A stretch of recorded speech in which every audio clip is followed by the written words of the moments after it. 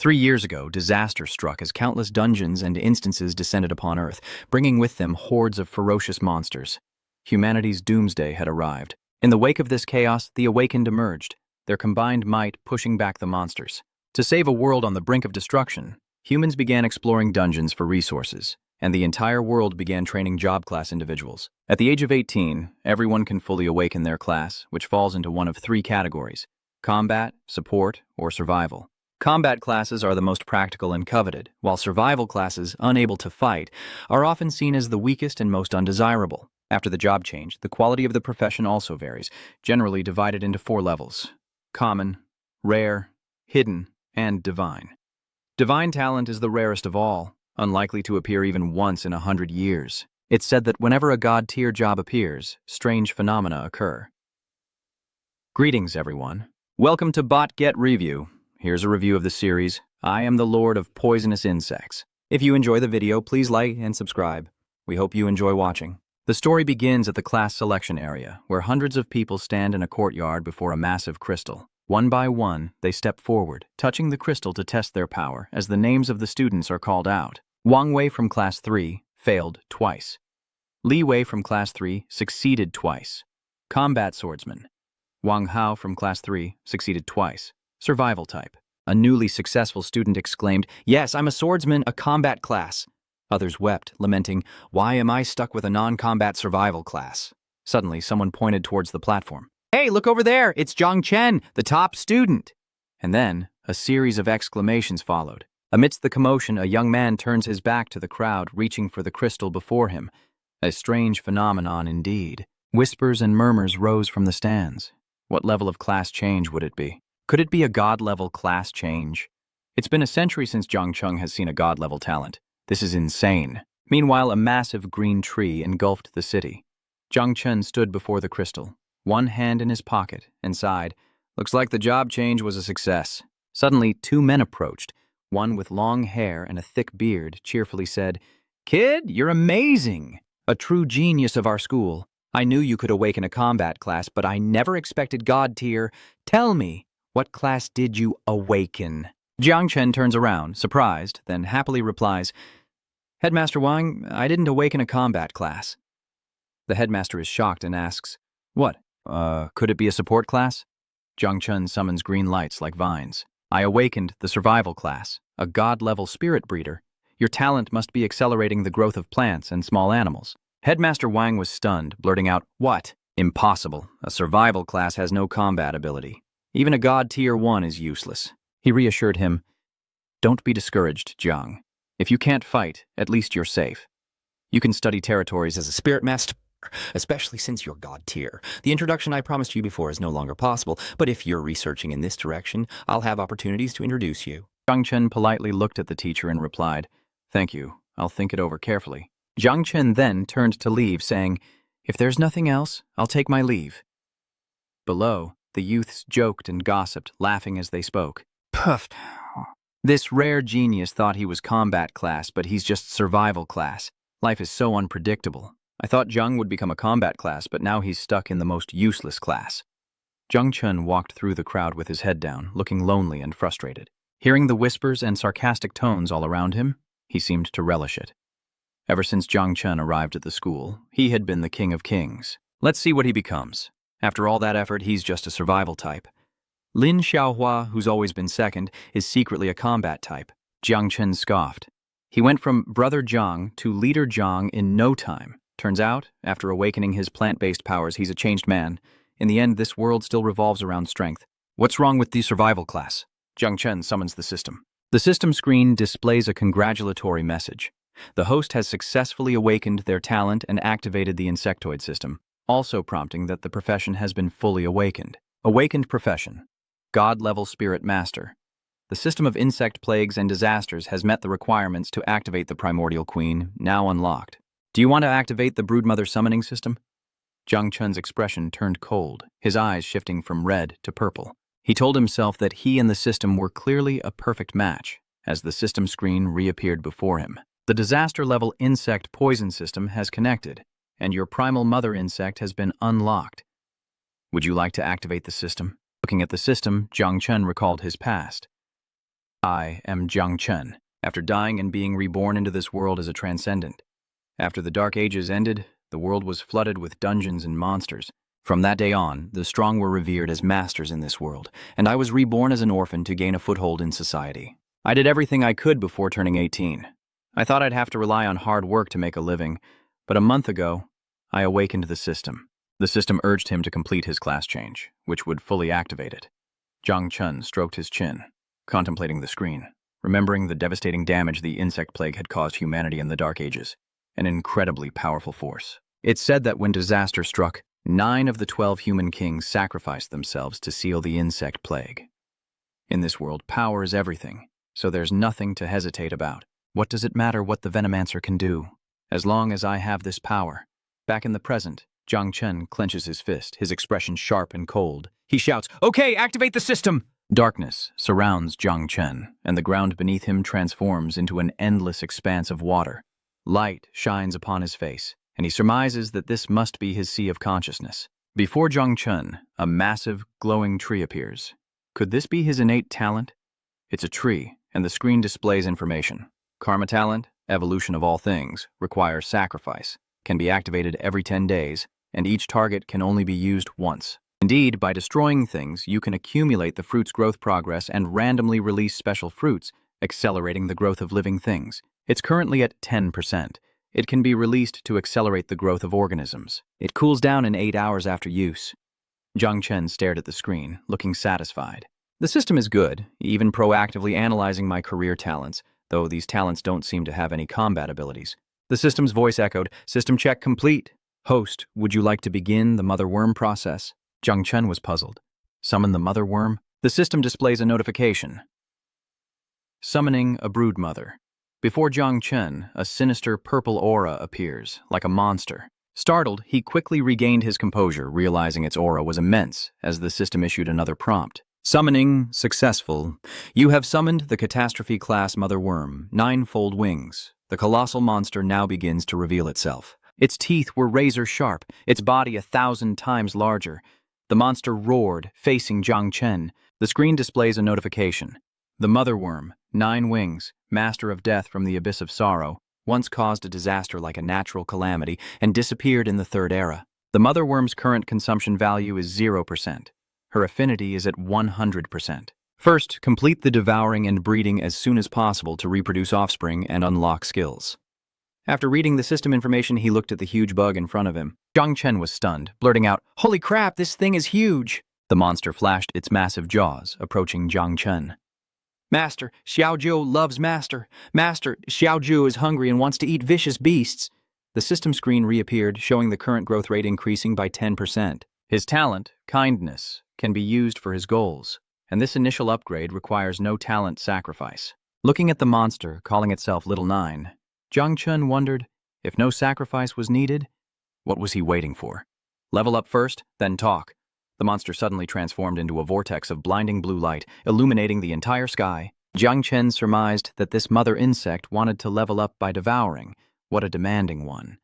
The blue light grew stronger and stronger, making Jung Chen wary. He's taken aback by this aura, when suddenly, a pair of deadly purple eyes stare intently at Jung Chen, followed by the appearance of an evilly beautiful girl. Her entire being and aura were shrouded in a terrifying, deadly purple.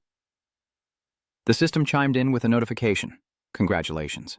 Nine's wings have completed their life cycle and upgraded to a new ability, sharing 10 times the experience with the host. The poison bone has become poisonous, miasma corroding everything, and permanently increasing all of the host's attributes by 20%. Jung Chen stared blankly at the girl before him, his eyes wide with disbelief, before she suddenly leaped into his arms. Her legs wrapped tightly around him as she happily exclaimed, "Master, Xiao has evolved." Flustered, Jung Chen stared blankly at the girl hugging him, wondering, she can evolve into a human? The system then reappears, announcing 9-fold wings, reverse skill, poison barrier, rampage, and shared devouring value, limited to 10,000. Once you reach full plunder level, you can begin reproduction. Passive experience, return activated. Passive attribute enhancement activated. Professional talent growth acceleration activated. Jung Chen reached out and stroked Xiaoju's head. Xiaoju happily grabbed his hands, cutely saying, "Master, Xiaoju wants to devour flesh and blood." Jung Chen smiled at Xiaozhou and looked back at the system's notifications. He continued, "The spirit breeder's talent can accelerate the mother worm's devouring process, and the experience gained from the mother worm's feeding can speed up my leveling and also increase all attributes by 20% to enhance my combat power. Indeed, my profession is perfectly suited to this system. Who needs a combat system now?" Immediately, Jung Chen displayed his power, opening his arms as a stream of purple light flew around him. He considered that if he killed monsters and devoured them fast enough, he could quickly have an army of poisonous insects. Jung Chen gazed at the divine tree, lost in thought. The system mentioned the abyssal poison worms, a calamity that could destroy the earth. Combining this with the incomplete information, it's clear this power can't be revealed. If discovered, I could be silenced. If that's the case, I'll use my survivalist class and the mother worm's poison mist to conceal my devouring of demon beasts and increase my strength. But running away isn't in my nature. I want to grow stronger and show others what I can do. Beneath Jung Chen, the water suddenly trembles. He glances over and says, "Those were little Nine's normal eyes. They turn crimson with a terrifying light. Auras emanate, her nails grow long and black. A sinister smile spreads, and she says with a dangerous expression, 'Master, little Nine senses a threat nearby.'" Little Nine's voice fades, her image flickers, and then returns to the dark membrane. Opening his eyes, Jung Chen found himself back in reality, facing the stern gaze and towering figure of a scarred man who looked incredibly menacing. He stared at Jung Chen and he said, "Student, was that citywide class change phenomenon triggered by you?" Jung Chen couldn't help but look worried. He assessed the man before him, who was at least a Grandmaster-level warrior. Why was he looking for him? A growing blue light emanated from Jung Chen and the man, drawing a crowd of onlookers. Everyone chattered. "This guy's aura is intense. What level of awakened is he? He's heading for Jung Chen. I hope there's no trouble." The stern man fixed his sharp gaze on Jung Chen, radiating a palpable bloodlust. Jung Chen was wary, sensing the man's oppressive aura, a silent building pressure. Could it be? Jung Chen frowned. A glint of wariness flashed in his eyes. He was trying to probe him subconsciously. Xiaozhou licked her finger as if savoring a delicious meal. "Master, this one wants to threaten you. He looks quite appetizing to me." The light in her purple eyes revealed a ravenous hunger. Little Jiu wanted to devour him. Jung Chen froze, eyes wide, as a chilling realization dawned on him. This isn't good. The system screen flashed with urgent red alerts. The mother worm sensed a threat to its host, but also a high potential for takeover. The mother worm is about to devour its target, and Jung Chen suddenly emits an eerie light that spreads throughout the arena, filling those around him with dread. Jung Chen regains consciousness, and Xiaozhou senses the impending attack, its power radiating outwards, causing those nearby to whimper in fear. "Ah, this aura. It's so dark and cold." Jung Chen's eyes turn from red to a sinister purple as he's consumed by the mother worm. His expression is terrifying. So, if the takeover value is too low, the mother worm's attack power will increase dramatically. I need to quickly find more monsters for little Nine to devour. Though his power is being controlled, Jung Chen is still lucid enough to think. So, that was his goal all along. He wanted to test my abilities with his power, but he accidentally triggered the mother worm. The scarred man smirks as Jung Chen unleashes his power, who realizes he can still suppress the mother worm. The system displays a reminder. You have temporarily suppressed the mother worm. Currently, the mother worm's usurpation value is quite low. Host, please begin breeding and usurping the mother worm quickly. The takeover value isn't above 10,000. The man has calmed down, and the murderous aura around him has subsided. He looked at Jung Chen with admiration, thinking, what a good kid. Fresh from his class change, he's already taking my challenge and even counterattacking. A god-class transfer indeed. As soon as he finished speaking, a buzz arose around them. Is that Jung Chen's aura? Kwa stopped. Jung Chen breathed a sigh of relief, but his eyes remained wary. It seemed he hadn't been discovered yet, but he spoke with humility. You flatter me, sir. I didn't realize you were so friendly. I'm Qi Gang, leader of the Night Watch. I'll get straight to the point. I'm impressed by your strength. Would you consider joining our Night Watch? He extended his hand to Jung Chen, suggesting cooperation. Jung Chen was shocked, unable to believe what he was hearing. What? The Night Watchers again. Mysterious purple shadows lurk in the darkness, a symbol of the Night Watch. This organization is a special force in Daxia dedicated to fighting monsters and beast tides. Whenever a beast tide, secret realm, or dungeon appears, the Night Watch are the first to investigate or eliminate the threat. Because they're always fighting on the front lines, the mortality rate is very high, and normal people avoid it. But for me, it's different. Continuing his train of thought, Jung Chen envisions the massive mother worm and other terrifying monsters. Along with the manifestation of the little nine mother worm in his subconscious, he realizes the mother worm must constantly devour the flesh and blood of monsters to accumulate offspring. That's how I get the chance to face even stronger monsters. And when the value of plunder reaches its maximum, the mother worm will begin to reproduce. I wonder how much of a stir it will cause. The wilderness is the perfect breeding ground for the mother worm, and joining the Night Watch would solve the problems of both acquisition and reproduction. Jung Chen smirked inwardly at the hand extended to him, thinking the Night Watch was a perfect fit. The mention of the Night Watch sparks whispers among the crowd. The Night Watch? The death rate is high, and ordinary people don't want to go, let alone Jung Chen. Qigong turned to look at the gossiping crowd, a difficult expression in his eyes, but he still smiled. You've probably heard the rumors about the Night Watch, but those are things of the past. If you join, you'll receive comprehensive training. As a god-tier talent, you will be even more. Before he could finish, Jung Chen shook hands with Qigong. Commander Ji, no need to say more. Our mission is to restore the glory of the Night Watch. I agreed to join this organization. In his heart, Jung Chen was secretly thanking him. Because my insect familiars are counting on you all. This answer stunned Qigong, who stammered in disbelief. What, are you serious? Jung Chen chuckled, telling Qigong that it was true, but he still had things to do within his subconscious, while Xiaojiu, arms crossed and pouting, grumbled, leaving Jung Chen helpless. I'm not happy, I want to eat, little Ju whined, hungry and upset. Jung Chen turned, waving goodbye with a promise. He'd report to headquarters in 3 days. We'll meet again. Qigong watched Jung Chen leave, a satisfied smile on his face. That kid's fast. I thought I'd have to persuade him, but it went so smoothly. What hidden class does that kid have? I forgot to ask. Suddenly, 2 men appeared behind Qigong, who turned to greet them cheerfully. Aren't you two the 8th elders of the Martial Arts Academy? Did you come to steal him away? Well, you're too late. The 2 men landed and immediately began searching and asking questions. Where is he? Where is the divine-level survivalist? Qigong turned to the 2 men, frowning in confusion as he asked, What do you mean by survival class? What do you mean? The 8th elder's eyes widened as he retorted, Qigong, you wouldn't let a god-tier survivalist join your Night Watch and send him to his death, would you? Qigong questioned the elder suspiciously. Wait, are you saying that the boy from the secret realm appeared in the city along with that scream? Huh? A god-class survival type? Murmurs filled the air. So you were behind that strange phenomenon? Yes. The purple-haired girl in a crop top and shorts stood akimbo, saying to the man beside her, Uncle Wang, would it kill you to be careful? What if we run into trouble? The man scratched his head, smiling sheepishly at the angry girl. Ha ha ha, listen to you, Jung Chen replied with a smile. It's okay, Uncle Wang, it's nothing to be ashamed of.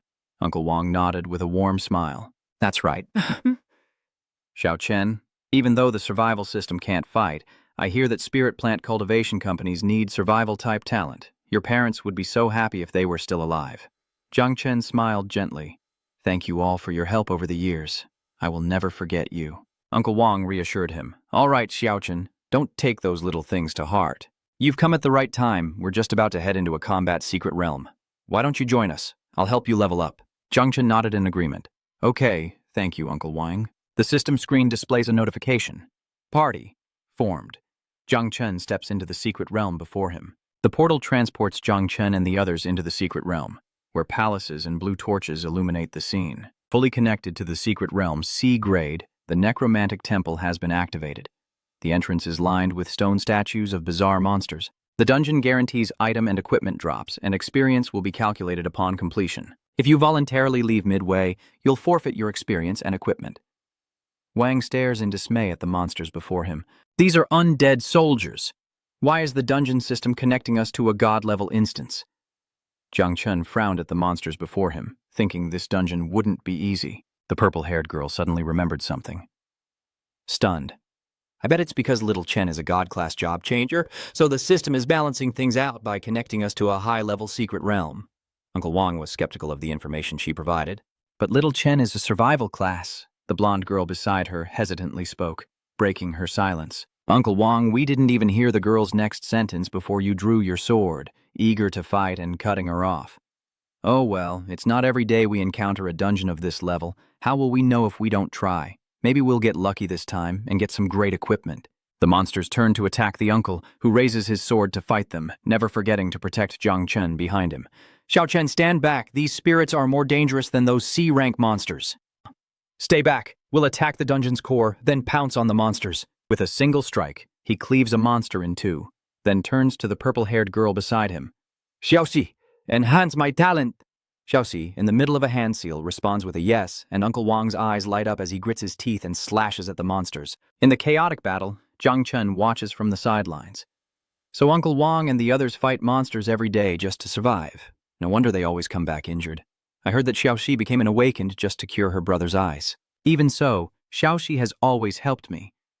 Jung Chen's eyes grew firm, resolving to become stronger and earn more money to repay everyone. Within his subconscious, Xiaojiu grinned wickedly. Master, there are so many monsters and blood here. Xiaojiu wants to devour them? Standing in the shadows, Jung Chen smiled, a murderous aura surrounding him. Looks like little Nine sensed them. In that case, let's test her abilities. Jung Chen raises his hand, summoning a level 1 poison swamp. The power of corrosion. Go, Nine, they're all yours. Jung Chen clenched his fist, and Nine transformed into a purple mist, flying towards the monsters. Thank you, Master. The monster bones were corroded by the passing purple mist. Jang Chen assesses Little Jiu's abilities, noting that the monster's body corrodes upon contact. Xiao Jiu's venomous bones are powerful, but the low level of the monsters will lead to slow growth. It seems she needs to devour more monsters. The system displays Jung Chen's information. Name: Level 1. Necromancer. Lord of the Zerg. God rank Spirit Master. God rank Talent. Growth of all things, Level 1. Innate Evolution, Level 1. Ancestral Tree of all things, Level 1. Zerg, Mother. Little Jiu. Calamity. Rank Wing Membrane. Equipment: None. Strength: 35. Agility: 31. Spirit: 26. Constitution: 20. Combat rating: 41. Stars. The Zerg Mother's passive feedback is in effect. The passive feedback and interaction of the Mother Worm are in effect. Current plunder value: 100 over 1,000. Current experience value: 0 over 500. Jung Chen, standing before the purple mist, glanced back at the battle of Uncle Wang and the others, lost in thought. These three were indeed seasoned partners, already 8 levels deep into the dungeon. Bone poison is a ranged attack, and I can't control it precisely yet. It could cause collateral damage. If that's the case, I'll just follow and dispose of the monster's corpses first, then wait. Later, Little Nine suddenly interrupted Jung Chen's train of thought. Master, I sense it, Little Nine says. There's fresh blood here, a large monster with fierce attacks. Energy 20, Agility 15, Defense 10, Spirit 5, Level 10. Jung Chen glanced at the monster, his expression darkening with doubt. A lurker in the shadows, hunting the weak. Ah, a red name means it's a much higher level than me. However, in terms of value, these monsters are completely inferior to me. After acquisition, stat boosts, and improvements, so why not use them to test my skills? The information panel appears again. Name: Jung Chen, 1-star acquisition value, Level 1. Lord of the Insect Race. Class: God-level Spirit Forger. God-level Talent. Growth of all things, Level 1. Innate Evolution, Level 1. Ancestral Tree of all things, Level 1. Broodmother 2 Cuckoo, Calamity Tier. Equipment: None. Strength 35, Agility 31, Vitality 26, Constitution 20. Combat Power Rating 41 stars. Broodmother's passive feedback is active. Broodmother's passive feedback and mutual assistance are active. Current plunder value 100 over 1,000. Current experience value none over 500. Jung Chen summons a dark purple light, telepathically commanding Little Nine. Little Nine, become poison gas for me. Yes, Master. The massive monsters lurking in the shadows charged toward Jung Chen. Jung Chen seemed small before them, yet he stood fearless and tall. Then, his eyes turned purple, revealing his resolve to fight. Subconsciously, he was ready to shout, "Come on!" Then, Jung Chen flew towards the monsters. He moved with incredible speed, touching each of them in turn. The monsters were confused, noticing the poisonous dust on their bodies as the places Jung Chen touched began to corrode. Jung Chen stopped, his eyes cold as he stared them down. He clenches his fist, unleashing a torrent of poisonous purple mist, instantly corroding everything in its path, and the system chimes, granting him 50 dominance points. Acquisition value plus 50. Acquisition value plus 50 per person. Little Nine, the beast, flies on Jung Chen's shoulder as they discuss what just happened. These monsters are no match for me, and the plunder value will increase rapidly. Little Nine excitedly and fiercely declares, "Master, blood food has appeared again." Behind Jung Chen, dozens of massive monsters approached, each radiating a palpable bloodlust. Jung Chen glanced back, frowning. "So many monsters are hidden in this dungeon. Suddenly, I'm a little worried about the others. I need to hurry and get over there." Jung Chen turned to Xiaozhou and asked, "Xiaozhou, can you handle this?" Xiaozhou transforms into a girl, surrounded by murderous aura, a wicked smile on her face, proudly answering Jung Chen's question. "Of course, they're all Xiaozhou's prey. Just leave them to me, master. Teleport to Uncle Wang's group." Xiaoxi cries out that the king is injured. The king raised his sword defensively, saying, "I'm a combat type. These wounds are nothing." Though he was covered in blood, glaring angrily at the ever-increasing horde of monsters. "Damn it, we can't keep fighting this endless horde." With that, the king called out to Xiaoxi. "Xiaoxi, gather the others with Xiaoshen and get out of here!" Xiaoxi turned back, calling out in a panic, "Uncle Wang!" The king was surprised to hear Xiaoxi's call, unaware of the monster attacking from behind.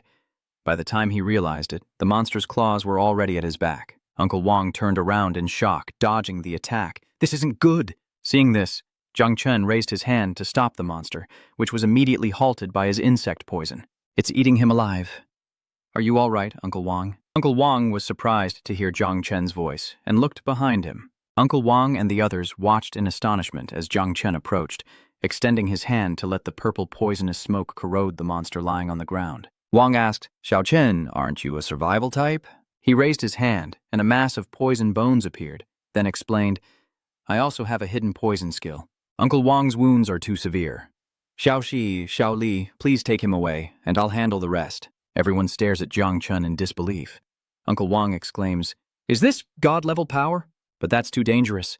Xiaoxi said worriedly, "Yes, little Chen, let's go together." Jung Chen stood there, his cold and dangerous aura reassuring them, "Don't worry, I'll be fine." Immediately after Jung Chen spoke, the system within the secret realm issued an announcement. "The number of people at the end of the secret realm has met the requirements, summoning the realm's boss. Everyone, be alert and fall back, keeping your eyes on Jung Chen." Jung Chen strides forward, enveloped in the aura of poison. Uncle Wang watches him anxiously, his eyes fixed on Jung Chen's back. Xiaoxi, seeing Uncle Wang's worried expression, reassured him, "Uncle Wang, Xiao Chen isn't reckless. Let's trust him." Uncle Wang hesitated, then suddenly shouted, throwing his sword to Jung Chen. "Xiao Chen, take it, and remember to return it to me later." Jung Chen catches the sword and replies, "Don't worry, Uncle Wang, I'll return it to you later." The system displays the sword's stats. Conqueror's Sword, Beginner, Speed plus 25, Attack Power plus 30, Attack Speed plus 2, and 2 passive skills. With their powers combined, Jung Chen raised the sword to shield half his face, his eyes sharp. Seeing the system notification, he thought, perfect timing to borrow Uncle Wang's sword and spread the poison. As he finished speaking, Jung Chen immediately swept the sword across the monsters, creating a deadly trail of purple poison. Jung Chen's cold gaze swept over the monsters, pride swelling as he recalled his days as the school's top swordsman. Monsters fell like wheat before his blade, and sensing danger, Jung Chen turned his attention to the monster swooping down from above. He grunted, then calmly flew into the air, dodging the massive monster's attack. With a crash, the monster missed and glared at Jung Chen, then swung its claws.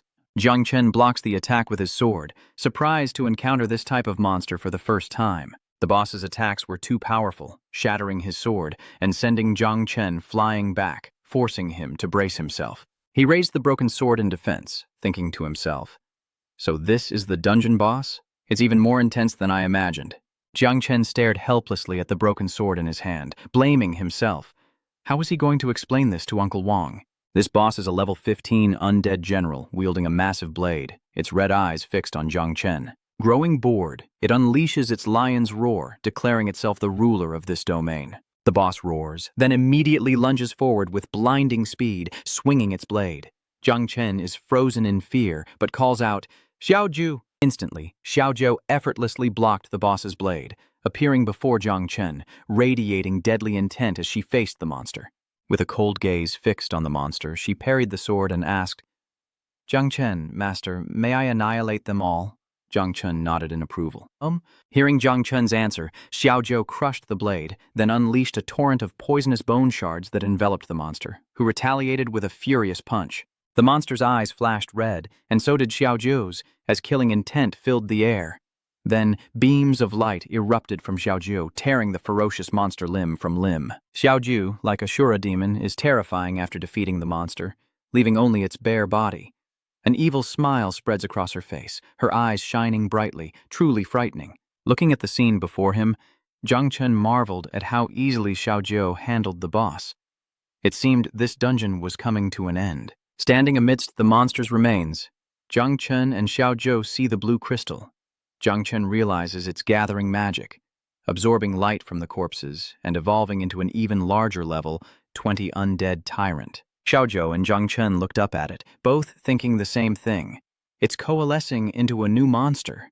Could the crystal be its true form? Realizing something, Jung Chen grits his teeth and tells Xiaoju that they have to destroy the energy crystal inside him. The monster's attack shatters the cliff face, sending rocks flying, and the undead tyrant follows up with a ground-shattering blow, pulverizing the floor. But these moves were too ordinary for Xiaoju, who used her small, agile body to soar into the air, unleashing a torrent of deadly darts upon the monster below. Yet the monster nimbly dodged all of Xiaoju's poisoned darts, which instead embedded themselves in the floor. Watching the intense battle, Jung Chen gritted his teeth, realizing that such a large creature could evade Xiaoju's attacks. But his thoughts were interrupted. Suddenly, Jung Chen was enveloped by swirling winds, noticing plants brimming with spiritual energy beneath his feet. He seems to have come up with a way to fight this monster. Jung Chen considers, if he uses these plants, it's worth a try. While Xiaoju faces the boss, Jung Chen studies the monster's speed and movements, realizing its attacks are both incredibly fast and powerful. He charges like a rhino, but that's also his weakness, something I noticed earlier. The monster broke away from Xiaoju, zigzagging before seizing the chance to swing its axe at Jung Chen. But in this moment, he was still figuring out how to stop it. In this secret realm, there were many hidden plant roots underground, and if he could unleash his innate spirit-nurturing skill for a moment as it approached, he could bring it to a halt. Knowing what he must do, his eyes blaze with revitalized spiritual power, staring down his foe.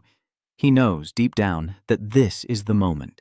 Jung Chen immediately activated his skill, a triangular mark of his newly awakened class appearing on his hand, his innate skill, the growth of all things. Suddenly, something brimming with spiritual energy emerged from the ground. As Jung Chen raised his hand, roots burst forth from the earth, constricting the monster and temporarily halting its movements. Xiao Shen holds the monster back, calling out, "Xiaoju now!" Xiaoju leaps onto the monster, ready to attack, her eyes glowing red as she shouts, "Yes, master!" With a final strike, Xiao Shi finishes off the level 20 monster. Xiao Shen is overjoyed. It worked. His innate skill can be a powerful asset in combat. Now, all that's left is to destroy the core. With that, Xiao Chen approached the core and crushed it with one hand. The system announces, "Congratulations. You've cleared the C-rank abyss of the Spirit God Temple. The secret realm has ended, and rewards have been generated. The Spatial Divine Nurturing Spirit. Master's Secret Realm is rated S. Wang Yi, Level 12 Swordmaster. B. Liu Ying, Level 11 Mage. A. Ye Qian, Level 10 Pugilist. B. The Heavenly Tao system announces that equipment rewards have been generated. Before Xiao Chen, a screen displayed an array of weapons, and he chose the keen dagger of Edmont. This dagger is good. I'll use it to avenge Uncle Wang. Then, he surveyed the remaining equipment. There are so many weapons, but they all seem to be combat-oriented. I wonder if any are suitable for survival. Xiao Chen reaches for a hammer, the fake King Zhao, and decides to check its stats. But as soon as he picked it up, the hammer fell to the ground. It was too heavy. Suddenly, Xiao Shen sensed something. The system announced that an experience reward had been created. Xiao Chen knew it. This secret realm had started dispensing experience. He effortlessly lifted the axe. His level had increased from 1 to 6, effectively increasing all current stats by 20%. Xiao Chen realized that with the experience from the mother insect's betrayal, he had instantly leveled up to level 6, meaning the stat boost would be even more significant. As his level increases, his physical combat abilities are sure to improve. While he's busy analyzing weapons, Xiao Jiu tugs on Xiao Chen's sleeve. "Master, master!" Xiao Shen turns around. Little 9 points towards the corpses of the monsters. "Master, as a reward, can I eat all of this?" Xiao Shen considered. "I can't indulge Xiao Jiu. Little Gio can't eat that. We need to sell it to Uncle Wang for money, and besides, eating those things will upset your stomach."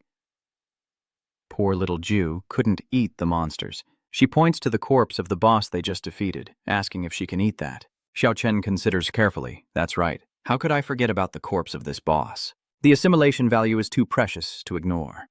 Little Jew, it's all yours. Jung Chen looked at the boss, carefully observing it.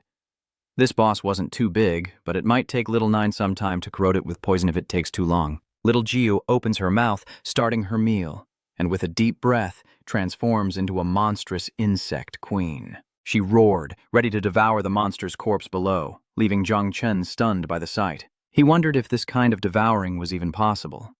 Meanwhile, the monstrous Xiao Jiu was already lunging at her delicious prey with massive jaws. Xiao Jiu's power erupts with such force, creating a whirlwind and a great disturbance within the secret realm. The noise is overwhelming, and Xiao Chen struggles to stay upright. As he braced against the wind from Little Nine, he muttered, "Good thing we're inside the secret realm. If this were in the city, even if I escaped, I'd be discovered." The system announced the continuous increase in devouring value. Devouring value plus 100, devouring value plus 100, devouring value plus 100. Jung Chen frowned, thinking the assimilation value is increasing too fast.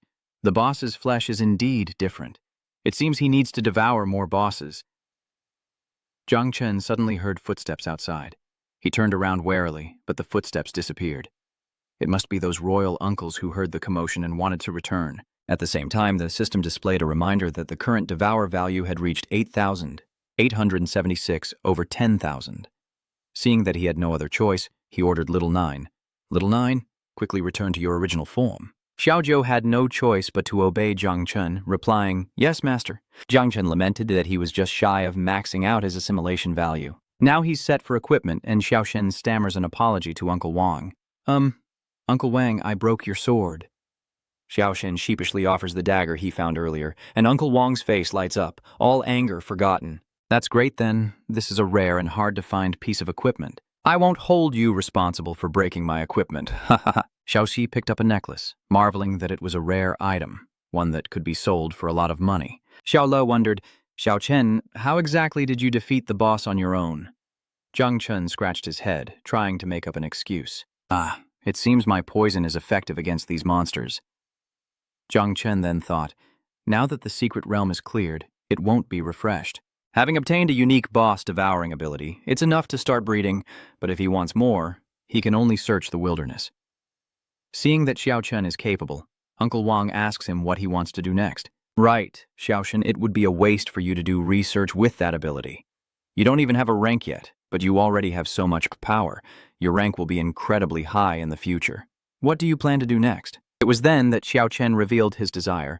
"Uncle Wang, I was afraid you'd all worry, but I'm planning to join the Night Watch." Surprised, Uncle Wang asks, "The Night Watchman?" Xiao Chen scratches his head sheepishly, explaining, "Yes, and I'm scheduled to report to their leader in 3 days. Before I go, I want to level up more, so I should head to the wilderness to do so." Xiao Xi worriedly said, "The wilderness? It's too dangerous, Xiao Shen." Seeing everyone's concern, Jung Chen reassured them, clenching his fist and resolutely saying, "Uncle Wang, rest assured I have a plan. Instead of worrying about me, you should worry about the monsters." The scene shifts to the next day, showing what appears to be a ruined city. On the train, an announcement blares, urging passengers, "Next stop, the outskirts! Next stop, the outskirts! Disembarking here leads to the wastelands." Jung Chen steps off the train into the wilderness, cloaked in a mysterious black robe. Surveying the ruined buildings of the outskirts, he sighed. "So this is the outer city. So many professionals." He took a bite of bread as he walked. As he munched on this bread, he pondered how his assimilation value had increased, even if only slightly. Ever since the system awakened, his tastes had changed drastically. Even more surprising, though unstable, my devour value slightly increases when I eat something. Little Nine, in her miniature form beside her master's shoulder, frowned at the bread in Jung Chen's hand. "Master's food is not tasty." Seeing this, Jung Chen took out the map containing spiritual energy and said, all right, I'll take you to find some food." After finishing the bread, Jung Chen opened the map and sighed to himself. After hearing I was going to the wilderness, Uncle Wang not only shared a lot of equipment, but also gave me the inner spatial ring and important maps, which really helped a lot. Jung Chen strolled around, carefully studying the map. According to his uncle, the wilderness is affected by the energy of the heavenly Tao, and all electronic devices are corrupted by waves, making it almost like the end of the world. The monsters in the nest will continue to move their nests. These maps are extremely effective. Without the latest information, it is difficult to find the monster groups, let alone the boss's nest. The Firebird and Thunder Rhino dungeons are too crowded, and I heard there's a question mark location to avoid. A very dangerous nest. The risk is relatively high, but after hearing Uncle Vuong, the Goblin Dungeon is the most suitable for me. Low level, plenty of monsters, and relatively few people. After much deliberation and planning, Jung Chen snaps his fingers and quickly decides to go to that monster nest. With a map in hand, he should be able to find it quickly. Suddenly, a loud voice boomed from behind Jung Chen, and as he turned, his eyes narrowed like daggers. Behind Jung Chen, a tall, blonde youth grabbed his shoulder, shouting rudely, "Hey, stop! I've called you a bunch of times. Are you pretending not to hear me? I need to ask you something. Have you seen a blonde girl in the outer city?" Irritated, Jung Chen's eyes flashed with purple magic, but he still answered that he hadn't. The tall man retracted his hand only to realize with alarm that it was covered in a strange poison. He recoils his hand, a bitter expression crossing his face as he stares at the wound. "This is poison. How can this be? That kid shouldn't even be a match for a level 27 defensive warrior like me." Meanwhile, Xiao Chen coldly departed, leaving a message. "Hurry and find a healer. My poison is hard to cure, and while you're at it, get your brain checked too, Batu." The hulking man, still defiant, roared, "You think you can just walk away from my son?" Seeing his persistence, Xiao Chen turns back, his eyes showing annoyance, while the poisoned man still acts arrogantly. Nearly twice Jung Chen's size, the man's face darkened as he threatened, "You dare lay a hand on the Xiao family?" "You've got some nerve?" Little Chen asked curiously. "The Xiao family?" Jung Chen's subconscious was in turmoil. "You've cultivated quite a bit of Daoji, haven't you?" Jung Chen frowned, seriously observing the man before him, as the Xiao family member went berserk and attacked. He starts with a punch aimed at Jung Chen, but with his quick reflexes, Jung Chen immediately jumps back to dodge. The punch connected with the ground, causing the earth around it to crack as Jung Chen dodged and assessed his opponent. Didn't he know what kind of family the Xiao family was? Seeing Jung Chen dodge his attack, the blonde grew even more enraged and prepared to strike again. "Kid, you're fast!" Seeing this, Jung Chen doesn't hold back, summoning Xiaoju and ordering her to show no mercy. Xiaoju immediately appeared, her bone-poison domain behind her, ready to strike.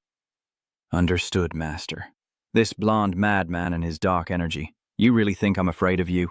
Suddenly a voice echoed from the shadows. "For crying out loud, Jung Tai, I told you to be discreet, didn't I?" Hearing that voice, Trin Tai panicked and Jung Chen gasped, surprised by the newcomer. This man suddenly appeared behind Jung Tai, the young master of the Xiao family, and immediately reprimanded his servant with a dangerous look. "I told you to find someone. What are you doing here?" Hearing this, Trin Tai trembled, knowing he had erred, and stammered, "Young master, The young master seemed incredibly dangerous. He turned to Jung Tai, annoyed at the lack of response, and scowled, "Useless trash, only good for causing trouble." With that, he delivered a knockout punch to Trin Tai, sending blood gushing from his nose as he collapsed to the ground. The cold young master reprimanded his subordinate. "Remember, you're just a dog of the Xiao family. You're not worthy to speak on their behalf. Understand?" Jung Tai trembled and knelt down in apology. "Yes, young master, I understand."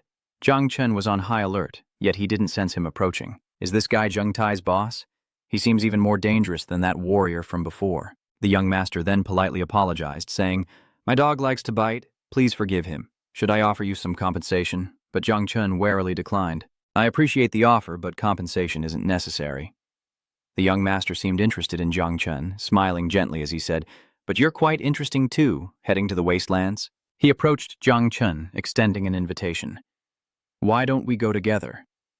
But Jung Chen remained wary of this young master, declining the offer despite the invitation. "No need, I still prefer to travel alone." After Jung Chen turned to leave, the young master seemed very fond of him, watching his back as he mused. "Interesting, a god-level survival system, huh?" Trembling, Jung Tai sought his master's opinion. "Young master, I've botched the task you gave me. Should I continue?" The young master said coldly, "It'll be too late by the time you're done. I found a clue. She's hiding outside the city, probably trying to get through the wilderness to the station." The young master turned and left, adding, "Make sure she doesn't make it to the relay station. Recall all nearby servants and spread out around me into the wilderness." Jung Tai obediently bowed his head and replied, "Yes." Jiang Chen presses onward into the wilderness, lands where humans once thrived, building countless cities. But with the advent of the transfer era, beasts, secret realms, and dungeons invaded humanity's home, and colossal forces continue to reshape what was. Now, only those who pursue power can return to those places to slay monsters, level up, and gain riches. These places are now known as the wilderness. Following the map, Xiao Chen arrives at a desolate place. He clicks his tongue, wondering if he's lost. The goblin lair should be this way, but it's almost dark and we're not there yet. Meanwhile, little Nine is happily munching on the mutated rats we've found along the way. Jung Chen muttered. There were plenty of monsters along the way, but now there's not a single one in sight. Those monsters barely provided any assimilation value. If I can't find a boss monster nest, I might miss my chance to report to the Night Watch. Time is of the essence. As Jung Chen pondered his next move, dark clouds gathered overhead, accompanied by distant thunder. Thunder rumbles, followed by a downpour. As the rain fell, Jung Chen realized it was caused by magical energy. Had he wandered into a monster nest? He reached out to the rain, unaware of the danger above. Luckily, even if it was the wrong nest, he'd found one, meaning he could find monsters faster. When the assimilation value is full, the spawning process begins for the first time, and sensing the movement, Jung Chen immediately looks up. Huh? He turns around to find the massive monster standing right in front of him. Seeing this, Xiao asked his master, "Master, do you need me to intervene?" Jung Chen replied, "No need. Its level doesn't seem high. It's just a huge body." Before long, the monster lashed out at Jung Chen, but he swiftly dodged the attack and leaped into the air. Fearless, he charges toward the monster, felling it with a single punch as Little Nine surveys their surroundings. "Master, more have appeared over there." Jung Chen immediately looked over, and suddenly, monsters swarmed from all around. Standing atop the monster he defeated, Jung Chen gazed at the horde, drew his poison-coated blade, and prepared for battle. "Little Jiu, you're in for a feast." Jung Chen's eyes turned cold. "Go, Little Nine." Xiaoju obeys, answering, "Yes." Instantly, Jung Chen brandished his sword, slicing through the monsters with incredible speed, proving that wilderness monsters were indeed the best, offering quick experience for swift victories. After fighting with all his might, his level increased rapidly. If he continued to fight monsters on the way back, he could level up at least twice more. He sliced the monsters to pieces, and finally the toxins corroded them to death in no time. In an instant, the young god annihilated the monsters and then gave Little Nine an order. Little Nine devoured all the corpses, replying excitedly, "You're the best, master." Suddenly, Little Nine smelled a fragrance from afar and announced, "Master, a delicious scent is approaching." Jung Chen thought to himself, if Little Nine is this interested, it must be the boss. Jung Chen doesn't rush in, summoning tendrils of poison and ordering Little Nine to go. His goal was to test the opponent's strength, and he immediately sent the poison from his hand towards the direction Jiu mentioned. Suddenly, a human groaned in pain from Jung Chen's attack. "Ugh, it hurts so much." Jung Chen was stunned. "Huh? Is that monster making human noises?" As Jung Chen approached, he saw a girl in tattered clothes lying unconscious on the ground. Jung Chen wondered what kind of monster this was. A moment later, the girl finally awoke, her eyes wide with confusion as she wondered why she was here. She propped herself up, inadvertently flashing the audience. "Where am I?" She couldn't recall what had just happened, only that she suddenly fainted. Seeing her awake, Jung Chen asked, "You're awake?" Realizing what's happening, she jumps away from Jung Chen. "Ah! You, who are you? Don't come any closer," Xiao Chen explained. "Calm down. I'm just a class changer hunting monsters in the wilderness to level up. I didn't mean any harm." The girl pointed at Jung Chen and shouted, I remember now!" "You were the one who ambushed me, weren't you?" Jung Chen had no choice but to apologize. "Sorry, you just look like a monster." The girl was displeased. Who calls a girl a monster? Rude jerk. The girl checked herself over, nose still there, ears still there, clothes still on, underwear still on. Jung Chen was wary of this strange girl, thinking, she took one of my blows and is still standing. How did she get here? Suddenly, the ring on her hand glowed, and she quickly turned away, revealing a clock on the ring. She glared at Jung Chen reproachfully. "Oh no, I've wasted so much time. They're going to catch up. I have to hurry." This piqued Xiao Chen's curiosity. Running from what? What is she running from? Seeing her worried expression, Xiao Chen couldn't help but ask, "Hey, is something troubling you?" She seemed very tense and a little embarrassed. "Well, there are some monsters over there. I'm not good at fighting, so I'm getting ready to leave." "If you want to fight monsters, go ahead." With that, the girl waved and left. "Okay, that's all I know. I'll head out." Jung Chen knew she was lying and said helplessly, "This girl's acting is terrible." The rain continued to fall as Jung Chen gazed ahead, pondering what awaited him. If it was monsters, all the better. These monsters are no match for me and will provide value for absorption, but another awakened one would be troublesome. The wilderness has always been lawless, and murder and robbery are commonplace. Maybe we should catch her and ask. As Jung Chen pondered, Xiaojiu reminded him that many things were approaching. Jung Chen thought to himself, "Oh, a lot? Then they must be monsters, great." Before Jung Chen could celebrate, his eyes widened in shock as a horde of colossal monsters approached. And it seems there are even bigger ones following behind, perhaps a boss. Jung Chen is stunned by the sight before him. This is too much. Jung Chen regained his composure, telling himself that she had lied. A few monsters, she said, but at least the other job changers would be safe. How could he pass up this chance to increase his assimilation value? A monster lunged at Jung Chen. It snarls, ready to devour him whole, but Jung Chen shows no fear. He calmly drew his two swords, then seriously ordered Tiuku. Tiuku formed a venomous bone, and immediately obeyed. Yes, master. It then transformed into miasma, enveloping Jung Chen's swords and body. The monster closed in, and Jung Chen leapt into the air, slashing a long line across its head with his dual blades. After taking a hit from Jung Chen, the monster's head split open, spraying green fluid everywhere, catching him off guard. Strangely, these monsters seem faster than the last ones. As he analyzes them, one attacks from behind, forcing him to dodge. They're quick and know how to ambush. Jung Chen turns, wielding his dual blades, unleashing a torrent of purple sword energy mixed with bone poison. With one strike, he tears apart the bodies of the surrounding monsters, their corpses falling to the ground. But a surprise attack leaves a gash across his abdomen, and he begins to realize that these monsters are different. He carefully assessed the monsters before him. Something was off, and they continued to close in. They know how to take turns attacking? These monsters are coordinating with each other. Is that boss controlling them? Jung Chen faces the boss and its horde, contemplating his next move. Thousands of monsters sharing a single mind. Overwhelming numbers and tactics. No wonder no one comes here. Jung Chen frowned, realizing he needed to find a way to get past the smaller monsters and take out the boss to solve this. A difficult task. Suddenly, Xiao transformed into an adult, patted Jung Chen's shoulder and said, Master, it seems I can understand what they're saying. Jung Chen was a bit surprised. Huh? What was that? Xiao continued. They're challenging you, Master, and their words anger me. Unable to bear their taunts, Xiao unleashed her roar, her face contorting as she lost control, and she immediately used Lion's Roar. Such arrogant creatures. Xiao roar was so loud it stunned the monsters, and they began to scatter in chaos as if they had broken free. Seeing this, Jung Chen guesses that these monsters are disoriented because they are all insects. But wait, being recognized as one counts too. Little Nine explains to its master that it severed the connection between the hunting beasts. Jung Chen understands, realizing the rampage skill can be used like this, making things much simpler. With his blade in hand and a steely gaze, Jung Chen is ready. As he charged forward, he praised Xiao. Well done, Xiao. Let's go kill him. As if understanding his master's intent, Xiao transformed into a venomous bone armor, enveloping Jung Chen's body as it replied, Yes, master. Jung Chen enters the fray, leaping toward Roke with Xiao close behind. Jung Chen and Xiao cut through the monsters one by one. They were too easy without their master's control. Without the boss's control, they'll scatter for sure. So Jung Chen continues his assault, clearing a path to the boss. The lesser monsters stood motionless, as if brain-dead, while summoning formations. Jung Chen continued. These monsters are no longer a threat. There's no need to waste time on them. He slashed left and right, mowing down monsters left and right, until only one remained.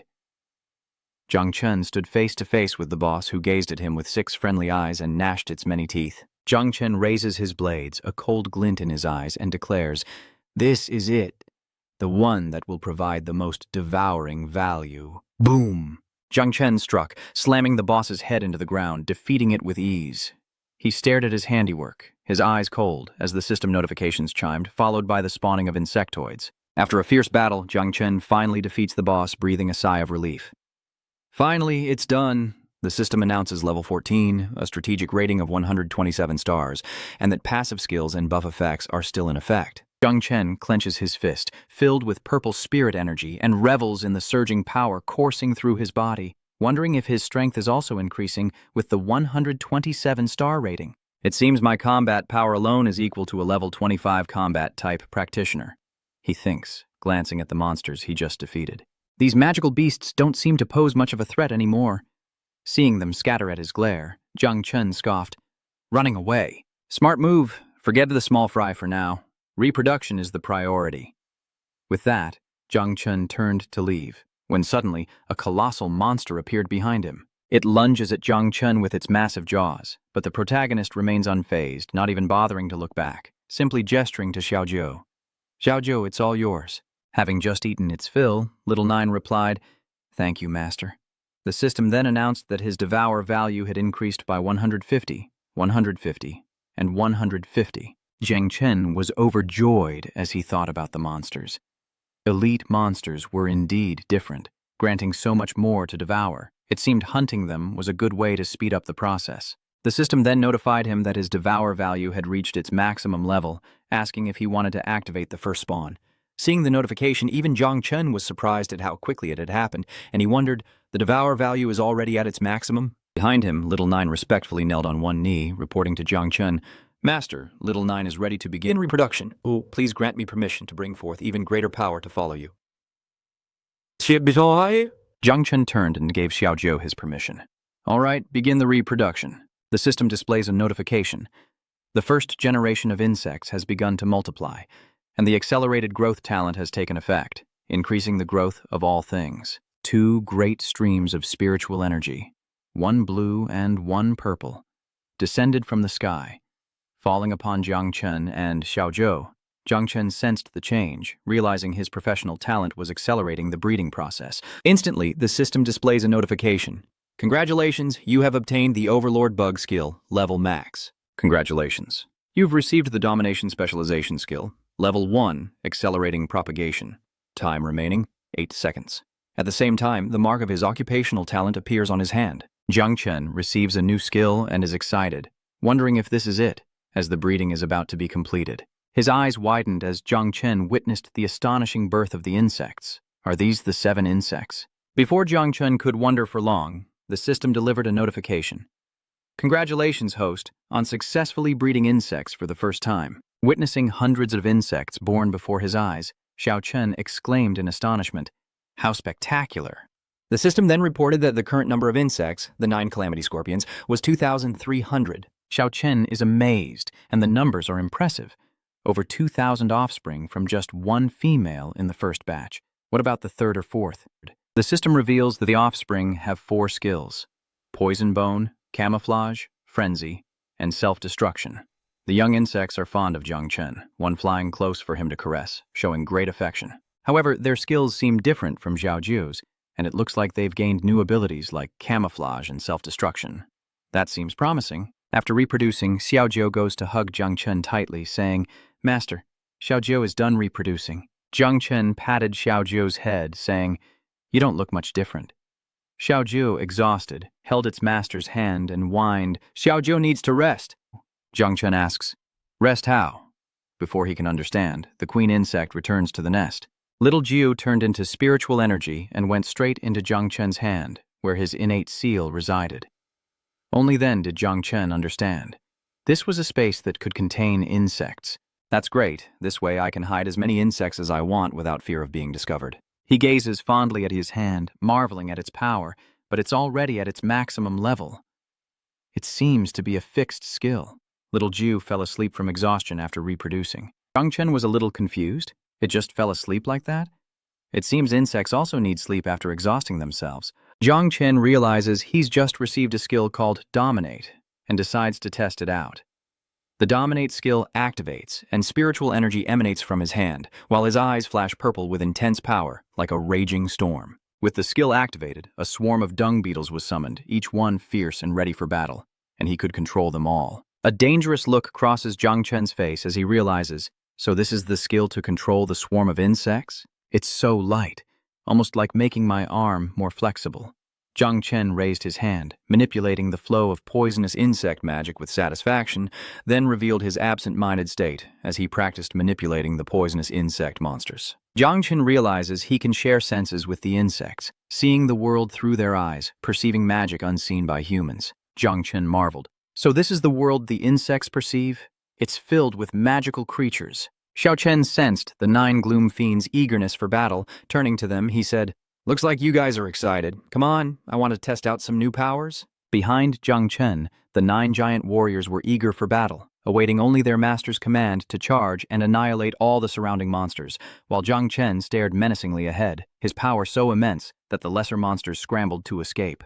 Jung Chen's insect army swarms as poisonous mist fills the sky, creating a scene of utter chaos, and the grotesque monsters are quickly enveloped. Looking toward Jung Chen, countless clouds of dark purple poison spread through the air, leaving the monsters to await their demise. A red-eyed blue goblin is quickly consumed by the poisonous dust, followed by many others, all lost in the purple haze. They were gradually consumed, standing tall over the monsters' corpses. Jung Chen confidently said, "With the insect swarm, I almost don't have to lift a finger." The range of the poison bone has also increased, devouring faster and wider, gaining sensory sharing from the domination skill. Now, ordinary monsters can't escape the swarm's sight. Xiao Chen looks pleased, thinking that another brood is about to be born. It was then that Jung Chen remembered, and opening his system panel, he said, "That's right, I haven't checked how much devour value I need for the next upgrade." As soon as the panel appeared, Jung Chen froze, his eyes narrowing as if something was wrong. "Huh? Wait, what is this?" In an abandoned factory with a dilapidated roof, a young man's voice echoed loudly. "I'm back." Worried about his subordinate, the boss quickly retorted, "Why are you back so late? Tell me, what happened to the spider nest?" The flustered underling anxiously replied, "The spider nest was annihilated by some mysterious figure, and it was terrible. Not a single one survived." The boss was skeptical, his face contorted in thought. "What are you saying? Are you sure about this?" The subordinate bowed deeply, trying to explain. "It's true, the monsters were all turned to ash." The boss still didn't believe it, stroking his chin in thought. "Vanish? That's terrifying. Could it be the work of a night stalker? But it doesn't seem like they're doing. Could it be a hidden family or a secret organization that did this? Damn it, we couldn't even get a vial of dire wolf toxin for the client. Now we have to search the town." Then, the three felt something and turned around, startled. The underling said warily, "Someone's coming." Just then, a hand touched the curtain, and a figure walked in. Looking familiar, he confidently said, "I finally found you." The figure who appeared was none other than Jung Chen, and as he entered, all eyes were on our handsome protagonist. With a confident stride and steely tone, he says, "Don't worry, I'm just here to level up. I need a few things you have." The leader sneered, looking down on Jung Chen, and asked, "What's that? Daring to threaten me all alone?" "We can share a meal, but we're no pushovers. What do you have to trade?" The lackey behind him had been eyeing Jung Chen with daggers. Jung Chen smirked, then said coldly, "I see. I have some good stuff." Hearing good stuff, the henchman imagined a windfall, but the thugs soon turned hostile, sensing something was wrong. Jung Chen smirks, waves his hand, and unleashes a cloud of purple magic, revealing his level to his enemies as he summons the 9 dragon puppets to intimidate them. Jung Chen's voice echoed with menace. "My merchandise isn't bad, is it?" The thugs were dumbfounded. They were caught off guard, hands trembling in disbelief. "These are dire wolves' spiders. Weren't their nests destroyed?" The two stood frozen, staring in terror at the poisonous spiders, thinking, "These are dire wolves' spiders. Wasn't the nest destroyed? Could he be the one who did it?" Jung Chen's eyes turned icy as he coldly threatened the thugs. "Don't think I don't know what you're thinking." Let's get to know Jung Chen, our protagonist, a little better. Having reached level 17, Jung Chen coldly turns his back on them. He warns them, saying he's still calm, so hand over the goods and get lost. And the thugs, knowing better, give the items to Xiao Chen and run off with their tails between their legs. As they scurried away, they stammered, "Sorry, boss, we're leaving," and Jung Chen... After the thugs left, he quickly waved his slender hand and clouds of purple poison insects spread into the air. Jung Chen commanded the insects telepathically to scout the area. Then, he unleashed his magic, and the insects above understood, their eyes glowing as if receiving orders. With that done, Jung Chen leisurely sat down to enjoy some soup, taking a long sip as he pondered, "Damn, I'm getting hungry more often." I was already getting hungry quickly when I first got Xiaojiu, so is controlling these insects already having side effects? Immediately, the system displays a notification. Current devouring value is 2,768 over 1 million. Level up quickly. Jung Chen can't help but feel discouraged looking at the devouring value needed to reproduce again. He pondered further, originally thinking the devour value would increase faster after the swarm doubled, but he didn't expect it to double again for the next spawn. Who knows when he'll reach that? After those setbacks, Jung Chen frowned and began to sort out the problems in his head. A single boss now provides a huge boost to the devour value. Even all the beasts outside Jiangcheng wouldn't be enough for the next evolution, but it's said that the Night Watcher has undisclosed beast realms. It seems the only way to increase the insect's devour points is to find the Night Watchman quickly. Having solved that problem, Jung Chen looked at his hand. He wondered, Xiaoju still hasn't woken up. It seems the burden on her is quite heavy. Sensing something, Jung Chen glances outside, cautiously pondering. Oh, it's him? Why is he here? As Jung Chen slurped his soup, he suddenly stood up, a worried look on his face, squinting out the door, sensing a fight brewing and many people approaching. What was going on? Just as he pondered this, a cloaked, brown-haired girl crashed into his shoulder. Startled, she exclaimed, "Why does it have to be this guy again?" She crashed into Jung Chen, fell, and immediately lost her invisibility. Jung Chen, though surprised, maintained his cold demeanor and said, "It's you again? Ouch, that hurt." The girl was terrified when she saw Jung Chen's face. She collapses to the floor, clutching her chest, and asks timidly, "You're the one who appeared in the spider's nest, right?" Then pleading in a faint voice, "Please save me. Please don't say you saw me, please." Jung Chen had been alone in this abandoned house. So where did this brunette baggage come from? He couldn't help but wonder how she got so close without him noticing. How did she get here? Jung Chen grew anxious, turning toward the unusual sound, his guard now at its highest. Jung Chen quickly realizes, "Wait, I get it, the pursuers are here for her." He appears calm, but his eyes betray his inner turmoil. It seems there's no escape now. Before Jung Chen could ponder further, the door opened, revealing the man leading the hunt for the poor girl, the young master of the Shiao family.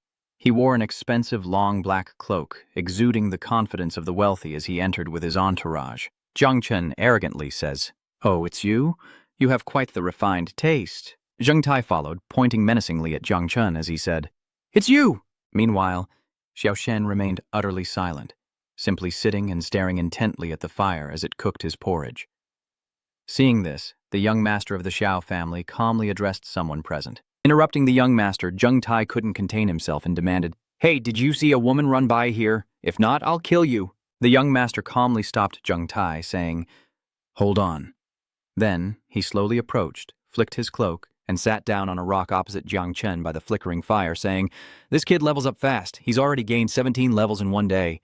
I'm intrigued. But right now, I have urgent business." The firelight illuminated his cold, steely face. The young master pointed his sword at Jung Chen's throat, demanding, "Did you see a little brown-haired girl run by here?" Jung Chen sensed his immense power and cautiously considered his next move. This guy's level is incredibly high. He's likely above level 3, but he stated my exact level. He must have some kind of detection equipment. Realizing this guy is not easy to deal with, Jung Chen silently points towards the door and says, "I saw a figure run that way, but I can't confirm if it's the person you're looking for." The young master of the Shiao family quickly stood up, not forgetting to add one last threat. "All right, I believe you, but I advise you to be honest." Jung Chen, still expressionless, glanced toward the door as the Shiao family left, the young master brandishing his large sword, warning, "If I find out you're helping her, the Shiao family will not forgive you." That lackey Zheng Tai also glared menacingly. Only when they were out the door did Xiao Chun dare to relax a little. As he watched them leave, he pondered, the Shiao family was indeed a family that defended the nation. His eyes flashed red. Jung Chen focused intently on the young master's Shiao family, a nation-protecting clan with a long history, each branch possessing immense and mysterious power, only intervening in times of great calamity. Their experts could even tear the heavens and split the earth, making this one's influence far greater than his own. To be targeted by these guys is bad news. Jung Chen knows he's no match for them, so he doesn't want to get involved. He looked around, surprised to find the girl from before was gone. She's gone? Looks like I shouldn't stick around here. This place isn't safe. As he's about to leave, the brown-haired girl appears. She put her hands on her hips and breathed a sigh of relief. She was saved. Jung Chen turns to her, silent. Immediately, he grabs her hand and shouts, "Come with me now." She pulls away, visibly frightened. With a cool expression, Jung Chen Xiaoshui pulled the girl closer and whispered, "I ask you, you almost fooled me last time, and now I'm helping you, so tell me the truth. How did you provoke those people?" The girl's innocent face and big round eyes were truly captivating. Looking pitiful, she had no choice but to tell the truth. Her family ran a freight station.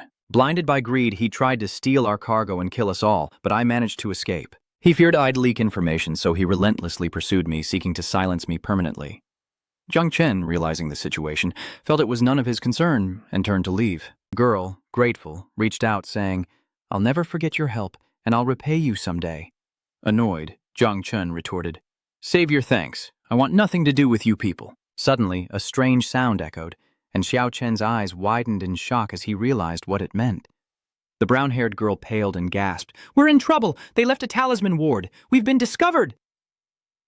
It turned out the Shiao family didn't trust Jung Chen and left a tracking device, revealing that he was helping the girl they were hunting.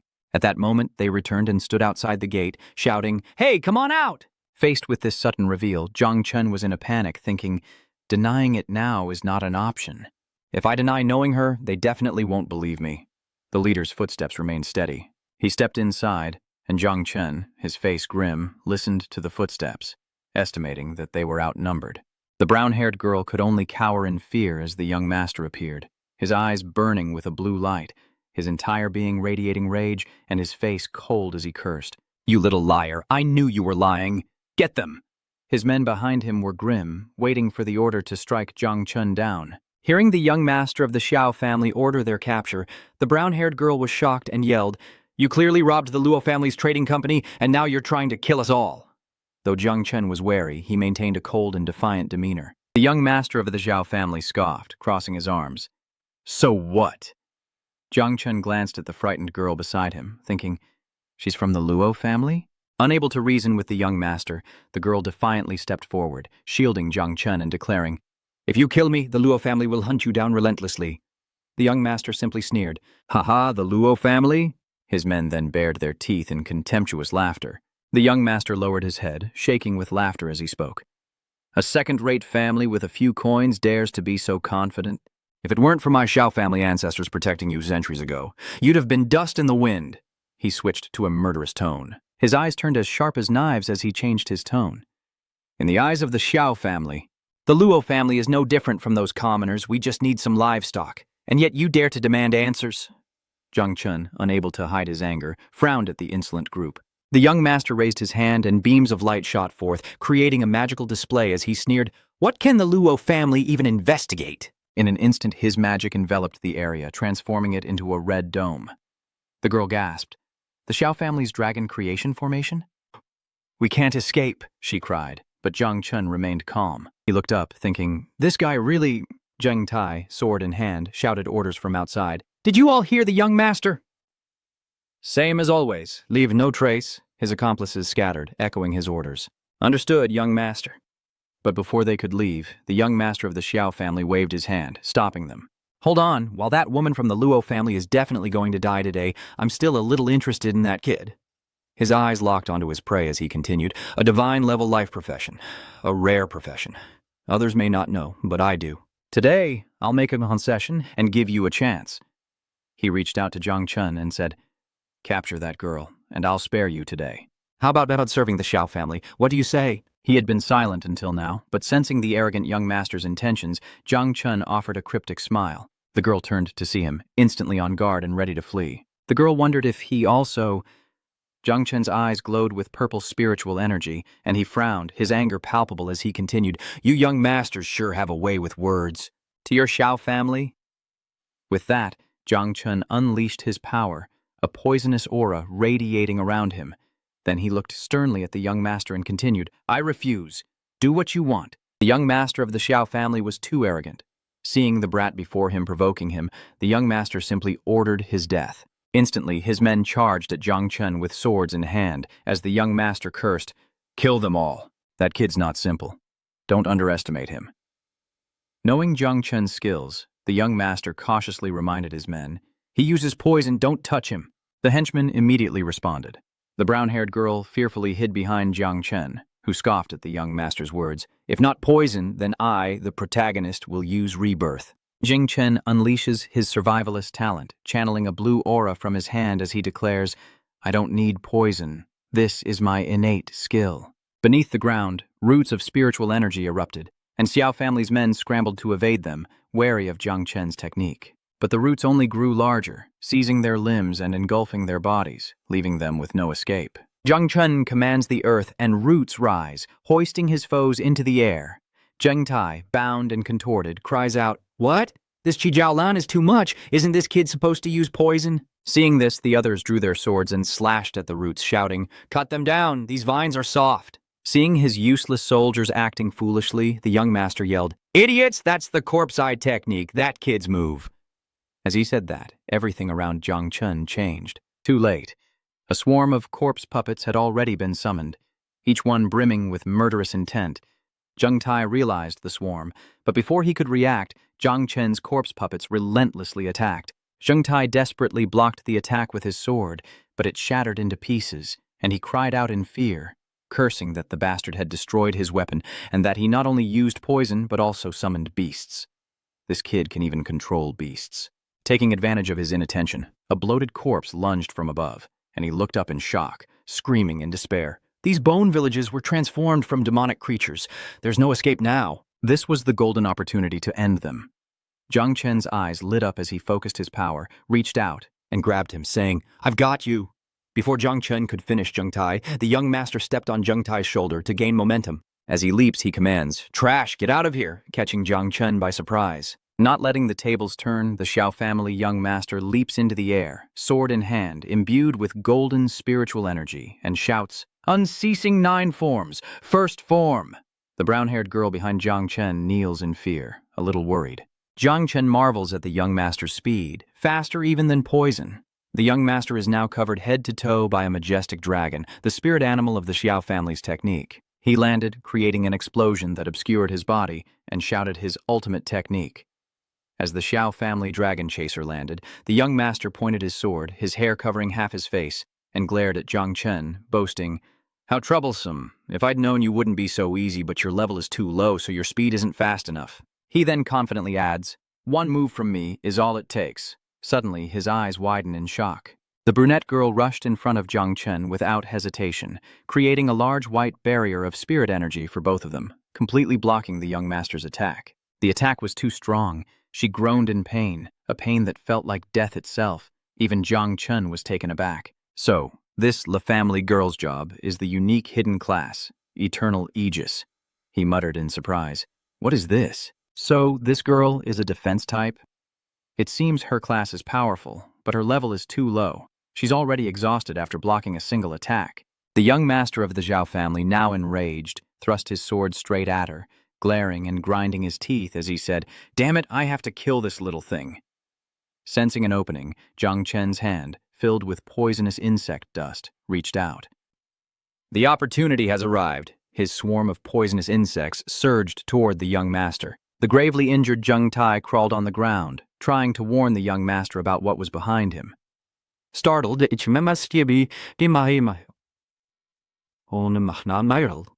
young master grabbed Jung Tai by the collar. Jung Tai's face was filled with shock as the young master, disregarding his subordinate's life, used him as a shield against the incoming swarm of poisonous insects.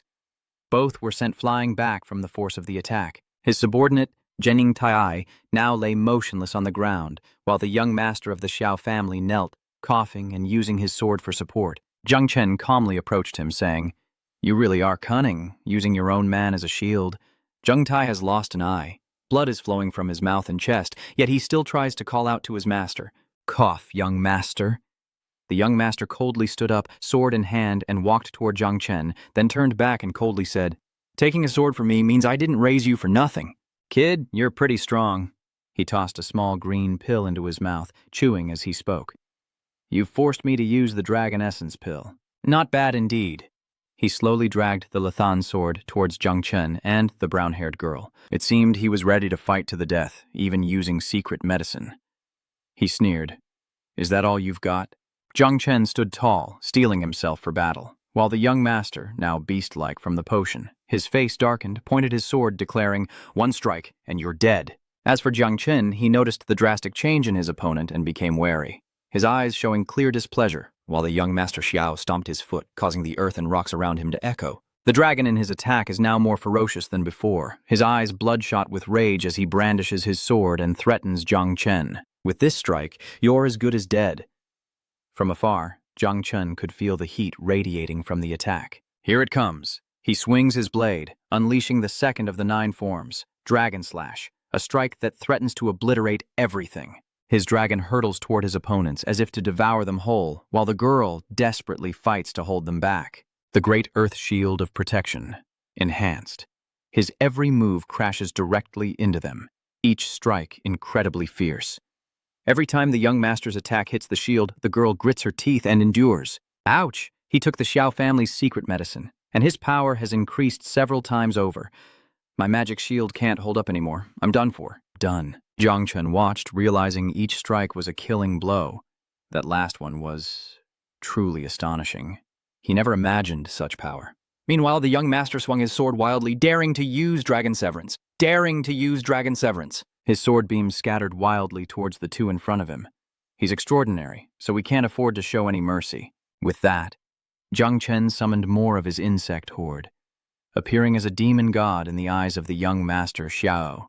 Countless poisonous insects and bone toxins filled the space around him, leaving the young master shaken and afraid. The girl in the back, witnessing Jung Chen's change in demeanor, wondered if he truly was a life-type cultivator. Jung Chen showed no more mercy, his eyes blazing with killing intent as he approached the Shiao family young master. Without delay, he commanded his insect horde, "Go!" The man's face paled with fear, his arrogance gone. As Jung Chen spoke, the creatures swarmed the young master. He used his sword to shield his face while fending off attacks, marveling at their sheer number. Seemingly unaware of his situation as he slashed at them one by one, shouting, "Humph, so many, but you're just gnats!"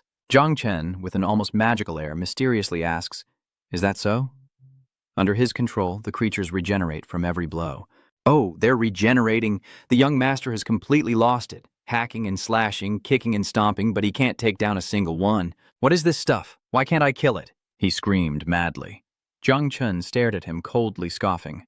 Let's see how long you can last. Meanwhile, the young master was frantically slashing with his dragon strike. Dragon strike? His dragon blade attack was useless now. The grotesque creatures passed right through his dragon-shaped sword energy, relentlessly approaching, their numbers ever increasing. He's like a useless bum right now. His so-called invincible move is just for show, and his dragon aura slash has been devoured. Suddenly, a grotesque creature bites his arm, causing him to drop his sword. This is bad. His right arm is poisoned, and he can't use any more moves. He retrieved a red potion, his last resort, and shouted, "Jade protection!" Immediately, a red aura enveloped him, its power repelling the swarming parasites. He confidently addressed Jung Chen. "Humph, you think these gnats can take the life of Xiao Yuan? Dream on." As Jung Chen attacked, he asked, "What kind of protection is that? It's so powerful." Lord of the Silkworms. Xiao Yuanwu is now surrounded by a seemingly impenetrable shield. But is it truly invincible? He sneers, "Don't waste your energy. This is the Xiao family's heirloom life-protecting jade. Once activated, it can block all external attacks. With this life jade protecting me, you can't hurt me." He approached Jung Chen, saying, "You forced me to use this. Your strength is indeed surprising, but as you can see, all your attacks are useless against me." Xiao Yuanwu trembled, laughing as he said, "I'll say it again, as long as you submit to me, I'll let you join the Xiao family and even grant you the Xiao surname. This is the dream of so many people. You're truly receiving special treatment." Unable to tolerate his shamelessness, Jung Chen said, "You're just a spoiled young master who can't even see the situation." Xiao Yuanwu shouted, No need to flaunt your status. If you don't agree, so be it. Even if I can't kill you today, what about tomorrow, or the day after? With the power of the Xiao family, do you really think you can withstand us?" His eyes, like those of a bloodthirsty monster, threatened him, but Jung Chen remained calm. "Oh, I remember now. Didn't you say before that even if you wanted to search, you'd need something to search for? What if you died without a trace?" Suddenly, a loud noise erupted from behind. It was Little Nine's hook claw. She appeared and immediately called out to her master, "Master, what is that?" Xiao Yuanyuan turned around, stunned, as Little Nine, in its massive mother worm form, stood towering behind him. Jung Chen said to it, "Xiaojiu, are you awake? Come and have a meal." Its eyes locked onto Xiao Yuanyuo, sending shivers down his spine as Little Jiu thanked Jung Chen. "Thank you, Master." Little Jiu is so hungry. Xiao Yuanyuo's face was drained of blood as Little Jiu lunged at him with immense force, sending him crashing to the ground. He cried out in pain, "What is this creature?" Jung Chen coldly informs him that his body and lifestone will be the perfect nourishment for Little Nine. Driven mad by hunger, Little Nine relentlessly attacked him with its claws. A massive explosion erupts, shattering his defenses in an instant, leaving him vulnerable to a devastating blow. His shield is broken? No, impossible. The Xiao family's life jade is unparalleled. Xiaojiu unleashes a final blow to end him, and after that fierce attack, only a pool of crimson blood remains. Jung Chen said sternly, "This must remain a secret." He approached and gestured to Xiaojiu. "Xiaojiu, come back here," she quickly responded. "Coming right up." She happily hugs his neck. "You're the best. Thank you, Master. I love you the most." Meanwhile, Jung Chen ponders what the man named Xiao had said. What was Xiao up to? "Let's see." The girl behind him is shocked. "This is too terrifying. Now that I know his secret, is he going to silence me? Suddenly he turned to her, his eyes filled with murderous intent. That's right, there was her too. Sweat pouring down her face, the girl looks at him with fear as Jung Chen narrows his eyes. Furious, he said, "How should I deal with you?" Jung Chen stood tall and imposing before the young woman of the Luo family, his face devoid of emotion. Around him, the 9 crimson spirits waited to tear her apart. He said, "Give me one reason not to kill you." The girl fell back in fear, stammering, "Oh, I—" Seeing Jung Chen's anger, the La family girl knelt, offering him a handful of glittering gold, and said, "This is all the wealth I have, and something far more valuable, almost my life itself, is yours." Jung Chen picked up a gold piece and chuckled. He squinted at it, examining it closely, before saying, "There's some sincerity here, but sadly you know too much, and you're a liar." Desperate, the girl put on a foolish act, eyes squeezed shut, raising a hand to the heavens as she swore, "I, La Tam Dao, swear to the heavens, if I tell a single lie to you, may I be struck by lightning." Seeing this, he was puzzled as to why this La family girl had such a masculine name. He was taken aback. Wait, a girl named La Tam Dao who's never been struck by lightning for lying? To prove her innocence, La Tam Dao presents her name card explaining, "It's real, benefactor. I don't know what my parents were thinking, but I'm really not lying to you. If you don't believe me, here are my papers." Jung Chen snatched the card from her hand, looking at the chubby girl with pigtails in the photo, and doubted her once more. He asked, "Are you sure you're the person in this picture?" Trying to imitate the photo, she puffed out her cheeks and made pigtails, explaining, "This photo was taken 2 years ago, before I fully matured." No, more like I hadn't lost weight yet. Jung Chen couldn't help but chuckle at her silly appearance. Turning away to stifle his laughter, Luo Sandao froze in place. Jung Chen returned to the worldly peak, his eyes still terrifying, his face dark, with only the glint of a bullet in his eyes as he spoke through gritted teeth. "You still can't guarantee you'll keep it a secret. After all, only the dead can." After all that effort, Jung Chen still wouldn't spare Luo Sandao, who quickly produced a scroll from the black hole barrier she'd created. One surprise after another, Jung Chen questions her. Tam Dao unrolls the scroll, its length nearly matching her height. "The scroll is blank," La Sandao quickly explains. "This is a silencing scroll. Anyone who betrays a secret will die instantly." Seeing that Jung Chen still didn't trust her, La Sandao swore to protect his combat secrets with his life. At that moment, the girl was more serious than ever. She continued, "Anyone who breaks it will die instantly, and I'm terrified of death." Jung Chen took the scroll from Luo Sandao, examining it thoughtfully, surprised that such a thing existed. Seeing some sincerity in her, Jung Chen finally decided to let her live, saying, "All right, since you've signed the gag order, I'll spare you for now." La Tam Dao happily replied, "Thank you, benefactor," thinking that was the end of it. Jung Chen abruptly asks, "Wait, how much did this scroll cost?" Tam Dao innocently tries to remember the price and replies, about $1 million. Upon hearing the word trio, Jung Chen's face immediately contorted with murderous intent, his hands clenching as if to tear the paper in two. He threatened, "So, the only thing of value in the spatial ring you gave me, you've already used?" "Benefactor, please don't be angry. If you can escort me home to my parents, I definitely won't treat you badly." Jung Chen quickly turned and left, saying, "Let things happen as they will." Jung Chen called back, "I have to report to the night watch tomorrow. I'm already late." He emphasized, "You volunteered for this." Tam Dao then followed closely behind, begging Jung Chen repeatedly, "Please, benefactor, take me home. My house is much closer than the night watch. We have a spatial teleportation station. I guarantee you'll be on time. Benefactor, wait for me." So cold, always acting tough. Jung Chen still helped Luo Sandao return home, and the two arrived at the Luo family's mansion, a residence as magnificent as a palace. Jung Chen was stunned by the scene as Lady Luo, upon learning her daughter had been harmed by the Shiao family, flew into a rage, shouting before her many henchmen, "How can this be? They steal our wealth and try to kill her. The Shiao family has gone too far." The servants all knelt, shouting, "Please calm down, madam. We deserve to die for letting the young lady suffer." But the woman wouldn't have it, her anger blazing as she demanded justice. "No, I absolutely must," her husband interjected, trying to dissuade her. He stepped forward gently, saying, "My dear wife, please calm down. The most important thing is that our Tam Dao is safe. The Shiao family is a national pillar. We commoners can't afford to provoke them." Spraying hairspray, Jung Chen wondered if his name really was La San Dao. A complicated feeling as the two turned to the main character with smiles. La Tam Dao's father, a friendly man, happily hands Jung Chen a black card, saying with a smile, "You must be Jung Chen. Thank you so much for saving our Tom Dao. Please don't turn down this card." "Yes, please." Seeing this, Madame La smiled kindly and added, "Benefactor, I've prepared breakfast. Please eat before you leave. The teleportation will be quick." Jung Chen takes the black card, then says brightly, "I won't be polite about the black card." He was about to refuse the meal, but his stomach growled, a truly embarrassing situation for Jung Chen. Scratching his head, face red, he awkwardly says, "I guess I should eat something."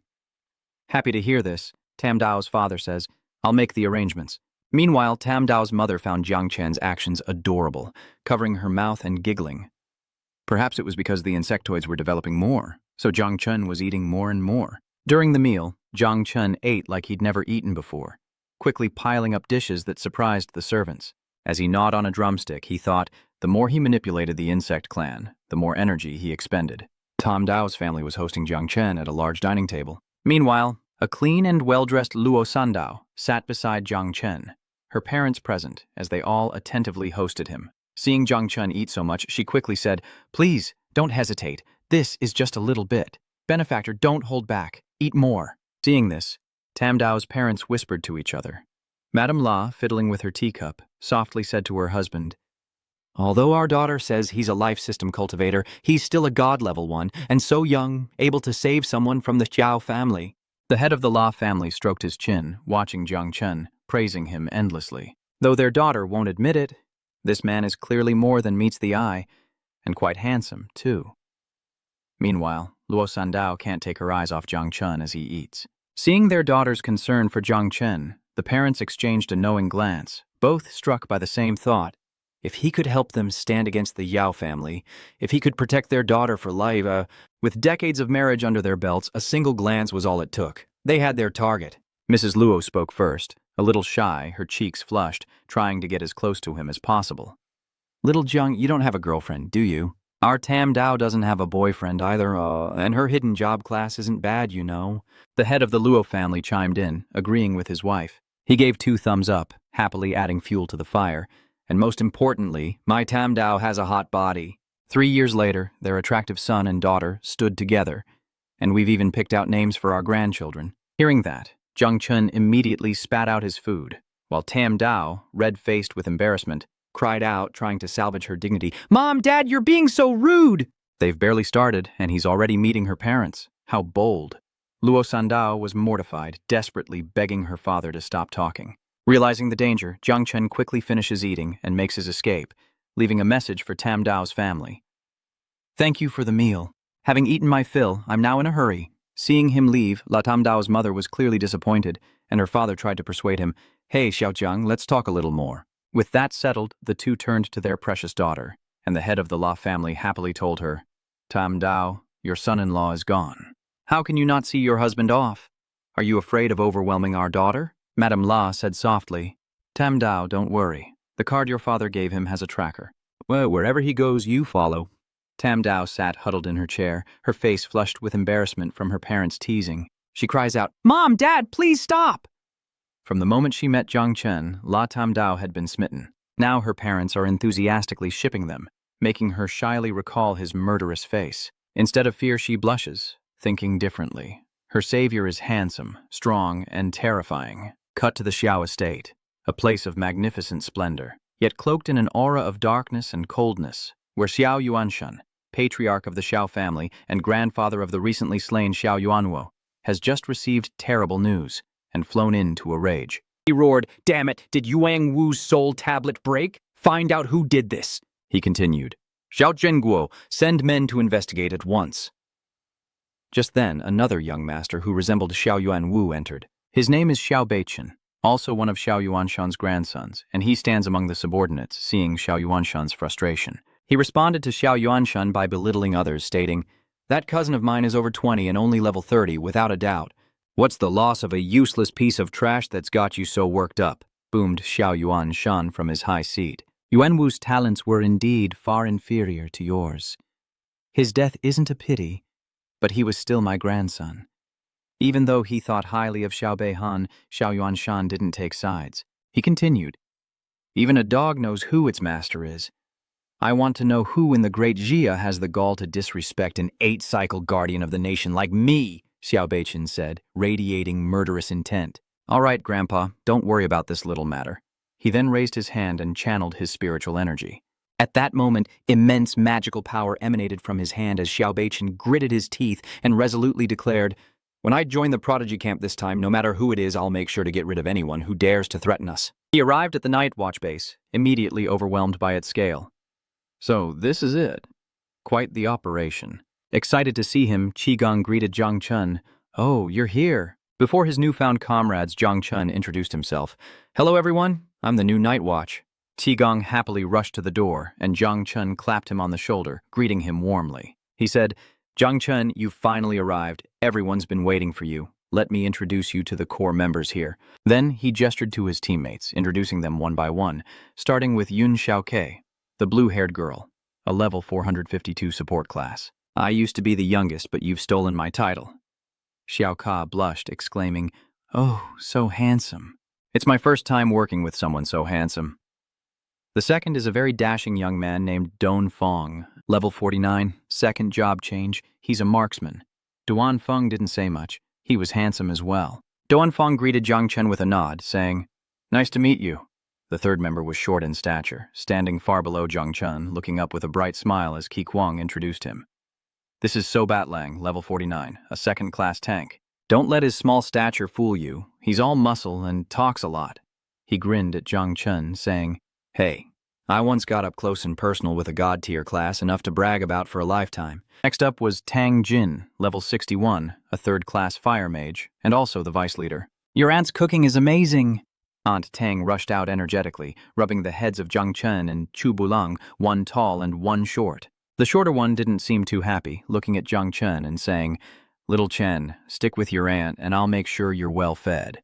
Behind them, Yun Xiaoke and Duan Feng smiled happily, the atmosphere now lively as everyone welcomed Jung Chen. After that, he happily replied, "Thank you, everyone, but what can a life type do?" Seeing such a warm welcome, Jung Chen was very happy. He thought, everyone is so enthusiastic towards me, even though life types aren't usually valued. Hearing Jung Chen say that, Qigong encouraged him, "So what if you're a life system? You're still a god. Don't listen to those blind outsiders. We value you highly." Qigong had liked Jung Chen's attitude from the start. He spoke warmly. "When you chose us, the Night Watch, you chose your home." Jung Chen only came for the resources, but faced with his welcoming new teammates, he wavered. Qigong put his arm around Jung Chen's shoulder and said warmly, "We were planning to sign you up for the elite training camp to get some resources in 3 days, but they require level 20. How far off are you?" Jung Chen immediately replied, "Uncle Ji, I'm currently level 17. Qigong was astonished, exclaiming to Jung Chen, "What, you only changed classes 3 days ago and you're already level 17? Hearing this, Qigong laughs heartily, slapping Jung Chen on the shoulder and exclaiming excitedly, "I knew I wasn't wrong about you. Truly worthy of a god-level talent. Gaining 3 levels in 3 days is no problem. I'll sign you up for the Heaven's Chosen program." Suddenly, sensing something amiss, Qigong glanced outside, and soon, everyone in the room felt a strange presence. Everyone was on high alert. Then, Qigong put his hands back in his pockets and sternly asked Jung Chen, "Xiao Chen, have you provoked anyone powerful lately? An unknown third-order grandmaster is tracking you." Jung Chen narrowed his eyes, reviewing his past battles, then wondered, a third-order grandmaster? Could it be the Xiao family, the guardians of the nation? Qigong turned to ask Xiaoke. "Xiaoke, it's up to you." Xiaoke immediately agreed. "Yes, I've created a soundproof barrier." She then conjures a blue light that envelops the area. Immediately, their base was enveloped in power, and Qigong asked Jung Chen, "Xiao Chen, what's going on?" "We're in this together. Don't keep secrets from us." Jung Chen then scratched his head and began to explain. "Yesterday, I killed Xiao Yuano of the Xiao family. Though I destroyed the body and erased the traces, I'm not sure if they have other ways to track me." Everyone around was shocked, and Qigong anxiously confirmed that he had heard correctly. Xiao Yuan Wu, the grandson of Xiao Yuanshan, who made 8 trips for the nation. Tang Jin also asked again in surprise. Before their shock, Jung Chen hesitantly confirmed that he may have caused trouble for them. Everyone in Qigong knows the Xiao family has done many evil deeds, and their younger generation has been up to no good. Little Shen, in doing this, you've rid the people of a menace. While the 8 transformations of Zhenguo are fearsome, I know that Xiao Yuanwu, his least promising and least loved grandson. Tang Jin added, even if that old man Xiao Yuanshan doesn't act himself, he'll send someone else. We night watchmen aren't pushovers either. Jung Chen smiled, thinking of her. Though he had a neighbor who looked after him since childhood, this was the first time he felt like he had a family. Suddenly remembering something, Qigong turned back and said, wait, even if Xiao Yuan is useless, he should have already undergone his second-class change. He rushed over and grabbed Jung Chen's shoulders.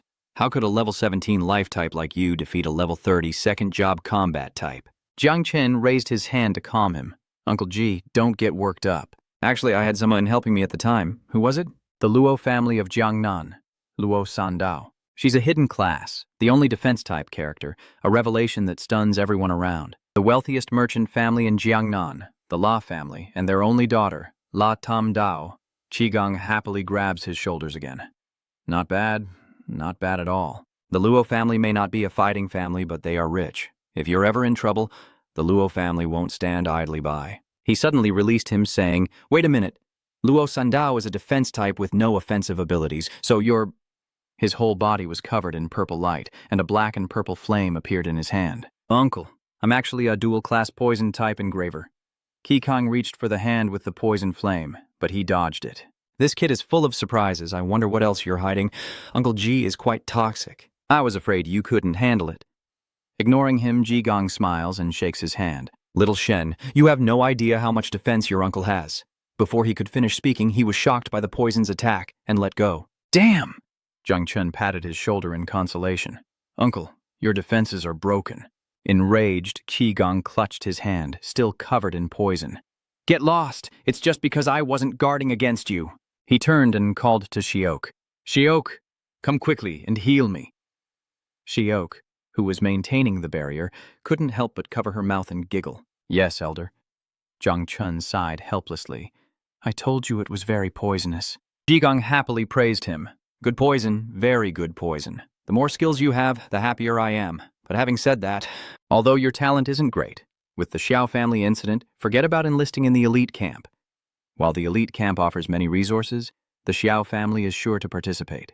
We can't risk it for those few resources. Jung Chen wondered. Uncle, you mentioned good resources. What kind of resources? It's the essence of the ferocious beasts, equipment, and more. And top placers will get mystical fruits as prizes, not to mention the abandoned secret realm scroll. Jung Chen's eyes widened in alarm as he realized that hunting fierce beasts for resources was far better, and perhaps the insectoids could reproduce again. With newfound determination, he declared, Uncle G, I must participate.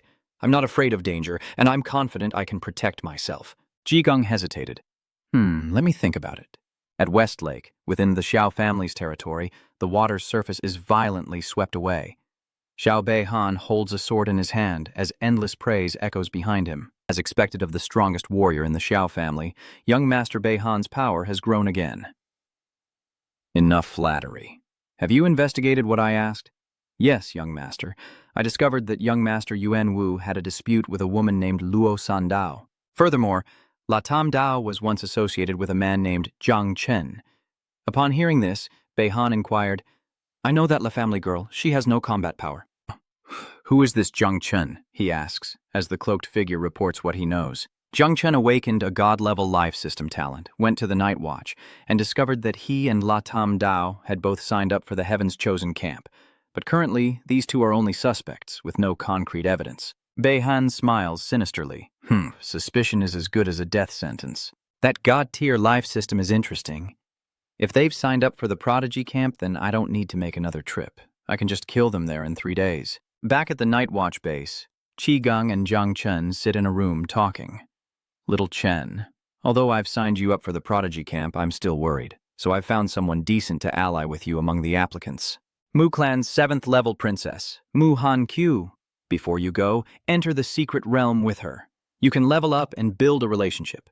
He leaned in, grabbing Jung Chen's hand, and said, I heard Mu Han Q is not only beautiful, but also your age. Later, use your charm on that kid and seize the opportunity. Jung Chen hesitated. Suddenly, a knock echoed from the door, and a man and woman entered. A girl with striking brown hair walked in, accompanied by a man, her tight clothes accentuating her slender figure. This must be the Miss Mu that Qigong mentioned. She approached them and said, Qigong, didn't you refuse to lend Uncle Li people for the secret realm yesterday? Why the change of heart today? Huntio finally stammered. Ah, ravishing beauty, my brother. It's true that seeing is believing. Qigong put his arm around him and said to them, I didn't agree yesterday because I was angry with her grandfather. I agreed today with a condition. Jung Chen has to come along. Hearing that, Mu Hankyu scoffed, I contributed 10 free level 30 secret realm guides, and you're still haggling.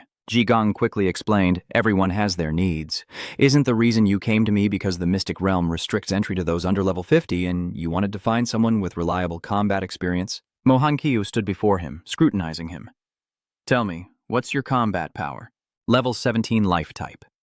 At this, Mu Hankyu angrily pointed at him. Amazing. A level 17 scrub who's a life system. Completely useless and leeching off of others. What did you say? You didn't even greet me, Uncle Qi. The man with her quickly stopped him, but Qigong continued to hurl insults. My little god is a divine genius, and dual attribute to boot. What do you know? The man quickly tried to calm him down, saying, Old Ji, take it easy. Xiao Tian was just dumped by his girlfriend. He's not targeting you. Hearing this, Mu Hankyu blushed with embarrassment, stammering, Uncle Li, please say less. I already agreed. The other two in the room remained silent. Well, that's a lot of information. Now, on to the beautiful village secret realm. Level 30, maximum party size of 5. Level 50 or below required to clear. First, clear the dungeon by eliminating all monsters. Second, defeat the boss and destroy the altar. Ahem, listen up. Duanfeng put his hands in his pockets and sternly instructed. Listen up. I'm in charge of this operation, so listen carefully. If you get separated and find yourself in danger, immediately return to this teleportation stone. Although the chance of mutation is low, if anything happens, everyone returns here. Immediately retreat from the secret realm. Mu Hankyu turned to look at him with disdain. Noob, don't go crying for your mommy the moment we get in and hold us back. Jung Chen didn't respond. Silently cursing her, he stood before the secret realm, lost in thought. A level 30 realm, huh? For some reason, I have a bad feeling about this. So Bat Lang said to him, half inside the doorway, Let's go, Tiuthan. I'll protect you. Inside the secret realm, they stood on a lush green lawn, a small village before them, and distant snow-capped mountains stretching as far as the eye could see. Chubulang mused, the village is beautiful, but where are all the monsters? Duanfeng took the lead, commanding them, These monsters are likely hiding in the houses. Let's search them one by one. A moment later, the group arrived at the village. Duanfeng spoke, assigning roles. Balang, you lure and trap the monsters. I'll attack. Xiaoke will heal us. Xiao Chen and the others stay close and don't get separated. They responded in unison. The village here is called Village of Light. But as they approached the stone tablet, Duanfeng suddenly raised his hand, asking Jung Chen and Xiaoke to stop before the village's nameplate, saying, This tablet seems a bit strange. Everyone, be careful. Xiaoke looks around cautiously. This village has an aura that I despise. Probably of the dark variety. She closes her eyes and extends a hand. I'll add a layer of purification for everyone. Jung Chen marveled at the blue light radiating from his body, thinking this corn is amazing. It not only clears the mind, but also greatly enhances one's energy. Suddenly, the sky turned a gloomy brown, and a mysterious black hole appeared, shocking them. The words on the stele abruptly turned red, and a mystical black aura poured forth. Seeing the situation, Duanfeng shouts, This is bad, run! Get back to the teleportation stone immediately! But before he can finish, he's sucked into the stone tablet. So, this is the mutated form of the secret realm. The system chimes in, reminding him that the level 30 secret realm, the beautiful village, has mutated and been renamed the Village of the Undead. Nightmare level Undead Village, clearance condition. Eliminate all undead within the light village. Second, kill the boss to dispel the light and unleash the darkness. The gates to the netherworld are about to open. The scenery shifts, and Jung Chen finds himself in an empty room, cursing in frustration. Damn it, the spirit village just mutated from normal to nightmare difficulty, and everyone's been scattered. Remembering Duanfeng's words, this mutated nightmare dungeon is too dangerous to tackle alone at my current level. I should head back to the teleporter with the others. Acting on instinct, he kicks open a door to reveal a vast chamber filled with coffins and eerie lanterns scattered throughout. In the center, a portrait of an old man. Jung Chen is bewildered. There's no way out, just coffins. Suddenly, the old man in the portrait smiles. Is this an illusion? The portrait seems to be smiling at him, and suddenly, a coffin bursts open, startling him as the others follow suit. Skeletons in tattered cloaks emerge, and the dungeon's description appears. Level 30 undead, deadly to the touch, fond of slaughter with rotting bodies and immunity to normal physical attacks. In an instant, Jung Chen was surrounded. Analyzing their skills, he thought to himself, damn it, immune to ordinary physical attacks. What about poison then? As he spoke, he summoned a toxic mist, engulfing the area and disorienting the undead, giving him a chance to escape. Jung Chen leaps onto a rooftop to distance himself from them. Facing the undead below, he thinks. So poison counts as physical damage too, huh? Not very effective. Dealing with these things requires a mage. I need to find a way to meet up with Tuka. Suddenly, Little Nine appeared, eyeing the undead with desire. Master, I want to eat them. Get some nourishment. Little Nine, you want to eat those? But isn't eating a physical act? Little Nine excitedly replied, it's super yummy. Jung Chen relented. All right, give it a try, but don't force yourself if you can't. Xiaojiu obeyed. With that, Little Nine transformed and shot forward with incredible speed and glowing red eyes, calling back to Jung Chen. Little Nine is amazing. They're just food. Xiaojiu's attack speed is so fast, all you can see are streaks of light. So happy, so good, so much eat, eat, eat, eat. Xiaojiu was overjoyed to be surrounded by so much food, curling up and savoring the moment. It then dawned on Jung Chen that he'd almost forgotten Xiaojiu was from the abyss, and like the undead, was of the dark element. Having undergone divine evolution, Xiaojiu was already superior to this low-level undead, with the potential to become a master of the abyss. Jung Chen readies himself, thinking that if she can eat, then his spirit worms can feast as well. He summons several larvae, ordering them to scatter and avoid human eyes. The system chimes with a notification. Your spirit worm has killed a level 30 low-grade undead, gaining you 507 experience points. The notification repeated 3 times, followed by an alert that Tioku had recovered energy. You gained 2,301 experience points. The system repeats the notification 2 more times, and finally, a congratulatory message. Congratulations, you've leveled up from level 17 to level 18. Attribute points +1, potential points +10. Jung Chen withdrew his power, remarking that it was all happening too fast. In a matter of seconds, he gained over 500,000 experience points and leveled up. This secret realm is truly a treasure trove made just for him. Now, he can study that strange portrait. He walks up to it and greets it. Hey, brother, why aren't you laughing now? Little Nine interjected. Master, I've eaten everything outside, he said, praising her and pointing at the portrait. Good job, Xiaojiu. Now let's see if this is edible. Hearing this, the old man in the portrait changed his expression, and the portrait suddenly exploded before their bewildered eyes. The system announced that you have scared to death the level 35 elite undead leader, gaining 8,701 experience. Xiaojiu and Jung Chen stared blankly at the debris on the ground, but before they could do anything, the camera cut to Duanfeng. He struggles against countless undead, surrounded, armed with only a bow for defense, thinking, thank goodness I have this longbow artifact. I wonder how the others are doing, especially Xiao Shen. He's only level 10-something. If something happens to him, how will I face the boss? He struggles, but still thinks of Xiao Chen. Good deeds really do bring good fortune. The system's voice echoes through the secret realm. Your teammate has slain a level 30 common undead. You gained 4,133 experience. Your teammate has slain a level 35 elite undead guardian. You have gained 8,028 experience points. Duanfeng is shocked by the announcement. What? He thought as he ran. This is a mutated secret realm. Who's killing monsters so fast? But Lang? No way. His physical abilities are very passive. Could it be Xiao? Her light affinity could counter it, but there's no way she could kill it in seconds, and definitely not Little Shen. Putting aside her level, neither poison nor the power of nature has any effect on the undead. Could it be Mu Hankyu? She's that strong? Either way, if we have someone on the team who can kill monsters quickly, we'll have time to save people. Xiao Chen insisted on switching the scene to Mu Hankyu, who was in even worse shape than Duanfeng. The pain she was feeling was proportional to the hope she'd had. Wounded and desperate, Mu Hankyu flees the undead horde, lamenting, I can't die. I'm the only hidden class. I have to join the pride, I have to restore my family, but I'm running out of strength. Even my core speed skill is failing. Wow, I want to go home. I don't want to die. Suddenly, she noticed a group of undead running past. Wait, what's going on? Are these undead running away? Could it be that there are comrades ahead who can kill those undead? She noticed a murderous aura emanating from behind a house. The energy was so strong, if she could just hold on a little longer, she'd be saved. She stumbled forward, but the undead swarmed her, knocking her down. Ouch! In desperation, Mu Han-kyu reached out, crying out for help, hoping he would hear. Please, save me. Jung Chen appears before her, surprising her.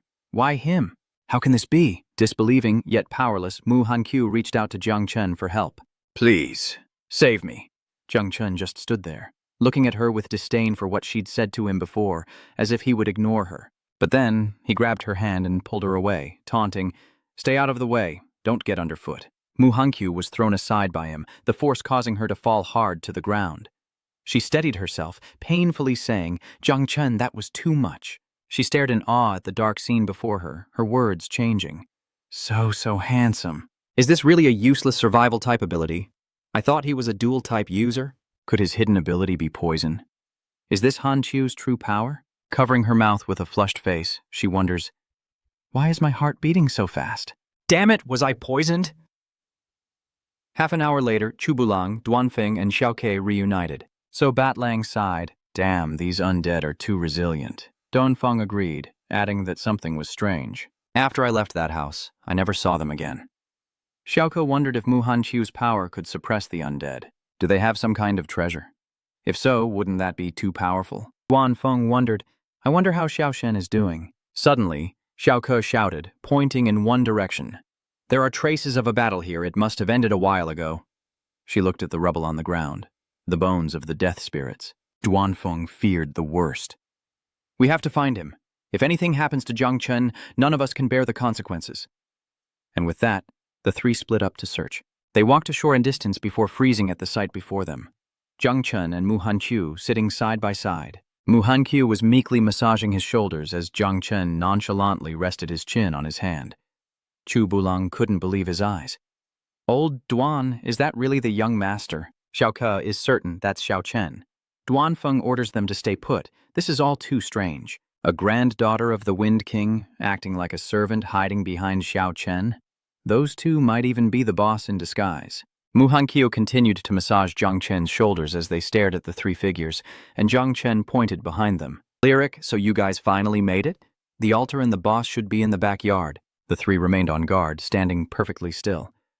First, answer my question. Mu Han-kyu steps forward to shield him. What do you want with Jung Chen? Then you'll have to get through me first. Jung Chen pushed her behind him to explain. Duanga, I know what you're thinking. Am I really some kind of monster? I'm just a little charming, that's all, don't you think? Our boss is Jigong, and the best food in the world is made by Miss Tang, so Bulang was skeptical. Is that really little Shen? You're okay, that's so great. Xiao Ke rushed over to check him, asking if he was hurt anywhere. Annoyed, Jung Chen turns to Mu Han-kyu, who's clinging to him, and says, Be honest with me, and keep your hands to yourself. Blushing, Mu Han-kyu meekly says, Don't be so grumpy, as long as I listen, right? Duanfeng retorts, You really are something. Standing beside him, Chu Bulang was impressed, saying, Too amazing, I could never learn that. To which Jung Chen scoffed. Are you guys done yet? Are you going to take down the boss or what? The three of you, let's go. The group heads to the boss's lair, and Jung Chen kicks down the door, revealing a massive, savage skeleton. This is a level 40 boss, a spirit-type leader. Duanfeng begins assigning roles. This is a level 40 boss. Everyone be careful. I'll draw its aggro first. Mu Han-kyu, protect Xiao Chen. Xiao Ke, don't let the healing be interrupted. Be careful to avoid its attacks. Don't be careless. Protect our flanks while dealing damage. Be careful. This is no joke. It's moving. Now's your chance. Scatter. Before anyone could react, the boss was on its knees. Duanfeng stared in disbelief. What was happening? Is it begging for its life? Jung Chen steps forward, brimming with power. He thought to himself that this was a golden opportunity. Little Nine, it's time to feast. Xiaoju emerges as a monstrous insect queen, its gaping maw muttering, Eat, eat, eat. In an instant, Jung Chen heard the system notification. He had defeated the boss, the leader of the Death Village, and received 76,600,690 experience points, while Little Nine had recovered its energy and strength. You also gained 31,224 faith experience, leveling you up from level 25 to 26. Each stat point increases by 1, and you receive 10 potential points. Congratulations on defeating the boss and clearing the Spirit Village secret realm. Rewards are being calculated, as one person wonders. The boss just died like that? Could it be that you killed all the undead before? Jung Chen scratched his head sheepishly. Ha ha ha, what a coincidence. My poison just happened to be their weakness. A badge appears, and the system announces, Duanfeng, level 49, grade C, reward. Chu Bulang, level 49, grade D, reward. Yun Xiaoko, level 46, grade D, reward. Mu Hanqiu, level 36, grade E, reward. Uxias, Jung Chen, level 26, grade SS, reward. Cleared the level 30, Death Spirit Village with a grade of SSS, rewarding all members with a Death Spirit badge, a special item that can withstand a fatal blow, soulbound, and cannot be transferred or sold. Duanfeng, Xiaoke, and Buleng were all astonished by the badge before them, marveling at the team reward. They'd never seen anything so grand. It seems all we have to do is follow Xiao Chen to victory. The three simultaneously bowed their heads in thanks. Jung Chen scratched his head sheepishly, then became lost in thought. No wonder it's a level 30 secret realm. The drop rate is insane. These items could be worth over 100 million. He eyed the cloak with interest. The system displays the information. It's the warm feather cloak. Platinum quality. Agility, plus 80. Stamina, plus 50. With a shadow cloak ability that allows invisibility for 3 minutes upon activation. He marvels at a cloak that can make him invisible. This is too useful to pass up. Everything else is pretty useless to me. I should sell it all when I get home so I can buy more essence blood for my little bugs. Please evacuate the secret realm immediately. But Jung Chen was lost in thought. Their devouring value has increased quite a bit this time. If they drink a little more essence, they might reproduce a second time. Finally, everyone returned to the Night Watch office building, and Jigang shouted in disbelief as he listened to their story. What? There was a change in the mystic realm? What? Jung Chen conquered Mu Hanshu? Furthermore, Jung Chen led you through the secret realm? A barrage of shocking news left Qigong in utter disbelief. He addressed the others, excluding Jung Chen. You all, go outside first. I need to speak with Xiao Chen alone. Duanfeng acknowledged and retreated, and then Qigong turned to Jung Chen with a cold face. Confess, and you'll be spared. Resist, and I'll fight you to the death. Jung Chen's voice trembled slightly. Confess to what? That excuse about your poison system being able to control the undead only fools Duanfeng and the others. You think you can fool me with that? It won't be that easy. Tell me the truth. What are you hiding? Seeing Jigang's powerful energy fluctuations, Xiao Zhou appeared, on guard. Jung Chen worriedly thinks, this is bad. Will the insect clan's secret be exposed? This is an ancient disaster. Would humans ever forgive me? Jigang threatens. Speak! Terrified, Jung Chen stammered, Uncle Ji, I... Suddenly, the old man smirked, then burst into laughter. So even you get nervous, huh?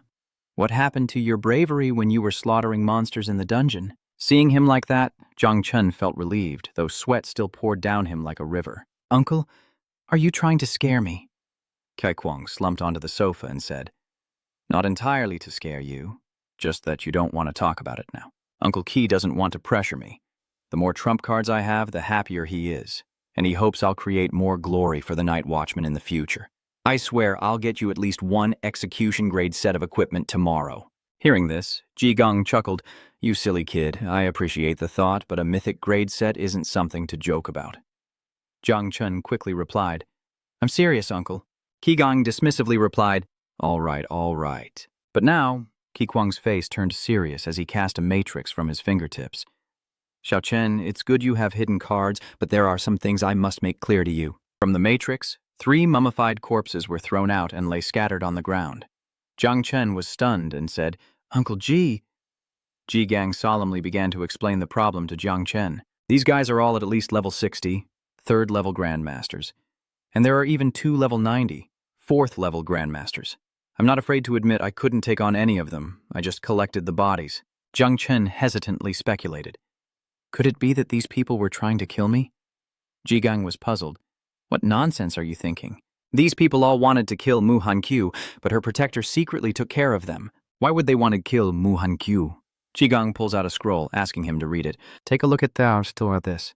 Jung Chen read it over, finding it quite strange. A list of great Xia prodigies he'd never heard of. The document reads, Great Xia's top genius kill list. Number 1, Ying Zhan, heir of the invincible. Level 46 in the capital region. Kill him and choose any 3 heavenly rewards. Second, Ji Xuanyue, undefeated descendant. Jiangnan Warzone, level 46. Kill to choose 3 heaven tier rewards. The following content is similar up to number 20. The target being Xiao Beihan, descendant of the National Guardian. Jiangnan War Zone, level 41. Kill to choose 2, Heaven Tier rewards. Jung Chen quickly grasped the key point. Wait, Xiao Bei Han? From the Zhenguo Xiao family, right?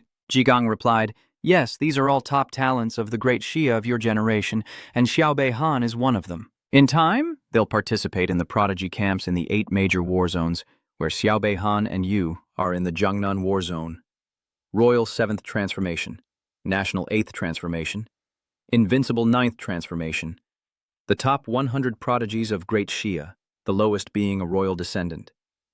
Mu Hanshu is a descendant of one of the 12 Jiangtian royals, ranking only 77th, but even with the addition of an assassination grandmaster, she's insignificant, and they've all been counter-killed by other secret guards. Clearly, the power behind her is immense. To elaborate on Mu Hanshu, she ranks 77th among the Jiangnan region's level 35 royal descendants. If you can kill them, you can choose a mystic grade reward. These are the figures on the Great Xia Prodigy Kill list. Jigang gravely tells Ningfeng, that's the power of a king, let alone the Xiao family who protect the nation. Jung Chen returned the scroll and asked, so you're showing me this to tell me not to be too flashy in the prodigy camp? Jigang took the scroll and replied, that's right, Jung Chen. The more potential you show, the more danger you'll face. If you're not careful, don't reveal your full power unless absolutely necessary. Kai lowered his head, his hands clenching the sofa. He explained, then blamed himself, knowing that prodigies are often protected by powerful forces. Your Uncle Ji, despite having a great teacher, wasn't a very good student, and is only a 3rd-level grandmaster. I fear I can't protect you well enough. Hearing these words, Jung Chen stood in contemplation. He was touched by Qigong's concern for him, and replied, I'll keep that in mind. Jung Chen thought, not only was Uncle Qi not blaming him for keeping secrets, but he was worried about not being able to protect him. Qigong leaned back in his chair, still troubled. He leaned forward, stroking his chin, and speculated that if his performance in the secret realm were to be revealed, his ranking would surely surpass Mu Hanqiu's. Then he gritted his teeth, wondering aloud, but strangely, Mu Hanqiu hasn't breathed a word of it to anyone, keeping your secret. Tell me the truth, what did you do to Mu Hanqiu? He then smirked, teasing Jung Chen. He babbled on, making Jung Chen sweat bullets, saying, tisk, tisk, tisk. The secret realm is full of undead. Your tastes are certainly... Sensing the story going in an unsettling direction, Jung Chen quickly turned to leave. He awkwardly waved goodbye, too embarrassed to even look at Jigang. He said, Uncle Ji, go take a bath and go to sleep. I'm going to go rest. Jigang frowned. His grandson Jung Chen completely killed the mood, and he said, this kid, it's not that I'm saying it's a bad thing. He returned to his apartment. Night had fallen, and lights shone from every room, including Jung Chen's, where he contemplated the vials of essence he had acquired. Resting his hands on the table, Jung Chen thought to himself with satisfaction, 33 portions of level 3 essence blood, 14 portions of level 4. He sold most of his equipment to get these. This should be enough for the little ones to breed a second time. Jung Chen quickly pours a vial of purple essence onto the back of his hand where the worms nest. Like a gentle father, he said, little worms, time to eat. Let's start with the level 3 essence. With a smile, he poured out the entire vial, adding, this is equivalent to a level 60 or higher 3rd stage human grandmaster, refined from over 100 ferocious beasts per bottle. Your father invested a lot in this. Smelling the delicious essence, Tiny Nine appears on Jung Chen's head. Her eyes wide and red, she drooled. Master, little Nine wants to eat too, but Jung Chen won't let her. He cheerfully replied, you can't eat yet, your next mold is a long way off. In Jung Chen's hand, the essence blood was continuously absorbed, forming currents of energy. Hearing this, little Nine burst into tears, clutching the small tufts of hair on his head. Jung Chen was truly helpless. He looked up, and unable to resist her adorable whining, he led her onto a bottle, saying, go on, you can have some. Eee. Little Jiu's eyes sparkled as she stared at the vial of essence, flattering Jung Chen. Master is the best. Jung Chen then pours another vial, this time a level 4 essence, equivalent to a 4th level human grandmaster, level 90 or higher. Xiao Jiu is leveling up from 18 to 19 as she drinks her fill, and the essence she just consumed coincides with the proliferation of the 9-headed qi. A system notification appears announcing that the offspring of the 9-fold corpse worms have begun to multiply, with each capable of producing 40 to 60 offspring. The accelerated breeding and evolution of the divine gift is underway, and moments later, the system delivers another notification. The offspring of the parasitic worms have finished multiplying, reaching a total of 100,000.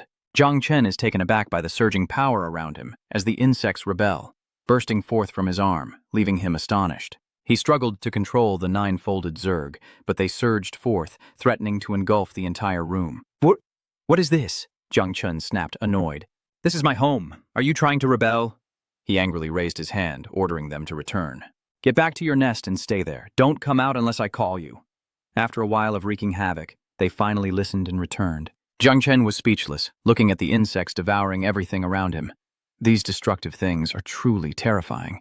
Jung Chen glared at Xiao, who was feasting on the table, annoyed that all it did was eat and not control its unruly offspring.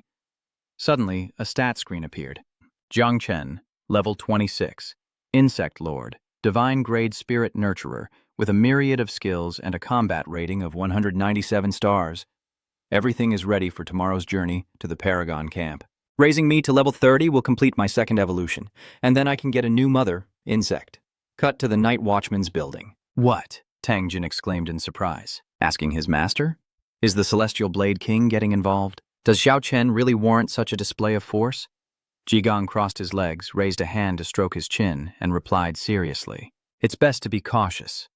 Not only is he in the Jiangnan war zone where he could encounter Xiaobei Han, the nation-protecting paragon, but more importantly, Tianzhao camp has no secrets. Jigong continued gravely, and Xiao Chen has something that worries me. I fear his poison is actually forbidden. Tang Jin found this absurd. How could that be? Don't scare me. Qi Kuang then recalled the tragedy of 600 years prior and continued. Since the Devourer caused chaos 6 years ago, any forbidden class discovered in Great Jia has been immediately executed. Tang Jin was shocked. If Little Chen were truly a forbidden class, it would have been exposed the moment he awakened. I think you're just being paranoid. I hope I am, for your sake. The next morning, Jung Chen was on his way to the Heavenly Pride camp. As he walked, he studied the map, but in the middle of the forest, he paused, confused. Which way to go? Am I lost again? Suddenly, he heard a scream. Numia, Numia? Confused, Jung Chen turned to see a man clinging to a tree. The man cried out again. Numia, I'm afraid of heights! Speechless, Jung Chen summoned the growth of all things, controlling the vines to help the man. Startled by the vines, the man cried out as he was pulled down, lamenting, Oh, that scared me to death. I just wanted to steal a bird's nest, but it looked so much lower from the ground. Jung Chen watched the man lament and muttered to himself, Afraid of heights, but still climbing trees to steal birds' nests. Stop with the nonsense, old man. You must be the legendary old rogue, he thought. Young man, you saved my life today. Tell me, how can I repay you? He felt a little awkward, but asked for his help anyway. Do you know the way to the Heavenly Champions camp? The man chuckled, turning to Jung Chen. It just so happens I'm headed that way. Follow me, kid. Jung Chen agrees without hesitation. All right, I'll follow your lead then, Jung Chen asked as they walked. Mister, are you also a class changer? Why don't you store your sword in your inventory? The man denied it. I'm not an awakened, just a swordsman. He turned, recounting his past with a gentle smile. Back then, I was talentless. After failing to awaken, I struggled for nearly 10 years, unable to even afford a bathroom in the city. I lost all hope and went into the mountains to die. I ended up finding an old hunter's abandoned house. And this sword. So every day, I practiced swordsmanship in the mountains, drawing my sword for 20 years and slashing for 30. Finally, I had an epiphany. Young man, isn't that miraculous? Jung Chen hesitantly replied, Yes, that's really amazing. The man made him a tempting offer. Would he like to learn the blade from him? This old man only knows one move called Jung Chen's Dilemma. He responds with this. The man chuckled and continued, Looks like I'm rushing things. Let me know when you want to learn. Before he could finish, Jung Chen interrupted him. Look! He then excitedly turned to Xiao Qianying and continued, That's Tian Qianying up ahead, right? He turned to the man beside him, only to find him gone, and gasped in surprise. Huh? Where did you go? The old man was strange indeed. Cut to the Heavenly Pride camp, where 2 military aircraft soar in the sky, likely carrying some VIPs. Before the gate, countless people lined up to register. The registration official announced, Heaven's chosen. Line up here to register for the camp and receive your identity bracelet. Do not remove the bracelet unless you are eliminated. Jung Chen from Chuzheng City takes his bracelet, waiting to enter the camp.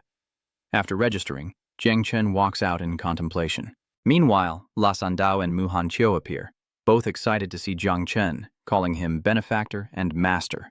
Jung Chen stares blankly, thinking, What the hell is going on? Benefactor is one thing, but master? Muhankyu stares at Luo Sandao in disbelief. Latam Dao's old flame, Latam Dao retorted. You pervert, Muhankyu.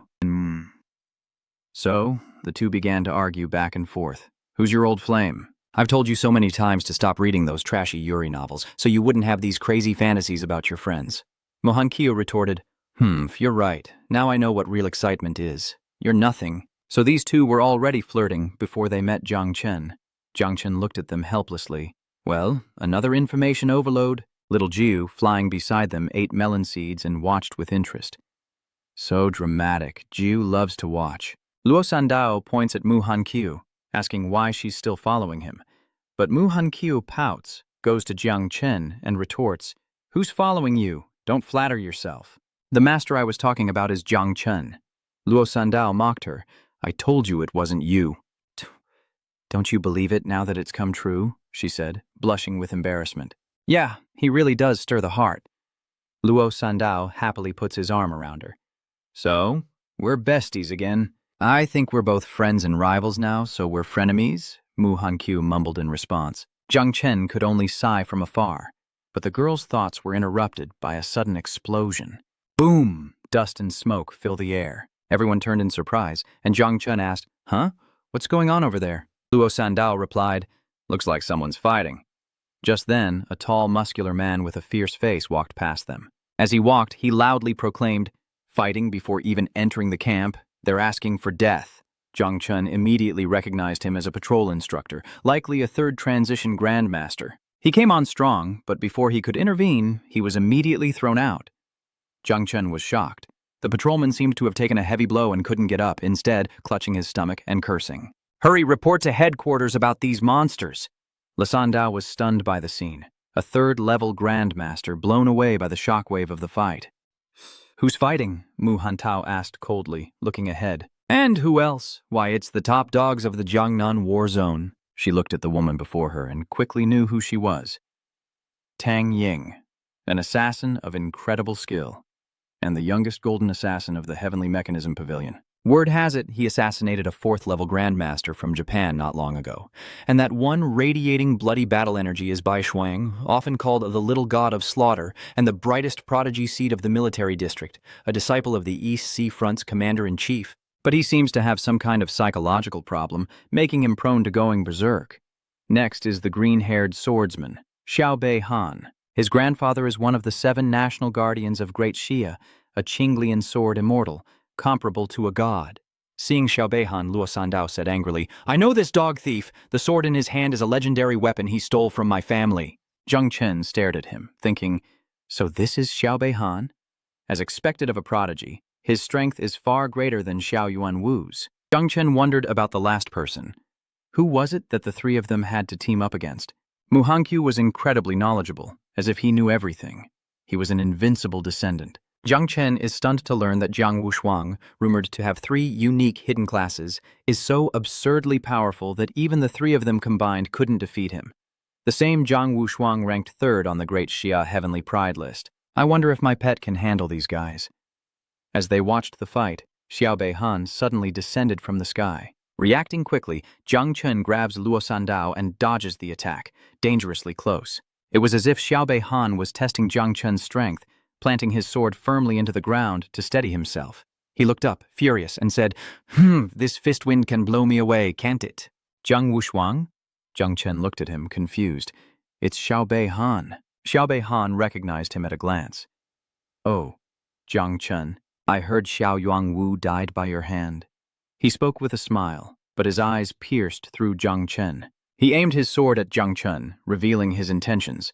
Though he despised the useless Yuan Wu, Jung Chen would die today. I was going to fight Jiang Wushuang first before dealing with small fries like you, but since fate has brought us together, you're up first.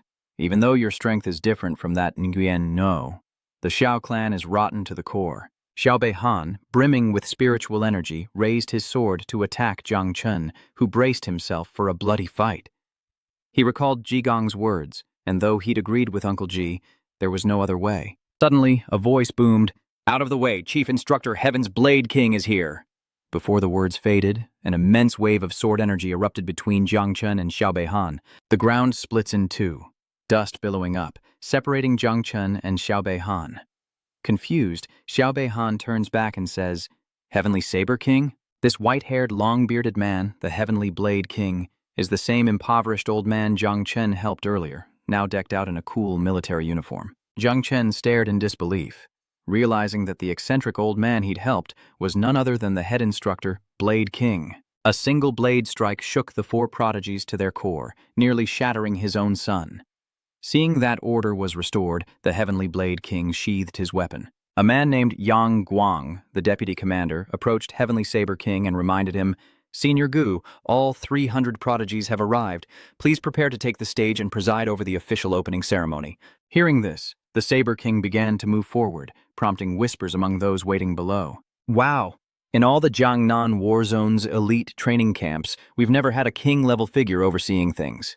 This is intense. Even standing dozens of meters behind him, the Sword King's aura is already pinning us down. But how strange. Wasn't it said that he was in seclusion? Why has he come out of the mountains now? I just overheard the instructor saying that the old man volunteered for this mission. Could it be that he's looking for a disciple? Then I have to make a good impression. People like us can only dream. He'll only take the best." Even the top contenders, who were just fighting, had to stop and watch intently, each with their own thoughts. Yang Ying was impressed, the Heavenly Saber King. Even the red-haired Bai Song was in awe, finally meeting a living legend, while Xiao Han was still plotting to defeat the third-ranked Wu Shuang. After winning, I must defeat Jiang Wushuang to leave a good impression on him. Jiang Wushuang is confident that if he's invited, he'll become his disciple this time. Jung Chen pointed at him and asked, "You both know how powerful this old man is?" Luo Sandao excitedly replied, "Of course. I've heard his legendary tales since I was a child, and everyone around me eagerly looks up at the platform." Mu Hanqiu was the most excited, eyes wide with stars, as if meeting a real master. Luo Sandao continued, saying that he wasn't a class changer, but he could suppress the other 7th-level kings, becoming the #1 king below the nation protectors, with strength comparable to an 8th-level nation protector, and had once slain a dragon with a single blade. Closing his eyes, Mu Hanqiu recalled and continued the story of the Blade King. Indeed, though of the same rank, the Blade King was the one my grandfather respected the most. My grandfather told me to become his disciple, but I was politely refused. I was dejected, but later learned that many invincible descendants of the nation were also turned down. Are you all sure it's difficult to become his disciple?" Mu Hanqiu looked at Jung Chen and replied, "Master is joking. As far as I know, Jiang Wushuang and Bai Feng were all rejected by Senior Blade God. You just saw Jiang Wushuang's strength. Can you imagine how hard it is to become his disciple?" Remembering something, Luo Sandao pointed west and added, "That's right, benefactor. You might not know, but the old man has only ever taken 2 disciples in his entire life, and that was 20 years ago." Jung Chen was stunned. He recalled the moment the old man asked him to be his disciple, his mouth twitching. Was this really the Heavenly Blade King everyone spoke of, or just some strange old man stealing birds' nests? He didn't seem like an ordinary person, but all he could do was give an awkward reply. Is that so? Then the Saber King cleared his throat, drawing everyone's attention. He looked down at the crowd and declared, "I am Gu Kaitian, the head instructor of this elite group, standing alone before thousands." He stood tall, addressing the state of the war zone.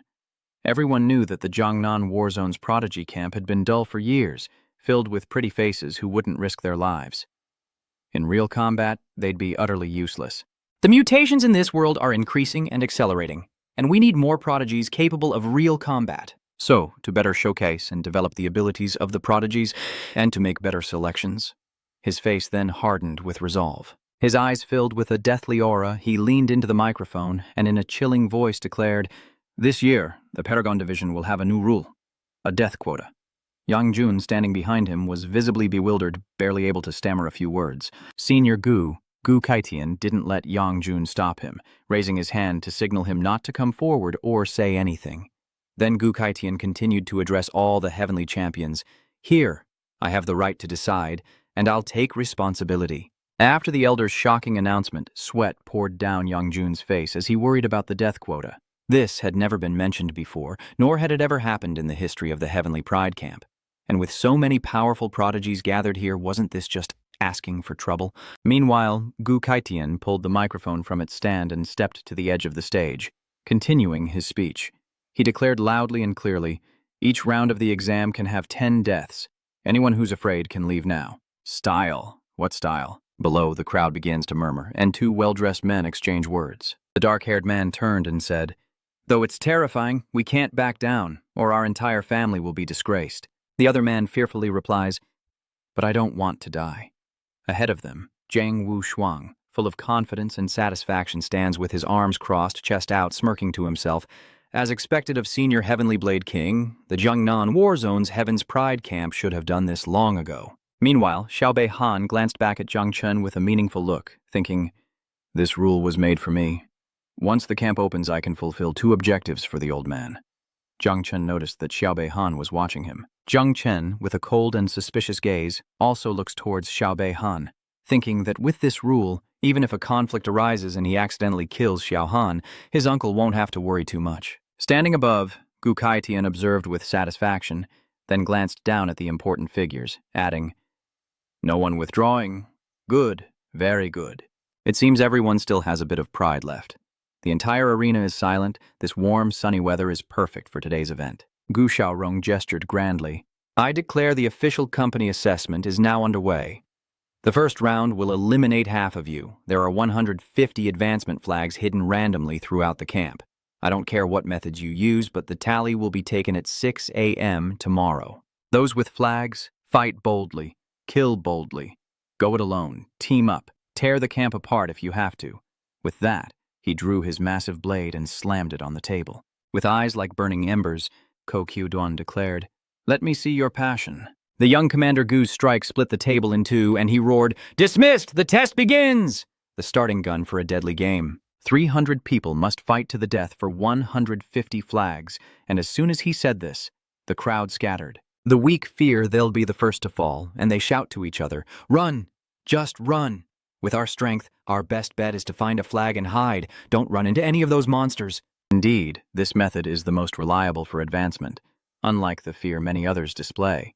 Xiaobei Han stood there, smirking, and in a flash he leaped from a container, landing before the 3. Luo Sandao, Mu Hanqiu, and Jung Chen were startled as he blazed with green spiritual energy. As soon as Jung Chen saw Xiaobei Han, he stepped forward to shield the others, saying, "Look around for the upgrade flag. I'll deal with Xiaobei Han." But Mu Hanqiu refused, saying, but Jung Chen quickly interrupted, shouting, "That's an order! Go now!"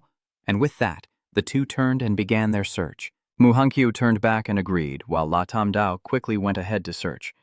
Jung Chen faced Xiaobei Han, who laughed at the sight and said, "You're just a novice who hasn't even reached the 2nd level, yet you're trying to act like a hero?" Jung Chen immediately activated the poisonous dust on his hand, staring at Xiaobei Han as he coldly said, "Spare me the talk, all bark and no bite." But Jung Chen began to calculate. He had concerns. Xiaobei Han's sword energy was indeed strong, not in the same league as Xiao Yuanwu. Although he was much stronger than before, he didn't know if he could use poison to defeat him without exposing the larva's true form. Seeing Jung Chen's hand covered in poisonous dust, Xiaobei Han immediately slashed out a gust of sword energy, taunting, "True, why waste words on a dead man?" But before Xiaobei Han's confident strike could land, it was riddled with throwing stars, and a woman's voice suddenly cried out his name, startling Jung Chen. It turns out the owner of these throwing stars is Tong Ying, a beautiful and alluring woman who exudes strength. She stood to the side, calling out Xiaobei Han's name, still holding throwing knives in her hand like the claws of a disturbed wolf. Xiaobei Han, annoyed, shouts out, "Tong Ying, what do you mean by this?" Jung Chen turns to see who it is, realizing she's the one who helped him evade Xiaobei Han's attack. Surprised, he realizes she's an assassin. They've barely met, and already they're at each other's throats. Tong Ying and Xiaobei Han launch into an argument. With hands on her hips, Tong Ying shouts, "Xiaobei Han, have you forgotten our agreement?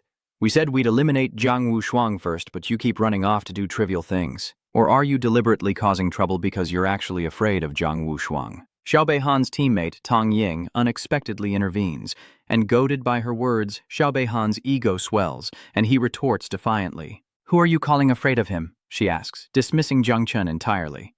The two leave in a huff, still bickering. Still fuming, Xiaobei Han loudly demands to know where Jiang Wushuang is, offering to eliminate him first. Finishing the main task before dealing with small fry isn't too late.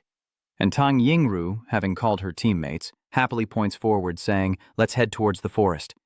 Bai Feng follows, while in Xiaobei Han's words, Jung Chen is nothing more than small fry. "He hasn't seen my true power, so he underestimates me." Jung Chen is stunned as he's left behind, watching them go, lost in thought. This is indeed a convoluted situation. And this shadow, is it just my imagination, or is she trying to help me? Just then, Jung Chen noticed the shadow, who turned and winked at him, leaving Jung Chen both certain and curious. Is that really true? But why? We don't even know each other. Both I and Guitar Review's audience are wondering why this girl is helping the main character, right? In truth, Tang Ying is Tang Jin's granddaughter, and she remembers his instructions to look after Jiang Chen in the Heavenly Pride camp. Meanwhile, at Xiao Beihan's camp, Huang Yongchao, a descendant of the Six Transformations sage, respectfully presented the promotion flag, saying, "Young Master Xiao, my father is Xiao Zhenguo's subordinate, so I offer these 3 promotion flags to you." But Xiao Beihan paid no attention. "Ha, no need." He's confident in his own strength, so he doesn't need it. Then he says, "If you really want to show your respect, do something for me." Hearing this, Huang Yongchao clasped his hands in response. "Yes, I will do my best." A shadow of ambition behind Xiao Beihan. She crossed her arms, remaining silent and sensing the unpredictable situation. She had a hunch. She thought, this is bad. Jiang Chen will have to rely on himself this time. I hope Mu Hanqiu and Luo Sandao can protect him. Meanwhile, with Jiang Chen's team, Luo Sandao excitedly holds up a flag he found, shouting, "Benefactor, I found it!" 2 upgrade flags are placed on the table, and Jiang Chen tells his 2 beloved girls, "You take these first, I'll go look elsewhere." Seeing this, Latam Dao offered to help, but suddenly a ray of light flashed towards the 3 of them. Jiang Chen noticed it quickly and shouted a warning, "Look out!" He quickly reached for the wooden table and hurled it at the light before it could reach them, causing a massive explosion in the air. Witnessing this, Latam Dao cried out in alarm, while Mu Hanqiu fearlessly stepped forward, drawing her weapons and crossing her blades before them. Jiang Chen, shielding Latam Dao from behind, exclaimed in annoyance, "Someone's here to steal the flag?" The one who fired that weapon was none other than Huang Yongchao. After locking onto his target, Huang Yongchao knocked another arrow, leaping into the air, drawing his bow and snarling, "I'm not here for the flag, I'm here for your life." Huang Yongchao's target is Jiang Chen, likely sent by Xiao Beihan. The 3 watch Huang Yongchao, waiting for his move, when Luo Sandao recognizes him and shouts, "Huang Yongchao, hidden class!" Sun Chaser Archer, Extreme Flame, level 39. His father is Grandmaster 6 Revolutions, a subordinate of Xiao Zhenguo. I wonder if my Earth Shield can. Before he could finish, he released the arrow. This arrow is far more powerful than the last, aimed directly at Jiang Chen in a desperate situation. Luo Sandao is virtually useless. Jiang Chen shouts for everyone to get away, then focuses, unleashing a torrent of insectoid poison from his arm. Now, with 1 black eye and 1 purple, Jiang Chen summons the toxic power within, preparing for battle. Enraged, he declares, "I can tolerate many things, but if you try to kill me, don't blame me for showing no mercy."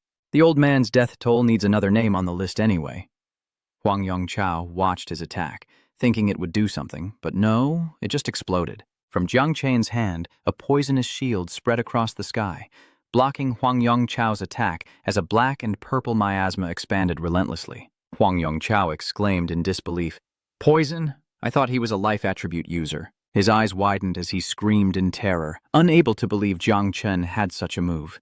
He instinctively drew his bow to retaliate, yelling at his men, "Brothers, stop hiding! Come and attack together!" Who would dare go up there? "Big boss, we can only pray for you from back here." The poison slowly corrodes Huang Yongsu's body, leaving only his agonizing screams. Where did everyone go?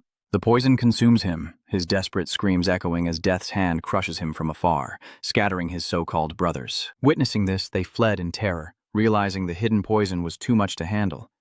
Even Huang Yongchao, a ranged fighter, couldn't withstand it. What chance did they have in close combat? Luckily, we escaped quickly, or we would have died in vain. Gu Katian watched him through the screen and couldn't help but praise him. Impressive kid, a divine-grade life system, and a unique hidden poison system? He watched Jiang Chen fight with great interest, truly a prodigy. Beside him, Yang Guang was speechless, his brow furrowed in disbelief. Jiang Chen had killed a second-stage prodigy so quickly. He was truly defying the heavens. So, Chu Jiang's night watch didn't report this. He was still in shock when Gu Kaitian turned and ordered him. "Yang Guang, go make the announcement and also transfer a Grandmaster of the Space Element here. In an emergency, they can move at any time, in case these kids start killing each other too brutally." Hearing this, as if realizing something, Yang Guang quickly replied, "Yes, Chief Manager, I'll do it right away."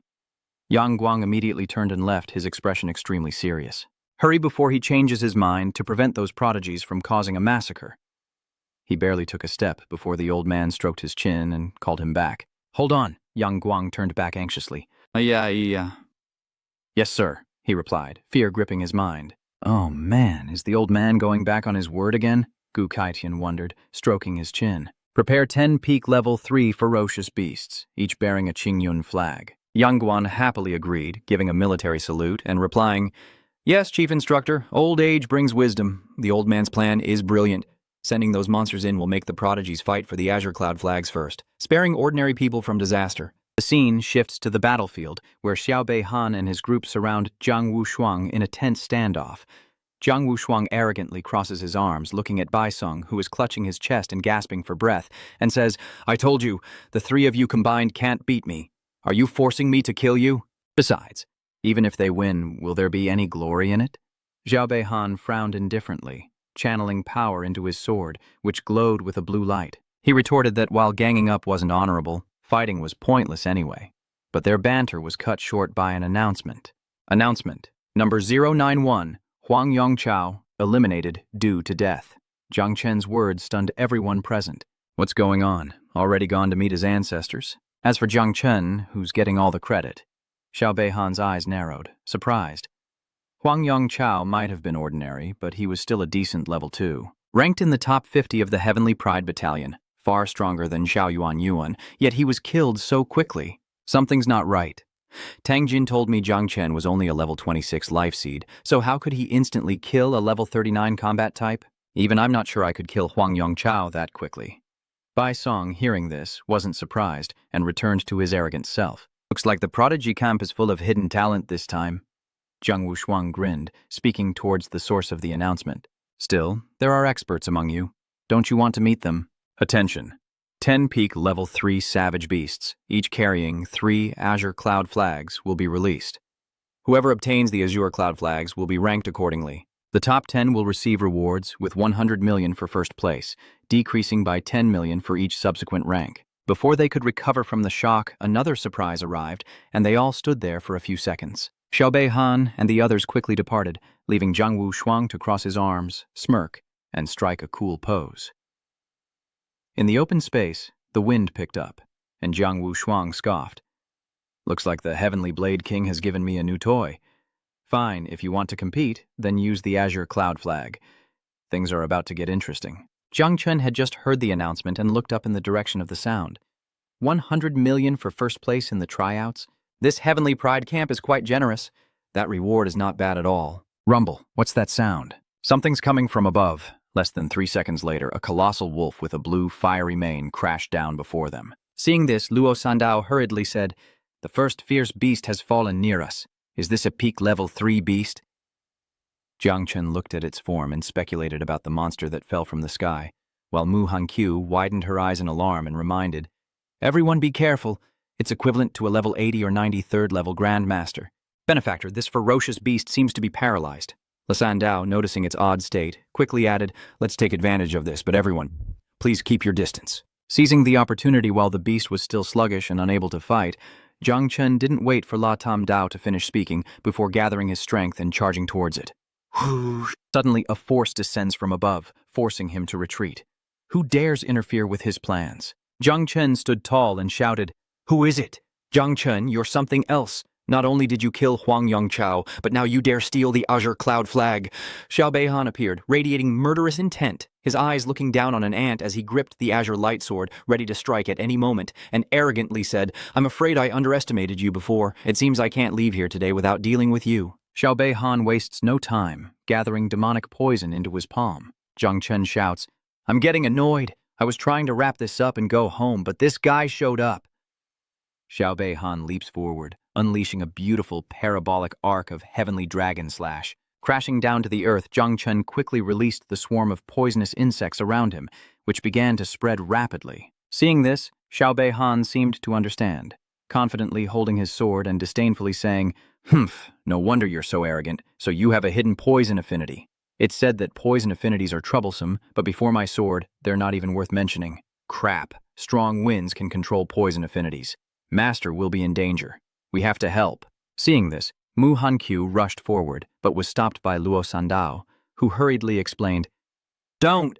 Benefactor's poison is no ordinary poison, will only cause trouble. Jung Chen's eyes flashed as he gathered streams of purplish-black poison, instantly enveloping his entire body, gradually forming a giant dragon with sharp teeth, bloodthirsty eyes, and poisonous bones, lunging straight towards Xiao Beihan. The dragon stunned him, and thinking fast, Xiao Beihan refused to be outdone, immediately taking up his sword and beginning his incantation. Why is the poison still there? It can't disperse the poison? Then I'll just have to contain it. Suddenly, a giant flower bloomed in the sky, ascending through the ranks to a forbidden spell. The azure lotus sword immortal. The whole scene looked like a prince raising his sword to fight a dragon and save a princess, as beautiful as a painting. Watch my sword energy devour your poison, Xiao Beihan exclaimed. They say silence is golden, and he should have stayed silent. The flower in the air began to move, absorbing waves of demonic insect magic. But Jung Chen wasn't afraid. Instead, he smirked with disdain. Is that so? I must say, with your sword energy obscuring my vision, it's even more convenient to devour. Me? Sword energy? Xiaoju happily appears, greedily absorbing the flower. Absorb Xiao Beihan's sword energy. Delicious. Devour value plus 1,000. Devour value plus 1,000. Seeing that the time was ripe, Jung Chen turned to Xiaoju and said, Now that you're full, help me out. Instantly. The poison pierced through the beautiful flower, its petals scattering in the toxic air. Jung Chen stood below, valiant and dashing. The withered petals backfired on Xiao Beihan, causing him to vomit blood and collapse to the ground, his insides torn apart as he screamed in agony. Ugh! Facing the poisonous dragon worm, he looks at Jung Chen in disbelief. How is this possible? What poison could bury sword energy? How did he do it? Not giving him a chance to speak, Jung Chen pressed his attack, forcing Xiao Beihan to summon his life-saving jade shield. Thinking you're so tough hiding behind that, looks like your poison can't break my life jade. Then you're as good as dead. Xiao Beihan glared at Jung Chen with the eyes of a condemned man, roaring in anger. Seeing this, Jung Chen wasn't too surprised. The Xiao family was indeed reliving history. Unfortunately, surveillance is everywhere on this battlefield. I can't let the beetle manifest directly, or I'd finish you in a heartbeat. Understanding dawned in her eyes, and with newfound resolve, she replied, I'll give it a try. A protective earth shield began to form, and a surge of power shot into the sky, instantly creating a massive barrier that radiated a green light, expanding across a vast area. Enclosing everyone inside, Xiao Beihan stared in confusion at the massive shield descending like a cage, anxiously shouting at Jung Chen, What the hell are you doing? So, Xiao Beihan, how do you think Xiao Yuanwu died? The only response was Jung Chen's cold hum. A sneer crept across his face as he looked down on Xiao Beihan, a dark purple miasma swirling around his hand, while behind him, Luo Sandao gasped for breath, leaning on his knees after creating the shield. You dare compare me to that trash with the useless life stone? How naive. Xiao Beihan, within his protective barrier, swung his sword, glaring at Jung Chen with disgust, and roared, Ha ha ha! Are you really comparing me now to me before? You're the naive one. With a thought, the magic poison insects emanated from his body, and Little Nine was summoned from the sky, eyes gleaming with desire as she smiled at her prey. Jung Chen looked at him coldly and indifferently said, Little Nine, crush him. Little Nine obeyed, replying, Yes, master. Xiaoju attacks, swiftly moving forward upon hearing his master's command. The magic poison darted forward. Xiao Beihan raised his sword defensively, unable to believe what he was seeing. She cried out in alarm. This is Little Jiu unleashing all her skills, attacking Xiao Beihan with 77, B7, 49 different moves, but the Life Jade's protection still emits a red light, shielding his entire body. The attacks land with a resounding boom, yet they don't harm him at all. During the stalemate, he retaliates, swinging his sword at Xiaoju, who swiftly dodges the protective sword energy. Unbelievable that Xiao Beihan possesses such power. Jung Chen watched the tense battle, carefully assessing Xiao Beihan's combat power. The wolf with the blue fiery mane opened its jaws full of fangs and suddenly lunged into the fight, surprising them all, as if this guy wasn't enough. Now this monster's awake too. Jung Chen immediately conjures a cloud of poisonous insects in his palm, his eyes narrowed, wary. The beast has awakened, and he must be fully prepared. Jung Chen began manipulating his poisonous insect magic, gathering it to form a giant, two-headed dragon, its toxic bones corroding Xiao Beihan's sword energy. Covering little Ju, the two-headed dragon opened its massive jaws and flew towards Xiao Beihan, desperately trying to erode his lifestone. The tiny insects feasted on the high-grade beast, first come, first served. Hearing this, the insects became even more frenzied, throwing themselves like moths to a flame towards the wolf, leaving the battlefield to little Ju and Xiao Beihan. Little Ju continued to attack him with countless different moves, forcing him to swing his sword with all his might. But as the sword energy gradually lost its power, it was in danger of being corroded and unable to inflict damage.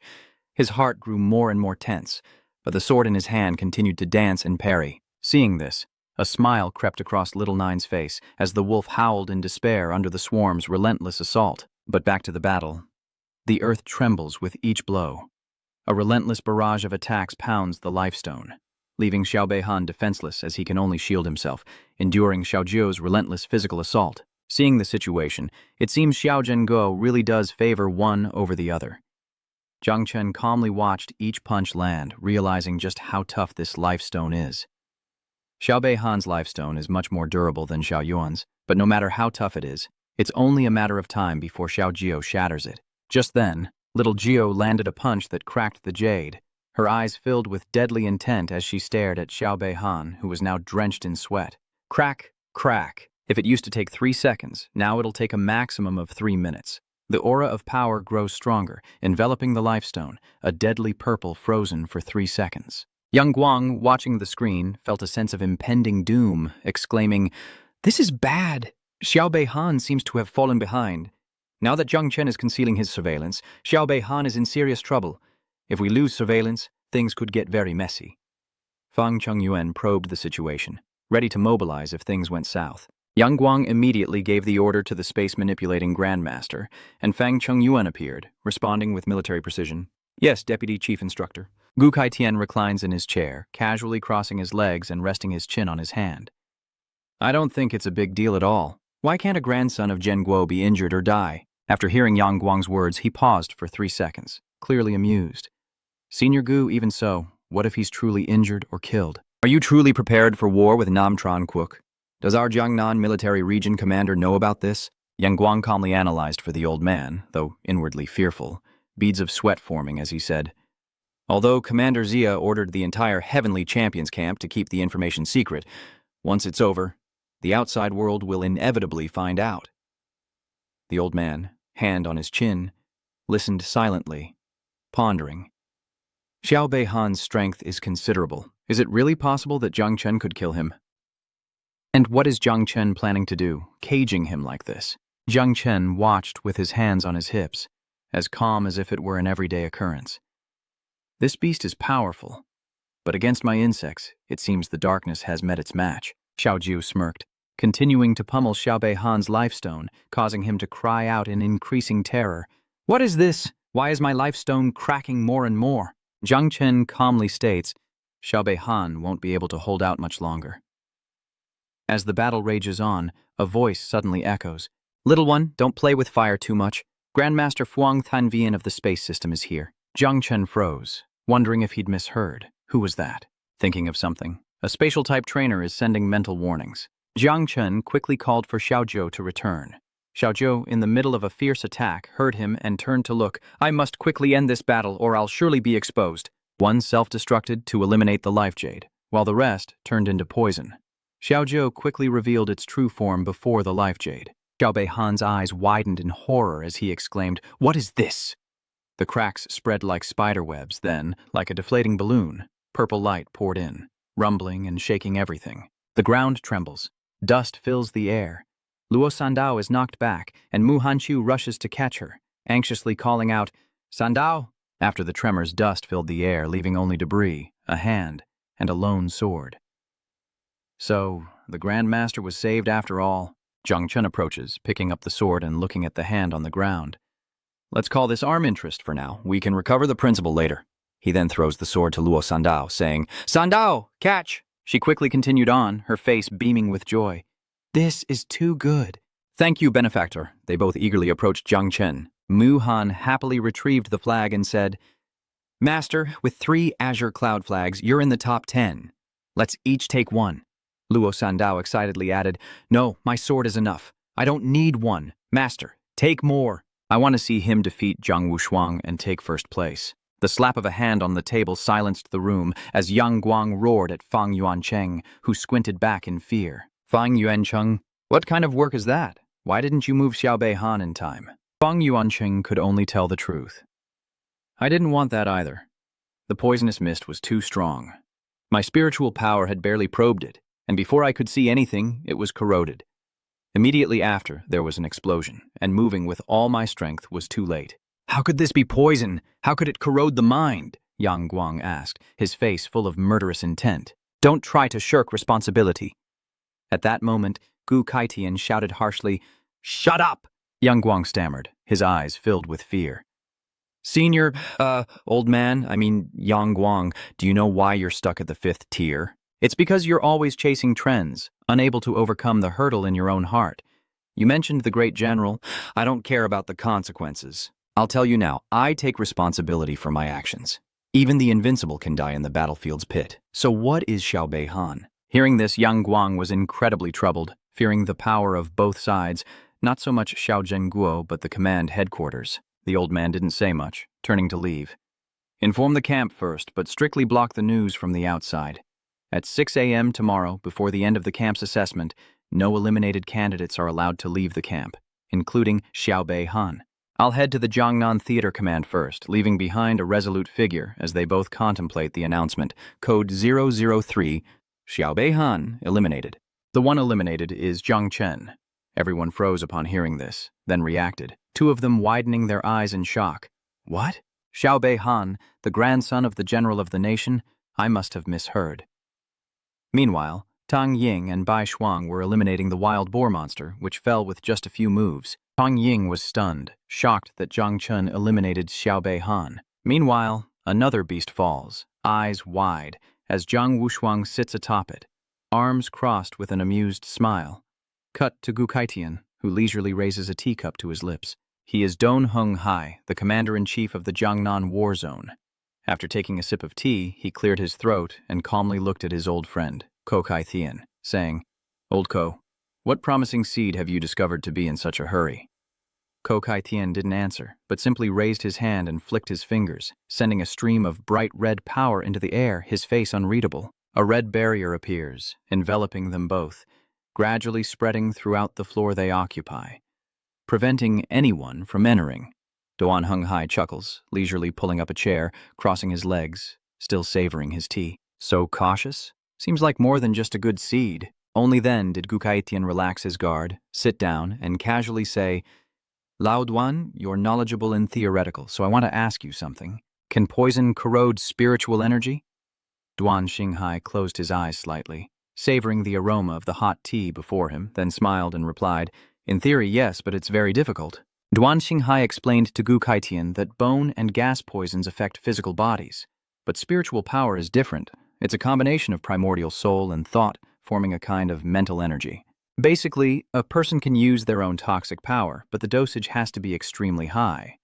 He continued, To corrode it, I can't even estimate the potency of the poison. Have you ever seen it? Gu Kaitian asked seriously. Duan Shuhai stroked his chin as if thinking of someone and replied, I've never seen it, but I know a peak-level Poison King disciple.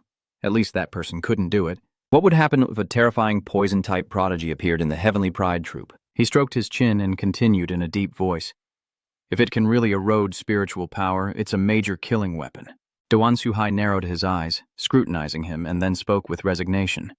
Old Gu, ever since you asked to go to the elite camp, I've respected your decision and never asked a single question. Why won't you be honest with me? Old Duan, do you think there's any chance the poison gas has its own consciousness? Ha ha, old Gu, are you kidding? How could poison have its own consciousness? Doan Hung Hai laughed, finding his old friend's joke amusing, then casually raised his hand, smiling at Ko Kaitian, and said, Unless it's not poison at all, but a form of camouflage. A disguise? As soon as he said that, Gu Kaitian's face changed drastically. His eyes stunned as if he had realized something, and he looked at Duan Xinghai and uttered, A disguise. In that instant, Don Hung Hai realized something, breaking into a sweat as he looked intently at Gu Kaitian and exclaimed, Wait, I remember now, I think I saw a record in the number 0 relic. The ruins are filled with the ancient mysteries, now covered in moss and dust. Immediately, Doan Hung Hai recalled a record in the ruins of a disaster-level insect called the Nine-Death Parasite, which could transform into a poisonous bone form, born in the Nine Abyss, the origin of disaster-level mother insects, ancient poisonous insects, and the 9 parasite wings. It possesses insectoid poison and reproductive abilities capable of ending humanity, and in some era it caused a great cataclysm, the 9 wrathful flags, an ancient disaster. Gukaitian had only heard of these things in historical records, never witnessed them. His face hardened, his brow furrowed, and his eyes sharpened as if a dangerous force was bearing down on him. He grinned like a mischievous child, waving his hands. Scared yet? Ha, this kind of disaster is long extinct. How could it still exist? Seeing my old friend act like a child at his age is infuriating. He looked at Doan Hung Hai helplessly, silent. But this trip wasn't a waste for him either. In fact, it yielded unexpected gains. As expected of the Commander-in-Chief, you can say anything. I've learned a lot today, but the Heavenly Pride Company has many tasks, so I'll take my leave. With that, he turned his back, coolly opened the purple spatial gate, and slowly stepped in. What in the world was that? He left before finishing? Duan Xinghai took a few steps, reaching out to stop him. Wait, you haven't told me about the seed of good fortune for the brain yet. Damn it, that old man is so tight-lipped. Stepping through the gate, the rays closed, the cracks faded, leaving Gukaitian in another silent dimension. He pondered his friend's words, ripples spreading from his feet as he repeated Duan Xinghai's earlier words. 9 calamity heavenly disaster, huh? No wonder. The more he thought about it, the more amusing it became, and he burst into laughter with a triumphant look. Jung Chen. A level 1 bounty for a being capable of creating all things? He suddenly grew serious, his face becoming more cautious. It's all because of that troublemaking disciple of mine, bringing forbidden knowledge with him. This is a capital offense in Daxia. Qigong, that good-for-nothing disciple, is causing trouble again. Back then, that troublemaker disciple Qigong was as happy as could be. What was he saying? Thinking back, Master, I have an unparalleled seed on my hands, it just hasn't matured yet. Furthermore, the boy offended the Shiao family, so he hopes you can help him in the Heavenly Champions camp.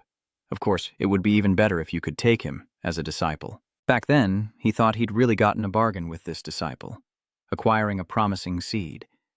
Thinking of it now, he couldn't help but smile faintly as he continued forward, shouting out, and a crack gradually appeared before him, then tore open, revealing a space. Yeah, that brat. Saying take care of him really means cover for him, doesn't it? Whatever. I already promised to take him as my disciple. Forget it. Who cares about taboos? A blade can kill or protect. It's all in the wielder's heart. With a snap of his fingers, he appeared at his desk, his eyes firm, his demeanor resolute. He calmly said in a deep voice, Since I've agreed to take this Jung Chen as my disciple, I must protect him. The disaster is not to be taken lightly, lest there be misunderstandings. He sends Hongjiao to confirm, just to be safe, and then sends a message. He strode inside, a flash of light streaking past like lightning. Red Coral, go to Site 0 and investigate the 9-fold tent disaster for me. Anything involving your junior brother must be handled with care. He strides confidently into the room. Seeing Gukaitian return, Yang Guang immediately turned to him and reported, How's the recruitment assessment going? We're nearing the final stage. The ordinary prodigies are vying for ordinary flags. The monstrous level prodigies have released 9 beasts with 1 more to go. Leize and Liu Bi have already taken down 1 beast, and we cut to a scene of them in combat. Leize sends a flying kick, sending the beast crashing to the ground as Liu Biji assists. Elsewhere, Tang Ying and Bai Feng team up to slay a second beast.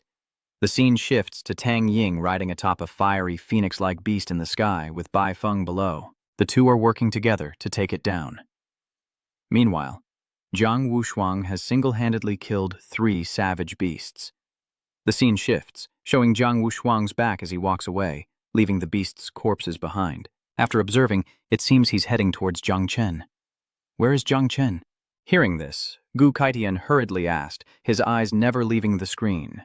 Yang Guang quickly checked the recording data and replied, Jung Chen has killed 2 ferocious beasts so far, and we just released the 9th one near him. Meanwhile, a massive, spider-like beast with sharp spikes and 8 muscular legs appeared before Jung Chen. Seeing it, he grinned, Excellent, another one. The insect dust particles gathered in his palm, awaiting the command to activate. His eyes gleaming as he eyed the beast like a large prey, a satisfied smirk on his face. Let's continue the feast. Instantly, countless venomous bones shot from his hand, completely surrounding the ferocious beast. It didn't realize the danger it was in, charging at him with sharp fangs, but by the time it reacted, it was too late. Eat, eat, eat. Grow, grow, grow. A layer of black bone covers the beast's body, gradually converging to form a silhouette, the embodiment of Xiaoju. Her little mouth worked at full speed as she flitted around the beast like a butterfly, her stats skyrocketing with every bite. Devour value plus 1,000. Devour value plus 1,000. In moments, the beast roared in agony, spasming like a fish out of water, its steps faltering as if enduring unspeakable torture. In a flash, with her bottomless stomach, Little Nine went from level 21 to level 22, and her stats were quickly revealed.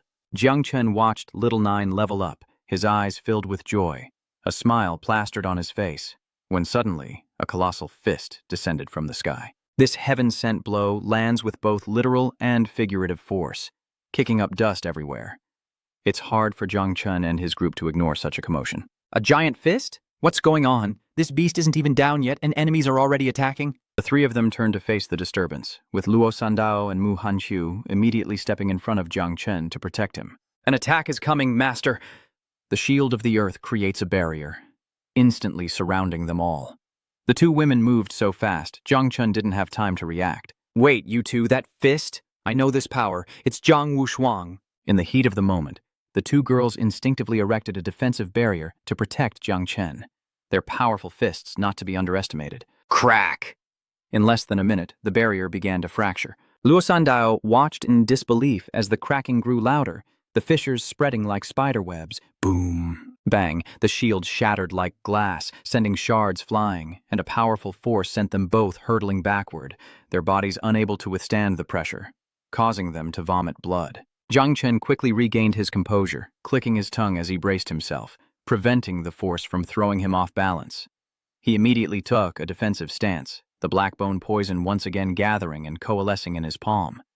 He watched the fist closing in and unleashed a poisonous bone strike to counter Zhang Wushuang. The clash of their blows creates a stark contrast. Jung Chen's all-consuming black bone palm against Zhang Wusheng's golden fist. The impact sends Jung Chen skidding back, his feet struggling to maintain their grip against the force. Finally, the clash of powers subsides, leaving only dust and the lingering traces of a black bone wall in the air. The eroded strike evaporates and vanishes. This poison can actually corrode my fist force. In the thick smoke, Zhang Wushuang's figure flickers. He spoke with a mixture of curiosity and delight as Ming Chen, his upper body revealing a chiseled physique, emanated a dangerous red glow. His eyes filled with death as he slowly advanced towards Jung Chen. He spoke with a tone of admiration. Not bad for the poison demon the prodigies speak of. Jung Chen, you truly live up to your reputation as the third-ranked prodigy on the great Shiao leaderboard. That was quite a punch. Jung Chen raised a hand to shield his eyes from the dust, remaining vigilant as he watched him warily. Zhang Wushuang, have you come to steal the ferocious beast from me? A dangerous glint flashed in his eyes. The dust bugs gather again in Jung Chen's hand, a smile playing on his lips as he eyes Zhang Wushuang, knowing that even the slightest move could set them both off. Jung Chen stood there, backlit by the battlefield's sun, his tall, slender figure emanating an aura of power. In his hand, a cloud of black bone dust seemed harmless, but only he and Zhang Wushuang knew its true strength. Under the sunlight, Zhang Wushuang stood firm in the arena, taking steps toward him, laughing. Ha ha! You've poisoned this beast to its core. What's left to steal? Judging by his expression, he's up to no good. Jung Chen's face darkens as he asks warily, "What do you want?" Don't get me wrong, I'm just curious to spar with you. He made no attempt to hide his murderous aura, cracking his knuckles into a fist, his eyes filled with the excitement of seeing prey, his teeth clenched in anticipation and a grin stretched across his face. This is going to be an interesting fight.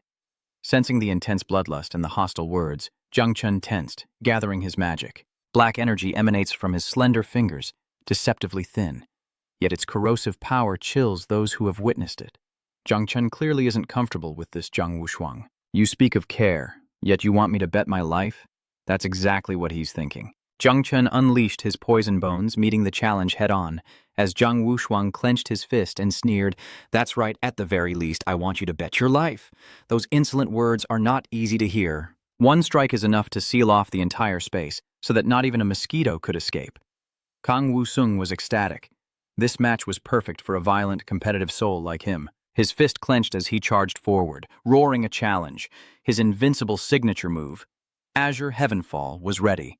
The attack was devastating, its energy piercing through the poisonous bones without slowing, tearing through the darkness of Jung Chen's magic like a shooting star. This astonished Jung Chen. For the first time, someone had survived the corrosive effects of his poisoned bones with their bare hands, and he immediately suffered a backlash. Zhang Wuxuang's speed was too fast, and his power was terrifyingly great, causing an explosion that shook the earth violently. Luckily, he regained his balance with his quick reflexes, but not without sustaining injuries. Ugh! Jung Chen realized his punches were too fast and strong, while his poison was too slow to take effect.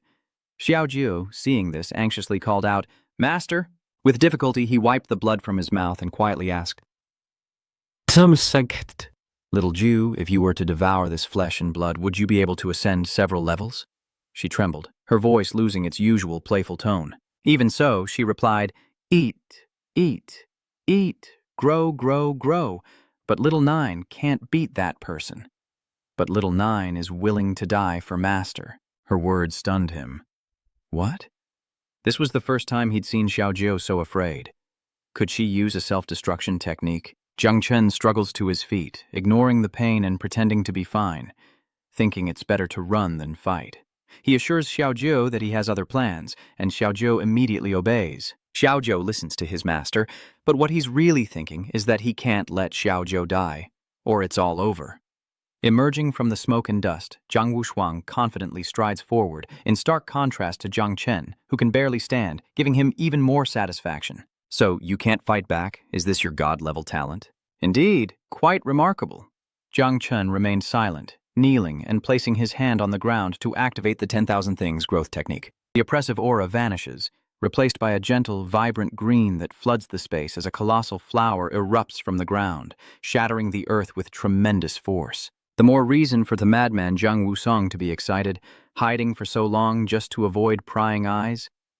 It seems Xiao Beihan lost because he died in such a confined space. In the observation room, Yang Guang was horrified as the screen turned green, obscuring everything.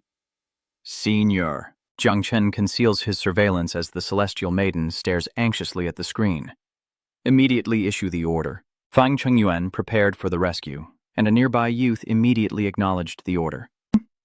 "Yes, senior." And with that, he moved with haste. Yang Guang's expression grew increasingly puzzled. "Senior, judging by the battle just now, Zhang Wuxuang should be fine. There's no need to save him." But he quickly dismissed the thought. "I'm talking about saving that brat, Zhang Chen." His expression grew more serious, prompting a sarcastic remark. "Senior, don't you think you're being a bit of a hypocrite?" Which earned him a scolding from Gu Kaitian. "Fuck, Zhang Wusong is level 46. Zhang Chen is only level 26. There's no comparison, understand?" Though Lian Ming speaks of justice, he's clearly biased. "That's my disciple. I'm just trying to protect a weak calf in trouble." But it seems Gu Kaitian is worrying too much. Meanwhile, his precious calf is bursting with power as Zhang Chen raises his hand and shouts, "Go forth!" A thick cloud of gas erupts from his palm, blackening the sky with its deadly poison. A single breath could be fatal. A swarm of insects is unleashed, hiding within the dark aura, now free to strike at the unsuspecting Zhang Wuxuang. But this only excites him, as he wonders if this is the true extent of his power. So that's how it is. Not to be outdone, Zhang Wuxuang immediately creates a barrier. "Mountain-shattering island, huh? Where does that light shine?" These insects are no match for him. They can't even touch his toenail. This is the difference between a true genius and someone who's only strong because of the system. And the main character always shines the brightest. His eyes sharpened. If one hand wasn't enough, he'd use two. The command to eradicate the poison bone only causes it to flow out endlessly, swirling into massive vortexes that trap Zhang Wuxuang. As one wave dissipates, another rises, each more violent than the last, an endless onslaught. With such a relentless assault, even a proud warrior like him begins to tire, grunting in defiance. Zhang Wusong entered the stance, took a deep breath, and roared, "Mountains upon mountains. In nature, mountains can block storms and floods, and so it is in battle." He struck the ground with a devastating blow, shattering the earth and sending thousands of columns of fist-shaped energy erupting from the ground, obliterating the ugly and ferocious insects. Zhang Chen doesn't flinch. Everything seems to be within his calculations. He decisively brings 2 fingers down, instantly compressing the air, the pressure immobilizing Zhang Wuxuang, his fist still clenched. In that moment, 2 insects, one from the front and one from behind, seize the opportunity and hurtle towards him, Jung Chen suddenly clenched his hand as if to strangle something, staring at his enemy with cold, murderous eyes. As Jung Chen clenched his fist, a violent explosion erupted where the insect had flown toward Zhang Wushuang. But Zhang Wushuang was no ordinary man. He was peerless, able to leap away unscathed, as if this were nothing more than child's play. Now I see why Xiaobei Han lost to you. With that, he landed a blow invisible to the naked eye, yet suffocating in its force. Jung Chen felt as if he were carrying 1,000 pounds on his shoulders. The ground beneath him collapsing into a deep crater, and just staying upright took all his strength. He cried out, finally realizing the vast difference in power between them. There are always higher mountains. The power he wielded so arrogantly was nothing compared to a true master. Jung Chen felt the crushing force, a pain that struck not just his body, but his very pride. He thought, this fist is several times stronger than before. Is this the power of the invincible air? The crimson stain on the ground was a sorry sight, and even standing was a struggle. Then, Jung Chen tried to regain his composure, seriously considering his options. Both self-destructions only shattered his fist, leaving him unharmed. Would it take dozens or even hundreds to work? Breeding these little buggers isn't easy. Jung Chen grimaced, deciding that in this desperate situation, he had no choice but to gamble or die. It wasn't even a choice anymore. And so he triggered a third self-detonation, 1,000 times more violent and intense than the previous two, so powerful that even Zhang Wushuang couldn't open his eyes against the stinging wind. Another explosion rips through the air, deafening and earth-shattering, instantly turning the tables. This self-detonation is proving difficult even for Zhang Wushuang to withstand. He retreated, putting distance between himself and the blast to save his own life, as Jung Chen unleashed his attack. The familiar, soothing light green of nature's growth, now twisted and grotesque. The whistling in the air and the sand slicing through it made people swallow hard in fear. But as the intense battle raged on, Zhang Wushuang casually waved away a massive incoming plant. He simply said, "No need, the fight is over." Jung Chen was stunned. After struggling so hard and putting everything into a final, potentially life-altering blow. To stop the battle on a whim, Jung Chen looked at him, puzzled. "What do you mean?" But his answer was even more absurd than he imagined. "Jung Chen, I acknowledge you as my rival. You've only just reached the first level, yet you've forced me to use 80% of my power. I eagerly await our next battle after you've grown stronger." Jung Chen questioned his entire existence. He couldn't comprehend the madman's way of thinking. "So, as you said before, you risked your life to force me to fight with all my strength just to find a worthy opponent?" Jung Chen's bewildered expression amuses Zhang Wusong, but he quickly grows weary, yawning and declaring he's off to sleep, confident Jung Chen can handle the final beast. Jung Chen, ever vigilant, cautiously asks, "Are you trying to hand me first place?" But Zhang Wushuang simply replies, unconcerned, "I'm just sleepy, that's all. I'm going to find a place to sleep." It seems those with power speak differently. Achievements are unimportant, and if you're scared, go home, but he needs his nap. Jung Chen felt insulted and flew into a rage, frustrated that he'd wasted hours and a ton of internal energy on this moody weirdo. He couldn't help but curse him, wondering what he was pretending to be. "Let me tell you, I'm no fool to be crushed by pride. If it's good, I'll take it all." Zhang Wushuang turned and left, secretly laughing to himself. Indeed, I wasn't wrong. He's a truly interesting opponent. It seems Jung Chen is definitely going to fall into the hands of this peerless muscle man. Gu Kaitian observed everything on the screen, nodding with satisfaction, not bullying the weak, so this is what a true heir is like. Zhang Wushuang has made this old man change his perspective. Meanwhile, Yang Guang is busy trying to rouse the young man who was sent to rescue the others, as he's been poisoned again before he could even intervene, and is now foaming at the mouth and unconscious. Gu Kaitian remains lost in thought, remembering the ferocious giant centipede, and ordering that the 10th fierce beast be given to Jung Chen, ensuring his victory. Such blatant favoritism would be insulting if anyone else said it, but his love for his student is unparalleled. Cut to Relic 0, where a thick night fog blankets the desolate landscape. The absolute silence and eerie atmosphere would send chills down anyone's spine. Yet Nian Hongjiao, a woman alone, fearlessly rushed here tonight on a mission. She surveyed the area, unable to suppress a gasp of awe. This Zero ruins was truly eerie.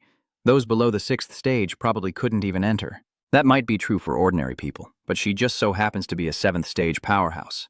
And as the Heavenly Blade King's top disciple, her power is even more terrifying. This place might scare ordinary people, but to her, it's no more than an abandoned graveyard. Nian Hongjiao gracefully ascends, her crimson blade transforming her into a grim reaper hunting through this terrifying underworld, her face etched with disgust at the grotesque demons and monsters within. For my little brother, I must endure. A perfect sword stroke cuts through the demons. Her blade reaps them in droves. Her speed is blinding, leaving them no chance to evade their gruesome fate. After walking for a while, Nian Hongjiao stopped before a bizarre stone tablet, its entire body covered in a dark purple hue and inscribed with two extremely strange characters. The closer she got to the stele, the more detached she felt, her steps as heavy as if she were carrying 1,000 pounds, making it extremely difficult to move. Hongjiao studies the ominous monolith before her with growing unease. What is this terrifying presence? To think it's been hundreds of years and its aura is still this strong? She squinted at the ancient symbols glowing at the center of the stone tablet, stunned. This is a database of information that was once destroyed. Hongjiao, fighting through the pain, rushes towards the stone tablet without hesitation, ignoring the thousands of streams of spiritual energy trying to stop her, all pushed back by her roar of inner power, opening her divine sense. In an instant, she felt herself pulled into the stone tablet's space, surrounded by countless floating data points. So much information. Hongjiao scanned it all, growing more excited with each discovery. These records all pertain to ancient, rare species, and she wastes no time absorbing the information. At her command, the dense data swirled around her like a vortex, hundreds upon thousands of pieces of information flashing before her eyes like a storm, seemingly endless and unstoppable. After sifting through the information, she finally exhales in relief as she finds what she's looking for. A page depicting a ferocious insect falls into her hand, guided by her spiritual energy. Receiving the document, she eagerly read aloud, "Nine-winged plague, an ancient catastrophic species born in the darkest lands, caused a world-ending calamity in the 4th century, now extinct. It's a blackish-purple color, has 9 wings on its back, and carries a terrifying poison that can transform into a purplish miasma, capable of corroding everything in the world, even the mind." Hongjiao became more and more excited, thinking, "Damn, my little brother carries such a powerful taboo. This is great. I need to tell Master as soon as possible." With that thought, she swiftly left the desolate place, as deftly and cleanly as she had arrived, leaving no trace behind, and soon the territory returned to its solitary, mysterious state. Meanwhile, on Jung Chen's side, the giant insect finally succumbed to his bone poison, letting out a miserable shriek. It writhes more and more violently, thrashing like a fish out of water. Watching its body convulse in pain and gradually cease struggling as it's consumed by Little Nine, Jung Chen feels extremely satisfied. After devouring 4 ferocious beasts, including Huang Vinxiu, the value of the feast increased considerably. After all, these beasts were all top-notch, so it's safe to say Tiuku had a satisfying meal. Feeling the surging internal energy within him, he thought that after receiving the first-place reward from the entrance exam, he would soon be able to complete the second transformation. In a good mood, he threw 2 flags towards Luo Sandao and Mu Hanxiu, generously saying, 10 Qingyun flags are enough for me to take the lead. With these 2 flags, 1 for each of you, you should at least make the top 10. The 2 girls hearing this were all smiles and flattery. "Thank you, Master. Who knew we could win just by showing up and lying down?" As the competition nears its end, Bai Song and Tang Ying's group have also dealt with the giant beast. They collapsed from exhaustion, gasping for breath, finally having taken it down. Whoosh. The entrance exam is coming to an end. I bet Jiang Wushuang will be number 1. And sure enough, a few minutes later, the organizers made an announcement. The entrance exam is over. Those with flags gather in the square immediately. Those eliminated have 3 minutes to leave the elite training camp or face death. Once again, the enrollment test is over. Those with flags proceed to the assembly square immediately. Those eliminated have 3 minutes to leave the prodigy camp. Anyone who violates this will be killed. The announcement echoed throughout the arena as Jung Chen looked up, puzzled. It's over? Does this mean all 10 fierce beasts have been eliminated? But there are still many smaller beasts lurking around. Shay's determined to make the most of what he has, intending to scrape the pot clean to feed Little Nine. He immediately released a swarm of poisonous bones, ordering them to seek out the remaining beasts. Eat as much as you can and avoid people. Obeying his orders, the ravenous bone demons swarmed out, infiltrating every nook and cranny with the motto, "Kill them all, leave no one alive." Outside, hundreds of rescue vehicles arrived, transporting the injured.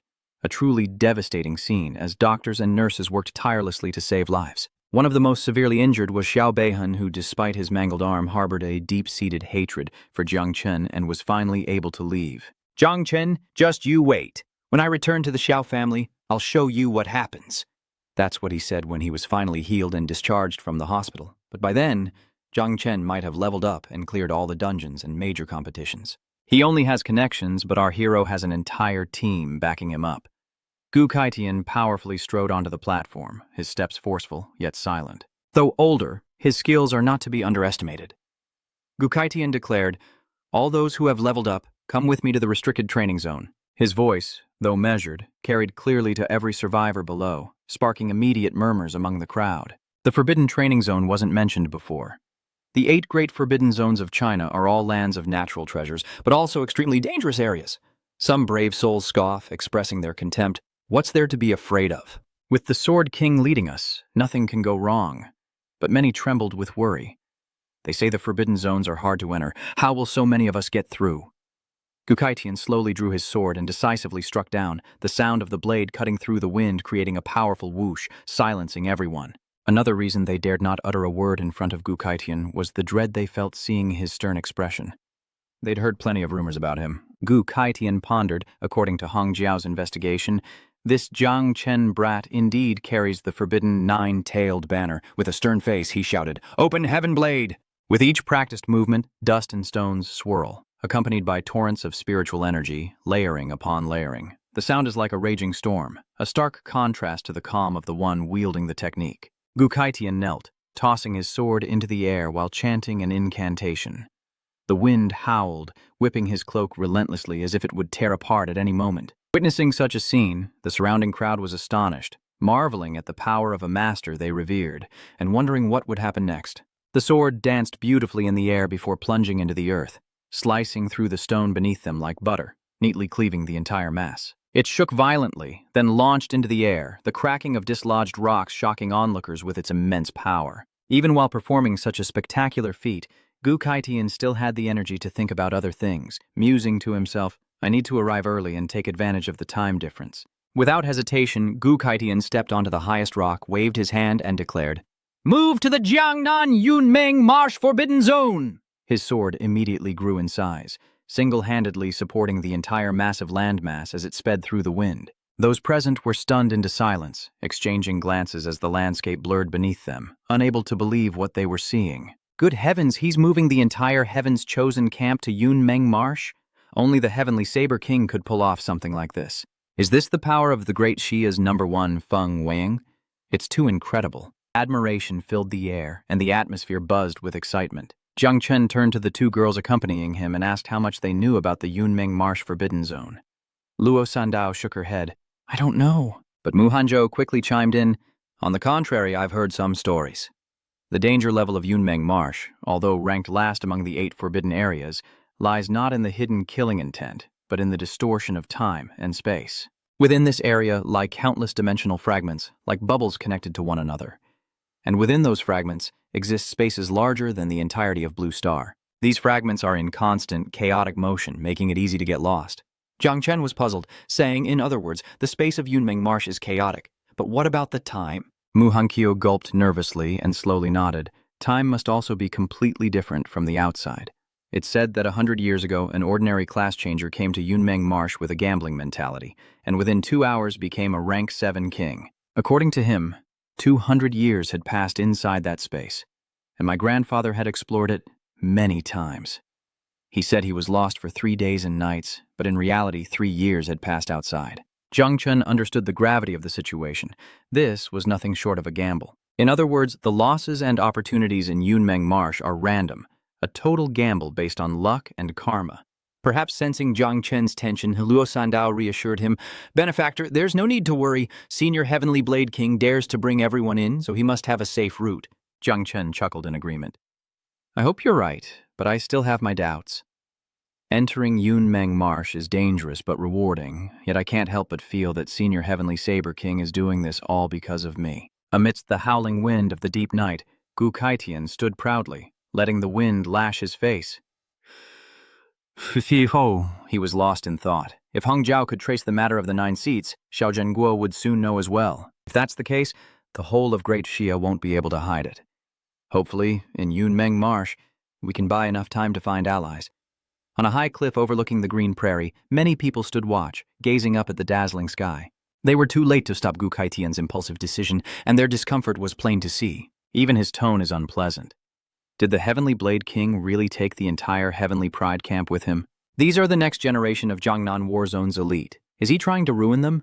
Why isn't Commander Doan here yet?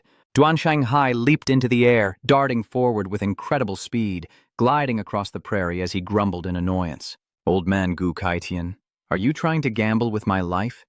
If it weren't for the note Gu Kaitian Dao sent just 2 minutes ago and those few handwritten words, Brother Duan, an emergency has occurred. I'm taking the youngsters to the trial area, returning on the day of the prodigy selection. You proceed as usual, and I'll bear the consequences alone. What a burden. Tsk, that old friend of mine is a burden I'm destined to carry. He scoffed. How carefree of you, leaving me with this tangled mess. With a few steps, Duan Xinghai arrived at the foot of the mountain where the group had gathered. Spotting him, they shouted, "Commander Duan is here!" Duan is... They rushed down to where he was standing, chattering like a marketplace. "Commander Doan, we're afraid we're too late. My son is up there. If anything happens to him, no amount of talking will change that." With a wave of his hand, Duan Honghai silenced everyone. Quiet down. Weren't they supposed to return right after the selection trial? What's with all the commotion? He gazed silently at the massive hole ripped into the earth before him, undoubtedly a mark left from the previous night. He couldn't help but sigh. Old Gu, even if it's for that invincible good-for-nothing, was it really necessary to rush off to the Forbidden Zone? Or are you trying to hide or avoid something? The thought sent a chill down his spine. Something wasn't right. Elder Gu's words from days prior echoed in his mind. Gu Kaitian had asked a strange question. Did a poison with its own consciousness exist? Duan Xinghai gasped. The 9 Serenity tent? Just then, the message arrow took shape and flew straight to the Night Watcher's building, carrying Qigong's message. Jung Chen carries a great taboo, so I'm taking him to the Forbidden Zone for shelter. You must seek alliances with the kings while I'm away, for a great battle is coming. Qigong sat silently in his room, hearing every word of the message loud and clear. His expression a complex mix of shock, bewilderment, and worry. Qigong buried his face in his hands, lamenting that Jung Chen had killed a member of the Heavenly Emperor family, chopped off Xiao Beihan's arm, and carried a taboo. This would not be easy. How could he be happy cleaning up the mess made by his once pride and joy disciple? Tang Jin gently patted Qigong to comfort him. I have overcome countless hardships. If you're determined to protect Xiao Chen, then let's focus on the path ahead and not look back. Perhaps sensing that Qigong's mood hadn't improved, she continued, I've confessed to my father, and he's willing to stand by us. We now have the Heavenly Blade King, your senior apprentice sister, my father, the commandery, and the 4 titled kings. Whatever storms may come, we can weather them. Yes, you're right. Senior sister has joined forces with Master. Now, I will compete for the title of king against Mu family and Luo family's Shang Ei. Even if I have to deceive, I must strive to win more allies for Xiao Shen. At worst, he'll show the strength he had when he stormed the Xiao family to steal her away and fight them to the death. Tang Jin looked at him adoringly, her face unable to hide her radiant smile. This is exactly the discipline she always remembers. You're teasing me, but I haven't seen you this imposing in years. Under a clear, cloudless sky, and thanks to Gu Kaitian's meticulous planning, the Heavenly Pride Company traveled unimpeded to the forbidden area. Amidst the serene landscape, Gu Kaitian suddenly inquired, Hong Jiao, what do you think we should do after we return? Hong Yao casually blew a bubble and replied nonchalantly. Her junior brother's 9-Shai tent was truly amazing. She really wanted to raise one, instantly deflating the serious atmosphere Gu Kaitian had created. He's clearly asking us about future plans to solve their junior brother's headache, and she wants to raise more forbidden creatures, infuriating their master.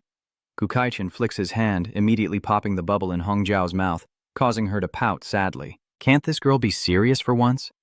Hong Yao was at her wit's end with the old man. If she couldn't play it cool, she'd act all sweet and enthusiastic. Lowering herself slightly, she opened her big, sparkling eyes and said, Great Sia will never accept forbidden objects, as you well know. You're out of options, but I can, do something, can't I? Master, you can kill a great Tran general with one strike.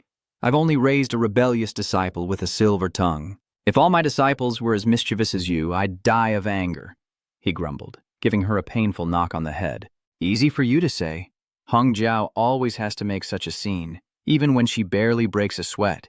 I'm beyond saving with disciples like these. Gu Kaitian sighs in exasperation, wondering how he ended up with such disciples after a lifetime of hard-earned reputation. On one side, there's Nian Hong Jiao, fierce as a tigress, always clamoring for a fight, a beautiful girl with no heart.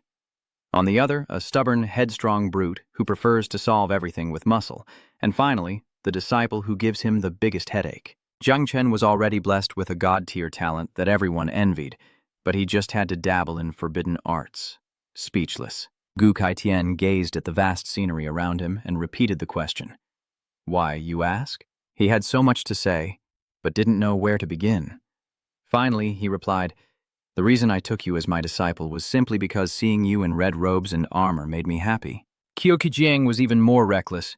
At the guild gate, I feared he'd turn me into some old lecherous patron. Thinking of the past, he couldn't help but laugh. He continued to recall the desolate, war-torn scene, where he stood alone against countless foes, facing criticism from hundreds of influential figures, but he didn't care. Back then, the eldest son of the Shiao family wanted to force a marriage with Tangjin Qigang to seize oil, and I risked my life to protect him. No reason needed. I act only when my thoughts align with reason. That day remains vivid in my memory. He's always trusted his instincts, and as long as he's true to himself, he'll never regret it. Just like Jung Chen now. Gu Kaitian hesitated for a long time, then continued. I took one look at him and knew he was the right fit, so I simply followed my own unwavering principles. Since he's my disciple, why should I stop? Hong Zhao smiled, pleased. Haha, I knew you were the best teacher in the world. Tough on the outside, but so forgiving, Gu Kaitian chuckled. Don't flatter me so much. Then Hong Zhao suddenly said, Master, there's only one way to keep our junior brother. Leaning against Gu Kaitian like a puppy, she continued.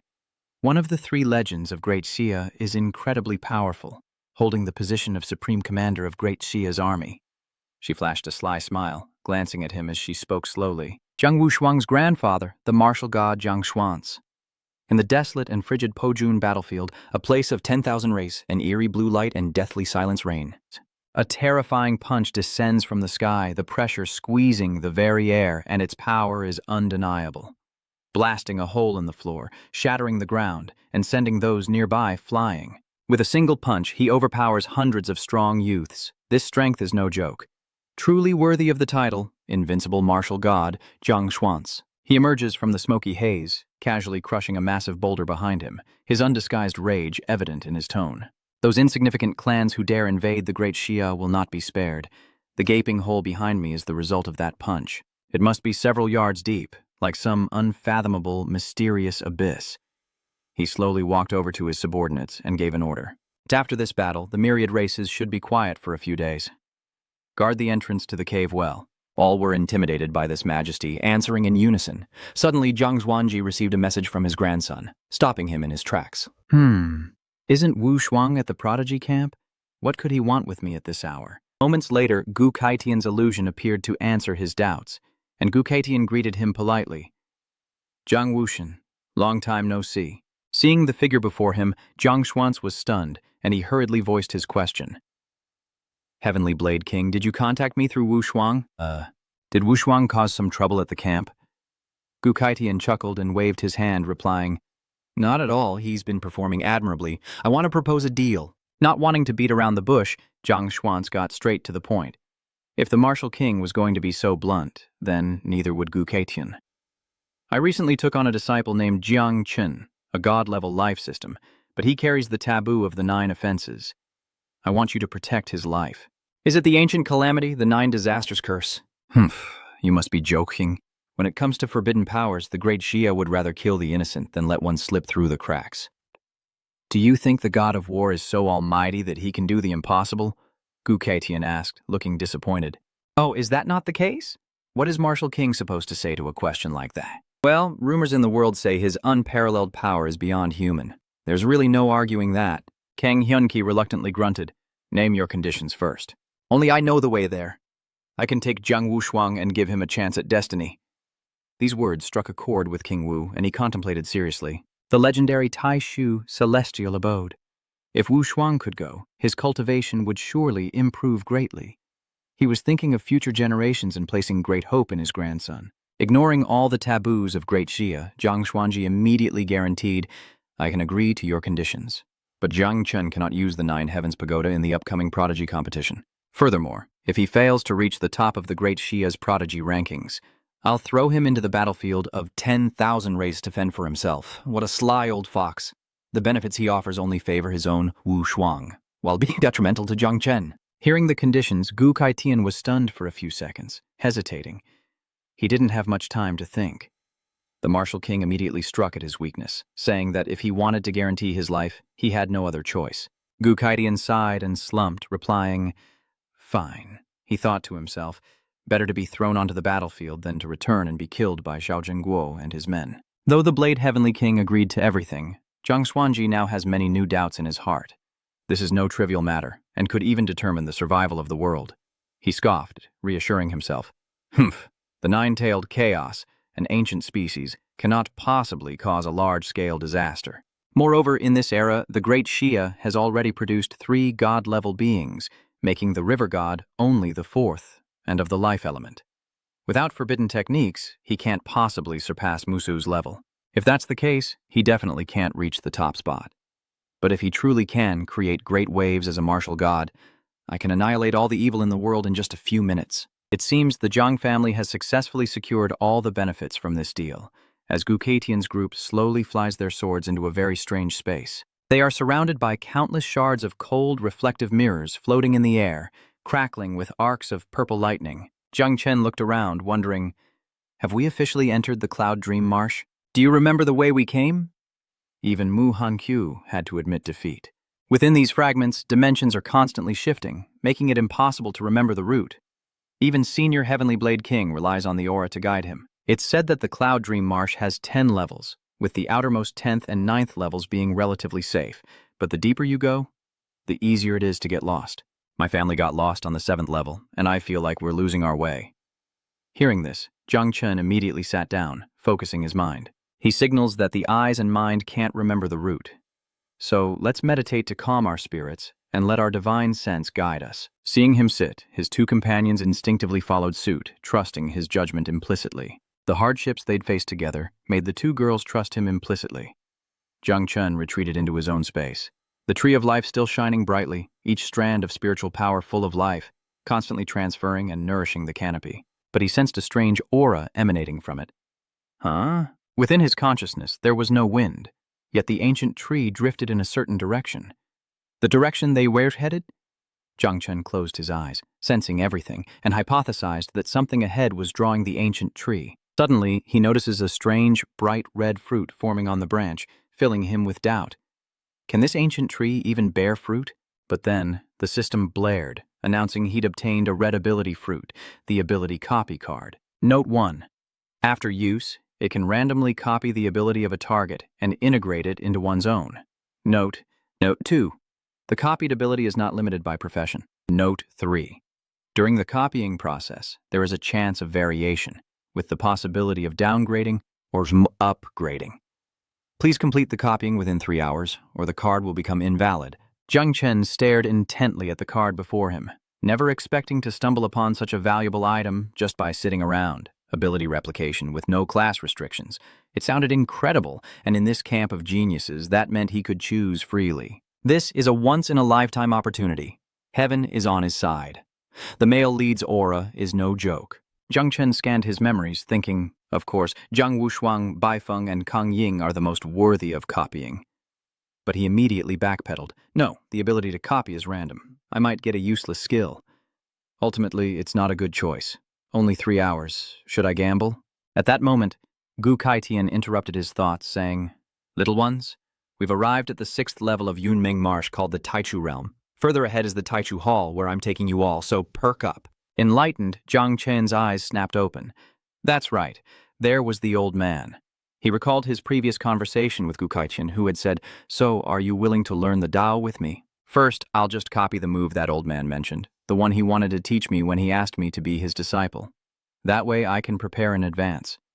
Finally, the Tianjiao candidates are led by Gu Kaitian to the Taishu Hall of Yunmeng Marsh. Before them lay a vast expanse of land, floating in the air, higher than the mountains themselves, a tranquil, verdant paradise. Below them, long rows of stairs stretched out, and as they entered the palace, the other prodigies rejoiced at the picturesque scenery, chattering and exclaiming excitedly, Is this the Grand Void Hall? We're in luck. We're really in luck. A legendary kingmaker from Madu achieved kingship here, and even one of the 3 unrivaled dream weavers of Dashia attained enlightenment here. Gu Kaitian announced, introducing the rules of the competition. There are 3 trials in the Taishu Temple. First, the 108 steps, each with a chance to receive a reward from the heavens. Secondly, the Tablet of Emptiness. I've never touched it, and only the great dreamers of the capital have been there. As for the third trial, it's likely inside the Hall of Emptiness, which no one has ever entered. The stairs of the Taishu Temple will be your final test. The top 150, based on the steps they ascend, will represent the Jiangnan War Zone in the Great Xia 8 War Zone's final Tianjiao battle. The Taishu Palace trial is about to begin. As Gu Kaitian finishes speaking, the prodigy contestants jostle against each other, eager to gain an early advantage. They all shouted and charged forward, and Latam Dao eagerly joined the fray. But Jung Chen grabbed her by the collar and pulled her back just in time. Jung Chen remained calm, unswayed by the crowd, and even calmed Luo Sandao, asking, "What's the rush?" "See, they're not rushing, they're calmly adjusting their state." Latam Dao calmed down, obediently meditating with Mu Hanqiu and Jung Chen. "Benefactor, you're right." Mu Hanqiu, sitting next to her, agreed with Tam Dao. "That's right. The Taishu Hall is a mystical place, and each person can only ascend it once, so we must adjust our condition to the limit before climbing." Zheng Chen behind him focused intently, remaining silent. As the 3 meditated, Gu Kaitian and his top disciple, Hong Yao, arrived on swords, and he praised them for focusing on their condition. "These youngsters below are still so calm." "Not bad, not bad." Zheng Chen meditates, masking his true intentions, to copy his master's Keishin blade. He hopes his master wasn't lying, lest the card become useless. The system then appeared before Gu Kaitian, the target of the copy, as he pondered something. The notification stated that the copy card's ability had selected Gu Kaitian as its target. Attention! There's a chance of variables occurring during the copy process, where the ability may be downgraded or upgraded. Continue to start copying the ability. With a determined look, Zhang Chen agrees with the system. "Okay, begin the copying." Zhang Chen worried, hoping for good luck. No upgrades, just no downgrades. He initiated the copy, and the system announced the ability replication. The Golden Genesis art begins copying.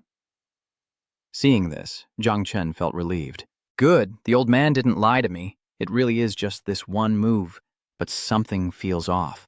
Zhang Chen focuses, his face bewildered as he turns, sensing that something is very wrong. Before Zhang Chen could fully process what was happening, the system announced the copying progress: 1%, 2%, 3%. Within his mind, Zhang Chen suddenly saw 2 arms wielding a sword with such force that a light formed between them, as if something had changed. Zhang Chen's eyes widened, and he wondered, what is this power? Is his senior Gu practicing swordsmanship? No, wait, is this me practicing? The copy system not only copied Gu Kaitian's skills, but also transported Zhang Chen to a secret realm to master the technique he wanted to copy, and Zhang Chen eagerly practiced swordsmanship in this timeless space. 10 years to cut leaves, 20 to cut wind, 40 to master it. And so, Zhang Chen trained for a lifetime, until he reached the same level as Gu Tianjiao. Finally, Zhang Chen has mastered the sword technique, shouting the name of the move, Heaven-Splitting Blade, as he raises his sword, gathering immense power. Zhang Chen unleashes the pinnacle of his power in a single strike, as if to split the heavens and cleave the earth. He pours all his strength into a jump, swinging with both legs, his long white hair flying wildly as the ground splits in two. With a terrifying ripping sound, the force of the blow didn't stop there, cleaving a great mountain in two. The earth split in a deep fissure, and Zhang Chen had become an old man in the secret realm, his white beard and hair reaching his feet, yet still dashing, wielding his blade and sporting a blurry, terrifying six-pack. His past life echoes with the mantra, man follows earth, earth follows heaven, heaven follows the Tao. The system then announces 120% progress, congratulating him on obtaining the purple human blade skill, the purple earth blade skill, the golden heaven blade skill, and the multicolored great Tao blade, divine power. Back in reality, Zhang Chen sits in meditative concentration, reflecting on his incredible luck. Not only did he copy everything, but he also broke down the heaven-opening blade into 4 forms. Seeing his junior brother so focused, Hong Jiangying worriedly asked her master, Jiang Wushuang and the others have already started climbing, but Zhang Chen is still here. Is something wrong with our junior brother? Did he fall asleep? Seeing this, Gu Kaitian couldn't help but look worried. Noticing something strange, Hong Jiao saw the sword beneath her feet trembling oddly, and she quickly turned to her master to report. What is it, master? Our blade hearts are resonating. Gu Kaitian stared at Jung Chen in astonishment, sensing something was amiss as the massive blade lifting them all began to tremble violently. Gu Kaitian says, "It's not just your blade. Mine is resonating too, as if sensing something." Hong Jiaoju frowns, wondering if junior brother Ji succeeded. Back then, he was considered a rare genius, but his brain was all muscle. I've always wanted to decipher the opening Heaven Blade, maybe divide it into 4 moves, but after so many years, my cultivation has been stuck at the 3rd transition Grandmaster. Has he finally succeeded? Hearing this, Gu Kaitian found it reasonable and suspiciously added, "It's either Ji Yang's success, or..." He hesitated to say it out loud, thinking, Jung Chen's aura just flashed and disappeared, familiar but impossible. It must be an illusion of the Taishu Temple. At this moment, Gu Kaitian had no idea that Jung Chen had already surpassed him. Suddenly, Hong Jiao excitedly tells his master, "Master, look, junior brother is passing by." It is at this moment that Jung Chen joins the battle. Their team was the last to depart, and as Jung Chen climbed, Hong Jiao watched with growing excitement and curiosity. "I risked my life to reach step 301 back then, and senior brother Qi Gang was even worse, only reaching step 298. I don't know how that great dreamer reached the top. Truly terrifying." At the Taishu Palace, the scenery is breathtakingly beautiful, and it's quiet now that everyone has arrived and completed their trials. The Tianjiao rankings announce the contestants' scores. Invincible Descendant. Jiang Wushuang, 289 steps. Eastern Sea, Little Killing God Bai Feng, 253 steps. Heavenly Mystery Pavilion Assassin Tang Ying, 248 steps. Myriad Demon City, Young Master Lei Zhe, 211 steps. Wudang Little Taoist Liu Beizi, 208 steps. Crowned King Descendant Mu Hanqiu, 199 steps. Xiang Ela Jia Luo Sandao, 170 steps. Jiang Wushuang still leads, but our protagonist Jiang Chen has yet to make the leaderboard. Below Jiang Chen, the prodigies who completed the test descended, complaining about reaching the Taishu Divine Hall. If only they'd prepared divine medicine. The first 100 steps are all illusion trials. Damn it, my class is a marksman. I'm completely countered. The further back it goes, the harder it gets because of gravity. Every step is like carrying mountains. Suddenly seeing something, his eyes widened in shock. Jiang Chen's pupils turned red as he stared at the scene before him, and he gasped, "What is this?"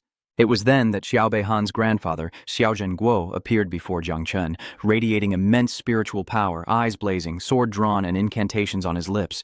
"Jiang Chen, you villain! How dare you lay a hand on the Xiao family's heir? Today, I'll make sure you have no grave to call your own." Before Jiang Chen could recover, Xiao Zhenguo struck an unexpected blow. Instinctively, Jiang Chen spewed out poisonous insect dust to resist, but it was no match for Xiao Zhenguo's power. The dust was scattered, missing its mark. At that moment, the terrifying power of Xiao Zhenguo sent Jiang Chen flying, leaving him lost in space and screaming in pain. His mind reeling, he realized his insects were no match for the attack, and the blow had severely depleted his energy. He collapsed to the ground, blood trickling from his mouth, his face still etched with horror at the devastating power. His comrades are in danger. The Night Watchman. Where did the disciplinary team come from, shielding Jiang Chen? He exclaimed in surprise. Uncle Ji, Aunt Tang. Behind him, Don Fong hurriedly shouted to warn Jiang Chen. "Little God will hold him off, you run!" Xiao Zhenguo wastes no time, unleashing a flurry of attacks that scatter the Night Watch. With a single strike, he demonstrated terrifying power.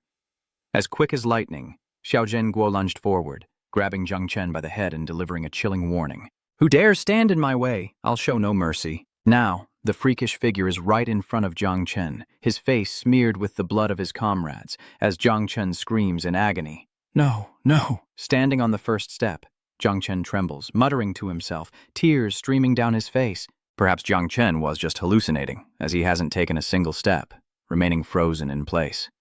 From above, Hong Jiao, seeing her junior brothers struggle, spoke to their master.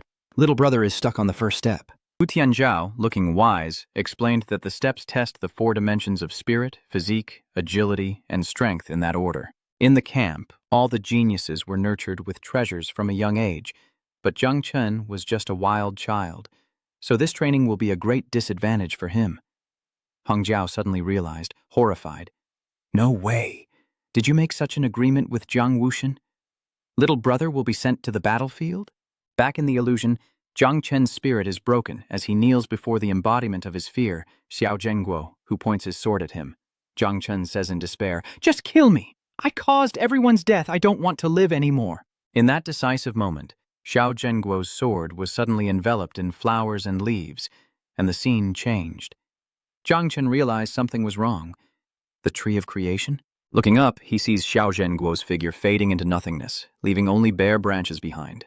Jung Chen realizes, is this an illusion? Only then did Jung Chen return to reality, staggering before regaining his balance. He angrily berates himself. Damn it, was I just in a hallucination? It felt too real. No, that's nonsense. Uncle G and the others were killed, and instead of fighting, I wanted to die with them. Who is this damn crystal tree trying to humiliate? Regaining his senses, Jung Chen's face flushed red, realizing he'd been played by the staircase's psychological tricks. He shouted, "Son of a bitch, this illusion is just messing with people." Then, Jung Chen bravely continued forward. Waving his hand, he resolutely told his great tree, "Tree, follow me quickly."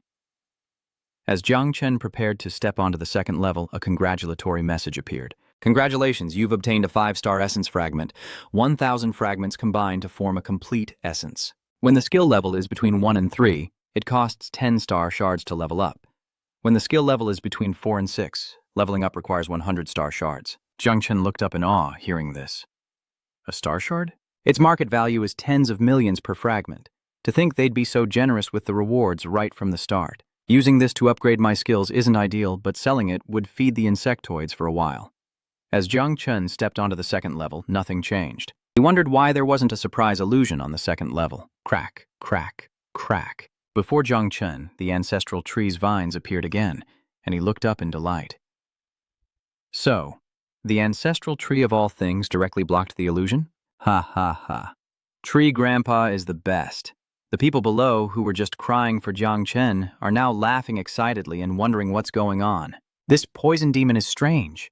He was just crying and angry on the first level, stuck for so long, and now he's laughing like a maniac on the second level. I hope he won't be defeated on the second level. Hearing this, the man ahead scoffed. If that's the case, then he's the weakest one here, mate. Ha ha ha. Hearing those words, Jung Chen glanced back and scoffed. I'll show you what it means to crush someone with every step. Behind him, Gu Kaitian and Nian Hongjiao watched Jung Chen intently. He worried to himself, wait, the old masters are watching me. Should I play it safe? But seeing how far ahead everyone was, he thought, screw playing it safe. Zhang Wushuang is about to reach the 300th step, so let's surpass him first. Nian Hongjiao anxiously tells his master, junior brother is really stuck on the second step. Looks like this kid won't even make it past the 10th step. Gu Kaitian frowned, a hint of surprise in his voice as he watched Jung Chen. Wait, look! Ahead, Jung Chen continued to the 3rd step, then the 4th, the 5th, reaching back casually as he leaped up the steps. Singing and leaping, he celebrates the sun's emergence as he ascends to the Grand Void Hall. Singing a song as he ascends, those who mocked him are now speechless at the sight before them. What? What is happening? To sing a song and suddenly leap over 100 steps. Grandpa, were his performances on the 1st and 2nd steps just because he liked those illusions? As expected of a unique devil, he doesn't play by the rules. In the blink of an eye, Jung Chen catches up to Mu Hanqiu and Luo Sandao, turning back to Xiao Shuai to cheer the two girls on. This song is for my sisters. If you don't mind, climb 300 steps.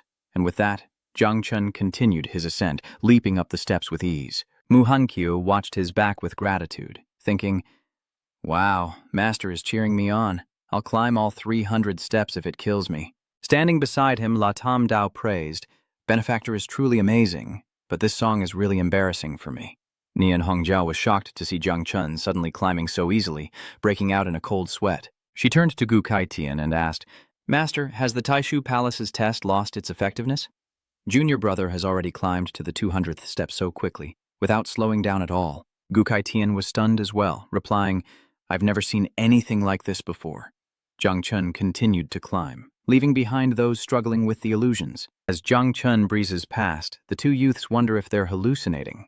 How could Taoist brother Zhang be so fast? The other one added, is the poison devil climbing the same steps as us? Or am I still in an illusion? As Jung Chen approached them, he noticed the three were standing still and wondered, why are they motionless at step 299? From below, Gu Kaitian explains, every 100 steps is a milestone, and it's very difficult for geniuses to overcome. Nian Hongjiao quickly adds, that's right, I risked everything to get here back then, and every step after that felt as heavy as a mountain. I wonder which of these geniuses will be the first to break through this milestone. Seeing Jung Chen approaching, Jiang Wuxuang turned and praised him. Jung Chen, the fact that you've made it this far doesn't disappoint me. He glances at Jung Chen and scoffs. Jiang Wuxing suddenly bursts with power, large chains around him as if restraining him at level 299. With a grimace, he uttered ominously, "But I'll be taking the lead." Seeing the intense power emanating from Wu Shuang, Jung Chen was taken aback, wondering, my God-tier spirit nurturer talent is resonating with Jiang Wu Shuang. Could he also be God-tier? But I've never heard of it before. Could these chains be concealing his true strength? Suddenly, the chains around Wu Shuang snap, and he ascends to the 300th step, an aura of power radiating around him. As he ascends the 300th step, Jiang Wu Shuang is purified, the crimson aura and chains replaced by an enchanting purple mist, which he absorbs with satisfaction. Seeing this, Bai Song exclaimed, "So this purple energy is the reward for reaching the 300th step?" Tang Ying, standing next to him, widened his eyes and said, "Truly worthy of the name, Jiang Wu Shuang." Jiang Wu Song then turned to share his experience with the three below, explaining that the Grand Void Hall has 1,008 steps, with a major opportunity awaiting every 300 steps. This level tests willpower, but it's actually checking the strength of your divine soul. He then looks at Jung Chen with concern, saying, "Jung Chen, you didn't have a good start. You didn't have natural treasures to cleanse you as a child, so you're a bit behind us. As someone who's been there, I suggest you take it slow. Don't rush to break through, but take your time to explore." Before Jung Chen could finish, he had already stepped firmly onto the 300th step, to the astonishment of all three. He then turned to Wu Shuang and asked, "My friend, are you messing with me? How is this difficult?" Hearing this, Jiang Wu Shuang could only shut his mouth in bitterness as the system notification popped up. "Congratulations, you have passed the 300-level test of the Taishu Palace." A primal crystal. Jiang Chen held his reward with glee. A source crystal? This reward is incredible. Although my little poison insect group can't use it, I heard Uncle Gai has been stuck at the 3rd level for many years, and this is much better than the elite level equipment I promised him. Suddenly, little Nine appeared, her face full of longing as she urged her master forward. "Master, hurry and climb. Beer, beer, we want to eat, eat." Jung Chen asked Xiao Zhou, confused. "Eat beer at the Taishu Palace." Little Nine hurriedly agreed, saying, "Yes, yes, eat beer, eat beer." Immediately after, Little Nine transformed into a purple aura surrounding Jung Chen, who looked around in confusion. In the blink of an eye, he was propelled forward at an uncontrollable speed, leaving the bewildered group of Jiang Wu Shuang far behind as he gasped, "Wait, even if we're eating, there's no need to push me so hard." Below, Jiang Wu Shuang grits his teeth, consumed by resentment as he stares at Jung Chen. Tang Ying and Bai Song are still reeling from the situation as Jiang Wu Shuang begins to unleash his power, his entire body glowing red with spiritual energy. No. Immediately after, Wu Shuang unleashed his full power, sprouting 6 more arms. He strained every muscle as he chased after Jiang Chen, yelling, "You can't surpass me!" Seeing Wu Shuang like this, Bai Song gaped, exclaiming, "What the hell?" He actually cultivated Jiang Wushen's battle god body.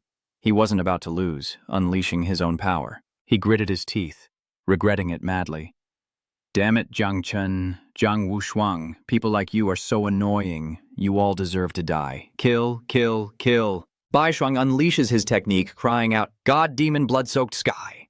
The sky turns crimson, as countless red specters erupt from Bai Shuang, engulfing him and propelling him after the others. The 2 youths who had just reached the 297th step were horrified by the scene before them. One of them spoke up, "Damn it, are they all such freaks?" The other, sweating profusely, questioned Tang Ying. "Tang Ying, are you a freak like them?" Tang Ying turned around at the question, answering with a smile. "What are you talking about? I'm just an assassin, not as good as those 3. As she finished speaking, Tang Ying seemed to shed her skin, with countless white bandages falling from her body. The faceless man behind her felt relieved to hear her words. "Well, that's good. I thought me and Niu were the worst." Witnessing the scene, Nguti too was utterly terrified as Duong An revealed her true form, transforming into a black serpent and lunging toward the trio. Leaving the 2 youths behind, confused and distraught, they embraced, weeping, and muttered to each other, "Tiger didn't lie to me. People outside are too scary. Everyone is fake." The old man was almost tricked into becoming someone's mount back then. The ox demon replied to her friend, envying these 4 peerless talents, especially that Jiang fellow with his frighteningly affected gait. Below, senior sister Nian Hongjiao exclaimed in surprise, What's going on here? Zhang Wushuang sprouted 8 arms, Bai Feng went berserk as a little killer, and Tang Ying pretended to transform into a giant serpent. Junior brother is really strong. With his own strength, he's breaking everyone's mentality. Gu Keitian laughed upon hearing this. Ha ha, he truly is the disciple I took a liking to. Nian Hongjiao continued, No way, in the blink of an eye, Junior brother is about to reach the top. The second person reaches the summit, and Jung Chen is just steps away from the Taishu Palace. He's pushed by Xiaojiu, nearly losing his pants, and barely manages to set foot there, his body weak and on the verge of collapse. As Nian Hongjiao noticed something, she exclaimed in surprise, Wait, what is Junior brother trying to do? Jung Chen steadied himself and released a swarm of insects, shouting, Get out there and take what you want! Jung Chen's dust beetles swarmed the Grand Void Stele, gnawing at it and creating a cacophony of skittering sounds. Nian Hongjiao is perplexed by the scene before her. Is that the 9 Serenity tent? He's unleashed them all, enveloping the Emptiness Monument. What is he planning? Just how mystical is the Tablet of Emptiness? The invincible Great Dreamer is on that tablet. As Nian Hongjiao spoke, the Taishu Stele vanished, causing her to exclaim, Damn it, where's the Taishu Stele? Gu Keitian was equally shocked, gazing at Zhang Chen and wondering, he dares to take the Taishu Stele for himself? How could this be? Zhang Chen is still far from the Taishu temple, but seeing him take the Taishu Stele, he was surprised. Then with a furious look, he said to Zhang Chen, I admit defeat this time, but in the great Shia's ranking battle of geniuses, I will go all out. Zhang Wushuang then gave up climbing, turning and leaping back down the steps. Seeing Kang Wushuang give up, Bai Feng turned to Tang Ying and said, Even Kang Wushuang has given up. We should retreat as well. Tang Ying nodded in agreement. That's right. Climbing any further would risk our lives. Climbing any further would only damage our foundation. The cost outweighs the gain. Mu Hongqiu and Luo Sandao were also overjoyed for Zhang Chen, and Mu Hongqiu praised him. The master is truly amazing, but luckily, we've completed our mission. Soon after, the Taishu Hall's announcement displayed everyone's rankings. Zhang Chen, rank 1008. Zhang Wushuang, rank 623. Bai Feng, rank 609.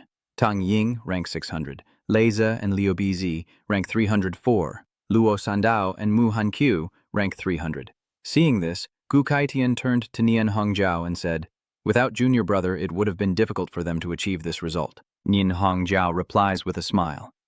That's right, little brother is amazing. This new generation is much stronger than our group was back then. With that, Nian Hongjiao looked up at Zhang Chen, wondering, Everyone's already down, so why is Junior brother still standing there, dazed?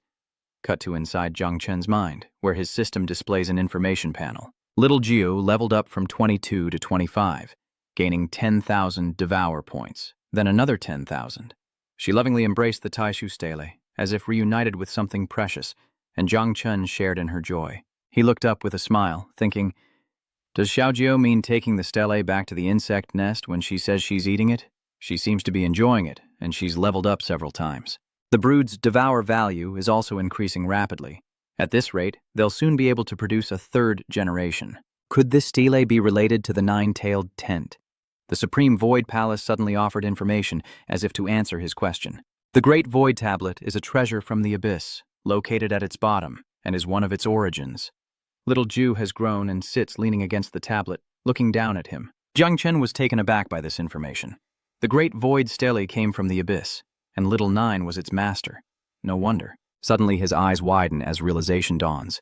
This is the Tablet of Emptiness. Another notification pops up about the Supreme Mystery Palace, Supreme Mystery Realm Lord. He has been recognized as the sole master of the Taishu realm, able to teleport back at any time, no matter where he is, with just a thought. The doors of the Great Void Palace can only be opened by its master. At that moment, Little Nine transformed into a poison bone and merged into him. He stood still, contemplating the information. The master of the Taishu realm? Could the Taishu Stele be the key to this Taishu realm? And it can teleport at any time, and no one can open it. This Grand Void Hall could very well become my ultimate trump card. Leaving his consciousness, Zhang Chen kicked off and flew out of the Grand Void Hall, saying to himself, There are too many people here right now. I shouldn't enter the main hall just yet. I'll come back to assess the situation later. As soon as he left the Taishu Divine Hall, Gu Keitian and Nian Hongjiao grabbed him, and Gu Keitian said, Zhang Chen, come with me. Before Zhang Chen could respond, he was whisked away. Gu Kaitian's speed astonishing.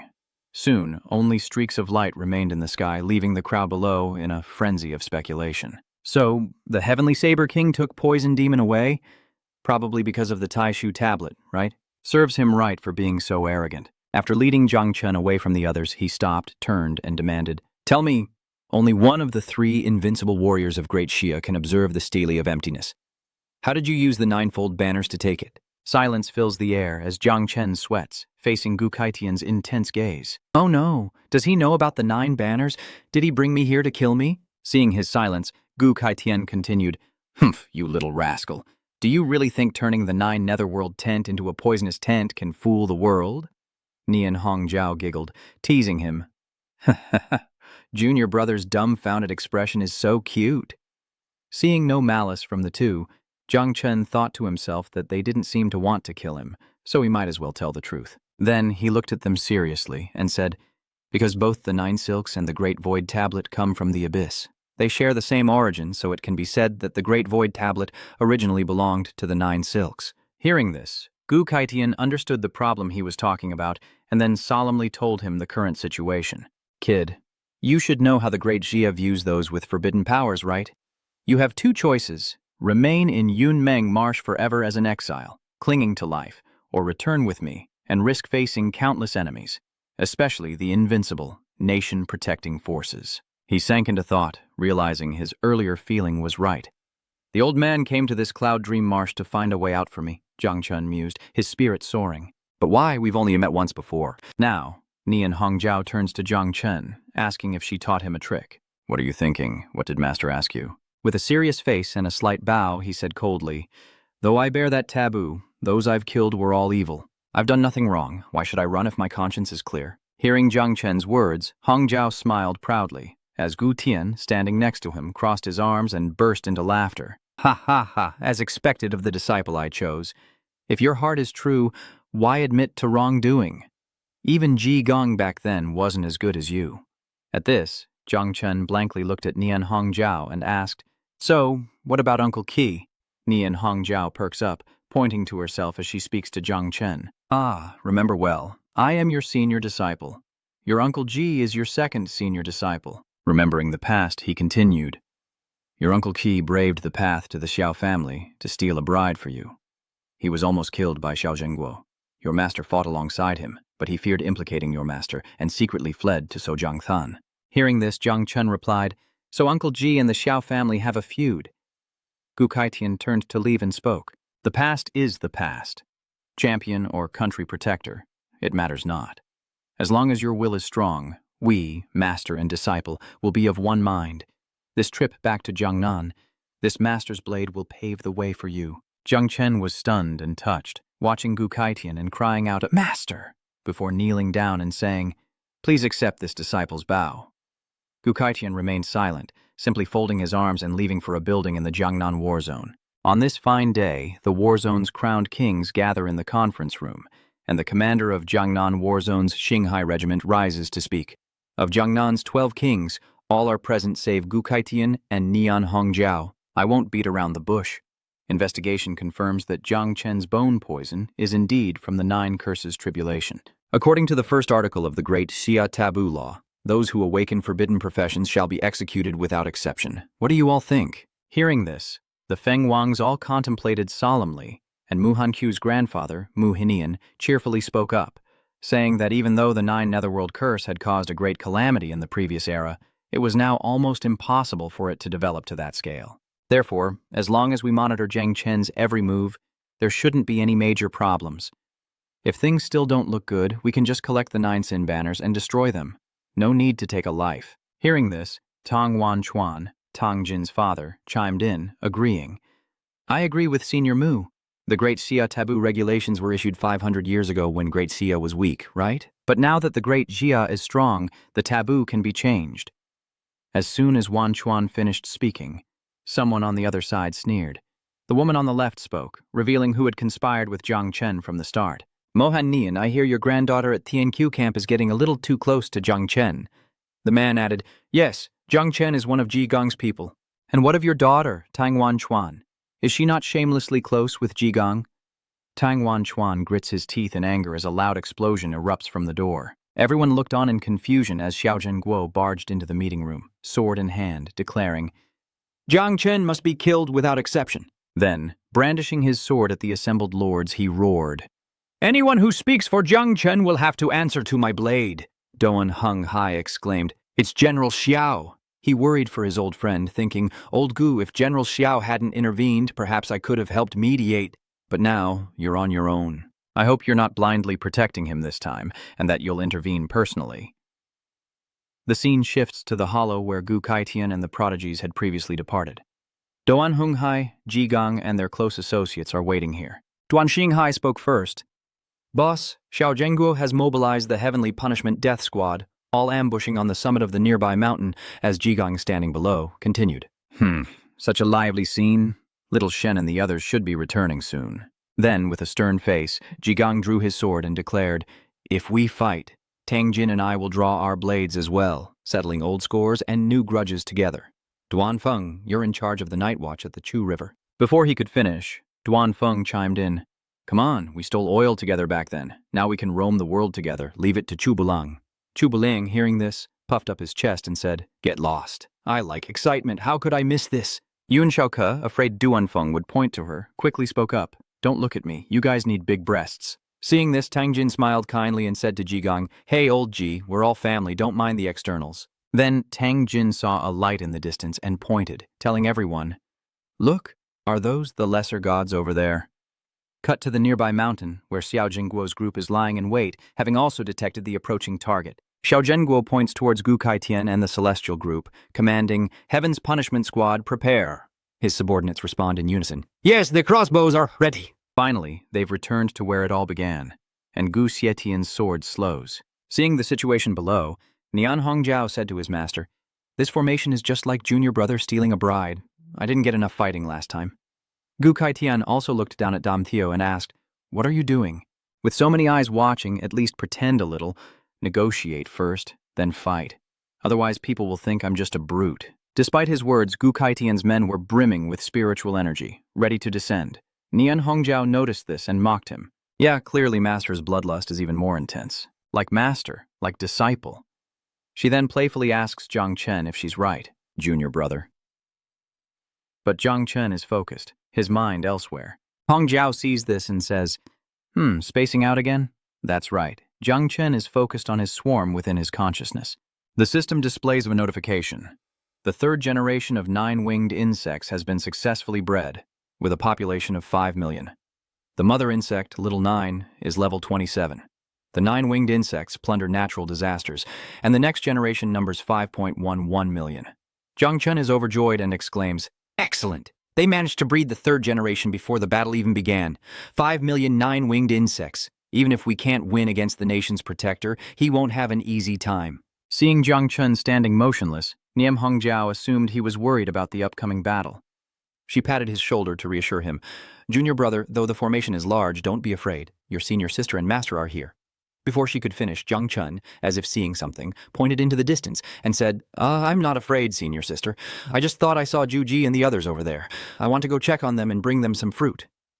Hearing this, Gu Kaitian said, Go ahead, we'll be passing by there later anyway. With that, Jung Chen flew off the large rock, leaving Zhang Wushuang, Bai Song, and Tang Ying watching him go with concern. Zhang Wushuang especially longed for a real fight with Zhang Chen. He thought to himself that he hadn't fought him enough, hoping his grandfather would. Bai Song secretly lamented this budding talent, who was apparently forbidden. Henry could have wiped out Bak Han in an instant, what a pity. Duong An feels the same as Bak Song. Wow, he's only the second person since ancient times to climb the entire ladder to the void. Mu Hanqiu and Luo Sandao were also worried, looking at him and saying, Master, does he know if your grandfather has arrived yet? Will he lend a hand? Latam Dao replied, Worrying won't help now.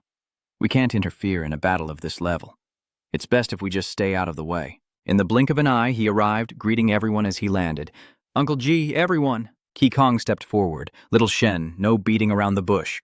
As Zhang Chen presented the gift he'd prepared, saying, Uncle Kai, I promised you a divine grade set, but I didn't have one. Here's a radiant blue spirit stone. Zhang Chen continued, I think this is comparable to a high-level equipment. Qigong reached out to receive the gift, his eyes wide. He asked Jung Chen in astonishment, "Is this a Genesis crystal?" He told himself that having it meant having the key to reaching level 7, as Qigong continued to admire the crystal. Jung Chen then turned to give gifts to the others. He pulled out a scarf, a bow, a saber, and even a strange drum set, then said, "Aunt Duong, I think this scarf really suits your aura." "Uncle Don, your bow isn't cool enough. Take this sun axis bow. I'll get you a dark gold one later. No need to be so touched. And finally, Sister Ka, this is a set of platinum gear. Its strength is that it looks very pretty on you." Xiao Ke replies that this little god has moved the scene to Xiao Zhenguo's group, and Xiao Yuanshan is looking madly at Jung Chen, shouting, "Jung Chen seems to be here. Heavenly Punishment Squad, listen up." Seeing this, Duan Xinghai raises his hand to dissuade him. "General Xiao, wait. There are still over 100 geniuses at Gu Kaitian's place. We can't let anything happen." Xiao Yuanshan glanced over, then said with an irritated tone, "Forget it. If Gu Kaitian doesn't know what's good for him, I'll just kill him too." Duan Xinghai realized his words had no effect and could only rely on Gu Kaitian now. He looked at Gu Kaitian and urged him loudly, "Old Gu, hand over Jung Chen now. Don't bring disaster upon yourself." Doan Hung Hai then muttered to himself, "Sorry, old Gu. You and Xiao Yuanshan are both great assets to Jiangnan. But if you fight, Jiangnan's forces will suffer heavy losses. It's better to sacrifice Jung Chen alone." "Regret? I have no regrets when it comes to Jiangnan Daxia." "Remorse? I brought you 150 geniuses from the Jiangnan war zone. Not only that, I even took them on a trip to the Tai Shu Temple, a revelation that sparked a flurry of discussion below. The miraculous Tai Shu Shrine, sought by many great figures, yet the Blade Tyrant has found it. Our children's futures are bright.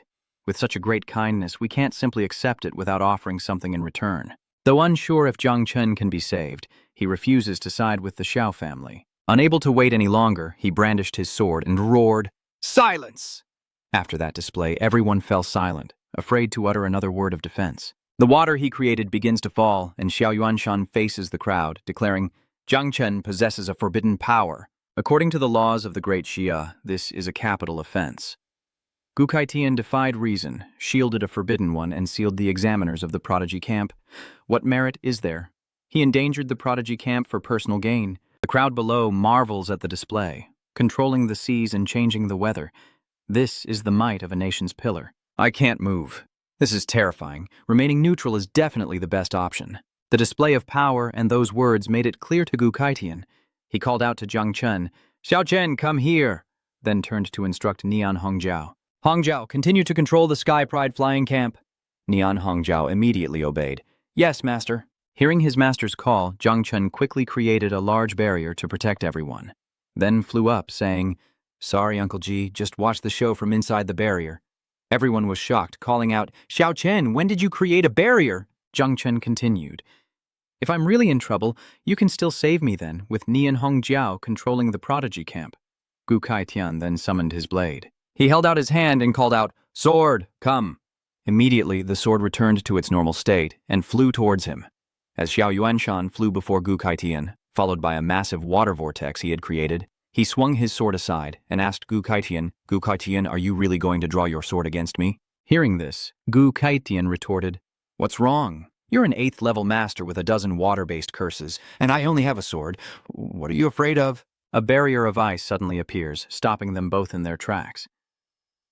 It's Duan Xinghai. He cast a spell while desperately trying to stop them. "Please, calm down. If you two fight, not only will Tianzhao camp be destroyed, but the surrounding Jiangnan area will also suffer a catastrophe. For the sake of the people." Before Duan Honghai could finish, Xiao Beihan interrupted. "For the sake of the people, Jung Chen and I will settle this in a duel to the death." Duan Honghai, recognizing the voice, exclaimed, "Xiao Beihan!" With that, Xiao Beihan soared into the sky on his sword. He now had a prosthetic arm to replace the one he'd lost.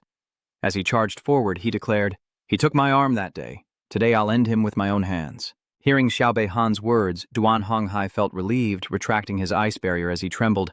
"That's for the best. Let the young generation settle their own scores. The older generation doesn't need to interfere." "One-on-one?" Jung Chen asked, looking at Xiao Beihan. "Xiao Beihan, when did you become so kind? I don't believe it. What's the catch?" Xiao Beihan smirked. "You can't use the forbidden 9 nether tent." Standing nearby, Xiao Yuanshan was overjoyed and laughed heartily.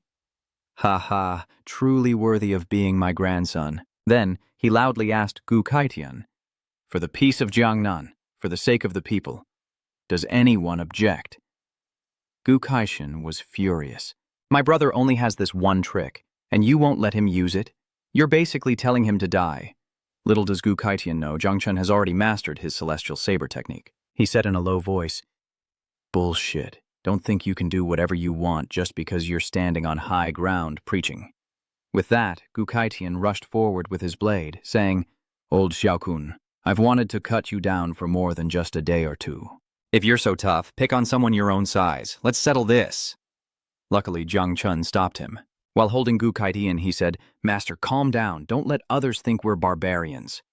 Then, Jung Chen pointed at himself and confidently said, "Isn't it just about not using forbidden techniques? Your disciple has a way to deal with him." Gu Kaitian looked at Jung Chen, puzzled. What way?" Jung Chen continued. "Didn't you say you wanted to teach me the sky-splitting saber? Teach me now." Gu Kaitian was taken aback, and after exclaiming, he asked seriously, "Now? Are you serious?" Hearing this, Niem Hongjiao was shocked. His junior brother joking? "It took me 10 years to learn this, and you're just getting started." Shobei Han overheard Jung Chen and scoffed.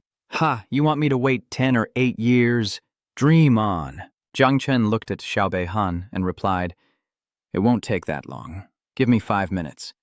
This infuriated Gu Kaitian, who tensed up and cursed in front of the bewildered Jung Chen. "You little brat, what are you saying? Do you think my heaven-severing blade is some low-grade technique?" It took Gu Kaitian a lifetime to master that swordsmanship. So, of course, he's angry. Xiaobei Han couldn't help but smile when he heard that he could learn Kaitian blade in 5 minutes. Xiao Yuanshan alone remained wary. Then, in one swift motion, Jung Chen grasped Gu Kaitian's blade, declaring firmly, "Master, you need only teach. Only." Seeing Jung Chen grab the blade, Gu Kaitian was shocked. Looking at his trembling sword, he muttered, "What is happening? The blade is resonating?" He looked up at Jung Chen, puzzled. Back in the Taishu Hall, he caused a resonance of the heart blade. Could it be that I'm the lesser god? Jung Chen whispered something to Gu Kaitian. "Master." Hesitantly, Gu Kaitian listened intently, then turned and addressed everyone. Seeing Gu Kaitian agree, Duan Xinghai raised his hand, ready to cast a spell, and said, "If it's a duel to the death, then I will create a heavenly arena." With that, a light shot up from below, raising a stone platform between Jung Chen and Xiaobei Han. As Duan Honghai declared, no one is permitted to interfere, save for Xiaobei Han and Jung Chen. Seeing this, Xiaobei Han stepped forward, taunting Jung Chen, "Jung Chen, I'm waiting for you. Learn faster. Last time you relied on forbidden techniques, but this time I want everyone to see how I cut you down." Below, he unleashes his swordsmanship against Duan Xinghai's barrier, wondering how effective it will be. He cries out, "Damn it, Xiao Chen, don't fight him." "Master, how could you agree to this? It's all my fault. If I hadn't let Xiao Chen join that damned prodigy camp, none of this would be happening." Don't panic. The old man wouldn't do anything without thinking it through. Up above, Gu Kaitian begins to instruct Jung Chen, focusing his strength as he holds the green blade in his hand, then saying to Jung Chen, remember this well. The heaven-opening blade is a blade of will, breaking the ego, understanding life and death, knowing the true heart, acting without thought." Then, frowning, he exclaimed, "Watch closely." As he finished speaking about the heaven-opening blade, a surge of sword energy erupted from Gu Kaitian, hurtling towards Xiao Yuanshan. Xiao Yuanshan, without a trace of fear, stood still, not dodging, and seeing the blow seemingly aimed at him, he asked, "Was that strike aimed at me?" Then he raised his sword, unleashing fiery red spiritual power, and bitterly continued, "Deploy full defense. Does an old fool like you really think you can do anything to me?" Seeing that attack, Duan Xinghai broke out in a sweat and shouted to his old friend, Old Gu, you're confused. This isn't a one-on-one, and this isn't how you teach martial arts. As he spoke, Duan Xinghai suddenly stopped and grunted. Wait, that blade wasn't aimed at General Xiao. The blade aura didn't hit Xiao Yuanshan at all, but continued behind him, surprising him.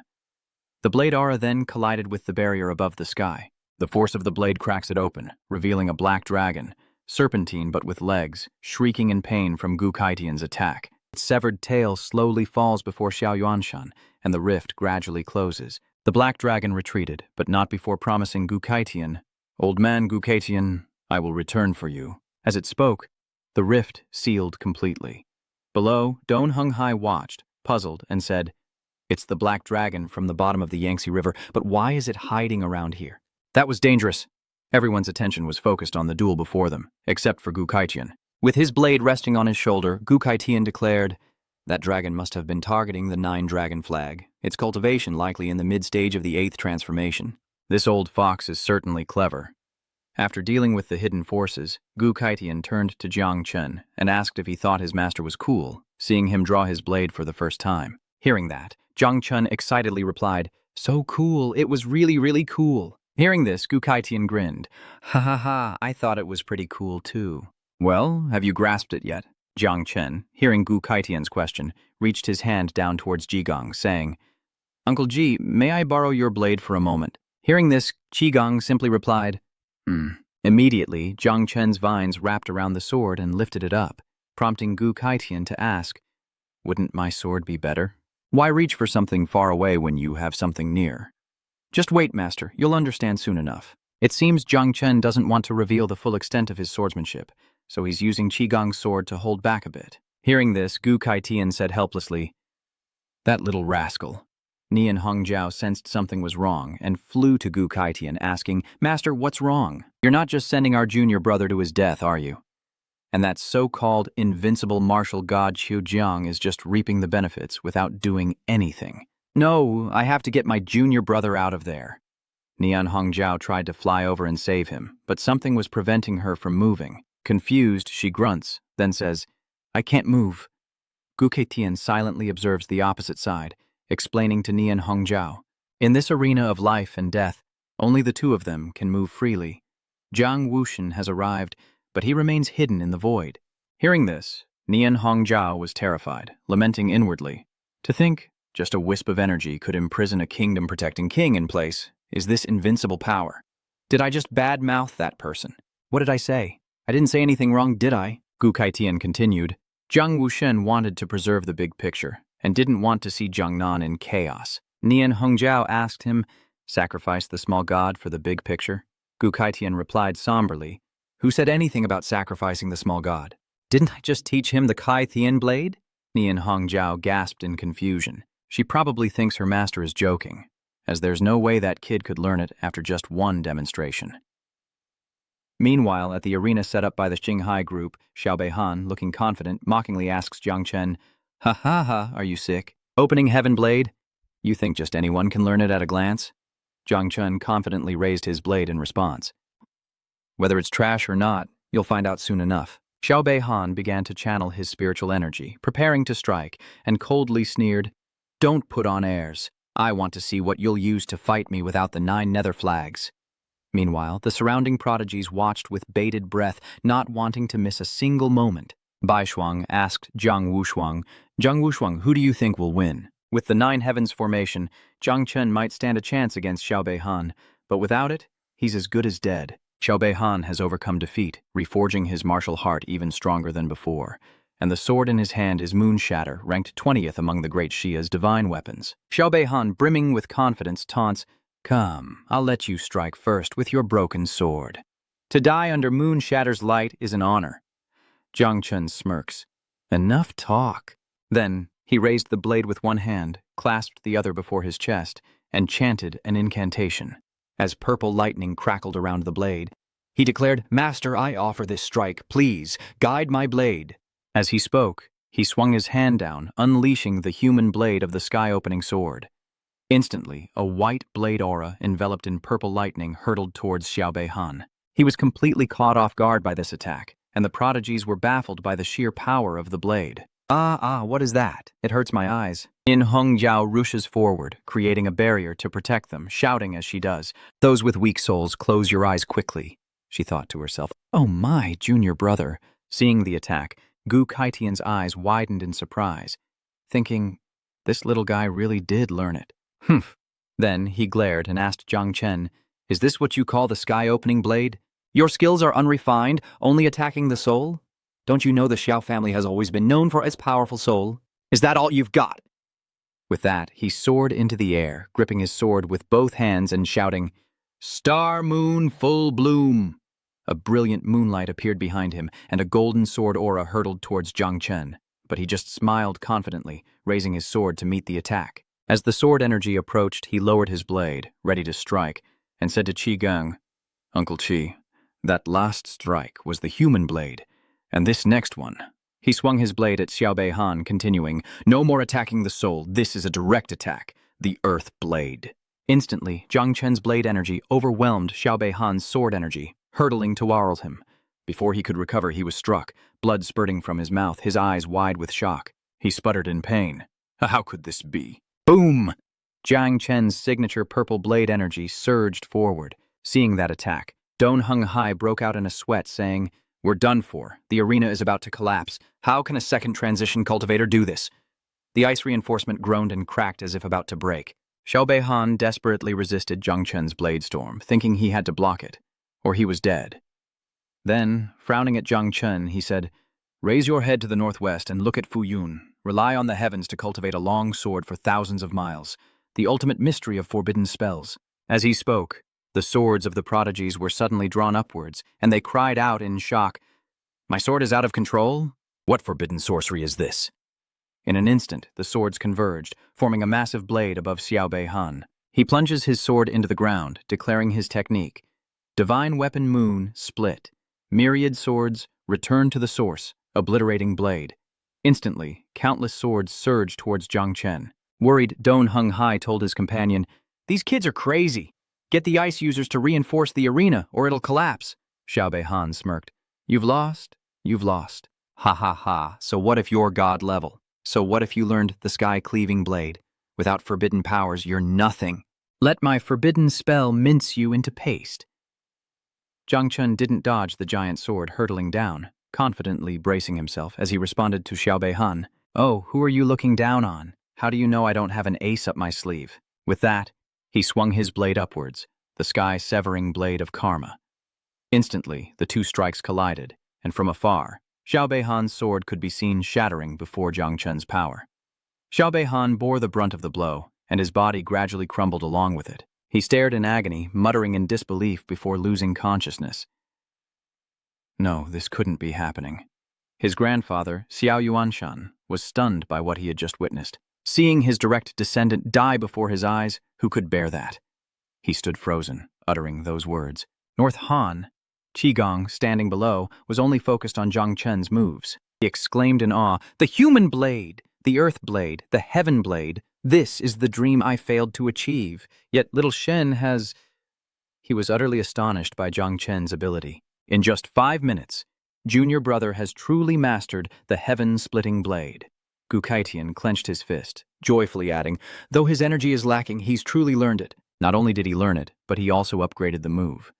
Qigong couldn't do it back then, but he did. The trio of Kuang Vosung, Bat Fang, and Duang An were also in awe, exclaiming, "Jung Chen, you're likely the most terrifying opponent we'll ever face. We don't stand a chance."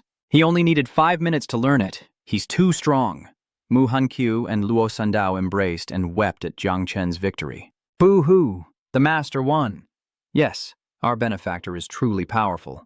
Above, Zhang Wushan and a man in green robes had been watching the entire fight, and the latter spoke first. "The Heavenly Saber King's disciple is quite interesting. I suggest we spare him and let the prodigies use him as a whetstone." Zhang Wushan replied, "I didn't intend to kill him in the first place." The man continued, "But in this situation, even if you don't act, Xiao Yuanshan won't let him off easily. So, this man is also one of Great Xia's top fighters, the invincible swordsman, Ji Lingqiu." Hearing this, Zhang Wushan coldly grunted.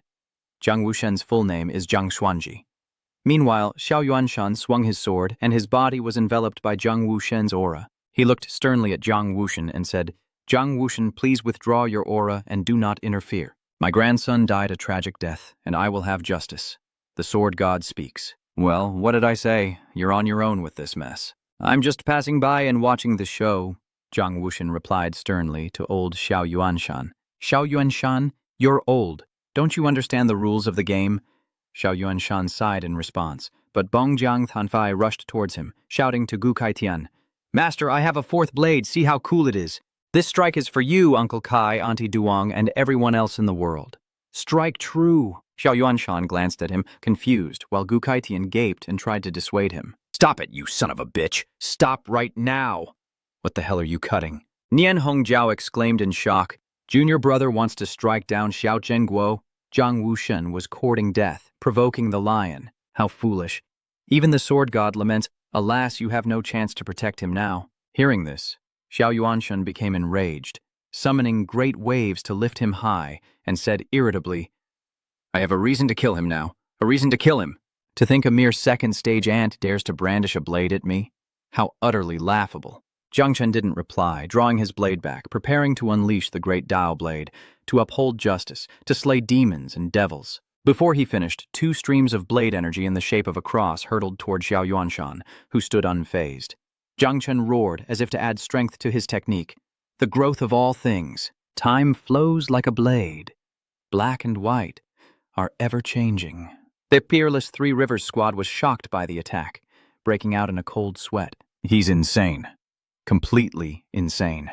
That strike was powerful enough to rival a full-force attack from a level 5 Mountain Sea Realm cultivator. Baifeng responded, why would someone with such potential seek their own demise? Tang Ying was speechless, and the others exclaimed that Jung Chen was defying the heavens.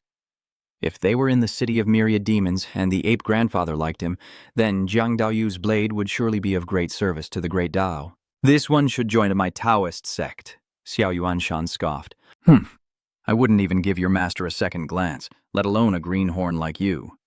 With that, he snapped his fingers, and a surge of water rose up to meet Zhang Chen's attack. He scoffed, unimpressed, until his face changed as he noticed Zhang Chen's 9-fold insect banner. He unleashed them into the sky, and they swarmed towards the elder, who wondered in shock.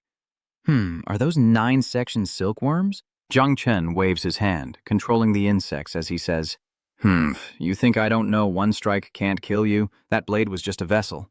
After all, my fight with Do didn't forbid forbidden techniques. 10,000 venomous insects swarm around a shocked Xiao Yuanshan at lightning speed. With a sinister look, Zhang Chen raised his hand and shouted, Explode! An earth-shattering blast erupted around Xiao Yuanshan. He's not even scratched. Seeing this, Zhang Chen continues to detonate the charges, again and again and again. Below, Don Hunghai and his men desperately try to escape. Run, run for your lives. Xiao Yuanshan is unharmed, and his rage has reached its peak. He strains and shouts, This one must die, or the consequences will be dire. Water curse. Blood explosion. With that, a beam of blood shot out and pierced Zhang Chen, followed by a dark red circle surrounding him, inscribed with strange symbols. He wondered, is this a forbidden curse? In an instant, blood gushed from his body, and he cried out in shock, No way! Is Xiao Yuanshan controlling my blood? Still reeling, Zhang Chen trembled as he watched the blood pour from his body. Seeing his chance, Xiao Yuanshan clenched his fist, and Zhang Chen was instantly crushed. Blood gushes from his eyes, nose, mouth, and ears as he cries out in shock, and down below, the others are furious at Zhang Chen's plight. He tried to rush to the rescue, but was blocked by Zhang Chen's barrier. He pounded on it relentlessly, shouting, Little Chen, damn it! This damned barrier. Meanwhile, Gu Kaitian and Nian Hongjiao prepare to attack Ying Zhan. Nian Hongjiao worriedly calls out to Zhang Chen, Junior brother, as Gu Kaitian prepares his blade. Disciples Luo Sandao and Mu Hanqiu couldn't stay put either, leaping to Zhang Chen's rescue. Benefactor, master, we're here! Suddenly 2 red threads shot out and ensnared them, causing them to cry out in surprise. Huh? This is Mu Hanqiu's grandfather and La Sandao's father. La Sandao's father throws them to the ground, and Mu Hanqiu's grandfather shouts, You dare jump out in this situation seeking death! Surprised, Mu Hanqiu called out to his grandfather, while Luo Sandao regretfully asked his father, Why? Then they both stood up and pleaded with them to save Zhang Chen. With a trembling voice, La Tam Dao pleaded, Grandfather, please save Zhang Chen. Then, turning to his father, he asked, Father, do we have any treasures that could save our benefactor? Hearing this, her father replied, I'm sorry, daughter, we don't have anything. Old Mo Hanqiu then spoke of the forbidden blood curse. Once they're targeted, they're as good as dead, especially with the national treasure involved. The Thien Dao Vuong have passed. Now it remains to be seen whether they can force Tio Vienson to yield and spare Jiang Than. At this moment, Kokai Tian approached Tio Vienson and immediately shouted, You dog, stop it now! Nian Hongjiao chimed in, You old geezer, release my junior brother now! But Xiao Yuanshan remained unmoved. He slowly replied, Release him? It's too late. Jung Chen is about to explode. This charade is finally coming to an end. Without hesitation, they both swung their blades at him. Gu Kaitian said, "Are you seeking death?" Nian Hongjiao roared as he swung his blade. "Heavenly severing blade." But Xiao Yuanshan remained unfazed, countering with his own move. "Supreme goodness is like water," using softness to overcome hardness. Then he addressed Gu Kaitian. "Gu Kaitian, your blade isn't bad, but do you really think you can cut me down?" Gu Kaitian, hearing this, swung his blade back, preparing to strike again, and replied, "Then let's see how many blows you can withstand." Nian Hongjiao said, blade in hand, "Master, today we'll cut this man to pieces, then move the scene to Jung Chen." In agony, he collapsed, clutching his head and screaming. His body was drained, blood pouring from every orifice. Seeing this, Gu Kaitian and Nian Hongjiao cried out together, "Little brother, little Chen!" Xiao Yuanshan grinned. "Your disciple has reached his limit. Why don't you say your goodbyes?" He tightened his grip, casting a forbidden spell. Blood burst. The blood circle constricted, breaking Jung Chen's limbs, then expanded, inflating his body as if it would explode. A deafening boom echoes as dust and pieces of flesh erupt in every direction. Is Jung Chen really gone? Seeing this, Ji Gong roared while Tang Jin was stunned, unable to speak. Meanwhile, Nian Hongjiao burst into tears, crying out for his junior brother. Gu Kaitian could only call out in wide-eyed helplessness, while Xiao Shen, Mu Hanqiu, and Luo Sandao seemed to have lost their souls, stuttering one after another. "Ha, ha, ha, ha, ha, this can't be happening. Master must be playing a trick on us." "That's right, he's always been unpredictable." Surely, this is another one of those times. Xiao Yuanshan was overjoyed to avenge his grandson by defeating Jung Chen. Ha ha ha. Ha ha ha. North Han, your grudge has been settled by your grandfather. Unable to contain his anger, Gu Kaitian charged forward with Nian Hongjiao, declaring, "Even if it costs me my life, I will kill you today." Nian Hongjiao added, "Master and disciple, united, will slay this old dog." Down below, Don Hung Hai began to panic, trembling as he said, "Your Majesty, it seems we must fight to the death today. Marshal God, if you don't intervene, Jiangnan will suffer a terrible fate." Suddenly, Jiang Xuance's voice echoed, signaling the end, accompanied by the familiar aura that froze Gu Kaitian and Nian Hongjiao in their tracks. Nian Hongjiao bitterly says, "Damn it, I can't move again." Gu Kaitian is helpless and silent. "If you want to fight, take it somewhere else," Jiang Xuanchen said. Suddenly, a swarm of insects appeared behind Xiao Yuanshan, accompanied by a voice. "Let's fight here. It'll just be you and me." Hearing the voice, but seeing no one, Xiao Yuanshan looked around in confusion. Behind the toxic bones was Jung Chen, slowly approaching with an explosively powerful aura, looking incredibly imposing and cool. Seeing the man who had just exploded now standing before them, Gu Kaitian and Nian Hongjiao were bewildered, exclaiming in unison, "Jung Chen!" As Jung Chen approached Xiao Yuanshan, he said, "Xiao, do you think I'm so easily killed? Let me tell you, I have more tricks up my sleeve than you think." Xiao Yuanshan was shocked, wondering how this could be. He had just witnessed Jung Chen's death. Baifeng and Wu Shuang were equally shocked, as Baifeng stammered, "What's going on with Jung Chen?" Even Wu Shuang was shocked. Back from the dead?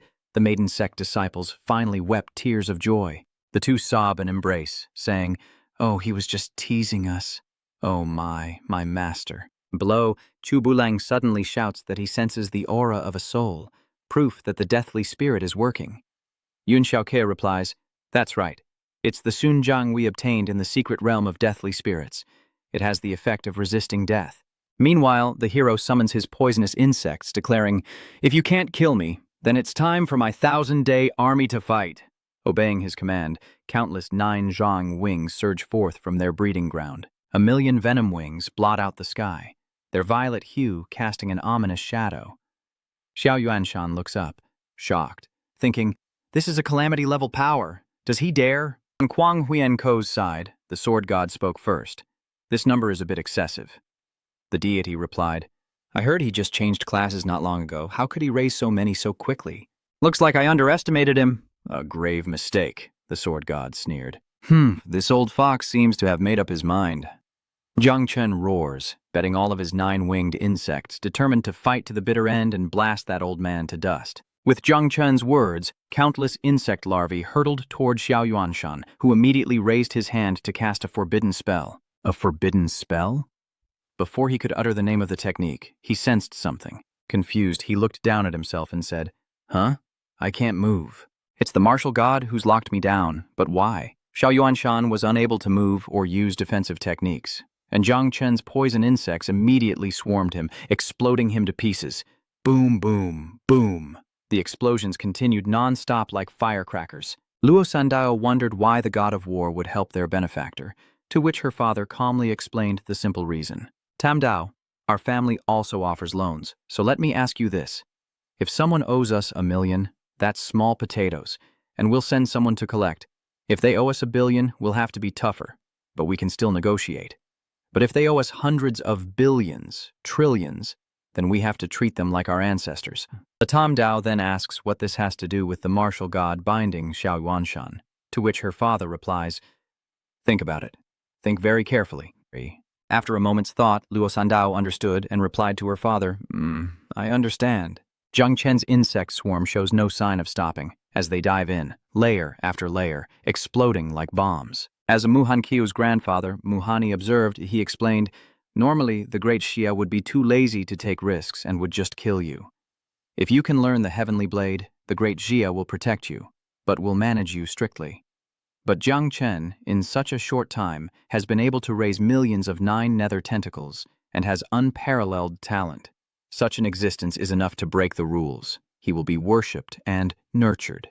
Muhan Qiu replied, so master going public like this wasn't reckless, but intentional?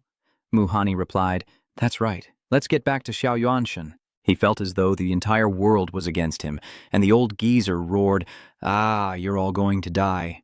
Everyone in Great Xia is going to die.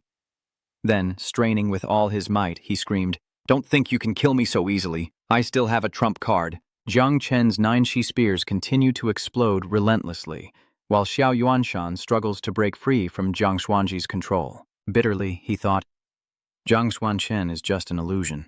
I can break through with all my power. In this life-or-death situation, there's no need to save face. I must escape. He then cast a forbidden spell, sacrificing his soul, and his body shot out, surrounded by a dark red aura. Jung Chen was surprised to see him escape, and as he rushed towards him, Xiao Yuanshan roared, die, Jung Chen!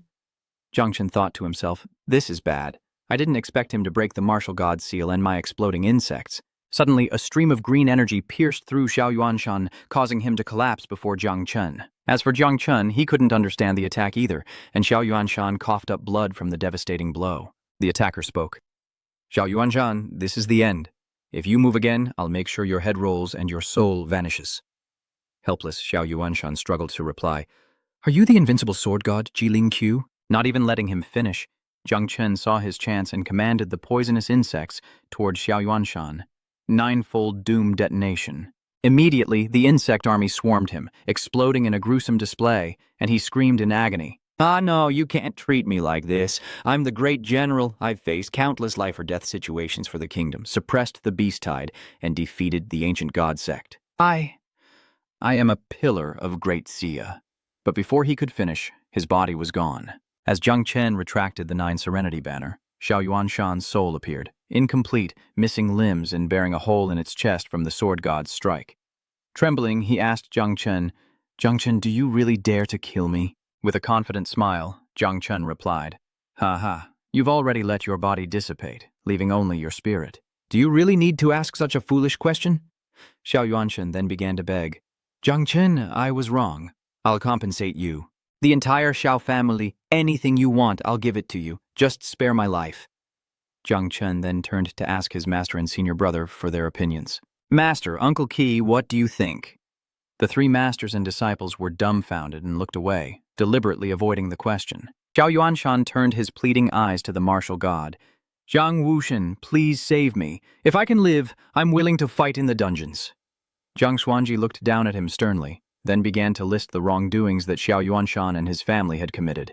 Xiao Yuanshan, as a general of the nation, you indulged your descendants, allowing them to abuse the family's power to bully and plunder. Do you confess your crimes? Xiao Yuanshan replied, I confess to everything. Marshal, God Kang continued, considering your past contributions to Great Xia, your merits and demerits cancel each other out. All assets of the Xiao family will be confiscated, and you will be branded and exiled to the underground palace to serve as a vanguard soldier until death. Do you accept this? Xiao Yuanshan then replied, I submit. I submit. With that, Jiang Xuanchen waved his hand towards Xiao Yuanshan. Instantly, a beam of light pierced his back, causing him to grunt in pain. That attack from Jiang Wushun was a soul seal. With the seal complete, the martial god of Jiang continued, If you try to escape, your soul will be shattered into dust. Jiang Chun inwardly sighed at this. Is this one of the 3 invincible warriors of Great Xia? Just an illusion has such power. My goal is achieved, and he can die in peace. Time to withdraw.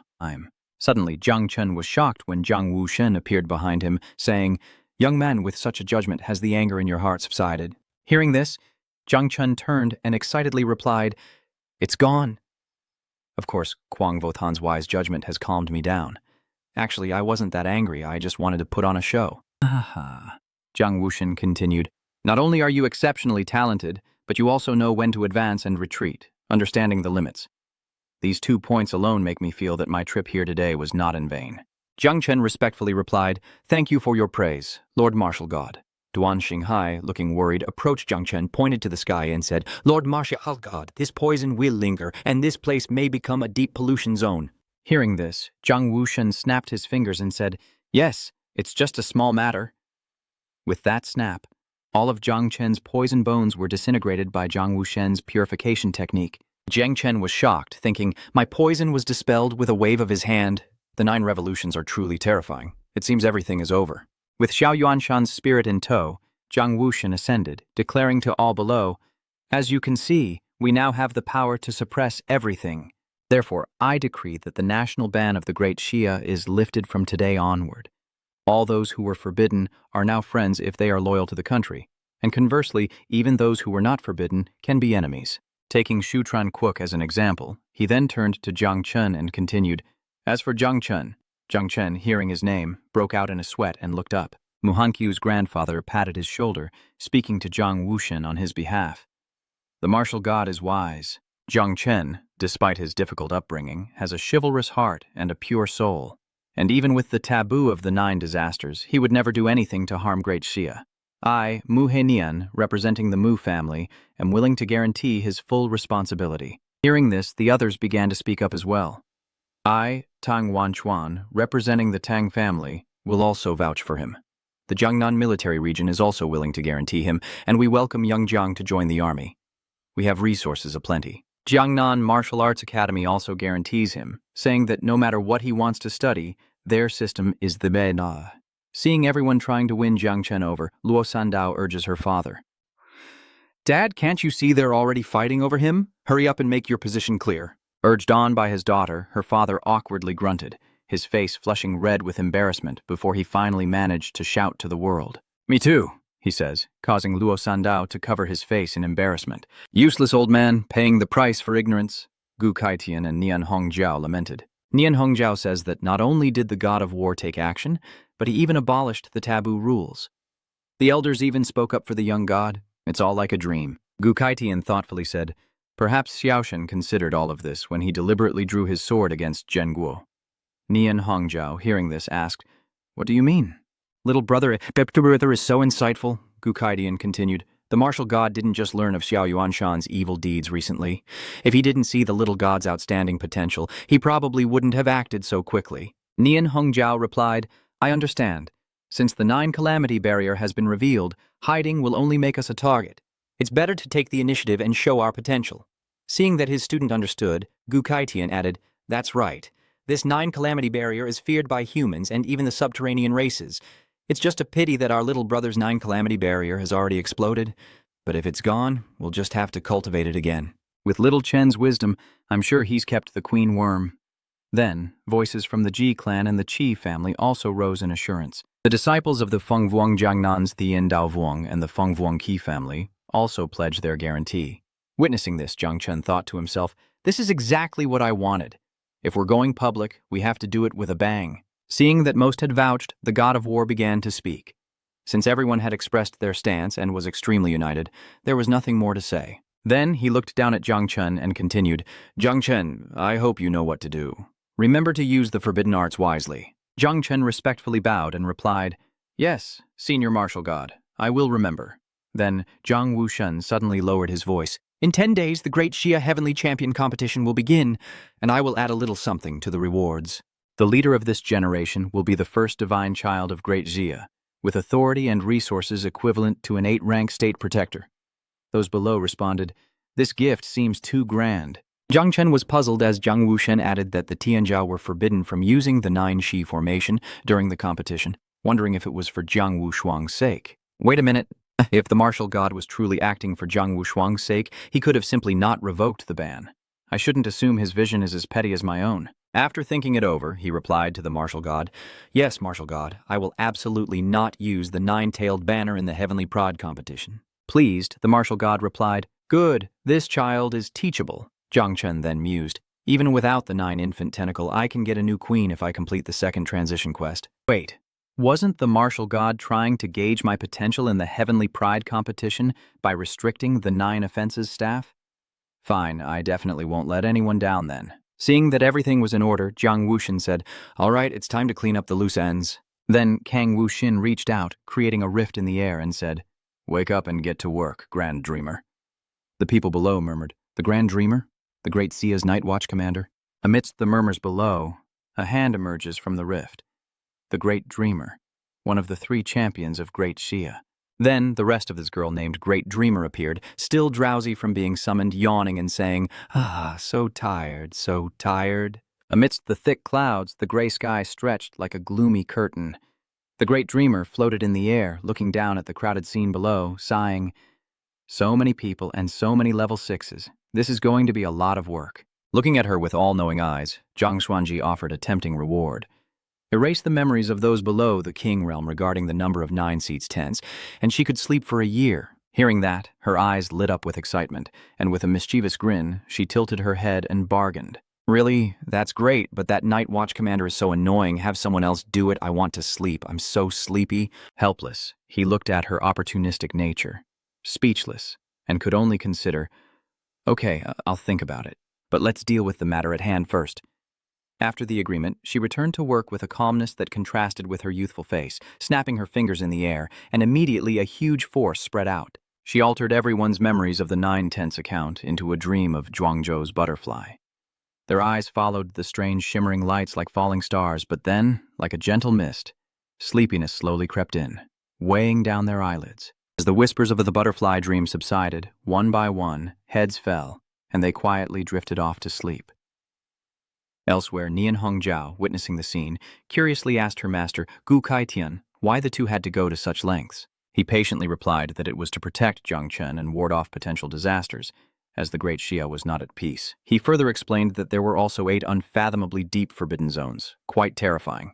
There are also 3 major earthquakes, the myriad races watching like tigers eyeing their prey, and the internal tumor of the ancient god sect. A grand yet challenging picture of the Great Shia appears in my mind. Finally, she responded, Gukaitian, I understand.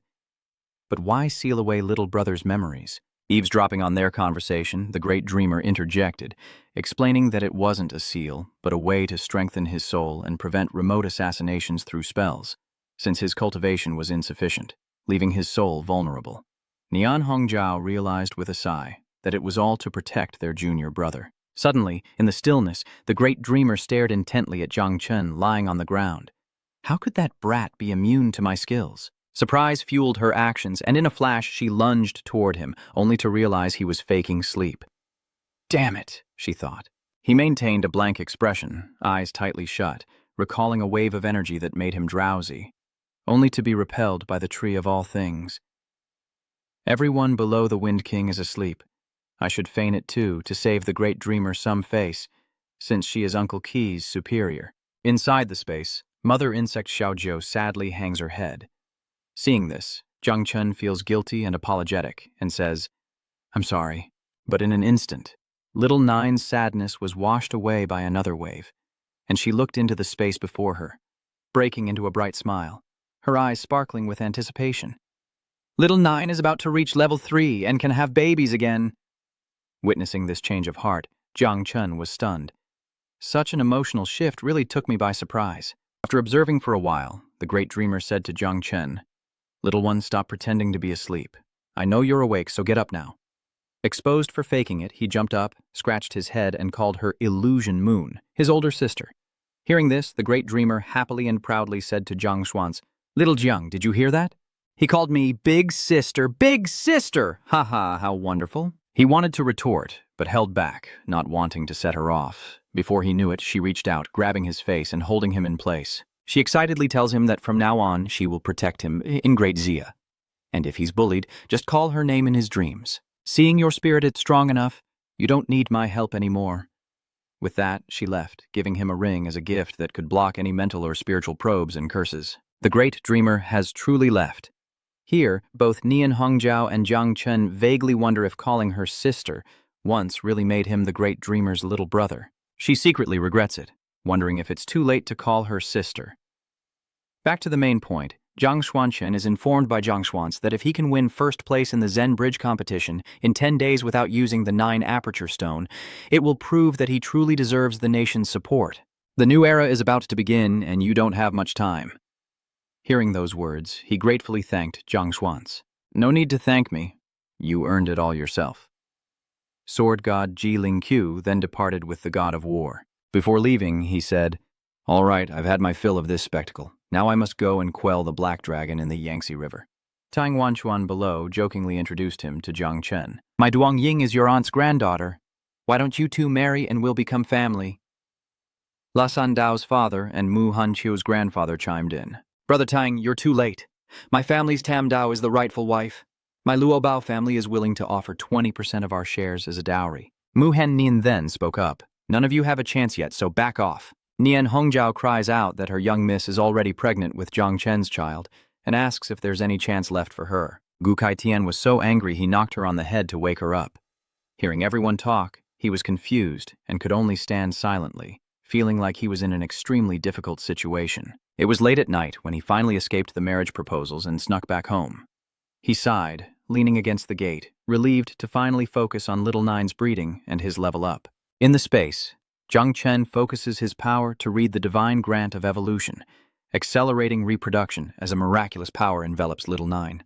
Waves of energy crash against her body as Little Nine rejoices at the thought of birthing many babies. This acceleration will shorten the breeding time to 1 hour, producing 5,000 pygmy sheep each time, and the job change has increased his profession level to 30. Strategy 237 stars and the Matto Sky Piercing Tower.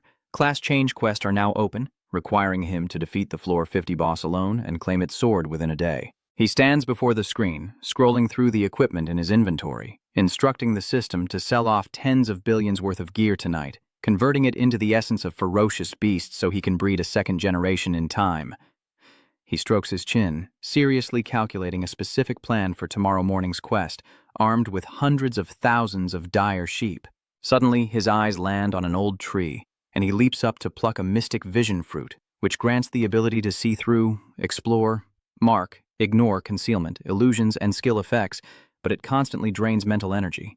As soon as he uses the mystic vision fruit, he quietly sees her silhouette with a detailed information panel, from her name, job, strength, and identity to her easily embarrassed personality. She paced in front of Zhang Chen's house, but what caught his attention was the message being sent on the communication screen in her hand, a letter to Zhang Chen. Immediately, he turned off all the lights and pretended to sleep to avoid her.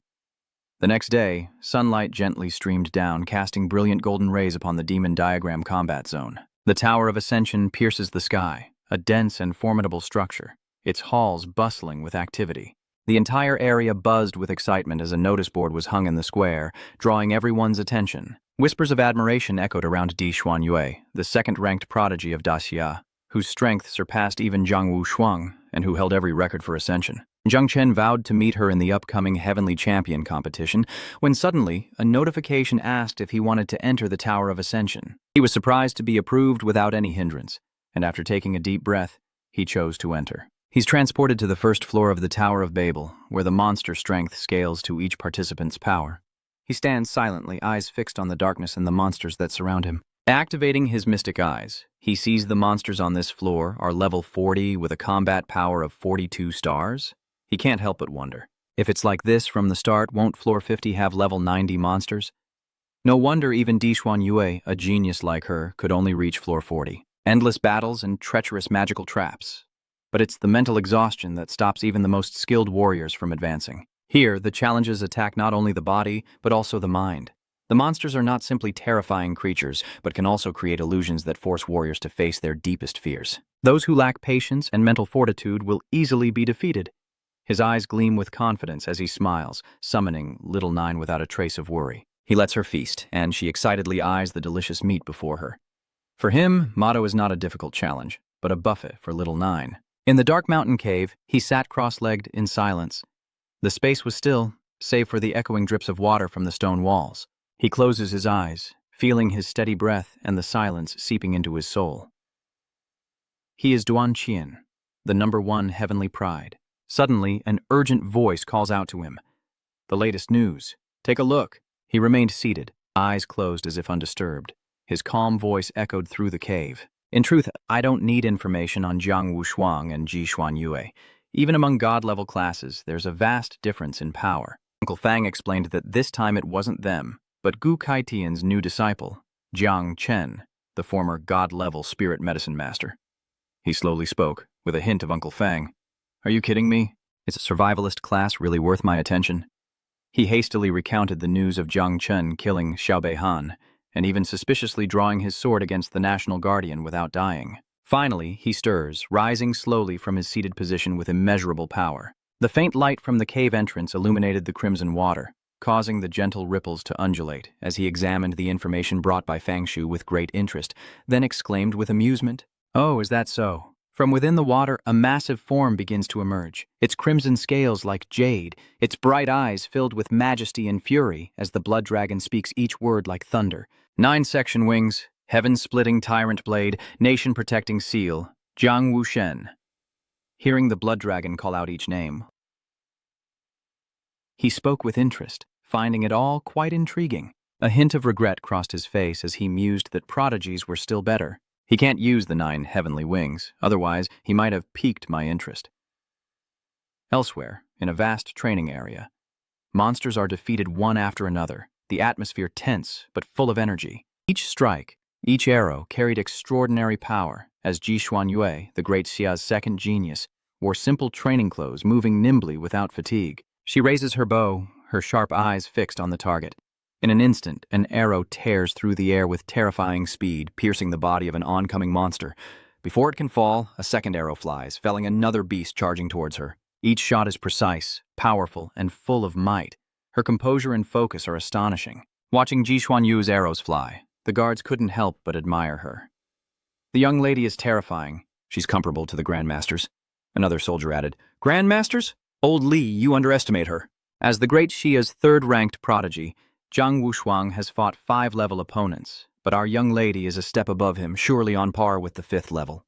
She paid no attention to the guard's words, her eyes fixed on the monsters before her. She plunged into the monsters with agility and speed, prompting a guard to exclaim that she was invincible in close combat. Is this close quarters training to prepare for Jiang Wushuang? That man immediately retorted that Jiang Wushuang was nothing, and not even the capital's Yingzhan could compare to their young lady. Suddenly, a gentle voice and a sweet meow echoed. Good girl, take a break. Meow! The 2 guards reacted and immediately greeted the head of the family. It was none other than Ji Hongyun, Ji Xuanyuan's father. Hearing his voice, she paused, her sharp gaze quickly replaced by a gentle, cheerful one. She quickly ran to her father, her voice as soft as the orange cat he held in his arms. Look, I've made a lot of progress today. Oh, is all this hard work really necessary? What's the point of being #1 on the Heavenly Pride Board? Hongan asked, his eyes filled with heartache. You should learn from me. If you can lie still, then lie still. Hearing his false words, she pouted, replying unhappily, Do you even believe what you're saying? You've been lying down for 30 years and still became the supreme commander of the Magic Metropolis War Zone, one of the 4 great kings of Daxia. Is that really lying down? All right, even though I did get here by lying low, I can't argue with you. Ko Hong-an looked at his daughter for a moment, then handed her a file. Getting down to business, I've acquired the information you wanted on prodigies, especially Jung Chen. Study it carefully. Watching Ji Xuanyu intently as she reviewed the documents, Ji Hongen asked, Well, are you confident? She pondered, then told her father, Jung Chen is strong and too strange. I fear he's even stronger than Ying Zhan. Hearing his daughter's words, he agreed, Yes, that kid is terrifying. His expression suddenly turned pensive, as if his daughter's words had stirred something in his memory. his eyes gazing into the distance, as if looking back at the past. Your grandfather, sword god Jiling Q, even sent me a message warning me to watch out for him when you participate in the Great Geniuses competition. Despite the warnings from both her father and grandfather Jiling Q, she remained determined. Her eyes lit up as she declared, "Father, I'm going to the Tower of Trials. If I can clear 50 floors, my chances of taking first place will be much higher." Hung En looked at his daughter, his heart heavy as a stone. Though he couldn't stop her, he still worried about his precious daughter. "Aren't you tired of being so ambitious? My lady Jung Chen has broken your record for clearing the first 10 levels." A report rang out, drawing her attention. She asked how long it took her to clear it, and the guard replied that Jung Chen did it in just 37 seconds. She was stunned by what she heard and blurted out in disbelief, "Impossible! It should take at least a minute to pass at my level." Before Ji Xuanyue could process this information, the guard updated her with the latest news. "He just broke my record on the 20th floor. Is Jung Chen trying to provoke me? Is he here to demoralize me before the Heavenly Bridge competition?" She stormed out of the training area, each step heavy with purpose and power. "Let's go to the Tower of Trials. I must compete with him." Seeing his daughter's determination, Ji Hong-en sighed. How did someone as laid back as me give birth to such an ambitious daughter? In the dark shadows of the Tower of Babel, the steady announcements beat like the pulse of a giant machine, bringing news of endless challenges. Jung Chen has broken the record by clearing level 20, his reward: a fairy arrow, qualification to learn related professions at level 40, and a piece of the treasure map. Gathering all 16 pieces unlocks a special secret realm. Jung Chen stood in the shadows of the Tower of Babel, listening to the announcements of his rewards, yet his voice held a hint of regret. "The Tower of Heaven's rewards are plentiful, but most are useless to me. Only the treasure map fragment is worthwhile. Hopefully, I can collect enough as I progress." Then, the system's voice asked, "Floor 21 is open. Will you continue?" Jung Chen showed no surprise or joy, simply standing tall with cold, determined eyes, each step firm and unwavering as he continued onward, unaware of the uproar his progress had caused among the waiting crowd outside the Tower of Ascension. He surpassed so many young masters again. Just where does Jung Chen find the time to become such a monster? If I remember correctly, the level 20 boss is level 50, right? Meanwhile, in her room, Lasandao was on her bed, playing on her phone, when a breaking news alert flashed across the screen, grabbing her attention. Shockingly, the goddess of magic, Ji Xuanyue, was defeated and continuously humiliated by a mysterious young man. Luo Sandao was stunned by the news, unable to believe what she was hearing. Ji Xuanyu was pinned down? No way. Was it live-streamed? She quickly realized it was just sensationalist journalism and fumed, "Those bastards with their clickbait headlines. It's just the Tower of Trials rankings. They'll say anything." As she continued scrolling through the information and rankings, a name suddenly caught her eye. A name that was constantly being updated on the leaderboard.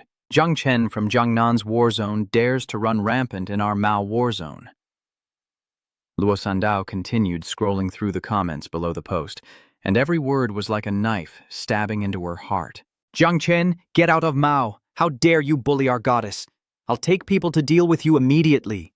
"There's nothing good in the Jiangnan district." Seeing those words, her eyes blazed with anger as she shouted that the bastards in the capital war zone dared to insult her benefactor. Lasandao turned around, her eyes as sharp and decisive as a knife. She called her friend. "Xiao Q, hurry to the live stream room. Our benefactor wants us to attack those mongrels in the Devil's Land. I'll call people to curse them back, and if that doesn't work, we'll take a trip to the Devil's Land." With a cold expression, Ji Xuanyuan entered the Tower of Trials like a powerful gust of wind, his steps measured, each one silencing the space around him with an air of authority. Behind her, a legion of fans rallied, chanting that the Heavenly Tower rankings must not be taken by outsiders. "The glory of the Battle Coliseum cannot be taken by Jiangnan. Lady Ji, please defeat Jung Chen." With everyone's support, Ji Xuanyu vowed, "I, Ji Xuanyue, will reclaim my ranking in the second transition of the Heavenly Tower." She immediately entered the first floor of the Heavenly Tower, completed the transfer, and looked at the monsters surrounding her, full of thought. "Last time I came here, I was only in the second transition. My strength is not what it is now." She drew her bow. Now, with updated equipment and skills, reclaiming her ranking should be no problem. 2 minutes later. Shiao! She reached a Shiao. So, now, 10 on the floor. After defeating the scorpion-like green monster, the announcement for clearing the 10th floor safely appeared, 59 seconds. She stood guard over the monster's corpse, her face tense and forehead beaded with sweat, but the announcement on the screen stunned her. She couldn't believe it. 59 seconds. Impossible. She'd given it her all. How could it have taken so long? Jung Chen did it in just over 30 seconds. How? She figured it had to be her class that was the problem. Even though she was a god-tier archer, the Sun Annihilator, Jung Chen's class was better suited for clearing the first 10 floors with so many monsters. I need to get to level 40 directly and then continue from level 41. After level 41, there are only single, high-level bosses, no monsters, so Jung Chen definitely won't have an advantage over me. She told herself that she would surely gain the upper hand and defeat Jung Chen on the higher floors. Gripping her bow tightly, her cold eyes stared at the giant octopus monster emerging from the darkness, its tentacles waving like the arms of death, each long, powerful tentacle rushing toward her. With practiced ease, Ji Xuanyue drew back her bow, firing a sharp arrow at one of the approaching tentacles, piercing it and causing the monster to roar in pain before collapsing. The clock strikes 5 minutes and 29 seconds, and she collapses, trembling and breathless. Finally, it's over, twice as fast as her previous run on the 41st floor. The glory of the magic metropolis. I have protected it. No matter how hard you try, Jung Chen, you can't surpass my record this time. This is the first time you've lost to me, but it won't be the last. In this battle of geniuses, you'll lose again. Despite her victory, fatigue and tension still lingered. Meanwhile, on the 50th floor, Jung Chen carefully reviewed documents, scrutinizing every detail about the octopus monster that Ji Xuanyue had just fought. Looking at the data on the screen, he learned about the flesh of this ferocious beast. After the larvae finish eating, they'll surely be able to produce 3 more generations. Relieved by the thought, he plans to clear level 50, obtain the short sword, and complete his second job advancement as the second mother insect is about to appear. Hearing about the meat, Xiaozhou quickly speaks up. Xiaozhou wants to eat too, and he has no choice but to reassure the obedient Xiaozhou. Let the little ones eat this first. When we get home, I'll sell it for money to buy you something better.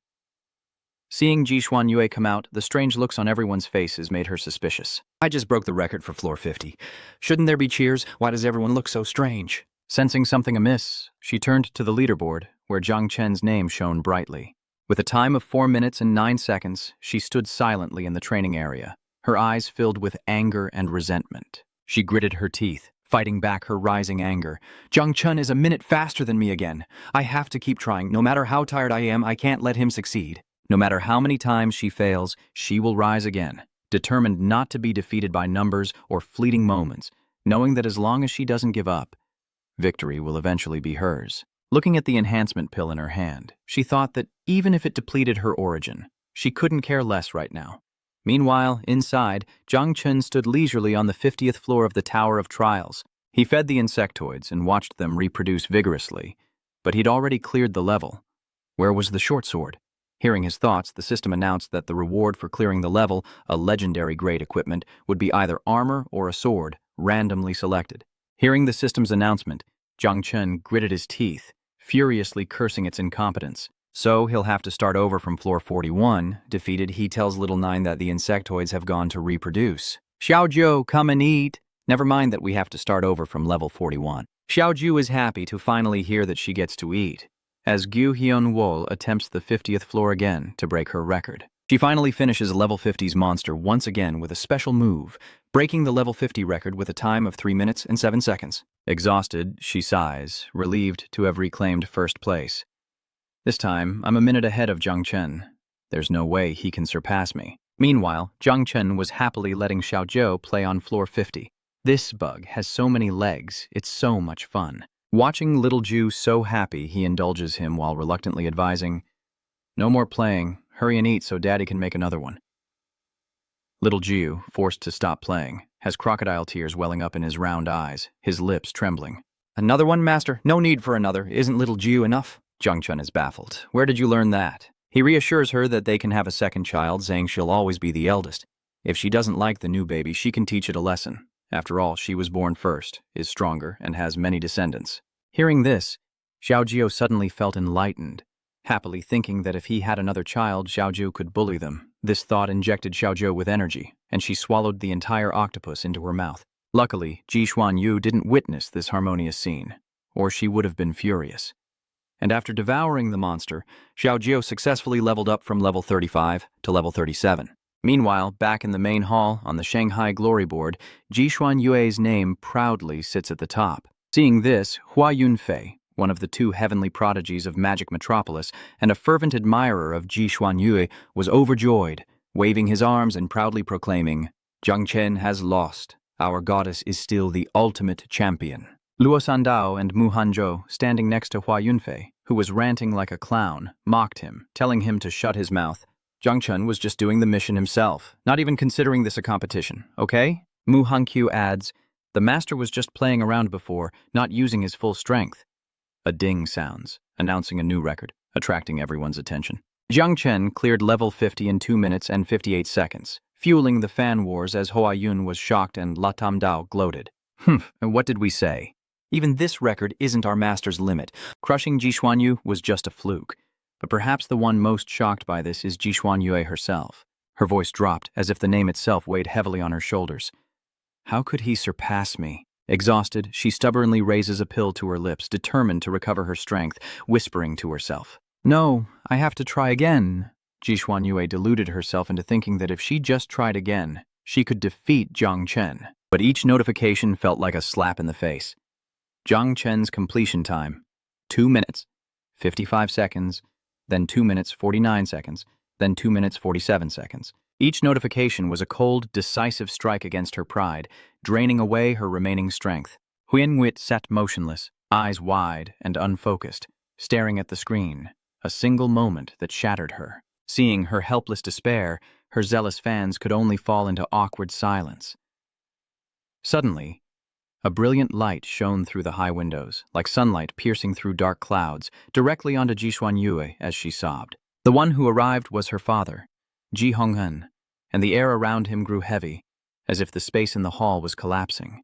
His sharp gaze swept over the crowd, demanding to know who had made his little princess cry, promising to deal with them. With her father's support, Ji Xuanyu felt as though all the burdens she had been carrying had been lifted. Hearing his daughter's tearful accusations against Jung Chen, Ji Honghen's heart was torn. He reassured her, "This Jung Chen is going too far. Don't worry, my dear. Wait for him to come out and your father will deal with him." While waiting, Ji Honghen wondered if Jung Chen was just trying to break records, or if he had discovered the tower's secret quest to find the 9 Li treasure. But that's impossible. There are only 12 Ju Li treasures in total, each divided into many pieces. And our Ji family has only found 4 treasure maps after searching for years. There's no way Jung Chen could have obtained a complete map in such a short time. Yet, inside the tower, Jung Chen researches how to assemble this map, and the one with OCD has to refresh it many times. So, to assemble them, he must complete hidden quests based on his job class, with time limits for each map fragment. Each tiny piece is slowly put into its correct position, forming a complete whole. And then, a gentle notification rings out, announcing the assembly of the 9 Li God King's treasure map, along with a series of introductions to the 9 Li tribe, a powerful tribe that later separated into the human race. This map reveals the location of the 9 Li God Emperor's amber saber, but warns of extreme danger. He stood still, eyes gleaming with the thought of wielding such a weapon. The world around him seemed to pause, leaving only the sound of his steady breathing, each breath a measured beat of hesitation. The 9 Li God Emperor's amber soul saber suits me well, but this map emphasizes danger. I shouldn't risk it yet. Jung Chen suppressed his burning desire for the saber. He figures he has enough materials for the job change, so he'll complete that first. Jung Chen is always patient in pursuit of a greater goal. He commands the system to initiate his class change to a god-level spirit master. Now that he's completed his second class change, he'll receive 100 free attribute points and an upgraded myriad tree that yields opportunity fruits. He's uncertain about increasing the types of opportunity fruits, but whatever. He'll draw a mother worm first and see what happens when it bears fruit. Suddenly, a large crack appeared in the vast space.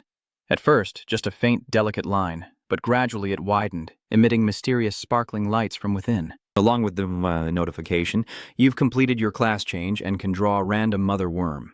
Congratulations! You've obtained the Calamity-grade Crimson Armor Beetle, a mother worm with a nearly extinct hard exoskeleton. Dwelling in the eternal hell, it feeds on human emotions to nurture itself, reproduces through division, and grants its master a chance to draw an ability with each evolution. Jung Chen reached out to receive the Scarlet Armor Beetle. Looking at the beetle, no bigger than his fingertip, he thought it was the same level as Xiaoju, but much smaller and more abstract, not like Xiaoju at all. Suddenly, the myriad ancestor tree flashed with divine light, and as if blessed, the Scarlet Armor Beetle evolved into a bipedal form with all its original features. As soon as it saw Jung Chen, the scarlet armor beetle bowed respectfully and called him father. Seeing the beetle greet him so obediently, he felt pretty good. It seemed much more calm and mature than Little Nine. He decided to name him Little Armor. Jung Chen realized that this evolution was a boy, but it made sense.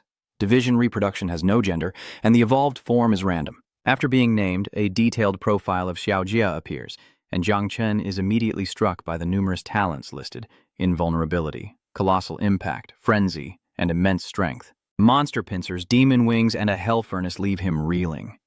He marvels at the sheer number of abilities the little guy has, especially that terrifying hell furnace. If I could extract this ability, I could become invincible just by eating. As if hearing his inner desires, Little Armor suddenly moved, its bright eyes seeming to see through his every thought and emotion. Xiao says that if Dad helps him complete his first class change, he can unlock his first ability before level 30. The first class change requires a sacrifice of 10 drops of god and demon blood. Jung Chen looked at the respectful Little Armor and said, perplexed, "Are you that hungry? You want to eat gods and demons right after being born? How about you go meet your sister in the bug nest first?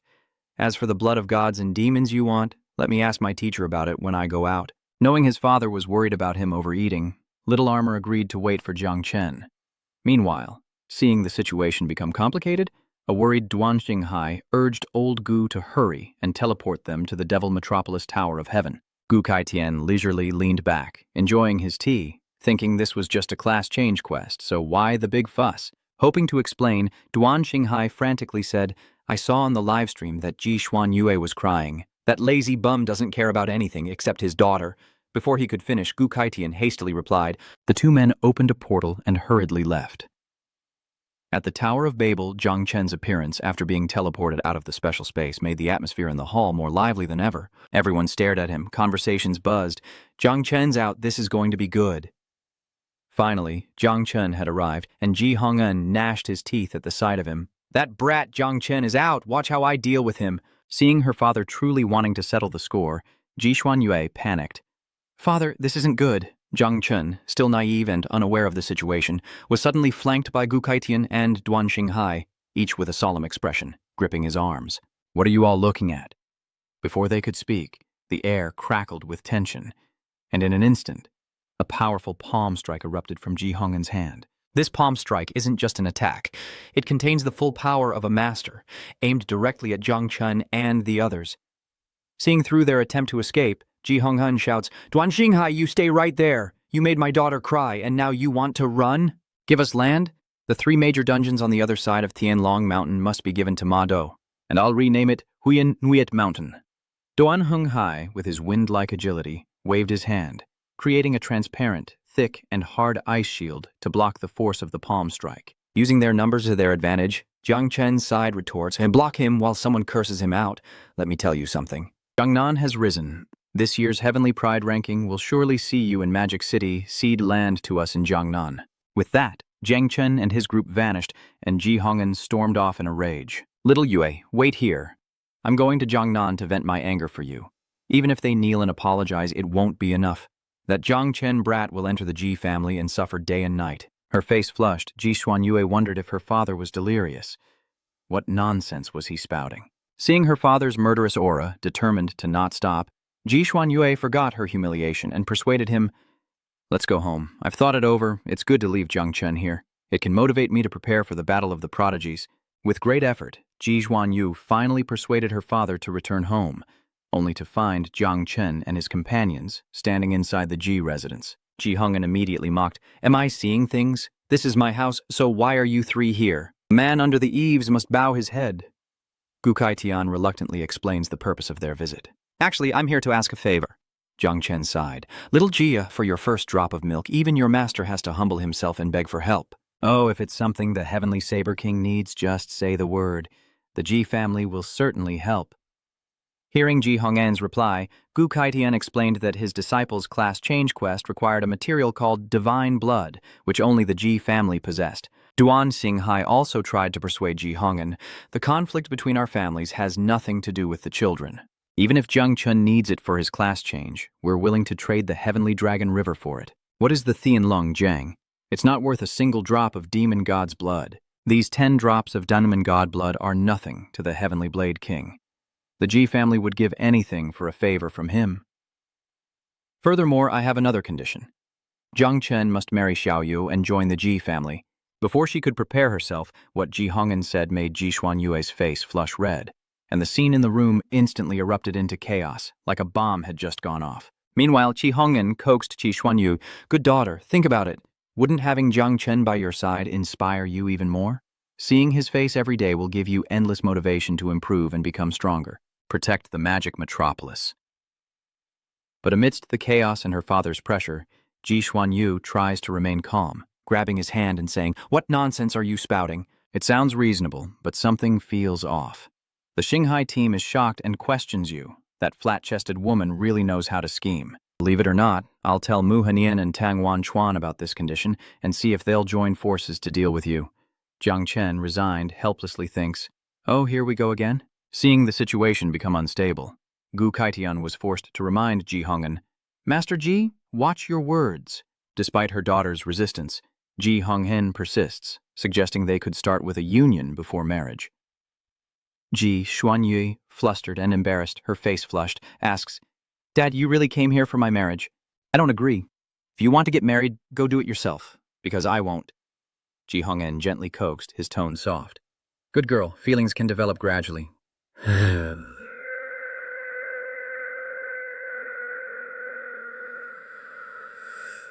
Isn't it trendy for young people to fall in love after marriage these days?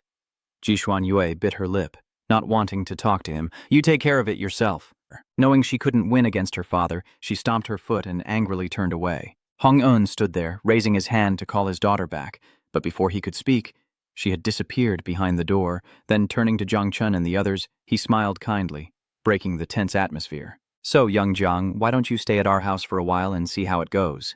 If it doesn't work out, it's fine." His eyes were sincere, both inviting and leaving an out, showing the demeanor of a calm and reasonable elder.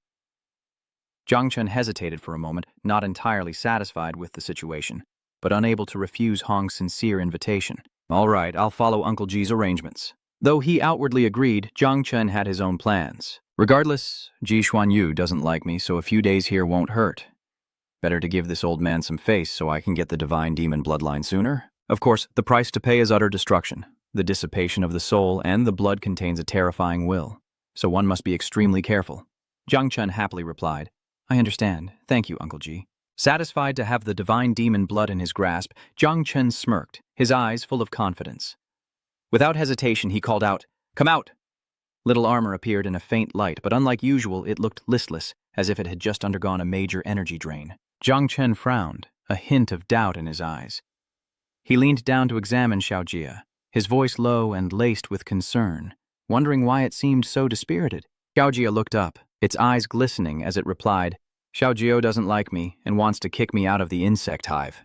Jung Chen asked cautiously, "Did it hit you?" Xiaojia then replied gallantly, "No, and I didn't intend to fight a female bug." Jung Chen quickly responded, "As if you could beat her." Hearing this, Little Armor turned away shyly and replied, "That's right, Little Armor really wasn't a match, so I quickly came outside." Jung Chen thought to himself, what he said wasn't wrong, but why is his attitude so strange? You're a terrifying being from eternal hell, so why do you lack any presence? This strange feeling left Jung Chen bewildered, but he quickly suppressed those thoughts. "Oh well, let the kids sort things out themselves." Jung Chen immediately cheered up, his worries quickly fading away. He put his arm around Xiaojia's shoulder and chuckled, "All right, let's eat." A series of god-demon blood vials were opened at once, creating a powerful wave of energy that spread throughout the space. Within the clear glass vials, a mysterious crimson blood shimmered, its potent aura weighing heavily in the air. And as Xiaojia, once frail, now moved with newfound speed and power, consuming every drop, a fierce energy erupted from him, a presence never before seen, compressing the very space around him, as if the full force of eternal hell was pouring into his small frame. The system announced the Red Armor Elephant's advancement complete, and the extraction of abilities began. Jung Chen watched with shining eyes as Little Armor successfully advanced after absorbing all the demon god's blood, a smug smile spreading across his face. His eyes gleamed with undisguised pride as he confidently declared it was time to gamble for fortune, hoping to win the Hell Furnace. A surge of red light from the system enveloped him in an instant, followed by the system's reward announcement. He's received the unique divine prison physique, an evolved version of the hell furnace he desired. He's stunned by the result. This physique is incredibly powerful. If he can produce a second generation in a few days, he can definitely compete with Zhang Wushuang. Jung Chen is even more excited to learn that Little Armor can also merge into his body, which will not only instantly increase his strength, but also eliminate the need to compete with Little Nine for resources in the future. As if that wasn't exciting enough, Jung Chen then heard Little Armor speak. "Daddy, I'm hungry. I want to eat some god-demon meat." Jung Chen suddenly noticed something strange. "Huh? You can talk? You're suddenly repeating yourself. You weren't like this before." Xiaojia was always intelligent and sharp, but now he's repeating himself, and something feels off. Xiaojia looks at Jung Chen, his eyes glistening with sadness and embarrassment, and slowly says, "Oh, I learned it from Xiaojiu, so she'd accept me." Cut to a temple of the ancient god sect in Jiangnan, where a group of cloaked figures listen to the man leisurely seated on the high chair. "Any news from the judgment?" One of them stepped forward and bowed, reporting to Master 7. "News has just arrived that Jung Chen of the Jiangnan War Zone has indeed learned the heaven-opening saber and has developed 4 moves, the last of which is called the Great Path, possibly at the divine level. Furthermore, some matters between him and the great General Zheng Guo have been deliberately concealed. Even our soul-searching yielded nothing, and instead our people died from backlash. No need to investigate such secrets further. Revise the Great Xia assassination list. The top 3 remain unchanged, but place Jung Chen in 4th and increase the bounty for all 4. Anyone who kills one of them will receive a divine baptism, directly entering the 6th level of the Star Realm." He lamented that since the 2nd, 3rd, and 5th were killed by Jilin Q, their ancient god sect has been silent for far too long. "Thank you for not abandoning us, and even granting us this divine opportunity. Now is the time for us to do something for the ancient god." Then, the 7th Greats entered a realm where a monster with countless bloodshot eyes stared into their very souls, inspiring fear and preventing deceit. The 7th Greats respectfully greeted, "Greetings, Spider Sovereign. I am a messenger from the ancient god church." "7th seat, I've come to discuss an alliance." In the pitch-black cave, silk threads coil like a massive trap, waiting for prey to wander in. The Spider Sovereign replied without interest, "I don't trust you humans, despite your claims." He bowed even lower, showing absolute reverence for this hidden deity. "But our souls have long been offered to the ancient gods. You may call us the ancient gods' envoys. The force behind you is one of the top-ranked races in the underground palace. You must have been ordered to befriend us since we share the same goal." Ren Huang impatiently snapped, "I don't want to hear your nonsense. State your intentions clearly." The 7 Greats stood up straight, their eyes becoming manic and ambitious. He gestured, painting the picture of chaotic yet beautiful destruction, his voice filled with fervor. "I want you to strike during the opening of the Great Xia Heavenly Bridge rankings. Unleash a beast tide to destroy Jiangnan and Zhujiang City as an offering to summon an ancient god. At that time, Venerable Spider can make any request he desires." The next day, at the Ji residence, Ji Xuanyu pounded on the door, shouting, "Hey, is that Zhang guy awake yet?" The door swung open, and Jung Chen appeared before her, saying, "Let's go." With a radiant aura and confidence in every move, he stood there. Sharp eyes and a slight smile, as if everything was in his grasp. The light from behind accentuated his figure, creating an imposing and captivating presence. In contrast, the moment Ji Xuanyu faced him, her face flushed crimson, an inexplicable feeling of bewilderment rising within her, setting her cheeks ablaze. She hastily asked, "Huh? Where are we going?" Jung Chen denied it was a date, saying instead they were going to his room. Was it too soon? Ji Xuanyu turned away, hiding her blush, and huffed, "Follow me, my father has arrangements to make." In the Ko family training yard, the air buzzed with the usual energy and tension of daily practice. Yet amidst it all, Ko Hong-an reclined on a lounge chair, a wide sunshade overhead, looking more like he was enjoying a seaside vacation than overseeing grueling exercises. Seeing Jung Chen and Ji Xuanyu approach, he thought to himself that this lazy king lived up to his name, lounging around so early in the day. Ji Hong'an, lying smugly, boasted, "My team are all geniuses from the Magic Metropolis War Zone, and in a few days, they'll all be your enemies." He introduced them one by one, starting with Hoa Van Bei, whose unique hidden class is Spirit Medium. Sensing something amiss, Hua Yunbai turned to Ji Hong'an, bewildered, and said, "Commander Ji?" Suddenly, a voice cuts off Ji Hong-un. "Wow, you're already revealing things to the enemy? Isn't that practically treason?" Luckily, her reminder snaps Ji Hong'an back to his senses. "Sorry, I just woke up and got carried away." Zhang Chen scoffed, thinking this lazy king really doesn't see me as an outsider, but since I have the void eyes, I don't need an introduction anyway. Getting back to business, Jung Chen and the others listened as Ji Honghen announced, "In 8 days, the Great Sia Heavenly Pride ranking competition will begin. To help you all take the next step, I have ordered the opening of an ancient god's secret realm for you to train in." As soon as he finished speaking, the young people were lost in thought.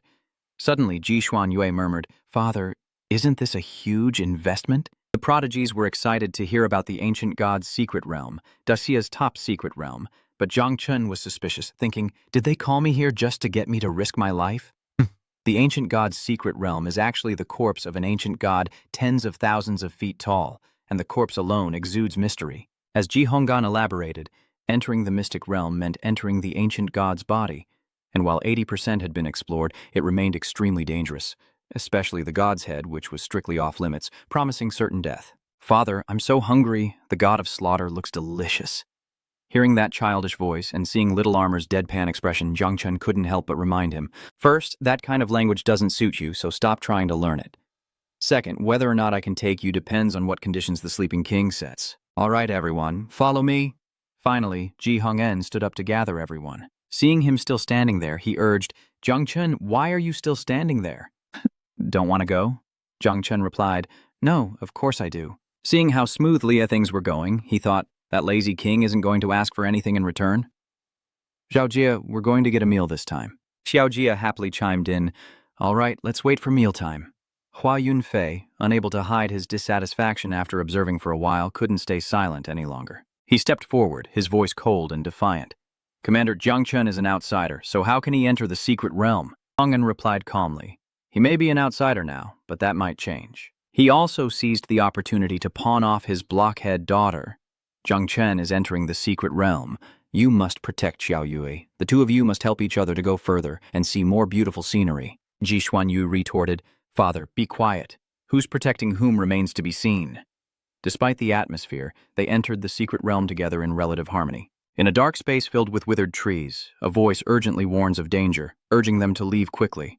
A warning like that of a high priest before a wall of Sanskrit for those about to trespass. In the dark and barren forest, only the wind howled through the skeletal trees as Ji Honghen stood tall, respectfully greeting the mysterious man. "The head of the Ji family, Ji Honghen, has brought a junior to visit. Please, senior, open the gate," the senior's voice echoed. "The head of the Ji family, please enter." Jung Chen stood silently by, his deep eyes observing Ji Hong'en's every move. Hong'en's cautious and respectful attitude toward the mysterious man made Jung Chen thoughtful. If the powerful Hong family was so wary of the 9 Li divine treasury, it was not to be underestimated. So I'll use this opportunity with the Ji family to familiarize myself and then research what's mine. Jung Chen squinted at the sudden brightness, sensing a mysterious power spreading, shaking the very ground beneath him. He wondered, what was this? The energy is strange. Seeing the questioning eyes of Jung Chen and the others, Ji Hong'en slowly explained that the phenomenon came from the 20% of the ancient god's remains that had yet to be explored. He also warned these headstrong prodigies, "It may have mutated. Do not experiment with it. To be safe, prepare teleportation flags. Teleport out immediately if in danger." Jung Chen nodded slightly, feigning gratitude for Ji Hong'en's explanation, as if his doubts had been dispelled. But just as the tense atmosphere subsided, a soft but firm voice rang out, "Father, we understand. Please return. Everyone else, follow me." "Stay close." Ji Xuanyu spoke, gesturing for the group to enter the ancient god's secret realm. They entered a bizarre space, where crimson muscle fibers like spiderwebs covered every corner. As they observed, Ji Xuanyue calmly explained, "This is the calf area of the ancient god's corpse, and the path we're on is its meridian. I've been here many times. It's almost entirely safe. Just be careful of the beast blood. After killing them, you can gain experience and strengthen your body." Jung Chen gazed up at the massive muscle fibers stretching endlessly above, wondering, is this just one meridian of the corpse, tens of meters high and wide? How enormous was the complete ancient god's body? Little Armor couldn't wait any longer and popped its head out, exclaiming to Jung Chen, "Father, is this the food you prepared for me?" "How magnificent, ancient god," Jung Chen chuckled, teasing Little Armor. "Are you resorting to flattery for food now?" Jung Chen, noticing everyone moving on without him, told the Little Armor to be careful. "Don't get caught. What you eat is yours." Little Armor, of course, happily agreed. Suddenly, from the layers of white muscle, a crimson monster bursts forth. its eyes burning like fire, causing the surrounding air to heat up. A member of the group immediately shouts that it's a blood beast, as drops of the ancient god's blood condense into more and more of them. Seeing some begin to panic, Ji Xuanyu steps in to reassure them, explaining that the blood beasts here are level 35 with powerful area of effect attacks and blood arrows. Before Ji Xuanyu could explain, Hua Yunfei excitedly channeled his energy and rushed towards the blood beasts, while Jung Chen calmly worried about his infant Xiaojia amidst the chaos. The blood beast levels here are pretty good, but why did little armor fly away? Is he not interested? Hua Yunfei focuses all his energy into his hand, where golden energy slowly gathers, forming a spirit energy technique, killing a group of blood beasts before they can react. After Hua Yunfei's display, he doesn't forget to provoke Jung Chen. I can kill a dozen blood beasts in the blink of an eye. What about you? Jung Chen begrudgingly gives a thumbs up, humoring him like a child. Impressive, Hua, I must say. It's refreshing to finally see a genius with such low intelligence. He Yonwol watched the smug Hua Yunbei and reminded him not to boast about trivial matters, to which Hua Yunbei responded with a courteous bow. Yes, goddess, whatever you say is right. Ji Xuanyue glanced at Hua Yunfei, inwardly cursing him as an idiot. After wiping out the blood beasts in the area, Ji Xuanyue leads everyone to the location of the ancient god's heart, a place teeming with even more blood beasts perfect for training. It's just that the ancient god's corpse and our structure are different. It has 3 hearts. She had barely finished speaking when Little Armor spoke up in Jung Chen's mind. Don't listen to her nonsense. The ancient god Julie actually has 4 hearts, and as long as one remains intact, it can be revived. Jung Chen is shocked by this new, unreleased information. A living, ancient god? Before he can process it, Xiaojia reports that he's found the hidden 4th heart, and it's still intact. Jung Chen, unnerved by Xiaojia's single-minded focus on eating, turned to him with a serious, worried tone. Xiaojia, come back now, immediately! But Xiaojia continued to whine innocently. Can you wait a moment while my son and I figure out how to eat this heart?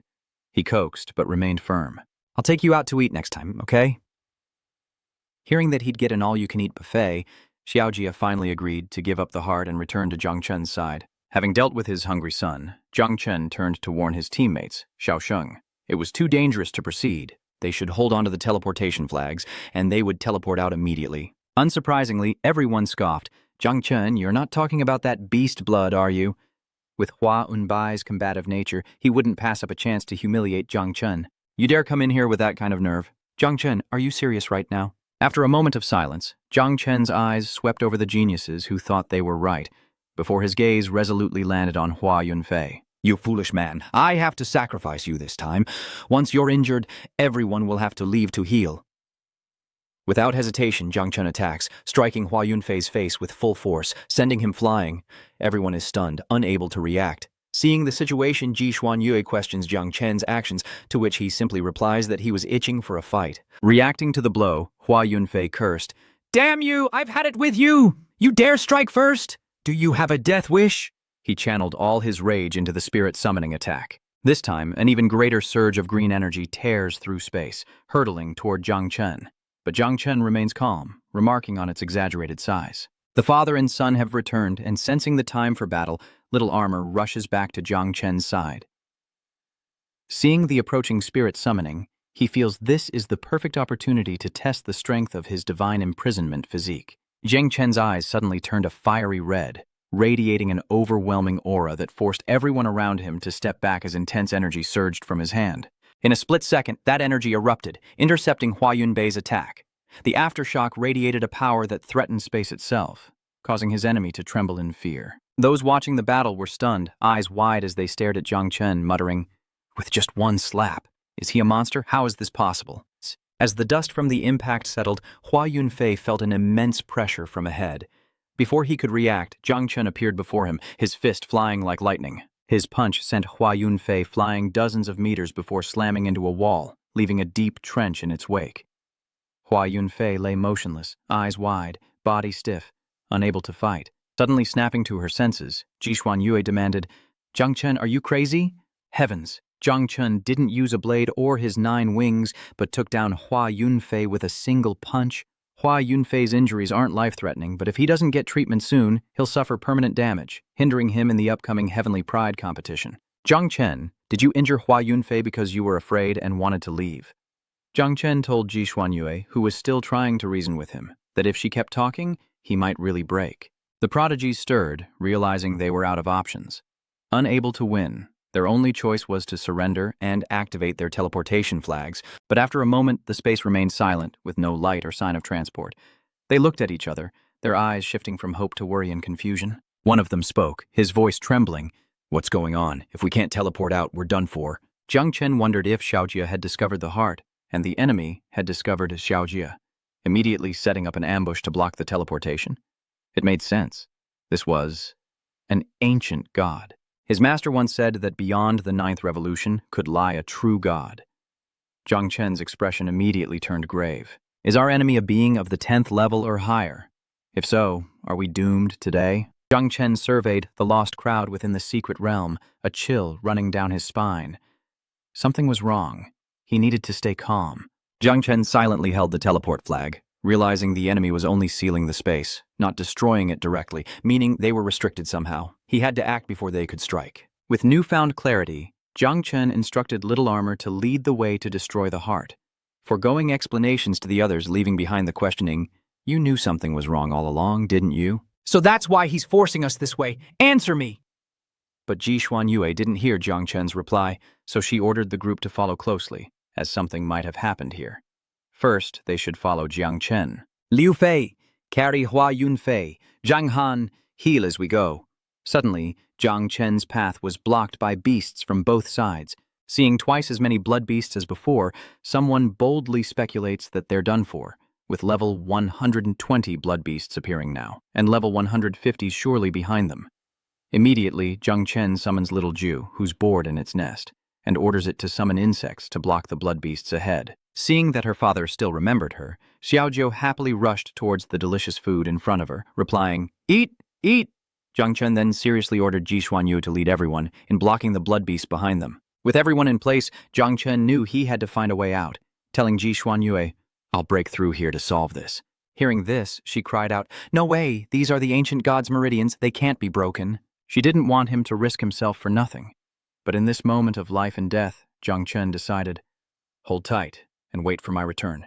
Then we can escape this place alive." With that, he lunged at the ancient god's flesh wall, unleashing a devastating blow with his divine imprisonment physique, but the wall instantly healed itself. Seeing this, Ji Xuanyu, standing behind him, cried out, "It's useless. Even if you break through, the ancient god's body will regenerate at an extreme speed." Jung Chen, undeterred, replied, "Even so, I must try." He continued to pummel forward, putting all his strength into each blow, declaring, "If we can't break his meridians, there's no way we can break through the strongest defense at the exit. Breaking in is our best bet now." After that all-out attack, the dust cleared, revealing a massive hole in the ancient god's flesh wall. Jung Chen shouted, "It's open! Now's our chance!"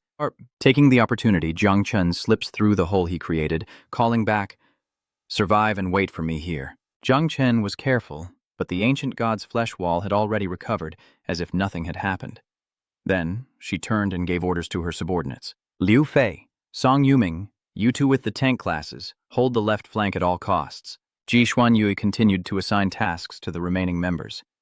"Shu Manman, Ning Bajang, and Chu Jing, you're in charge of attacking the left. Xu Jiao and I will handle the right." With that, the group huddled together, creating shields for both defense and offense, as Ji Xuanyu continued. "Whether we survive or not, it all depends on us. What I can tell you is that my ancestor, Ji Lingqiu, will definitely come to save us." Hearing this, everyone responded in unison. Cut to Ji Hongen's office, where he stands up abruptly and asks, "When did contact lose?" The anonymous monk replies, 3 minutes ago, when an unprecedented energy fluctuation suddenly appeared inside. "I went to the Divine Treasury to check, but found the ancient god's corpse completely sealed off, isolated from the outside world." The high monk continued solemnly, "The strange thing is, the ancient god's corpse hasn't disappeared, but remains in its original space. The connection point at the calf is still within our formation's range." Hearing this, Hongen fell silent, then sat down, frowning with worry. The Ji family has spent over 100 years to barely open the path to this calf area. Now it's impossible for us to break through the ancient god's defenses from the outside by force. Tell the old master to return. He's our only hope. Also, inform Gu Kaitian in Jiangnan. Back inside the ancient god's body, Jung Chen is fully engaged in attacking the blood demons. Everywhere he strikes, heads fly. When his hands tire, he uses the earthly, heavenly, and human blades, leaving a trail of slaughtered blood demons in his wake. Meanwhile, Xiao Jia attacks, sneering. I can't eat this garbage anymore. There's a feast ahead. No need for breakfast, right, everyone? He says to the screen. Somewhere, someone is watching Jung Chen about to punish the blood demons, and after a long silence exclaims, "How unexpected." The white-haired man with the dark face says to the dragon man beside him, "Man Long, I never expected such a talented youth to appear among humans." The dragon man, Man Long, replied, "Indeed, Duan Xu, you feigned death to deceive the world and hid your heart to await a new era, and for hundreds of years no one discovered it. Yet this nameless kid has stumbled upon it." Old Duan Xu then pointed to the image of Xiao Zhou and continued, "Man Long, he's no ordinary kid. Look at the insects he releases. They're all 9-winged disaster moths." "His moves are impressive, but so what?" Man Long replied. "The space is sealed, he's cornered." Worried, Duan Xiu continued, "This kid is getting stranger and stranger. I fear he might actually reach my heart. All I can create now are blood beasts, but it seems they can't stop him either. If he destroys the heart, I won't be able to hold you here, and we'll both fade away." So these two are sworn brothers, ready to save their own skins. Man Long, hearing his friend, reassured him, "Don't worry, Duan Tu. Even though I don't have much essence left." He conjured a bewitching green flame in his hand and continued, "That little warlock is still no match for me." Back to our hero, standing beneath a pile of slain blood beasts, catching his breath, he says, "These blood beasts are getting stronger, and there are even level 151s behind them. Wave after wave of these beasts are coming at him, trying to stop him from reaching the hidden heart." Wiping his mouth, he continued, "Ji Xuanyue's side is probably not doing well either. I have to hurry or something terrible will happen." Xiao Jia, seeing the path to the heart shortening, informed Jiang Chen, "Father, just get past the fork ahead and you'll be there." As Jiang Chen rushed forward, he replied, "Excellent, Jiang Chen has pinpointed the heart's location." He exclaimed, marveling at how well the ancient god hid itself, concealing its heart in the web of the hand. This location on the human body, between the thumb and forefinger, is known as the Hegu acupoint. Pressing it can help relieve stomach aches, shoulder and neck pain, and more. You can learn more by watching this video. Back to Jiang Chen, he rushes forward, thinking to himself, why are the blood beasts ahead suddenly running away?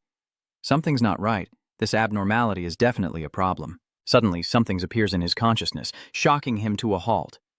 Why has my sea of consciousness suddenly turned black? Even the tree clan is out of sight?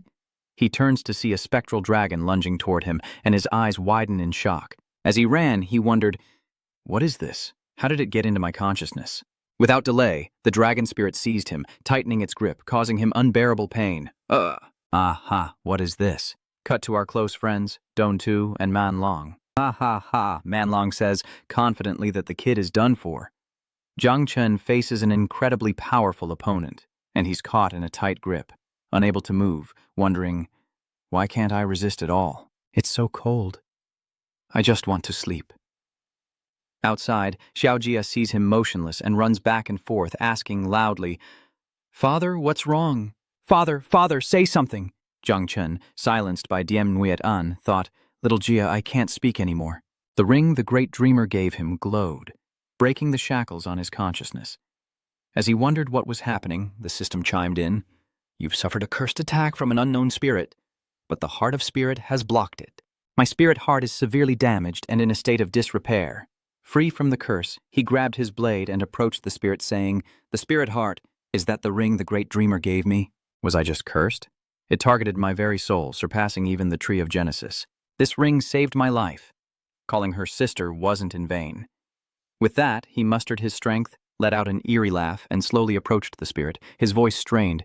Even a level 9 invincible divine artifact was almost destroyed. Looks like the enemy is strong, but since they couldn't kill me, now it's my turn. Man Long then collapses in pain, coughs, and says to Jiang Chen and Xiao Jia, No, that curse was beyond my imagination. My soul's origin was exhausted fighting those 5. If I cast another curse, I'll fall into eternal slumber. Duan Tu, will you save me, or devour me? But in response, he received only a cold stare, followed by Duan Xu's sinister grin, sending Man Long into a fearful panic as he asked, What are you planning? Umao. With a snarl, Duan Xu replied, In that case, just die. And with that, countless strange entities controlled by Duan Xu swarmed Man Long, tearing him apart. No, how can you control these monsters? No, don't kill me. I'll help. It's too late. I have a better plan now, so I don't need Jung Chen, who's already gone ahead. Duantu then revealed himself, laughing eerily as he absorbed the remaining power of the savage dragon, confidently declaring, "Kid, destroying my last heart is meaningless. I will use the savage dragon's remaining essence to sow a seed of karma in your soul, luring you here, at which point you will become me. Ha ha ha." The ancient god's heart. Finally, Jung Chen and his son have arrived. He immediately asks Little Armor, "Little Armor, how long to break the seal?" Little Armor replies, "Father, it's easy for me, it'll be done in a moment." With that, Xiaojia transformed into a beetle, and its clones rushed towards the heart, tearing through the blood vessel. The seal was about to be broken. Suddenly, Jung Chen felt uneasy, clutching his chest as he wondered, "Why do I feel like my heart is beating in sync with the ancient god's heart?" Could this just be an illusion caused by the shockwave? Little Armor grins wickedly, preparing to strike. "Father, here I go." Xiaojia lunges, tearing into the heart as Jung Chen below falls into contemplation. What is happening? What is this strange feeling? Jung Chen is now emitting a bizarre dark aura, clutching his chest in pain and muttering, "The ancient god's heart is about to stop. But why do I feel like my own heart is about to stop too?" After a moment, the dark energy fades, and Jung Chen, still clutching his chest in pain, hears a voice in his head urging him, "Enter the mindscape. Enter the mindscape of the ancient god, for a great destiny awaits in the shadows." Xiaojia fumbled around, finally finishing the heart and stopping it from beating. Jung Chen looked up, saying to himself, "My faith seems to be fine, but why do I have this urge to enter the ancient god's brain domain? Is this the guidance of the heavenly Tao, a great opportunity waiting?" The dark energy no longer clings to him. It seems his reason has pushed it back. "I need to calm down. Even if I ignore the dangers of the brain domain and go, I have to find a way to get Ji Xuanyu and the others out first."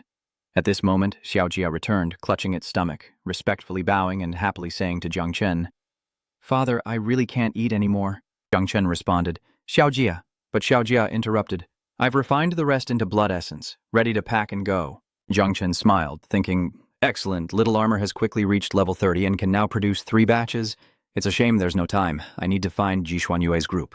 Meanwhile, deep within the ancient god's mind, Duan Xu sneers, "Humph, kid with the thunder source, you can't escape."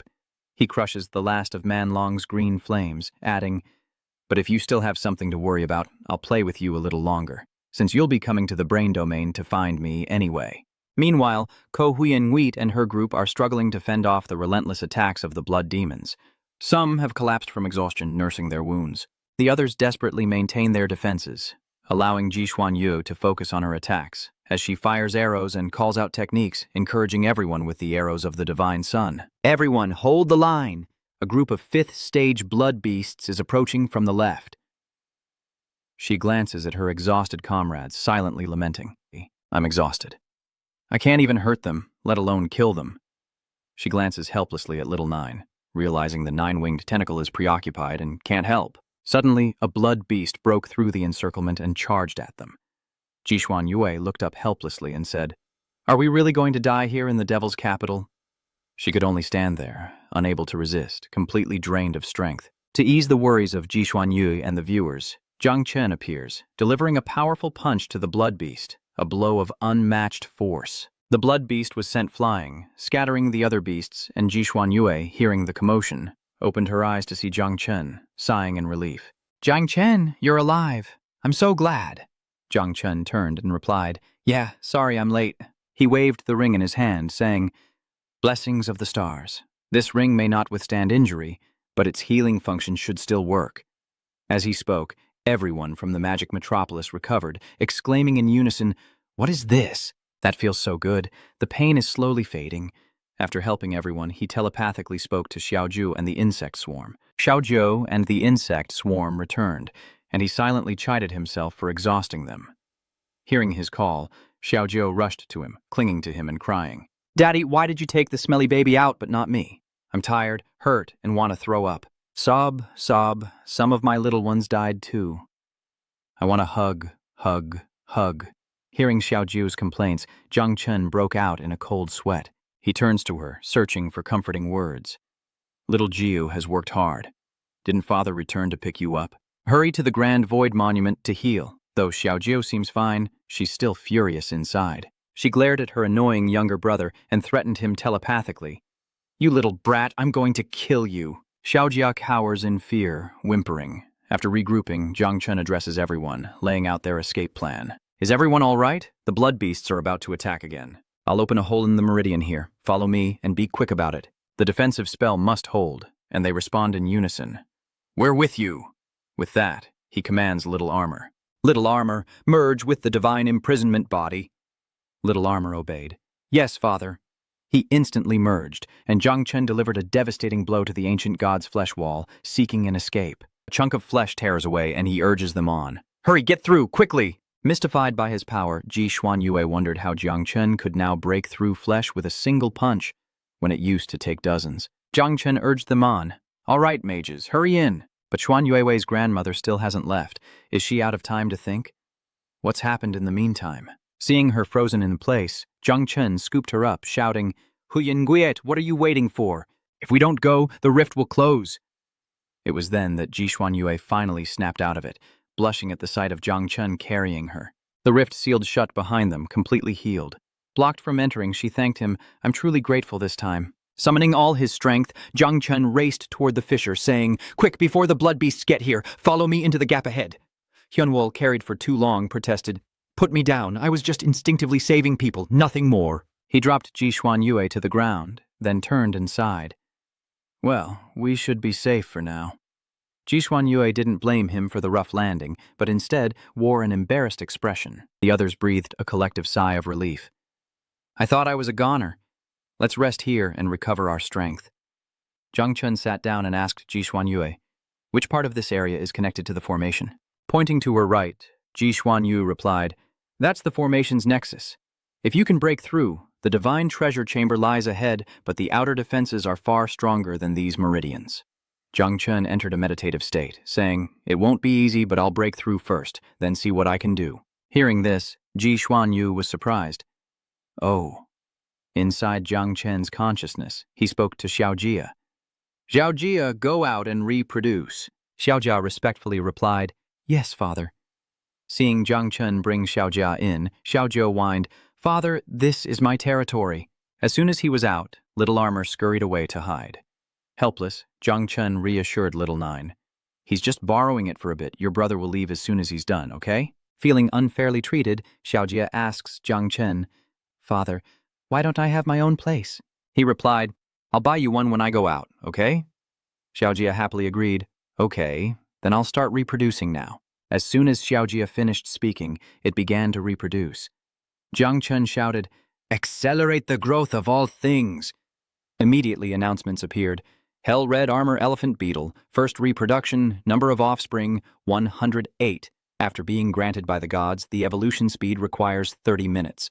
The Hell Red Armor Elephant Beetle spawns a second time, producing 108 offspring, which will reach maturity in 30 minutes thanks to the God-given evolutionary boost. Hellfire Beetle production. Wave 3.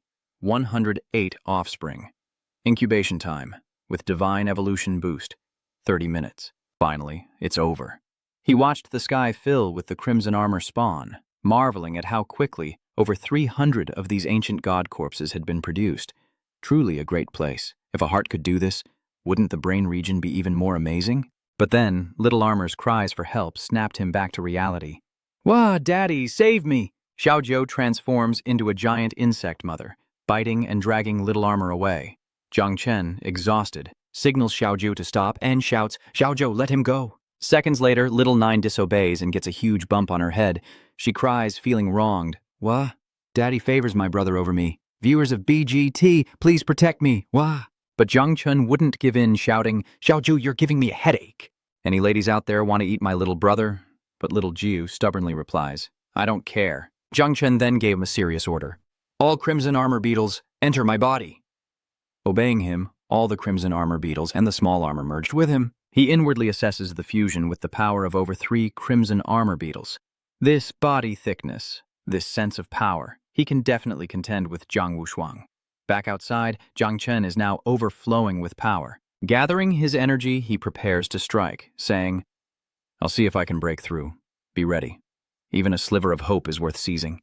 His comrades respond in unison, Yes! Meanwhile, outside the gate, Ji Hong'an has brought Ji Lingqiu and Gu Kaitian to the scene. Realizing the situation, Ji Lingqiu spoke, Now that the gate is closed, It's basically impossible to sever the god's corpse from the outside in such a short time, unless they break out from the inside.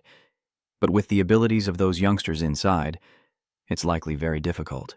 Hong Yin, deeply worried about his daughter, asked his grandfather, "Then what do we do?" He solemnly told Ji Hong-en to prepare for the worst. If anything goes wrong, destroy the divine relic chamber immediately, plunging the space containing the ancient god's corpse into eternal chaos. Hearing this, Ji Hong-en paled and exclaimed, "But grandfather Xuan Yue is still inside!" Ji Ling-Qiu, a man known as the Sword God, one of the three strongest in the Great Xia, his responsibilities were immense. He turned back to his grandson, defeated. Is Xuan Yue alone worth more than the entire Zhaomin dynasty?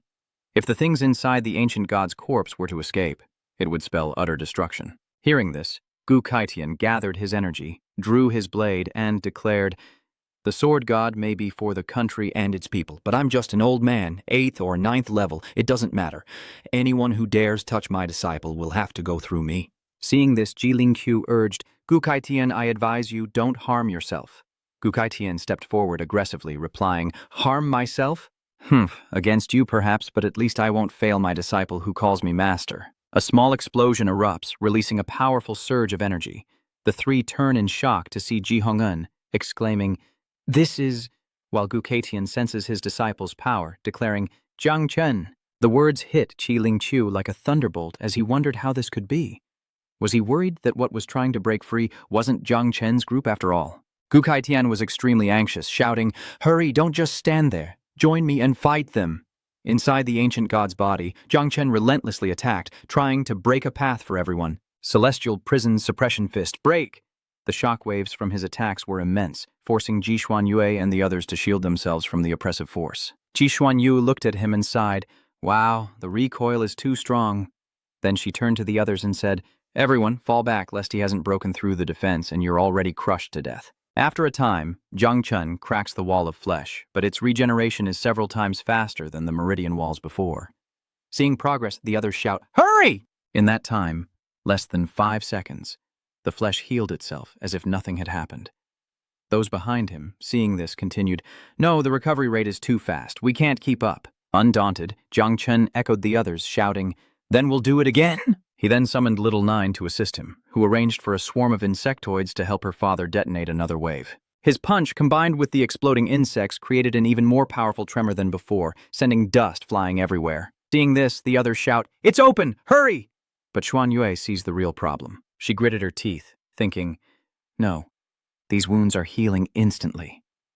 That's right. This ancient god's flesh wall is recovering even faster than before. Seeing this, the others exclaimed, "Damn it, how can it recover so fast?" Suddenly, 2 crossed sword slashes appeared where Jung Chen had punched, causing him to look at Lin Hum in surprise and confusion. Then, a loud ripping sound tears a massive hole in the wall of flesh, and Jung Chen barely dodges as the others cry out, "What? Is that the light of blades?" It's Gu Kaitian and Ji Ling-Qiu seizing the moment, using their combined swordsmanship to break through the closing wall and save everyone. Jung Chen and Ji Xuan Yue, seeing their loved ones, cried out, "Master, great elder Ji Ling-Qiu!" From outside, they urged, "Come out quickly." The people of Devil's Capital finally escaped, exhausted, saying, "We're finally saved. I thought I was going to die in there." Seeing her daughter and Jung Chen missing, Ji Hong-en cried out, "Where are Xiao Yue and Jung Chen?" As the fleshy walls closed in, the others fled, anxiously shouting, "It's regenerating again, run!" Jung Chen urged her on. "Ji Xuan Yue, you too, hurry and leave." As she ran out, the flesh closed in around her, but she desperately tried to pull Jung Chen out with her. "Jung Chen, come with me!" He turned and replied, "The passage can't hold 2 people anymore. Just go!" But Ji Xuan Yue stubbornly refused. "No." Hearing this, Jung Chen clicked his tongue and muttered to himself, "Damn, women can be so stubborn." He then summons the roots of the ancestral tree. Immediately, the roots of all things surged forth, their verdant tendrils snaking around Ji Xuan Yue, pulling her out as she cried out in worry. In response to her cries, Jung Chen's cold voice echoed, "Get out of here, now!" Ji Xuan Yue watched the closing wall and his silhouette, calling out in worry, "No, Jung Chen!" Finally, she was brought outside, and Ji Hong-en rushed over, anxiously calling out. Xiao Yue, Gu Kaitian, not seeing her exit, angrily shouted, "Damn it, it's sealed again!" Jung Chen is still inside. Hong An helped his daughter up, relieved. "Xiao Yue, you're all right, that's great. Still worried about Jung Chen, Ji Xuanyu sobbed to her father. Jung Chen is still in there. Please save him. Hong'an says, "Don't worry, as long as Jung Chen and your great-grandfather work together from the inside one more time, they'll surely get out." Immediately, Ling Qiu and Kaitian prepare to try again. Ji Ling Qiu gathered his energy, telling Gu Kaitian, "Little Gu, prepare to do it again." Still bitter that his brother hadn't made it out, Gu Kaitian snapped back, "Do you even need to tell me?" Suddenly, the wall of flesh before them emanated demonic energy, its veins bulging as if preparing for battle. Before they could strike, they both voiced their concerns. "This isn't good. The ancient god's corpse's defenses have been enhanced," Ji Ling Qiu continued. "Moreover, it's not passive, but active." Gu Kaitian immediately asked, "What do you mean?" With a grimace, Ji Ling Qiu replied, "I mean something inside the ancient god's corpse is awakening and can control part of its power. I fear that no matter how we cooperate, we won't be able to break through." Gu Kaitian, disbelieving, retorted, "Don't talk nonsense. I don't believe you." With that, Gu Kaitian swung his blade at the wall, shouting, "Heaven-splitting blade!" But as Ji Ling Qiu had said, Gu Kaitian's powerful blow was like a needle prick. Ji Ling Qiu urged him to stop. "Don't waste your energy. The ancient god's corpse's mutation is a major event. Stick to the original plan." Then, turning his back, he continued, "If you detect the mutation spreading, seal it away permanently." Helpless, Gu Kaitian clicked his tongue, cursing his own powerlessness. All he could do was hang his head in silence. As Ji Ling Qiu walked away, he called back to Gu Kaitian, "Don't do anything foolish." Meanwhile, Ji Xuanyu worriedly muttered, Jung Chen. Hua Yun looked at the ancient god's corpse with gratitude, saying, "Jung Chen risked his life to save us." Those around him echoed his gratitude, saying, "Yes, we all owe him our lives." Back with our hero. He was radiating power, his body emanating an imposing aura of green energy. As he walks, he says, "Don't rush out. First, go to the ancient god's mind realm. A great opportunity awaits me there. The ancient god's mind realm. A great opportunity." Meanwhile, inside the brain domain, Duan Xue watches Jung Chen through an energy orb, a sinister smile spreading across his face. "He's here. He's here. The final fish has taken the bait. With this new body, I will be resurrected and leave this place. Come to me, and we shall become one." Soon, Jung Chen arrived before a large door upon which some words were inscribed. "Any disciple of the Ji family who dares to enter this gate shall die." Getting closer, Jung Chen marveled, "These sword marks and words are over a century old, yet the sword energy is still terrifying. This must be the mark left by the sword god when he first entered this place." Without hesitation, he pushes open the door and steps inside. Beyond this door must lie the cerebral domain. At once, he commanded Little Nine and Little Armor. "Little Armor, Little Nine, hide well and be my trump card. Don't come out unless I call for you." They both obeyed, answering in unison. As he steps inside, a myriad of eerie energies surge toward him, emitting strange sounds, rustling and crackling. He clutches his head in discomfort, asking, "What is that sound?" It felt like countless people were whispering in his head. He collapsed to his knees in agony, screaming, "Shut your damn mouths!" Whispers flooded his mind, and in a flash he was transported to a quieter space. Above him, Duan Tu descended, startling him with his words. "Child, you've finally arrived. I've been waiting for you here for a long time." Jung Chen, as if trapped in a high-level illusion, blankly looks up and says, "This feeling is so warm. Who are you?" Duan Tu was now right in front of him, declaring, "I am the ancient god Duan Tu, and I am also you." Jung Chen asked, confused, If you are me, what do you mean?" Duan Tu then transformed into Jung Chen, attempting to seize his body as he replied, "That's right." Then, drawing closer, he reached out to Jung Chen, his voice laced with temptation. "I am you, and you are me. Come now, let us become one." Jung Chen's eyes widened in shock as he saw the person before him, identical to himself. "Just like me?" Immediately, he swung his blade at the cultivator, shouting, "Fake gods and demons, the great Tao blade!" The cultivator was struck and revealed his true form. When sweet words failed, he resorted to violence to suppress Jung Chen, crushing the sword energy he unleashed while clicking his tongue. Tisk, tisk, tisk, what an interesting blade. I never imagined the martial arts of the new human era would develop to this extent. Seeing his move being used against him, Jung Chen wondered how his opponent was able to block his sword energy. The cultivator crushed the pillar of sword energy in his hand, exclaiming, "My origin is almost exhausted, and you're making me waste it. Damn it!" With that, he summoned the man-long flying dragons from before, then continued, "If your body wasn't useful, I would have dealt with you in the cruelest way possible." Jung Chen looked around in surprise, wondering, what is this? These monsters are at least at the 6th rank, with 5 or 6 even reaching the 9th rank. No wonder even the sword god nearly died here. This is bad. Even if he released all the insectoids, he knew it would be difficult. But he had no other choice but to risk it all. "Little Armor, Little Nine, and all the insectoids, come out!" He gave the order, but before his children could respond, he was stunned. "Has our connection been severed?" In a flash, Duantu seized him, a sinister smile spreading across his face. "Got you. Let's end this here." Jung Chen lay helpless in Duantu's massive hand as the villain embraced him with dark magic, seeking to claim his body. Jung Chen, helpless and in pain, cried out, "Ugh! Ah! Ah! Ah! Ah!" Duantu laughed gleefully, saying, "Don't worry, I'll help you live a better life." Suddenly, Jung Chen's great ancient tree appeared once more. It crackled and emitted a blinding light, causing Duanshu to grunt in surprise. A divine fruit with 7 rainbow colors grew on the tree, ripe and succulent. It turns out he was attacked in the spirit by Duanshu. He's in his sea of consciousness, saved by the ancient tree bearing fruit. He sat on the ground looking up at the ancient tree and wondered, am I in my sea of consciousness? Wasn't I just being possessed by an ancient god? How can this be? He wondered, gazing at the newly formed 7-colored fruit. The ancestral tree has borne fruit, and it's a multicolored fruit too. After composing himself, he stood up, his mind racing. Logically, the ancestral tree shouldn't be able to bear a multicolored fruit at its current level. As he wondered, the system explained that the fruit was unripe and the information was unclear. Apparently, its incredibly powerful soul formed the fruit, containing its original divine nature. Remembered to water it regularly with the souls of all living things, so it ripens quickly. Jung Chen read the information and grew excited, stroking his chin as he exclaimed, "So this is the ancient god's soul. He wanted to possess me, but the ancestral tree turned him into fruit instead. How interesting." The ancestral tree can't stop curses, but it's certainly domineering when it comes to souls and consciousness. However, this fruit needs the souls of all things to be watered, a condition that is too harsh. As he pondered, he heard Little Armor calling him, "Father, are you awake?" He glanced over in surprise. "Is that Little Armor?" Xiaojia's call happened to pull him back to reality, and his eyes suddenly widened as if he had seen something shocking. It was little Jia riding atop a monster 100 times its size, who then said, "Father, I've taken care of these monsters."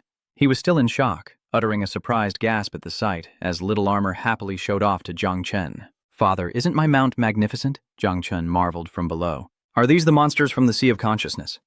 Is Little Armor riding a 9-revolution monster? Even Ji Lingqiu couldn't handle these monsters before, so why is this so easy?" The calls of "Father, Father" continued, and then it flew down, pulling him up as it said, "Father, this mount is very obedient. Even though Little Nine doesn't like it, you definitely will." "Want to take a seat?" Jung Chen asked reluctantly. "Wait, you can control this thing?" Finally, Xiaojia pulled him up, happily settling in as he replied, "Yes," as Jung Chen, still puzzled, asked, "What happened?" Xiaojia controlled the giant beast as it rose, slowly explaining to him, "This type of monster is called a nether fiend. According to my inherited memories, there are many in the eternal hell, but they are naturally restrained by our clan. As long as they are marked, they can be used as mounts, which is very convenient."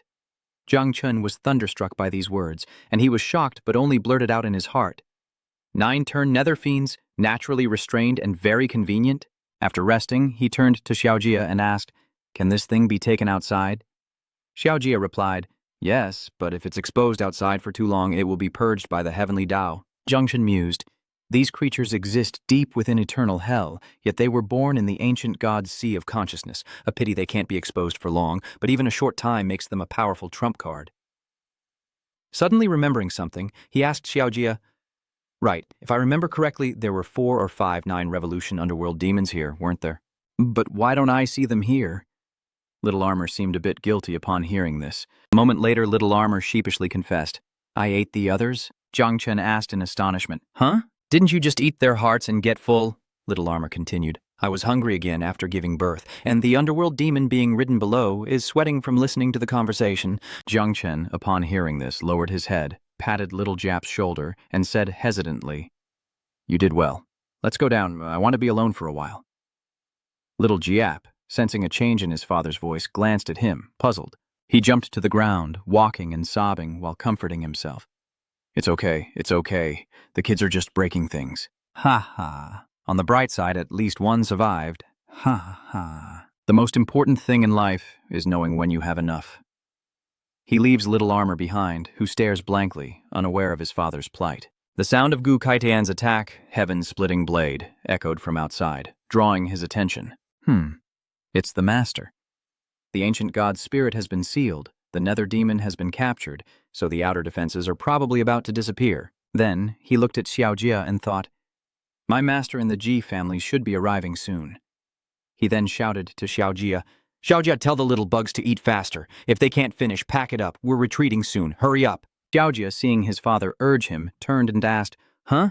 If we can't finish it this time, can't we come back and eat again next time? Jung Chen, standing below, called out, You want to come back here again? Do you think this is some kind of buffet? There's no coming back. This is someone else's treasure. With that, he fell silent, thinking of Jiling Q.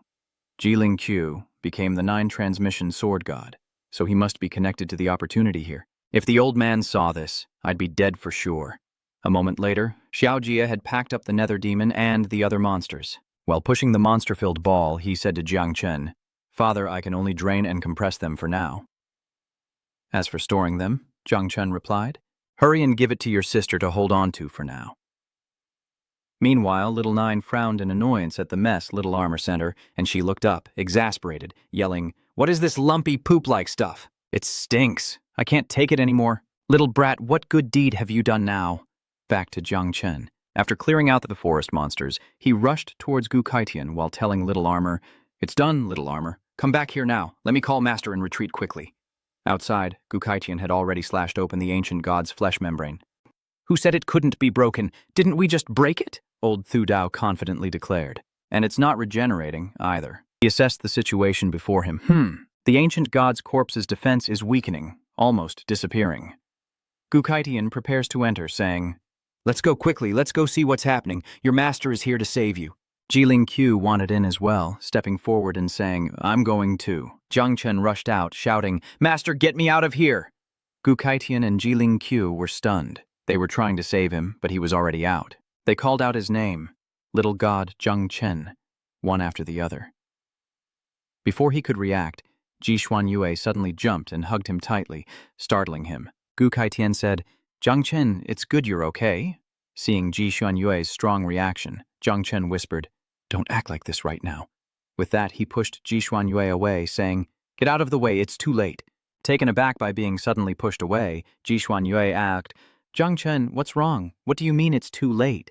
Jung Chen didn't answer, but instead whispered urgently to Gu Kaitian, Master, hurry, or we're going to die.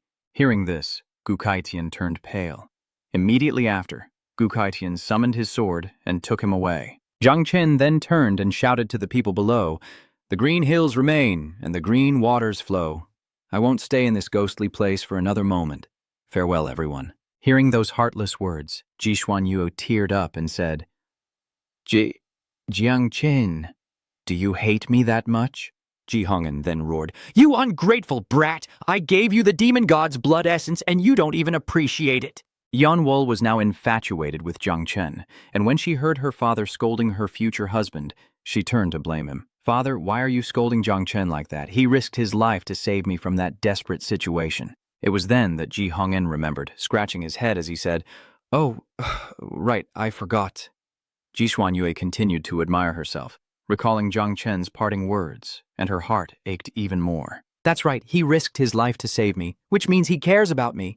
But if he cares so much, then why did he say those things? Could it be because of the heavenly pride ranking? Is he afraid of affecting me, so he's acting this way on purpose? After composing herself, she declared, Jung Chen, I won't disappoint you in the heavenly pride competition. I'll show you the best Ji Xuanyue. Hearing this, Ji Hongen couldn't help but sigh. Daughter of evil. Neither of them noticed Jiling Q's suspicion. Frowning, he thought to himself. But Jung Chen's reaction was off. I have to take a look. Did Jiling Q sense something was wrong as soon as she approached? My treasure is all gone. My sea of consciousness used to be teeming with monsters, but now there's not a single one left. It was then that he recalled Jung Chen's hasty departure, clutching his head in dismay.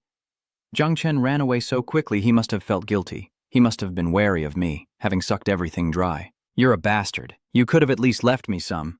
Wait, how did he even do that? Even I would have trouble escaping those 9 revolution monsters, yet he dealt with them so easily.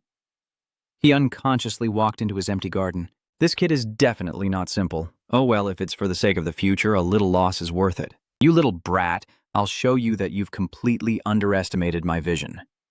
While Jilin Q realizes he's been played, Jung Chen recounts everything to Gu Kaitian. He turned in astonishment and exclaimed, "You mean you actually cleared out the sword god's treasury?" Jung Chen scratched his head sheepishly and replied, "You could say that." Gu Kaitian felt helpless. I look back on my life, and I, Gu Kaitian, have always been law-abiding, yet I've ended up with disciples like this. My eldest disciple calls himself the Bloodshed Blade King, wreaking havoc in the Azure District. The second disciple steals the bride of the nation, and the third, well, this old man's thoughts are hard to fathom. With my current strength, what are my chances of defeating Zhang Wushuang and Ji Xuanyue? Gu Kaitian listened but didn't answer immediately. He used all his strength to retreat, guarding against Jilin Q's sword, then answered Jung Chen's question. Based on your current strength, you should be able to deal with Ji Xuanyue, but Zhang Wushuang is uncertain. I've heard he's also made remarkable progress. His 8 desolate war god physique is not to be underestimated. As for Ying Jian, I only know that he's not just the top talent of your generation, but his talent is considered the best in the last 800 years of the great Xia dynasty. An average person needs to be 18 and have a developed soul to unlock their origin job, but not him. He unlocked it at 3, was recognized by the human emperor sword at 9, entered the forbidden zone at 12, returned at 15, and then secluded himself in the capital's military region for 3 years. Jung Chen wondered why, if Ying Jian awakened so early, his level wasn't at the 3rd transition yet, as we see Ying Jian standing beneath ferocious blood dragons. Gu Kaitian replied that it was because, in addition to the class system, he also cultivated the supreme techniques of the myriad races. Hearing this, Jung Chen exclaimed, "Ying Jian and the supreme techniques of the myriad races?" Meanwhile, Don Qian licked the blood off his face and asked someone, "My bloodshed physique is almost complete. Any news about Jung Chen?" Back with Jung Chen and his master, Jung Chen leaned forward, asking his master for his opinion after hearing about Duan Qian. "Master, can I cultivate the techniques of the myriad races?" Hearing this, Gu Kaitian frowned and replied seriously, "I'm not sure this path hasn't been walked before, but most fail. These techniques seem to clash with the heavenly Tao, yet Ying Jian succeeded, the only one in the entire great Xia dynasty for hundreds of years. Furthermore, even if you were an exception, I wouldn't be able to obtain the techniques of the myriad races from the underground palace for you. After all, Ying Jian is a descendant of the southern Xia human emperor." Jung Chen listened intently as Gu Kaitian continued. "The human emperor of the past led troops to counterattack the myriad races and seize those cultivation methods.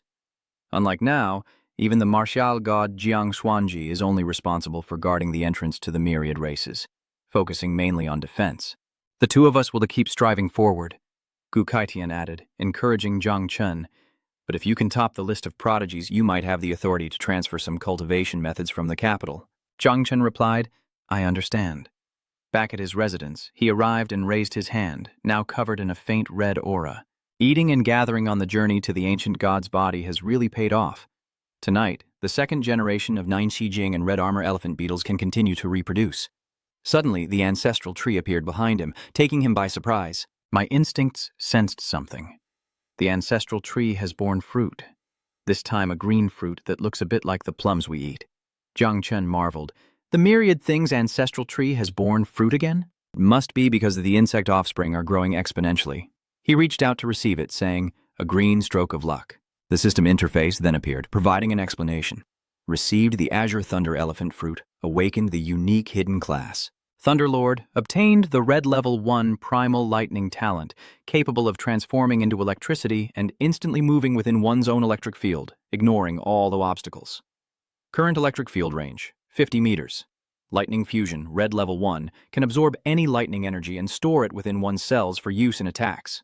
God of Wealth level 1, purple, turns the hand into a source of thunder and lightning, instantly releasing extremely high voltage electricity. Jung Chen read this and happily said, "A second profession? A god-level spirit medicine master and a lightning affinity. I'm really done for now."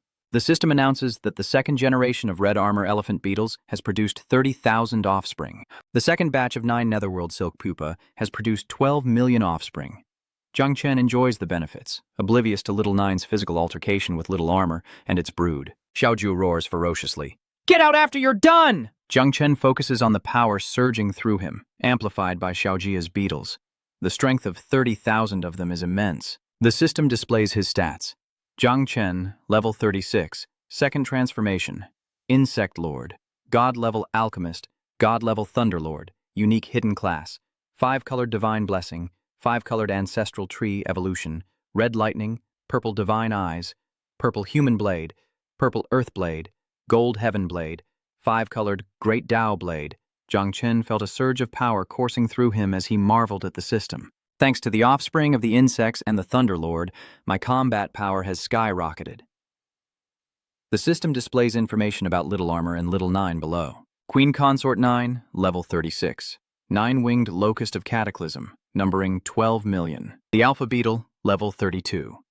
Scarlet Armor Beetle, a genius level threat, numbering 30,000. Strength 409, Agility 428, Energy 379, Constitution 498, Combat Power Rating 416. Jung Chen continued. Thanks to the Scarlet Armor Elephant Beetle's attributes, my physique has nearly doubled. After reading all his stats, he waved his hand to test his new power. Covered in crimson armor, crackling with lightning and purple blade energy, he confidently declares, even without the 9 nether flags in the genius competition, my electrified fists and blade techniques will be enough to sweep the field. If things get dicey, I'll just reveal Little Armor and the 9 Revolution Cryolite. Switching scenes to the Qinluo war zone, deep within the Qin Mountains, a blue dragon soars through the night sky. The man riding the dragon arrived and spoke up. What's this? Is everyone here already? Someone, finding him too flamboyant, clicked their tongue and said, what a show-off. The man looks a lot like Ji Hongan. Resting his arm on the dragon, he chuckled to the 4 figures below. You all arrived so early. Unlike me, who nearly died coming here from the Great Sea. A woman in the group turned and laughed awkwardly. Look at the spectacle of the Great Sea's Zhen Guo making an entrance. Then look at us. The flamboyant man continued. How can there be such a big difference between us as guardians? The man next to him added, when it comes to sarcasm, you're definitely number 1. Leaning back on the dragon, he continued to boast. It can't be helped. We of the Great Seas value appearances. Hearing this, the fur-clad man slams the table in disbelief. What? All you do is focus on superficial appearances. The white-bearded man next to him patted his shoulder, advising, all right, now that everyone's here, let's get down to business. He began to speak seriously. Everyone, this year's Heavenly Pride Grand Tournament is different from previous years. Besides the capital being the strongest, there's also the magic metropolis in Jiangnan. Especially Jiangnan. Not only do they have Jiang Wushuang, but also a Jung Chen. Their overall strength even surpasses the magic metropolis. The Green Reaper responded, that's right. Jiangnan used to be on friendly terms with us, resisting the magic metropolis and the capital together, but this year they have no intention of allying with us anymore. The white-haired man continued. What's more, my old friend Xiao Yuanshan was inexplicably thrown into the dungeon. The woman, sensing everyone's fear of Jiangnan, offered her opinion. In that case, let's join forces this year and eliminate Jiangnan first. Another agreed with the woman. Miss Xinghe is right. It's better to fight for second place than the most difficult opponent. The white-haired man then said, let's vote. I, from the Qinglin War Zone, agree. With that, the remaining 3 raised their hands in agreement.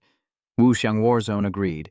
Tianfu War Zone added a vote, and so did Qinglin War Zone. Seeing the flamboyant man still hadn't made a move, the fur-clad man from the Azure Billow War Zone spoke up. Now it's just you, Yun Jantian. Hearing his name, the man feigned indifference and said, Are you all done discussing things so quickly? Sorry, brothers, but I'm not here to play this alliance game with you. He finished his sentence and then dropped a sinister bombshell. Well, I just want to tell you something, my poor brothers. Noidon laughed gleefully, saying loudly, this year, the Great Jaya Sea Territory's Heaven's Pride list will surely win. The perplexed man in green spoke up. What are you babbling about? Yun Jantian continued. That top spot definitely belongs to us. Damn, it feels good to say that. The others are left confused and angry at his cryptic words. Yun Jantian laughed and bid everyone farewell. I'll be going now. Farewell, everyone. Old Fei Long soared into the sky, laughing heartily and offering words of reassurance. Rest assured, I won't cooperate with you, but I won't snitch either. After a while, the space became much quieter. A man from the Azure war zone spoke up. What hit Jung Chen? Is he out of his mind? Another responded, ha ha ha, he's probably lost his mind or he has something to rely on, like an ace in the hole we don't know about. Forget him.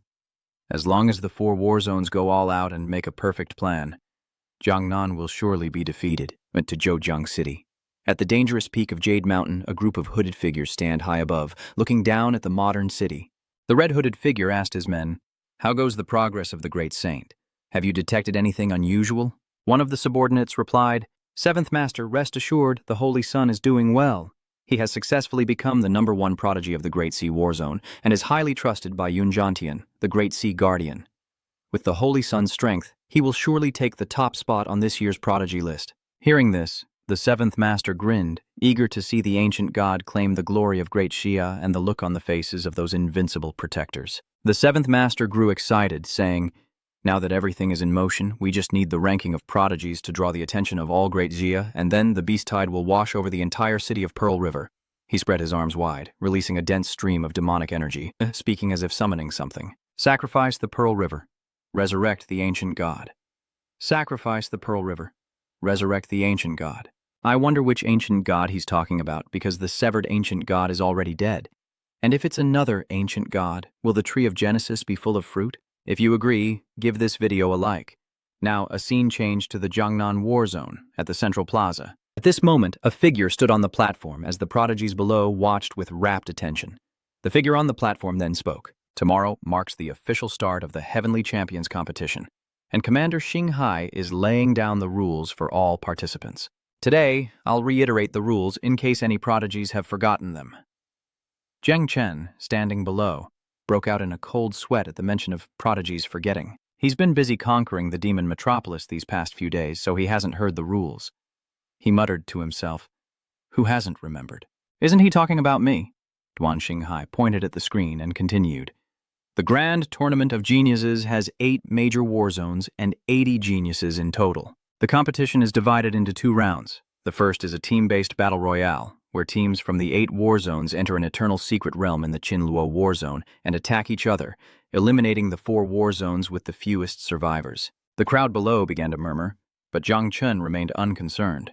Duan Xinghai continued. This round tests unity and coordination. No matter how strong an individual is, they will lose if they cannot protect their teammates. Don't think hiding and doing nothing is safe. Lightning strikes will punish you in the secret realm. The realm's area will shrink every hour, and anyone outside the boundary will be eliminated immediately. Furthermore, death within the secret realm is a real experience, but you can still be resurrected outside. Hearing this, Jung Chen was a little excited, thinking to himself, struck by lightning? So, wouldn't my Thunderlord talent be perfect for accumulating energy? Next, we see an illustration of Don Hung Hai.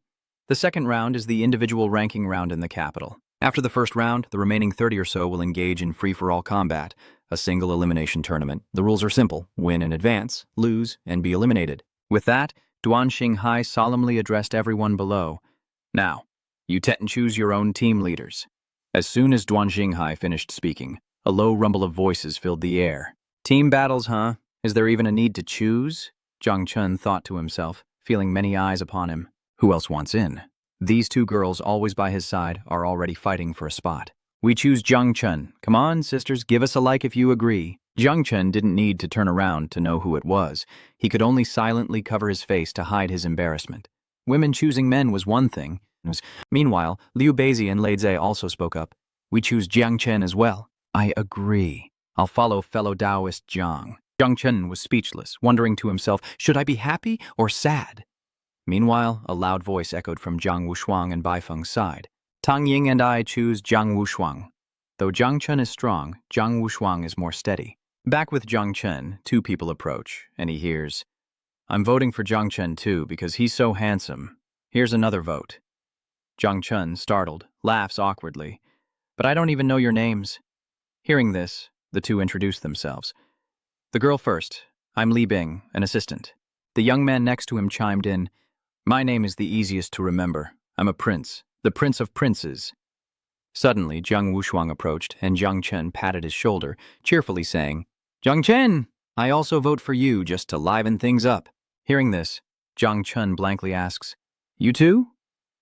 Overwhelmed that everyone wants to join his team, he says with a choked voice, Anyone else want to come up here and try this feeling? He tried to say something about glory but choked on the words, oblivious to the fact that Duan Xinghai's expression had shifted to anger. Actually, I don't really want to be the captain. I have a nervous breakdown and can't handle the pressure. Unable to bear his acting any longer, Duan Xinghai pushed Meng Jiangchen down and shouted, Get down here!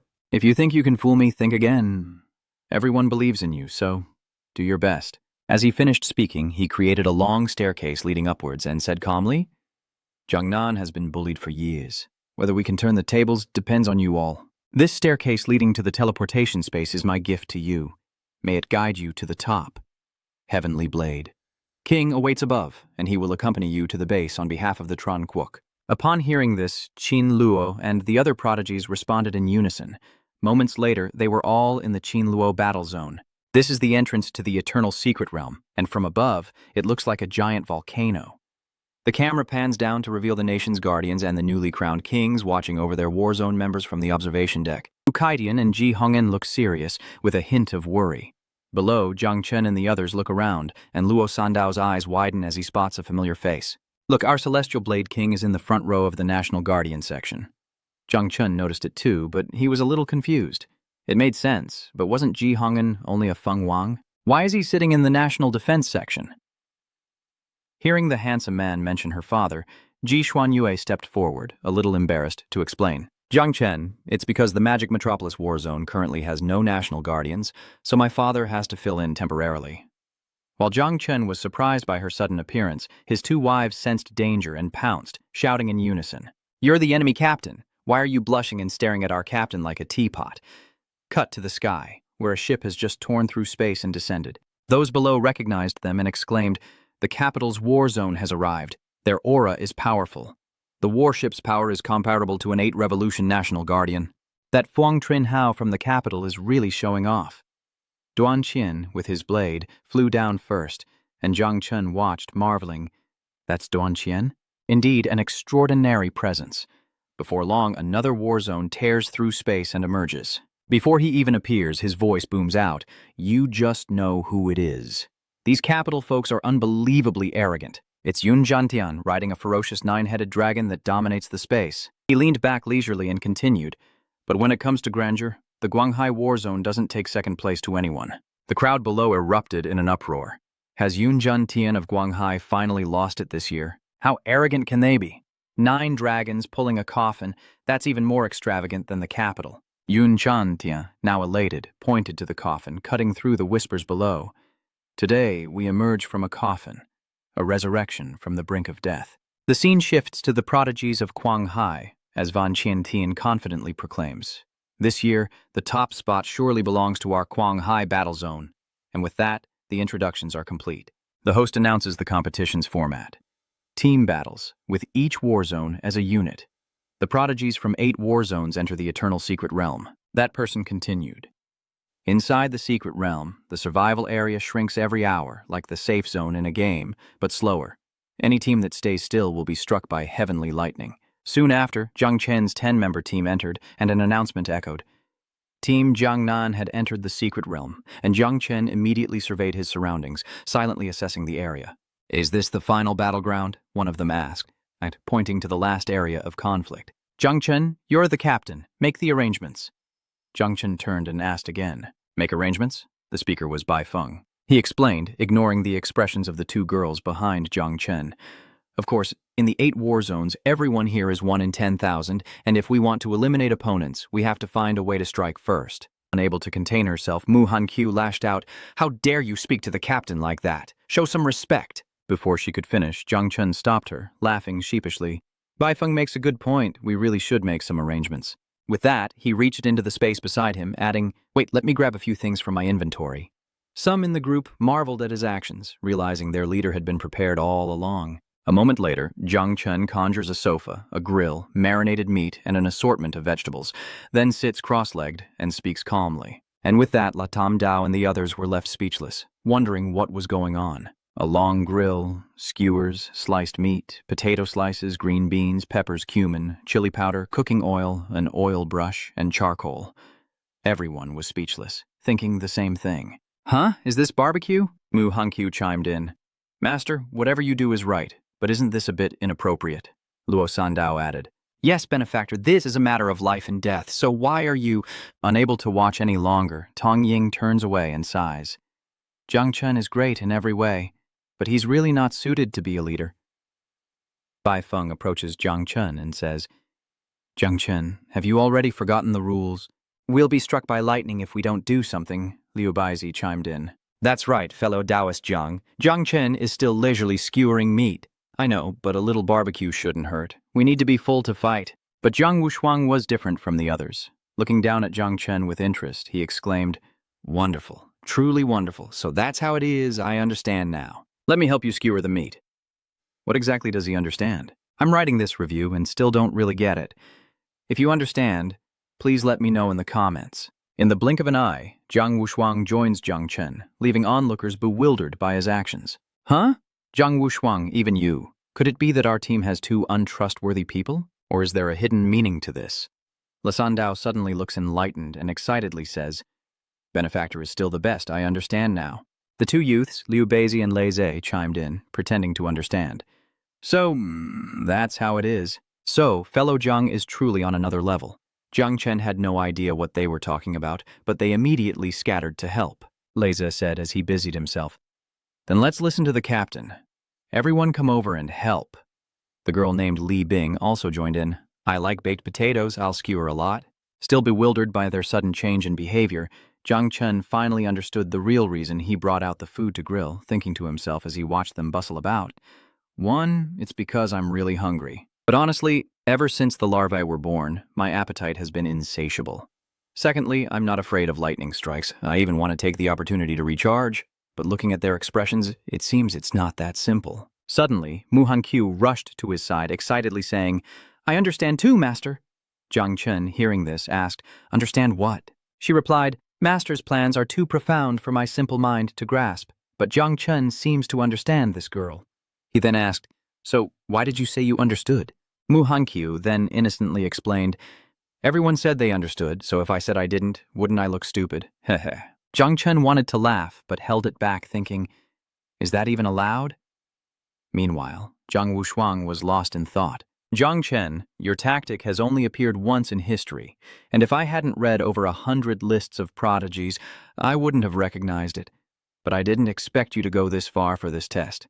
You truly are a worthy captain. Lost in thought, she glances at Jung Chen with affection, using stillness to mask her intentions. But the risk is great. Is it possible you truly fear no encirclement? Or perhaps you simply know no fear? At that moment, Jung Chen noticed Zhang Wushuang was watching him. Could this be the mindset of the invincible? No wonder my grandfather told me to observe you more, ponders Zhang Wushuang. Compared to you, I lose, not because of talent or strength, but because I lack the will to fear nothing. Is it too much to ask? I'm just hungry. Seeing him staring for so long, Jung Chen pouted and asked, It's annoying to be watched like that. Drawn in by the delicious aroma, Jung Chen rushes towards Zhang Wushuang, who says, Jung Chen, I truly am no match for you. Zhang Chen, confused by his words, asks, What are you talking about? Huh? What do you mean? I'm leaving. Your skewers are burning. Outside the secret realm, Gu Kaitian watched his disciple and the Jiangnan prodigies, thinking, They're resting or investigating, and this kid's camping. I'm too old for this. They won't let me rest. He was embarrassed and blamed them silently. She's definitely copying Hong Jiao. With a senior disciple leading her junior brother like this, they're both ruined. This is embarrassing. How can I face the commander after this? A red-haired general beside him chuckled.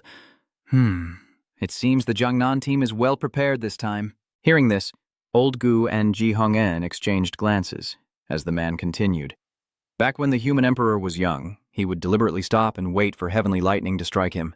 The red-haired general continued, The man called the human emperor looked just like Duan Qian.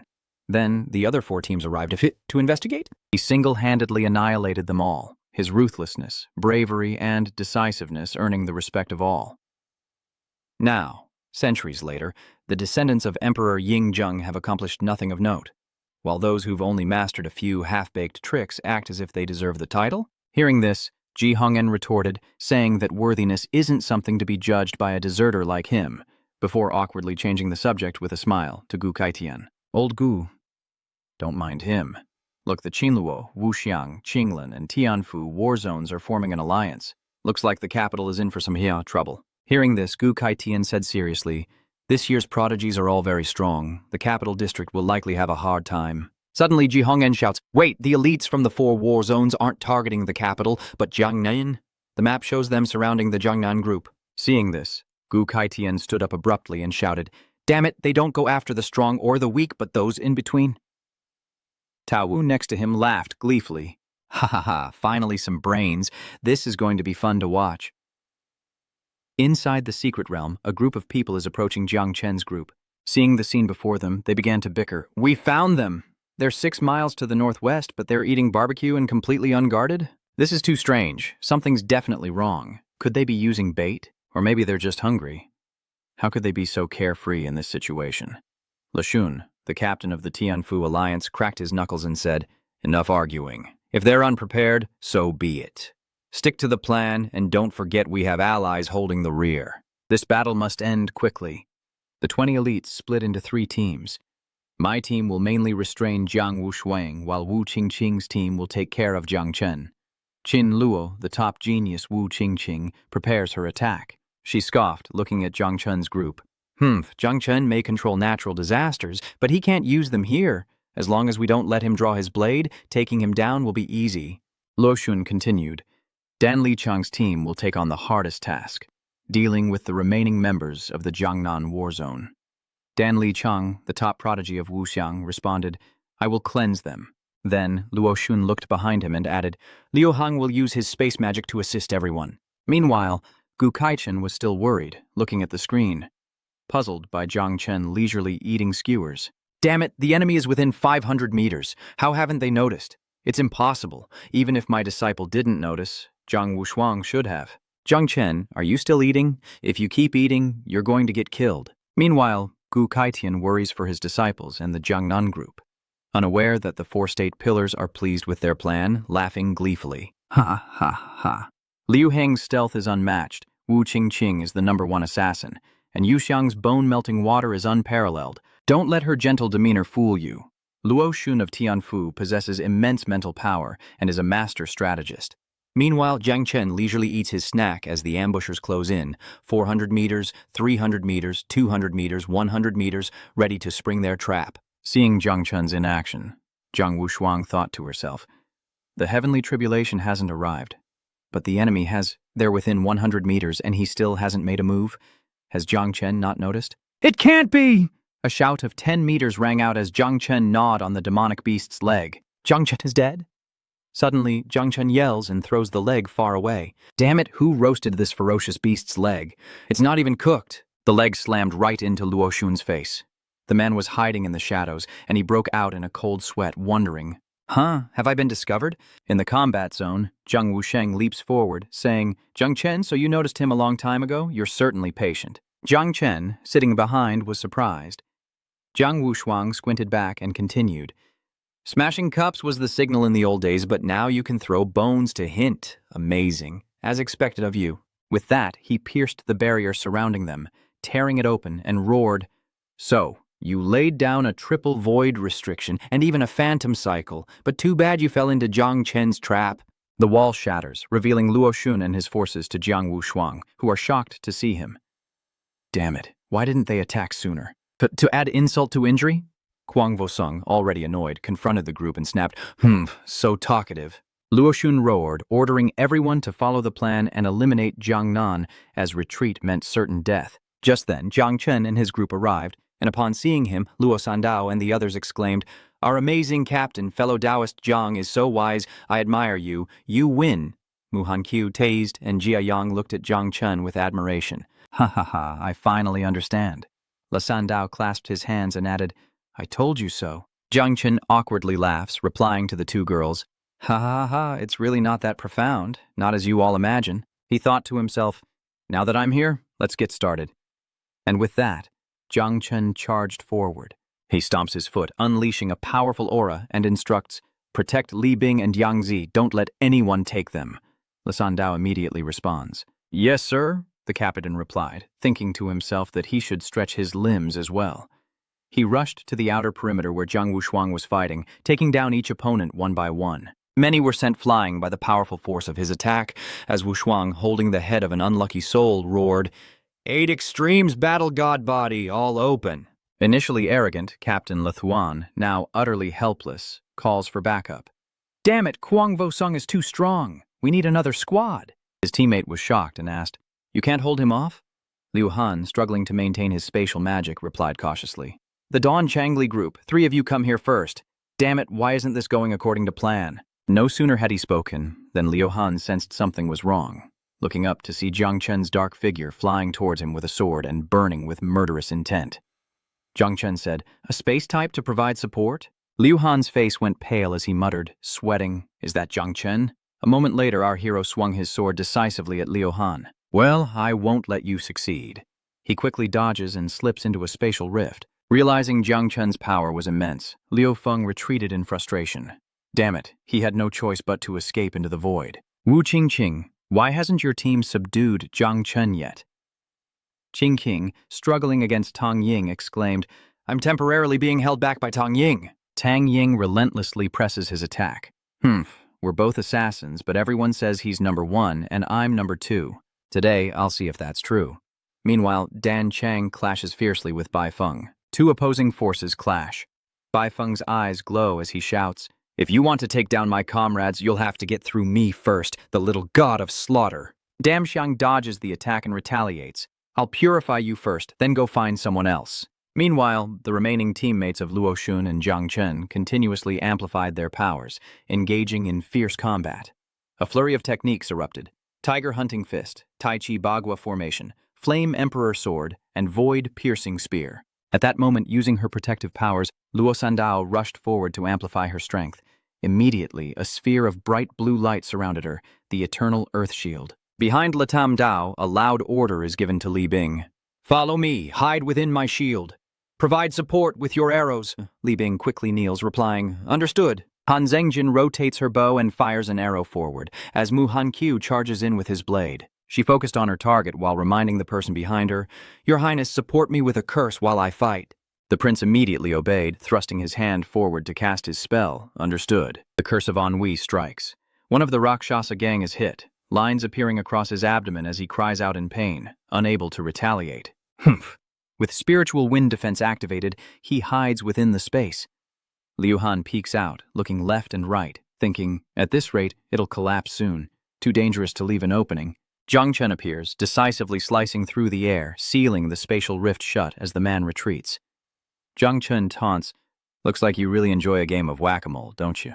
Well then, let's play a little game." Liu Han was utterly terrified. In the darkness, he worried to himself that Zhang Chen had him cornered, making it impossible to help his teammates move through space. Meanwhile, Zhang Chen noticed 2 figures lurking in the distance, and with a wave of his hand, 2 members of Luo Xun's group were immediately blasted away, each struck by a deep internal energy attack. Zhang Chen glanced sideways, saying, "Trying to take advantage of the weak? That won't work. I could swat flies and cut you down at the same time."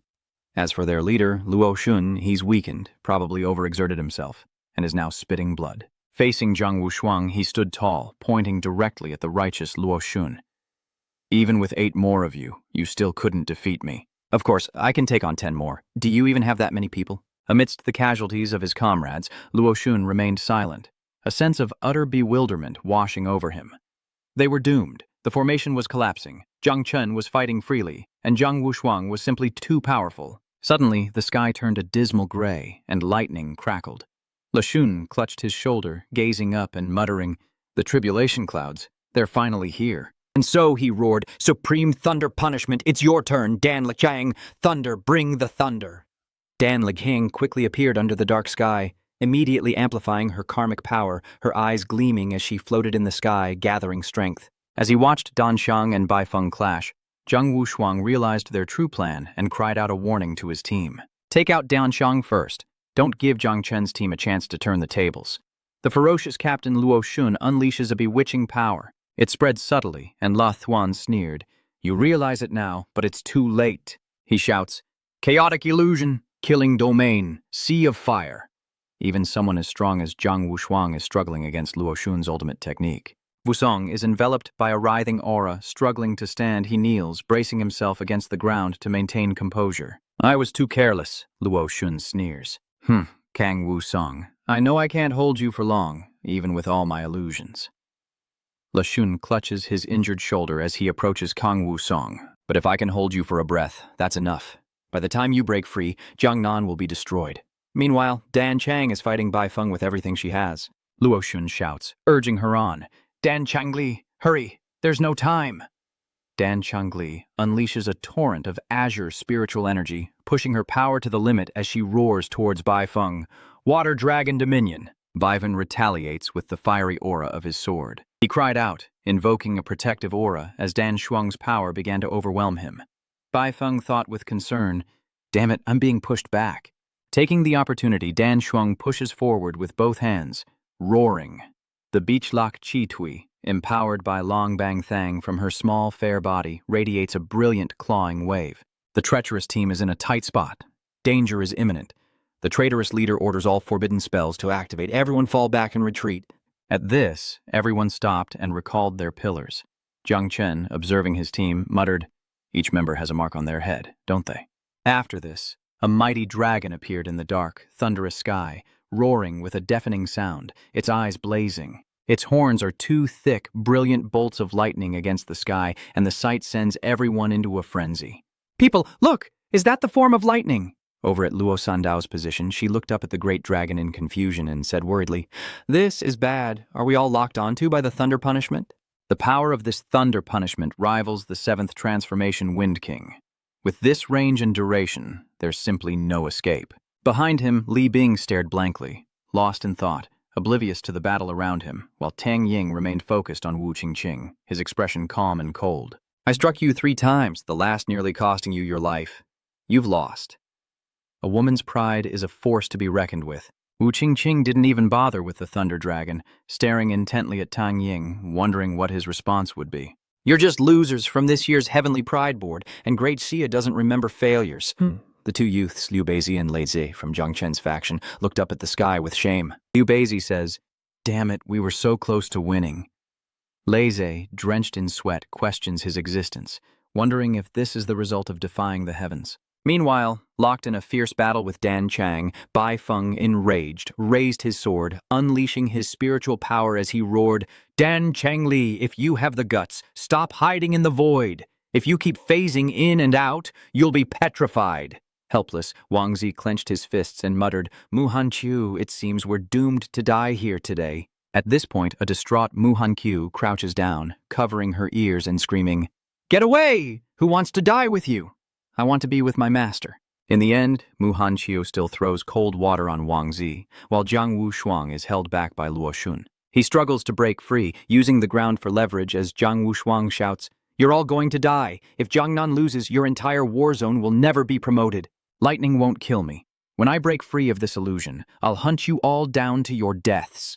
Team Captain Le Shun retorted arrogantly, wait until you survive this. He spoke, ignoring the approaching footsteps. As the team's second trump card, Jung Chen approached the Thunder Dragon, staring it down as he said, is it just thunder punishment? Is there any need to be so desperate? Jung Chen's actions caused Luo Shun to burst out laughing. Ha ha, Jung Chen, are you crazy? And he's provoking it, complaining that the lightning isn't striking fast enough? He ignores the taunts. Jung Chen fixed his gaze on the Thunder Dragons. I've been waiting for you. He then turned to the others. By the way, is this your trump card? They're a little weak, actually. Not just one, but 9 massive dragon heads, each with gaping maws, unleashing their power towards Jung Chen amidst the dark sky and flashing lightning. Jung Chen faces them calmly and bravely, shocking everyone who witnesses the scene. Wait a minute, something's not right. The 9 thunder dragons are suddenly heading towards Jung Chen. They're charging at him. Luo Shun shouts, Dan Li Shuang, what are you doing? Release the thunder dragons now! She's struggling, her eyes blank, reaching out blindly. No. It can't be. I can't control them anymore. My forbidden curse. How could it break free of my control? Suddenly, our hero descends, as bolts of lightning surge into him like a jolt of power. He intentionally spoke loudly to explain to Dan Shuang that her water was no longer pure, his face growing colder. Lightning crackles in Jung Chen's eyes as he proclaims, the Lord of Thunder uses thunder. With that, he flew up again to absorb more lightning, as the crowd below looked on and whispered, Looks like you're the losers this time. Master, we're saved. Our benefactor, does he have a dual class? There are still so many surprises we don't know about him. Above, after charging himself, he focuses the electricity into his hand, unleashing a sinister power along with oppressive lightning. With a dark expression, Jung Chen growled, Kaitian blade, lightning blade. I want to see if that space attribute rat's teleportation is faster than my lightning. Jung Chen lunged forward, unleashing a massive wave of magical power, aiming directly at the sealed space. Caught off guard, Liu Han Zuo Huoluo Qi Qing is attacked, and Jiang Chen, focusing his power, roars with terrifying rage. Even with Liu Han's support, Luo Xun is consumed by fear and worry. Damn it, how can Jiang Chen's attacks shatter space itself? We've lost. Breakthrough. We need to break through now. His face paled, drenched in sweat, and sensing something amiss with Jiang Chen, Luo Xun panicked. Jiang Chen has turned the lightning punishment into his own power. It's unstoppable. Everyone, get out of the void now. Jiang Wushuang can't hold on much longer. Everyone, break through and escape. Preserve our hope. From within the void, Dan Lihang and Liu Han cautiously peek out. Luo Sandao immediately channels power into her right hand, points it at her opponents, and shouts, Trying to escape? Break my shield first. From the young girl, a large ring of spiritual energy enveloped everything, forming a giant shield preventing anyone from escaping. Latam Dao shouts her technique, Eternal Earth Shield, enhanced version, there's no escape. Meanwhile, Wu Qingqing is shocked by Latam Dao's power. She shouts for the others to attack the barrier together, but before Qingqing can act, Tong Ying rushes in front of her, Qing blade in hand, ready to fight. Wu Qingqing, with me here, where do you think you're going? Wu Qingqing immediately retorted.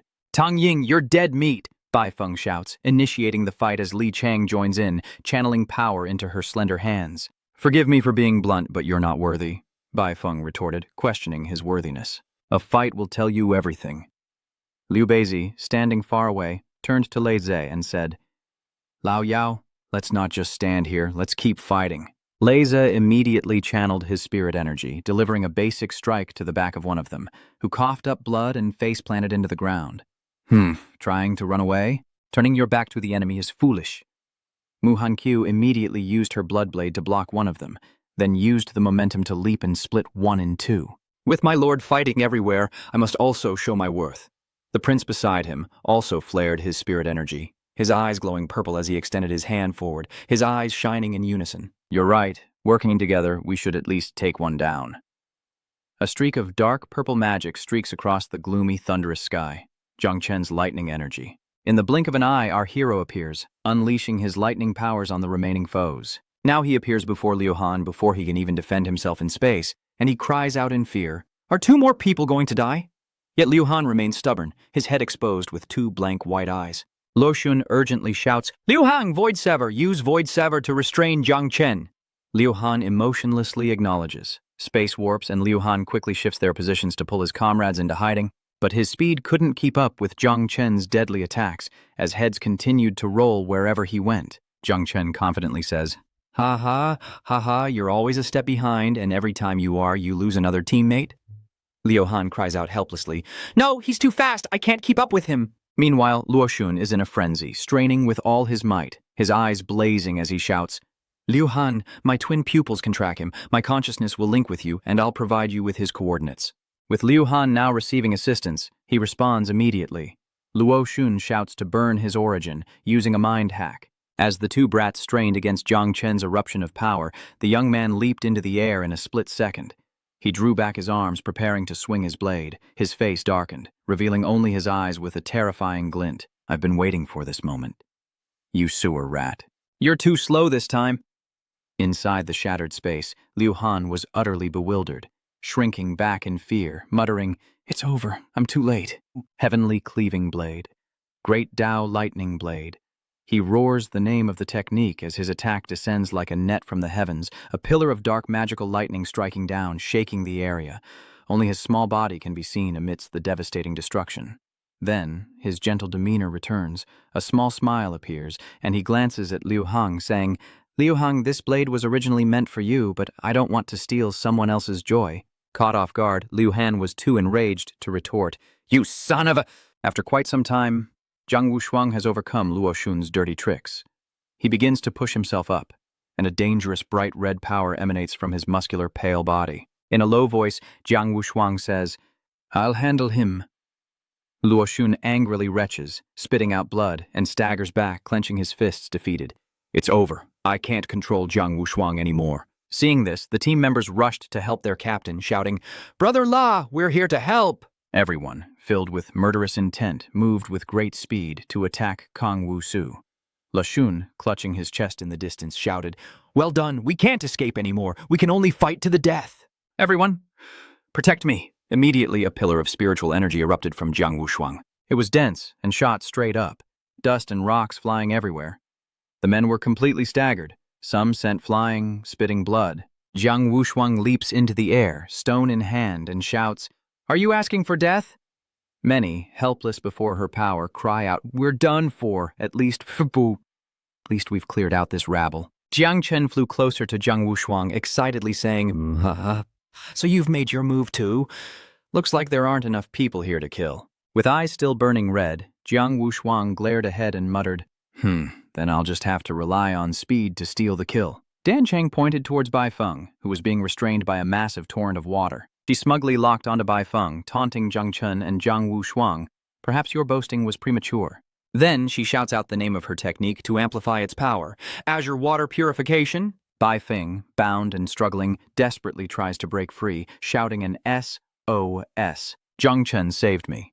When our side is attacked, we must quickly assist." Jung Chen and Wu Shuang both rushed forward. But looking back, Wu Shuang only saw Jung Chen's black lightning trail as he sped ahead to provide aid, just barely hearing him say, "Coming." In the blink of an eye, Jung Chen's Kaitian blade rescued Bai Feng. He held Bai Feng in one arm and deflected Dan Cheng's surging wave with the other. In the distance, she stared at Jung Chen in stunned disbelief, while others watched in horror, crying out, "How can Jung Chen be so fast?" But it didn't stop there, as Jung Chen continued to display his innate abilities, manipulating his power to bring Bai Feng back to Luo Sandao for safety. "All things grow," Jung Chen commands the girls of Luo Sandao to support Li Bing's treatment, and in the distance, two girls in his team immediately acknowledge. Meanwhile, Luo Xun begins to strategize about the battlefield. "I see. It's an electric field.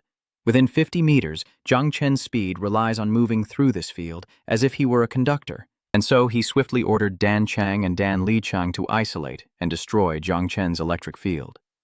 Quickly, La Xun's team coordinated seamlessly, and Dan Chang unleashed her power, sending forth torrents of water. It glows and expands, and Dan Chang declares, "I see. The Scarlet Gold Water Isolation Defense focuses all attacks on Jung Chen." Dan Chang's technique rains down on the protagonist, engulfing him. Yet Jung Chen remained unfazed. He stood tall, Qing blade in hand, a confident smirk playing on his lips as he said, You think this wall of water can stop me?" Jung Chen stood firm, took aim, and unleashed a powerful strike, but his attack proved ineffective against Dan Shuang's defense. The damage he inflicted on the water wall rapidly healed. Jung Chen was shocked, wondering if it was truly unbreachable, as Dan Lai Thuong floated in the air, looking down on him. "Jung Chen, have you never heard of drawing your sword to cut water? Does the water stop flowing? Water benefits all things and does not compete. The harder and stronger your blade, the more it will be restrained." Jung Chen paused, resting his sword on his shoulder as he looked at her. And with a nonchalant smile, Jung Chen snaps his fingers, looking up as he replies, "Oh, really? Then I simply won't use a sword," he says with a calm and relaxed tone. Jung Chen confidently ordered Little Jiu, "Little Jiu, help your father put away the blade, but don't use your mouth." Little Jiu immediately replied, "Yes, father." Now, clenching his fist, a brilliant red spiritual energy emanates from it as Jung Chen declares, "But Dan Li Chang, I don't believe that the harder something is, the more easily it's broken." High above, with her slender legs dangling, Dan Lishang scoffed, Still stubborn, I see." Channeling his power, Jung Chen's eyes and spirit turned dangerous as he clenched his fist, panting, "Stubborn or not, let's find out." Imprisonment God Fist. With that, Jung Chen unleashes a punch towards the sky, using immense power to tear through the water wall surrounding him. Jung Chen unleashes a surge of power, sending debris flying. He shatters her confinement, his fist hurtling towards her. She's stunned by what she sees. "My scarlet gold water is one of the strongest defenses in the world. How could this be?" The punch lands squarely, and she coughs up blood, her eyes rolling back as she's sent hurtling towards the ground, kicking up a cloud of dust on impact. Jung Chen remarked, "You brought this on yourself." Dam Xiang cried out in pain. Now, the beautiful girl is battered and bruised, covered in scratches and wounds. Jung Chen added, "Don't die so fast, Dan Chang. Can you spit out some more water so I can wash my hands?" Noticing Dan Chang's instability, Luo Xun urgently shouted to his teammates that Dan Lichang's crimson gold branch water had been destroyed. The others fighting Kong Wu Song were shocked to hear this, startled mid-sword fight. Jung Chen finished his fight in 10 breaths, and I'm still dragging my feet here? Annoying. Truly annoying. Jiang Wushuang leaps into action, unleashing a flurry of powerful punches upon Luo Xun, who desperately tries to block the onslaught. Jiang Wushuang continues to shout, "War God Body! Kill them all!" Luo Xun, now with nothing to lose, tries to catch him barehanded. Behind him, large eyes appear in the dimensional rifts. "You're already dead. There's no other way. You're going to die anyway. Burn your origin, twin pupils of heavenly secrets, crimson annihilation." But the eyes gathering around Jiang Wushuang were shattering. Jiang Wushuang laughs, looking around. "Useless. The same trick won't work on me twice." A red aura of killing intent emanates from him, suppressing everything. Jung Chen bit his lip, resolving that with the old tree here, no illusion could get close. Auras around him continuously resisted Luo Xun's attacks. Like a madman, Luo Xun lunges at Jiang Wushuang, eyes wide and hands outstretched. "Jiang Wushuang, Jung Chen, even if it means dying together, I'm taking one of you with me today. Without you, the other comrades of the 4 great war zones will still have hope." But just as he gets close, Jiang Wushuang delivers a knockout blow with ease. Luo Xun clenched his fist as he crashed into the ground, sending dust and debris flying. Jiang Wushuang declares, "I told you I would wipe out your 4 great war zones, and I meant it." Then, turning to report, "Jung Chen has taken care of it. Your strategy was brilliant." With one hand in his pocket, Jung Chen pointed to the sky and said seriously, "Don't celebrate just yet. Take a look." As he finished, Jiang Wushuang looked up to see a large area of space glowing and being violently distorted. Jiang Wushuang shouts, "The secret realm is shrinking! Everyone, clear the battlefield and retreat immediately!" Cut to the observation deck where Jiang Xuanji and Ji Lingqiu are watching the battle unfold. Jiang Xuanji exclaims after seeing Jung Chen's performance. "So he's a lightning type, maybe even a unique hidden class. This Jung Chen is becoming more and more promising. With his potential and the 9 Shi formation, he might even reach the Myriad Clan's gold list in the future." Besides Jiang Chen, Jiang Wushuang isn't bad either, and Luo Xun and Dan Lichang are performing quite well. At this, Ji Lingqiu suddenly lamented about his own grandson, saying, "Unlike my Zhuan Yue, he's been leading the team astray and many geniuses are getting lost."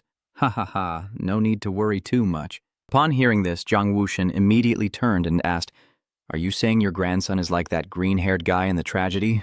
The scene shifts to Gu Kaitian and Ji Hongen, who is now excitedly yelling at Gu Kaitian. "So Jiang Chen also has a lightning affinity? Even I have to admire you, Heavenly Blade King." Ji Hongen thinks the master and disciple are hiding their skills, while Gu Kaitian is just as shocked as everyone else. He dared not show his true feelings, muttering to himself, afraid of what others would think.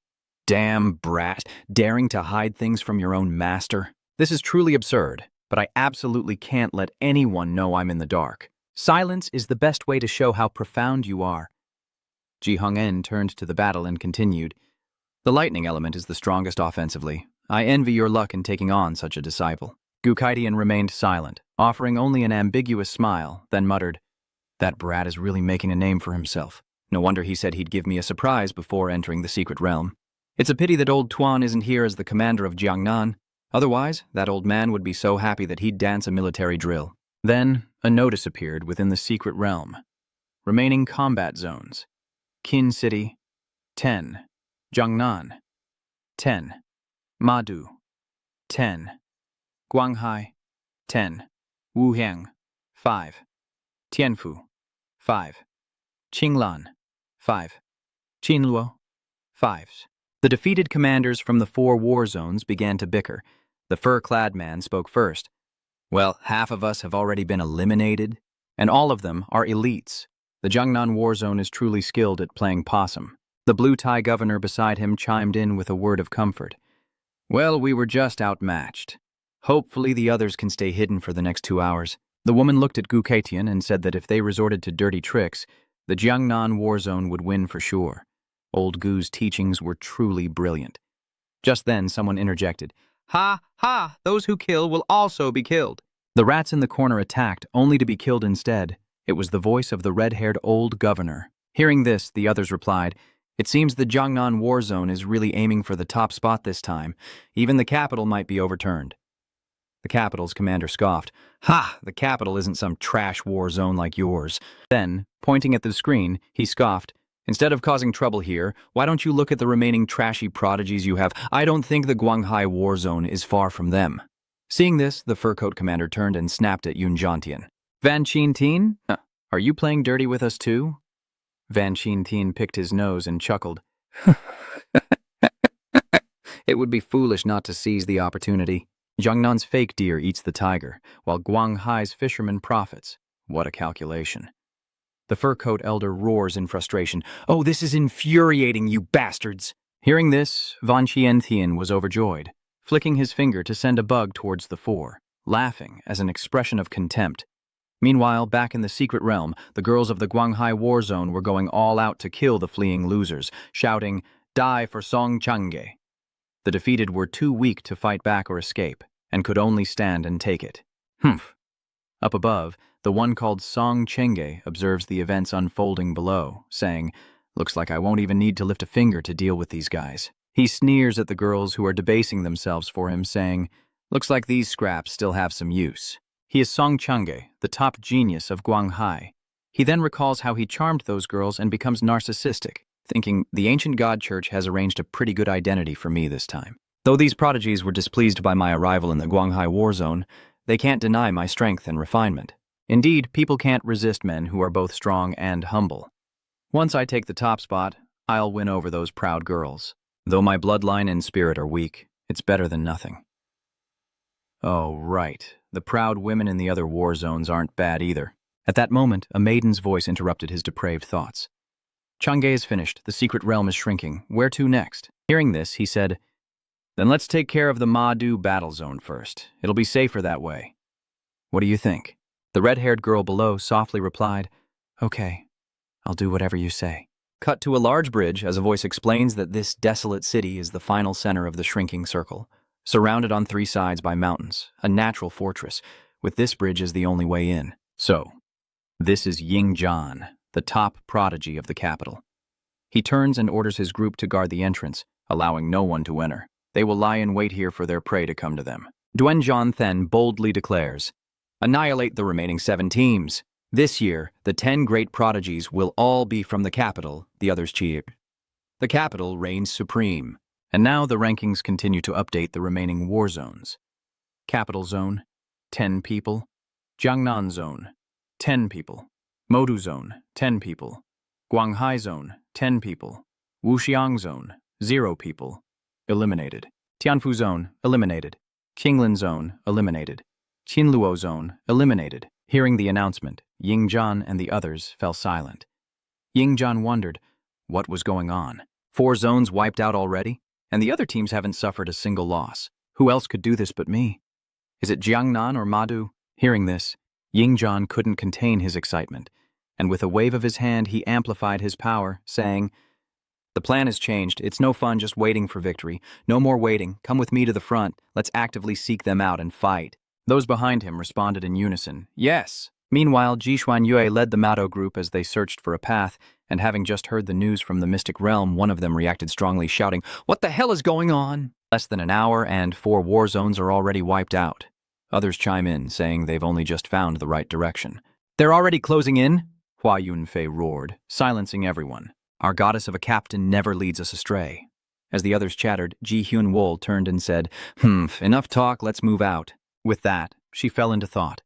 I was hoping to show off in front of Jung Chen, but it seems, after all, the 4 war zones previously joined forces to attack the capital, and this year they will probably be destroyed by the capital. Luckily, the Jiangnan team is still intact. Maybe they haven't fought yet, like me. Suddenly, something made her stop. Confused, she looked up at the sky and muttered, "Something's wrong," then waved her hand, signaling everyone to stop. "Everyone stop! Be on guard, there's killing intent. Who's there? Come out here!" As soon as she said that, Song Changge appeared above, exclaiming in admiration. A god-level class, the Sun Annihilation Artist, paired with the divine weapon Extreme Blaze. This perception and sensitivity is truly amazing, as expected of the second-ranked Tianzhao of the Great Xia. He crossed his arms, looking down arrogantly, and said, What a pity! If it were anywhere else, I might have been moved with sympathy. But this is a battle on the Tianjiao ranking. Before he could finish, the people of the magic metropolis below shouted in his face, "Get lost! We're not playing with you!" This Jung fellow remains unimpressed as he continues to taunt Ji Xuanyu. Ready to die? Beautiful lady, Ji Xuanyue said fearlessly, raising her bow towards the group. So you're the Guanghai war zone, who've been defeated by me for years. The others whispered, Captain, kill him. Ji Xuanyue replied, then shouted the name of her technique. Enough talk! Heavenly Fire Meteor. An arrow cloaked in flames hurtles toward the Guanghai group. It hurtles forward, unleashing a wave of intense heat, forcing the Guanghai prodigies to shield themselves in awe. Is this the overwhelming power of a god-tier class? How terrifying! The red-haired girl turned back, loudly reassuring everyone. Hold your ground, everyone. With Chung here, we'll be fine. Chung remained calm, awaiting the arrows. He casually prepares to deflect her arrows, praising her efforts. Not bad. You've got some skill. The red-haired girl behind him cried out in worry. Changge, be careful! He stepped forward, adding, It's just your bad luck to run into me. Instantly, he shattered the arrows with a single string. Gi Hyunwol, bewildered, asked, My extreme blaze arrows were stopped by a thin string?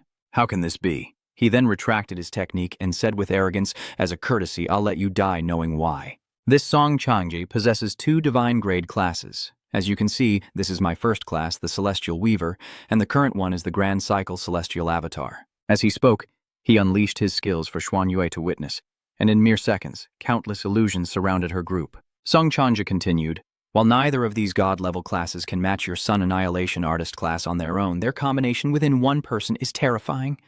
This revelation sent those behind Ji Xuanyue into a panic. Captain, what is this? A prodigy behind her asked. Dual god level? I didn't expect Guanghai to have such a trump card.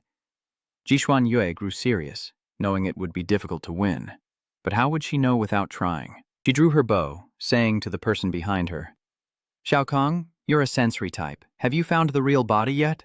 Xiao Chong stammered, flustered by her words. Team leader, his clones are all anchors. His main body can teleport to any of them at any time, so each clone is basically the main body. Hearing this, Hua Yun, who was flying beside him, said irritably, Guanghai is indeed a bunch of cunning old men. Why don't they take this garbage to the capital? Immediately, Ji Xuanyu with her Yangbao commanded, Follow the previous plan.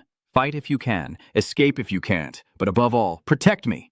The others responded in unison. As Ji Xuanyu's group formed their battle formation, someone asked, why are they surrounding that girl? And Ji Xuanyu and the others are going all out, some attacking, some defending, with Scorching Sun ascending and Golden Crow fire dance. As Gi Haiyan Nuit's technique is unleashed, a fire phoenix soars into the sky, dazzling the Guanghai group. What's this, a sun? The phoenix began to flap its wings, its heat incinerating all of Changge's clones, but to no avail. He scoffed. Impressive to look at, but ultimately useless. I can create as many of these clones as I want. You'll never break through. How boring. Heavenly silk, inescapable net. In a flash, threads shot from him, forming a massive cage that engulfed Ji Xuanyu's fire phoenix. Seeing this, Ji Xuanyu cried out, Golden Crow fire dance controlled? How could this be? Upon hearing this, Changge chuckled and said, Control? What nonsense are you spouting? It's called dismantling star fatality. The hunt closes in. As he speaks, his technique crushes Ji Xuanyu's phoenix. Below, Ji Xuanyu dazedly watches and says, Shattered? After all the trouble I went through to upgrade the Golden Crow fire dance? The defenders behind her sensed the danger and cried out, Captain, the net is closing in. He's trying to trap us all.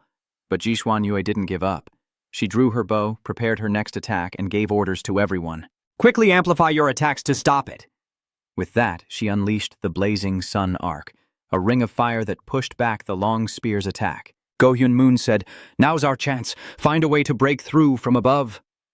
Jung Chen heard the commotion and turned to see, muttering, Golden Crow fire dance? Is that Ji Xuanyue and the others?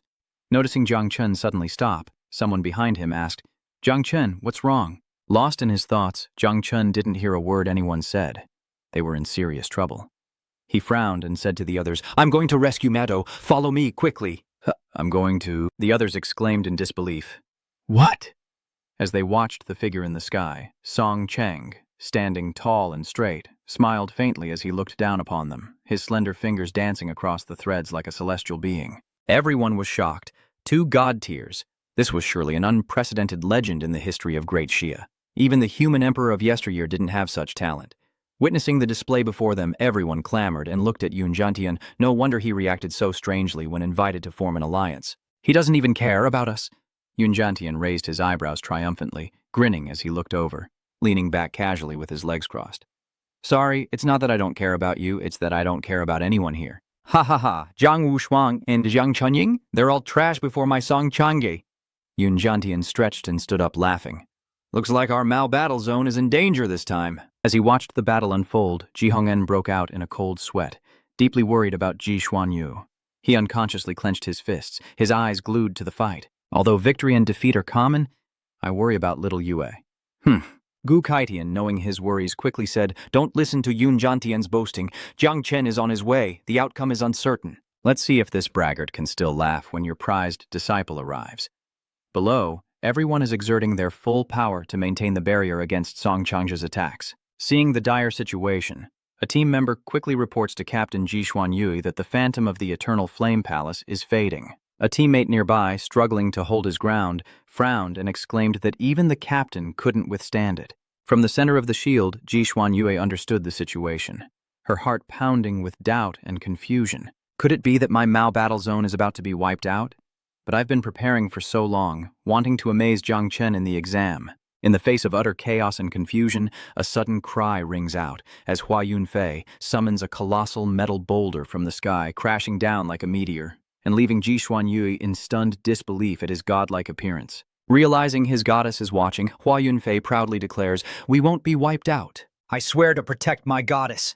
With his power, Hua Yunfei directs the metal towards the silken threads, the impact creating a deafening roar. Hua Yunfei gritted his teeth and roared, Let me break this. If I can break this formation, who else will be the hero in the goddess's heart? A hero saves the beauty. This trick never gets old. Song Changge folded his hands behind his back, his elegant figure looking into the distance as if nothing concerned him. Seeing Hua Yunfei unleash his technique, he simply scoffed, You think you can break my heavenly silk with your heroic spirit sacrifice? Though your talent isn't bad, it's still not enough to catch my eye. As Song Changge leisurely watched the struggling masses, enjoying the show as if he were only missing tea and snacks, he sensed something from afar. He frowned, his eyes narrowing dangerously as he looked down. What's this? To win the goddess's favor, Hua Yunfei gives it his all, his body overflowing with power, the cracking of his bones echoing, the pain causing him to cry out. Song Changge narrowed her eyes, pondering. Its power was growing stronger. Was he burning himself to gain explosive power? Was this guy trying to kill himself? Dying for a woman. What a waste. His parents raised him, he grew up handsome and educated, and instead of honoring them, he throws it all away for a girl. With his last breath, Hua Yunfei cried out, With my body I offer a blood sacrifice to the gods. A beam of light shot out enveloping his body, followed by the resounding crack of shattering glass. In return, the goddess Ji Xuanyu shed a few pearl-like tears, her eyes wide with anguish as she cried out, Hua Yunfei! Seeing the goddess's worried face, he felt his life had been worth it. The final metal plate severs the web above, and as the strands fall, everyone cheers, relieved to have broken through. Everyone celebrated the success of the Hua Yunfei simp as metal shards flew everywhere. But from above, Song Changji coldly announced the presence of star beasts, cursing him in their hearts. What? Another layer of webs? Seeing the Xin Chua self-destruct, Tong Changge sighed, wondering what was going on in his head. He frowned, helpless against Yin Wuji's sub-zero IQ. His slender fingers rose again, and more threads appeared. Using self-detonation to pave the way? Foolish. Who said my net only has one layer, trying to show off for the ladies? Well, go ahead and show off then.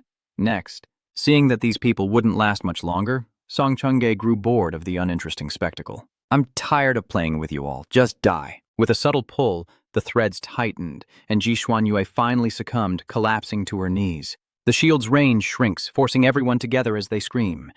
Then the shield shatters like thin glass. The shield falls, and his teammates scream in agony. The captain, at this moment, Ji Xuanyue, is numb, his body completely drained of life, his heart like dead ashes. Sorry, Jung Chen, I've let you down. The audience watching this 5D movie from afar is excitedly commenting, truly worthy of being called Lord Changge. They were wiped out so quickly. Just as the audience was enjoying the show, lightning bolts appeared in the sky, and something was approaching. What is that? It looks like a bird. What is that? Thunder and lightning? Before they could even see what was coming, a barrage of lightning strikes rained down upon them. Which one of them could make a wish without fulfilling or breaking a vow? Share the blessings, bear the curses. Or is it every man for himself? To strike them all is just wrong. When Song Changge noticed lightning striking from the mountains, he frowned, his eyes filled with doubt. His useless teammates were eliminated. Is that divine punishment? Impossible. Isn't the thunder tribulation only supposed to strike stationary targets? Something's not right here. Song Changge raised an eyebrow and shouted, "Who is it?" Song Changge didn't have to wait long. They say the most important people arrive last, and how true that is. Our male lead, Jung Chen, arrives on the back of a bird, looking down as he shouts. Hearing a familiar voice, she quickly looked up. Surprised and delighted, Jung Chen felt a warm current in his heart as he stepped through countless lightning bolts. He's come to save me. In her heart, the handsome male lead is now a dazzling, gold-plated, diamond-studded monument. With renewed motivation, Ji Xuanyu burns her very essence to fuel the extreme flame bow. Go for it! The hero saves the damsel in distress plot never gets old, as long as you know how to use it well. Jung Chen steps on the bird's back, and with the thunder's restraint, a torrent of electricity rains down on Song Changge, shocking him. Is Jung Chen's lightning this pure? He stood high above, an immortal holding life and death in his hands, when suddenly, this man appeared with such power. From afar, Song Changge watched the battle with his hands behind his back, observing as if he were uninvolved. Just an idle bystander, calmly observing and secretly assessing. The new era has begun, and the world's providence favors you far too much. He casually changes classes and obtains the original inscription that I spent hundreds of years cultivating in the catacombs of all races. Such unfairness is infuriating. From above, Song Changge remains as serene as an immortal, while a golden net quickly appears below. Jung Chen lands gracefully, quickly assessing the situation and issuing orders. Thunderbirds, split up. You handle the people, I'll break the net. With his protagonist aura and maxed-out power, Jung Chen rushes forward, throwing a punch with his idle, suppressing prison body, shattering the threads. But in a second, they return to their original state. Jung Chen frowned, squinting. This is difficult?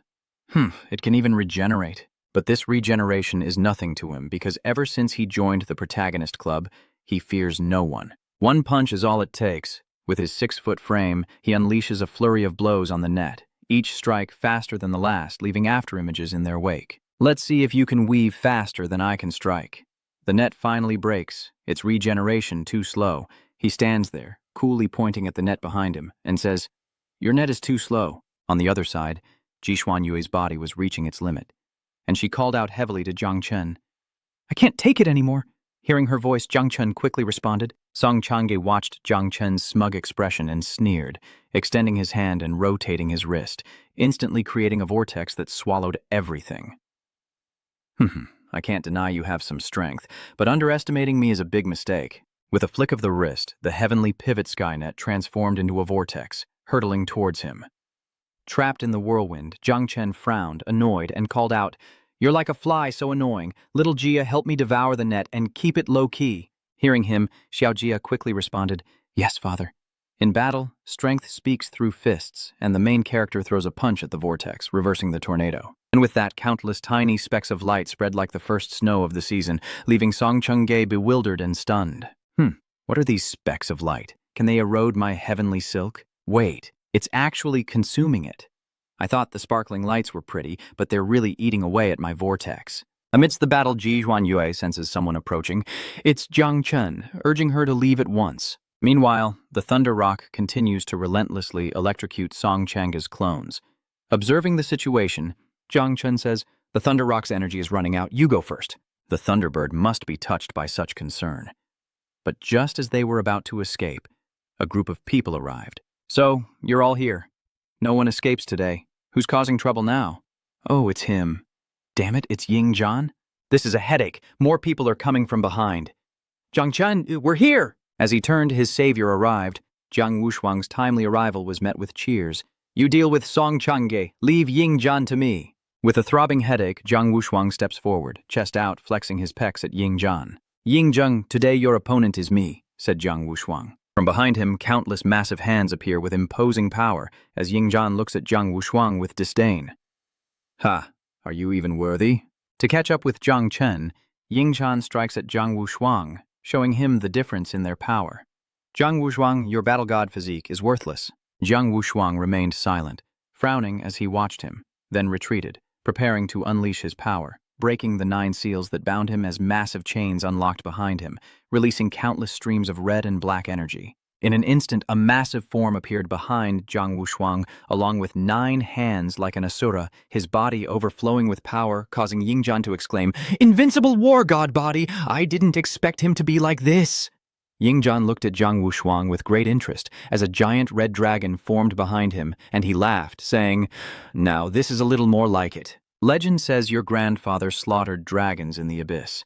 I wonder if his heir has the courage to do the same." On the other side of the hill, where the girls were gathered, Tam Dao patted Jishuan Yue on the shoulder.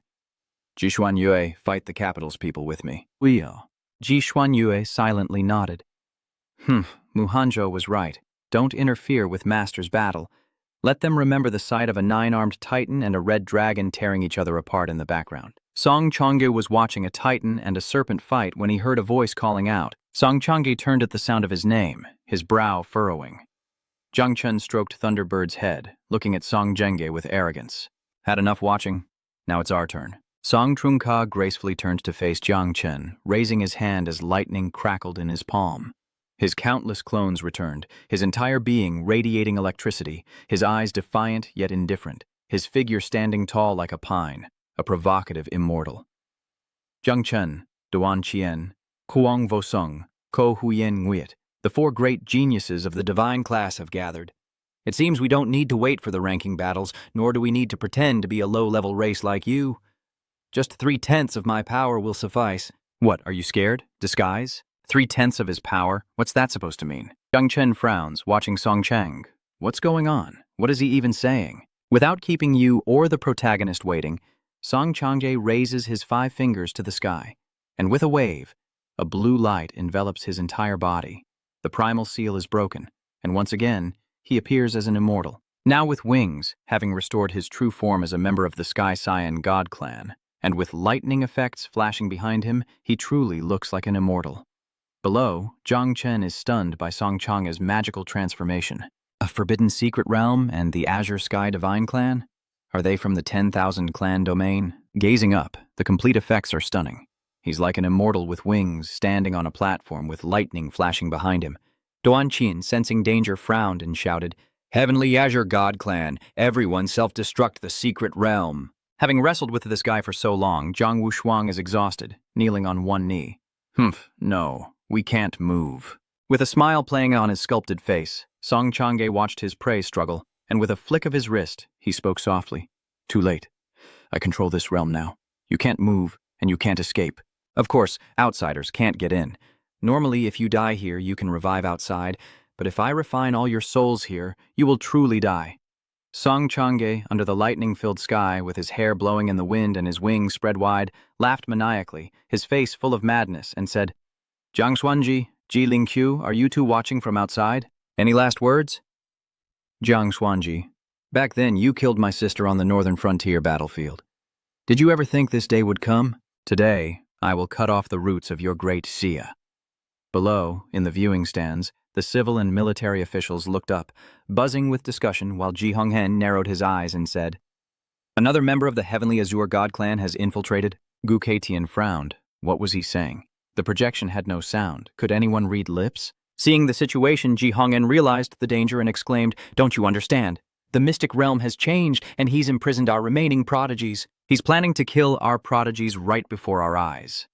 On the ultra-sharp screen, Song Changge, still with his immortal demeanor, raises his hand, and countless threads appear, dancing with every movement of his fingers, his eyes filled with madness and resentment. Seeing the threads, Ji Honghen was shocked. This was the innate divine power of the Celestial Azure Clan. The heavenly spirit cord, woven from countless souls, is designed to destroy the spirit. And Gu Kaichen's expression turns grave. He didn't expect such a heavy blow. His prized disciple is in big trouble this time, damn it. Xiao Shen and the others are imprisoned, unable to even self-destruct to escape. Once their souls are erased, they're truly dead. Instantly, the furious protector of the capital turned on Yun Jantian, charging like a bullet, fist raised, and with a single blow, shattered the platform, leaving a crater amidst the dust. He glared at Yun Jantian, seething with rage, and roared, "Yun Jantian, how dare you betray Great Xia?" In a panic, he shouted, "I really didn't know. Damn it, I wanted to prove myself. I wanted to reach invincibility." He glared daggers at Yun Jantian and roared, "Yingjian is the human emperor's only heir, our last hope. "I must kill you." Yun Jantian dodged and tried to explain. "Damn it, I thought having strong teammates meant we'd win, but now this? I really don't know anything. Killing me won't save them now." Amidst the heated argument, a blinding light suddenly descends, drawing the attention of everyone in the stands, and the city's guardian recognizes the newcomers. It's Marshal God Jiang and Jiling Qiu here to stop the fighting. Seeing them arrive, the city guardian exclaimed, "The sword god and war god?" With disdain, Jiling Qiu said, "A minor matter, yet you're all in a panic. You've grown too comfortable in your peace. Now, at the slightest disturbance, you act as if the sky is falling." Ignoring them, Jiang Xuan's frowned. Feng Tai calmly listened to the city's leader.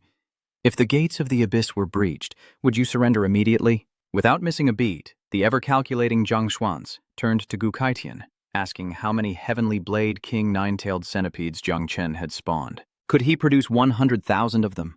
If so, they could be used for a suicide attack, which might turn the tide. Though Jung Chen is Gu Kaitian's prized student, who could possibly answer that? Gu Kaitian was stunned, staring blankly at Jiang Xuan's as he stammered, "I don't know about Jiang Chen. I've never pried." Hearing this, Jiang Xuanchen remained silent. What kind of master knows nothing about his disciple? How irresponsible. Come to think of it, it's only been a week since I self-detonated to summon the 9 evil banners. Raising another 100,000 in that time would be too difficult. Ling Qiu frowned, casting a complicated glance toward the battle, then said to Xuanji, "Old Jiang, while the lives of these prodigies are regrettable, I fear this is no mere coincidence." The Celestial Azure clan is hidden deep within the catacombs. Disguising themselves and descending upon Great Xia won't be easy. I have a feeling that great events will occur elsewhere as well. Closing his eyes, Zhang Xuanji opened them again, as if recalling an old memory, something that happened in the Earth Crypt years ago. After a moment of recollection, he began, "You're right, but the catacombs are suppressed by my true form, so nothing should happen there. If there are a series of events, it will definitely be in the Great Xia headquarters. Besides the Great Xia headquarters, there are 9 forbidden areas, like the White Bone Temple deep within the Qinling Mountains. No sooner were the words spoken than the ground began to shake. From a slight tremor, the earth began to shake more violently. Sensing something was coming, Jiling Qiu quickly noticed, his eyes darting over as he exclaimed, "The chain of events has begun." While the 110-inch screen vividly displays Song Chengge's combat with Tian Zhao on all fronts, a violent tremor erupts on the opposite side of the Rocky Mountains, and an ancient temple gradually appears, with a figure meditating beneath it, surrounded by countless streams of power. Beneath the platform, all eyes turned to the temple as the stunned crowd began to murmur. Is someone else projecting an image?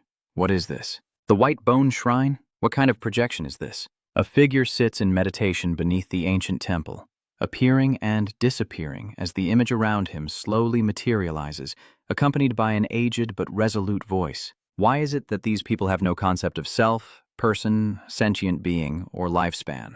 The concept of self is not a true concept. The concepts of person, sentient being, and lifespan are illusions. To be free from all concepts is to be called a Buddha. So it is, so it is. If someone hears this sutra. After a moment, the gaunt, skeletal face of an old man in Buddhist robes appears, his deep-set, bloodshot eyes staring down, his silver eyebrows raised, and a long white beard swaying below his chin. He opens his mouth in a wide grin, revealing toothless gums, looking like a white skull draped in human skin. "Oh, an old acquaintance." He grins. "My old friends, how was my Diamond Sutra lecture?" Without a word, Jiling Qiu drew his sword and aimed it at the old man's face, scowling as he shouted, "What do you want, White Bone Temple monk, causing trouble at a time like this?" Seeing the old man appear, Zhang Zhuan's frowned as well, his face darkening. Appearing at this moment, he's right to be scolded by Jiling Qiu. What's this old man doing here? Jiling Qiu is right to curse him. Keep going. The old monk laughs loudly, a rattling sound coming from his mouth, sending chills down the spine. He said, "Thus have I heard, these little friends of mine are about to be enlightened by my sutra." While everyone's eyes were glued to the spotlight-stealing old monk, Jiling Qiu reacted quickly, turning to look behind him. "Mofo. If you don't look, it's fine, but once you do, it's a disaster. The old monk has converted them all. Their eyes are vacant, like brainwashed zombies. This is worse than watching 3 hours of a brainless CEO and his naive bride. So his target is the eliminated prodigies? Realizing the situation and the targets of the old monk's chanting, Jiang Xuanji activated the Hong Huang power within him, and with a lion's roar, he shouted, "Wake up and cast aside these scriptures!" Hearing his words was like a lightning strike to the brain, dragging their consciousness back to their bodies, and the prodigies instantly awoke. The old monk looked at Jiang Xuanji from across the mountain and said regretfully, "Benefactor Jiang, preventing others from attaining enlightenment is unforgivable by the heavens. Beware of heavenly tribulation." Jiang Xuanji and Jilin Qiu scoffed at the monk's pious act of saving all living beings. "Enlightenment, my foot. Heaven won't tolerate you, old man, and you're more likely to face heavenly tribulation yourself. Who are you trying to scare?" The old monk gazed into the distance, clasped his hands in prayer, and said, "Fortunately, those blessed ones have ascended. It's a pity, for with 2 more breaths, even more would have reached paradise." As soon as he said that, the prodigies behind him sensed something was off. Looking around, had their numbers dwindled? Buddha, the person who was just standing next to me, is now lying on the ground, having ascended and logged out of the server, literally. How terrifying. Luckily, heeding Jiang Xuanji's warning snapped her out of it. Otherwise, Buddha help her. With a cold, resentful gaze, Jilin Qiu gripped her longsword and, using Lingbo microsteps, darted across the rocks toward the old monk. "This fiendish monk is mine to deal with. A few strikes to his remains, and he'll be powerless." "Old Jiang, the incident in the mystic realm is just the beginning. Touch a hair, and the whole body trembles. You suppress the earth pit, don't turn back." Zhang Xuanzi looked into the distance, where black smoke billowed. "What's going on? It never ends." His eyes narrowed, and smoke and fire rose all around. "It seems a calamity has befallen the great Jia." With that, he quickly issued his orders. "All national protectors and kings, immediately return to your post and leave no room for error. Understood? For the sake of the nation and the martial god, we vow to defend the great Shiao with our lives, atone for our sins, and earn merit." "The Eastern Seas Sea clan is under my command. All subordinates, retreat at once, leaving only Jiang Xuanchen and Gu Kaitian behind." As everyone departed, Gu Kaitian quietly stepped away, walking in the opposite direction of Jiang Xuanzi. After a few steps, he turned back and said, "Zhang Wuxian, if my disciple really dies in there, after this is over, I will follow you into the Earth Cave and slaughter the entire Heavenly Azure God clan. If your precious disciple is enlightened and logs off the server, then I will make sure that God clan logs off too. This cannot be allowed to be swept under the rug." Annoyed by Jiang Xuanchen's silence, he turned to face him, wondering why he was staring so intently without a word.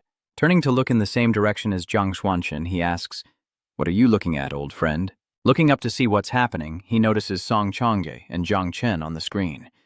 What are they doing? What in the world? No wonder my old friend wasn't answering. One look, and I'm seeing stars. Looking at the screen, Jiang Xuanzi couldn't stop laughing. Ha ha ha.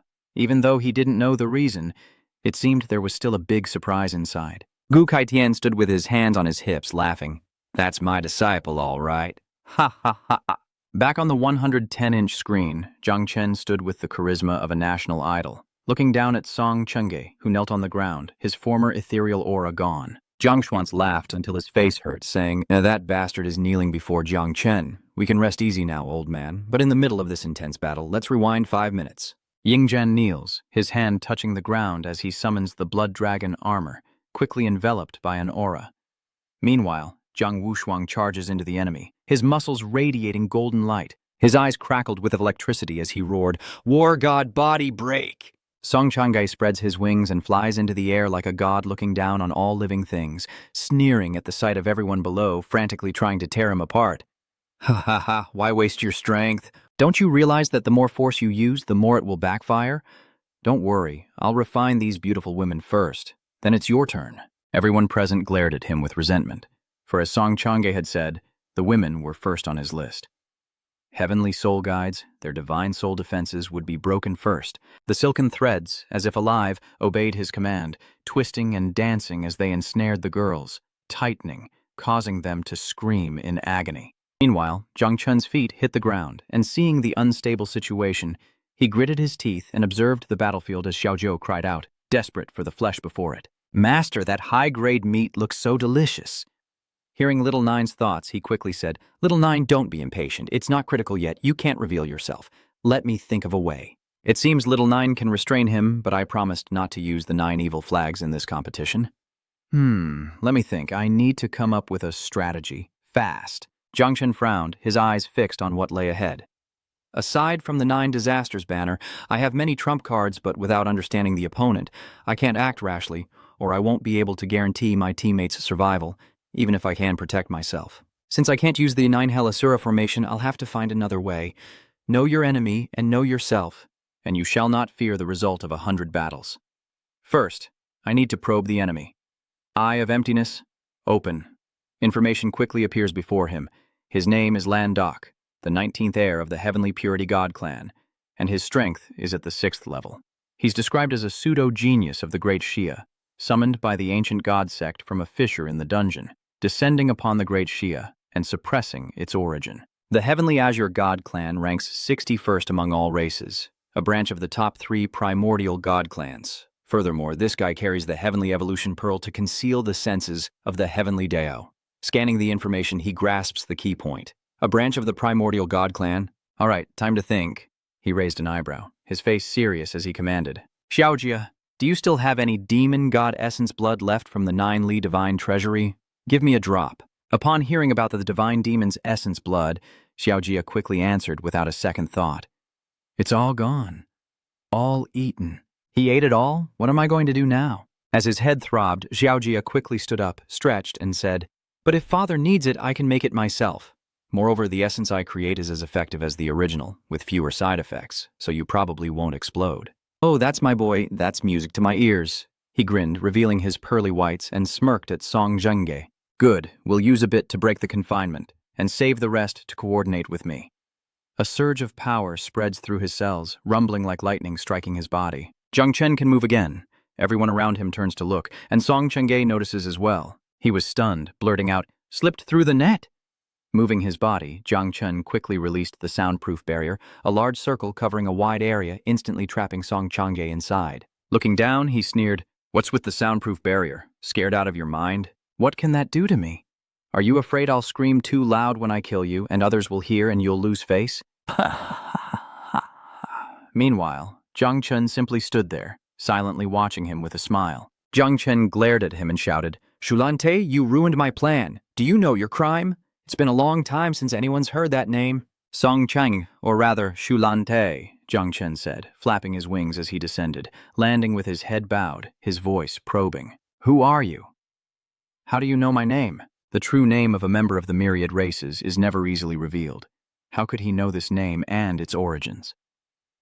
Jung Chen stood there, unleashing a powerful aura that suppressed a vast area, stirring up the wind. He scoffed, "Who I am? You're not worthy to know." Unable to withstand his torrential power, Shulante hastily shielded himself, as crackling golden lightning materialized around Jung Chen, threatening to strike him down at any moment. Sensing the immense power, he asks if Jung Chen is a Ming clan elder, but in an instant, Jung Chen appears before him, his aura overwhelming Thuatlan Dak with fear. Jung Chen glares.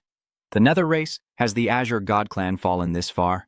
As the 19th successor, you have no discernment." Standing before Jung Chen's profound gaze, Tat Dan Lak felt stripped bare.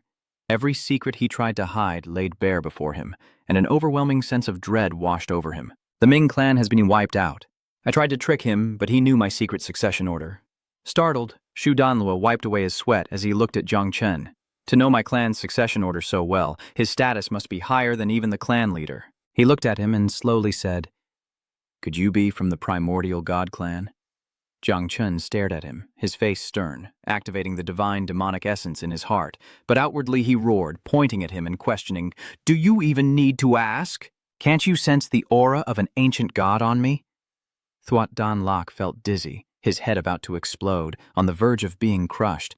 Who knew such a powerful being would appear here? Guess I didn't check the stars before leaving the house. Seeing that Zhuo Danluo was silent, Jung Chen roared, "The ancient god sect acts too recklessly.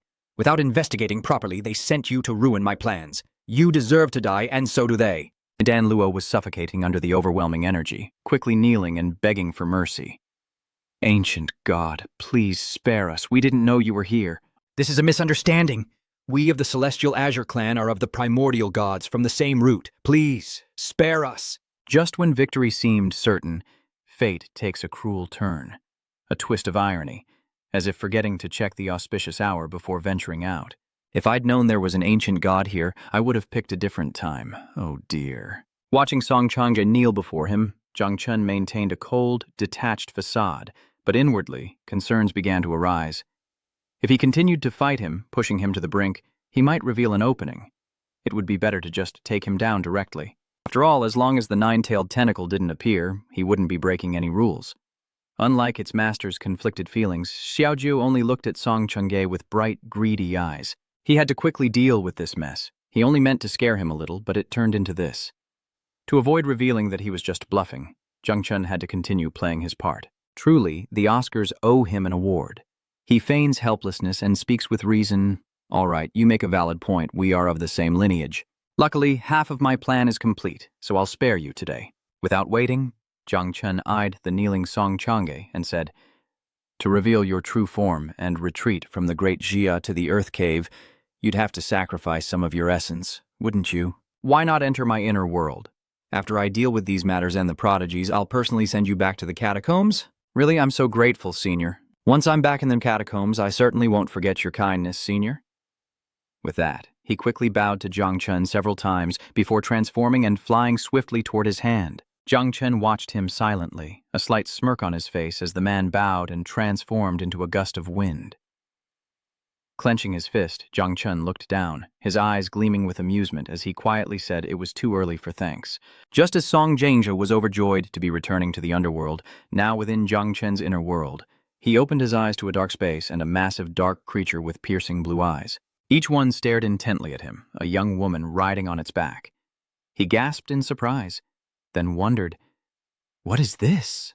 Seeing Song Changge, Xiaojiu couldn't help but lick its lips, excitedly saying, "It's time to eat. Master has kept this delicacy in front of me for so long. Finally, I get to eat it. It's such torture." Before Song Changge could react or escape, Xiaojiu rushed over like a storm. "My master is the best. Time to eat." Growl, growl. Everything happened in a flash, and before anyone could react, screams echoed through the air. "Aha! Are you not allowed to be naughty?" After tricking Song Changge into his trap by posing as a senior, Jung Chen left everything to Xiaojiu, finally relieved of his burden. "Whew, it's over." He turned to the others, a blank look on his face. What are you two still kneeling for?" Now, free from control, they look up to see Jung Chen standing calmly, Song Changge nowhere in sight, and they're all dumbfounded. What just happened? Yingjing and Zheng Wushuang both raised their eyebrows, eyes wide as they stared at the person before them. Just what did Jung Chen do? 1,000 questions raced through their minds as they eyed him with suspicion, confusion, and apprehension. Song Changge kneeled before Jung Chen. "Yeah, Song Changge was subdued by Jung Chen. What's going on? They haven't even fought yet." "Why? What did he say to Song Changge?" They were both dumbfounded, feeling strangely empty, as if the whole show had ended with just a few words, mostly because they didn't understand what had just happened. Seeing Jung Chen standing tall, Luo Sandao and Mu Hanqiu rushed over like rabbits to a carrot, their eyes sparkling with admiration. Flowers bloomed all around as Luo Sandao happily embraced him, truly a benefactor. Meanwhile, Mu Hanqiu expressed her deep idol worship, "Master, you are my one and only God." The three of them embraced, laughing joyfully, while Jishuan Yue stood silently, filtering out the two women and focusing solely on the carrot. Anam gazes at our male lead with wide, admiring eyes, her voice choked with emotion. "Jung Chen, he saved me again." Meanwhile, from the perspective of Duan Xian's team, the subordinates' attitudes have shifted after witnessing the unexpected events unfolding before them. They came for a fight, but after witnessing that, what's the point? They turned to their captain and asked, "That Jung Chen is strange. Should we still fight?" Duan Xian, frustrated and ashamed, had failed to start a fight and was now saved by the very person he came to attack. He snapped at his subordinate's question of whether to continue the fight. "What are we fighting for? He just saved our lives. How can we even show our faces? If you want to fight, wait until after the ranking battle." Mu Hanqiu looked at Jung Chen with unwavering admiration, overjoyed. Jung Chen ruffled Luo Sandao's hair, overhearing Yingzhan and the others. He turned to see that everyone looked exhausted, with no will left to fight. Smiling, Jung Chen addressed Yingzhan and the others. "Since no one wants to fight, how about we head to the ruins center, rest, and grill some food while we wait for time to run out? All that fighting has drained us. and Song Chenga's suppression earlier has left us exhausted. Hearing Jung Chen's suggestion, everyone silently agreed and trudged toward the ruin's center, preparing for a barbecue. In the crowd, just look for the largest group of women, and you're sure to find our hero. Benefactor, I must say, you have quite the appetite. Mu Han-kyu and Li Bing stood nearby, smiling as they watched their idol eat. Of course, even the way he eats is handsome. Jung Chen took a bite of meat and replied, "Yeah, it took a lot out of me." The war profiteers couldn't help but sigh at the sight of Jung Chen's lively group, a monster indeed with something strange about everything he did. Just as he was enjoying his meal, a system notification popped up. Level 39 to level 48. Jung Chen was stunned, blurting out, 9 levels at once? Did you eat him all by yourself? Little Jiu, still chewing, mumbled in reply. Yes, good stuff, little Jiu, eat. Speaking, something suddenly got stuck, and Xiaojio quickly grabbed the object in its mouth, saying unhappily, "Wait, master, ugh." Then it gently pulled as if something was caught. Seeing what Xiaojio pulled out, Jung Chen quickly examined it, and after a moment he realized what it was, exclaiming with joy, "It's Lan Duo's Heavenly Soul Guide. System information. Heavenly Soul Guide. Damaged first level divine weapon. Unlimited level, no attribute. Attribute, swallow." Skills: soul shattering. Ice: soul shackling. Strike: soul descent. Soul shattering ice actively releases soul energy, invading the opponent's sea of consciousness and destroying its origin. Soul shackling. Strike actively absorbs surrounding souls, transforming them into one's own power. Soul descent activates remnant souls, forming a powerful soul spirit to assist in battle. Description 1. Woven from the souls of myriad living beings, then nourished for 100 years with one's own divine soul to achieve complete fusion. Description 2. This equipment is currently damaged and needs to absorb more souls to become a true first-grade divine weapon. Description 3. This equipment can evolve. The more high-quality souls it consumes, the higher its level will rise. Special note: this divine weapon cannot be claimed or activated yet. It must be nurtured with spiritual energy before it can be used. After reviewing the data, Jung Chen frowned as he lifted the thread. No wonder Lan Dek needed so much time to refine everyone. It turns out the Heavenly Cipher Soul Guide isn't complete. But no matter, what's mine is mine now. Although incomplete, this item is another trump card. I'll throw it into my sea of consciousness for the old tree to nurture for a while and wait for it to accept a master later. But raising my insect minions is more beneficial than nurturing equipment. Once they mature, they'll be 1,000 times more powerful than this thread. Xiaojio listened silently, still shocked from pulling the thread from her mouth, and was contemplating what to do with it when a notification popped up. Your heavenly guidance thread has been fully nurtured and can now be bound. Seriously, it hasn't even been 3 seconds and it's done already? That was fast. It's as simple as recording the time of the trial. Jung Chen exclaimed, "I was going to use my soul to nurture it."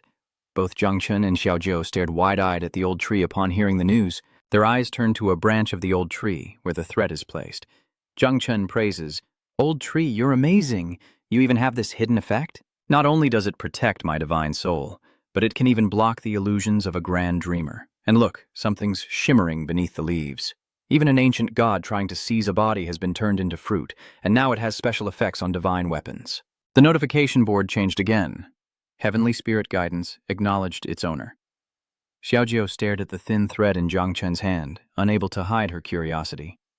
Jung Chen looked at the old tree with excitement and said with a smile, "When I get the amber blade of the 9 Li God King, I'll let the old tree handle it." His eyes scanned the fruits beneath the canopy.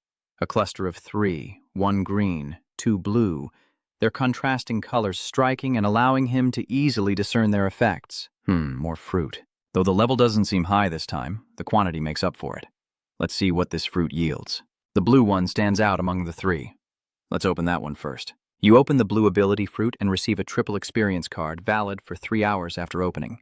Next, the remaining 2 fruits. You've obtained 2 blue function fruits, yielding 2 job change exemption cards, each waiving the job change quest for 1 profession. Looking at his stats, Jung Chen stroked his chin and smiled. Job change exemption tokens. Excellent. And it even knows I'm a dual class. Opening 2 of these and already being level 48, I'm not far from my 3rd class change, and skipping the quest will make it even easier. So these 3 fruits can help me out without too much effort. Let's update my personal information. Jung Chen, level 48, second job change. God level Poison Lord. God level Spirit Breeder, Lord of Thunder. Hidden unique talent, growth of all things. God-given evolution of the ancestral tree. Thunder Flash Fusion, Thunder God's Judgment. Human Blade, Earth Blade, Heaven Blade, Great Tao Blade, Queen Insect Xiao, Ju level 48, 9-colored disaster class, 12 million offspring, Queen Insect Xiao Xiao Jia level 33, Red Armor Elephant Beetle disaster class, 30,000 offspring, attack 459, agility 478, energy 429, constitution 548, combat power rating 447 stars. Jung Chen still has unused items, including a triple experience card. I need to quickly find a place to farm experience when I get out. Thinking of something, he snapped his fingers and smiled happily. Maybe I'll complete the third job change very soon. Xiaoju looked at him blankly, not understanding what its master wanted to do. Meanwhile, somewhere within the ancient god sect's grand hall, an image flickered to life, showcasing Song Chang's heroic battle, reminiscent of a celestial being. A cloaked woman silently watched the reflected figure. The seventh seat of the ancient god sect, codenamed Lover. After seeing Song Ka's actions, she was filled with admiration, gently placing her hand under her chin as a delicate laugh echoed. Ha ha ha, I didn't expect that before the ranking battles. The divine child would be able to eliminate all the god-level geniuses of Dai Ha. Seeing his heroic image and confident smile in battle, she felt certain that Song Chang'e would win. Her idol could never be just an ordinary person. With a haughty wave of her hand, she dismissed the image, ordering immediate action. She strides forward, gazing down at her 500 brothers, extending a delicate hand and announcing to the allied forces of the underground caves, sea tribes, and forbidden zones that they will shake the great Xia. With Zhang Xuanji guarding the underground cave, Ji Lingqiu dealing with the old monk, and the great dreamers still asleep, war will break out everywhere, and all the kingdom's protectors will be trapped. After giving the order, the girl chuckled, slowly removing her hood and cloak, revealing her beautiful face. Her eyes narrowed, and a smile curved on her lips as she happily said, Chu River will have no reinforcements and will surely be abandoned. Once we've completed the sacrifice of this city, the rift beneath River Chu will be large enough for the ancient god to descend. The girl laughed, continuing, Then the filthy human blood within us will be cleansed completely. Hearing the bold declaration of the ancient god cult leader, the followers responded enthusiastically, their spirits soaring as they chanted, Cleanse the blood, the ancient god returns. Standing on the city wall, Chujiang's guard, Qigong, looked down at the small houses below and said, 8 of the 9 forbidden zones of Great Xia are in turmoil, except for Jiangnan's Yunmeng Marsh. Tang Jin looked at the cityscape before him and listened in silence. Qigong narrowed his eyes slightly, standing tall on the high wall, and continued, And there are the sea tribes, the underground caves, and the 8 major war zones of Great Xia, are all in a state of first-level combat. So Jiang is small, we must be vigilant. Tang Jin turned and smiled, saying, Don't worry, our grand defensive array is warming up, and it will be fully activated in less than half an hour. Hearing this, Qigong remained cautious, saying, Yes, preparation is key. He continued to stare blankly ahead, his heart filled with worry, wondering how Xiaoshen was doing. Didn't we hear that the Jiangnan team was already in the top 3? Tang Jin nodded, smiling at him. Yes, with Xiao Chen and Jiang Wushuang, Jiangnan securing a top 3 spot is no problem. Whether Xiao Chen can take the top spot on the Heavenly Pride list will depend on the ranking battles to come. They were in good spirits when a distant rumble suddenly shook the air, and Qigong's eyes darted over. What's going on? The loud noise made them both jump to their feet. From afar on the city walls, Yun Xiaoke and Duanfang could be seen as Chu Belang rushed over to report, Big brother, our teleportation station has been destroyed and communication devices have been cut off.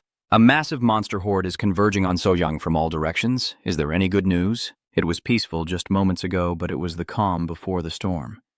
Now, countless monsters are wreaking havoc throughout the city, obliterating everything in their path. Oh no! The teleportation and communication systems are down. River City will be isolated. After careful analysis, it seems this entire riot was a ploy to lure away the high-level fighters, with the true target being Sojiang. We can't panic. Qigong quickly gathered the 3 and began assigning tasks, all of which they listened to intently. Duanfeng, hold the city walls, speed up the activation of the defense array, and prepare the nuclear weapons. Xiaoke, activate the emergency reserve plan, find those of you who can transmit sound, and use loudspeakers where you can't. Bulang, gather all the awakened within the city and join me on the front lines to build a human wall of defense. With that, Jiang quickly leaped from the city walls, heading towards the source of the earlier commotion. I'll head to the front lines first. The rear is in your hands. Everyone, proceed according to the plan. Where did everyone go? Jung Chen led the group forward, but strangely, the stands that were once full of spectators were now completely empty. He exclaimed, "Where is everyone?" Ying Zheng and the others looked around, but everything was silent. After a pause, Zhang Wushuang exclaimed, "I have a bad feeling." He moved forward to investigate, when suddenly Zhang Xuanji appeared, speaking of two matters. Jiang Chen startled me for a moment there, suddenly appearing like that. The old man nearly gave me a heart attack. Too old to be playing games like that. As he regained his composure, Jiang Xuanchen's image continued. First, the Great Xia's forbidden zones, sea tribes, and underground caves are rioting, and the high-ranking officers of the war zone have gone to provide aid. Secondly, half an hour ago, the Jiangnan battle zone of Nyaktan sent an urgent message. The defense of the nearby Sojiang city had collapsed, suspected to be under attack by a horde of beasts. Upon hearing this, Zhang Chen's face darkened, his eyes filled with panic, and his brow furrowed. What? Where are my master and senior apprentice? Have reinforcements been sent? Zhang Xuanchen calmly replies. Zhang Chen, the southeast coast is under attack by the sea race. They've gone there to suppress them. The coastal front must not fall, or the entire war zone, even Great Xia, will be in danger. Hearing this, he exclaimed, "Then who went to Sojiang?" Silence fell, faces grim. He listened silently and then looked at the prodigies before him, saying that no one could be spared. Though inhumane, the high-level council of Great Xia had decided to abandon Chu River, the last of the 108 cities of Jiangnan, to protect the overall situation. Hearing this, Zhang Chen clenched his fist, his knuckles cracking, and said coldly, "Abandon Sojiang? Yeah, didn't you consider the possibility that the enemy is using a feint?" Hearing this, Ying Zhan turned to look at him in astonishment, and after a few moments of silence, Zhang Xuanji calmly spoke, his voice echoing throughout the area. "But compared to Chujiang, other places can't afford to make mistakes. No one can guarantee that Chujiang is really bait for luring the tiger away from the mountain. Your master didn't want me to tell you this, but I left a residual image to inform you." He looked at Zhang Chen and gently raised his hand. "Zhang Chen, I ask you, what should you decide?" Zhang Chen lowered his head, hiding his eyes as he said, "To you, I am a piece to be protected, for the greater good, which I understand. But to me," looking up at him again, Zhang Chen's eyes were filled with determination, his entire being radiating power. "So Jiang is my home, and no matter how small, I won't abandon it. I must return." After hearing the confirmed news from Kwang Huiyenko's live broadcast, everyone was deeply moved and eager to act on their heroic sense of justice, discussing it animatedly. "We're going too. Jiang province is in trouble, and the Jiangnan team can't stand by." Zhang Wushuang clenched his fist and solemnly declared, "Through thick and thin, we'll follow you, Captain." Ying Zhan crossed his arms, smiling at Zhang Chen. "When one is in trouble, all should help. Count me in." Jishuan Yue stepped forward with enthusiasm and righteousness. "I'm going too. Everyone wants to rush to help their home." Zhang Chen's face softened, his eyes filled with gratitude as he looked at each person, feeling a kinship like family, choked with emotion. "You..." Seeing the determination and fighting spirit of the prodigies, Zhang Xuan's highly praised their morale, but he narrowed his eyes, his voice calm as he repeated himself. "I must remind you, this is a beast tide where even kings struggle to survive. You are all rising stars with limitless futures. Knowing you're walking to your deaths, do you still wish to go?" After hearing Jiang Xuanji mention the gravity of the situation, their initial enthusiasm began to deflate like a punctured balloon, changing faster than a fickle lover. The righteous crowd gradually revealed their fear, their eyes growing lost and downcast, hiding their terror. "This kind of battle might not be for us. I'm scared. I'm afraid I'm too weak and will only hold you back." Their heroic aspirations vanished as quickly as they appeared, realizing the danger wasn't their concern. Of course, they wouldn't go. Better safe than sorry. The others quickly apologized and began to leave, as Ying Zhan and his group watched on. Seeing those all-talk heroes, he scoffed, his eyes filled with disdain. "Having teammates like you is a disgrace to the capital. It's fine if you cowards don't go. You'd only hold us back." As if afraid people couldn't hear him, Ying Zhan raised his voice, causing the others to feel a pang of guilt. After Zhang Zhuan's filtered out a portion of the geniuses who wouldn't participate in the Chu River support operation, he looked back at those who remained. Seeing no one move, he began calling out the names of the operations team leaders again. "Zhang Chen, is this your final answer?" Our main character team leader remains steadfast, his face full of determination, as he shouts, "Even against million, I will go." Jung Chen, showing off his muscles, warms up his limbs, his voice full of the pride of a wealthy young master. I am a descendant of the human emperor. My ancestors would praise me. Zhang Wushuang clasped his hands in prayer, closing his eyes, and saying, Grandfather, I will prove my invincible heart from this step forward. Ji Xuan Yue, determined to follow her idol, clenched her fist and declared, Great demon, am I without people? What a bunch of brave warriors. Ha ha, good, that's the spirit. You truly are the new generation of great Xia. He scanned each face, nodding in admiration, then declared with a wave, Perfect, just enough people. I hereby announce that you are the top M on the list of prodigies, and the rest are eliminated. As Kwang Huiyanko finished speaking, the crowd behind him turned around, mouths agape, wanting to send their regards to his ancestors, all because they were eliminated for not participating in this summer volunteer campaign. How bitter. Who isn't afraid of death? Hearing the crowd's objections, the old man quickly changed his strategy, announcing that the ranking match would be canceled and replaced with a competition for merit.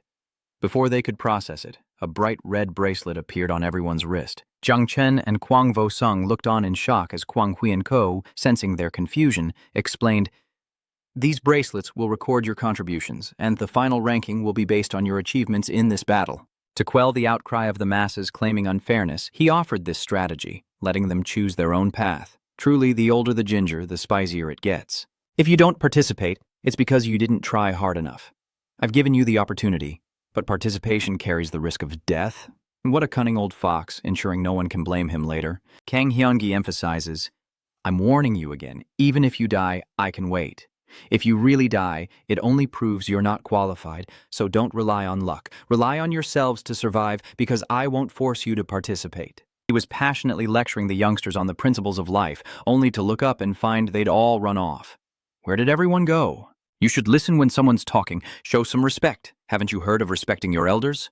Zhang Wushuang was speechless. Is this a common habit among the elderly? Grandpa, why are you so talkative? Don't try to provoke us with such cheap tricks. Rest assured, we won't die so easily. Yingzheng walked toward the barrier gate in front of him and said, We accept the marshal. God's good intentions. Then they both quickly ran through the barrier before Zhang Xuanji's eyes. He narrowed his eyes, watching the spot where they'd passed through, chuckled softly, stroked his chin, and looked up at the sky. Memories flood back as he chuckles. You little punks dare call me old. I'll take you to the catacombs and show you how decisively I fight. You won't dare speak nonsense again. But these kids really are adorable. With that, Zhang Xuance's reflection gradually dissipated and faded into the air, leaving behind a hopeful echo. You must survive. All the important figures have left, leaving behind a crowd of people crying out in despair. Some kneeling and weeping as if heartbroken, others sobbing into their hands as if betrayed. The wailing created a modern lament like the cries of wronged women. Did we do something wrong? We failed everyone, I don't know. Well, I'm too cowardly, I can't do it. What's with all the crying? As long as there's life, there's hope. That's right, if they die there, we'll have a chance to get on the board. Cheap. Welcome to the volunteer team supporting the people of Sojiang. The battle rages on at the East Sea defense line in the Jiangnan war zone, as an endless tide of unimaginable monsters of all shapes and sizes descends. Observing the battlefield unfold before him, Duan Xinghai narrowed his eyes and said, Something's not right. This beast tide is very unusual. Gu Kaitian looked at the numbers below and exclaimed about the scale. Compared to history, this is definitely one of the largest. Guns fired relentlessly, and as Duan Xinghai listened to Gu Kaitian, he voiced his thoughts. But the intensity of the battle just doesn't match. You mean they're putting on an act? Gu Kaitian asked, puzzled. Don Hung Hai leaned forward, narrowing his eyes. I suspect this sea beast surge is just a distraction to draw out our top fighters and conceal something else. Gu Kaitian, lost in thought, clenched his fists and frowned, while Duan Xinghai shook his head, uncertain. He turned to Gu Kaitian and said, Unconfirmed. In addition to the sea creatures, forbidden zones, and underground caves stirring, 5 cities in Great Xia are experiencing beast tides, and all are small cities far from the main base of Chu River. It's just one of them. No one knows their true target, or if there even is one. Hearing this, Gu Kaitian frowned even deeper, offering no response. As he pondered, Duan Xinghai received a report, and the shocking news made him exclaim involuntarily. It was a message from Hung Kuang, the god of war. Jung Chen and the others teleported directly from the Qinluo War Zone headquarters to the Yecheng War Zone in Jiangnan. No sooner were the words out of his mouth than Gu Kaitian nearly collapsed, crying out, Ching, this place is already a headache, and now, thanks to Jiang Xuanji, I've got a few more wrinkles on my face. Upon hearing the news, Gu Kaitian immediately dashed off, leaving Duan Xinghai behind, struggling to catch up as he yelled, "They're planning to go from E City to Chu River. Damn it! I told you not to mention the beast tied in Chu River to him. That damned Jiang Xuanzi is completely untrustworthy. No, I have to go back. Sacrificing one disciple for the greater good is one thing, but two? I'm going mad." Duan Xinghai chased after Gu Kaitian, understanding his old friend's feelings and trying to dissuade him. "Old Gu, calm down. Jiang Chen, Yingzhan, Ji Xuanyue, Jiang Wushuang, and the entire Jiangnan team are already there. I know you favor Jiang Chen, but other top 10 prodigies from the golden ranking are involved." Just then, a massive tremor erupted from the sea, and a colossal monster emerged with enormous teeth, easily mistaken for a giant iceberg. Duan Henghai quickly caught up to Gu Kaitian and said, "Old Gu, look, the 8 sea emperors have appeared. You can't go. Otherwise, they'll really attack, and once the defense line collapses, Jiangnan will be in great danger." Hearing the news, two things immediately came to mind: rescuing his disciple and skewering Jiang Xuanji for putting him in danger. And now this monster. Without a word, Gu Kaitian drew his sword, leaping in a beautiful arc straight towards the beast. "I'll kill you, you beast, for daring to appear! Today, the Kaithian blade will end you right here!" Seeing his old friend's imposing aura, Don Henghai didn't try to stop him. He couldn't anyway, and could only stand silently, offering a moment of silence for the unfortunate monster. Meanwhile, all eyes are on Chujiang City, now encased in a barrier like a protective cage, as countless monsters try to break through. "The barrier is shaking violently! Hurry!" "The southeast corner has been breached. Repair it immediately. The northwest corner is cracking. Hold on." Inside the base, at the heart of the military's top ranks, an older man tirelessly commands the troops. "I am Yun Hang-an, Chief of the Chujiang Defense Forces. Battalion B, Adjutant, Battalions 9 and 11. Follow me, block the gaps, and buy time for repairs." From this moment on, when the regiment commander falls, the battalion commander takes over. When the battalion commander falls, the company commander rises. When the company commander falls, the platoon leader rises. When the platoon leader falls, the squad leader rises. At all costs, he buys time for his comrades. Qigong relentlessly swings his sword, mowing down monsters with practiced ease, leaving them scattered on the ground. Facing the monsters, Tang Jin unleashed a flurry of fiery kicks, each strike scorching their flesh and sending them collapsing like paper. Taking advantage of his size, Chu Belang grappled with the monsters, his rampaging celestial armor turning them into punching bags. From behind, Yun Shaoke uses the power of the Holy Light Priest to support her teammates, and seeing the trouble on Su Bulang's side, she shouts to him, "Be careful behind you!" Seeing the monster closing in and in a desperate struggle, Chu Bulang thrashed and yelled, "Damn it, I'm stuck, I can't dodge!" Then, in the nick of time, an arrow came flying from afar, straight towards the monster. Taking advantage of the monster's distraction, Chu Bulang freed himself, collapsing in relief as he turned back, exclaiming, "Phew, it's Lao Tuan!" A chuckle echoed from behind. "Looks like I'm not too late." As the others fought wearily, Qigong, seeing Duanfeng's arrival, impatiently said, "Duanfeng, if you don't command well and die here too, the Shuye clan of Chu River will be extinct." Duanfeng, looking down at Qigong from above, replied, "Chief, you've just regained your old spirit. Don't speak ill of the future. We still have the young god. As long as he lives, the Shuye clan of Chu River will live on forever." With that, Duanfeng, from his vantage point, observed the monsters advancing relentlessly, noting their numbers and formidable ranks. He chuckled, "Ha ha ha ha ha. Those 5th-stage bone crows and 2 6th-stage demonic apes have stopped attacking the barrier and are all heading this way. Looks like we're in for a big fight. But no matter, let's just enjoy the battle first. After all, I've given the order that once the shield breaks, 8 nuclear warheads will detonate, killing us all." Qigong laughed, raising his sword to the sky with righteousness, his face stern and sharp. "Well said. Do you remember the oath we took when joining the Night Watch? I vow, when the long night comes, I am the dawn." And with that, they charged head-first into the fray, ready to give their lives for the cause, chanting, "The long night has come. I am the light-bringer, the new flame of Yan Huang. I will burn, seek no glory, guard the stars, fulfill my duty, and die without regret." Everyone moved into position, fighting in perfect harmony, led by the vanguard, opening a glorious chapter of bloodshed in the nation's history during this volunteer campaign to protect Chu River in the face of adversity. The opening heaven blade, the great Tao of Peach. One after another, fatal and devastating moves followed. With a fiery strike, the long-legged beauty Duongkan sends a monster crashing down, followed by a golden arrow piercing its thick hide. Chubulang's furious heavenly strike has felled the beast, with Yun Xiaok providing support from behind. Holy Light's blessing revives his teammates, while Yun Xiaoke, seeing the danger, screams a warning. It's a 6th-stage giant ape, and as soon as the words are spoken, the monster's massive blow lands right before them. Everyone gathers to fight it, but it's like throwing pebbles into the ocean. Its threat range is too wide to dodge. How could mere mortals withstand such power? Qi and Tang Jin grit their teeth, joining forces to resist the fist, but they still couldn't seem to stop its advance. Qi shouts for them to brace themselves. Tang Jin is exhausted. Dai strains to shout that it's no use. They're all exhausted from fighting for so long. To the monster, they were nothing more than a nuisance, and with renewed strength, it unleashed another punch, tearing through the earth and sending debris flying towards Qi and the others. Boom! Not giving these annoying humans a chance to breathe, the monster quickly approaches, ready to crush them like ants. About to be crushed, panic sets in, and all they see is a foot descending upon them. Qi and Tang Jin stare wide-eyed, awaiting their demise. With sword in hand, Qi and Tang Jin held on to their unfulfilled wishes. Was this really the end?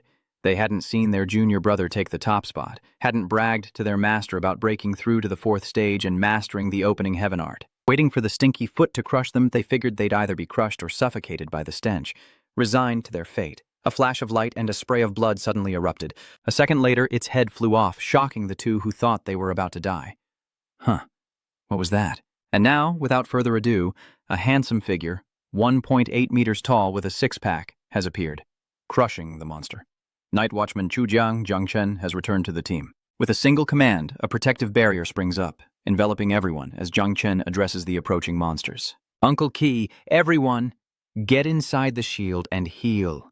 Leave this to me. Qi stares in disbelief at the young man before him, shouting, Jung Chen, am I seeing things?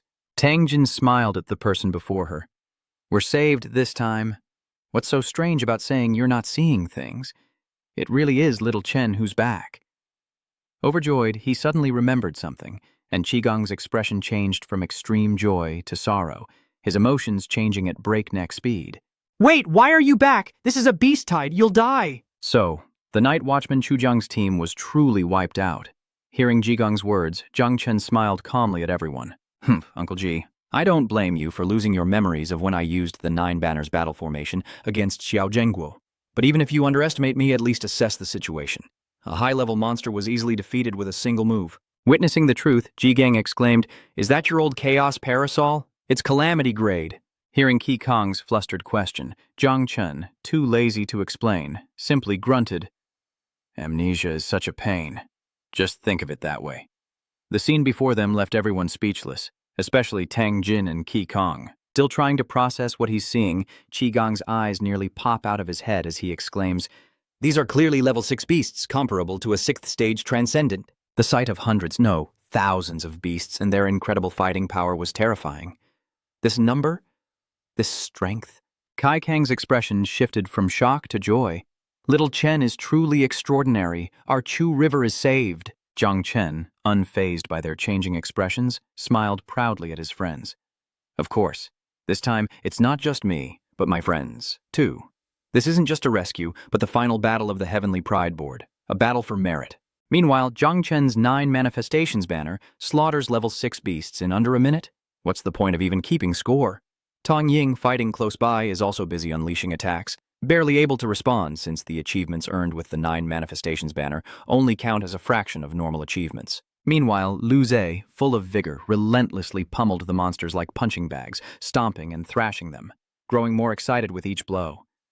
This is so exhilarating. It's my first time fighting a beast tide.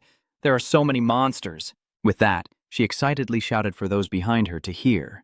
Fellow Taoist lay focus. These beasts aren't like those in the prodigy camp, so watch out for sneak attacks from outside the formation. Meanwhile, elsewhere on the battlefield, Lasan Dao defends Mu Hanqiu with a shield.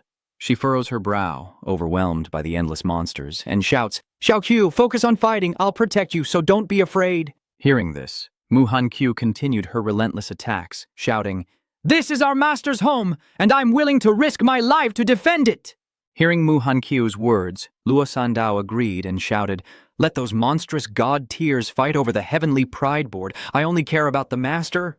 Golden sparks suddenly appear in the sky as Ji Xuanyui draws her bow, aiming it at the heavens with imposing force, and a fire phoenix gradually emerges from the sky.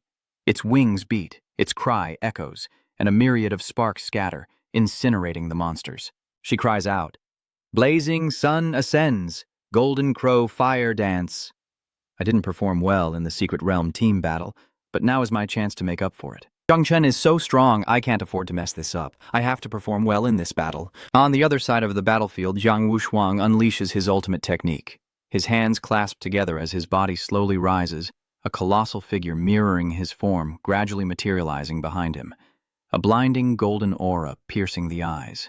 Invincible battle body, invincible heart. I must attain them.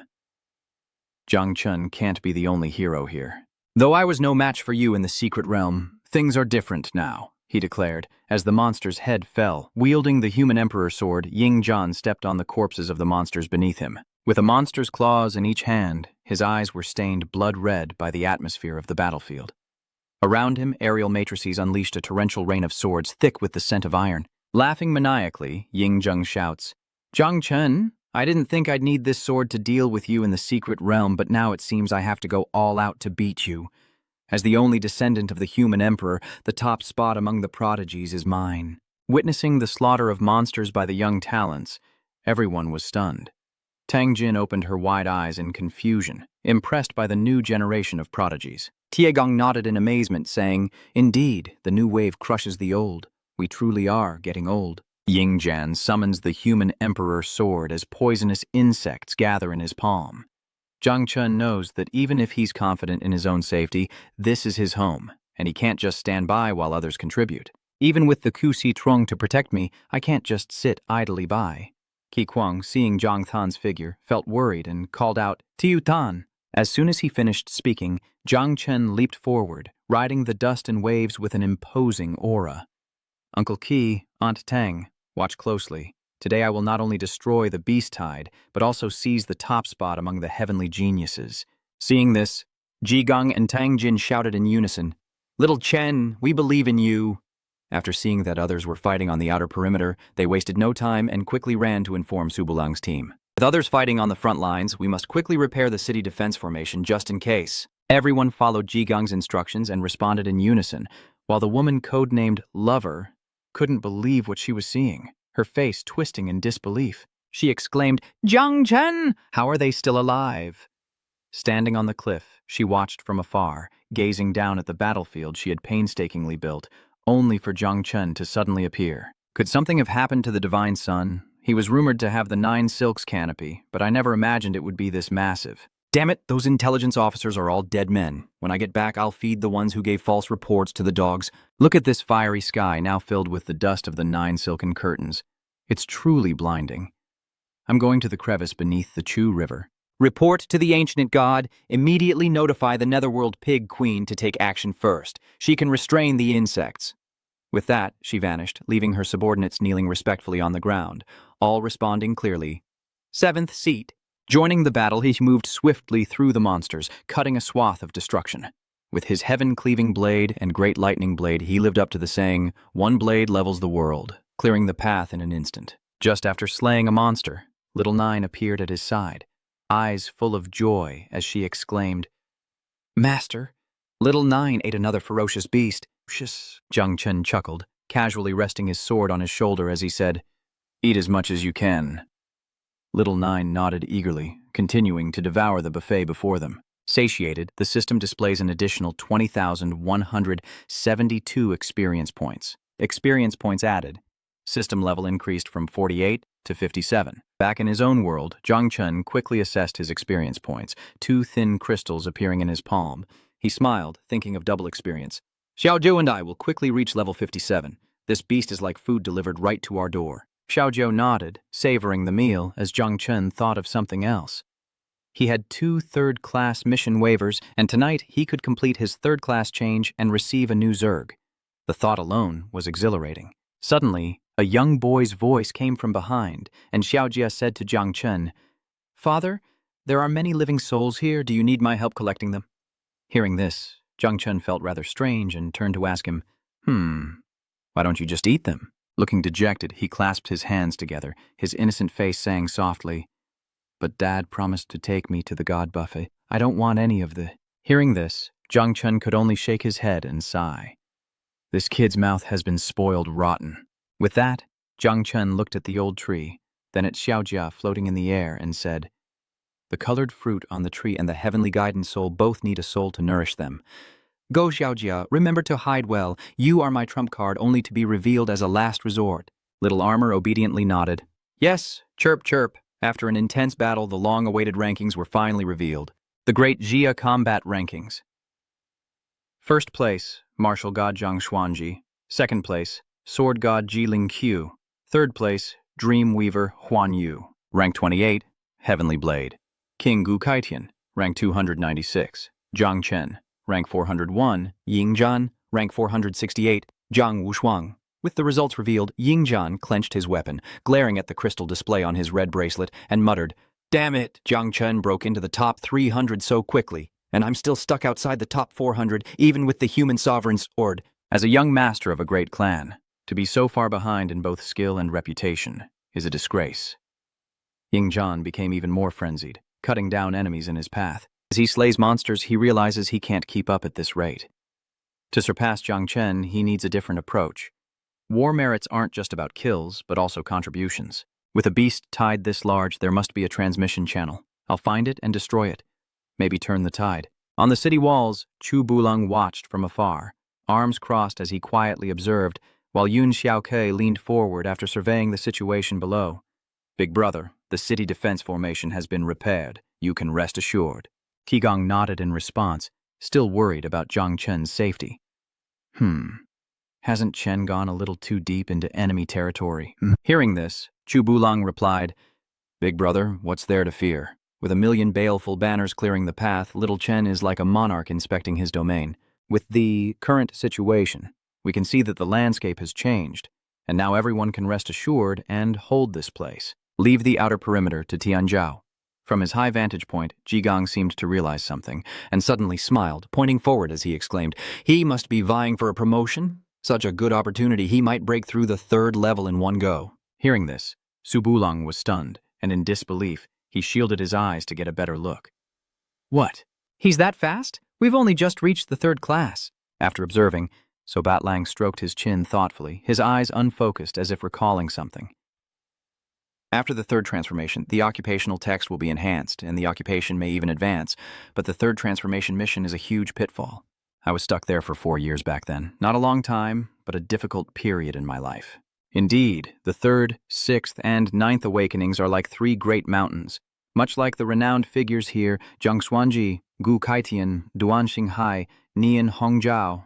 Qigong paused for a moment, then continued, exceedingly difficult to overcome. Many awakened ones can't break through their entire lives, but this generation of prodigies is different. Ying Zhan, Ji Xuanyu, and Jiang Wushuang have already completed their 3rd awakening, and are even ready to enter the 4th awakening at any time. Compared to them, Xiao Chen is still behind. Hearing this, Chu Bulong and Yun Xiaok were extremely bewildered. Before they could recover, a thunderous roar came from afar, and a strong gust of wind almost blew the 3 of them away. Bracing themselves against the gale, they saw a silver and gold vortex resembling a massive tree. Is that? Yun Xiaoke squinted, battling the wind, hardly believing her eyes. She frowned, eyes wide, and exclaimed, Is little Shen starting his 3rd transformation? So fast! So Batlang was stunned, staring in disbelief at the light, unable to speak. Qigong was equally shocked, yelling, Wait, what? He's directly enhancing his primal inscription without doing the job change quest? In a panic, Qigong screamed, staring at the light emanating from the ancient tree. Could it be the legendary quest-skipping item? Strengthening the source? Will the little god be pulled into the origin space? He's weak, and this is dangerous.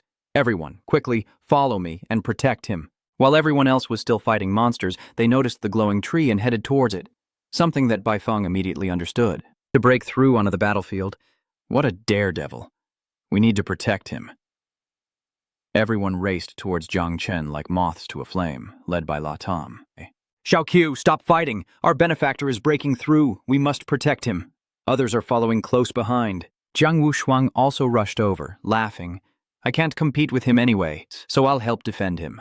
While everyone was rushing towards Jung Chen, the battle had reached the monster's teleportation portal. He encountered a giant monster guarding the gate. Gripping the red sword, he narrowed his eyes at it, finally finding what he sought. He unleashes a skill matrix capable of disrupting the transmission channel from afar. The yin-yang earth burrower was not sought in vain. So, the yang beast is here, which means the yin beast must be below. Fortunately, I only need to kill one to stop the teleportation channel. And so, Ying-jung raised his sword, ready to strike, his eyes bloodthirsty as he stared at it. You want to swallow me into the chaotic world? Not a chance. Even if you're a 7th stage. I am a descendant of the human emperor. I have 13 forbidden scrolls. That's enough to deal with a 7th stage beast, and the top spot is still mine. As I prepared to strike, a cold wind blew from behind. I quickly turned around and saw a spatial gate opening wider and wider. Sensing something, I exclaimed, "A murderous aura! This pressure is immense." Dozens of meters away, a threatening voice echoes as a colossal shadow looms before him. As the figure before him came into focus, Ying-jung was utterly shocked.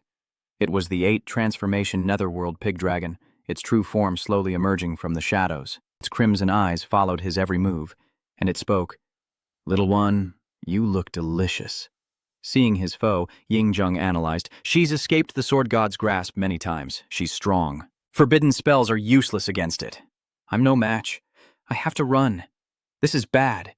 Jung Chen is still breaking through. I need to escape.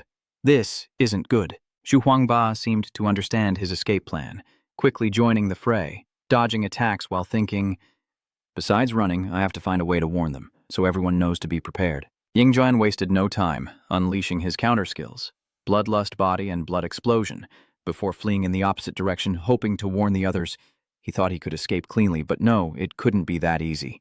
Xu Huangba, seeing Duan Qin's receding figure, smirked and launched a web, musing, "Trying to escape? How naive."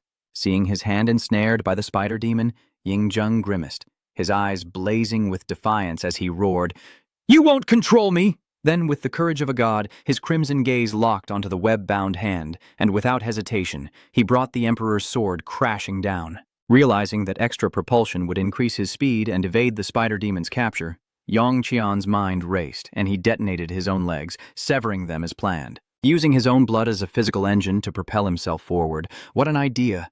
Kids, don't try this at home. Having freed himself from the web, Ying-jin hurtles toward the ancient tree radiating a concentrated, explosive blood mist, his incredible speed leaving a trail of metallic scent in his wake. Seeing this, the spider demon had to commend him. What a body full of vitality. I wonder if he has enough blood to fly to the ancient tree. Seeing the spider demon standing there, his subordinates quickly knelt down and shouted, "Lord Spider Emperor, Jung Chen is breaking through. His consciousness has entered the origin space." The best opportunity is to kill him now, to avoid future troubles. Hearing his subordinates' words, Spider Spirit couldn't help but appreciate the idea, laughing heartily. He has a point. Before him appeared a colossal whale, as huge as a majestic iceberg, rushing to rescue his disciple, only to be stopped by this monster. Without a second thought, Gu Kaitian drew his blade, leaped heroically from the city wall, and roared towards its head. "Let me test my Kai Tian blade." Sensing the immense power of the strike, the whale instantly turned to flee, but the blade's path was too swift, bisecting the whale's body, tearing it apart like paper. Standing on a rock behind him, Gu Kaitian angrily roared, "Damn it! How can the Sea Clan have such cowardly trash? You run after one hit, jump out after leaving. If you don't dare fight, don't come here and make a fool of yourself, blocking my way." Seeing his old friend's fury, Duan Xinghai, who was on the city wall, received the latest intelligence and rushed over, condensing large patches of ice under his feet as he landed near Gu Kaitian. Knowing he was worried about his disciple, Duan Xinghai wasted no time in reporting the situation. "Old Gu. Good news. A message from Nyak Than says Jushi seems to have stemmed the tide of beasts. Also, I discovered that Jung Chen has made it into the top 300 on the Great Shia's Merit Bang. Ishi Nest." Hearing news from Nyak Than, the leaderboards, and his disciple, Gu Kaitian was stunned, his face shifting from surprise to disbelief as he asked, "Is that true? Top 300 on the Merit Bang, a feat many grandmasters couldn't achieve in a lifetime." And just as he rejoiced, lightning flashed across the night sky, thunder splitting the heavens. Duan Xinghai frowned. "This phenomenon, this is the legendary Tianyuan alert. As if watching an old film reel, Gu Kaitian replies in astonishment, "Indeed, it was created by the great Jia human emperor and hasn't been seen in many years. When an enemy of the 8th level or higher appears in a place without a great Jia powerhouse to guard it, the heavenly origin warning will appear." The rumbling thunder transformed into a magic circle, revealing a monster with dozens of bloodshot eyes. Gu Kaitian recognized the figure in the matrix. Dongju's eyes widened as he shouted instinctively, "It's the Underworld Pig Emperor! This is bad." Just as he was about to rescue his disciple, a massive disturbance erupted from the sea, and a whale tore through the surface, jaws agape, lunging towards him. Gu Kaitian gripped his sword, his face hardening as he gritted his teeth.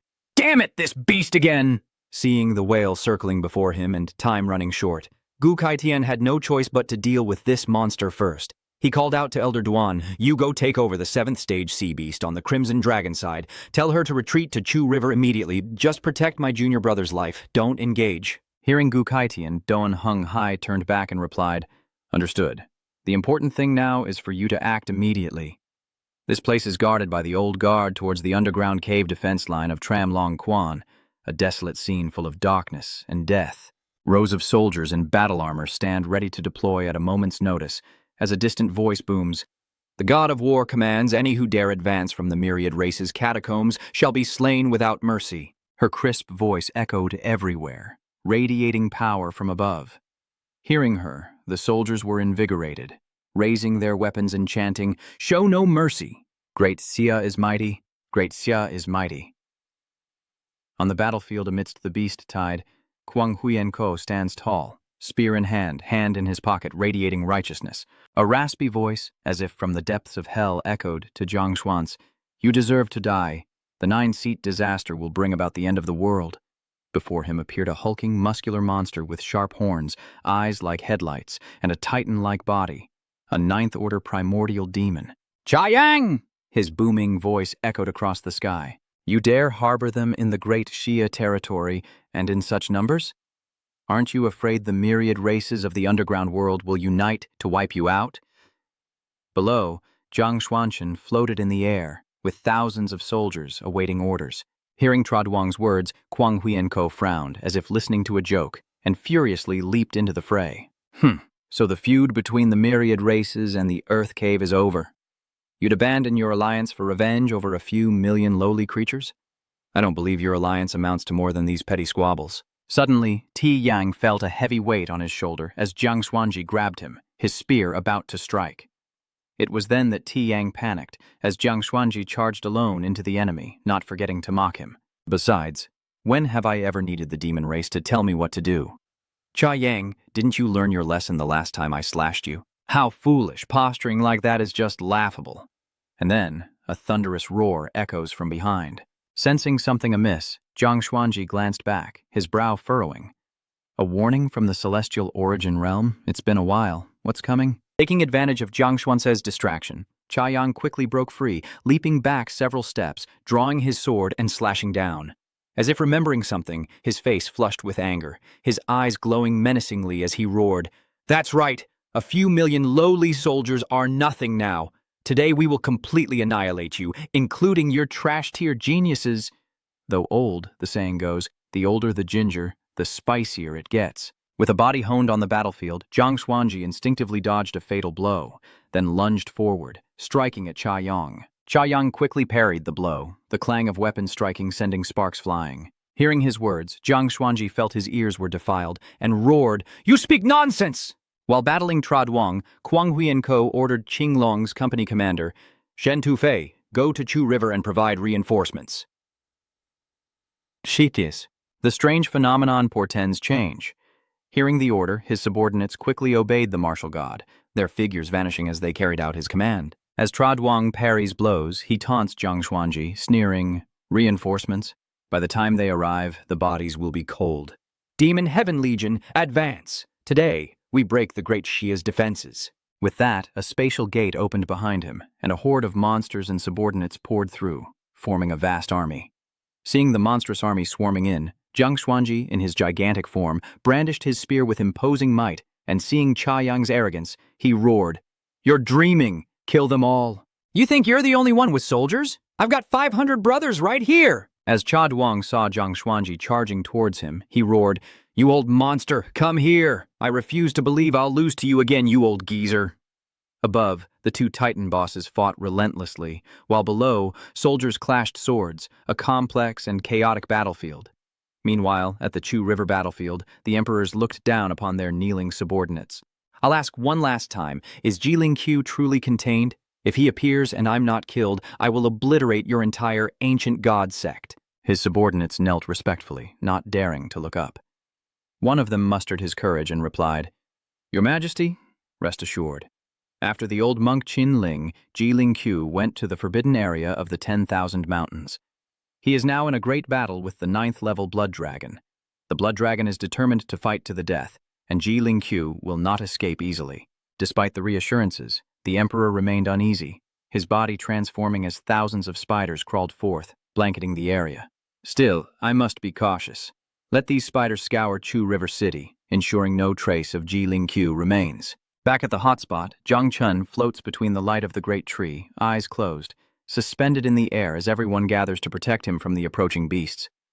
People from all over have come to witness this crucial moment, surrounding the tree and fending off monsters to protect our hero. Suddenly, a strange object hurtles toward them. Only its upper body remains. From afar, it looks like a monster, but it's actually Ying Zhan. Jiang Wushuang, shocked by his mangled state, cries out, "How did you get so injured?" Flying almost 500 miles was too much, and there's no time to explain. Duanzhan urgently said, "Run! Run! The 8th stage pig tyrant from the earth abyss is here. Run quickly, or my blood-fueled engine will run dry. I can barely fly anymore." Everyone misunderstood what they heard. Yun Xiaoke and Qi Jiang, upon hearing the name Nether Abyss Emperor, frowned deeply. Qi Jiang looked at Jung Chen, then back at Ying Zhan, and with a grave expression drew his sword, saying, "Little Chen is currently surrounded by anomalies. We cannot move him. We must defend this place and wait for him to break through." As their leader, Qigong quickly told the other prodigies to get inside the barrier, heal, and await reinforcements. The city's defenses had been reinforced and could hold for a few minutes, so Ying Zhan quickly flew into the shield. "All right, I'll go heal up first." Hearing his words, the prodigies outside also began to retreat, knowing they were no match for the emperors. "I'll retreat for now. I'm injured and need to replenish my mana before facing such a powerful foe." Leza heard this as well, saying, "With the arrival of the sovereigns, it's no longer safe to stay here." He turned to Liu Beizi, crossed his arms, and said, "Old Niu, this isn't a place for us. Let's get out of here." Liu Beizai remained calm, sitting down and opening his inventory. "No, as the ancient saying goes, heaven helps those who help themselves. I just read the omens, and this isn't a dead end." After searching through 749 items in his bag, he finally found what he was looking for. Liu Beizi took out the item and said, "If we have to fight, I can only ask Grandpa Ape for help." "Up here, treasure gourd." Leze wondered what was so special about the gourd in Liu Beizi's hand. What kind of treasure is that? Ignoring Leze's question, Liu Beizi instead raised the gourd in his hand to the sky and cried out, Grandpa Ape, I'm about to die. "Come save me!" Leze stared blankly from behind, as if Liu Beizi had lost his mind. He refused to run earlier, and now he's yelling into the gourd, doing who knows what. "You're insane." And he spoke, an eye suddenly appeared on the gourd, blinking helplessly at Liu Beizi, and whispering, "That 8-cycle spider, your grandpa is no match for it. He'll be drained dry. Run!" Before Liu Beizi and Leze could react, they were sucked into the gourd. Liu Beizi cried out in alarm, "What, Grandpa?" Leze felt helpless with this grandfather and grandson. He refused to run, called for family support, thinking his ancestors would help him through this tribulation, but who knew? Before they could react, they were sucked into the gourd. Leze cried out in frustration, "What kind of help is that? Why did it suck me in too?" In an instant, both of them vanished. Seeing the young talents retreat under the guise of healing, Ji Xuanyue frowned and exclaimed, "These good-for-nothings are unreliable in a crisis. I, Ji Xuanyue, will never leave." Behind her, Tang Ying remained silent, but her eyes were filled with determination, showing no intention of retreating. Mu Hankyu raised his hand to the sky and shouted, "I will live and die with my master!" Luo Ti also stepped forward and yelled, "I will detonate all the treasures and weapons in my storage space and fight it to the death." Everyone was fierce and did not flinch before the enemy. Zhang Wushuang kicked away a monster, turned around and sighed, seeing the women's unwavering resolve. Even though I'm scared, I can't abandon them and run. What about my invincible heart? Even muscle-bound men fear death, but how can a 12-year-old boy leave these delicate women to bear the burden? Everyone struggled to resist, already terrified by the news of the approaching divine emperors, beings far beyond their ability to handle. But Jung Chen hasn't completed his job change yet. Qigong returns, glances at him, and says, "Little Chen, please, wake up quickly. We're not afraid to die, we're just afraid of not being able to protect you." Under the light of the great tree, Jung Chen's eyes remain closed. 2 minutes prior, in the origin space, Jung Chen stood upon the water's surface. Little did he know, using the job change exemption card would pull his consciousness straight into the origin space, where countless small spheres floated around him, scattering countless tiny, beautiful purple resources like stars. Jung Chen looked up. To refuse now would mean redoing the third-class advancement quest later. But with millions of insects outside, it should be fine. They're all level 30 now after all. These stars are all job titles, and upgraded versions at that. A notification appears. You have used a job change quest exemption card to complete the third job change quest, Thunderlord. Current status, third job change assessment complete. The original Thunder element text is being filtered. Filtering in progress. Gazing at the orbs floating in the air, Jung Chen scanned them one by one, his eyes sweeping over them. Annihilation of the myriad stars. What remained must be related to the lightning element, and all above the level of Thunderlord, surely including the god rank. After scanning the orbs, his gaze settled on one in the corner. He reached out, and as the selection completed, only 9 stars remained. The moment his hand touched the orb, it transformed into a beam of light, shooting directly into Jung Chen's forehead. Your hidden class, Thunderlord, has advanced to the god level Thunder God. God level? So it really is God tier. He smiles brightly, waves his hand, and information quickly appears before his eyes. He's received a new skill, the Golden Lightning Punishment Evil Eye, condensed from the void into an eye of lightning punishment, locking onto the target for a mental attack. 3,000 Thunder Tribulations, a rainbow skill, is a large-scale attack with a 300-meter range, unleashing thunderbolts upon the target area, an indiscriminate attack.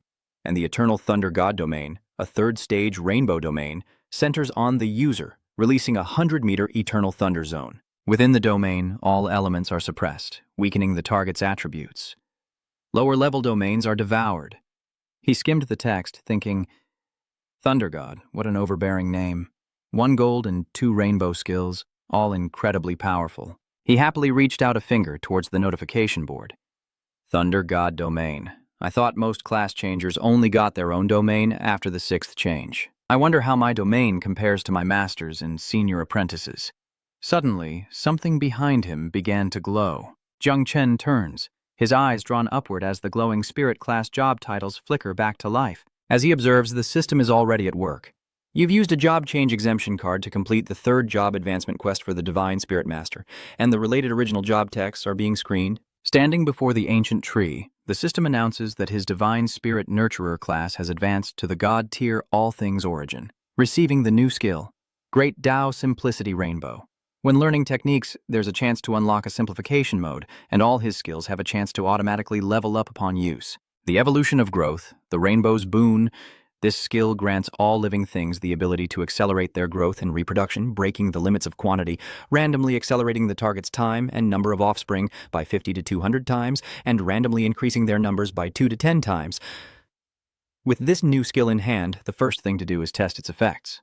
Jung Chen reached out his hands, and as the thought crossed his mind, 2 different forces instantly appeared in his palms, one purple-black like lightning, and the other a sapling sprouting and growing. Jung Chen smiled and said, Compared to the Thunder God, my main profession is even more heaven-defying. With the Great Tao simplification, perhaps I can learn the cultivation methods of all races like Ying Zhan. Even the reproduction of insects can be considered an advantage. Next time, the 9-breath tent will surely produce 1 billion offspring. If it increases tenfold, that's 10 billion, and a natural disaster will begin to take shape. Lost in his new skills, a delicate voice calls out, My lord. From the shadows, a beautiful figure emerges, stepping gracefully across the water, her curves accentuated by a close-fitting pink dress. Jung Chen was taken aback by the girl before him. Xiao-Chun, I haven't even used the myriad creature growth and life stage leap yet, so why have you directly transformed into human form? Meanwhile, to guard against Jiling Q, the Pig King has spawned spiderlings that fill every nook and cranny, and everyone realizes that these disaster-level insects completely overwhelm Xiaoxin's 9 Silks canopy. They're being forced back into their true forms by the spiders. Forget the 9 silken curtains, everyone. Prepare to fight for your lives and try to control the Pig King. Under the spider's invasion, the natural enemy of the 9 silken curtains, everyone is forced back. Now, they must all use their combat skills to fight. Qigong raises his blade in a heaven-splitting strike, while Ji Xuanyue desperately pushes back enemies, burning the essence of golden crowfire.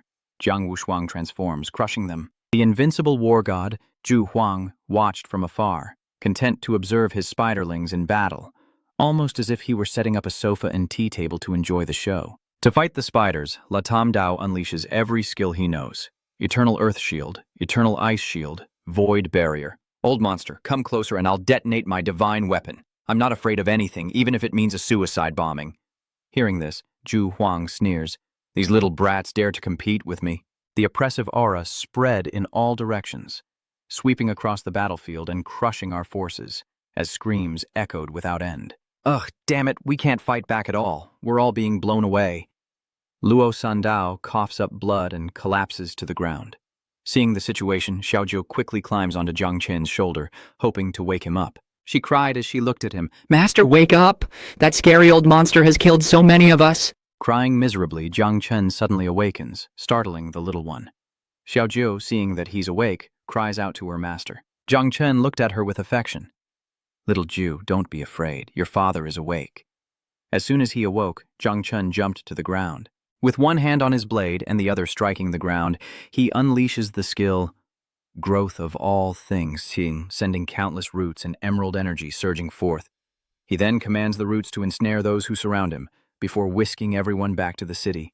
Seeing this, his 3 wives were extremely worried and cried out, Little Chen, what are you doing? You can't beat her alone. Mu Hankyu and Luo Sandao chimed in, Benefactor, I can still fight, and Master, we're in this together. Hearing this, Jung Chen said in annoyance, Quiet, listen to me and go heal. I can't fight freely with you all here. As he approached the Spider Queen, cracking his knuckles, he said, So what if you're a rank 8 nation protector?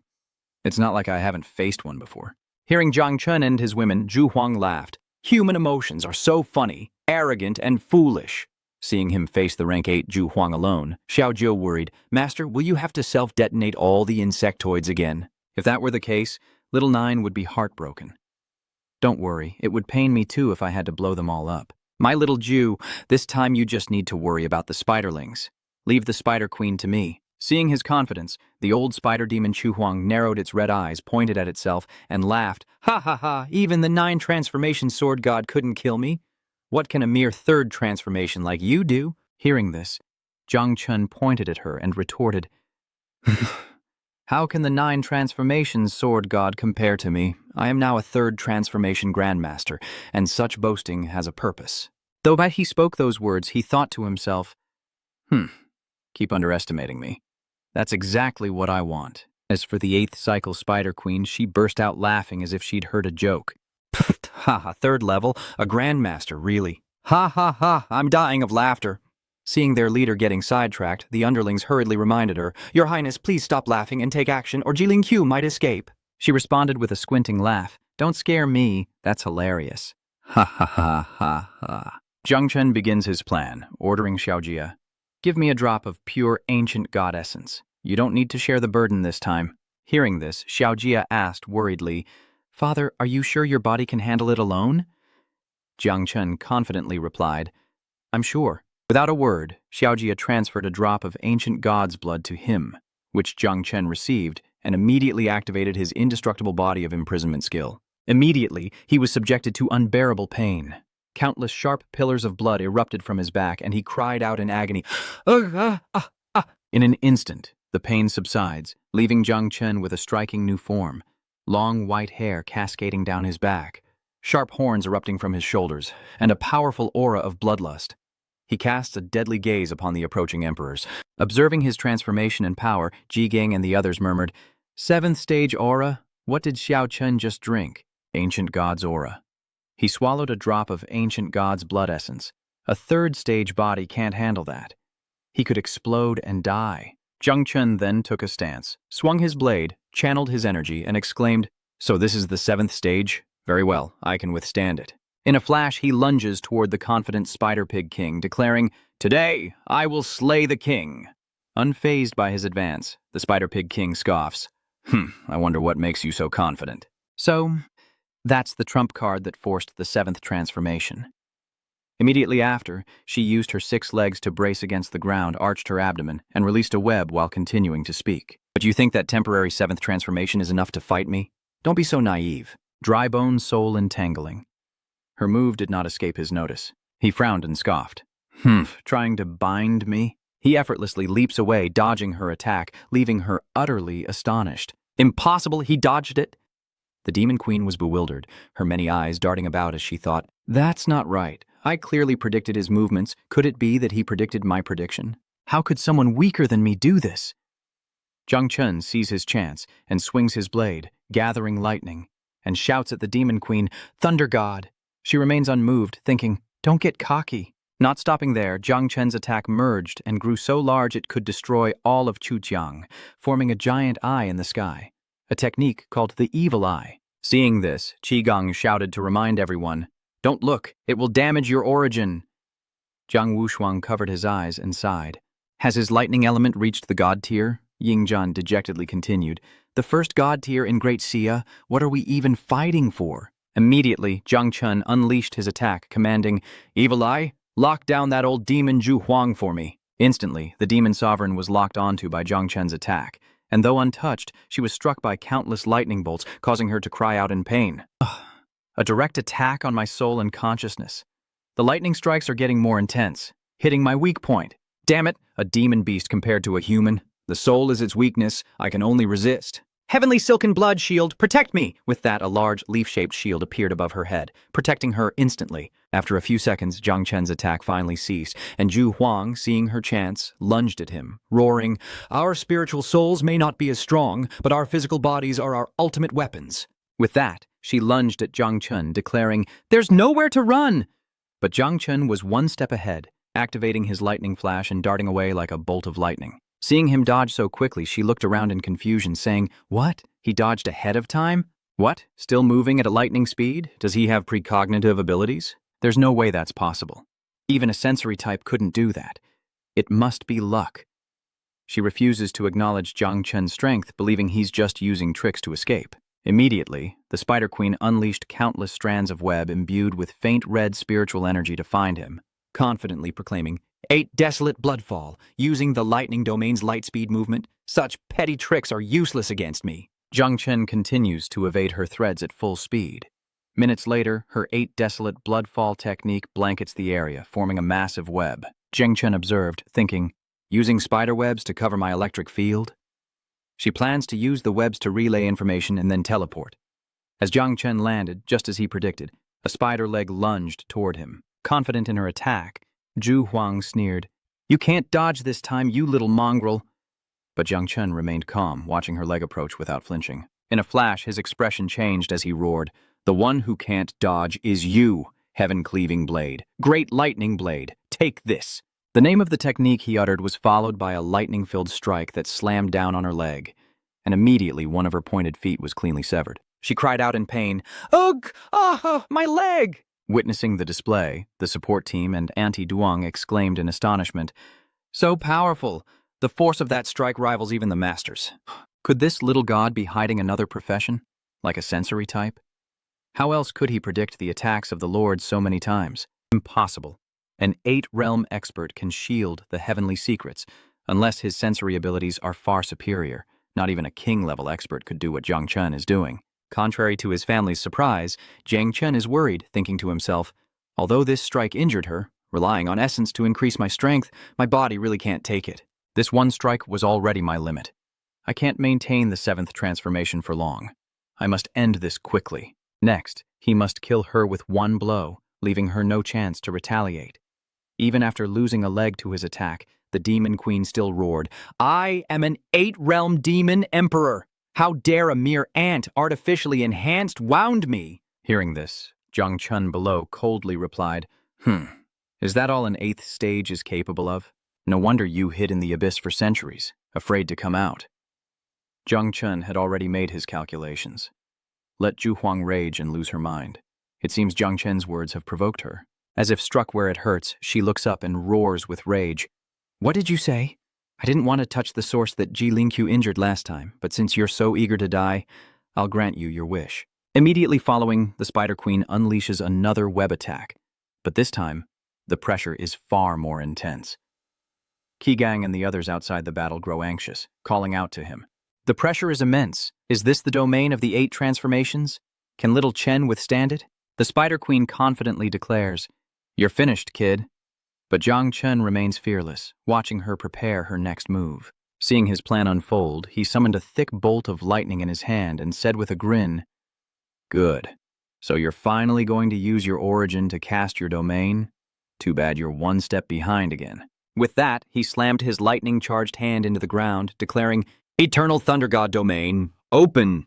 As the technique activated, countless bolts of lightning emanated from him, spreading across the ground and engulfing the area. And so the treacherous subject's plan succeeds, as Zhu Huang is struck down by countless bolts of lightning. She cries out in pain, "How did you know I was going to use my domain?" Impossible. You're only a 3rd-stage cultivator. How could your domain be so powerful? She continues to question reality under Jung Chen's absolute power. Why? Why can't I use my domain? Jung Chen, now full of confidence, unleashed his next move while replying, "Simple, you're too slow, or my domain is stronger." Understandably, the Demon Empress couldn't accept this. "No, it can't be." Cutting her off, Jung Chen acts decisively, unleashing the 3,000 Thunder Tribulation. His heavenly lightning bolts crashed down, tearing her apart as she screamed in agony, begging for mercy. I yield. Spare me this once. I was wrong. I won't cause trouble again. Please, have mercy. Hearing her words, Jung Chen frowned, thinking, I can't be fooled. Even a remnant soul is not to be trifled with. The lightning tribulation needs more time to completely destroy her soul. After a while, his heavenly lightning finally subsided, and Zhu Huang lay still. Jung Chen then gave an order to Xiao Ju. Little Nine, keep an eye on her. Once she's no longer a threat, you can eat her. Little Nine happily agreed with a howl. Suddenly, Jung Chen's vision blurred, and he exclaimed in confusion, Ugh, has my body reached its limit? So my body has returned to normal? Using blood, the ancient god left behind side effects, causing a throbbing pain in his head. Seeing her master like this, Xiao Chan anxiously supported him, calling out to him. Xiao Tian then helped Jung Chen to his feet, her heart aching at his condition, and took all the blame upon herself to comfort him. I'm sorry, Quan Ren, I'm just too useless. Jung Chen, despite his throbbing headache, quickly responded, Don't say that. Without your predictive abilities, I couldn't have won this battle. Hearing this, Xiao Qian blushed with embarrassment, turned away, and softly replied, You flatter me, my lord. At that moment, the system displayed information about Tu Tim, the spring and autumn worm, its origin, its alias, and its description as being born from the source of the river of time. An existence on par with time itself. Its characteristic, the eye of time, which consumes 10 offspring, can see 3 seconds into the future, with cumulative calculations up to 10 years. Its current level is non-intimate, 100% permanent bond. Number of offspring, 18. Initially, there were 48, but 30 have been lost. Its talents are unknown and await unlocking, as does its method of reproduction. Naturally, only the mother can produce offspring, at a rate of 1 per hour. Specifically, the host consumes a minimum of 1 year of lifespan to produce 1 million offspring. Having read about Little Toad, Jung Chen stabilized himself and turned to her, saying, Little Toad, I'll be fine after a rest. Hide yourself and don't show yourself unless absolutely necessary.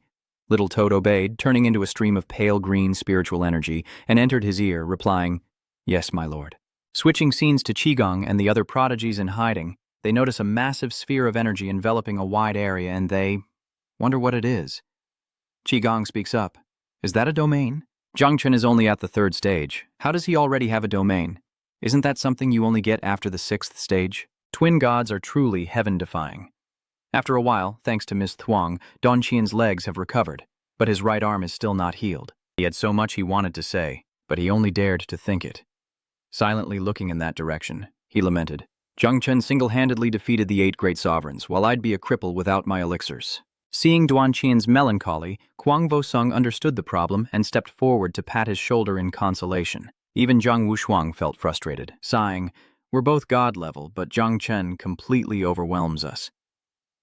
Hearing this, Ying Zhan exclaimed, It's no fun being in the same generation as a freak like him. As a descendant of the human emperor, I refuse to accept this. One day, I will surpass him. If talent isn't enough, I'll venture into the Earth's core to find my opportunity. Latam Dao mocked, overhearing his words. My benefactor is a prodigy. Any effort before him is a mere joke. Who can argue with that? Her words were like a massive arrow piercing the heart of the one who had just boasted.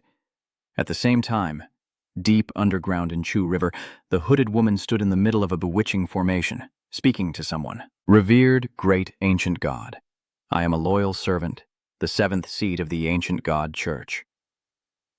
After introducing herself, she knelt respectfully and explained that there was a problem with the beast tied above. Someone in Great Shia controls the 9 morning shades, and there are millions of them, the red and black energy exclaimed in surprise. The mention of the 9-fold death curse was enough to shock him, revealing a massive eye that glared down at the church. Seventh Evening exclaimed, the 9 evil banners have been taboo throughout the ages. For Jiang Xuanji to allow his people to reproduce at will makes him an enemy of all races. Seven Sage affirmed his words as truth, swearing he wouldn't dare deceive the Great One. Within the giant eye's observation orb, the 9-fold curse appeared. Curse.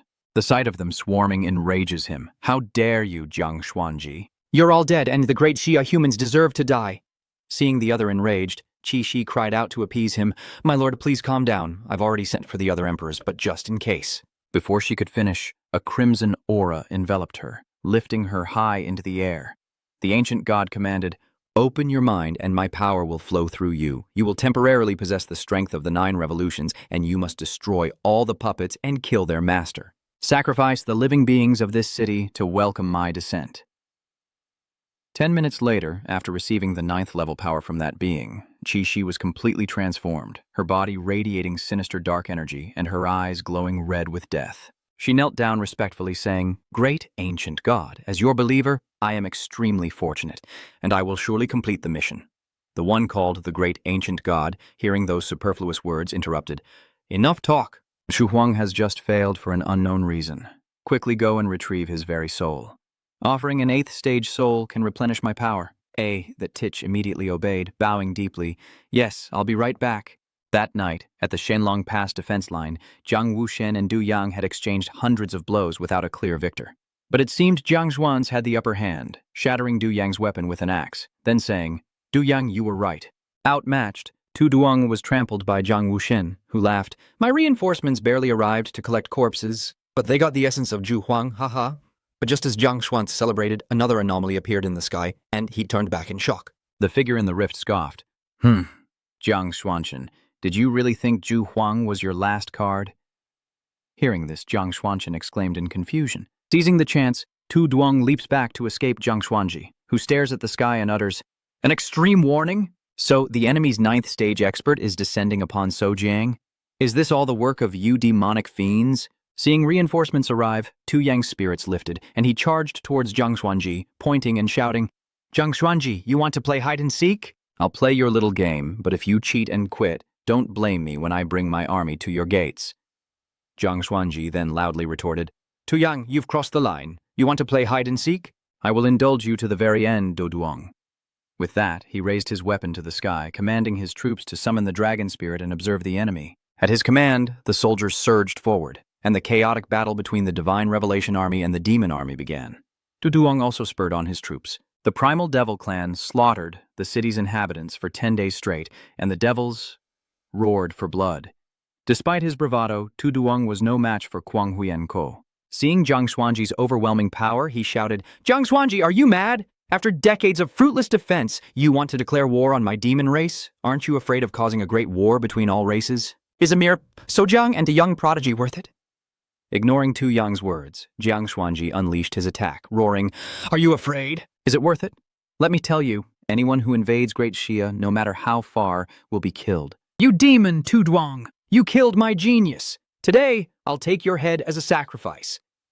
At the same time, at the Sojiang battlefield, that Tich has appeared. She seemed ready to enter Jiang Chen's domain, her confidence boosted tenfold by the power of the 9 revolutions.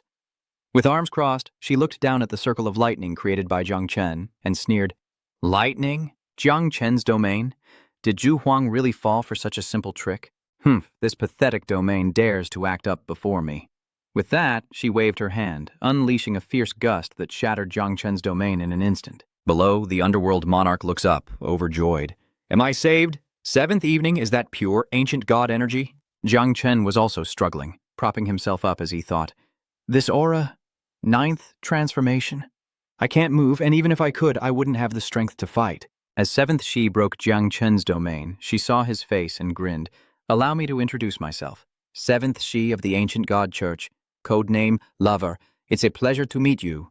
Then, raising her hand to suppress the insect swarm, she continued, "Satisfy me, for you are about to descend into the underworld." Seeing his 9 calamity banners revealed, Jung Chen wondered, "The 9 calamity banners are exposed? Is this the power of the 9 revolutions?" It was then that Qi Shi finished her thought. "Let's have a firework display." With that, countless banners exploded and disintegrated in the air, and she gleefully asked, "What do you think? Isn't it beautiful?"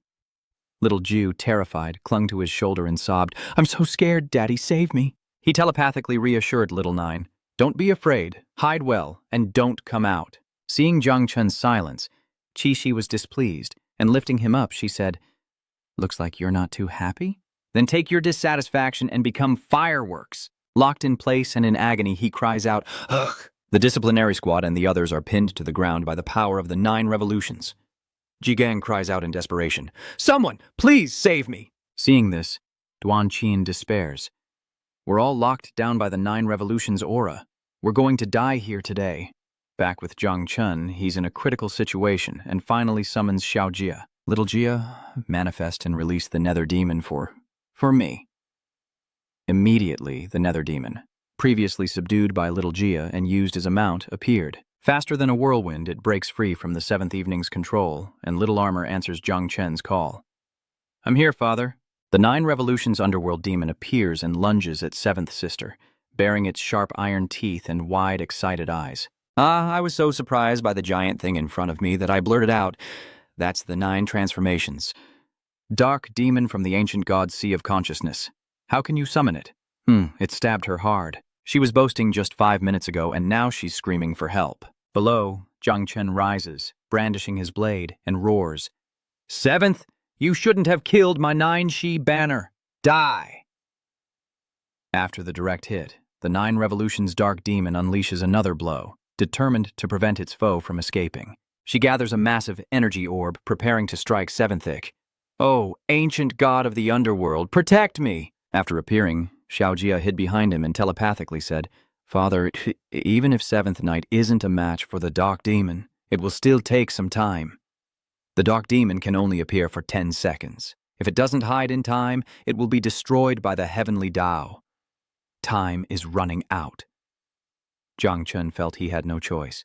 He told Xiao Jia, "Then let it perish together with 7th evening." Suddenly, Jung Chen's senior sister, Nian Hongjiao and Shen Tufei, sent by Gu Kaichen and Jiang Xuanji, appeared to provide reinforcements. As soon as she appeared, Nian Hongjiao swung her blade, shouting, "KTN Blade, junior brother, your senior sister is here to save you." Meanwhile, Shen Tufei was equally impressive, launching an attack. "Netherworld Prison, Shen Tufei, Azure Dragon Battalion Divine Thorn Army is here. Demons and monsters don't even think about rampaging." Seeing the people of the Heavenly Path arrive, Jung Chen urgently ordered Xiao Jia, "Xiao Jia, the Heavenly Path is here. Quickly retrieve the Dark Demon." Instantly, Little Jia recalled the Dark Demon, leaving a brilliant streak across the sky. "Jung Chen, we made it," he said, retracting the demon. "Go back to 7th evening. She's in agony from Nian Hongjiao's blade in her chest." Don't kill me. I can tell you a secret. The power of Nian Hongdao's sword and the axe behind her from Thondo Fi terrified that Tich, who felt the cold touch of metal. Just one more second, and your life would be over. In this desperate situation, 7th sister frantically shouts, Don't kill me. I'll tell you everything." Nian Hongjiao looked down on her, deciding to listen if she had any important information.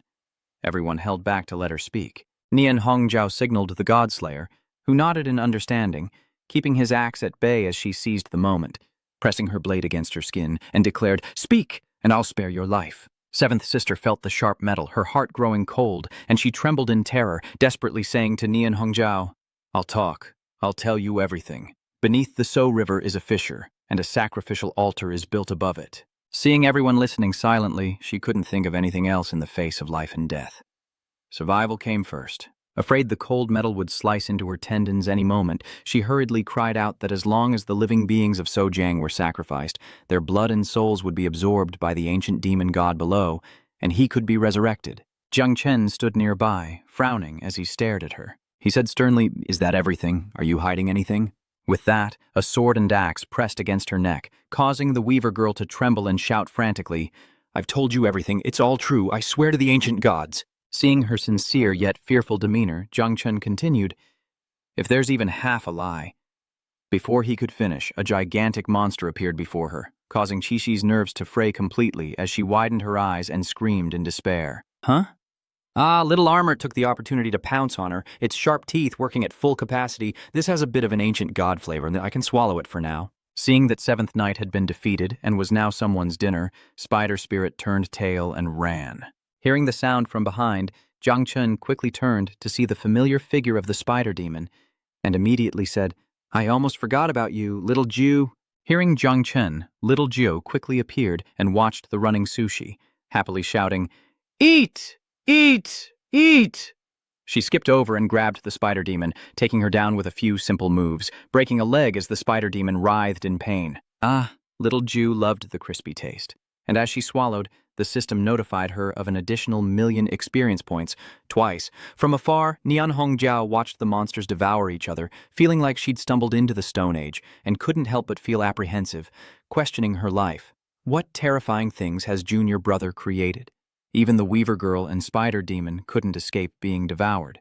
Looking at the bright red flower symbol in the sky, Shen Tufei frowned and said seriously, "The Heavenly Origin Alert is still broadcasting live. The great Xia is about to be in turmoil." A sudden pain caused him to frown and clench his teeth as he quickly grabbed his shoulder. Gasping, Jung Chen tries to support himself, but the pain continues to tear through him. He closes his eyes, clenches his teeth, and his aura rapidly dissipates. "Damn it! This body!" Seeing his agonizing state, Nian Hongjiao rushed over, her face filled with worry, and cried out, "Little Junior Brother, what's wrong?" It felt as if thousands of ants were gnawing at his organs, the pain unbearable, veins bulging all over his body, a terrifying sight, as if 10,000 knives were slicing through his flesh. Jung Chen collapsed to the ground, screaming in agony. "Ah!" Nian Hongjiao and Shen Tufei watched helplessly as an unknown, mystical force emanated from him, brimming with immense power, unsure of how to help. Qigong, Yun Shoke, Chu Buleng, and Dongjin witnessed Jung Chen's agonizing collapse. Everyone panicked and rushed over, calling out to Qiao Chen. Qi Qiang hurried over to his junior brother, asking what was wrong. As Qigong reached Jung Chen, his body gave out, reverting to its original form on the ground. Qigong rushed To support him, anxiously assessing him before frowning and exclaiming, "This must be the consequence of exhausting the ancient god's essence. I must take him to the Jiangnan Military Region Hospital immediately.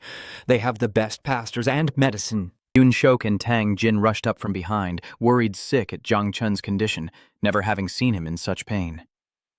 Nian Hongjiao, seeing her junior brother on the verge of death, her face darkened, and she immediately stepped forward, saying, "The portal is broken. I'll take you there quickly." Shen Tufei, also recognizing the dire situation, stepped forward to help. "Let me go." Qiang was touched, but with the situation in Chu River so critical, who would be left to fight? Qigong quickly waved his hand, urgently telling his senior apprentice sister, "General Shen, don't forget about the cracks in Chu River that need to be dealt with." Qigong quickly glanced at Yun Xiaoke, who understood, and rushed forward to heal Jung Chen. His hands glow with light as he immediately begins to heal him. Qigong quickly turns to Nian Hongjiao and Shen Tufei, saying, "Xiaoke will tend to him along the way. Where is the 9 Li banner?" If it wants to save its master, it must act fast. Since movement is limited on flat ground, the only option is to rely on the male lead's 9 mourning flags. Logically, the 9 tents wouldn't benefit from his death, so he quickly commanded it to use its skills to heal Jung Chen. As he spoke, a torrent of dark purple wind erupted from Jung Chen, like a tornado sweeping everything away. Yun Xiaoke keeps her eyes fixed on Jung Chen, desperately trying to heal him, while Qigong orders the others to clean up the battlefield, leaving Chu Jiang to them. Everyone nodded in understanding, replying, "Rest assured, boss." Seeing Jung Chen so weakened, Mu Hanqiu's eyes reddened and tears flowed uncontrollably. "Master, master!" Luo Sandao held her shoulders, reassuring her that such a powerful benefactor would be fine. Seeing their tearful faces as if attending a funeral, Ji Xuanyue felt disgusted and scornfully rebuked them. What's with all the crying? He defeated the 9 revolutions. How could he be in danger? Instead of sitting here crying, why don't you go kill those beasts? Don't make him worry. I already can't stand you two clinging to your idol all the time, and now you're acting like you're at a funeral. How unlucky. Seeing that Jung Chen was being cared for by Jigang and Yun Xiaoke, Zhang Wushuang turned his gaze to the battlefield, saying, "Let's go! Even if we're not as good as Jung Chen, killing more is still good." Ying Chanmin glanced down at his recovered wrist, rotated it, and continued. "That's right. Better than nothing." Zhang Wushuang stared resolutely into the distance, declaring that even if they were weaker, they had to try harder. Meanwhile, in the underground altar, Nian Hongjiao and Shen Tufei wielded their weapons, sweeping through all directions, cutting down everything in their path. As the heaven-splitting blade and earth-subduing axe were unleashed, a fiery energy erupted from the ground, its red eyes blazing with fury as it roared, "How dare you destroy my altar!" Before it could finish its sentence, Nian Hongjiao cleaved its opponent in two, angrily shouting, "You bunzen this and that. If I don't make you call me grandma today, I'm not your grandma." Shen Tufei, stunned by Nian Hongjiao's fury, wondered, "What?" The ability to curse really is a trait of the Heavenly Saber King's disciples. They're not easy to provoke. That energy, cleaved in two, was furious, but it cleared its throat with utter disdain. Even though the altar is destroyed and its power can't be unleashed, you're still no match for me." Not paying attention to his words and seeing that Nian Hongjiao seemed tired of fighting, Shen Tufei quickly gripped his axe and struck. "Enough nonsense, Xuan Huang Chop!" The sharp axe came down, and seemingly realizing it couldn't accomplish anything here, it began to shout, "1, 2, you're both rude, I'm too lazy to play with you," and then quickly retreated back underground and around. The surrounding energy is drawn into the earth as Nian Hongjiao, seeing its movements, shouts, "What do you think you're doing?" Though unseen, its voice still echoes. "The failed sacrifice buys me time and opportunity to return." Seeing the cur trying to escape and even daring to threaten them, Nian Hongjiao was disgusted and quickly shouted, "You mongrel dog trying to run." Shen Tufei quickly stopped her, calmly saying, "He's right, with our current strength, we can't do anything. We must quickly ask the god of war to awaken the great dreamer and seal this rift. That's the most urgent thing." A week later, in the Jiangnan Military Region Hospital, Jung Chen gradually woke up, the smell of disinfectant lingering in his nostrils. My consciousness returns to this smell, this equipment. Am I in a hospital? Ah, right. I exhausted the ancient god's essence on the battlefield. I wonder how long it's been, and what's happened out there. Opening his eyes, he saw a white ceiling. Zhang Chen paused for a few seconds, then heard Xiaojio's voice. Turning, he saw her by his side. "Master, you're finally awake. Everything is all right outside now." Xiaojiu is clinging to her master, and she can finally have babies, who can also have babies. He raises his hand to caress Xiaojio's hair as she snuggles against him. "Good, you're a good girl, but wait a bit. This house is too small. There won't be enough room after they're born. Wait for me. Wait until Dad upgrades the house before you lay eggs." Hearing that their home will be upgraded, Xiaojio happily jumps around in his consciousness. A big house? Xiaojio will have a big house. Xiaojia has no idea what's going on. What did he miss to be so behind the times? Zhang Chen wondered, now with the evolution buff. This time, the reproduction will yield at least hundreds of millions of hopes, and the old tree will bear fruit containing 10 billion. Seeing others receive benefits, of course, they must be shared equally. The squeaky wheel gets the grease. Xiaojia quickly appeared and said, "Father, my offspring are about to be divided up. When will I get to live in a big house?" Zhang Chen looked at him affectionately. "Is your father's great form not comfortable enough?" Xiaojia replied expressionlessly, "It's okay, just okay." Zhang Chen, at a loss for words, began to coax him. "Good boy, Xiaojia. Once your sister moves out, you can have her room." Hearing this, Xiaojia sulked. "I'm a man, always picking up after my sister is no good. I refuse. It's all hand-me-downs. Annoying." Zhang Chen quickly retreated, saying, "How about this? Later Dad will take you to 9 Li Divine Burial to eat a divine buffet." Having heard what he needed, Xiaojia righteously told Zhang Chen, "Okay, as long as it's delicious. A man can be anywhere." Zhang Chen rubbed his face, now understanding the hardships of Dongfang's parents. Xiaojia happily circles Zhang Chen, then asks, "Father, can I drink all of this?" Zhang Chen looks around at the water, wondering if this stuff is even edible. Xiaojia turned to him and eagerly replied, "If the stuff on a god or demon is top-notch, then this is at least third-rate." Hearing that, Zhang Chen didn't care and nodded. "Then suit yourself." Hearing that it was edible, Xiaojia happily began to slurp up the water around Zhang Chen.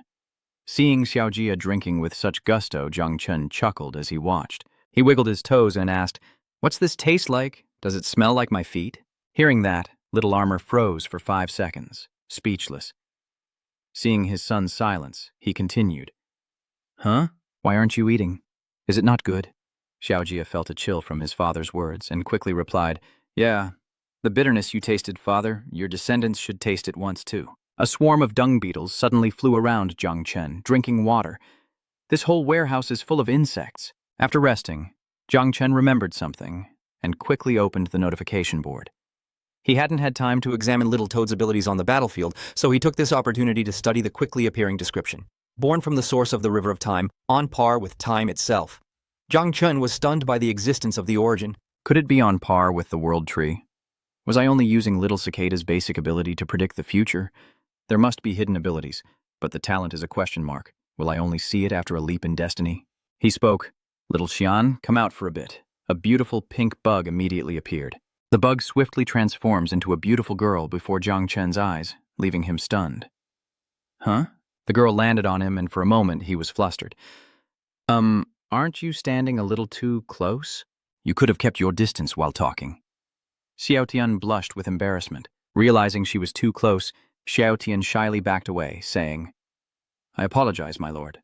To break the awkwardness, Jung Chen cleared his throat and said, Xiaotian, I have a question for you." Jung Chen looks at Xiaotian seriously, asking, "You were just born, without a god's blessing or a leap in destiny, so how could you transform directly?" "Lord." Jung Chen stared blankly at Xiaotian, then suddenly seemed to understand something. "That's right. How could I forget?" Jung Chen reaches out, a surge of power erupting from his palm, enveloping Xiaotian, lifting her into the air. Jung Chen thought, to unlock your talent, you still need a breakthrough in your destiny and a divine evolution. Let me see what materials you need. A star chart quickly appeared, stating that to use a breakthrough in destiny on the spring and autumn worm, you can choose one of the following sacrifice conditions. 1 drop of time, river's water, 2 portions of time remnant fragments, and 4 time god weapons of at least the celestial rank. Jung Chen stares blankly at the information, rubbing his forehead. He searched his mind but couldn't recall what the information panel was referring to. Finally, he scratched his head and said, "I've never heard of these materials before. I'll have to ask my master." Jung Chen checked his body again, and seeing that he was fine, looked towards the control panel. "I've been here long enough. It's time to go out. Is this the button I should press?" The ship-like device began to move, and as the doors opened, a girl ran over, exclaiming with joy, "Major Jung, you're awake!" Jung Chen, still confused, replied, "Major, are you talking to me?" The girl smiled and said, "That's right. While you were unconscious, the top 10 on the leaderboard were all promoted to major." It was then that Jung Chen understood. Seeing that he still seemed dazed, the girl quickly summarized what had happened. "Major Jiang, it's a miracle. When you arrived, your body was near death. We all thought, how do you feel now? Is anything bothering you?" Hearing this, Jung Chen replied, "I'm perfectly fine."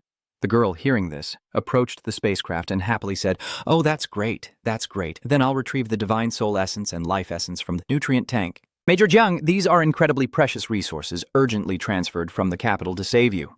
Since you're fully recovered, we can save what's left for others." Jung Chen heard this and felt guilty, stepping out of the spacecraft as the girl rushed to support him, then looked inside the pod.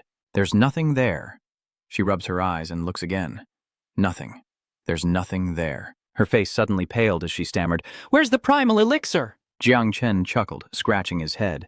"Oh, I was thirsty when I woke up, so I drank it all." The girl was speechless, gaping at the empty hold. He drank all that precious primal elixir because he was thirsty. Seeing the girl's shocked expression, Jung Chen closed his eyes, feigning ignorance to hide his embarrassment. "Little Jia, my dear, this is so awkward. Don't pretend to look at me with those innocent eyes." Like father, like son, I'll take the blame for this. As Gu Kaitian and Duan Jinghai approached, they were overjoyed to see the tall figure of the young man. Gu Kaitian chuckled, pointing at Jiang Chen.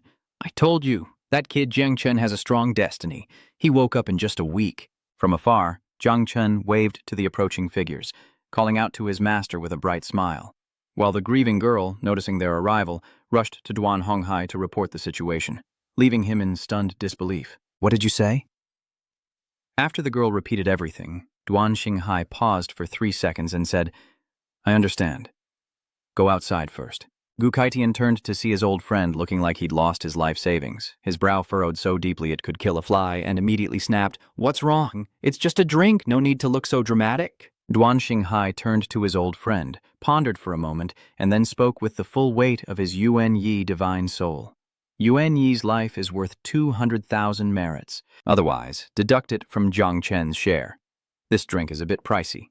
You old geezer sure knows how to pick 'em." Hearing this, Gu Kaitian angrily retorted, Get lost, go report it yourself. Do you think my disciple earns merit easily? "Why would you try to charge my precious disciple? He barely earned those merits, and you're already trying to take them away. No way. Keep dreaming." With that, Gu Kaitian ignored his old friend's helpless expression and openly put his arm around his disciple, full of pride and boasting.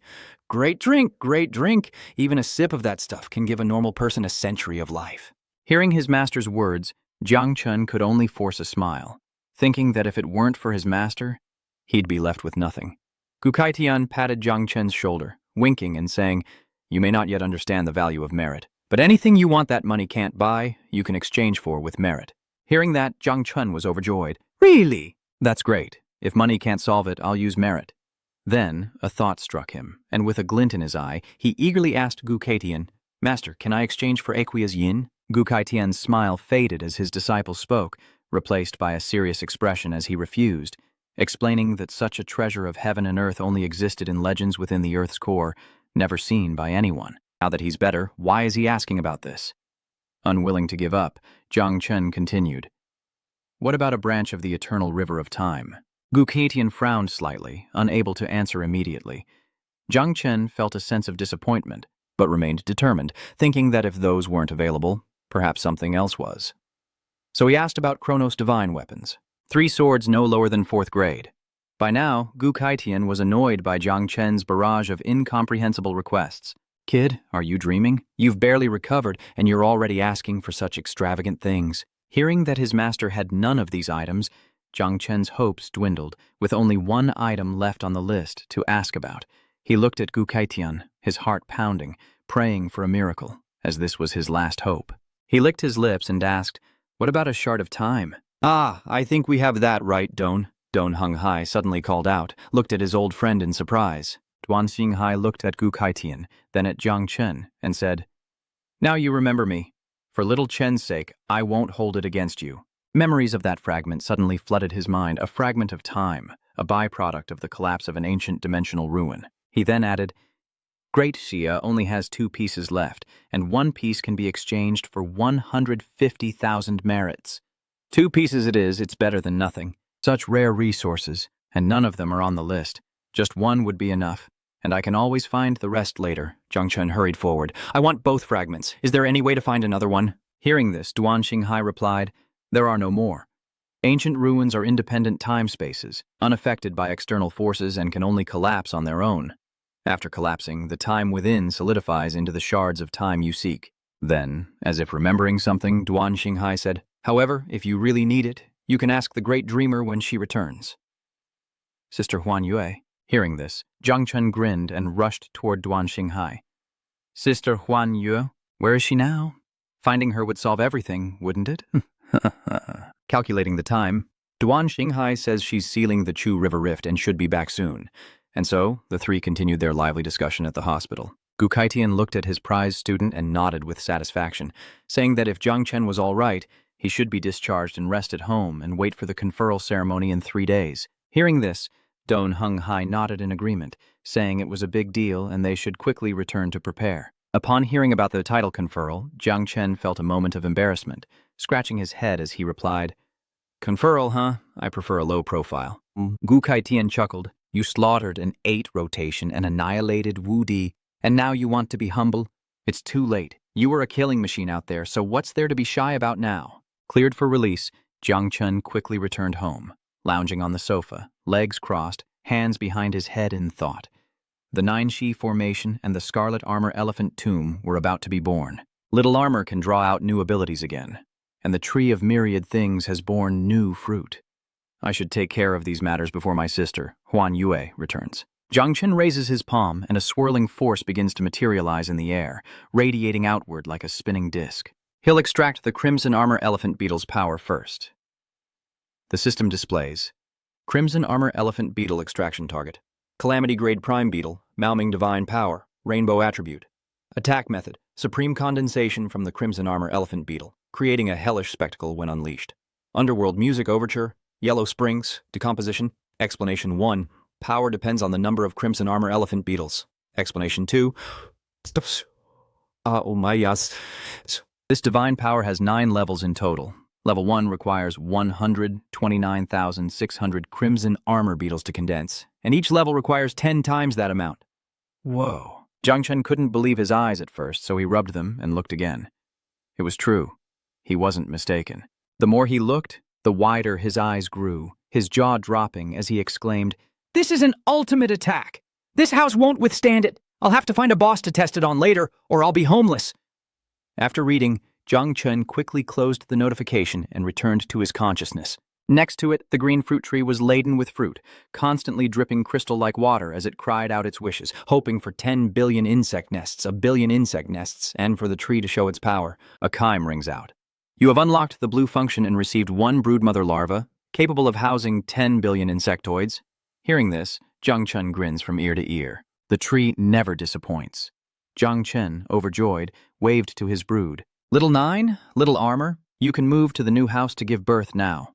Upon hearing about their new home, little 9 giggled with joy. Ooh, new home, new home. Time to have babies. Xiaojian is overjoyed, cheering for their descendants. Let's go. Let's move to our new home and have children. Seeing his insectoids happily moving to their new home, Jung Chen smiled as a colorful, glowing orb appeared in his palm. With the insectoids settled, only this soul fruit remains. On the battlefield, they gathered residual souls to nourish it, and now it's finally ripe. A second later, the fruit in his hand transforms, becoming a jade-like object with exquisite carvings, radiating a soft blue light. You opened the rainbow ability fruit and received 1 9-Li tribe godhead. Do you want to merge? Grasping the key point, Jung Chen frowned slightly as he looked at the blue jade in his palm. This godhood. The energy is immense. If not for Grandpa Tree, my soul and consciousness would have exploded. My master once said that to go from 9th to 10th level godhood, the only requirement is to condense godhood, and Grandpa Tree has directly given me one. With such a precious item, and my sea of consciousness already improved by the divine tree, why wouldn't I fuse with it? Should I wait until next Christmas? As Jung Chen considered merging, the jade transformed into a beam of light, shooting into his forehead, announcing a series of notifications. He had merged with the 9-Li clan's godhead, receiving the new class, Overlord War God, along with Invincible Divine Fist. Rainbow level attack skill, War God transformation. Rainbow level enhancement skill, Yellow Turban Soldier formation. Rainbow level army formation skill. After absorbing the energy, Jung Chen clenched his fist. He could feel power surging within him, every cell screaming to be unleashed. Another God-tier class. Now I have 3 God-tier classes, though the name sounds a bit much. This class is perfect for close combat and can be a new trump card. Combined with the divine elephant suppressing prison physique, it completely surpasses Jiang Wushuang's war god domain. As he felt the surging power, second only to Hulk's green skin, something suddenly clicked. The 9-fold parasitic growth is complete, totaling 8 billion, and the crimson armored elephant beetle growth is complete, totaling 6 million. Hearing the voice, Jung Chen turned around in shock, his eyes wide as he exclaimed, "So fast, so much!" This ability to evolve with random acceleration and amplification is too powerful. My Zerg catastrophe is finally taking shape. Overjoyed, Jung Chen quickly reviewed the updated data. Jung Chen, Tier 3, Level 66. Zerg, Lord. Title: Origin of All Things. God Tier Thunder Rod. God Tier Overlord. War God. God Tier Talent. 1. Growth of All Things. God Tier 4. Evolutions. Great Tao of Simplicity. Supreme Evolution. Talent 2. Rainbow Thunder. God Domain. Rainbow Golden Third Heaven Thunder Tribulation. And Eyes of Thunder Punishment. Talent 3. Invincible Divine Fist. Rainbow. War God Transformation. Rainbow. The Yellow Thorn Soldiers take form. Skills: Purple Human Blade, Purple Earth Blade, Heaven Blade, Golden Great Tao Blade, and Rainbow Queen Consort Xiaoju. Level 66, 9 Clawed Calamity Eggs, 8 billion strong, and a level 43 Queen Consort. Crimson Armored Elephant Beetles. A natural disaster with a swarm of 6 million. The Queen is a level 1 cicada of light and shadow, with 188 spring and autumn beetles of the origin, assessed at 647 stars of combat power. Suddenly, the doorbell rang incessantly, pulling Jung Chen back to reality. He looked towards the door, wondering if it was his sister, Huan Yue. As Jung Chen opened the door, he was surprised to see Gu Kaitian and Duan Xinghai. Before he could process it, he noticed Duan Xinghai scratching his head sheepishly, saying, "Little Chen, we brought the great dreamer over to get her acquainted with the place." With a deep frown, Gu Kaitian solemnly said, "Xiao Chen, a man must remember to protect himself." Behind them, a dark shadow began to emerge. The great dreamer stepped between them, patted the doorframe, and glared at Gu Kaitian, saying, "Your business is done. Leave." Gu Kaitian looked at the great dreamer and blurted out, "Oh, aren't you going to invite us in?" Gu Kaitian glances at his disciple and says, "Little Shen, if you really can't resist, get lost." Then the door slams shut. As the door slams shut, Gu Kaitian cups his hands to his mouth and shouts, "If you can't resist, learn to submit. A girl over 30 is worth her weight in gold. A girl over 30 deserves a kingdom. A woman over 3 brings an immortal altar." Hearing his old friend shout, Don Hung Hai scratched his head, helpless. "Old Ko, if you want to die, don't drag me down with you. Don't involve me if something happens to you." After slamming the door, the Dreamweaver approaches Jung Chen, backing him onto the sofa. She reaches out, staring at him intently. "You little rascal, this is quite unexpected." He stared at her, stunned, recalling his master's words, realizing he finally understood. The great dreamer peered into his face, as if probing him, and suddenly spoke. "The aura of a god?" Jung Chen froze for 5 seconds, his hand gripping the sofa cushion, staring at the familiar face before him. Familiar, yet somehow different. He spoke, "Sister Huyen Nguyet, your style is quite different this time." The great dreamer narrowed her eyes, moved closer, and whispered, "Little brother, have you become a god?" Avoiding her close proximity, Jung Chen turned away, sweat beading on his brow, and forced a laugh. "Ha ha ha ha. It must be the lingering aura from the ancient god's essence." Hearing this, the great dreamer burst into laughter, sat down next to Jung Chen, casually crossed her legs, and chuckled, "Oh, is that so? I knew it. You've only transcended 3 times. How could you have become a god?" Hearing this, Jung Chen fell silent and looked away, thinking that he shouldn't mention condensing his divine persona just yet. After all, he was already attracting enough attention. Seeing his tense demeanor, the great dreamer chuckled. "Little brother, what are you so nervous about?" "I'm your sister. Would I eat you?" "I heard from old Gu that you need a fragment of time, right?"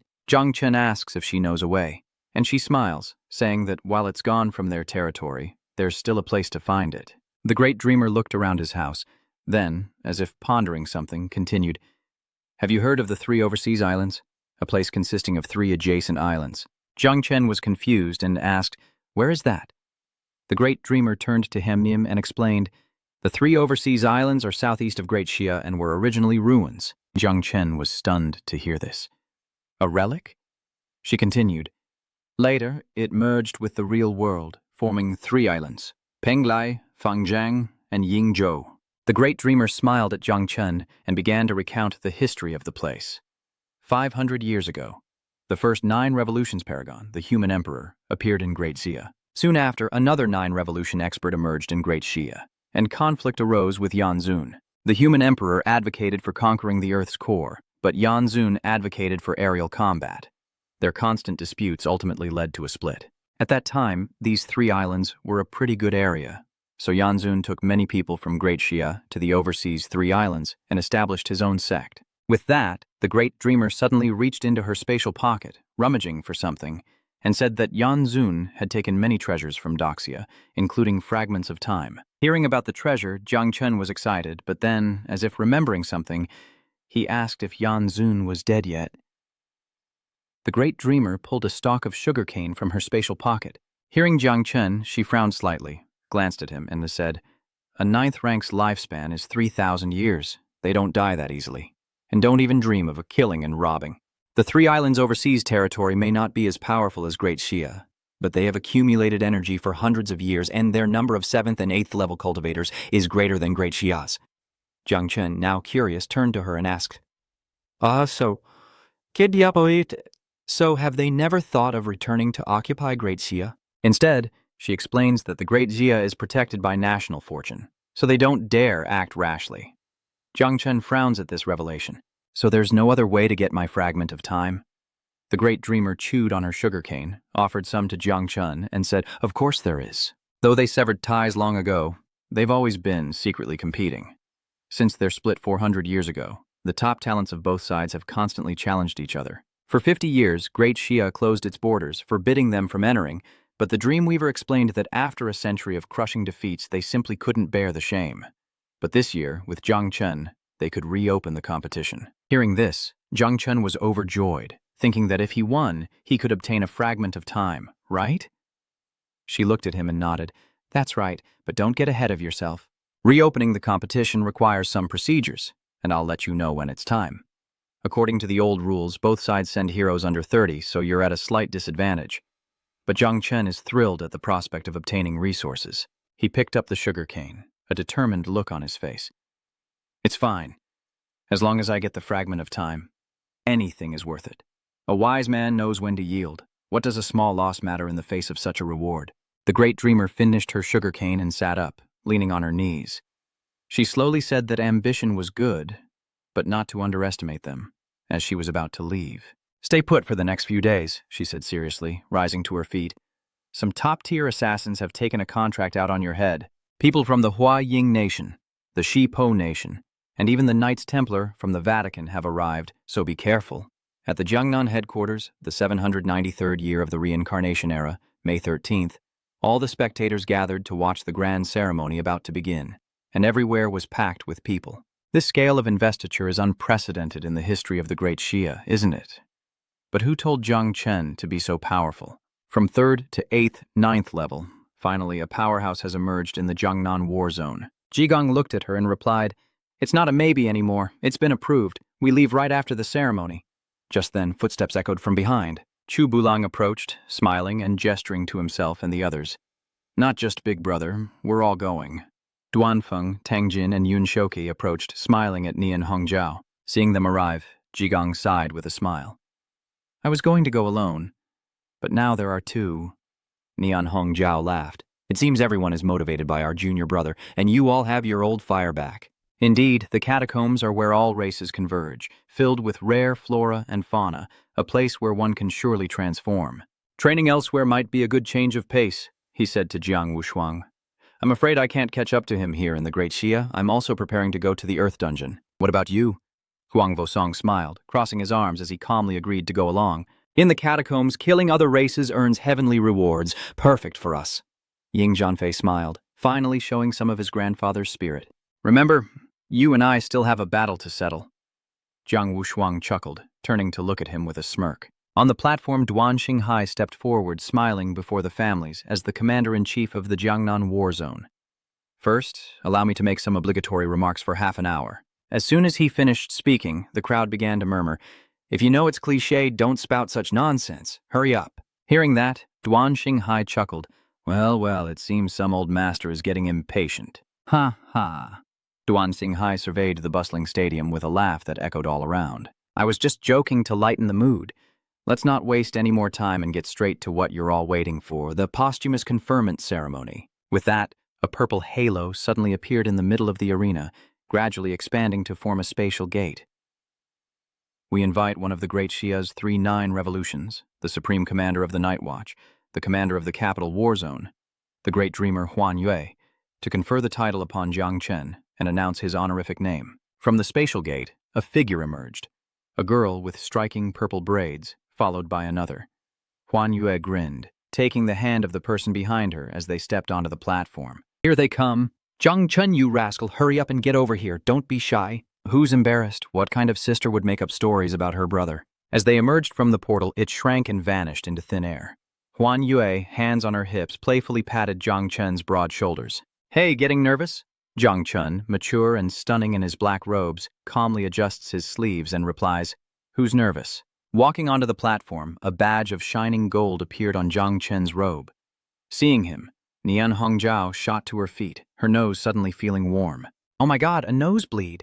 Why does everyone look so different today? Like they're using a filter." She quickly pinched her nose, slapped Qi Jiang's shoulder, and exclaimed, No, even as your senior, I'm falling for him." Frowning, Jigong crossed his arms and said sternly, "This guy has never been this handsome in his life. What a waste." "Not that I'm jealous or anything."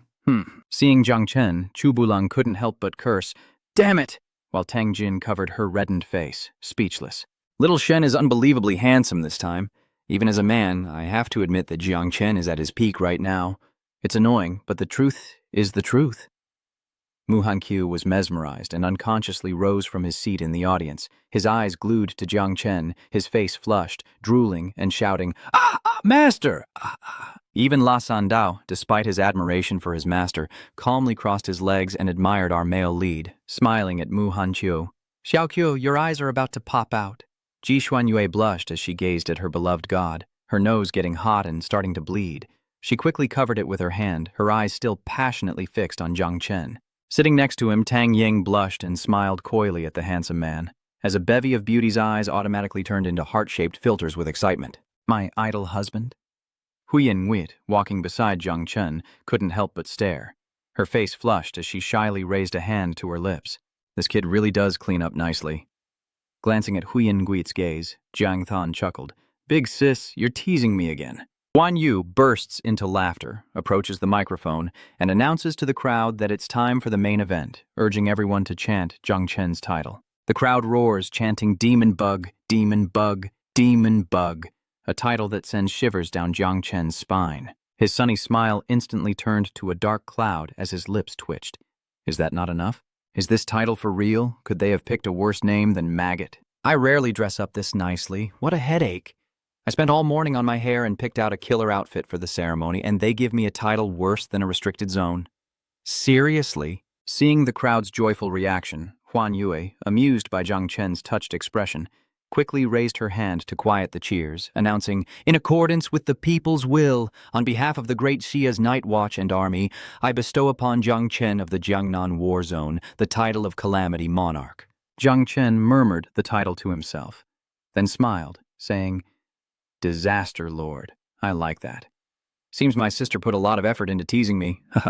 As images of Jung Chen's achievements flashed on the screen, Huan Yue smiled at him and announced, We specially bestow upon Jung Chen the title of King of Zhenhai. The four seas are his domain.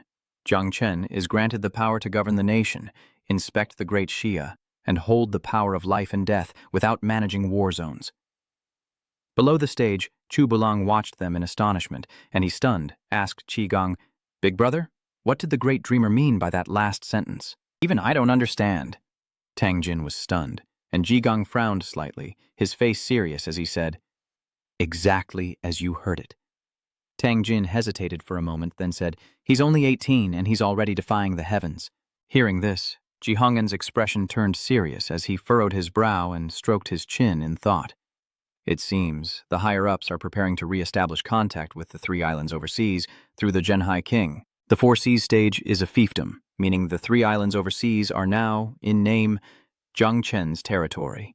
Hongen looked at the young man on the platform, then turned to Gu Kaitian and said, Well, old Gu, your disciple is being put on the altar. Aren't you worried? Gu Kaitian kept his eyes on the platform, saying, My disciple is exceptional today. Truly talented and handsome, but still a bit less so than I was in my prime. Unconcerned, he chuckled.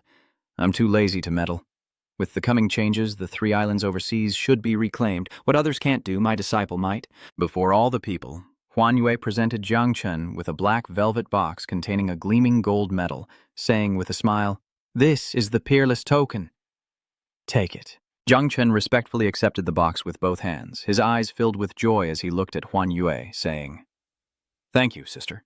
The joyful atmosphere was suddenly broken by a hurried sound from afar, and a dark figure riding a giant white tiger appeared, charging towards the stands like an arrow. He introduced himself. I am Zuo Xiu Yuan of Yingdao, ordered by the 8 key gods from Takamagahara to congratulate Jung Chen of Doxia with a challenge. Old Gu, are you planning to bully the weak with your strength? Yeah, everyone knows how much Gu Kaitian dotes on his precious disciple. To disrupt the investiture ceremony, someone's asking for a lightning strike. Gu Kaitian calmly remarked from the sofa, I was wondering who would dare interrupt such an important investiture. Huan Yu turns to see who it is, her eyes narrowing as she coldly declares, You're courting death. Seeing Huyen Hui's fury and the power gathering in her hand, Jiang Than stepped forward, stopping her. Sister, this kind of riffraff isn't worth your time. Let me handle it. Huan Yu watched Jung Chen intently, saying, Very well, I'll watch your performance. Shock him for me. Seeing Jung Chen step forward, the ninja immediately chuckled. Now that's more like it. The reason I dared to challenge you directly is because I respect Great Xia as a land of etiquette. Since we have a guest from afar, I don't want to waste words. Stop the nonsense. Shouldn't assassins hide in the shadows? You were sent to challenge me directly, which proves you're nothing more than a pawn. Whether I'm a pawn or not remains to be seen, but first, do you dare fight without your toxic mist? He taunted. If you're scared, just say so. I won't laugh. Jung Chen felt the ninja was just a clown dancing before him. He channeled his power, lightning crackling around him. A smirk played on his lips as he said, "Your goading is crude, but it would be a shame to cover such a beautiful stage with poison, so I'll play along for now." In the heart of the arena, where all eyes were fixed on the ceremony, a thunderous sphere of lightning suddenly appeared, exploding with deafening force. The Thunder God domain. The 3,000 thunder tribulations.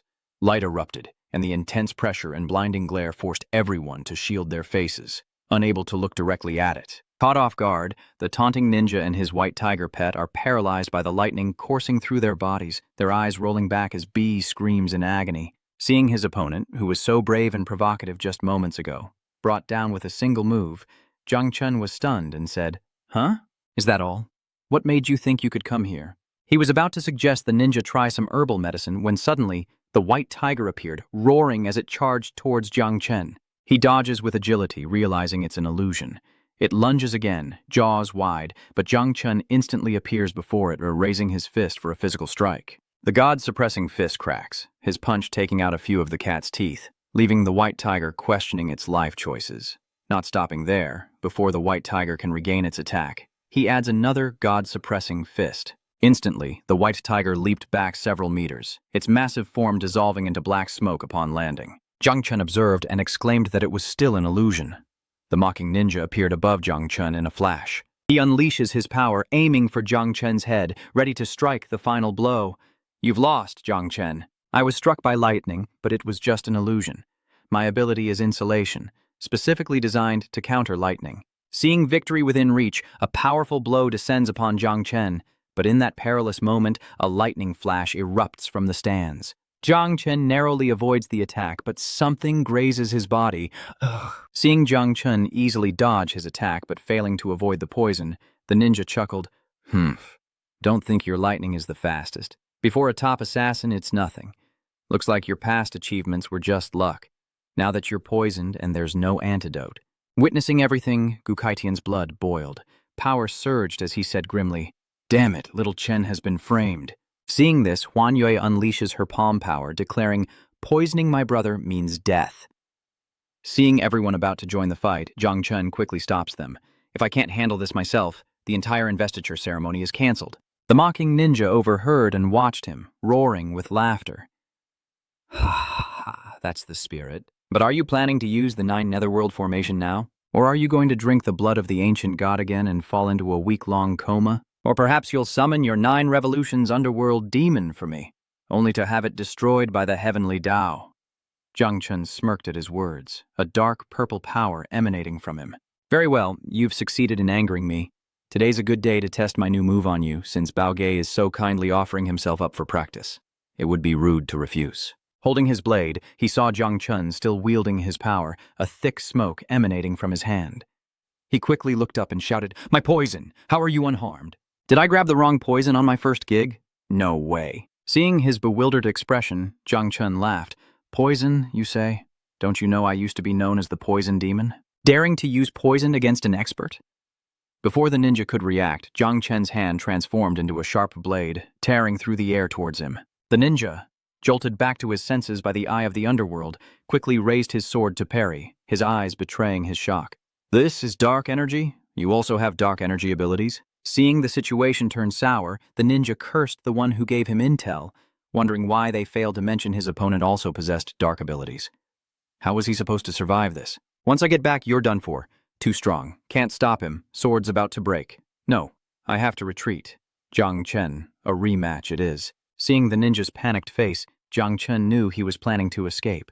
He smirked and calmly said, "A future reunion, you say? You think you can escape? You crashed the inauguration ceremony in front of dignitaries from all over, and now you think you can just leave? You'll leave all right? Permanently." Crack! The sound of shattering metal echoed as the blade sliced through the space gate, sending the ninja into a panic. "What is this? This spear feels alive." The ninja quickly fled, but the blade relentlessly pursued him. He zigzagged to create distance, but couldn't escape.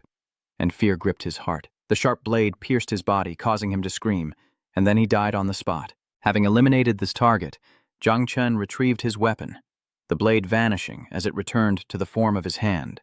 The ninja's body, unsupported, fell like a kite with a broken string as Jung Chen leisurely walked back toward the stands. The flies are gone. Let the ceremony continue. The audience marveled at his swift handling of the assassin, exclaiming, "Damn, he took out a 5th-stage assassin in just a few moves? He didn't even use the 9 nether staff? What skill did Jung Chen just use? Who knows? It wasn't an opening heaven ability, nor was it lightning-based. It was something never seen before. Even from a distance, that dark spear emanates a terrifying aura, as Ji Honghen leans in to mock Gu Kaitian. Old Gu, look at how flustered you are. Turns out you don't even know your own disciple." "Ha ha ha," Gu Kaitian turned, a little annoyed, and replied, "Enemy? How could I not understand my own disciple? I'm just worried." He said aloud, but to himself, he wondered, just how many hidden cards does this kid have? Then, as they both looked to the stage where Jung Chen was bashful from the praises of the great dreamer, Gu Kaitian asked Ji Honghen, "Old Ji, I'm not a transcender, so I won't compete. You're experienced. What do you think little Chen's black spear is?" Ji Honghen replied, "From my experience, it's probably of the dark element, and it's very likely God tier." Hearing this, Gu Kaitian asked, "Could it be that little Shen awakened his divine sense before reaching the 3rd tier?" "How could a 3rd-stage soul withstand that?" said Huan Yue, leaning close to Jung Chen to praise him. "Not bad, kid. Consider this battle your coming-of-age ceremony." Jung Chen scratched his head sheepishly and replied, "Not cool enough yet. I'll try to finish it with 1 move next time." Hearing this, Don Hung Hai waved his hand, signaling the team to set off fireworks once more in celebration of Jung Chen. The booming sounds mixed with the cheers of the people, electrifying the atmosphere. The crowd above cheered, celebrating Jung Chen as the Calamity Monarch and the Zhenhai King. The crowd continues to chant, "King Zhenhai, King Zhenhai, Zhen, Hoi." Jung Chen then spotted 2 familiar figures and scoffed in bewilderment. It was Latam Dao and her father. As he approached, Laba Dao announced, "Laba Dao, head of the La family, and his daughter, La Tam Dao, present a divine weapon to celebrate the arrival of the Cataclysm Monarch, Zhenhai Wang." La Tam Dao gazed adoringly at him as she carried the treasure. Meanwhile, Tang Wanchuan and Mu Henian were bickering, with Tang Wanchuan angrily blaming the old man for trying to present his gift first, only to be robbed by Luo Badao. Mu Henian helplessly replied, "I didn't expect the Luos to be so bold and rude." Meanwhile, Ji Honghen blamed Gu Kaitian, saying, "Tisk, tisk, I missed my chance because I was talking to you, old Gu." Gu Kaitian frowned, annoyed. "What does that have to do with me? I didn't want Jung Chen and everyone else to wait." Luo Sandao opens his treasure chest, revealing an extremely sharp blade that emanates a dark aura. Surprising Jung Chen, who thinks to himself, "What a fierce aura." Jung Chen reached out to grab it, and its aura grew stronger and stronger. He clicked his tongue. "Well, this is interesting. Is this blade trying to betray its master?" Jung Chen gripped the hilt, his face darkening as he looked down at it, continuing, "But I'm no pushover either. Tree spirit, teach it a lesson." As he spoke, the silhouette of a great tree appeared behind him, and the black energy from the blade gradually dissipated. In the next moment, Jung Chen successfully subdued it. Wielding the blade, he declared, "From now on, I, Jung Chen, am your master." Seeing how quickly he subdued the blade, Lasandao's father gaped in astonishment. "What? It's already been claimed?" Beside him, Luo Sandao excitedly called out, "Father, I told you our benefactor could control it." Hearing this, his father replied, "It seems this gift has found its rightful owner. My daughter truly understands her son-in-law." Startled, La Tao shyly retorted, "Dad, don't talk nonsense. Nothing's happened yet." Laba Dao then turned to Jung Chen and introduced the blade. "This is Tianzui, a 4th-grade divine weapon ranked 11th on the Great Xia divine weapon chart. The Heavenly Sin Blade is a ferocious weapon. Once drawn, it must take a life, or it will turn on its owner." Laba Dao added, "I once gifted this blade to your master when he became the Heavenly Blade King."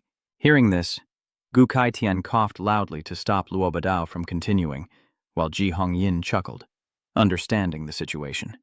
Seeing Gu's reaction, Luo Badao had to lie to smooth things over. "Ahem, your master didn't really like it back then." Suddenly, Da Mengye Huan Yu exposed the truth, cheerfully telling Jung Chen, "I remember little Gu liked it a lot back then, but he couldn't handle it and was almost injured by the blade." Hearing this, Jung Chen broke out in a cold sweat, blaming himself for being able to handle a blade his master couldn't, and for his arrogant words, he was doomed. Meanwhile, Gu Kaitian's face turned bright red as his less-than-stellar past was exposed, and he was met with judgmental stares from all around. Gu Kaitian scoffed, "What are you looking at? It's normal for a disciple to be stronger than his master. You're all just jealous you'll never have a disciple like that." Ji Hong'an chimed in, "Old Gu, are you falling apart?"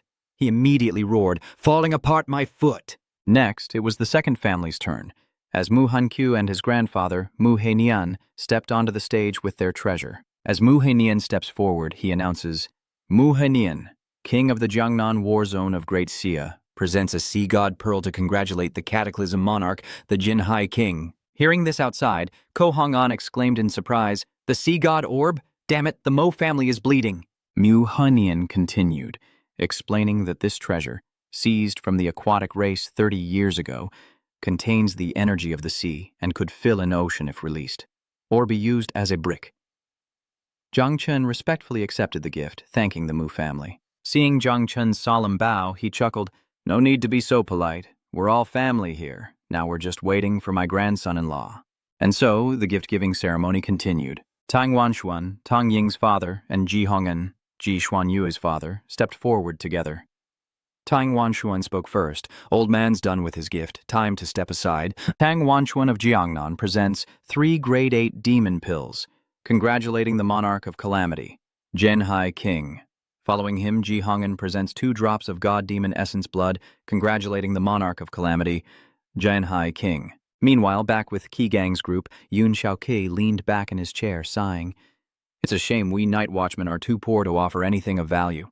Duanfeng added, "Not only do we have no gifts, but we occasionally rely on little Jiang for support." At this, Ji Gang shot to his feet, saying, "Poor as we are, who says we have nothing to offer?" He then stepped forward to present Jung Chen with his gift, saying, "From the Great Xia, the Night Watchers of Qiqiang, representing all the Night Watchers of Chu River." Jung Chen looks up in surprise. "This is," Ji Gang continues, "a strand of true faith." Meanwhile, Nian Hongjiao leans into her master, a bit doubtful. "Master, isn't Ji Shidi's gift a bit too abstract?" Gu Kaitian replied, "It's hard to say. Faith is pure, fervent, and altruistic. It can be the cheapest or the most precious, depending on how Ji Gang explains it to Jung Chen. Little Chen, this strand of faith is gathered from 7.96 million people of Chujiang and can withstand a national-level attack." Hearing this, Jung Chen felt a lump in his throat for Uncle Ji. The members of the Night Watch spoke up one after another. No wonder their leader had been secretly coming and going these past few days without sleep. Above, brothers embraced, or perhaps it could be said teachers and students, for Ji Gang was Jung Chen's first teacher. And Tom Teet hugs Ji Gang tightly, exclaiming, "Uncle Ji, Ji Gang is a little surprised." He says, "What is this kid doing?" Those below continued to discuss, realizing that their leader had been secretly preparing this, considering it a final gift for Jung Chen before they enter the ancient tomb. Next, Master Gu Kaitian and Nian Hong step forward to present their gifts. Gu Kaitian says, "Disciple, today is your big day, and your master and senior sister must offer their congratulations, however inadequate they may be. This Heaven's Blade talisman was forged by your master and senior sister using the origin of the Heaven-Opening Blade. Activating it can fight a national guardian, and though it's only one strike, it can save your life in a pinch." Jung Chen thanked them, then asked, "Thank you, master and senior sister. Master, am I free to use this talisman as I wish?" Gu Kaitian replied, "Of course, it's yours now."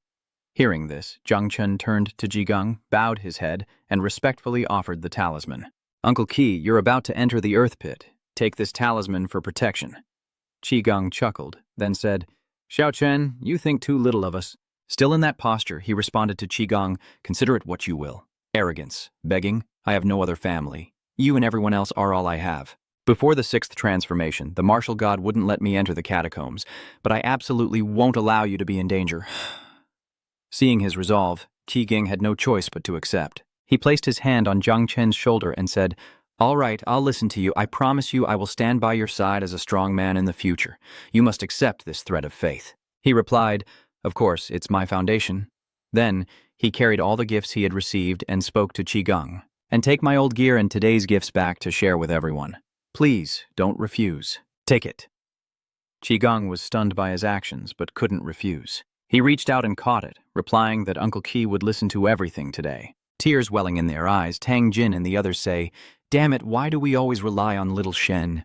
Family doesn't need to say a word, so we have to work hard and be worthy of being his family. Yeah, we have to get stronger." Suddenly, the peaceful atmosphere is shattered as a crimson spatial rift appears above the stands, accompanied by a voice. "Am I late?" The noise draws everyone's attention. What was that? More assassins. It's Qilin Q. He arrived with a monster in tow, and the crowd below finally recognized him, shouting, "It's Daxia's Qilin Q!" Qilin Q smiled gleefully as he looked down at the lively crowd. The crowd exclaimed, "How foolish!" As Qilin Q stood atop the massive beast, slowly descending onto the stage, he boomed, "I flattened the Blood Dragon pool and beheaded the 9 clans Blood Dragon King Beast as a gift to the great Sia's heavenly disaster monarch, Zhen Haiwang." Seeing this, Meng Ye Hanyu exclaimed, "Oh my, what generosity. He was given it as a mount, but Jung Chen is probably thinking that such a big beast would be enough to feed little Jiu. It was so hard to feed them after the last birth." Gu Kaitian and Nian Hongjiao also chimed in, with Gu sighing, "Worthy of the sword god, the blood dragon pool is about to be removed from the 9 great forbidden zones." Nian Hongjiao asked, "Master, when will I be that cool?" He replied, "Keep practicing." Then, Qilin Q raised his sword high, shouting for all below to hear, "May the new fire of great Xia be without disease, and may the Flame Emperor be forever eternal." The people below echoed, punching their fists into the sky. "Flame Emperor, forever eternal." The scene shifts to the Earth Cave, a chaotic and timeless place where 4 figures sit around an orb, deep in discussion. The white-haired, red-horned figure speaks first. "Everyone, you must have heard about the 9-child tent summoning in the great Xia of Yuanxing, correct? Even though the 10th ancient god sect borrowed the power of the ancient gods to eliminate several million last time, they still can't be underestimated. What's more, Zhang Xuanji exceptionally led the god-slaying army into the underground cave to massacre 13 demon clans. If the demon clan's ancestor hadn't taken action, the demon clan would have been in danger. This person's full name is Primal Demon Clan T-Spirit Demon Lord," he continued. "As the saying goes, lips gone, teeth cold. I propose that all races unite to destroy the great Xia." Hearing this, the person next to him spoke up. "The immortal race will not participate in this. Frankly, the demon race brought the slaughter upon themselves. I think the great Xia is fine. They are polite and don't bother me, and I don't bother them." This is the ancient celestial clan's Cloud Void Immortal, who continued, "Furthermore, the celestial clan allied with the humans 4 years ago, and we cannot break our trust." Hearing this, the T-Spirit Demon Lord looked over and loudly proclaimed, "Don't play the hypocrite. Every race knows the celestial clan's schemes." Then he turned to the old immortal elder Yun Shu and said, "This so-called alliance is just to foster the 3 overseas islands, hoping they will devour Great Xia and eventually monopolize the essence." But time is of the essence, and old Yun Shu replied, "Demon Lord, that's not a nice thing to say. The immortal clan is already giving you face by coming here today. Do you see the god clan and other races even bothering to look at you?" As the 2 sides bickered, the dragon god Xuanshang spoke up. "Esteemed ones, did we not gather to discuss an alliance? Why are we fighting amongst ourselves? To destroy the great Xia, the dragon clan agrees, but who will lead the charge? The great Xia only controls 30% of the underground caverns, with Po Jun, Tan Long, and Qisha, making it easy to conquer." But then, recalling the Dreamweaver Huan Yue, he continued, "However, attacking Great Xia's main base from the underground caverns, there's that Dreamweaver, a being from the primordial era. If she concentrates the spiritual power of 100 billion Great Xia citizens, it would be like an ancestral god's attack, killing at least 100 Tier 9s. Which race could withstand that?" The Xuanshang dragon god then proposed, "The demon race is strong, why don't you go first, and the dragon race will follow, what do you think?" The black-horned demon then spoke up, "Due to the Heavenly Dao seal, any being above level 9 will be destroyed by the Heavenly Dao if they attack. This suicidal attack is like drinking poison." He's a demon. His full name is 9-Chariot Demon King. He continues, "The Heavenly Dao's seal on the 10th level is half open, and it will be fully open in 6 months. At that time, the ancient races could freely wield 10th stage powers, but Great Xia only has 3 9th stage cultivators, so their chance will come when it's time to advance." Hearing this, the old immortal spoke up. "Indeed, Demon Lord. No one wants to pay the price for your demon clan's recklessness, and no one wants to die before dawn." Xuanshang Long added, "I agree. In the coming months, we'll stick to the old plan, support human forces, and nibble away at Great Xia."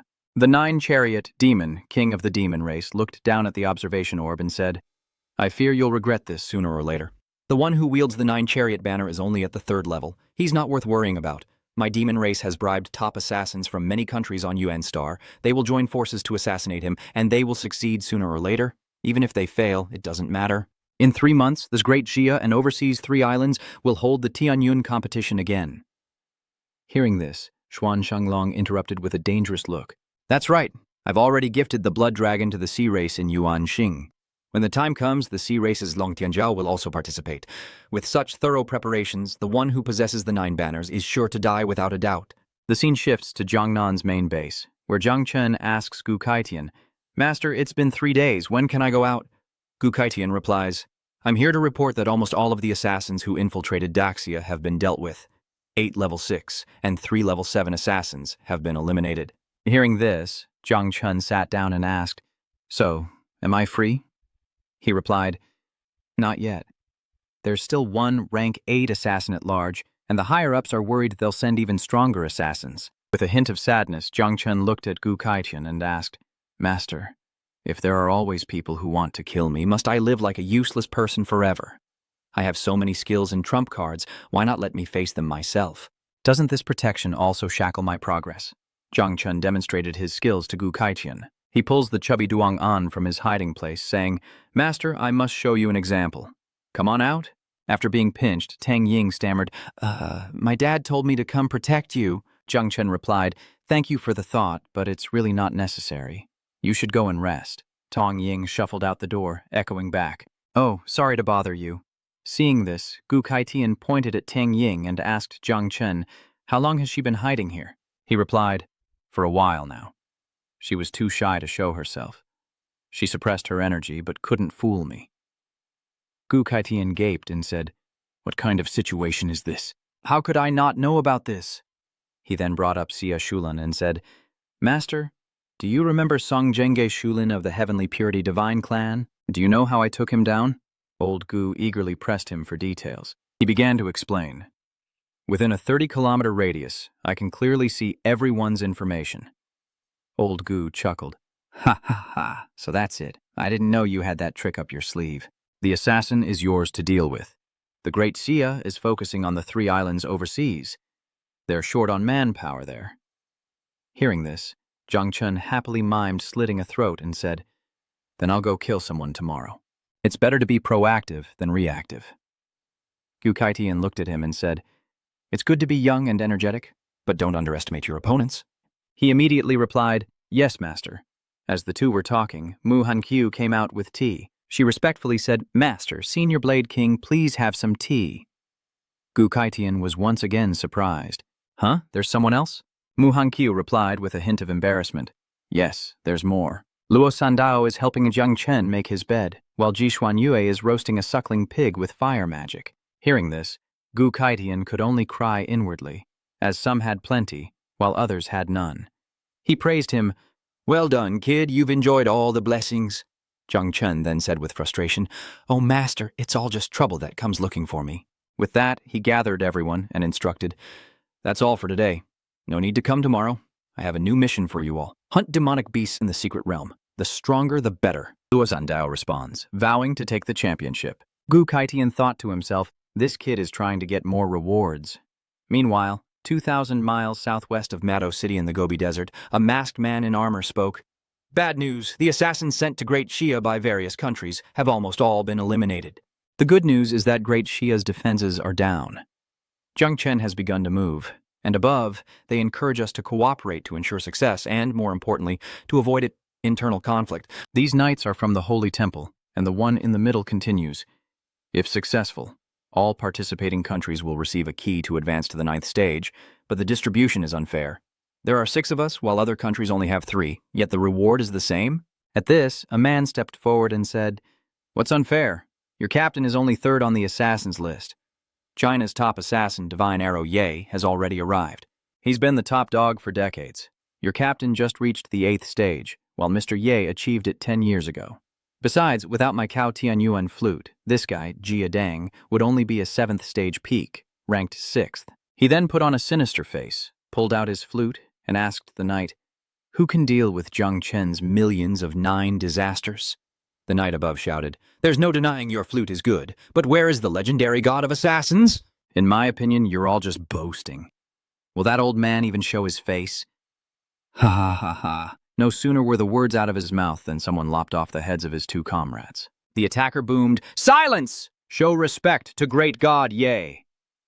As the two heads hit the ground, the attacker sheathed his sword and someone shouted, "Great God, Ye! It's Jung Chen, the top-ranked 8th level!" With a deadly glare, he looked at the knight and said, "Now that the numbers are even, any objections?" The knight, terrified, saluted and said, "Greetings, great God, Ye.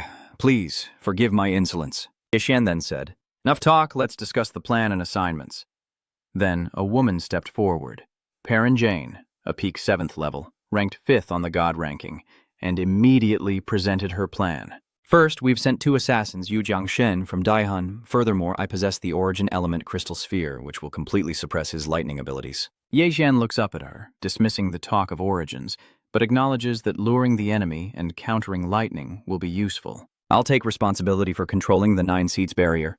Furthermore, Zuo Xiaoyuan sacrificed himself in an experiment, confirming his ability to use the dark element." Switching scenes, a bald man resembling a monk speaks up. "High Priestess, the dark element does not belong to this world, but we can seal the dark rift, preventing him from using it.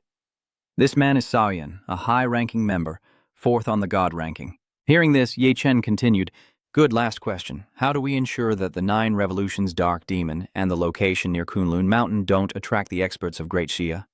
The knight, hearing this, opened his dimensional storage and said, "Holy Temple Knights, please have a look." Raising the glowing white paper, he continued, "Our holy artifact, the Holy Light Refraction Potion, will conceal all our aura and energy fluctuations." He demonstrated, vanishing before their eyes, leaving only a wisp of white smoke and his voice. "In essence, we are in a mirror world. No one will detect us." With that, a burst of blue light blinded everyone, the holy light refracting. And in an instant, they were in another dimension, panic setting in. "What? We've been pulled into a mirror world?" The knight continued, "Let's not worry about that old man in the catacombs for now. His responsibility prevents him from leaving. Even if he actually appears, as long as we pull Jung Chen into the mirror world first, even a 9-cycle expert won't be able to find a trace from the outside." Tonight continued, "As for dealing with the 9-cycle nether devil, on the contrary, as soon as it appears, I will immediately cover it with a layer of holy light refraction medicine, temporarily isolating it. Though it won't hold for long, imprisoning it for just over 10 seconds will suffice, at which point the heavenly Tao will naturally erase it." Hearing this, Ye Xian interjected, "Losing the 9 calamity banner, the lightning, darkness, and nether demon, even if Jung Chen drinks the ancient god's essence blood to temporarily reach the 7th transformation. I also have a one-hit kill move." The knight replied, "That's right, we're fighting a war of attrition, so we just need to wait for the right moment." Cut to the Jiangnan base, where everyone is excited about something in the sky. "Look, the Calamity Monarch is patrolling, walking on poisonous bones, so domineering, hail Sea King." As Jung Chen moved through the air, he thought to himself, "If I want to lure the assassins out, I have to be conspicuous." He flew, scanning his surroundings. His little Ju and little Jia, now miniaturized, traveled with him, asking in turn, "Father, are we on a trip?" He replied, "That's right." Zhao Jia then wondered, "Why are those kids who look my age wearing backpacks?" Jung Chen replied, "Because they have to go to school." Little Armor continued, "Go to school? Then why don't I go to school?" Jung Chen was at a loss. You're asking tough questions. Let me handle this first, and then we'll see."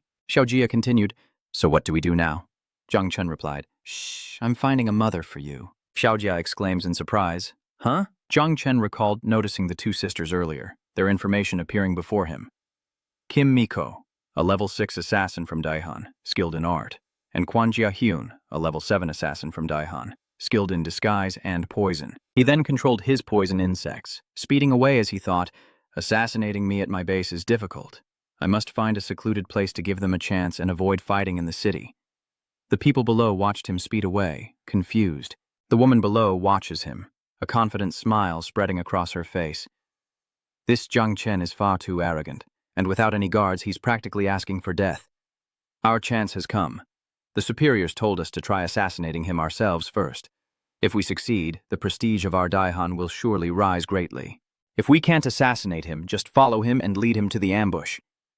With that, she turned to the kid beside her, What do you think, little sister? But the kid wanted a quick victory. He rushes over with a sinister look, yelling, "Stop the nonsense! Do you really think of yourself as her sister? Hurry up and follow me." Back with Jung Chen, he's found the perfect place to strike, saying, "This isn't bad, great for a date. Bug, you can slow down, no need for the beauty to chase after me." As expected, the two begin their scam, trying to swindle Jung Chen like those guys who try to con us out of our money. The child, whose legs were covered in the woman's blood, cried out, "Save my sister! She's been bitten by a snake!" Jung Chen immediately swooped in to play the hero, but inwardly he chuckled, "Wow, that acting is terrible." This acting is terrible. Mustard snakes aren't even poisonous. Lacking both skill and knowledge, the girl cries, "Please, save my sister." He approaches, praising, "Oh, you poor beauty, don't worry, I'll save you." Hearing this, she says tearfully, "My lord, on the surface it's like this, but in his head he's activating his artistic skills." Immediately, Jung Chen feigns being struck, falling into her arms as he says, "My heart, I've been struck by love at first sight. First sight, fair maiden, I not only want to save you, but I want to marry you as well." Inside his mind, Xiao Zhou burst out laughing. "Pfft, this blind man is quite the actor." Jung Chen continued, "Quick, lean on me, I'll suck out the poison for you." Oh. She approached him, saying, "Thank you, young master," while the kid behind him, taking advantage of his distraction, raised his hand to strike, also saying, "Thank you, young master, you are truly a righteous hero, there is hope for my lowly sister." With a twisted smile, Jung Chen replied, "Yes, someone will save her." Then he unleashed his signature move, Divine Elephant Subdues Demons. As she finished speaking, she took a direct hit, and Lathat then cried out in pain, unable to defend herself. Ah, luckily the kid behind me hasn't been hit yet. The boy is immediately swarmed by venomous insects and cries out, "Poisonous mist? I've been tricked. I have no choice but to resort to desperate measures." Immediately after, he lunged forward to escape, shouting, "Don't kill me. I'll get you the treasure hidden in a villager's house." Jung Chen followed, marveling, "That speed is incredible, faster than my lightning flash." Lightning flash is only good for short distances. For long distances, I need to use poison insects. But then he realized the problem with what he'd just said, and he chuckled to himself. Wait, what treasure was she talking about? Is this scam now trying to lure me into a trap? All the better, wiping them out all at once saves me the trouble of hunting them down, one by one. Cut to the heavenly origin Devil Valley, 70,000 miles from North Shattered Army City. This red-haired youth is Ding Chun-kyo, a 5th stage peak heavenly paragon from the 788th class. As he fled, he gleefully shouted, "Brothers, run! I've brought a flood from the Sea of Desire to drown you all." Hearing this, everyone ran for their lives. Those who couldn't escape were swallowed by the flood, crying out in agony, "Ah, Ding Chun-kyo, you're going to pay!" Hearing this, Xuanthu called back as he fled, "You want to kill me? With your pathetic rank 6 cultivation? You couldn't even catch up to my farts." And so Ding Chun-kyo and his group left their opponents far behind, escaping to safety and resting. Everyone was exhausted, gasping for air when someone spoke up. "Yeah. Old Ding, are you crazy? Fighting this hard?" he replied, panting. "Haha, it's nothing special. According to previous news, the Tian King God clan lost a godchild in our Daxia base camp, and 2 days ago, another godchild led people to the Demon Valley, seeking revenge. Wipe us out? I'm not that easy to bully. If I can't beat them, I'll scheme." Then someone asked, "So you led the Sea of Desire to engulf Devil Valley?" The speaker was Nangong Yan, a rank 6 Heaven's Chosen from the 791st class. As she approached, she continued, "Aren't you afraid of being consumed by desire yourself?" He looked at her, laughing. "Ha ha. My profession is black water magic, so as long as I'm careful, there won't be a problem. I killed over 90 of them this time, but unfortunately, the god escaped. What a pity." Nangong Yan ignored this and addressed everyone. "Everyone, prepare yourselves. We're returning to Great Xia. This time, we're restarting the competition with the 3 islands overseas, and we must fight for the glory of our nation." Hearing this, someone interjected, "I'm afraid it will be difficult. The 3 islands have taken a different path, and their development of professions, elements, and inscriptions far surpasses ours."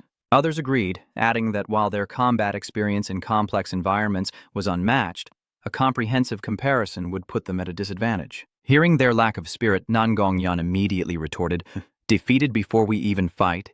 50 years have passed. Who knows if their descendants have fallen behind? Even if they haven't fallen behind, even if we can't win, we can't afford to lose too badly." At this point, Din Xuanthu spoke up.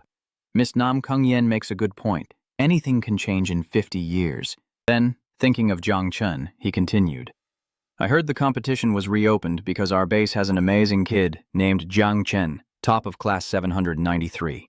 He's one of us, rumored to have dual god-level classes, and can control the Forbidden 9 morning flags. It's a bit too much. Bro, we're triple god level now. Go home and update. Hearing this, Nangong Yan frowned and said seriously, That's right, and the 9 ghoul parasol has spawned millions of them. Zhang Wuxin personally intervened in his affairs and even amended the Great Shia's ban for him. As expected of you, Nangong Yan, with your vast network, truly befitting the top of the 790A Heavenly Pride Board. I heard that year's Heavenly Pride Board was extremely strong, yet you single-handedly led the Azure Ripple War Zone to overturn the situation, winning first place. Nangong Yan, hearing this, did not forget to mock Ding Chunqiu. You're not bad either, are you? Ding Chunqiu, second on the Heavenly Pride list of a Class 788, was stung by her words and retorted, You're awful, woman. Why do you have to bring up my ranking? Nangong Yan continued, What? Want to compete with me? Chunthu replied, Not really, but never mind, I can't beat you, and I don't dare mess with you. Nangong Yan then got serious. I heard that the top 3 prodigies from classes 781 to 792 are participating in this competition, and Jung Chen is the only one from class 793. Jian of the Ji family, a prodigy from class 784, was captured alive by the primordial god clan and tortured to death. In short, less than 50% of the prodigies from those years survived. But fortunately, the top prodigy from class 781, Feng Wuji, is still alive, and he's the captain this time. 3 years ago, he fought the demons and defeated their second-ranked prodigy. 2 years ago, he was ambushed by the primordial demons, but he killed 3 level 6 demons and escaped, then disappeared. Nam Kung Yan continued, Now he's back in Faquan Than to meet Jiang Wuxin, and he'll be joining us soon. Hearing this, Ding Chunqiu was overjoyed, exclaiming, He's still alive! Ha ha ha ha, what a blessing for Great Xia. Let's go, I want to meet my idol. Cut to the underground city of Pojun where Jiang Wuxin is present. He asks the person next to him, Wuqi, when I last saw you, you were a spirited young man. I never imagined that after 10 years you would be known as the Sword Demon. Hearing this, Feng Wuqi respectfully replied, You flatter me, War God. I was simply fortunate enough to survive the catacombs. Zhang Xuanqi then cut to the chase. How confident are you in leading the team against the 3 Islands Alliance this time? Feng Wuji replied, The 3 islands overseas have pushed the job change system to its limits. They can even create artificial gods, so whether we can win, I don't know. Zhang Xuanz interjected, Just do your best. This competition is just the beginning. Victory or defeat doesn't matter. Hearing this, Feng Wuji seemed to understand. He asked Marshal Gojiang, Zhang Chen is the opening gambit? He replied, Indeed, that kid is no simpleton. See, Quelling King, if this game can end perfectly, I wouldn't mind handing the outer 3 islands over to him. Having realized his next mission, Feng Wuji solemnly replied to Jiang Wuxin, I will protect him well. Surprised, Zhang Xuanji responded, For you to say such a thing, I'm astonished. Feng Wuji continued, Though I cultivate the way of the ruthless sword, the words Yun Huang are etched in my blood and cannot be erased. Jiang Chen is someone martial god values and the future of Great Xia, so protecting him is only natural. Hearing this, Kwang Huiyenko felt relieved, leaning back against the wall as he praised Wuji. With you and the younger generation like you in Great Xia, I am at ease. By the way, when you leave the dungeon later, go to the Gobi Desert in Mado City, 2,000 miles to the southwest. Earlier, I sensed unusual energy and aura there, but it vanished in an instant. I suspect there's an ambush, and Zhang Chen is being lured there. Hearing this, Feng Wuji asked, Then why not stop Jiang Chen? Jiang Wuxin replied, Firstly, his master wants him to train. A little hardship is good. Secondly, he has many trump cards and won't die easily. The only reason I called you here is to prevent the unexpected. Thirdly, I can only protect him, not stop him from doing anything. Hearing this, Feng Wuji asked, Why? Zhang Xuanz gestured for silence. Shh. Heavenly secrets cannot be revealed. Meanwhile, in the Gobi Desert, Zhang Chen has finally been lured here. He lost track of the runaway girl and mutters to himself, That crazy girl is fast. After escaping the base, she changed direction 3 times, and now she's vanished completely. The aura has dissipated. Even my eye of emptiness can't see anything. To vanish so completely is very strange. Sensing something was amiss, Zhang Chen telepathically contacted Xiao Chan. Little Chan, show me the next 30 seconds. Little Chan, in cicada form, flew out and respectfully replied, Yes, master. And with that, the next 30 seconds flashed before Zhang Chen's eyes. He was ambushed by the people from before. He grinned, thinking, so you're all here? It would be even better to have another level 8, one of the ambushers said, observing Jung Chen from within the barrier. With the isolation barrier, killing them will be even easier. Seeing him standing still, the kid asked, confused, Dias, is your holy light poison working? Why isn't he moving? Could he have discovered us? The knight, Dias, spoke up. No way. If he'd really detected us, he would have run a long time ago. He's probably suspicious because you suddenly disappeared. They began to whisper and stare at him, wondering if they hadn't said they could lure Jung Chen into their trap. Not close enough. This is the maximum range of the holy light poison. We need to make him take a few more steps. Or they could move closer, re-triggering the deadly holy light. But that would be walking into a trap. Just then, Dendius sensed their approach and warned everyone. Hold back, reinforcements are coming! As expected, Deng Chunkyo, Nangong Yun, and the others rushed to Jung Chen's aid. Chunkyo shouted, Jung Chen, it's an ambush! Seeing this, Jung Chen was speechless. Heavens, I know there's an ambush. Are these people good Samaritans? Immediately after, he reached into the barrier, thinking he couldn't let them get involved. If they get caught up in this, it'll be dangerous. I have to end this quickly. In the blink of an eye, he vanished into thin air, frustrating the rescue party. Damn it, what is this kid trying to do? Why does he keep running when we call him? Does he think we're the bad guys? After him, protect him! In the blink of an eye, they reached the barrier, but they couldn't enter. Ding Chunkyo said, Damn it, the barrier has closed and the space-time is distorted. We can't get in. Damn it, is there any other way? Someone replies that they can only wait outside and see what his luck is. The hidden onlookers mocked Jung Chen as he entered alone, calling him a foolish hypocrite who tried to prevent others from being killed, only to rush in himself. Now that the Holy Light Death Potion is sealed, no one can save you. This is your chance to catch them off guard. Their incessant chatter begins to irritate him. Enough talk, come out and face me all at once. Hearing this, they responded with gleeful laughter. Ha ha ha ha! Are you kidding? We're assassins. Stealth comes first. I've never heard of assassins fighting head-on, Jung Chen said sternly, looking towards the voice. Still running your mouth? If you won't come out, don't blame me for dragging you out. With that, he released poisonous insects in all directions, saying, Your barrier only isolates the outside, and your so-called stealth is just cheap trickery. My insects can bite even with their eyes closed. Seeing this, someone ordered, Brother Jiadeng, quickly control the 9 wrath flags. Immediately, Jiadeng took out his flute and played it, trying to control the flags. The man continued, Everyone attack together. This kid is as good as disarmed without the 9 silks barrier. Seeing her swarm controlled, Little 9 whined to him. Father, they're disrupting things. The larvae are being controlled. He said sternly, Don't play weak. It's clearly difficult for him to control millions of those bugs and he can't kill them. So just keep sending them out until he and that flute explode. Little 9 replied, Yes, okay. Jung Chen remained calm. Did you really think the 9 netherworld insects were all I had? How naive. As ordered, the 9-fold pestilence surged forth, overwhelming the vine monster, who cried out, The intel was wrong! Everyone, attack now! I can't control it any longer! Instantly, pillars of dark energy erupted behind Jung Chen, and as he dodged, he wondered, What? Dark energy? What is the? Attacking both the soul and body at once? Immediately after, he lowers his stance and shouts, activating his idol, suppressing body technique. He unleashes a torrent of power, creating a whirlwind as the bald figures reveal themselves and attack. He defends, declaring he'll fight fire with fire, then activates his next skill, Eternal Thunder God Domain, Evil Eye of Thunder Punishment, unleashing a storm of lightning that shakes the barrier as the bald figures are forced to defend. Seeing Jung Chen use lightning, the Korean girl Park Eun-jane activated her treasure to stop him, absorbing the lightning element. Jung Chen clicked his tongue. They're well prepared. He then unleashed his new ultimate technique, looking up at them with confidence. How about this? Divine Scarlet Light. Seeing that Jung Chen's moves were all within their plans, the sand demon appeared and chanted, One thought becomes Buddha, one thought becomes demon. I use the heart of Buddha to suppress demons. Seeing this, Jung Chen was once again surprised. The sand demon sat before his dead brother's corpse and continued. My 2 brothers sacrificed themselves to create a defensive underworld. They passed peacefully, and this place will no longer have a trace of dark energy. Hearing this, Jung Chen smiled gleefully and questioned him. Ha ha ha, who told you this was a dark energy system? And Little Armor, someone dares mention the underworld in your presence? As the master of the underworld, what do you think? Xiao Jia replied coldly.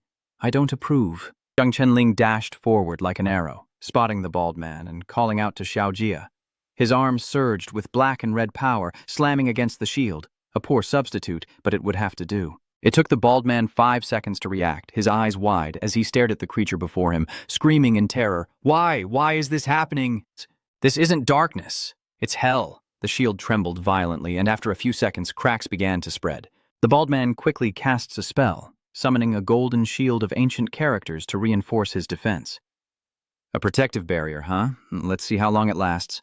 Jung Chen focuses his power into a punch, his eyes blazing as he roars, all infused with the color of the underworld god. Crack! With one strike, our idol shatters the bald man's defense, the force piercing through his body, causing him to scream. Seeing this, the bald man's comrades panicked, realizing their leader was defeated, and Jung Chen seized the opportunity to press his attack. Xiaojia obeys, swiftly charging towards the Korean girl floating in the air.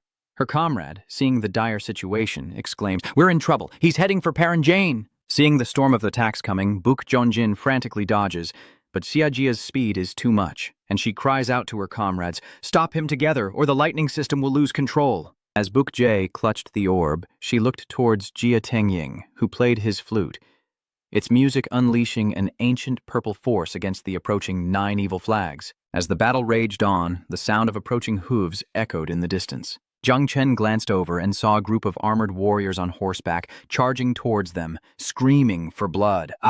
Will Jung Chen deal with these knights? They've arrived, so the others will have to wait. He quickly stood up straight to face them, as Little Armor returned to merge with him. Little Armor obeys his father's command as the knights cry out for blood in the distance. Having nothing to offer as a greeting, "Then take my sword," the knight strikes him in the heart. Jung Chen takes a stance, his body radiating the aura of the idol's subduing prison physique. Clang.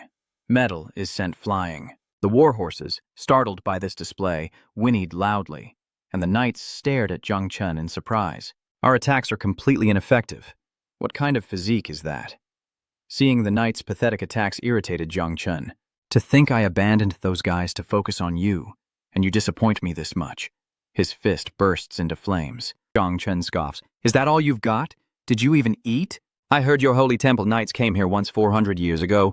Jung Chen landed a punch, sending them flying, then smirked. 3 cardinals have died at the border of the Great Assembly, and you still dare to come? Maybe next time I'll pay the Vatican a visit. The knight barely dodged the blow, his face paling in terror, a near-death experience. He went flying into a ditch. With a punch like that, are you still not going to intervene, great god Sai Tua? Hearing that name, Jung Chen seemed to suddenly awaken, recognizing it and instantly becoming wary. Is this the curse of that time manipulator? Since we're acquainted, I won't hold back. After all, a guest is a guest and must be treated well. Death and sacrifice. Jung Chen's face turned cold as he inwardly commanded the tree spirit to kill him. From behind a rocky outcrop, the masked cultist watched the battle unfold. As the knights charged again, Jung Chen raised an eyebrow. His defensive stance faltered. His curse was ineffective. How could this be? Could the curse be ineffective against him? I must be more careful next time. If I can't land a decisive blow, I'll be in danger. Jung Chen's eyes filled with determination as he considered the knights before him, knowing the shaman would change tactics soon, so he had to strike fast and avoid being surrounded. A second later, he quickly crouched and struck the ground. Xiaojia summons the 9 transformations Nether find, and Xiaojia responds, "Yes, father." As he finishes, the ground trembles violently, and a monster with blue-black skin and sharp teeth appears. The errant knight was shocked and bewildered by what was happening before his eyes. "It's here!" he shouted. "See us! Attack!" Seeing his chance, the knight chanted, raising his hand, and a light appeared in the sky. A handkerchief-like cloth unfolded, illuminating the heavens with holy light. As it appeared, a spatial gate opened, and the 9 Revolutions Nether demon was instantly swallowed before Jung Chen's eyes. Screams and struggles fill the air as the knights shout to hold the line. Seeing his son being sucked into the void, Jung Chen is shocked and orders Mingma to shatter this space. Hearing Jung Chen's command, the netherworld demon struggled and roared, but couldn't escape. In an instant, it vanished completely before his eyes. Jung Chen frowned, glaring at the knights. Even the 9 Revolutions Nether demon had been pulled in. "Damn it, give my son back!" Jung Chen leaps into the air, his crushing blow aimed at the knights as he roars. "Looks like I'll have to wipe out these bastards first." Seeing the devastating blow coming again, the knight knows his luck has run out, and it's time to sacrifice the holy artifact, conjuring a mirror image. Instantly, a round mirror materialized before the knight, and as the punch neared, a force surged forth. The moment Jung Chen struck the mirror, a force slammed into him, sending him flying back to brace himself against the ground. Jung Chen quickly regained his senses and stood up, thinking, this power, it reflected my own punch? After observing the situation for a moment, he realized the enemy was holding a mirror. If I can't punch them directly, I'll find another way. They're using the mirror to defend, thinking they can sneak attack me, but their backs are completely unguarded. Haha, you're about to find out. Jung Chen found the blind spot in their strategy and smirked. Humph. Imprisonment God Fist. As Jung Chen thought it, the Netherworld Devil's Spear and the million-foot armored elephant all surged in. Xiaojia obeys, quickly abandoning Ponjin and returning. Seeing this, the others breathe a sigh of relief, as if reborn. North John Jin exclaimed in surprise, the spear is gone? Are we saved? Phew, finally we can breathe. After summoning Little Armor, Jung Chen focuses his strength into a powerful punch and rushes towards the knights once more, unleashing the prison suppression fist. The knight laughed. Has he been dazed by his own power? Just wait until I turn the tables. With the mirror in hand, I fear nothing. Jung Chen rushed in like a god, slamming into the mirror, terrifying the knight with a heart of glass. This fist has no power? What's going on? The knight blinked. What's going on? Something's not right. Just as he realized something was amiss, he turned to see his comrade annihilated. Damn it! Ugh! Still reeling from the shock, Jung Chen, with a face like a demon, delivers another crushing blow. Not done yet, he quickly jumps and spins 180 degrees, punching backward into the mirror. Smash! He lands with style. The back of the mirror can't reflect damage. The knight Daios watches him, frozen. Sensing an opportunity, the old Sai Tua takes a few steps forward, seeing that Jung Chen seems exhausted. The spear's material and his physical constitution are linked, and now his constitution is at its weakest. Time to send him to his death. For a moment, Jung Chen felt death approaching. A massive head appeared in his mind, and his body went numb. What was happening? He felt nothing at all. But in a few short seconds, he immediately regained consciousness, returning from his dream to reality. What is this? As if realizing something, Jung Chen quickly reached out his palm, and something shattered, flew up, and disappeared from sight. Did the power of faith activate passively? Is this attack really that powerful? Old Sai Tua, who was playing dirty tricks from behind, froze for 5 seconds when he saw Jung Chen was unharmed. His face aged 10 years in an instant, twisted in frustration, and sweat poured down. This kid just won't die. Does he have some kind of trump card?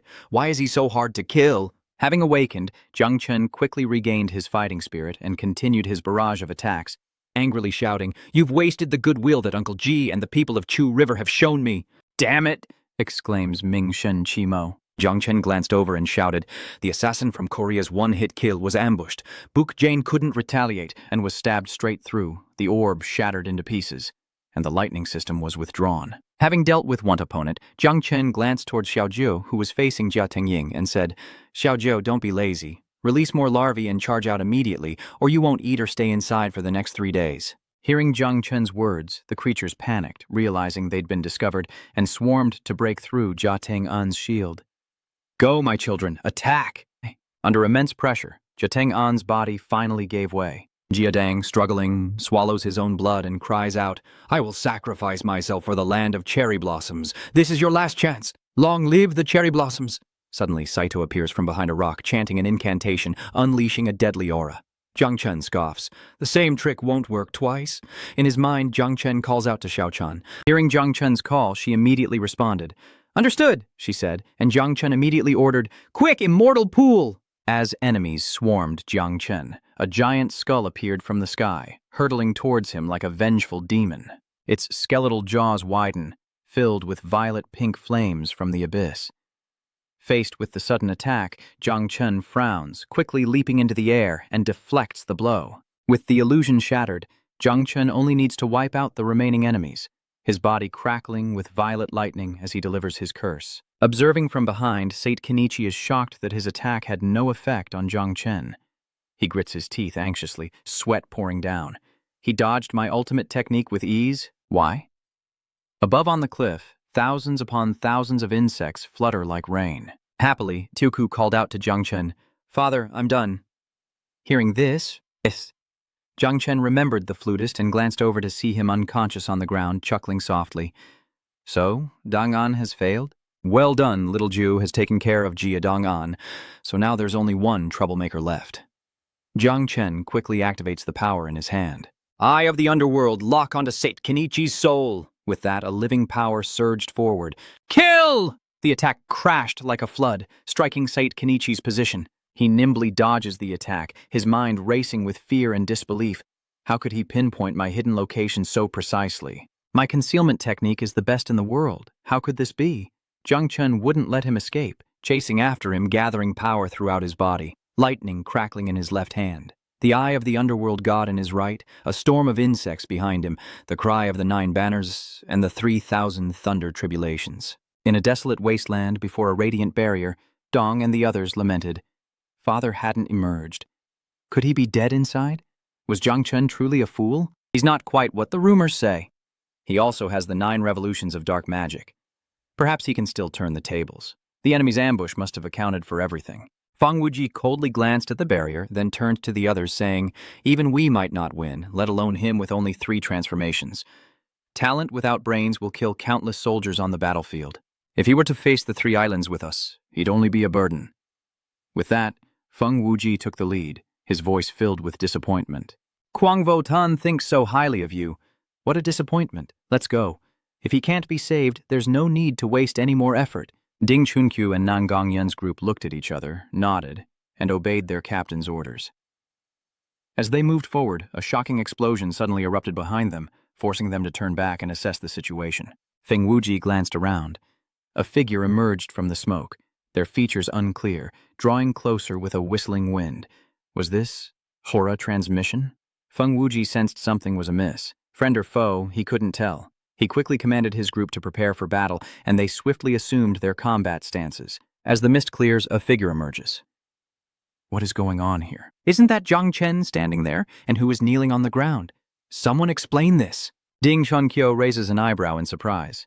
What the hell is going on? Nan Gongyan was also dumbfounded, staring blankly, unsure of what was happening. To explain, let's rewind 1 minute. Sakanichi was cornered, and, as the saying goes, only in times of adversity does a hero emerge. Seeing the lightning and the insects ready to swarm him, Saito Akinichi immediately turned around, knelt down, and begged for mercy. I surrender. I'm sorry. Any later, and who knows what would happen. Jung Chen stood there, radiating power, with 3 mighty forces behind him, awaiting his command. He looked down at Saito Akinichi and sneered at his words. Ha ha, how traditional. Let me tell you, you're dead if you try anything. If you want to live, a simple apology isn't enough. Saito Akinichi lowered his head, then immediately looked up at Jung Chen, asking, then what must I do? Seeing Sao Kenichi's expression, Jung Chen smiled with satisfaction, a piece of paper appearing in his palm. He looked at him and said, this is a soul contract. Sign it to become my servant, and you can live. Seeing this, Saito Kenichi hesitated, and Jung Chen seized the opportunity. He smiled and said, a true warrior can be killed, but not humiliated. Moreover, I have a way to help you break through the 9 revolutions. Find a way to get it, if you want it. Isn't that what he wanted? Hearing Jung Chen's words, Saito Akito shouted, what did you say? Seeing his reaction, Jung Chen knew the bait had been taken. A smirk crept across his face as the image of the Grand Void monument flickered behind him. He glared, asking about the Grand Void tablet. You've heard of it, haven't you? Saito Akini had heard of it, and looked at the image of the stele. The enlightenment stele of the great Huaya dreamers, huh? Before he could react, a beam of light from the stele door shone directly on him, carrying a scorching power that made Sai Kenichi scream. Ah, a gate beyond the 9 revolutions. As Saito Kenichi tried to absorb the essence of that power, he suddenly felt a weight on his shoulder, and when he opened his eyes again, he was drenched in sweat. He frantically searches for something, but only Jung Chen is there, leaving him bewildered and disappointed. It's closed again. Seeing his reaction, Jung Chen knew his plan had worked, and with a stern expression, he spoke. Sua Kenichi immediately bowed his head and declared, from this day forward, I, Sua Kenichi, pledge to be Jung Chen's servant. The contract quickly appeared in Jung Chen's hand, then flew towards Sawa Kenichi, opening before him. He scanned each line, then raised his hand to sign. I pledge my soul to this contract. Betrayal will be met with divine retribution. At your command, my life is yours. Seeing the signature on the contract, Jung Chen smiled with delight, sealing the deal. Ha ha ha ha. He smiled, looking at Sao Kenichi kneeling before him, saying, Good. With this contract, I can take your life with a single thought. Now I have an idea. Follow it. Hearing Jung Chen's words, Saito Akinichi excitedly raised his hand to his chest, his eyes firm, and shouted with utmost loyalty, "Master, do you want to plot against all of Japan? I pledge my unwavering loyalty, even unto death." Jung Chen was taken aback by Saito Kinichi's words, but maintained a cool demeanor, calmly placing a hand over his mouth to hide his embarrassment. Yes, just proceed with your plan. What is this old man even thinking? Damn it, I only wanted him as an inside man. Why did he upgrade the mission himself? Stay calm. This is a Japanese tradition. The harder you hit, the more obedient they become. Jung Chen turned his gaze to the collapsing barrier, prompting Sai to follow suit. He turned to Xiao Jia and said, "The Holy Light Death Potion barrier has collapsed. Where's the Dark Demon? Was he destroyed by the Heavenly Tao?" The little guy quickly replied, "No, I couldn't escape in 5 seconds, so I ate him." Jung Chen could only sigh at what the boy said.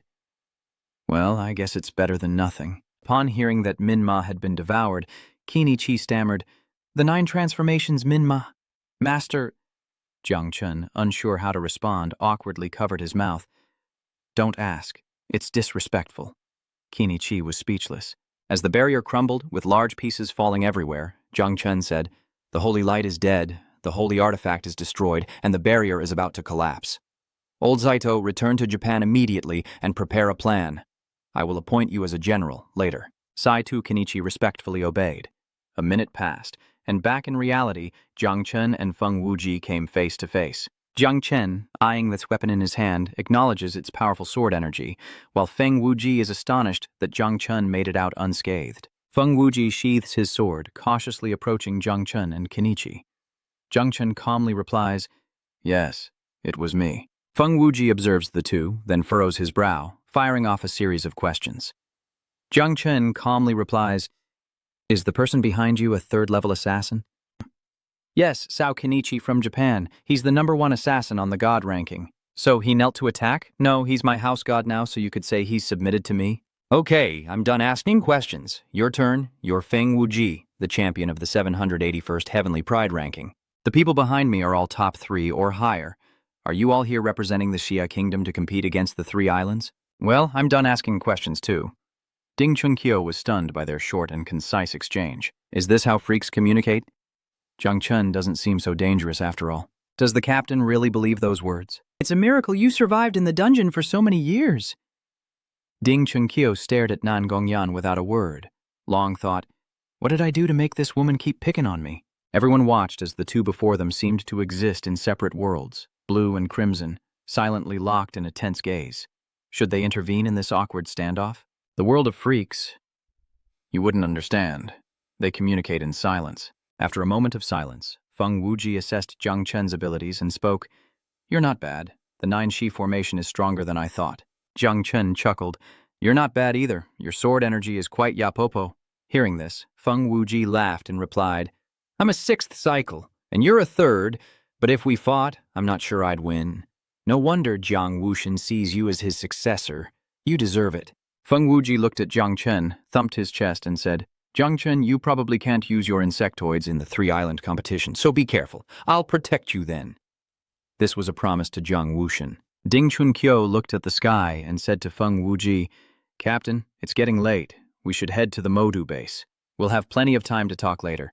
Jung Chen, seeing that it was indeed getting late, said to Saito Kinichi, "Old Saito, you go back and remember to follow the plan." He placed his hand on his chest, replying respectfully, "As you command."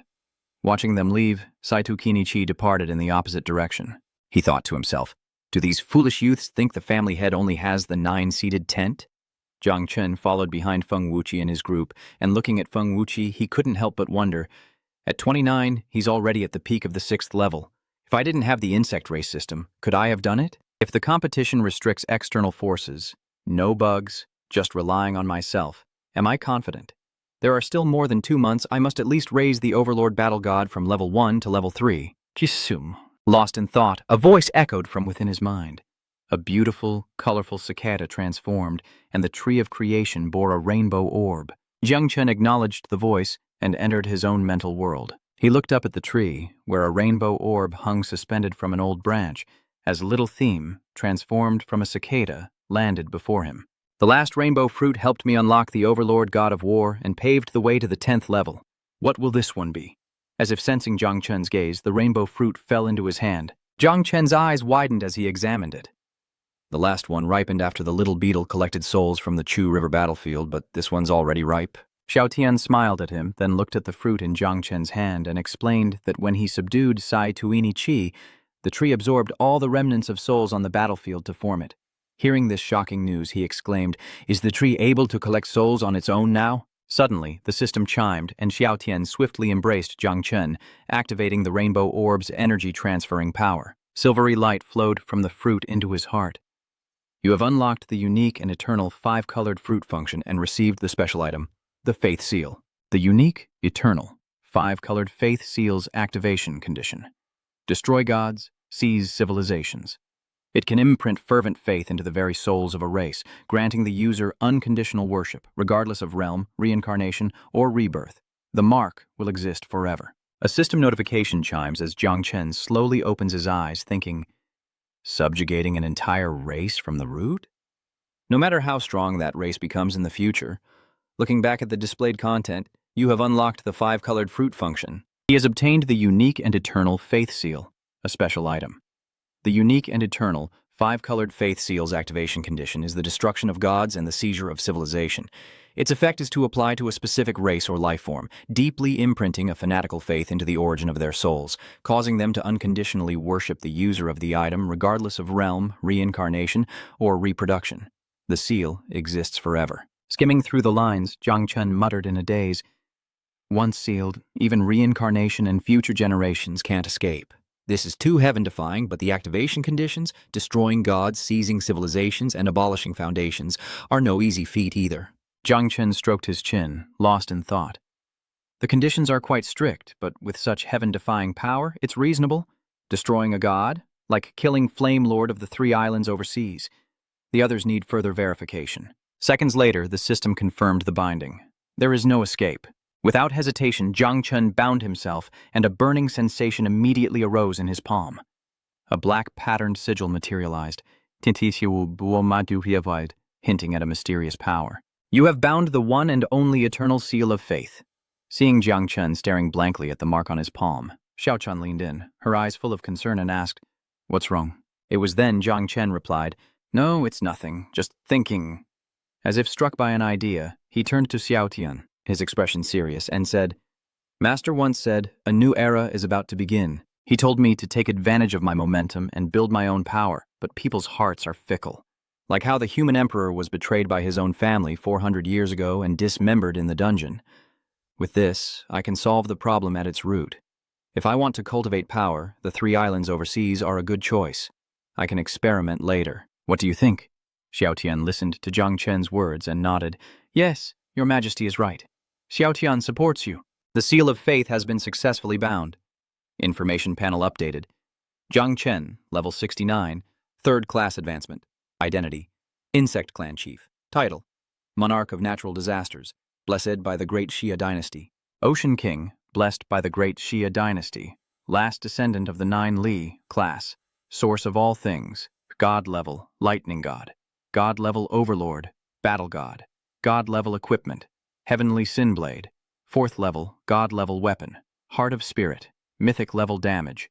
Inventory: Unique 9 Li Divine Treasury Map. Unique Source of Faith, bound 20 drops of God Demon Blood Essence. Little 9, level 69. Queen Insect, 9 Calamity Wings, 8 billion descendants. Little Armor, level 43. Red Armor Elephant, Beetle of Calamity, 6 million descendants. Little Toad, level 2. Light and Time, Spring Autumn Insect of Origin, 168 descendants. Just then, Gu Kaitian suddenly entered, and seeing him sitting idly, he scolded, "You brat! Do you know that the Heavenly Punishment Squad has been traumatized by you? They worked so hard to chase after you and set up all those strategies. What about you? You charged into an ambush alone, wiped them out, and even recruited an 8th level star?" After his master's relentless barrage of questions, he could only stammer, "Yes!" Gu Kaitian stepped in front of him, looking serious as he asked, "Tell me the truth. How did you do it? Was it thanks to the 9 Swallows formation?" After his master's barrage of questions, Jung Chen instinctively looked at him and nodded, "Yes." Hearing the answer from his disciple, he knew it all along. So, how many do you have now? Close to 10 million, or has it surpassed that? Seeing Gu Kaitian's tense expression, and even sweat on his brow, Jung Chen nervously confirmed. Gu Kaitian heard it from Jung Chen himself. The number had exceeded 10 million, and his aged face looked as if it would crack. He stared at Jung Chen, as if needing confirmation. More than 12 million. Jung Chen reluctantly confirmed. Gu Kaitian seemed to ponder something as he continued to press 15 million, 18 million, 20 million. Seeing his disciple's silence, his heart leaped like a frantic EKG. Could it be even higher than he guessed? Seeing Gu Kaitian so insistent, Jung Chen pondered, stroking his chin as if recalculating the amount, causing the old man to fall into contemplation for a few seconds. A moment later, Gu Kaitian thought of a number so shocking, he choked on his own saliva. 80 million. Seeing his master so flustered, Jung Chen held back, realizing that right now, all Gu Kaitian could focus on was the impossible number of 80 million. 80 million? What is going on? I have far more descendants than that number now. Yeah, better not tell the truth, or the old man might just drop dead. 80 million has already done this much. The truth might require an ambulance. After calming down, Gu Kaitian sat up straight and turned to look at him. Even though the great dreamer has blocked the information, and overseas only knows about 10 million, don't go around telling the truth to anyone just in case. Hearing this, Gu Kaitian nodded in satisfaction. But then the brat asked, Master, how many level 9 powerhouses would it take to kill Flame Sovereign?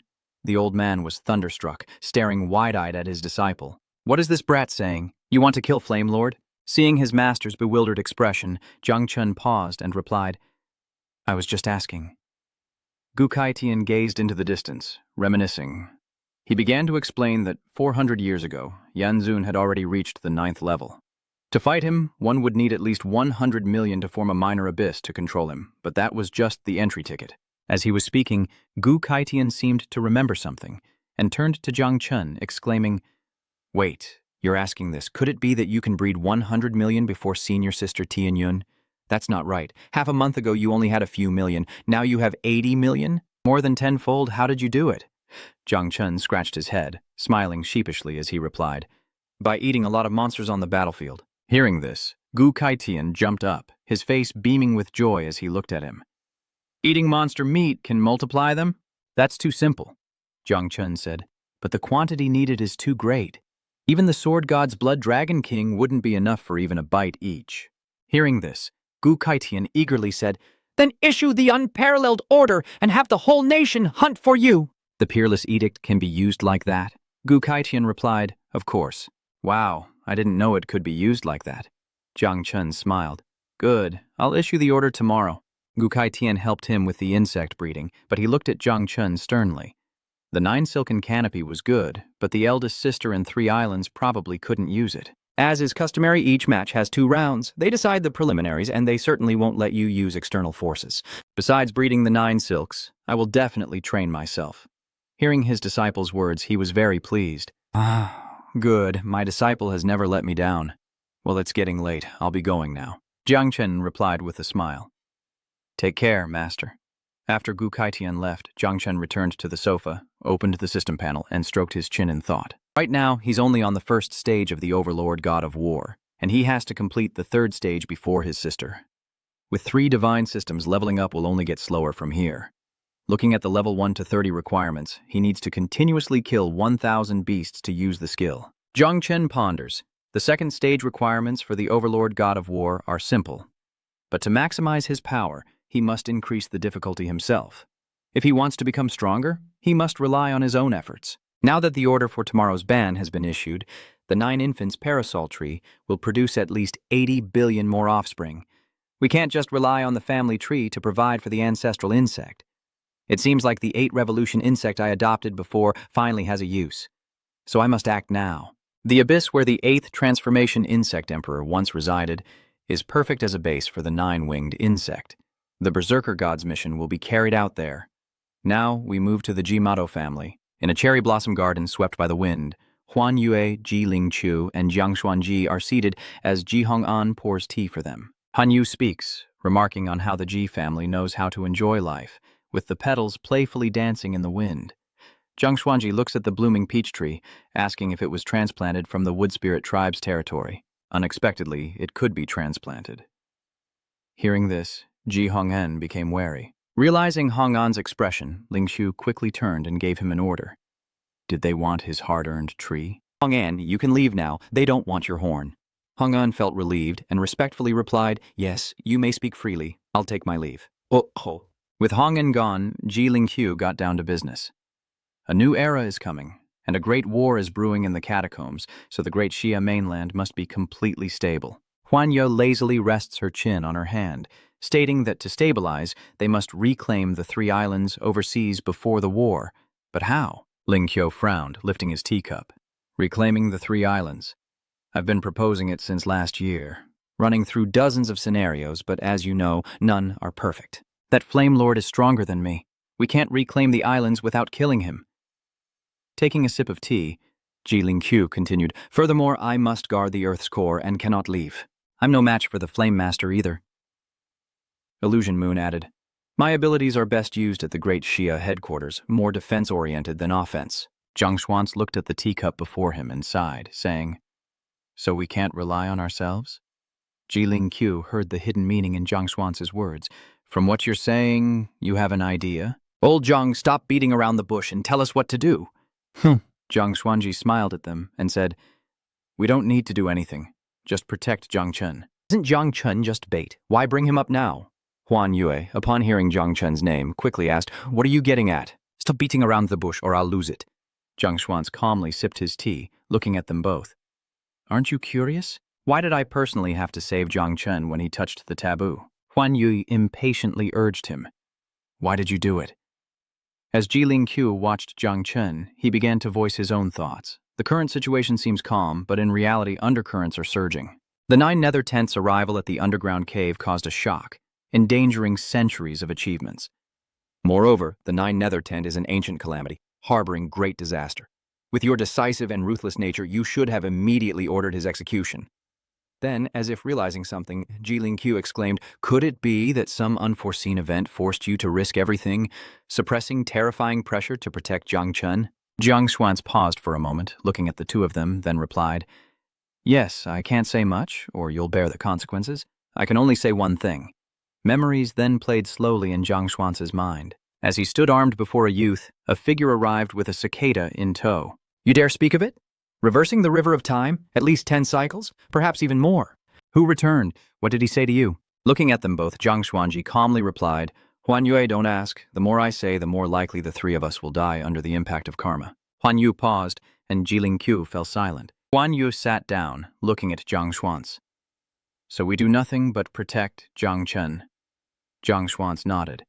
That's right, protect him. Help him with all our might. Hearing this, Ji Ling Qiu replied, if Jung Chen is so important, why not let him participate in the Heavenly Cloud competition? Huan Yue responded, the 3 overseas islands can artificially create gods. Even with Feng Wuji protecting him, I'm still afraid he'll die in the first round. She looked at Zhang Xuanji and said, or do you already know the outcome? Zhang Xuanji replied, I don't know. I only know that I must protect Jung Chen. Then Zhang Xuanchen stood up and before leaving, warned them not to interfere with Jung Chen, or they would suffer the consequences. In short, protect Jung Chen, don't interfere with Jung Chen, and cooperate with Jung Chen. Enough said, I must return to the Earth Cave.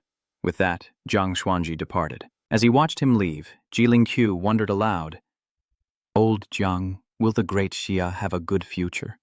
The question stopped Zhang Xuan's in his tracks, and after a moment of silence, he slowly spoke. Great Xia. A series of vivid images resurface in his mind like a battlefield, freshly leveled, filled only with death and sorrow, devoid of any sign of life. Discipline, compassion, Zhang Wushuang and Yingzheng all lie in a sea of blood, while Zhang Xuan's head sways in the wind, impaled on a rusty sword, his eyes forever open. The cold body of Ji Ling Qiu lies on the ground, pierced by countless swords, blood flowing like a river. While the great dreamer of Illusion Moon has been petrified, her right arm lost, collapsing onto the cold earth, her body fading into specks of light that vanish with the wind. Such tragic and bloody images, he could only hope it was a film. As if waking up, Zhang Xuan's happily turned and replied, Great Xia has always been well. In the plaza, people from the 3 overseas islands and the Penglai Sacred Hall gather for a conference. The man says, Today I represent Yanzun in convening the high-level members of the 7 houses and 12 clans to discuss the matter of the Heavenly Cloud Grand Competition. The scarred man before them is none other than Yang Ming, the Blood Reaper and favored disciple of Lord Yan. To avoid delay, he smiles and says, "Let's cut to the chase. We must win the Heavenly Cloud War, and we must win decisively." Below the stage, the crowd buzzed with debate, and Old Mo turned to Old Tran. "I heard that while Yang Ming is the top disciple of Yan Zun, he's the least talented, only at the 7th level. Is he even qualified to represent Yan Zun in a meeting with us?" Hearing this, Elder Chen quickly said, "Yang Ming rarely appears, and our clan is in a remote place, so Elder Mo may not know, though Yang Ming's cultivation is the lowest, his level of terror is the highest." Elder Chen began to recall the events of that year. 400 years ago, as the personal guard of the great Xia Emperor, Yang Ming betrayed him, leading the experts of all races to dismember the Emperor, then became a disciple of the Flame Master, rising above his station to become the chief disciple. Old Chen then looked towards Yang Ming in the square below and continued with a smile. "Such cruel methods are not those of an ordinary person. It is reasonable for him to represent the Flame Master. Who would have thought that the legendary guard of the Emperor would be him?" Listening to the murmurs, Yang Ming scanned the stands, a subtle smile playing on his lips. Are there any elders down there who disagree with me?" The elders chuckled nervously. "We wouldn't dare, of course not." Pleased, Yang Ming continued. "Good. Let me continue with the mission before the Heavenly Cloud competition. Activate all the hidden forces in Great Xia, hype up the Heavenly Cloud competition, and widely publicize the human emperor's incompetence, poisoning the Yan Emperor, and that the 3 overseas islands are the true Great Xia." Yang Ming paused, surveying the crowd, a murderous aura emanating from him, yet his signature smile remained. "Ultimately, within this grand scheme, Sword Demon Feng Wuji must die, and Sea-suppressing King Jung Chen must die. This is the will of the venerable Yan Sovereign. Do you all understand?" As Duong Min finished speaking, chaos erupted throughout the auditorium, with everyone staring at each other in disbelief. This was huge news. A major event was about to unfold. Was the Heavenly Cloud competition just a pretext? "This is sudden." A perplexed elder turned to Yang Ming, asking, "Lord Yang, are we about to counterattack?" Yang Ming looked at him, then turned to the crowd, smiling. "We've been patient for so long. Have our hearts grown cold?" Yang Ming smiled brightly, slamming his hand on the table, then raising his other hand high, declaring heroically, "The grand stage is set. A new era is dawning. For over 400 years, I have been working for us, and it's time to reap the rewards." Yang Ming chuckled on the platform, looking at the elders and saying, "Not enough?" He cleared his throat. "Who said we were alone? Do you know why Lord Yanzun isn't here today?" Seeing the entire plaza silent, Yang Ming smugly chuckled, glancing at the elders and proudly proclaiming it was for the one drinking tea with the Sea Clan. "At that time, the Sea Clan will join me, and together we'll complete the great unification.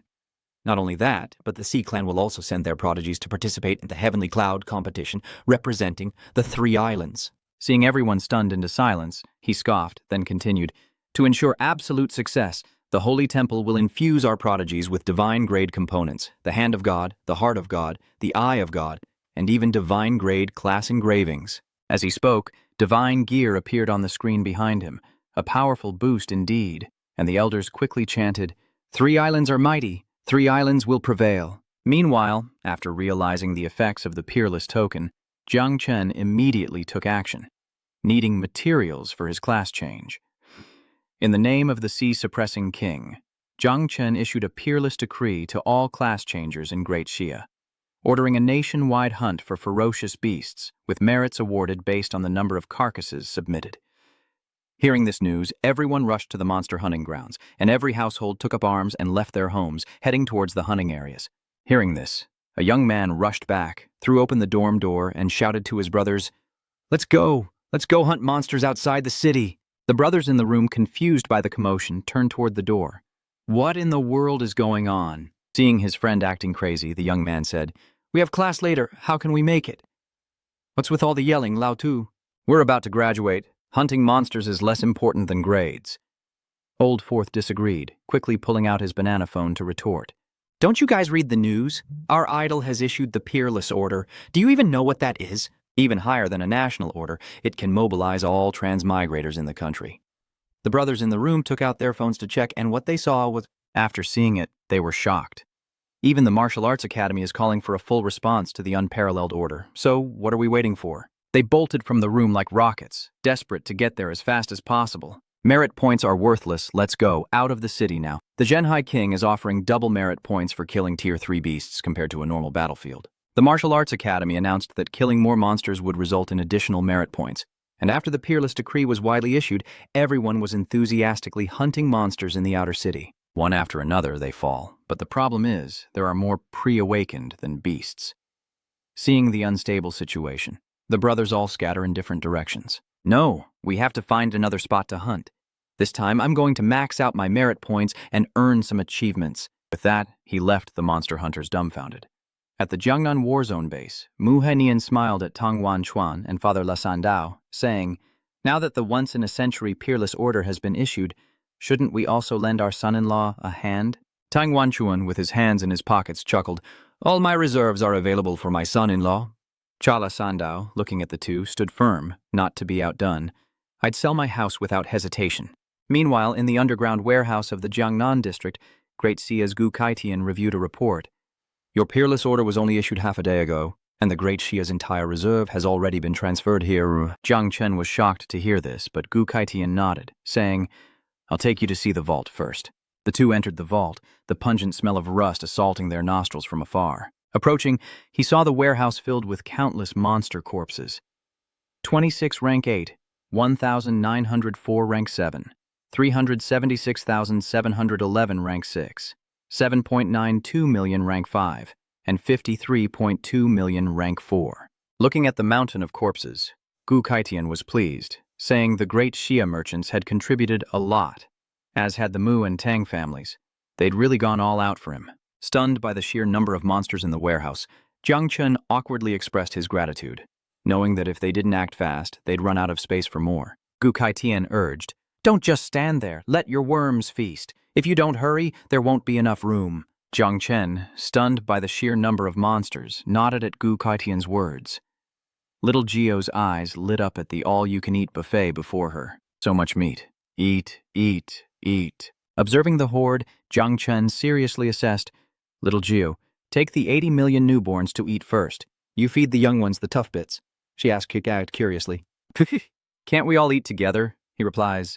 "No, see. It's both inefficient and unsatisfying. Better to level up in batches." With that, a bright purple vortex appeared in Jung Chen's hand, and countless dust-like particles began to surge out with the flow. Time for the larvae to feed. With that, Jung Chen quickly raised his hands, adopting a stance as if to unleash a palm strike. A surge of power erupted like a storm, crashing towards the mountain of corpses, leaving Gu Kaitian stunned. His eyes widened in disbelief at the majestic sight of 80 million. After consuming hundreds of millions of corpses, can they reproduce again? After hearing his master's question, Jung Chen paused for a moment, then honestly replied that they could not. Most of the savage beasts are too low level. They'd need at least 100 times this number to reproduce. Gu Kaitian thought he was going deaf and quickly asked again, "Huh? 11 trillion bellies to fill?" Gu Kaitian was doubtful. He frowned as he watched the insects relentlessly tear away at the flesh, the monster corpses visibly diminishing, revealing white bones. He was right. What was I even thinking? 9 calamity imps are a natural disaster. How could it be that easy? We're lucky enough to feed them with ferocious beasts. Now, even if the entire population hunted 10 to 100 times more, it wouldn't be difficult, taking about a month at most. Seeing the 9-fold calamity locusts enjoying their buffet, Jung Chen wanted to speak frankly with his master about something. "Master, I'm running out of room for the 9 misfortunes' next spawn, so I want to level the abyss and make it their base." Hearing this, Gu Kaitian replied, "That's easy, I'll send troops." Before Gu Kaitian could finish, Jung Chen understood his concern, shaking his head. "No, I want to try taming the abyss myself, without relying on anyone or the 9 sinister banners." Hearing this, Gu Kaitian felt sorry for his disciple. It's too dangerous. I admire his ambition, but he shouldn't go alone." Jung Chen knew his master was worried, but his mind was made up. Had he forgotten the first rule of the heavenly cloud competition? Gu Kaitian remembered the rule and sighed, patting Jung Chen's shoulder. "All right, but be careful." Jung Chen smiled. "Don't worry, master. I have plenty of trump cards. It's just a matter of using them. These 9 evil spirits are just here to consume food. When you return from the abyss, it should be nearly done." Seeing that his prized student had arranged everything, Gu Kaitian smiled with satisfaction. "Good." Jung Chen and Gu Kaitian left the vault, and on the way, Jung Chen felt something on his shoulder. So it was Little Nine. Hey, Little Nine, why did you follow me out here? Not eating anymore? Little Jiu clung tighter to his shoulder, realizing he'd been discovered. Xiaojiu didn't stay behind. She followed her father, knowing he'd lead her to meat. Hearing that, Jung Chen chuckled. All right, it's rare to see you not forget everything else for food. No sooner had he praised Xiaojiu than Jung Chen heard a young voice from the other side. Dad, is it my turn for the buffet yet? Jung Chen chuckled, a headache coming on, and turned to Xiaojia, saying, Yes, once I'm done, big sister Tianyun will take you. Then he took out a red bottle and handed it to Xiaojia. These few drops of divine demon blood should hold him over. Little Jia took the bottle and began to savor it, saying, All right, I hope you keep your word and don't just say it, and don't favor girls over boys. Jung Chen's head throbbed at the old man's words. This kid was getting harder and harder to handle. As he walked, Jung Chen pondered his upcoming plans. It's not that I don't want to take him to the 9 Li God Emperor's secret treasure. After all, I'm determined to get the Amber Blade. It's just that the secret treasure I know of lies deep within the heavenly abyss. Forbidden zone of the Guanghai War Zone. I've heard there's more than one 9 Revolutions mysterious expert inside, and the secret treasure itself is full of dangers. I'll wait until I'm stronger. After the Heavenly Cloud Elder Sister. Cut to the Ji family in Moto, where Huan Yue pouts at Ji Lingqiu, clutching a pillow. Huh? I was just about to sleep. Why did you wake me up? I need my sleep to cultivate. If you keep waking me up, I'll never reach the 10th transformation. Hearing her complaints, Lingqiu felt guilty. I'm sorry, but the situation is urgent, and we need your help. Annoyed, Huan Yue sits down. What is it? Make it quick. Ji Lingqiu looks at her seriously. First, countless opinions have suddenly emerged in Daxia, praising the Heavenly Cloud sect and even associating it with the great righteousness of the Yan Huang, declaring that the 3 islands are the true orthodoxy. Huan Yu chuckled, crossing her arms as she looked at Ji Lingqiu, saying, Psychological warfare first? We haven't even made a move, and they already dare to show their faces. Desperate times call for desperate measures. Kill any lackeys who take their money, no matter who they are. This is already being dealt with, but it's hard to silence the masses. Huan Yu, in her cat pajamas, shot to her feet, hands raised, power radiating from her palms, illuminating her form. Rumors end with the wise. Purify the dreams of the masses. Seeing her cast the spell, Ji Lingqiu praised, The guardian deity of great Xia, you truly live up to the name. Huan Yu brushed off the praise, looking at Ji Lingqiu with an expressionless face. Spare the flattery. Is there anything else? Lingqiu remained silent for a few seconds, then spoke based on the intelligence he had gathered. You issued the Peerless Order, ostensibly to collect fierce beasts for a class advancement quest, but even the 6th advancement doesn't require so many. Could it be? Huyen Nguit seems to realize something. Ko Lin Kao nods solemnly. Indeed, but using the class advancement quest as a pretext is easily exposed. Huyen Nguit slams her hand on the table. So you're saying the great Xia is forging an emperor's weapon, hunting fierce beasts while buying high-grade materials? Lingqiu nodded. 7 parts truth, 3 parts lie, so even if it's exposed, no one will guess the truth. Huan Yue smiled. Good, let's do that. Remembering her younger brother Jung Chen, Huan Yue asks, Where did I leave off?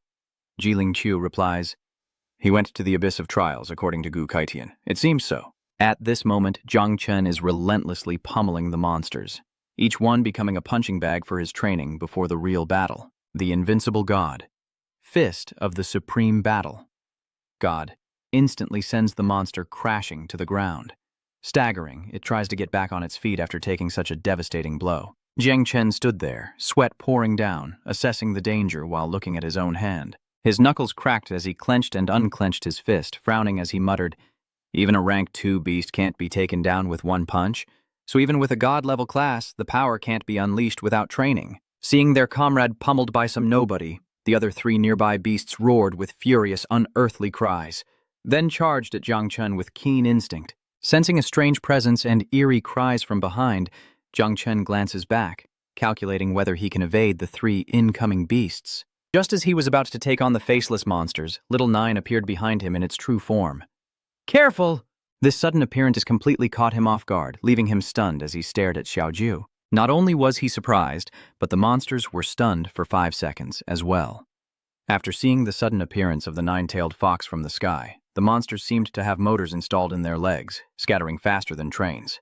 Seeing the monsters scatter, Jung Chen said, "Who told you to come out? You scared all the beasts away. Wait in the nest until I'm done killing." Hearing his raised voice, little Nine shrunk back to his shoulder, whining, "Daddy, dangerous."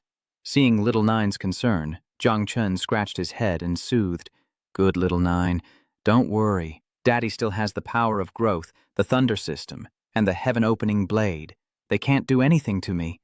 Daddy just wants to train his body." Having soothed Xiao Jiu, Jung Chen closes the distance and unleashes a cold-blooded punch on the faceless monster, continuing to hone his invincible fist. Talk about lucky to be unlucky. Everyone else got away and he was last. What a surprise. After taking Jung Chen's punch, he doesn't let up, unleashing a flurry of blows on the mobile sandbag before him. His eyes burn red, and if one punch isn't enough, he'll throw 10. The sound of punches echoed relentlessly. You could almost feel the monster's pain through the screen. The more Jung Chen fought, the more invigorated he became, his eyes shining with excitement. He grinned, threw the final punch, and finally, the sound he'd been waiting for rang out. With his first victory in hand as Tyrant Battle God plus 1086 and the glory from his first sandbag, Jung Chen continued his rampage for another half-month, time flying by. The abyss was now littered with sandbags, the sound of counting echoing. 916, 937, 998. Jung Chen defeats the last monster, surrounded by the sandbags he worked so hard to build, stretches, and lazily says it's finally time for his rebirth quest. Flipping through the quest board, the details appear. Continuously defeat Tier 3 beasts for 3 hours to complete the second-class reincarnation quest. After reading, Jung Chen sits down and reaches into his dimensional storage bag. He grabbed his fire-starting tools and chose some meat to grill and replenish his strength. He was too tired. He'd grill some meat and take a nap. He turned to 9 on his shoulder and instructed, 9. Feel free to devour all the beasts below the 3rd stage in the abyss. 9's eyes lit up like stars upon hearing this. "Yes, Father." With newfound excitement, it soared off, leading its insect brood into the fray. Xiao Jiu leads the charge, eyes gleaming with delight, and announces, "It's feeding time, everyone!" A few seconds later, the system announces the completion of the second-level reincarnation quest. A quick cut to 2 months later finds our hero in the monster-filled land of Dewey, facing a red scaly scorpion with a venomous tail and razor-sharp pincers, its eyes burning with bloodlust as it stares down Jung Chen. He calmly eyed the scorpion before him, a hint of excitement in his gaze. Finally, a rank 6 beast. With its menacing appearance, the scorpion swiftly attacked, its massive razor-sharp pincers aimed directly at Jung Chen. He dodges, narrowly avoiding the attack, but the scorpion retaliates, whipping its venomous tail in his direction. Seeing the tail coming, he leaps aside. A second later, it slams into the ground, the venom instantly corroding the earth, leaving a smoking crater. As Jung Chen dodged, he observed the scorpion's attacks and came to a conclusion. This poison is quite dangerous. Even if I'm immune, a sting would still paralyze me. If a direct attack won't work, then I'll have to try something else. After observing for a while, its weakest point must be here. Jung Chen narrowed his eyes, moved in, and unleashed a punch. It had to be a side attack. The invincible divine fist. The scorpion stung, roared, its venomous tail lashing out. A stream of bright purple poison, as hot as lava, shot out, corroding the ground and releasing fumes. Jung Chen dodged, avoiding the liquid. This poison is too strong. It's using its ultimate move. Seeing his chance, Jung Chen unleashes his power, his body radiating intense energy as a red aura explodes outwards. Then I won't hold back either. Let's try out my new move, War God Transformation. At this moment, Jung Chen felt he was second only to Hulk, his muscles bulging, a far cry from the scholar who couldn't even truss a chicken. Now he could shred chicken with his bare hands. He took a stance and threw a punch at the scorpion. With a single punch from the Overlord, the scorpion's scales shattered. Jung Chen frowned, his red eyes fixed on the creature. What? So weak. Realizing it was outmatched, the scorpion beat a hasty retreat. The nimble leg scurried to escape, but Jung Chen, understanding its intent, leaped high to cut off its retreat. Too late to run. Just as it was about to shed its scales, Jung Chen delivered a 1,000-pound love tap to the scorpion's head from above. The scorpion is struck and collapses to the ground as the system grants him 10,086 experience points, leveling him up from 61 to 69. Congratulations on completing the 3rd reincarnation. Unbeatable divine fist color. Damage increased by 10%. War. God transformation extends combat time by 10 seconds and increases the power of the Yellow Emperor's soldiers by 10%. After defeating the Scorpion, Jung Chen skimmed the information and frowned.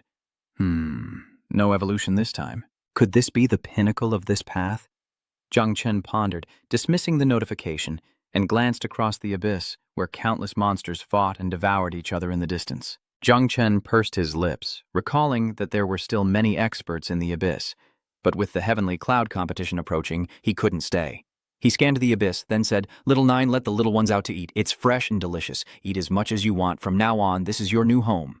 Hearing this, Shiao quickly ordered the little ones to feast and move into their new home, as the monsters' cries echoed without end. Back in the underground vault of Jiangnan, Jung Chen sighed, clutching his tattered clothes, and muttered about needing a new set. As he fidgeted, he heard footsteps. Jung Chen looked up to see Gu Kaitian, who crossed his arms and chuckled. "You look like you've been through hell with those tattered clothes. Was the abyss that rough?" Jung Chen simply smiled, saying it was all right, but inwardly knew he couldn't tell his master he'd blown his own clothes off. Seeing him like this, Gu Kaitian was relieved. Though his clothes were tattered, he didn't seem to have any injuries. "That's good." He heads toward the vault, slowly opening the door, saying, "Don't be shocked by the number of fierce beasts inside, Shiao Chen." Upon hearing this, Jung Chen blankly asked, "A lot?" Gu Kaitian chuckled. "Although I haven't been inside lately, judging from the list, I suspect the fierce beasts in the Great Xia secret realm are about to be hunted to extinction." When they entered, the vault was empty, leaving Gu Kaitian stunned. Jung Chen looks around, confused. His master said there were a lot, but the vault is empty. Gu Kaitian is in shock. He stares blankly, mouth agape at the empty storage. Not even one remains. Surely they couldn't have eaten them all. Jung Chen could only sigh, forcing an awkward smile. They're eating more and more each day. Knowing their voracious appetite, Jung Chen believes Gu Kaitian's words. Their hunting speed just can't keep up with their eating. He reaches out and commands, "All right, you gluttons, back you go." As the swarm of insectoids returned, Jung Chen happily told Shiao, "The little ones have eaten their fill." Shiao nodded contentedly. "Yes, they have." Jung Chen considered the timing. "Yes, the larvae here have reproduced 2 or 3 times already, so a new batch should be hatching in the Earth Abyss soon." As Gu Kaitian watched him summon the insect swarm, he asked, "Will we reach 100 million this time?" Jung Chen smiled and replied, "Perhaps." Hearing this, Gu Kaitian grinned and exclaimed, "Great! 100 million is enough to create a little abyss, and even fight Yanzun." Seeing his master's festive mood, Jung Chen smiled, but his thoughts returned to the abyss, where the larvae were feeding and preparing to multiply again. Not just 100 million. This evolutionary expansion could increase that number 100-fold. After a moment's thought, Jung Chen turned to Gu Kaitian and said, "But this time, I need to return to the Earth Abyss for this reproduction. Master, please declare the Earth Abyss a forbidden zone, off limits to everyone."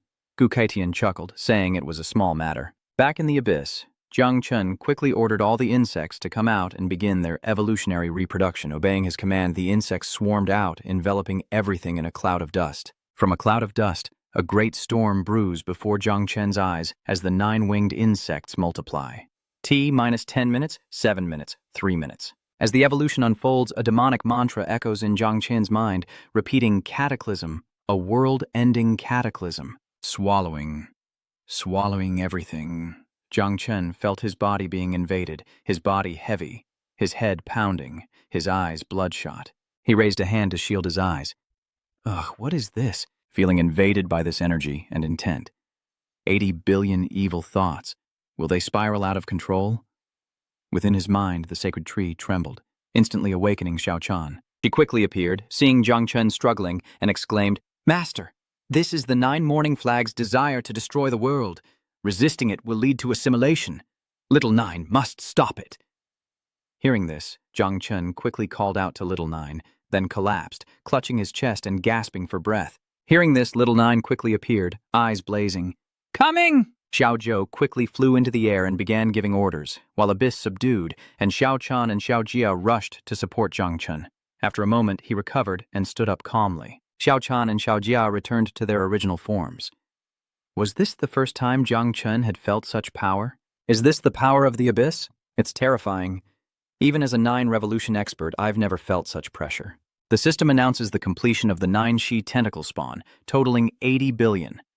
Jung Chen, back to normal, quickly surveys the area and orders 10 billion elite back to base, leaving the rest to guard the abyss. Without my order, do not leave. Jung Chen smiled, pleased. This was all part of his plan. His target, Yanzun. His lips curved, his eyes full of anticipation. The abyss is enough to kill Yanzun and pacify the 3 islands. At the Jiangnan base, Gu Kaitian and Duan Xinghai were talking happily when the ground suddenly began to shake. The tremors are intensifying, splitting the earth, Duan Xinghai exclaimed to Gu Kaitian. The disturbance is coming from underground. What's going on? Is the earth collapsing? In a panic, Gu Kaitian looked into the distance, worried. Could it be that Xiao Chen is cultivating the 9-headed bug underground? Or has the 9-headed bug gone out of control? Hearing this, Doan Hung Hai frantically asked old Ko, do you know what's going on? Ko Kaitian quickly retrieved his weapon and hurried toward the abyss. A hurried look? No time to explain. Evacuate now. Activate the military district's grand formation and call everyone you can, including the divine mechanic. Realizing the gravity of the situation, Doan Hung Hai was momentarily stunned. Seeing his inaction, Ko Kaitian turned to him. Hurry and shout, go now, I'll watch over here. He quickly channels his inner energy and plunges the sword into the ground, its power seeping into the earth as the dark energy spreads. Doan Hung Hai snaps out of it and rushes away. Understood. Gu Kaitian frowned, watching the dark purple aura beneath the ground being held back by his sword. He observed carefully, then with great horror realized it was abyssal energy. These 9-child zombies are definitely more than 100 million. Could they have increased tenfold from 80 million? Before they jumped from 8 million to 80 million, 800 million? That's terrifying, absolutely terrifying. Watching the plumes of dark energy rise, he couldn't help but break out in a cold sweat as Jiling Q quickly cast a formation from mid-air. A series of incantations and swift hand gestures form a seal, a soundproof barrier. Seeing who had arrived, Gu Kaitian quickly called out to Jiling Q, who looked extremely serious. Her eyes narrowed slightly as she frowned and looked at Gu Kaitian, landing gracefully on the ground. Enraged, Jiling Q demanded, Heavenly Blade King, tell me the truth. How many 9 nether soul flags does Jung Chen possess? This underground tremor is giving me goosebumps. Hearing the question, Gu Kaitian was at a loss, unsure how to answer. But just then, the ground gradually quieted and returned to normal. Relieved, Gu Kaitian gripped his sword and turned to Jiling Q, exclaiming, The tremors have stopped. Little Chen has it under control. With her hands clasped behind her back, Jiling Q said sternly, I didn't expect this, but you must tell me the truth. After the Heavenly Cloud incident, Great Xia and the 3 islands overseas are likely to go to war. Knowing that the 9-Shi formation is one of Great Xia's trump cards, the sooner we know, the better we can plan. You really can't hide it any longer. Seeing the gravity in Jiling Q's expression, Gu Kaitian knew he couldn't downplay the situation. After a 3-second silence, he slowly raised a finger, making the number 8, his face tense as he looked away, unable to speak the words. Seeing his reaction, the number must be huge. He angrily guesses 80 million or 800 million.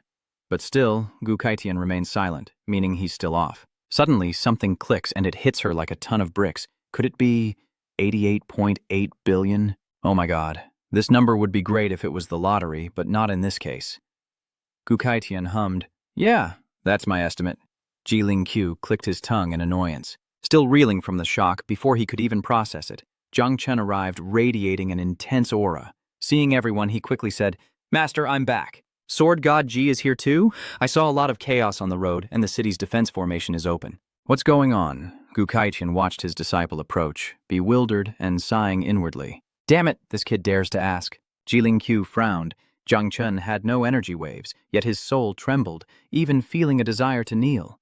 As Jung Chen approached, Jiling Q observed him for 3 seconds, the aura of a higher order. Confused, Jung Chen asked Sword God Ji, What is the pressure of the mandate stage? Jiling Q crossed his arms, standing tall as he began to explain. The pressure of the mandate stage allows one to suppress opponents without using any energy. Such beings have undergone a transformation of their life stage. Perhaps gods or something else I can't quite grasp. But it was an entity of that caliber that intervened to save the human emperor 4 years ago. Ling Qiu looked into the distance, recalling the past, the memories as fresh as yesterday. When the beast tide struck Chu River, Jiang Wushen angrily led the death god army to slaughter the demon race. But on the 7th day, he encountered an old demon. Though the opponent didn't attack, just a single glance made old Jiang tremble and retreat. Just a fragment of void imprint that old Zhang brought back was enough to shock me and the great dreamer. Hearing Jiling Qiu's explanation, Jung Chen understood the power of the mandate pressure and frowned slightly. So that's how it is. So, even though my 80 billion 9-chi rampage could be invincible among humans, there are still many forces in the catacombs that could resist it, especially since most of them are only level 1. Jung Chen pondered something, then looked at Jiling Qiu and asked, "Wait, that old demon didn't attack Zhang Wushan? This means there's some kind of restriction on him." Seeing that he'd noticed something, Jiling Qiu looked at him solemnly, then conjured up the divine weapon chart and said, "Jung Chen, do you know why the highest rank on the divine weapon chart is only rank 6? Jung Chen frowned. Is there some kind of restriction? Jiling Qiu nodded, looking at him. The restriction you speak of is called the Heavenly Dao Seal.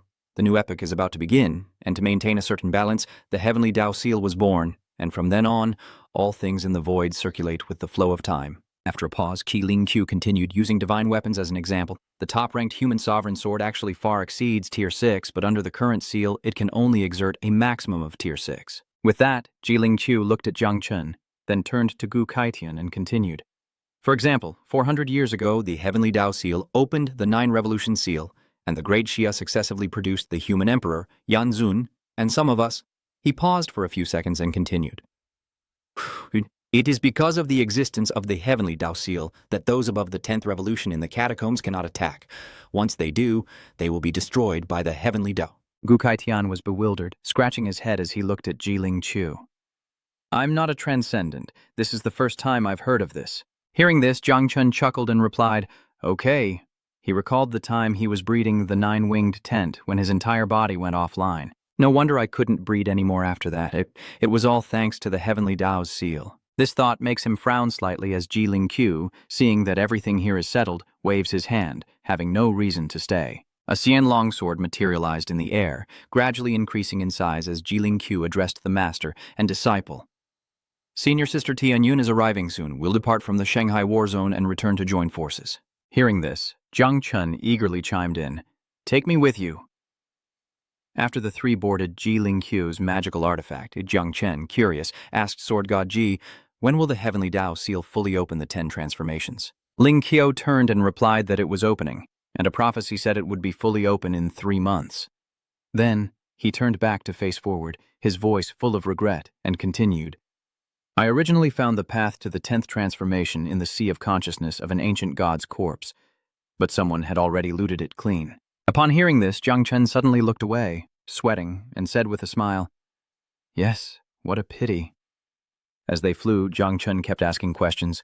Sword God Ji, what will happen if the 10th cycle seal is completely opened? Gu Kaitian was just as curious, urging the old man to speak. I want to know too. Jiling Qiu calmly looked ahead as he slowly explained to them both. If the 10-fold seal is completely opened, the divine essence in the depths of Kunlun will fully materialize. After a pause, he continues, Divine essence is a shortcut to the 10th transformation. If the 10 transformation seal is completely opened, the Kunlun divine essence tree will immediately bear 10 divine essence fruits, and then 1 fruit per year. Using the divine essence fruit has a high probability of breaking through to the 10 transformations realm. However, the divine essence fruit also has side effects. Breaking through to the 10 transformations realm with it will result in being forever stuck at that level, unable to advance further. Meanwhile, at the Ji family of Moto, a crisp voice rings out, Zhang Lang. A short-haired girl in bold makeup wears a revealing, wine-red dress. She approached Jung Chen, cheerfully exclaiming, You're here! Jung Chen stared for a moment, recognizing her, but not quite sure. Are you Ji Xuan Yue? The girl smiles at him, delighted. Seeing his disciple's dumbstruck face, fixated on the girl, Gu Kaitian turned to Jiling Qiu and shouted, Old Ji, your family's scheming is too obvious. Ignoring his outburst, Jiling Qiu grabbed his hand and pulled him away, while Gu Kaitian scolded his disciple for being useless and shouted at Jung Chen, Stop dawdling, let's go. Seeing that he was still lagging behind, he urged, The competition is coming up, so a little relaxation is good, but remember to be safe. Hearing this, Ji Xuanyue smiled and waved back, Don't worry, senior, this is my territory. Jung Chen will be fine. Hearing them both, Jiang Chen felt a headache coming on, rubbing his forehead as he turned to Ji Xuanyue with a helpless expression, explaining, The old man isn't worried about me. He's worried about you, understand? Qiu Huol stares wide-eyed at Jiang Chen. Huh? After Jung Chen's explanation, Ji Xuanyue's mind raced, but she seemed out of sync with him. Suddenly shy, she avoided his gaze, stammering, "If Zhang Lang wishes it, it's not impossible." "Jung Chen, what is this?" Her grandmother froze, stunned. Just as he was taken aback by Ji Xuanyue's words and actions, she produced a ring, took Jung Chen's hand, and slipped it onto his ring finger. Jung Chen, surprised, asked, "What are you doing?" With a smile, Ji Xuanyue replied, "Zhang Lang, the Grand Elder asked me to give this to you. Inside is the Ji family's entire stock of demon god essence blood. Please accept it." Jung Chen blinked, then quickly asked, "You're giving me all of the demon god essence blood? That's great. What's the catch?" With sparkling eyes, she smiles. "No catch. Grandpa just said our children should take your surname. Is that okay with the Yu family?" Hearing this, Jung Chen felt like he'd been tricked, glancing at Ji Xuanyue and then at the ring on his hand. But before he could finish, Ji Xuanyue grabbed his hand and pulled him away. "We can talk about that later. Jung Chen, come with me. I want you to meet someone." Jung Chen instinctively followed Ji Xuanyue, astonished, asking who else she was talking about. As they arrived, a girl with pink shoulders rushed forward, her fox ears and 5 fluffy tails swaying. With a bewitching air, Ji Xuanyue introduced Su Qianqian, the holy maiden of the Qingqiu Fox clan from the city of 10,000 demons, as the teammate the family had found for him in the Heavenly Cloud competition. She promised me she'd protect you during the competition. Seeing them arrive, Su Qianqian approached. Her eyes scanned Jung Chen, and with a smile, she said, "Jung Chen, hello. I've heard Lazy mention you often. You're indeed extraordinarily handsome." No wonder Ji Xuanyue is acting differently today. So she's befriended a fox. Looking at them both, she says, "Get in the car." Then she tells Jung Chen, "Zhang Lang, listen to me. Tiantin is at the peak of the 6th level, no less than Feng Wuji." As they got in the car, Ji Xuanyue continued, "Everyone knows it's difficult for you to participate in the Tianyun competition at the 3rd level, but don't feel pressured. We can always give up." Seeing Ji Xuanyue's cheerful and caring demeanor, Su Qianqian couldn't help but smile, telling them to stop messing around and hurry to the hotel. Wait, did I hear that right? Jung Chen's ears are ringing, but he's sure he heard correctly. He blankly turns to Ji Xuanyue, asking what they're doing at the hotel. Ji Xuanyue, full of shyness, clasps her hands together and bashfully replies, "Do it." Su Qianqian nodded with a smile, saying, "That's right." Jung Chen, sensing something was off, exclaimed in a panic, "Huh? What do you mean? Why is that right?" Meanwhile, on Penglai Island, one of the 3 overseas islands, a tall, muscular young man stands in a volcanic lava mountain. It's Zubaiotian of the Tianjiao Magic Academy's 3 overseas islands, and nothing is hotter than his desire to level up. Zubaiotian soaks in the lava, forging his body, his flesh burning and regenerating, enduring the pain with heavy breaths. From above, a flock of hunting monsters spots Zubaiotian alone in the lava and squawks loudly as they swoop down. Zubaitian smirked, calmly waiting for the monsters to approach before looking up, power gathering in his left eye like a current. He shouted, "Fire God's Eye, activate!" and streams of dark red power steadily increased. His eyes then flashed like beacons in the night, unleashing hellfire in all directions, instantly slicing the beasts in 2, their remains scattering across the ground. Tabaithian emerged from the lava lake, his gaze still burning red as he surveyed the carnage. He coldly says, "The power is decent. Just one glance can eliminate a 6th stage beast. It's a pity I'm only at the 6th level and can't perfectly unleash the power of the Fire God Eye, but it's enough for the Heavenly Cloud competition.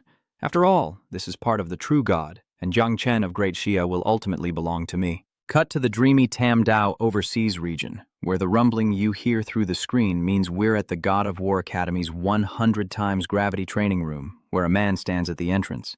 Let's go take a look. Thanks to my connection with the cameraman here, we can see the intense situation inside the training room. A massive rock monster with fists of 1,000 tons charges towards a red-clad braided girl, but her small size and agility are her advantage. She quickly leaped away, dodging the attack spectacularly. With a spin and a twist, she retaliated with a powerful kick, striking the monster's head and leaving it defenseless. Not giving her opponent a chance, she channels power into her palm. A fiery red energy ignites the air as she leaps, her eyes like daggers, and unleashes a punch. The godly hand's contract, combined with the ice music fist technique, unleashes a devastating blow, its power engulfing the area. A radiant red aura, like a shield, crushes the monster, leaving it no escape. A loving punch from the beauty. Is it the sound of a heartbreaking or a monster shattering? Debris explodes in every direction. The fight ends, and the girl rises to survey her handiwork, exhausted. hand on her hip, letting out a breath. According to the cameraman, this beauty is Ouyang Ye, the #1 genius of the War God Institute of the 3 overseas islands. The sounds of fighting fade, and the training room door creaks open as the man from before slowly enters. Yeah, how is your synergy with the hand of God? Seeing him, Ouyang Ye immediately bowed respectfully. Master. She sat amidst the rubble, and after careful analysis, seriously replied, 95%, as usual. Your close combat skills can be perfectly executed with the Divine Hand, but the 2 gold skills are still a bit lacking. The Divine Hand's ability to channel spirit energy is still not perfect. Hailong nodded. 95% is already a very high level of compatibility. Remember that you are only a mortal, her master continued, looking at her and saying that using a 6th-level body to control the arm of a god was already extremely difficult, and achieving perfection was almost impossible. With your current strength, even a 7th rank isn't your match. Ouyang Ye pondered this, and she asked, Master, I heard that the Holy Temple also has a 6th rank who can equip 3 divine parts. Is that true? The master nodded solemnly, recalling the purple-haired youth, and slowly confirmed it was true, adding that it wasn't even his limit, the #1 saint of the temple, the most outstanding direct disciple of Yanzun, and the most terrifying prodigy of the 3 overseas islands, Yin Wuxie. Master Ouyang Ye continued, saying that this time Yanzun sent him to slaughter the great Xia team into submission, and the entire process would be broadcast live. She wondered what the people of Great Xia would look like then, and it was truly something to look forward to. Back to our male lead, it's the year 739 in the story, and I'm your narrator. We're now at Devil's Port, where Jung Chen strides confidently through a frenzy of adoration from fans of all ages, flanked by bodyguards. A chorus of cheers erupts. Our precious God, we're your support group of adoring mothers. God, hang in there, don't stress, just surrender if you can't win. The demon horde, the demon horde, the demon horde. A calamity has arrived. Who dares compete? A calamity has arrived. Peerless. Sea quelling Ming, invincible sea quelling Ying, crush those islanders. Jung Chen could only force a smile as his face twitched, speechless with fear. But don't listen to those nagging moms too much. Just tell them to shut up. God is only at the 3rd level, while others are at the 5th or 6th. Just try to survive. That's right. It's good enough that you're participating, so don't create unnecessary pressure. Thanks for your concern, though. Don't say things like that again. Thanks? It's like nails on a chalkboard. On the high city walls, Kei Honggan, Gu Kaitian, Su Tianqian, and other important figures were present. Everyone watched the lively scene below, filled with emotion. Ji Hong'en rested her chin on her hand, watching Fan Ju push forward, even embracing Jung Chen and kissing him passionately, causing him to scream in helplessness. I've heard that before, the era of transmigrators. There was a term called top idol. I never understood it, but now that I see Jung Chen, I finally get it. Looking at his disciple from afar, Gu Kaitian chuckled and replied, Yeah, after all these years, this is the first time I've seen anything like this. Jung Chen barely escapes, Gofan's clutches, using his lingbo steps to rejoin his master. He collapses, kneeling and panting. That was more exhausting than battle. Seeing this, Su Chenqian quickly went over and patted his shoulder to comfort him, while Ji Lingqiu watched him silently. Gu Kaitian clicked his tongue, the kid's never satisfied. After a few minutes, Jung Chen regained his composure and stood up. So, Su Qianqian stood behind him, holding Jung Chen's arm, while Ji Lingqiu glanced over and introduced Jung Chen without saying much. These are 3 good teammates I've searched high and low for. Su Qianqian giggled charmingly, casting a bewitching glance at the 2 people in front of her and said, We meet again. Ge Lingqiu continued. You already know Su Qianqian. Ahead was a refined young man with glasses, looking very intellectual, who pushed up his glasses with 2 fingers as magical matrices swirled around him, revealing his immense power. This is Meng Xingchen, the head of the Vast Origin Academy, currently at the 6th level of Confucianism. He smiles and says, Jung Chen, do not worry about the road ahead, for who in this world does not know you? Next, Ji Lingqiu introduced a man in white robes, like an immortal descended to earth, with a friendly smile always on his lips. Martial light shone beneath his feet. This was Zhang Mingshu, the #1 prodigy of Wudang, a 6th-level Tai Chi master. With a smile, he said, A pleasure, Jung Chen. After the colorful introductions, Su Qianqian whispered into Jung Chen's ear. One flamboyant, one discreet, easy to remember. Jung Chen chuckled and nodded in agreement. You're right, that's much easier to remember. Ha ha ha, please guide us. Su Tianqian smiled charmingly, raising her fan to lightly cover her lips as she said, "Rest assured, we will all protect you." Gu Kaitian and Ji Lingqiu were speechless. "Do you really think no one can hear you whispering? Everyone here is an expert. No one is deaf." Too lazy to argue, Ji Lingqiu plopped down in his seat and ordered Ji Hong'en, "All right, it's almost time, and everyone's here. Hong'en, tell us about the rules of the competition." Yes. "Yes," he replied. With that, Ji Hong'en quickly reached out, and a beam of light appeared in the air, followed by a 3D simulation of the 3 islands. This competition will be held on a small island located between Madu and the 3 overseas islands. This island is called Heavenly Cloud Island, so this competition is called the Heavenly Cloud Competition. After showing where everyone would compete, Ji Hong'en continued, "The first round ranks the Illusion God Board, a regulation set by the overseas 3 islands. The Void Realm was created by the 3 islands, using the spiritual sea of consciousness of a level 9 Leviathan corpse. In this world, one cannot use external forces to resist the outside world, and there are no armaments or buffs." Ji Hong'en continued, as a 3D image gradually shifted to a pentagon representing the attributes. The Void God ranking is based on completing 5 rounds and defeating 6 generals. The shorter the time to complete the rounds, the higher the ranking. The 5 rounds test the 5 basic attributes of strength, speed, physique, endurance, and spirit, the most fundamental aspects of power. As Ji Lingqiu listened, she scanned the crowd and said, "Slaying 6 generals means exactly what it says. They'll send out 6 talented gatekeepers, and if you kill them, you pass the round." Hong Yun looked at everyone and continued to explain. "In the first round, all contestants must complete it alone. No one can help anyone. There are 100 people on both sides, and the top 50 are considered universal level. Those in the bottom of 50 will enter the Carnage Secret Realm for round 2, provided by our great Shiao, and I will inform everyone in due time. The bottom 50 will have a significant impact on the characteristics of round 2. With that, Ji Hong'en waved his hand, and the 3D island transformed into a blue sphere of water. He announced that the competition would be broadcast live on this water screen, so winning was good, but losing with dignity was also important. Everyone understood what was expected of them. He continued, "Wuji, you are the team leader for this competition, a great responsibility." Sweeping his gaze across the silent crowd, Ji Hong'en continued, "Ordinarily, Jung Chen's level wouldn't qualify him for the competition, but as the Genhai King, his absence would be inappropriate. So, support him, treat him as a mascot to be protected." Jung Chen's face froze upon hearing that, and everyone else was stunned for a good 5 seconds. Feng Wuji's face stiffened, and everyone knew the troublemaker had arrived, but they replied that they understood. Su Tianqian didn't care, and poked Jung Chen's face when she saw his expression. Jung Chen was stunned, oblivious to Su Tianqian's actions, and muttered blankly, "Oh, a lucky charm? I guess I don't need face." Su Tianqian chuckled, appreciating everyone's good intentions. "Just take it." Jung Chen muttered to himself, "The first round seems easy enough. The second round allows killing, so it's nothing." As he sat in a daze, Gu Kaitian approached and said, "The first round might be a bit difficult for you, as the elemental particles in the Void Realm are extremely scarce, which may greatly affect your lightning abilities." Hearing this, Jung Chen quickly said, "Master, rest assured, my goal is just to be in the top 50. With that, everyone understood the upcoming competition. Ji Hong'en quickly waved his hand, raised the anchor, and the ship sailed towards Heavenly Cloud Island. "Okay, it's almost time. Get ready to set off." Set.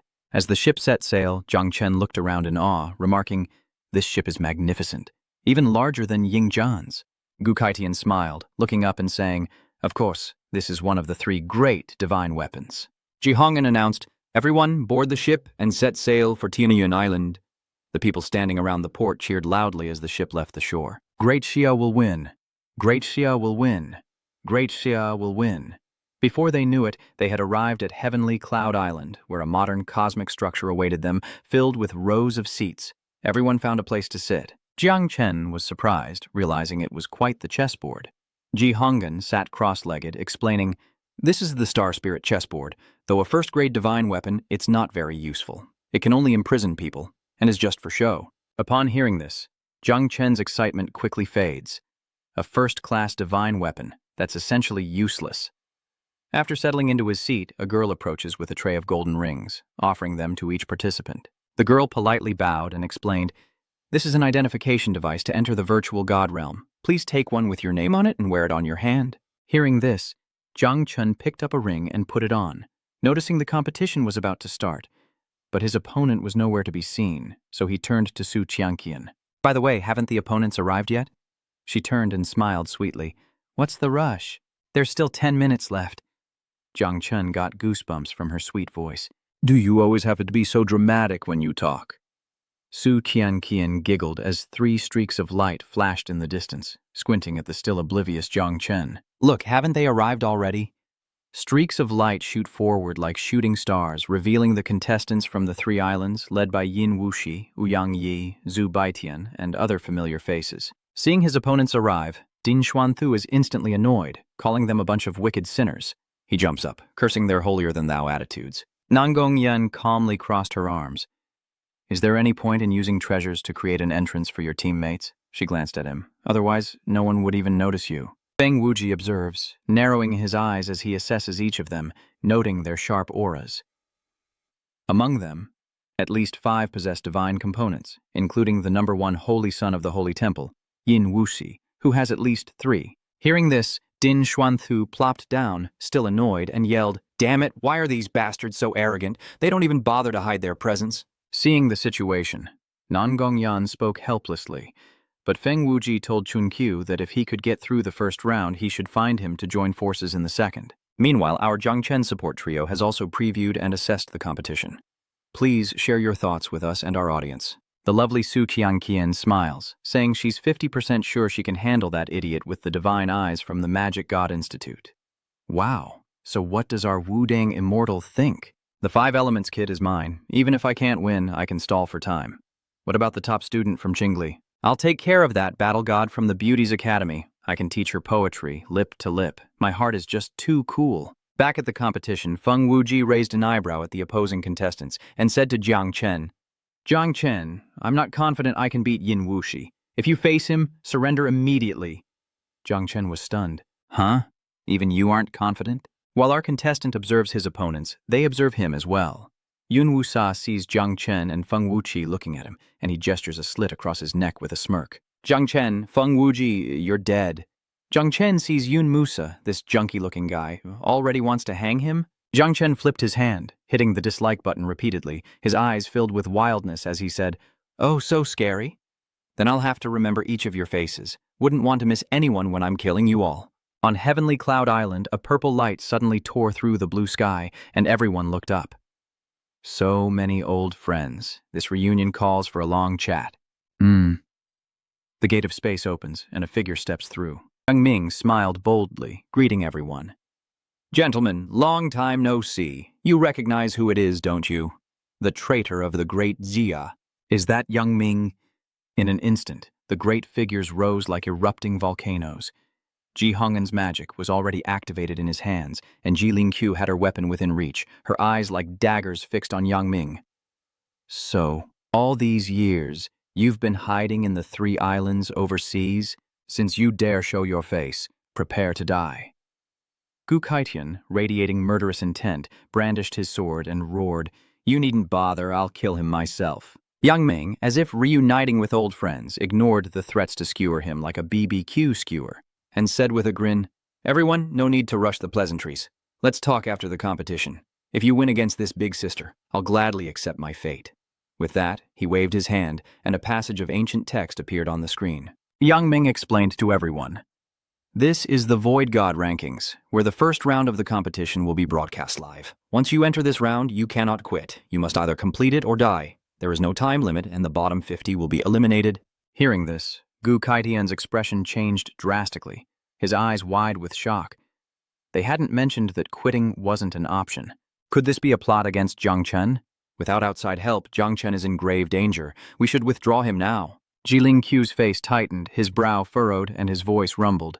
To quit before it even begins would be a great loss of prestige and momentum for the great Xia dynasty. Ignoring all objections, Gu Kaitian knew no competition was worth his disciple's life.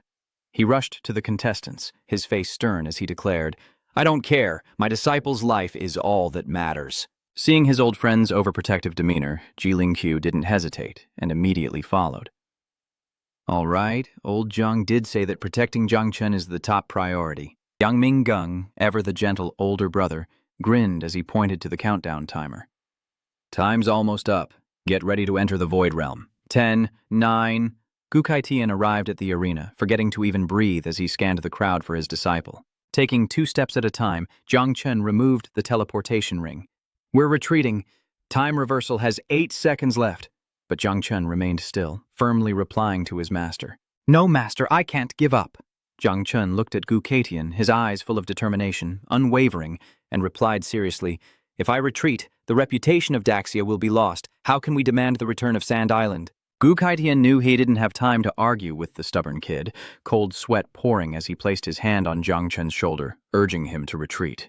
But Jung Chen remained resolute. His body began to fade as the reversal of time reached 1, and the competition began. Jung Chen transformed into a point of light and soared into space, leaving Gu Kaitian's hands frozen in the air as Jung Chen's voice echoed.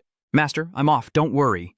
With a flash, Jung Chen vanished from Gu Kaitian's sight. Filled with rage, Gu Kaitian turned to Yang Ming, silently cursing his ancestors. He roared, "If my disciple suffers any harm, I'll paint the 3 islands red with blood, even if it costs me my life." Ji Hong'an quickly stopped him, calmly advising, "Old Gu, calm down. What's done is done. Let's see what happens. Jung Chen might just surprise us."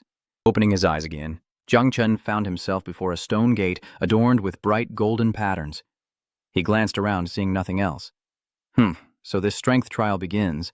Destroy 50 stone gates to escape the corridor.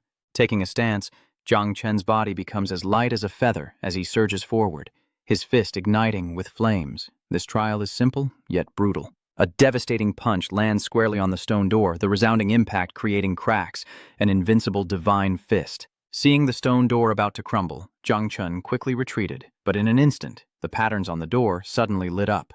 Boom! The cracks in the door healed completely, as if nothing had happened. Jung Chen's eyes narrowed. Was it capable of self-repair? Its regenerative ability must have a limit. Jung Chen immediately moved forward, each punch carrying immense power, striking faster than it could heal. Having passed the first stone door, Jung Chen approaches the second. The markings here are more complex than the first, so the difficulty must be increasing. The hardness of these gates is estimated to be between the 5th and 6th level. Jung Chen senses the movement of atoms around him. With that, he clenches his fist, gathering the surrounding lightning elements into his hand. Though scarce, they're still present, so he'll try adding lightning energy to his fist. Her long legs planted, she spins, delivering a swift, precise blow to the stone gate. Unbeaten lightning fist. The stone shatters, proving effective. If that had such an impact, then let's try lightning flash next. A bolt of lightning erupts, streaking forward in a brilliant flash. It works. Jung Chen approached the stone gate, reaching out to feel it, his eyes scanning as he assessed. If I just use brute force like those 5th and 6th level cultivators, I'll definitely be much slower. I have to find a skill combination to maximize my advantages. I noticed earlier that the brightness of the patterns varies depending on where I strike.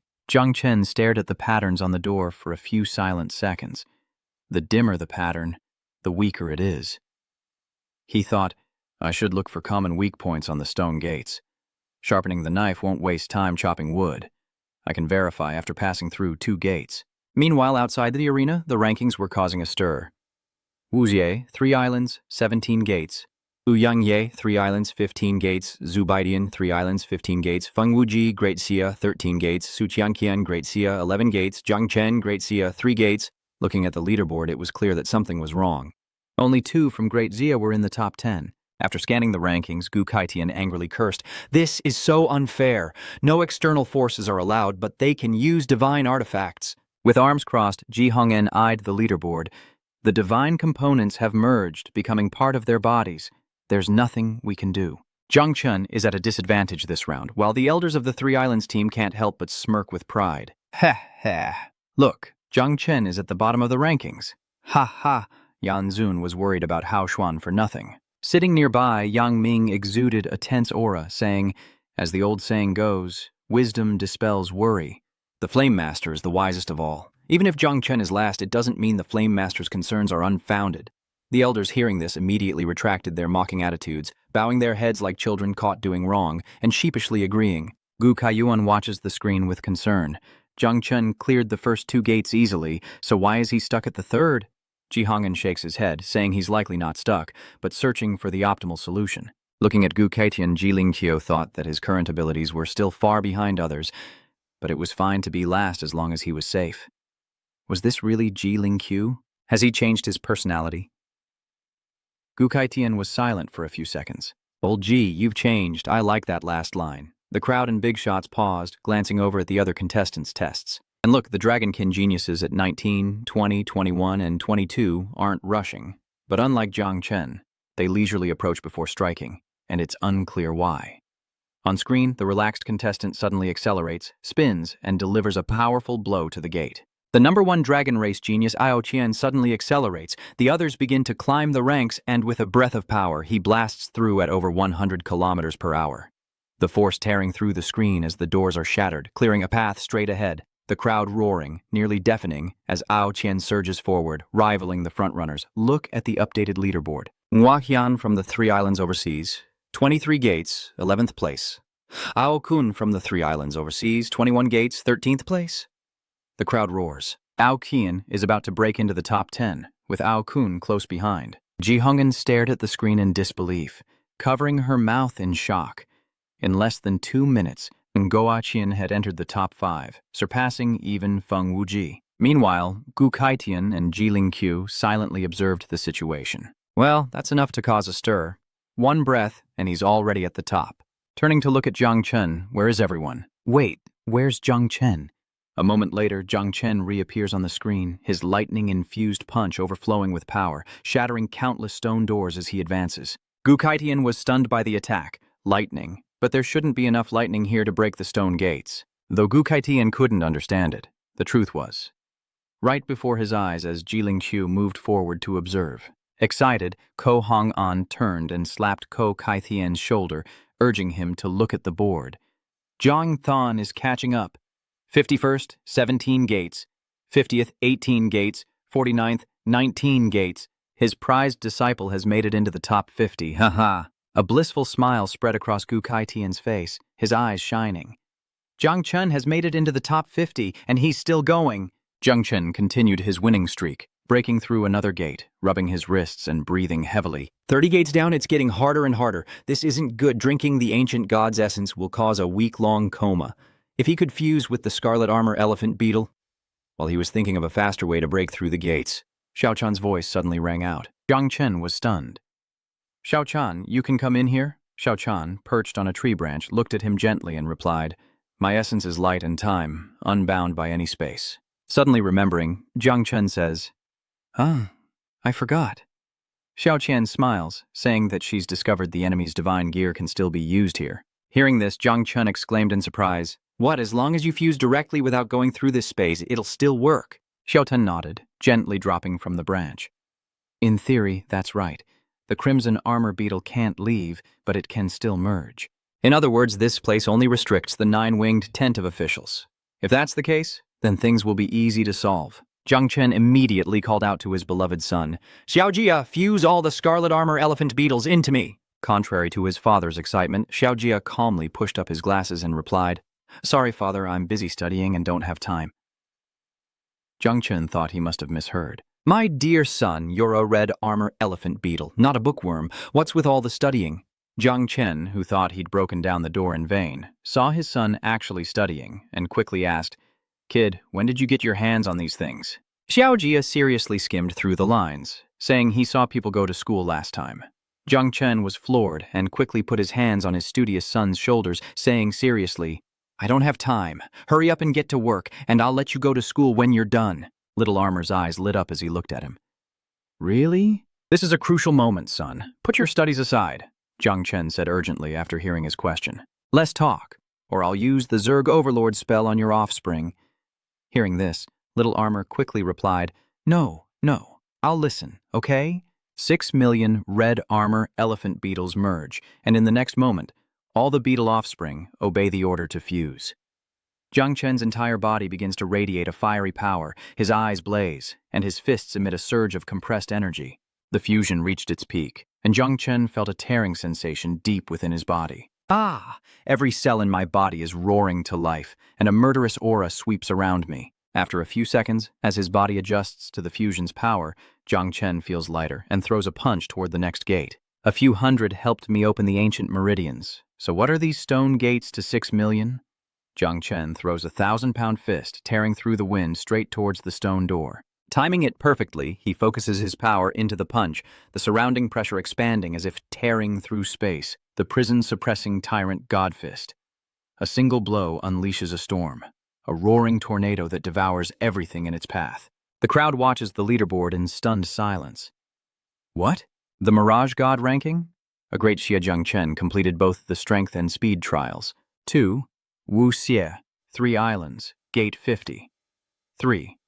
Ao Qian, 3 Islands, Gate 47. 4.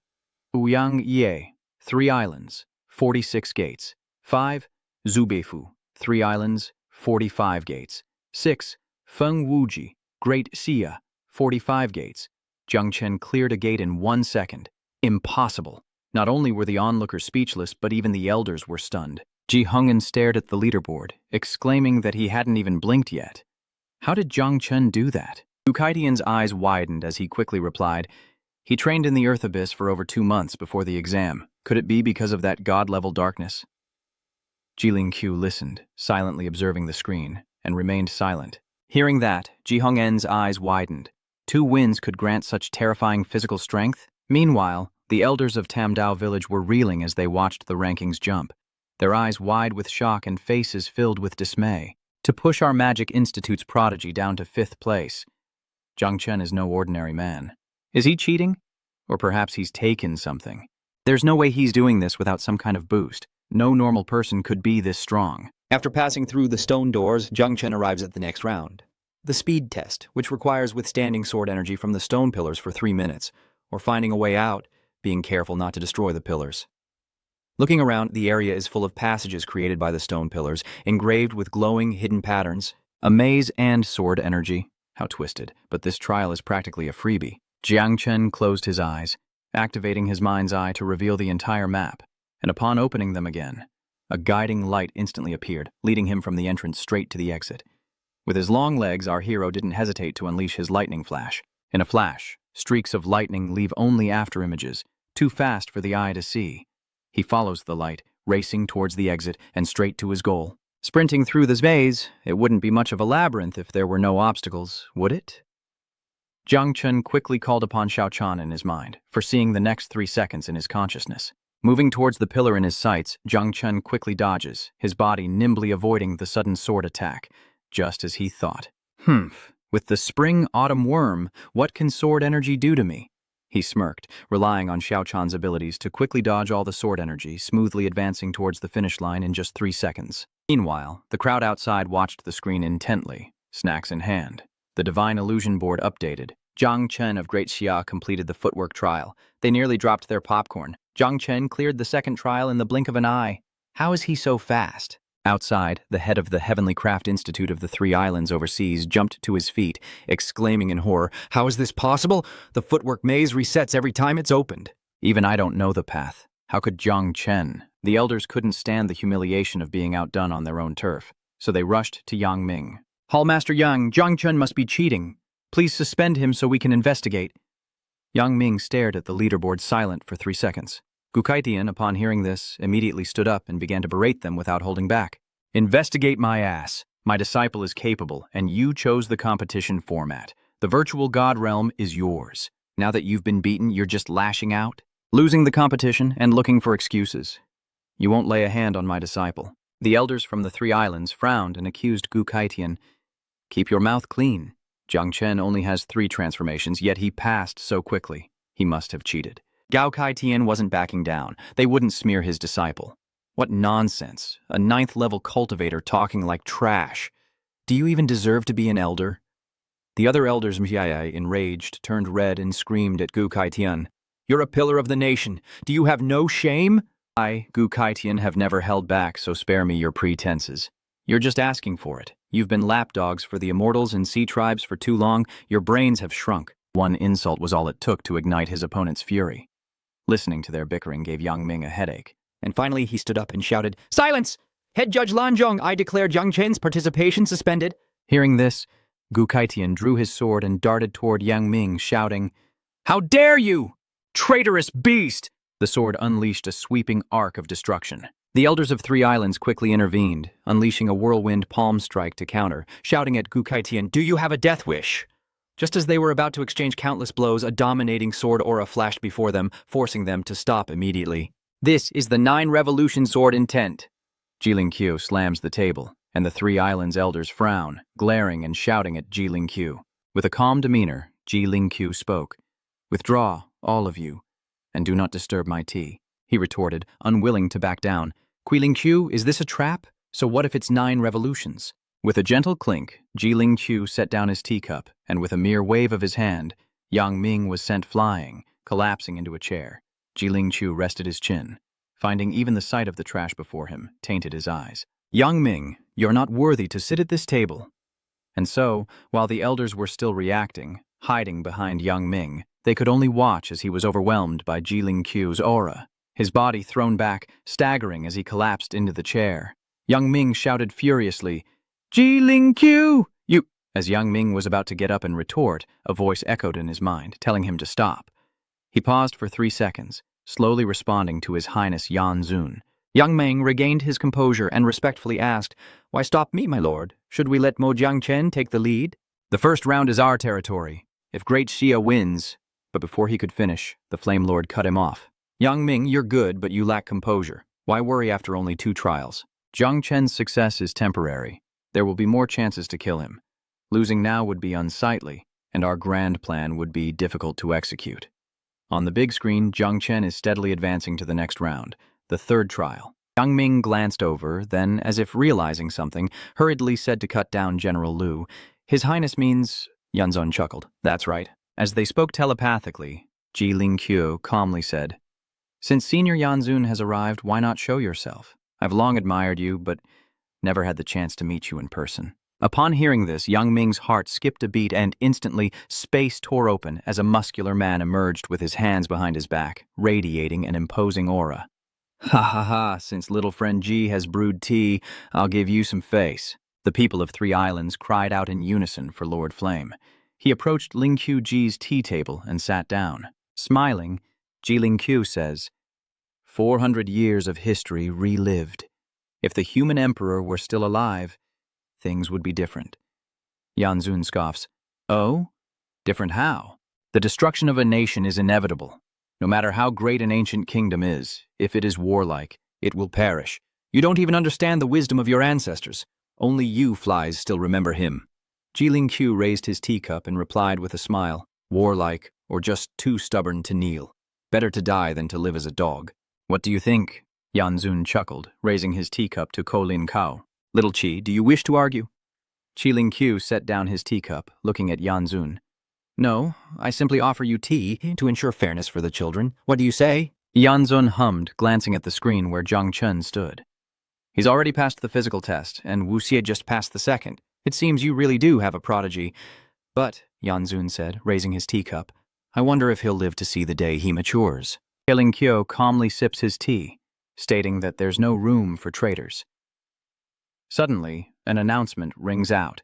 The trial of endurance requires crossing a high-pressure corridor, warning that the passage can shrink at any moment, and one must withstand the pressure without destroying the corridor. Before Jung Chen is a massive pipe, covered in spikes. The Void Realm has little lightning, not enough for a full strike. He observes its constant size changes, pondering that even with his physique, he might destroy the corridor. This trial is much harder than the last. If it's a living thing, it's worth a try.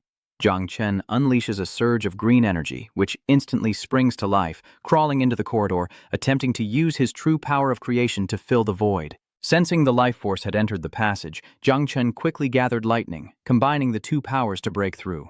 Using the lightning strike, Jung Chen concealed himself and followed. But before long, he suddenly stopped. Is that all? He needed to gather more power. In an instant, the corridor narrowed again, and sharp thorns pierced through his thick skin, reaching the place where he stood. It's collapsing, and it's doing so deliberately.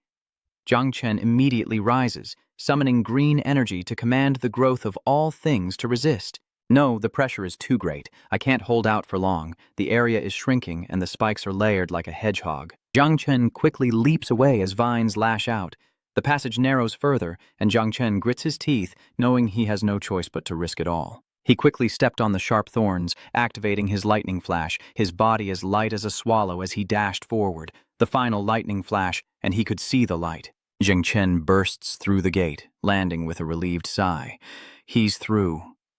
Onward. A mental attack test awaits, requiring him to withstand the assault and find the exit. Is this to reshape his astral spirit? Jung Chen smirks, seeing the test for this round, and steps forward, calling out to Tree in his mind.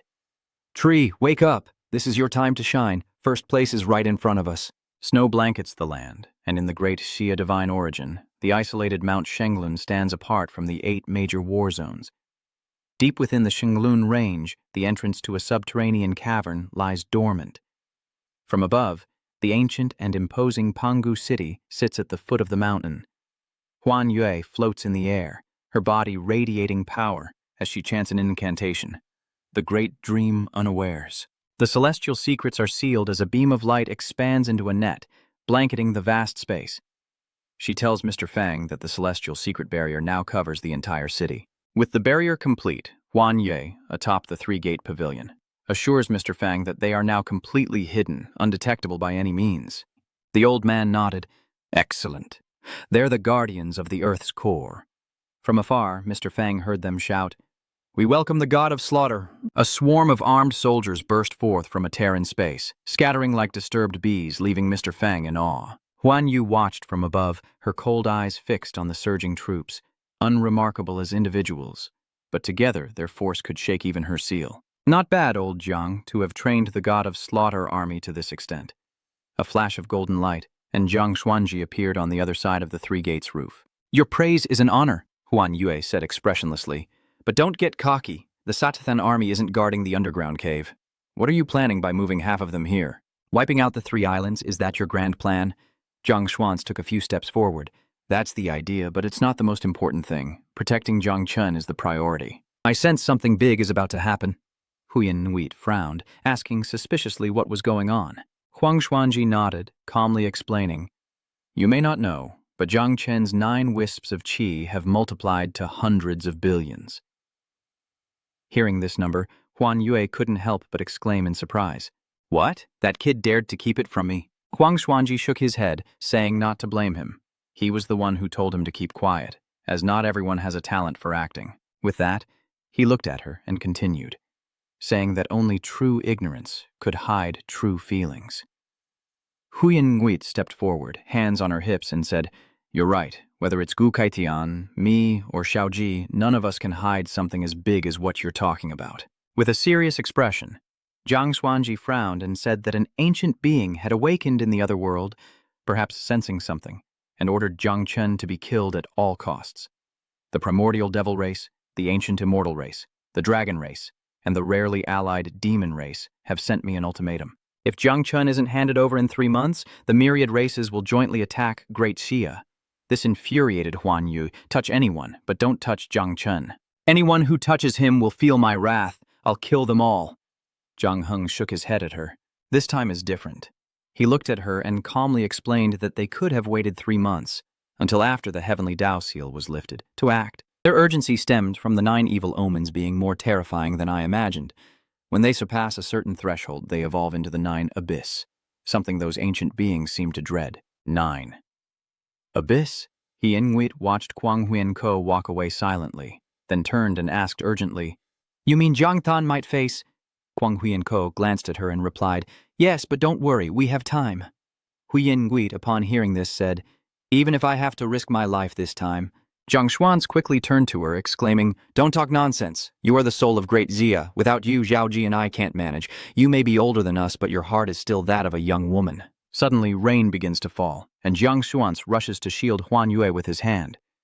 "Don't sleep anymore. Look upon the lands of Great Xia." She went everywhere, spending her time by Zhang Chen's side. Marry a girl over 3, receive a golden statue. Over 30, an empire. Over 300, an immortal altar. The current trial is in round 5, testing the spirit requiring resistance to mental attacks, finding a way out, and moving forward. A heavy feeling descends. Zhang Chen surveyed his surroundings, the heavy atmosphere like a stone on his shoulders, and thought, "Ha! Is this all there is? Even without the tree, this won't be difficult." After walking a bit further, a massive monster suddenly appears, its eyes burning red as it roars menacingly at Jung Chen, but he remains calm and indifferent. Is this the main event? Jung Chen calmly watches, mentally urging the tree to deal with it. Suddenly, the tree trembled violently, startling Xiao Chan, who clung to its trunk and cried out as Jung Chen reached for his right cheek, his body radiating intense pressure, his eyes blazing like blades. Suddenly, Jung Chen is sent flying into the air, a powerful force erupting from him in all directions, crushing the monster and causing it to collapse in agony. Jung Chen looks down at the beast and scoffs. Weak. Outside the arena, a change occurs. Jung Chen of Great Shiao on the ranking of empty gods has completed 5 trials and slain 6 generals, while Wu Ye of the 3 islands overseas is being tested on his endurance, and Feng Wuji of Great Xia is being tested on his physique. The crowd erupts, shouting, "He's already cleared 5 trials, what's going on? We didn't even see him do it." In the stands, Gu Kaitian was ecstatic, shouting with a grin. "Old G, did you see that?" Xiao Chen cleared the level in the blink of an eye. "That's my disciple, you see?" "Ha ha ha." Ji hung and grinned. I see it, 5 minutes ahead of second place." The 3 islands team shot to their feet when they saw the leaderboard. Yang Ming grits his teeth. Impossible. Even a mental type couldn't do that. The elders and the head of the Heavenly Workshop vehemently denounce our hero's results. Cheating? Definitely cheating. He barely entered the 5th ring and he's already finished. What a joke. As Gei Lingqiu enjoyed his tea, he heard the Tam Dao team demanding a review, upset that his team's Su Shi was accused of cheating to get to the top. He knocked over his tea, looking bored and annoyed, and said, "Such good tea, ruined by flies." Viem Ton noticed and frowned, but Ko Lin Kao remained unfazed, smiling calmly. "Senior Viem Ton, don't you agree?" With a cold stare, Yan Zun ignored Ji Lingqiu, but after a few seconds, he chuckled, raising his teacup and saying, "Little friend Ji is joking. With you and me here, how could any flies dare to disturb us?" Gu Lingqiu followed up. "Ha ha ha, you're right, senior. I must have been mistaken." Seeing the situation, Yang Ming quickly telepathically asked Viem Ton, "Master, Jung Chen far surpasses a holy sun. Are you sure we can kill him during the execution of the 6 generals?" His abilities questioned by a subordinate, the Flame Master's rage flares as he snarls, "Presumptuous fool, do you dare doubt me?" "I wouldn't dare. Please quell your anger, Master." Only then did Flame Sovereign huff, asking what there was to worry about. Passing the first 5 trials doesn't involve killing. He can overcome them with the effects of the medicine. But killing the 6 generals is different. He's only at the 3rd level and wants to use his body to resist the siege of 6 6th-level warriors. Dream on. To become a leader, one must have unique qualities. The plan is set, awaiting only the opportune moment. Furthermore, among Jung Chen's 6 generals, I've planted a peak 8 revolution soul. If something truly goes wrong, it will awaken on its own. Hearing this, Yang Ming breathed a sigh of relief, but remained worried. An 8th level, won't it be discovered? Viem Ton sipped his tea. Same move, different force. Who would suspect Jung Chen was isolated? Who would verify it? What a naive disciple. At least he's obedient. As Yan Zun lifted his teacup, Long smiled smugly. Everyone knew Jung Chen was a level 3 cultivator, so what's so strange about him being killed by a level 6? The dead can't speak for themselves. Hearing this, Yang Ming smiled. Master is truly cunning. Ah Ren's plan is brilliant. The quest to slay 6 generals begins, demanding their deaths and his survival. A spatial gate opens and Jung Chen surveys his surroundings, finding himself surrounded by a lava abyss with no escape. This arena is cruelly designed. A fall means certain death. Jung Chen reaches out, trying to summon lightning, but only a few small sparks flicker and die out. There are no lightning elements here at all. As he pondered, a group of armed figures suddenly descended from above. "Kill him," Jung Chen calmly assessed. "Here they come. Judging by their aura, they must be at the 6th transformation." With nimble movements, Jung Chen dodges the attack. He unleashes his power as Xiao Chan predicts 3 seconds. She responds, "Yes, Master." Flashes of memory surge as he leaps back, spins, and faces the ambushers, 3 men seizing their chance. Gathering power in his palm, Jung Chen unleashes an incredible force, his eyes blazing, the prison-suppressing immortal physique at full strength. Jung Chen strikes the group's center with a devastating blow, unleashing a shockwave that sends them flying, while one seizes the chance to attack from the side, only to meet his end. Jung Chen swiftly catches the spear, blocks the attack, and uses his speed to break it. He then kicks his opponent in the face, declaring, "It is you who will die by the prison-suppressing overlord god." With that, he sends his foe flying into the abyss. He plummets into the lava, instantly engulfed. And just like that, after 3 seconds, silence. Seeing their comrade fall, the others angrily raise their weapons and charge. Jung Chen stands silently, seemingly unafraid. 2 soldiers still bravely charged forward, but Jung Chen calmly turned and sent them both flying with a single punch. You truly never shed a tear until you see the coffin. The Hell Suppression, Overlord. Godfist awakens a figure in the shadows. Moving with lightning speed, he appears behind Jung Chen. His blade carries death. His eyes gleam with bloodlust as he chuckles. You've awakened me, which is something, but it ends here. In the stands, Gu Kaitian strokes his beard, a satisfied smile on his face as he watches the competition. Little Shin has already taken down the 4th general. Victory is assured. Ji Hong'en glanced at the match and nodded. Wu Xie is speeding up too, but he's too far behind to catch up. Ha ha! Seeing the unstable situation, the 3-island elder frowned and exclaimed, "At this rate, are we about to lose?" After receiving encouragement from Yanzun and Gu Xingchen, Yang Ming smiled confidently. "Don't worry, the one who laughs last wins." Jilin Qiu raised her teacup, smiling at Yanzun. "Senior Yanzun, your director Yang is suddenly confident of victory?" Hearing this, Yanzun chuckled. "Ha ha, I just scolded him a bit. One must have a good mindset in a competition, and if he gets flustered over such a small matter, it would be a disgrace to me." The 6 cultivators moved like lightning, gripping their swords with the ferocity of tigers hunting prey. Just a few steps away, they raised their hands and struck. The Overlord Blade. Activating his 3-second foresight, Jung Chen instantly sprints toward them, nimbly dodging their attacks. These strikes are simply beneath his notice. You guys wouldn't make enough to eat busking with that swordsmanship. After dodging one attack, suddenly from above, one of them uses a wood-chopping stance and yells, "Overlord Blade Strike," aiming right at our hero's crotch. Zheng Chen felt as if a mountain was collapsing upon him, the pressure bearing down with immense force. How could this speed be so different from the others? Too fast, I can't dodge it. There's no time to evade. The sword came crashing down, and Zhang Chen desperately raised his arms to block the blow. An earth-shattering sound echoes. There's no escape. So be it. At least the sword energy swept past. Just as Zhang Chen thought he could block the attack and counter, a loud crash echoed, and his body suddenly became paralyzed. This energy is bad. I can't move. What's happening? Seeing Zhang Chen defend, the soldiers pressed their attack, their blades unleashing a flurry of strikes. Though conscious, Zhang Chen found himself unable to move. Seeing their attack, all he could do was grit his teeth and endure the damage. The slashes of light pressed down on him, sending Zhang Chen flying. He was forced to passively accept the attack, his body like a blanket kicked away. The damage is doubled, and our hero is only a 3rd level. Taking a combo of 2 6th-level strikes is more than enough to make him cough up blood, his internal organs burning. Through the screen, Gu Kaitian watched his prized disciple get pummeled like a punching bag, and he panicked. Little Chen is in trouble. The blade aura shouldn't have been able to hurt him before. What's going on? It seems he and Ji Hong'en have both realized something. Hong'en frowned. They're cheating. They must be cheating. Gu Kaitian roared, demanding to be released so he could save Xiao Chen. Ji Hong'en understood his feelings, but they couldn't act rashly.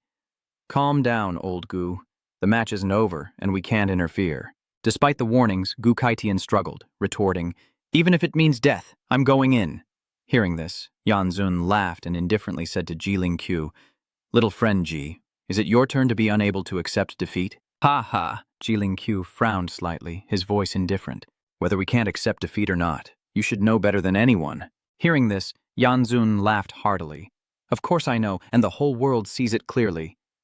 Jilin Qiu remained silent, understanding it well in his heart. Everyone knew Zhang Chen was just there to fill a spot, nothing more.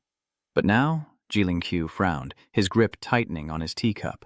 "It's okay if Zhang Chen loses, but he has to survive. How else will I face old Zhang?" The force of the blow sends Zhang Chen plummeting from the center of the rock straight into the fiery lava abyss below. With nothing to hold on to, he falls like a stone. In this moment of life and death, Shiao frantically calls for his consciousness to return.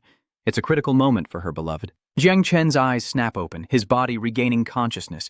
The oppressive weight is gone, and the locked aura has vanished. Just in time. Another second, and they'd be replacing the main character.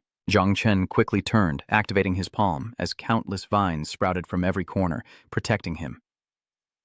All things grow, the vines continuously intertwining into a net to support Jung Chen's body.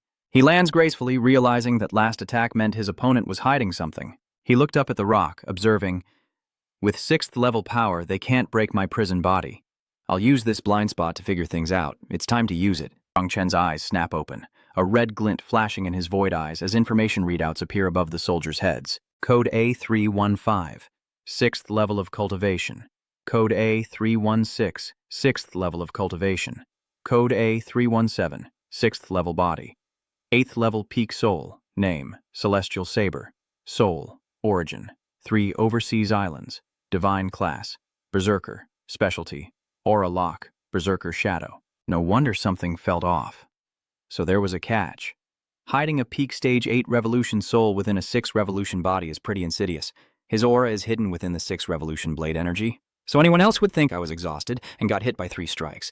This disguise, it must be a special gift for me. After analyzing the moldation, Jung Chen looked at the cuts on his body and asked suspiciously, "Xiaojia, how was our defense breached?" Xiaojia replied that the low-level insects in his chest had just been wiped out by the force and were now repairing his wounds. Suddenly, Little Nine appeared from the sky, her eyes like daggers as she glared at the 8th level Hu Tiandao and said coldly, "You dare hurt my father, I'll eat you." Jung Chen froze for 3 seconds. "Huh? Little Jew, how did you get out here?" Her eyes remained fixed on the saber-wielding foe. He says she couldn't have done it before, but now she could destroy the entire Void Realm. Jung Chen Xiao is shocked. My daughter's rage is enough to scare even the main character, so he quickly soothes her. "Good girl, Tioku, it's not your time yet. We need to do things properly. Just wait a little longer. Father has a way to get through this." Xiaojiao's anger subsided a bit upon hearing that. She would wait until after Jung Chen replied, then she'd quickly go find Xiaojia to discuss life. That useless Xiaojia. If her father got hurt again, "I'll devour you and your offspring." Xiaojia broke out in a cold sweat. She's really angry now, and she's not mincing words. Xiaoten has an idea and quickly approaches, saying, "My lord, I have a plan. We can—" Jung Chen smiles and replies, "Coincidentally, I was thinking the same thing." Hu Tiandao sensed Jung Chen's aura and raised his eyebrows in suspicion. Not giving up yet? Jung Chen isn't dead yet. Perhaps one strike was too soft for him. He ordered the 2 men to go down and check. They acknowledged and hurried to where Jung Chen had fallen. Just as the 2 men reached the edge of the rock searching for him, countless vines erupted. The wood avatar technique. A shadowy figure moved with incredible speed from below, using the vines and rocks to advance towards the center, and in a flash, he was right in front of Hu Tiandao. He cried out in alarm, "It's Jung Chen!" He frantically swung his sword, but vines quickly wrapped around his body. He wondered, wood? Seizing the enemy's moment of carelessness was the best time to strike back. Jung Chen lands a blow directly to his abdomen. Suppression fist, but the body feels no pain. He spins, drawing a line with his hand, a curved sword energy piercing through, cleaving a straight line across the neck. Overlord slash. But what shocked him was, what kind of monster is this? And why isn't there any syrup? Flesh, even with a green hue. What? No way. You really do see everything if you live long enough. Hu Tiandao notices something. Jung Chen is standing on roots spreading across the ground. He can hardly believe it, muttering, "Transfer through the system? Is it easy?" The 6th level cultivators hack at Jung Chen's clones, cleaving one in 2. While they were busy attacking the clones, he appeared from behind, his fist blazing with the flames of the divine prison fist. Jung Chen struck one of them in the back, instantly felling him. "I'll deal with the trash blocking you first. It's hard to kill him with obstacles." Jung Chen took down one enemy and quickly reached forward, a vine immediately wrapping around a sword on the ground and returning it to him. If you don't reveal yourself, I'll obliterate your soul. Let's see how long you can keep pretending." Hu Tiandao. Hearing his name spoken so directly, Hu Tiandao felt a sudden chill. How did this guy know who he was? Clutching his sword, his eyes turned vicious and cruel. How did he know my name? This kid absolutely cannot be allowed to leave here alive. Outside, the illusion god rankings appear, listing a great ha-god who has slain the 6th general and 2 innocents who have slain the 2nd general from the 3 islands overseas. Initially worried, Gu Kaitian beams with joy, seeing his disciple turn danger into safety. What a prodigy. Even without sound, he's unbelievably cool. Picking up the blade isn't against the rules. Go get him with the Keishan blade. Beside him, Ji Hongen exclaimed excitedly, No, even apathetic me is about to have a heart attack watching this. Ji Lingqiu watched the screen, chuckling softly. Senior, whoever can't take the loss will be revealed soon enough. Yanzun watched silently. Jung Chen immediately took the blade and unleashed sweeping sword energy, cutting down the weeds and eliminating the roots. Hu Tiandao quickly countered with a sweeping strike of his own, the force causing the surrounding rocks to tremble. Seeing Hu Tiandao's continued pretense, Jung Chen's eyes turned cold, regarding him as a dead man. What was he even pretending for? Let's see if I can make you reveal yourself. In his mind, Xiaotian uses 3 seconds as the unit to predict his full power. Xiaotian responded, "Yes, my lord." In less than 3 seconds, Jung Chen transformed, his black hair turning platinum, his body radiating the aura of a powerful warrior, unleashing the full power of the underworld suppressing idol. His body transformed, his very being altered, a sword in his hand, a monstrous, bloodthirsty figure looming behind him, a full-blown war god. In the final round of the 3-island heavenly cloud competition, Jung Chen, now a war god with his full power unleashed, lunged at Hu Tiandao, who met him in kind, his blade flashing with deadly light as Jung Chen unleashed the prison-suppressing human blade. Then, a powerful downward slash, the underworld earth-severing blade. Hu Tiandao dodged, and the ground beneath him cracked open. He thought in shock, he predicted my move. Hu Tiandao quickly raised his sword to block, but the sword energy still pierced him, causing him to cry out in pain. Without hesitation, Jung Chen relentlessly struck at him with the prison sky blade. Hu Tiandao was cornered, secretly panicking, thinking that this guy's attacks were relentless. A powerful sword strike sends him plummeting into the lava abyss below, his agonizing screams echoing as Jung Chen watches him sink into the fiery depths. Jung Chen watched, waiting to see what tricks he had left, but nothing happened. He looked down at where he sank with bored disdain. Keep pretending, and you'll really die. Suddenly, Hu Tiandao's soul emerges as an old man with a white beard, soaring up from the lava. His soul form grew massive, and he roared in fury, calling Jung Chen arrogant. Jung Chen watched, wondering if his entire soul had been extracted. With a cold gaze, Hu Tiandao looked down at the tiny Jung Chen, full of mockery. Yes, even if I can't hide, killing you will redeem me. Jung Chen gripped his sword. This soul is quite strong, almost at the 9th transformation.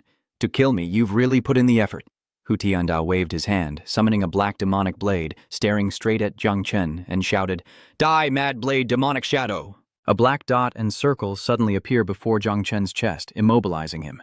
He realizes what's happening, thinking, he's locked on to me. Hu Tiandao rises quickly, his body radiating death as he strikes down upon Jung Chen. Jung Chen hastily dodges, but his attack transforms into 9 roaring dragons, shattering the earth where they strike. He frowned. There's a follow-up to his attack. This is bad.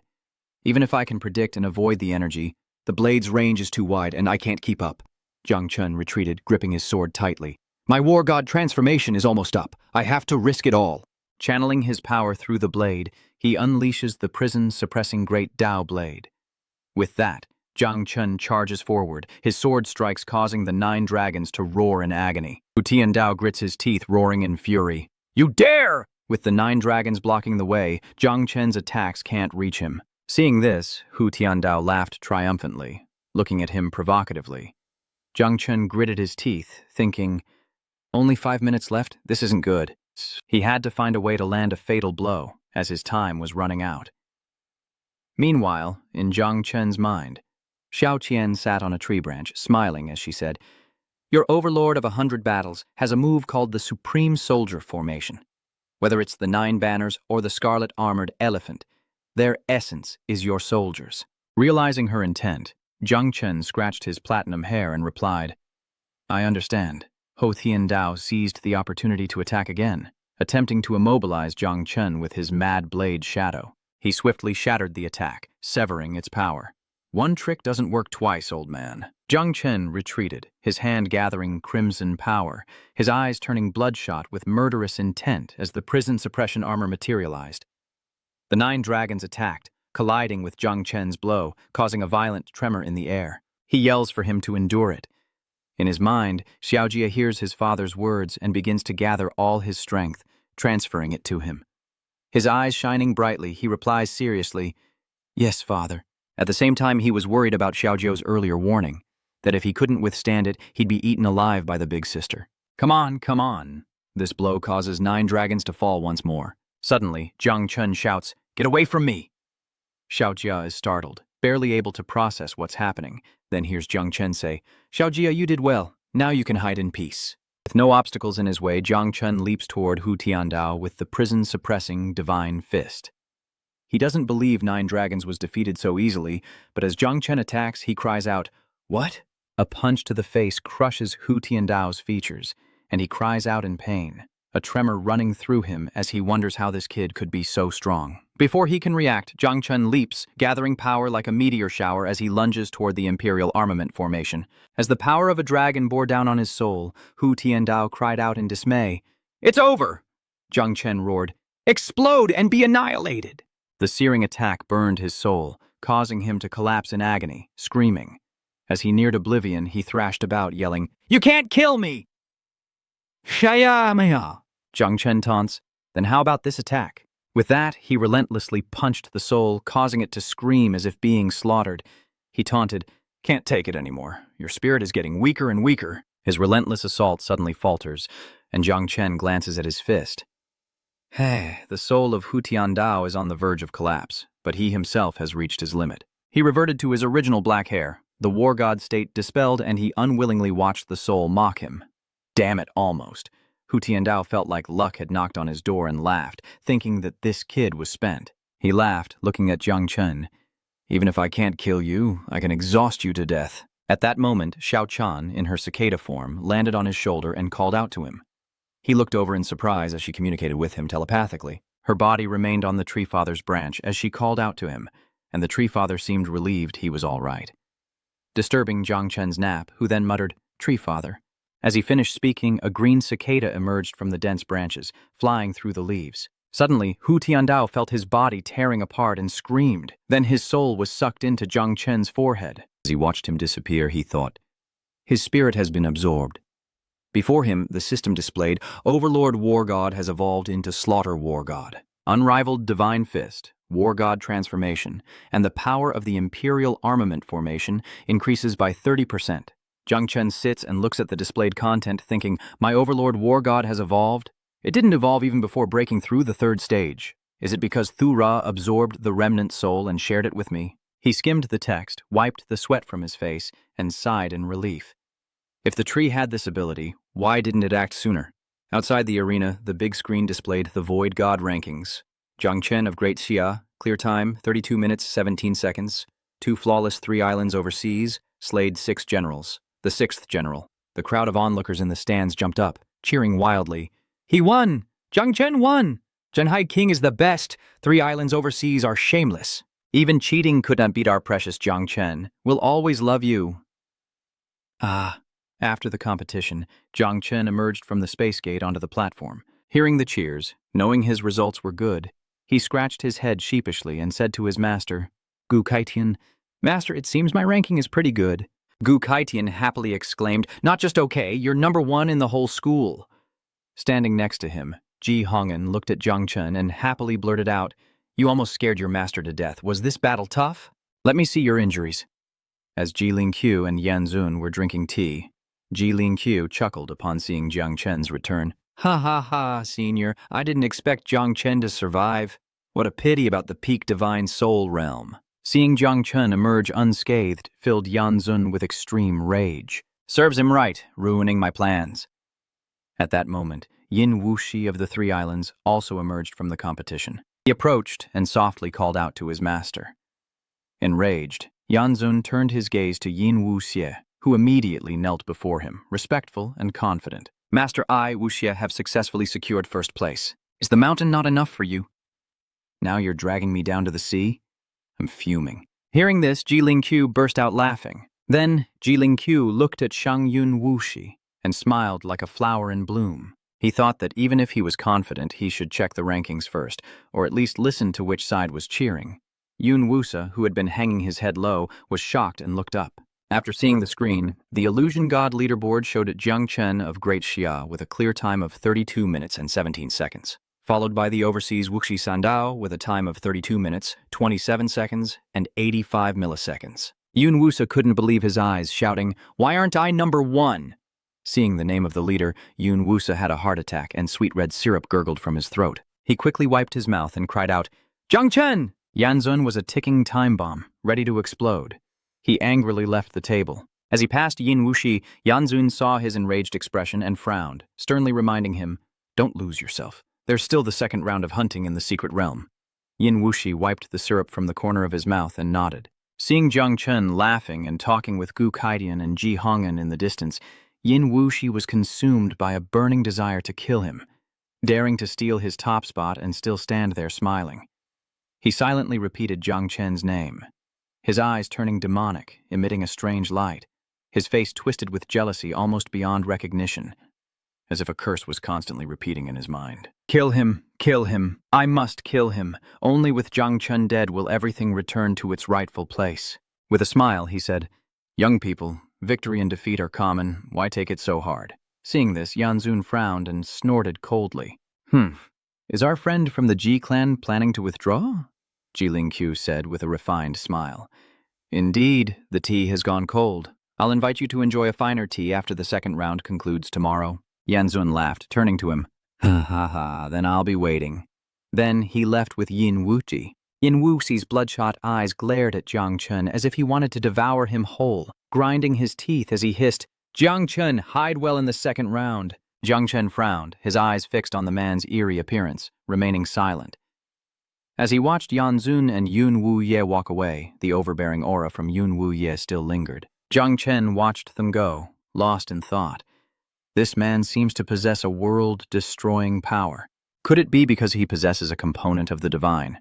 I have the Void Eye, the Spring-Autumn Worm, and the Tree Graft, yet I only surpassed him by 10 seconds on the false god rankings. This alone proves he's no ordinary opponent. But wait, not so fast. Recalling the competition, Jiang Chen's anger flared, his eyes piercing Yun Wusa's back. His proud hand offered a friendly wave. "No, I even used dirty tricks in the first round, and he should be afraid even if he doesn't think so. At worst, in the second round, whoever dies first, so be it. God or fake god, I don't care, just fight." Half an hour later, the examinees left the room one by one, and the god ranking quickly updated the data. First place, Jung Chen, from Great Xia. Second place, Yin Wuchai, from the Overseas 3 Islands. Third place, Ao Qian, from the Overseas 3 Islands. Disciple Ouyang Ye belongs to the 3 Overseas Islands, and fifth place goes to Feng Yun Wuji of Great Xia. Sixth, Zhu Baitian from the 3 Overseas Islands. 10th, Su Tianqian from Great Xia. 50th, Zhang San from Great Xia. Ao Qian glanced at the leaderboard, whistling and laughing, and said with great interest, "Only third place? Well, I'll get serious next round." Feng Wuji stared at the leaderboard, questioning his life choices. And after a moment of contemplation said, "Before the exam, they clearly stated that I was just a lucky mascot to protect. Does Zhang Chen really need our protection?" Su Tianqian chuckled alluringly, her fox eyes curved as she hid her smile behind her hand. "This ranking is quite interesting." Ji Hongen quickly scanned the list of contestants who made it to the next round, his brow furrowing. Though Jiang Chen took first place, the number of people advancing is worryingly high. Of the 50, only 12 are from Great Xia, while our opponents have more than triple that number. Ling Qiu, with her hands behind her back, looked at the list and said, "Come on, those eliminated prodigies shouldn't be too discouraged. It's lucky they made it out alive." "Old Gu, you and Hong Yin make arrangements for them and quickly treat anyone who's injured." Hong Yin responded clearly, and as the match concluded, the sky began to darken. Hong Yun gathered the remaining prodigies to discuss strategy, and they all agreed. At the inn, with the core members gathered, Ling Qiu waved his hand, creating a barrier around the room. He looked around. Everyone was present. On the table was a clear map, and Ji Ling Qiu gestured for everyone to gather around, pointing in one direction. Napiad. This is the complete map of the second realm, which you should all be familiar with. The 3 overseas islands are included, but since we provided this realm, we've left ourselves an escape route. Then, Ji Lingqiu emphasized that these locations must be remembered, pointing towards the volcano and looking at Nangongyan, saying that the Flame Maple Valley is filled with intense fire elements. Nangongyan, as a fire cultivator, you can consider that place your territory. Nangongyan nodded in acknowledgement, followed by the Ice Mountain. Ji Lingqiu looked at Ding Chunqiu. Deep within the ice magic maze is an ice blade. Ding Chunqiu, you can lure enemies there. Your abilities will be fully realized in that place. Ding Chunqiu listened intently and responded clearly. After speaking, Jilin Qiu looked at Feng Wuji, Jung Chen, Su Tianqian, and Zhang Mingshuo, instructing Feng Yun Wuji, you must immediately join Jung Chen and protect him well. Su Qianqian, Meng Xingchen, and Zhang Mingshu, the three of you will coordinate with Feng Yun Wuji to protect Jiang Chen with all your might. Jiang Chen scratched his head, embarrassed. With a playful smile, Su Tianqian asked, Sword God, do you really think Jiang Chen needs our protection? I understand your feelings, but we must be prepared for the unexpected. If Jiang Chen is the sea-suppressing king, his survival in the secret realm is the greatest victory. After all, Zhang Xuanzi has told them 9,981 times to protect Jiang Chen. Qilin Qiu gave one last reminder, and everyone responded in unison. Rest assured, Sword God. Only then did Jilin Qiu nod in satisfaction. All right, everyone. Get some rest and meet back here in the morning. As the others dispersed, Jilin Qiu noticed Jiang Chen lingering, looking hesitant. Jiang Chen, what else is on your mind? Jiang Chen scratched his head.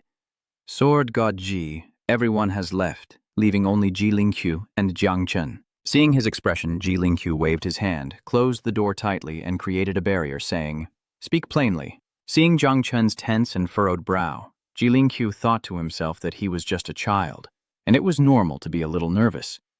Jiang Chen raised his hand, confidently stating, I want to kill Yan Zun. Hearing the words, kill Flame Master, Zhang Xuanzi erupted with murderous intent. His words struck like thunder, and he slammed his hand on the table, shattering it. He moved closer to Jiang Chen, saying, No, even if 800 million nine-tailed celestial elephants can fight a 9th-level master, Flame Master is not to be trifled with. He existed in the same era as the human emperor, far beyond your imagination. Even I couldn't withstand him for 3 minutes. He can graft divine parts onto young prodigies, let alone himself. Sword God, I didn't mean to hide it from you. He stammered, then slowly continued.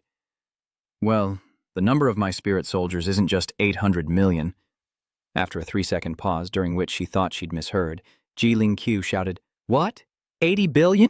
You should have told me sooner. What was the point of all my preparations?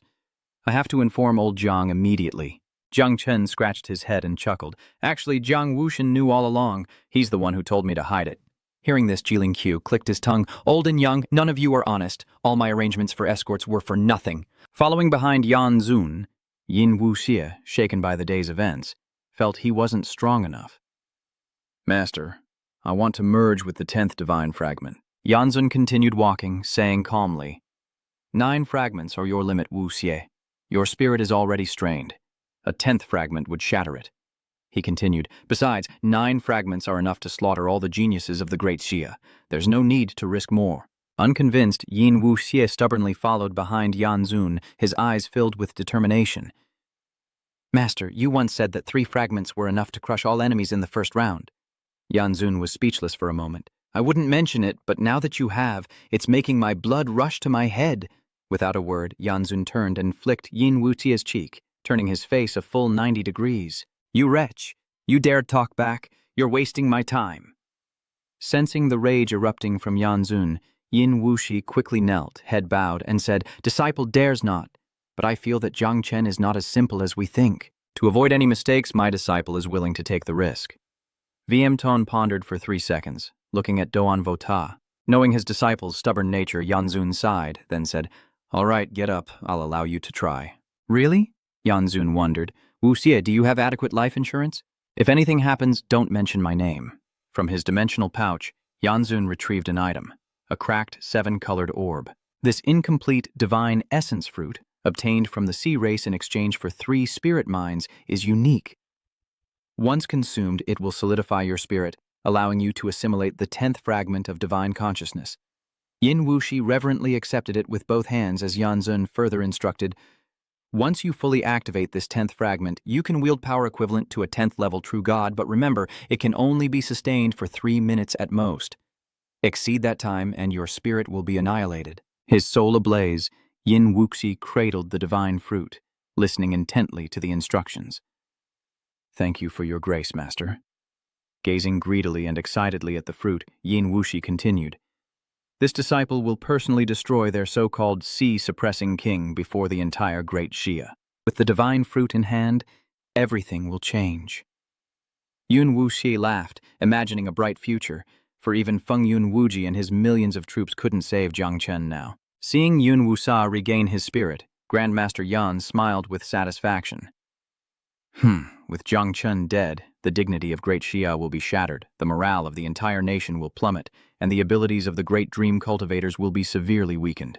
That will be the perfect opportunity to move the Holy See there. It's cause for celebration.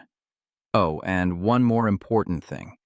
After entering the secret realm, find a chance to make Jung Chen kill Ao Qian, but be discreet. Yin Wuxi, puzzled, blinked and asked Ao Qian, "Aren't the sea folk our allies?" Yanzun smiled at his naive disciple and said calmly, "Allies are only those with common interests. Only when Ao Qian dies will they completely fight against Great Xia. That way, the sea folk can deal with the great dreamers, preserving much of our strength." Yin Wuxi blinked, then immediately bowed respectfully, replying, "Wuxi understands." Viemtone smiled contentedly. "This time, seizing the Great Xia, I can finally complete the task entrusted to me by the ancient celestial race. They will crown me the new king, preserve the ancestral land, and the people will be sheltered by the ancient celestial race." Doan Vota, impatient, quickly devoured the divine fruit. Viemtone smirked, a sinister curve to his lips. "I will prove to the world that the path of the human emperor was wrong all along.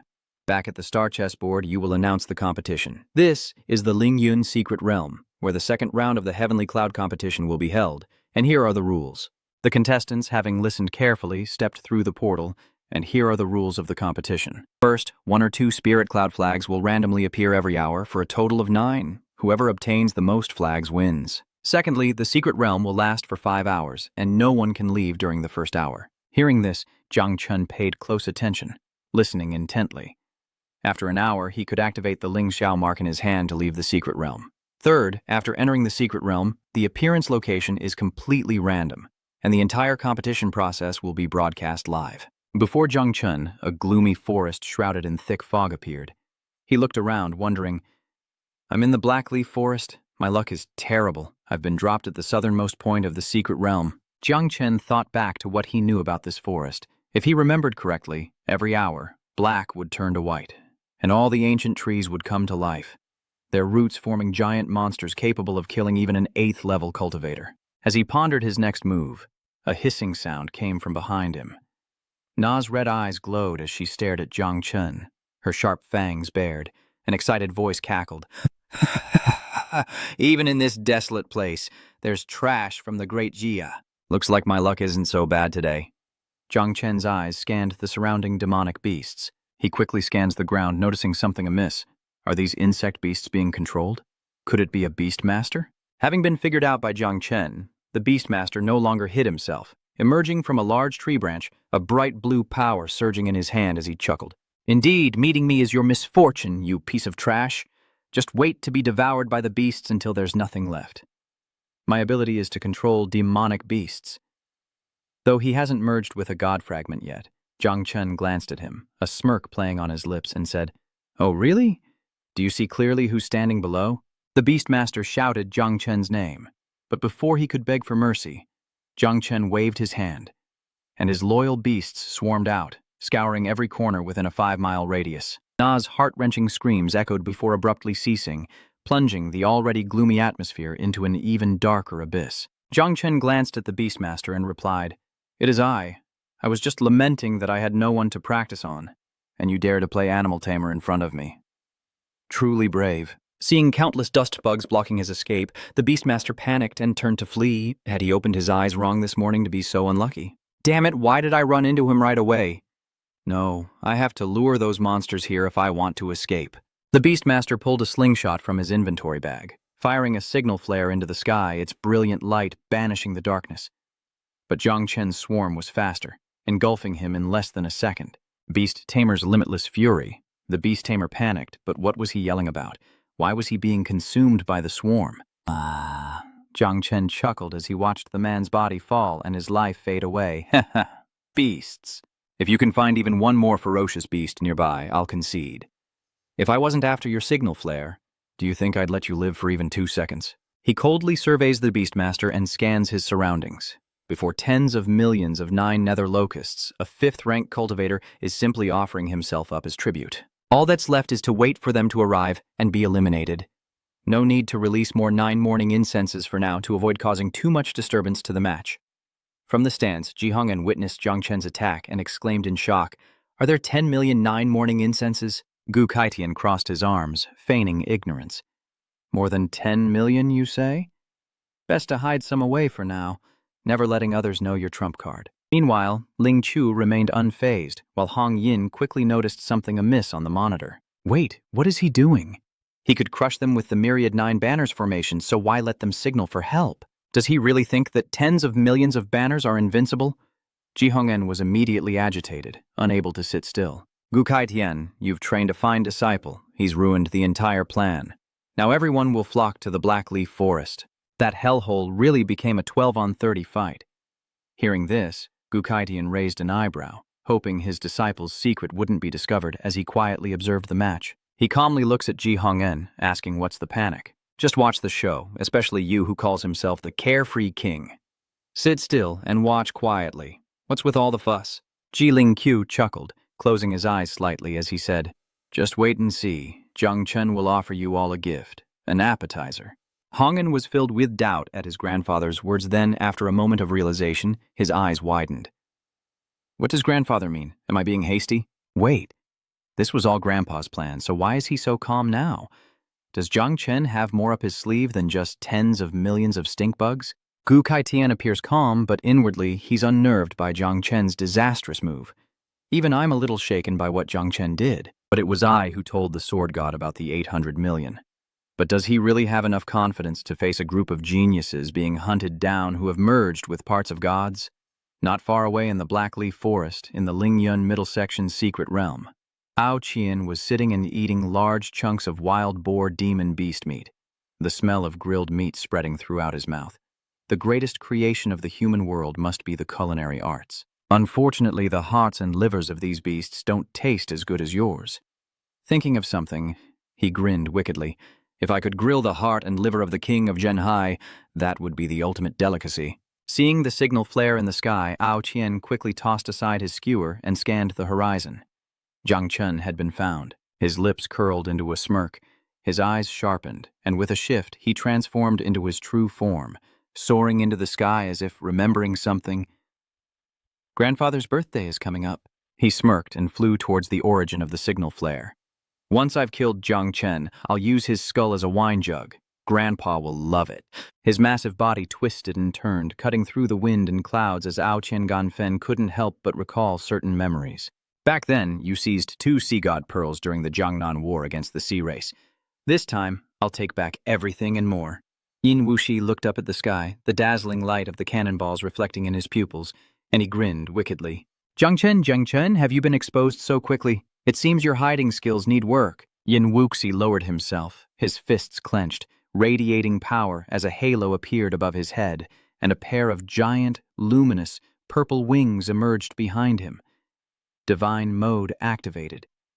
Following the signal, Yin Wuxi laughed maniacally as he burst through the forest, eager to arrive. "We may be far apart, but don't worry. I'm coming for Gu Yu." The signal light illuminates the sky, and one of the Tam Dao laughs. "Ha ha ha ha. Your Zhenhai king has been discovered." Seeing Feng Wuqi in such a state only made him feel even more ecstatic. Seeing Feng Wuqi like this, the man from Tam Dao laughed. "Even though you're 5th on the Void God rankings and I'm lower, stopping you is no problem. Even if I can't kill you, just wait, your Zhenhai king won't last long." Before he could finish, bright silk threads wrapped around his body, tightening until he couldn't breathe. Feng Wuji frowned slightly, brushing past him. "You're too noisy." In an instant, sand threads pierced through his body, leaving only a pile of tofu behind as Feng Wuqi hurried towards the Blackleaf Forest. "Jung Chen, I'm here." After the purifier's explosion, everyone rushed towards the Blackleaf Forest. Has the final battle already begun just 2 minutes into the game? Jung Chen truly defies all expectations. Jung Chen's enemies see him as prey, unaware that he is the ultimate hunter. Ao Qian arrives first, his serpentine body looming before Jung Chen, looking down with arrogant eyes. "Jung Chen, I, the prince, have come to borrow your head for a while." Jung Chen coldly scoffed. You sure came quickly." With a murderous glint in his eyes, Ao Qian grinned. How about I borrow your head for a bit? A moment later, Chen soared into the sky, spitting out a ball of water. The sea god orb, the Xuanshang Sea, and a torrent of water blasts into the sky, forming a floating sea of sorts.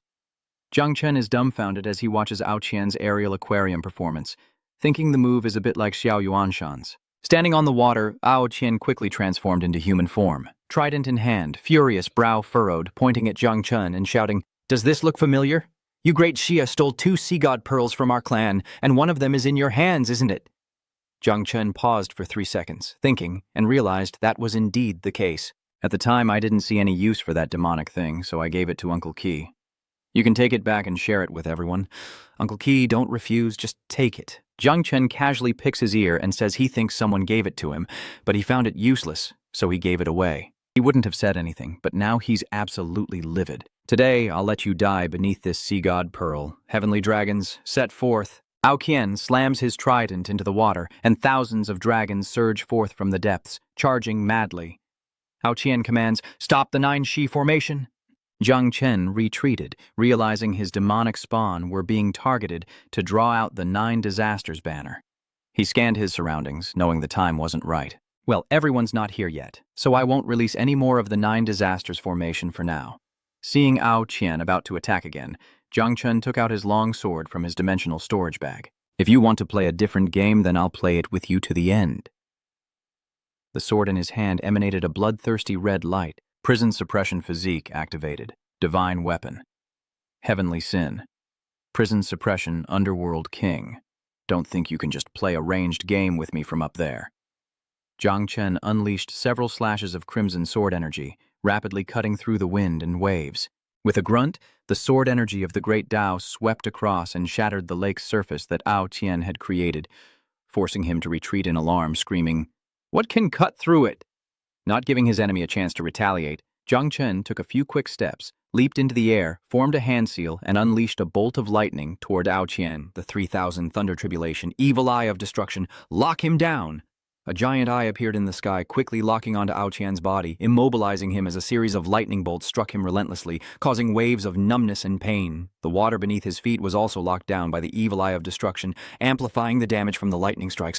Qian tried to separate his divine sense, but suddenly realized something that horrified him. "Damn it! This lightning can even lock down my divine sense, severing the connection between me and the sea god orb." From afar, Jung Chen charges towards him, sword in hand. The electric shock numbs his body, but also clears his mind, and Qian grits his teeth, roaring with madness in his eyes. "Damn you, Jung Chen, don't underestimate me." In a flash, Qian transformed, dragon scales protecting him, a divine weapon in hand, and a sphere of water materialized around him, blocking the lightning. Seizing the opportunity to break free, he lunged toward Jung Chen, attacking. "Without the 9 orifices, I can kill you easily even without the sea god orb. Daring to engage the human dragon clan in close combat, you clearly have a death wish." Seeing his arrogance, Jung Chen scoffed. "Is that so? War god transformation." In an instant, Jung Chen's hair turned white as he gripped his sword and lunged toward Qian. The sword's path seared through his flesh, and even in his half-dragon form, Qian screamed in agony. Jung Chen showed no mercy, cleaving through his shoulder, and Qian clutched the wound, collapsing backward in a frenzy of roars. "Ah, my dragon scales, your physical strength. How is this possible?" Yun Wuxie, watching the fight from afar, frowned slightly and looked at Qian with disdain. "This Qian is still so useless, but that's fine. Jung Chen killing him counts as one of my tasks. Jung Chen, I've seen all your moves, now it's our turn." Ogun's shoulder was slashed, and in excruciating pain he swallowed the sea god orb, unleashing a surge of power. With a wave-splitting stride, Qian surges forward, his trident tearing through the wind, eyes ablaze with arrogance. "Ha, you're not old enough to compete with me." Jung Chen, longsword in hand, eyes sharp, raised an eyebrow and scoffed. I already crushed Long Lin. What do you have besides a big mouth?" Guang grips his weapon, lunging with a piercing strike, taunting, "Come on, today I'll cut you down." Jung Chen swiftly parries with his sword, the clash of steel echoing as their auras tear through the air. Outside the arena, Ji Hong'an frowned, eyes wide. Qian is peak level 6, possesses true dragon blood, and even has the sea god orb. This general is a bit strong. Even I'm not sure I could land a hit on him, yet Jung Chen can. Wu Kaitian watched the match, chuckling with pride. Don't forget, Xiao Chen was #1 in the first trial. After countless exchanges, Jung Chen gripped his sword, striking down with immense power. Ao Qian sensed the danger and quickly defended, activating his shield to block the devastating sword energy aimed at his sea god's protective claws. Though shielded, the strike sent his trident flying. Seeing the shield unscathed and Ao Qian unharmed, Jung Chen began to contemplate. Even Kai Tian's blade in its war god form couldn't break the sea god Pearl's defense. I'll have to ask Uncle to study it. Though the shield blocked the sword's energy, the shock only fueled Ao Qian's rage. Dragon scales began to appear all over his body.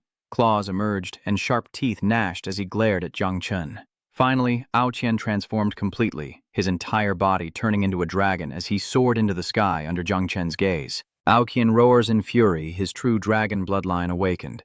You are dead. You are so dead. The reborn true dragon, Ao Qian, soared through the sky, summoning thunder and wind. His cold green eyes fixed on Jung Chen below, his roar echoing. I will not only kill you, but also your loved ones, your kind. I want the entire great Xia to be devastated.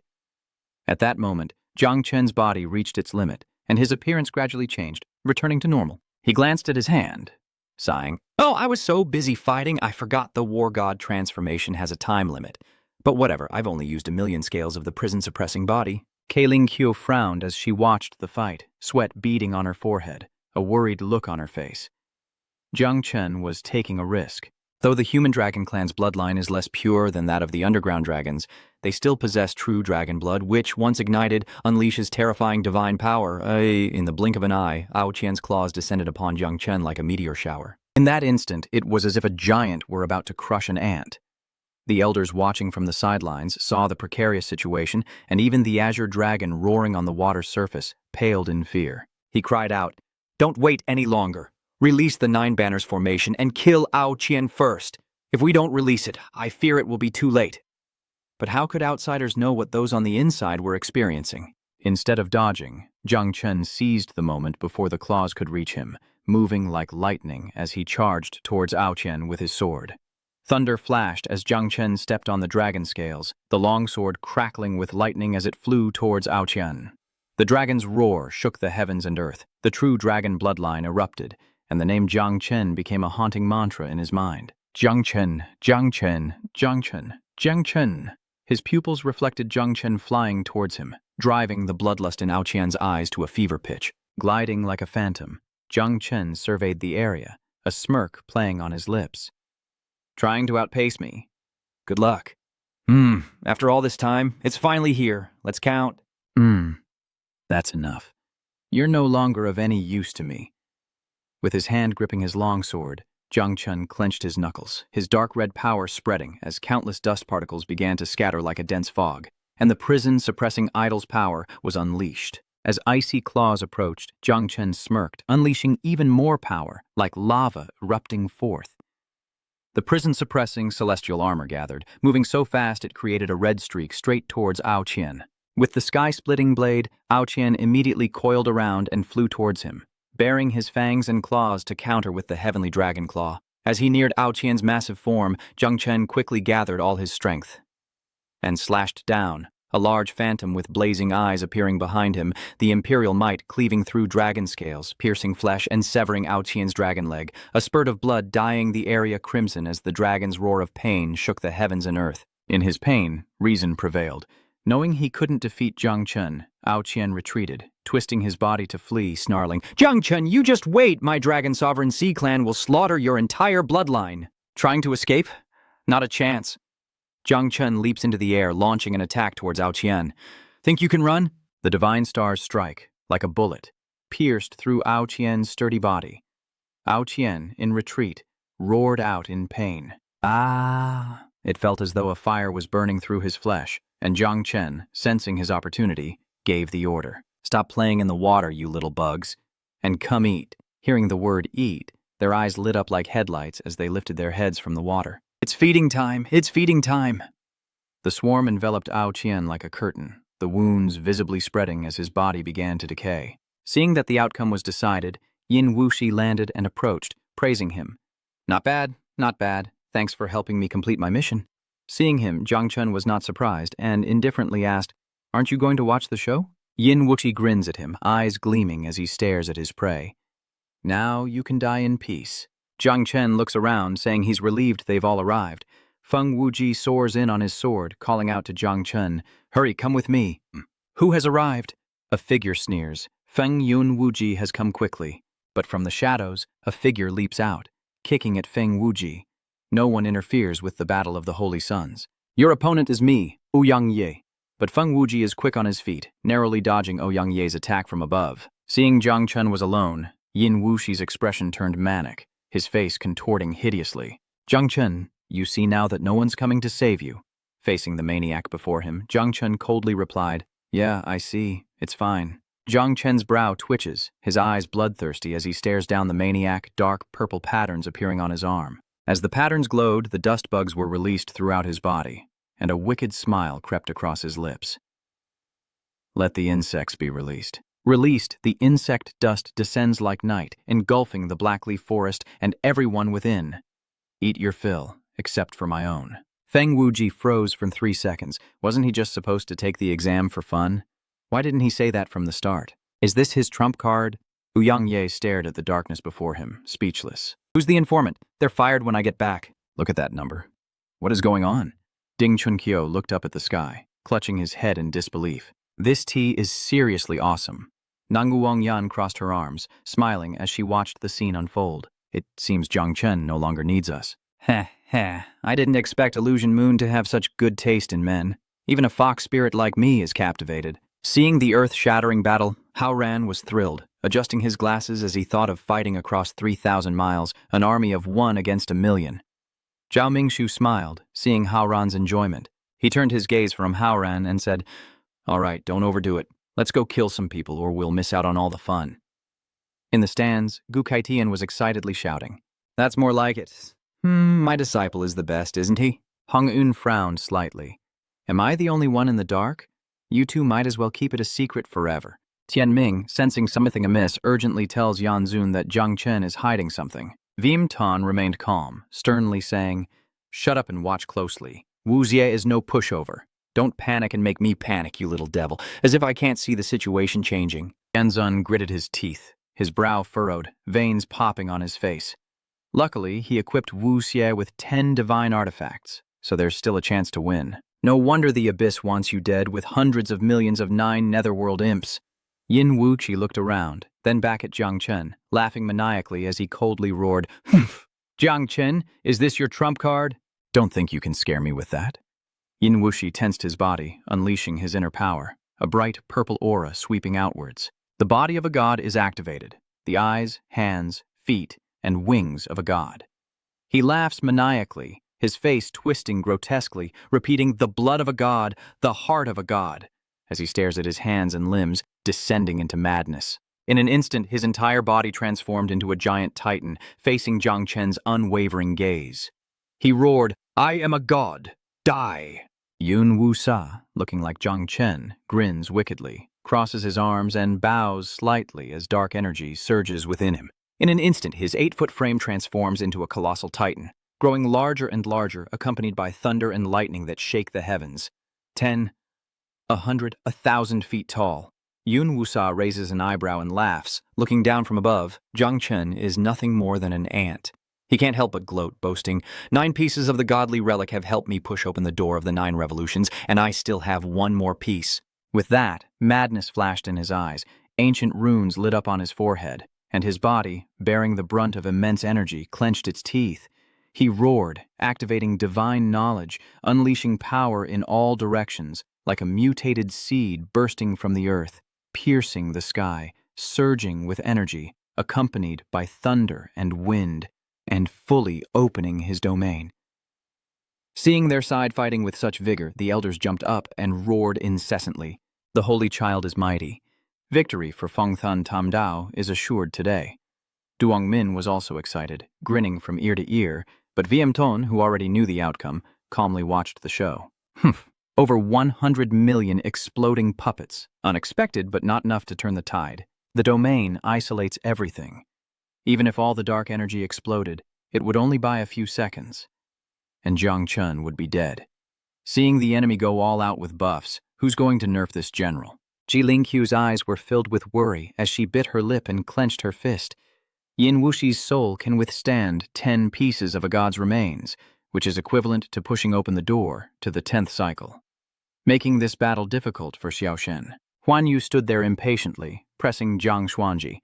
Old Zhang, don't just watch. Give me a straight answer. Does the little god have any other trump cards besides the 10 billion points? Under her scrutiny, Zhang Xuan's did not answer, his eyes fixed on the arena screen. Huang Huiyanko remained expressionless for a few seconds, then quietly replied, I don't know, but I can tell you that Jung Chen will definitely not die here. A man from the future brought back a cicada, and though his face is forgotten, his 3 prophecies remain clear. This is the second. He told me to give Jiang Chen a brocade box, saying it was for dealing with an ancient being beyond the 10th transformation. If that's the case, Zhang Chen definitely won't die in the Lingyun secret realm. Pausing for a moment, Zhang Xuanz calmly said, he hasn't used the 80 billion chaos insects yet, hasn't killed Yan Zun, hasn't lured the ancient being. He absolutely cannot die so easily in the secret realm. Huan Yue watched the battle, nodding slightly in understanding. Seeing the giant titan Yun Wusa before him, Zhang Chen raised an eyebrow, sizing him up. This size is comparable to the ancient god corpse in the Ji family's secret vault. If I released all 10 billion of the parasites I brought, even this secret realm would collapse. Perhaps I'll start with just 1 billion. Zhang Chen calmly eyed Yin Wuxi, then gently raised his hand, causing myriads of dust beetles to appear. You all remember me as the sea-suppressing king, but you've forgotten my other title. The insect swarm surged forth like a raging river, a dark curtain engulfing the sky, their numbers suffocating. He spoke with the cold voice of a calamity monarch. Seeing this, Yin Wuxi was horrified. His face changed instantly, his eyes widened like headlights, his pupils contracted, and he muttered, This scale must be 1 billion. Zhang Chen ignored his appearance, lightly waved his hand, and 300 million went to eliminate the rabble. Immediately, the swarm of insects quickly dispersed and flew away on command. The insect swarm locked onto the enemy, descending like a black fog over the blackleaf forest, as screams echoed through the trees, creating an eerie and terrifying scene. Gathering energy in his palm, the dust swarm awaits his command. Zhang Chen coldly stares at Duan Vota and quietly orders, 300 million with me. Kill Duan Vota. Kill him. With that, the dust mites gathered to form a titan beetle, its eyes full of ferocity and sharp teeth, eagerly rushing towards Duan Vota like a cannonball who grinned, clenching his fist and shouting, Come! 2 forces collide, their immense power tearing through space. Yun Wusa unleashes a devastating punch, shattering the titan bug and scattering its dust. His eyes turned bloodshot as he stared madly at Zhang Chen, laughing maniacally. Zhang Chen, you think you can stand against me with just these insects? Seeing him shatter the titan insect with 1 punch, Zhang Chen remained calm. If a direct confrontation wouldn't work, he'd try something else. Quickly twisting his wrist, his fingers manipulating the swarm to continue the fight. Though Tiuku would be heartbroken, rather than falling in vain, Qibang self-detonated, the insect swarm scattered by Duan Vota quickly like a disco floor, bombarding him before falling. The massive body endured the explosions, causing Duan Vota to quickly widen his eyes, his body trembling. A massive explosion erupts on his chest, spreading to his abdomen and elsewhere, searing his flesh. His internal organs are ravaged, and he cries out in agony. In the throes of pain, a sliver of reason returns, and he raises his hand. A white-blue light instantly appears, and he summons 5 elements azure blade. Grasping the blade, Yin Wuxi slashed through the insect swarm, his eyes burning with murderous intent as he roared, I am a god! Today I shall send you and your vermin to oblivion! Seeing this, Ji Hong'an and Gu Kaitian leaped from their seats, their faces frozen in horror as they cried out, The 5 elements azure blade! The god of the elements of heaven and earth! Ji Lingqiu frowned, sweat beading on her face. Even I couldn't withstand a blow from that blade. Sensing the divine weapon, Zhang Chen quickly commanded the insect swarm to retreat, ordering some to self-detonate while the rest fell back. No one ever steps in the same river twice. Dreaming of using the same trick again? Yin Wuxi gripped his blade and slashed at the dust beetles, instantly turning them to dust. Seeing the situation, Zhang Chen quickly raised his hands, and the dust beetles once again surrounded him like a swirling stream. Zhang Chen declared, I am the king, and the insects are my soldiers. As the wind howled under the dark sky, Jung Chen coldly commanded the dust insects, "Lend me your primordial power." Instantly, countless dust mites began to coalesce, lifting him into the air as he invoked the Imperial War Formation.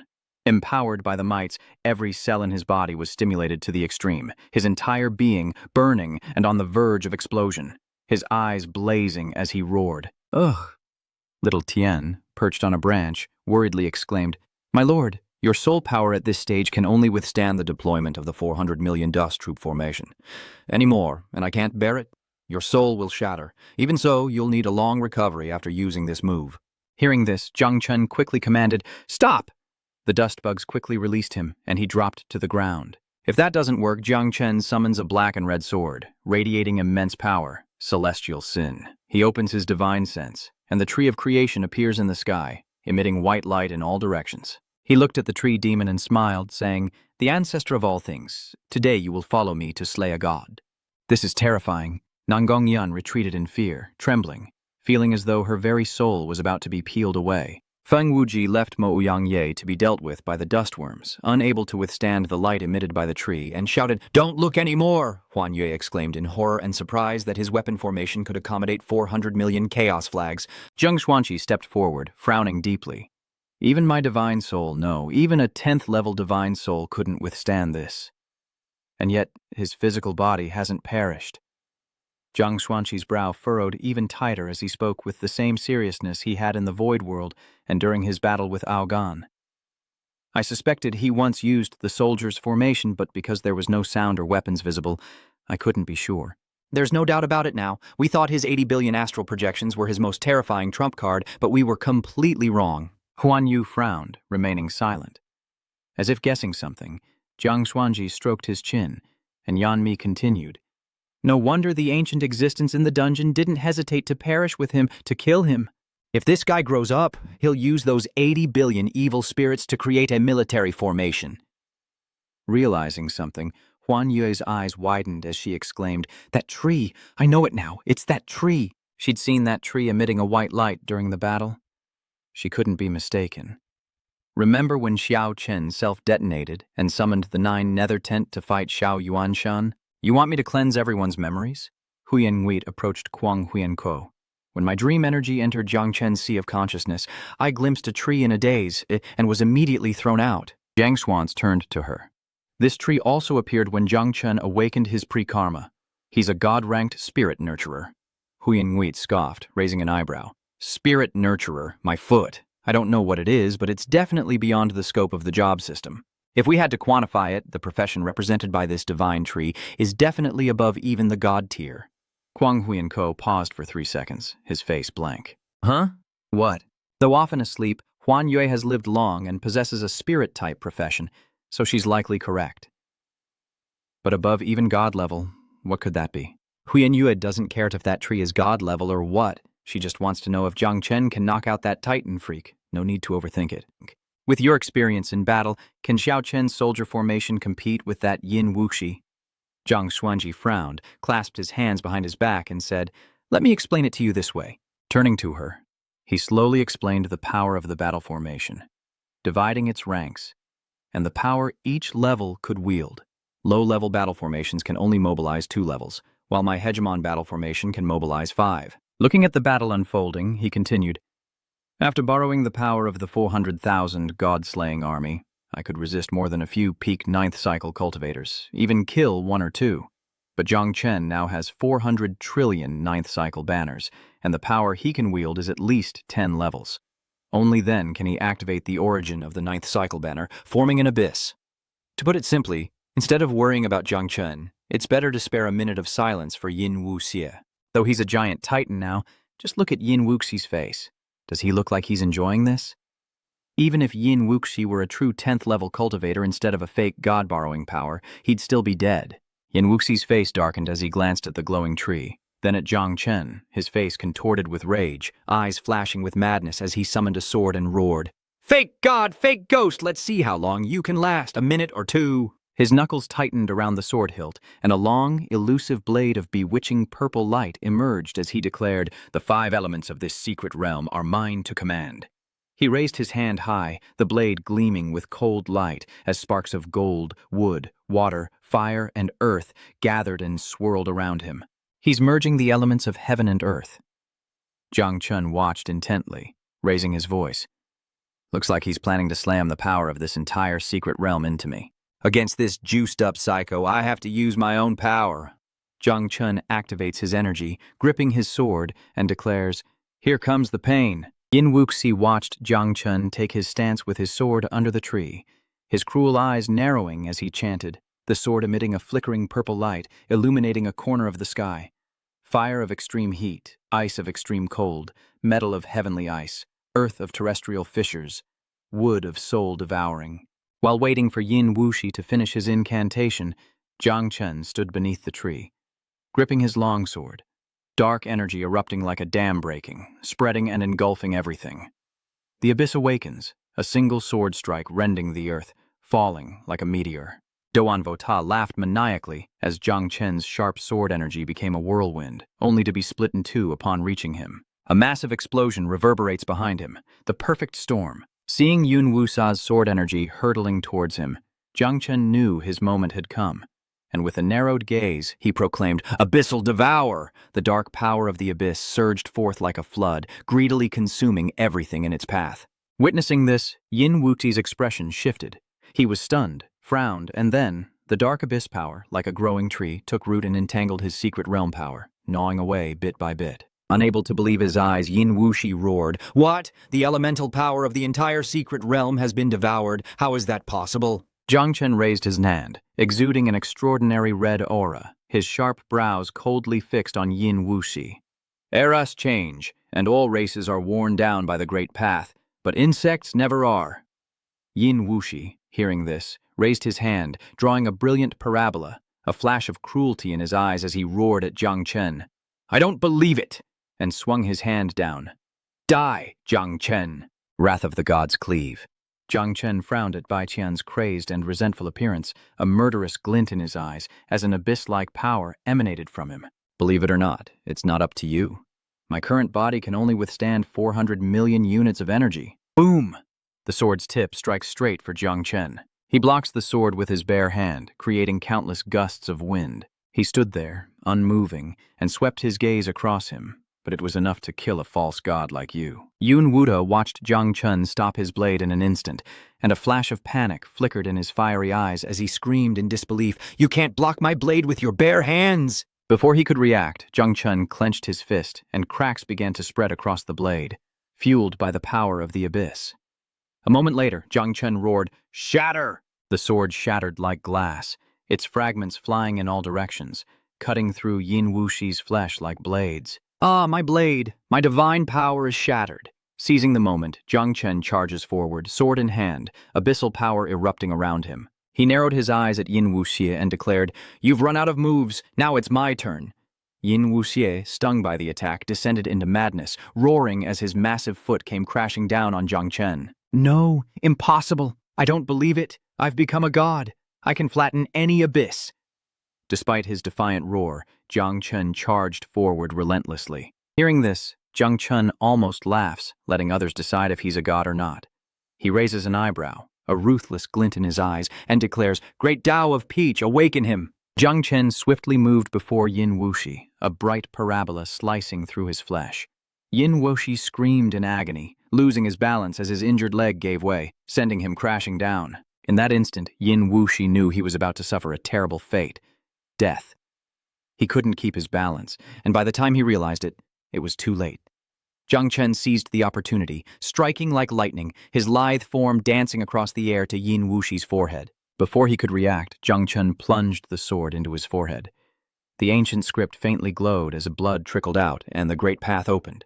Gripping the hilt tightly, Jung Chen exerted his strength, driving the abyssally powerful blade deeper into his brow. The nine nether soul, devouring ancient script on Doan Vota's forehead, suddenly glowed brightly, then faded, and he screamed in agony. As he finished speaking, Jung Chen quickly left, and a black hole appeared on Yin Wuxi's brow, constantly sucking away all the power in his body, gradually draining his vitality, causing him to scream in despair.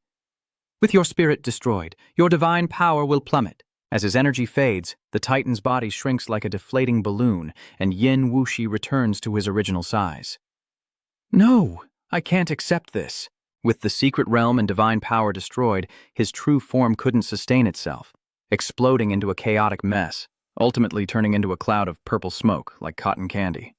Seeing the cotton candy explode in the sky, Su Qianqian and the others looked up in unison, witnessing terrifying energy. The trio of Feng Wuji, Ding Chunqiu, and Nan Gongyan rushed towards them, shouting to get out of the way. The trio of Su Qianqian were dumbfounded. Feng Wuji immediately said, "Don't let the exploding energy hit you, it's dangerous." With that, Feng Wuji and Ding Chunqiu rushed forward, carrying Su Qianqian and Zhang Mingshu in their arms. Nan Gongyan quickly grabbed Haoran by the collar, and the group fled. After running a good distance, they finally stopped it, immediately activating their protective shields, and gazed at the cotton candy in the sky in awe, fearing that this impact would collapse the secret realm.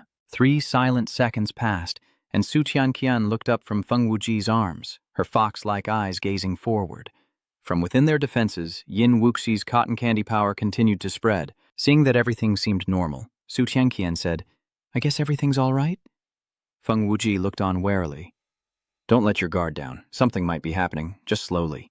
Nan Gongyan stroked her chin, calmly observing, "All right, it's over. Everyone can get up." "See for yourselves," she calmly replied, as all eyes turned to the cotton candy. Meanwhile, Jung Chen stood by, the power of the abyss devouring the candy bit by bit. The abyss consumed it all, and they cried out in shock as Jung Chen absorbed all that energy. Finding no immediate danger, Su Qianqian turned her attention to Feng Wuji, a seductive smile playing on her lips as she purred, "If you want a piece of this, Mr. Stoneface, just say so." Feng Wuji silently released her without a word, as Haoran approached Nan Gongyan, greeting her with a formal Western gesture, asking if she had a boyfriend. Upon hearing this, Nan Gongyan blushed and turned away, answering after a moment, "Not yet." Ding Chunqiu's eyes lit up like headlights as she screamed at Zhang Chen, "Why are you looking at me? Look at Zhang Chen, he's so handsome." Seeing everyone's reactions, Zhang Mingshuo burst out laughing, while Zhang Chen felt a burning sensation in his chest after absorbing all the cotton swab energy. "Ugh," he groaned, shielding himself. "Damn it, did I overdo it?" The next moment, he plummeted like a kite with a broken string, and everyone cried out his name in fear. But in that critical moment, a figure appeared. Suddenly, a beautiful white-haired girl in a pink dress appeared like a fairy, catching Zhang Chen as he fell, stunning everyone present. Even Su Qianqian was left speechless. Relieved, Feng Wuji calmly says, "It seems Zhang Chen has someone to look after him now." He glances at Zhang Chen, then surveys the area. Exhausted, Zhang Chen's 9-tailed tent returns.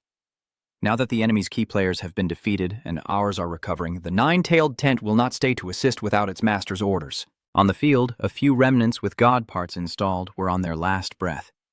Su Qianqian fanned herself, smiling at him as she listened. "Ah, I understand." Feng Wuji gathers everyone. "Let's make this quick and retreat from the secret realm so Zhang Chen can recover in peace." Everyone nodded in agreement, while the captain outside watching the match was furious, crushing the stone armrest in his rage.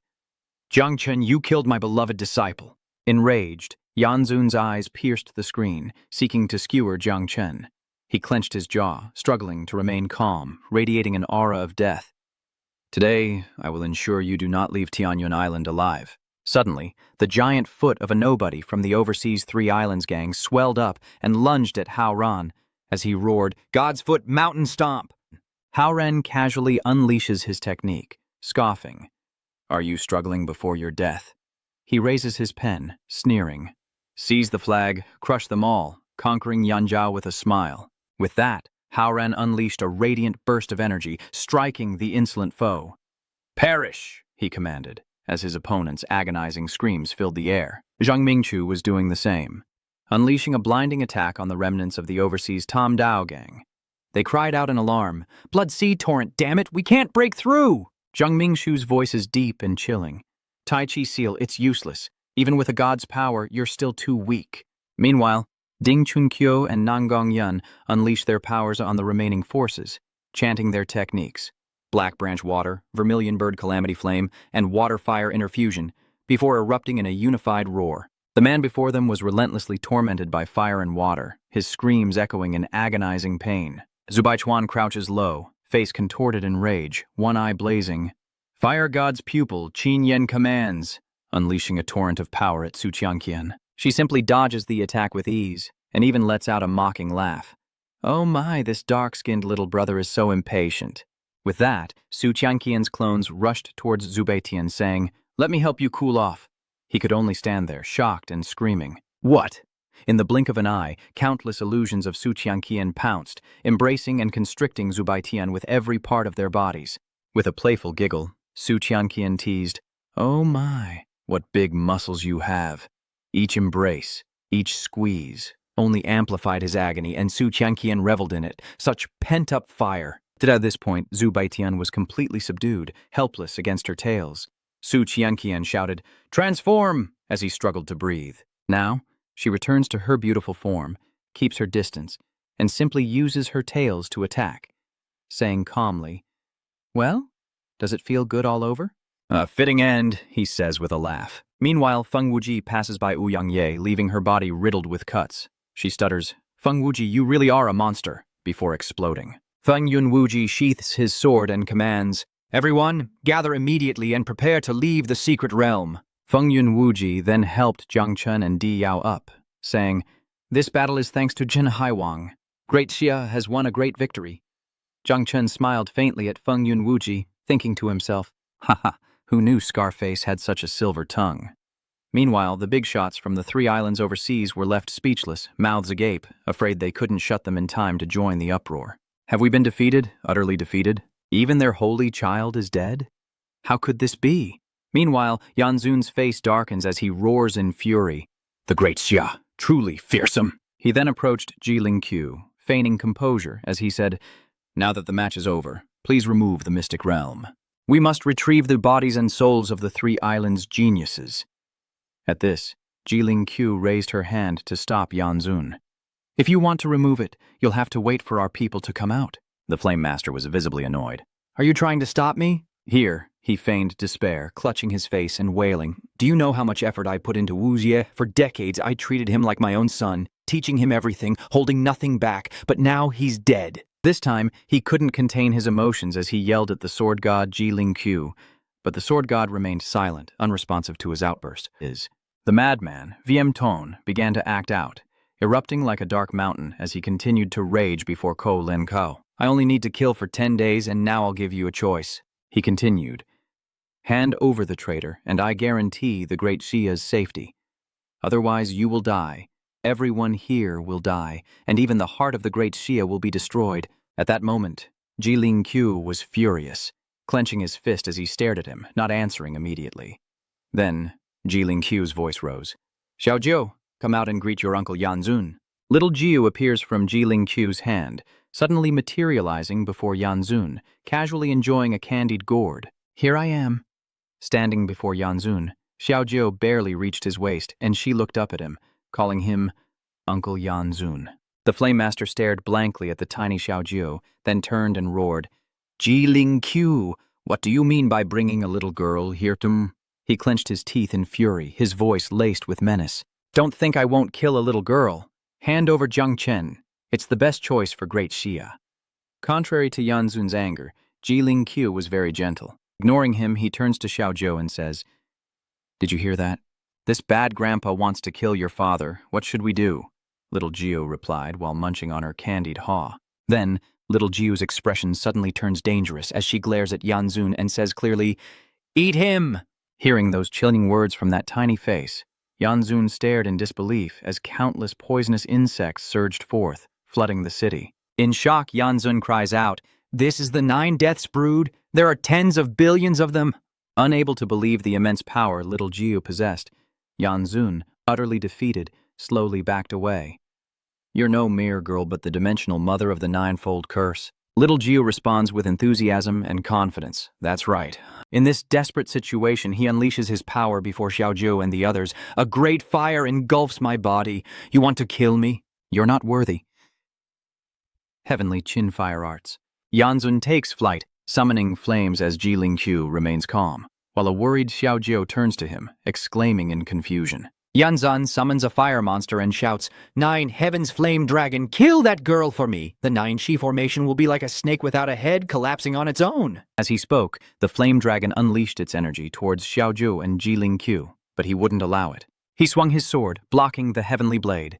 Jilingqiu continued her attack. Myriad swords return to origin. Hold them back.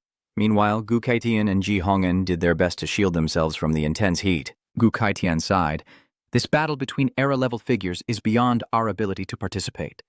His expression was extremely serious as he kept his eyes fixed on the fight. Beside him, Ji Hongen added, "I've seen countless fire abilities, but this is a first. I wonder if my grandfather can—" But little Ju, standing before them, remained calm, thinking, "Isn't it just fire? Is that so impressive?"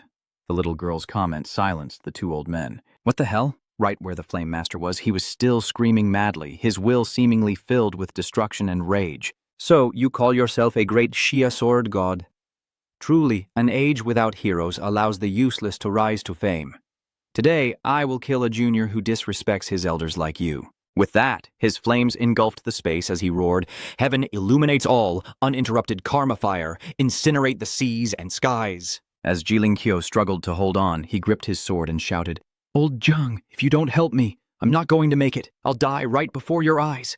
Just as he said that, a surge of spiritual energy flashed, cutting through the Flame Master's fire. The old man startled, recognizing Zhang Xuanji's voice, who helped Kai Chan establish himself, seemingly intent on destroying everything, only to be met with a surprise. "What is that?" Zhang Xuanji laughs, responding to his old swordsman friend. "Ha ha, wasn't I just using you to test that old fool's strength?" With that, he slowly descended, his body radiating spiritual power like a beacon, still wielding his great axe and speaking with a powerful tone. "You don't look so good, do you?" "Only 2 moves and you're already faltering," VM Tone shouted, seeing the man stagger. "Zhang Xuanz, you've returned from the earth pit?" Yet Zhang Xuanz's attitude remained arrogant. He sneered in response. "Indeed, back to kill an old dog like you." Fueled by rage, Yan Zun grits his teeth. "You bastard!" At the same moment, Jung Chen's group exits the secret realm. Though weary, Jung Chen was in high spirits. He glanced around, noting, "Oh, we're back." Seeing Jung Chen, Yan Zun was consumed by rage, summoning spiritual power in his hand as he charged forward, screaming, "Damn you, Jung Chen!" Seeing him lose his cool, Zhang Xuan swung his axe to block his path. "If you want to kill Jiang Chen, you'll have to get through us first." Yan Zun was annoyed, saying not to interfere, that Zhang Chen had to die. At that moment, little Ju was overjoyed to see Jiang Chen, rushing over to embrace him, exclaiming, Father, you're finally back! Everyone around him was happy to see him, and Gu Kaitian rushed over. "Xiao Chen, are you all right?" Zhang Chen replies, "I'm fine, just exhausted." "I'm afraid I can't fight the Flame Master." Little Jiu interjected, "Don't worry, Father, I'm here. When the little bugs come, I'll eat him." As she finished speaking, all the 9 nether flags rapidly retreated, and her entire body soared into the air, engulfed in blazing flames. His blood-red eyes flashed with murderous intent as he laughed, looking down at Zhang Xuanji and shouting about the elite 3 islands. At his command, a massive ship carrying thousands of soldiers armed themselves and surged forth like a swarm, chanting for slaughter. "Great Sia's 3 islands will prevail." Zhang Xuanji gripped his axe, his eyes fixed sharply on Yan Zun. He frowned, his face stern as he shouted, "So you did have a backup plan, but don't think you're the only ones." He turned to Mr. Fang and said, "Elder Fang, I'm afraid I must trouble you." Mr. Fang, holding his staff aloft, replied that it was no trouble at all. Then he frowned and began to channel his power, a red light flickering around the staff. He looks at the teleportation formation as a bright red portal opens, and thousands of soldiers surge forth, chanting a welcome to the God-Slayer army. Seeing the army descending, Ji Hong-en stares in wide-eyed astonishment. Mr. Fang, the legendary space mage from 6 trillion years ago, also the human emperor's mentor. He's still alive? When I was young, I trained in the catacombs, and he was the one guarding the entrance. Everyone around was stunned by the aura emanating from the gate and the army, exclaiming that 20,000 people had come from Pangu City and Kulun to Tianyun Island, a distance of over 100,000 miles, something a non-Ninth Revolution cultivator could never accomplish. Jiang Shen munched on the meatball Xiaojiu gave him, while constantly assessing the strength of Mr. Fang. "I didn't expect the great Xia's Pangu City to hide an invincible 9 revolutions expert." Yan Zun never expected his plan to be foiled by Mr. Fang, who appeared out of nowhere, his eyes filled with such malice it could pierce through him. Yan Zun scoffed, So the stubborn old man finally shows himself, saves me the trouble of finding you. You really think you can rely on a few 9 revolutions, 20,000 god trial troops, and those 9-headed monsters? Before Yanzun could finish, Mr. Fang pulled a clear blue sphere from his dimensional pouch, radiating a suffocating power. He frowned at VM Tone's arrogant demeanor and said loudly, "Talking too much isn't a good habit for young people. Spatial prison formation, lock." The soldiers on the ship desperately attacked the barrier before them, trying to break free from their prison. But as soon as one layer was broken, another quickly appeared. The more they attacked, the more confused they became. Quickly, find a way to break the formation. No, there are hundreds of layers. Looking at the soldiers below attacking the formation like ants, the constant hum of weapons filling the air, Master Fuang chuckled, "Trying hard, but not enough. You can't break my formation." Seeing his elite troops turned into still images, VM Tone's blood rushed to his head, and he flew out, fist ablaze. "I'll kill you first, you stubborn old man." But Kwang Huyen-ko wouldn't give him the chance. Instantly, he parries the fiery attack with a downward axe swing, and Kwang Huyen-ko frowns, shouting, "Flame Lord, your opponent is me." Enraged by the interruption, Flame Lord glared at Jiang Xuanji, his teeth clenched as he roared, "You think you can stop me?" I advise you not to invite disaster, Jiang Xuanji. The myriad evil spirits and the mother worm, ancient beings from the underground cave, will surely attack Great Xia. In 3 months, the seal of the heavenly Tao Ten transformations will open, and then the powerhouses of the underground cave will come. "What will you use to stop it?" Jiang Xuanji asked sternly, narrowing his eyes at Yanzun as he cleaved the fireball in two. Defend? I'll defend with my life today and offer your head as a sacrifice. With a piercing gaze, Jiang Xuanji locked onto him, the axe in his hand gleaming with cold light, as he commanded his troops, who immediately formed ranks. In an instant, crimson light gathered from the soldiers, and a dragon's roar echoed through the heavens, its eyes flashing red as it unleashed a deafening roar. Yanzun scoffed. "Humph. The souls of 20,000 god-slaying soldiers," as Jiang Xuanji stood tall, radiating a colossal crimson aura of a war god. In an instant, he transformed into a colossal titan, his war god domain fully unleashed, gazing down upon VM Tone. With both hands gripping his axe, Kwang Huyen-ko aimed and struck, his eyes stern as he commanded his soldiers, "Follow me to victory!" Feng Wuji, Su Tianqian, and the others moved as one, following Jiang Wushen's axe strike. Yanzun quickly summoned a fire shield to defend, but Jiang Xuan's power crashed down like a mountain. Yanzun, eyes burning with rage, roared, "You're just like the human emperor from back then!" Hearing this, Jiang Xuanji resolved to put all his strength into the strike, shouting, "For your own selfish desires, you harm the Great Xia. Today, for the sake of the Great Xia, I must eliminate you." Jiang Xuanji, you think you're the only one who knows how to transform? Thinking I'm some pushover, are you?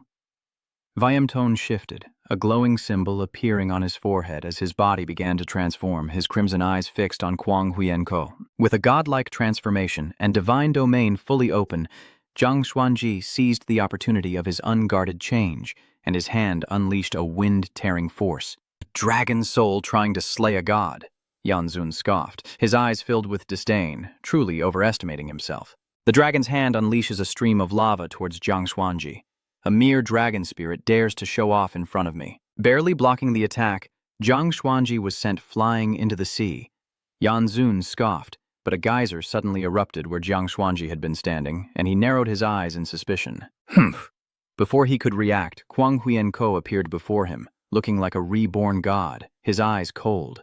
"The thousand-handed war god," Flame Lord chuckled, looking at him mockingly. "A thousand hands is just a figure of speech. You think you can stand against me with that?"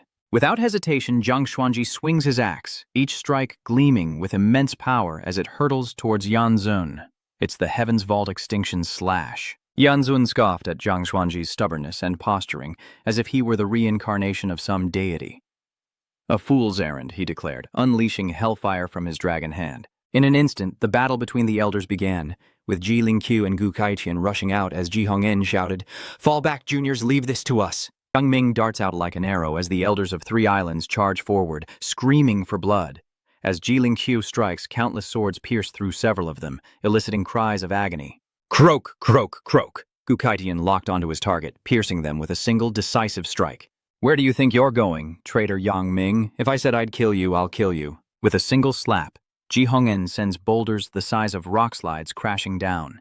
The Earth's fury forces the third island elder to quickly create a heavenly gang shield as Ji Hongen continues to hurl rocks, not forgetting to say, "Old Gu, hurry over and lend a hand after you're done.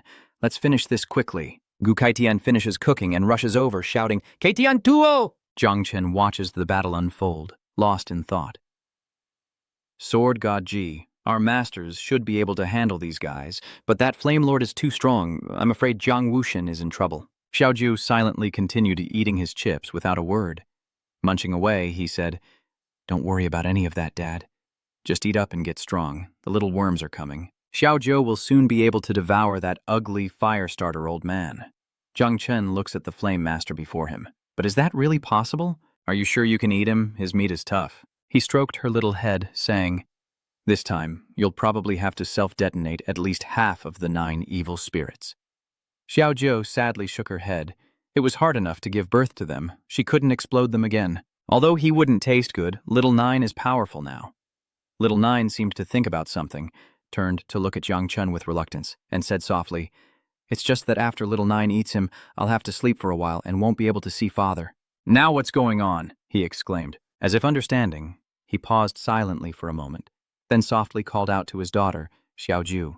The sound of flapping wings grew closer and louder. Xiaojiu looks to the sky and gasps, "Father, they're all here." Seeing insects swarm like a curtain across the sky, Yanzun frowns. "They're here." Kwang Huiyanko felt a weight lifted, his grip on the cane loosened, and he breathed a sigh of relief. They've finally arrived.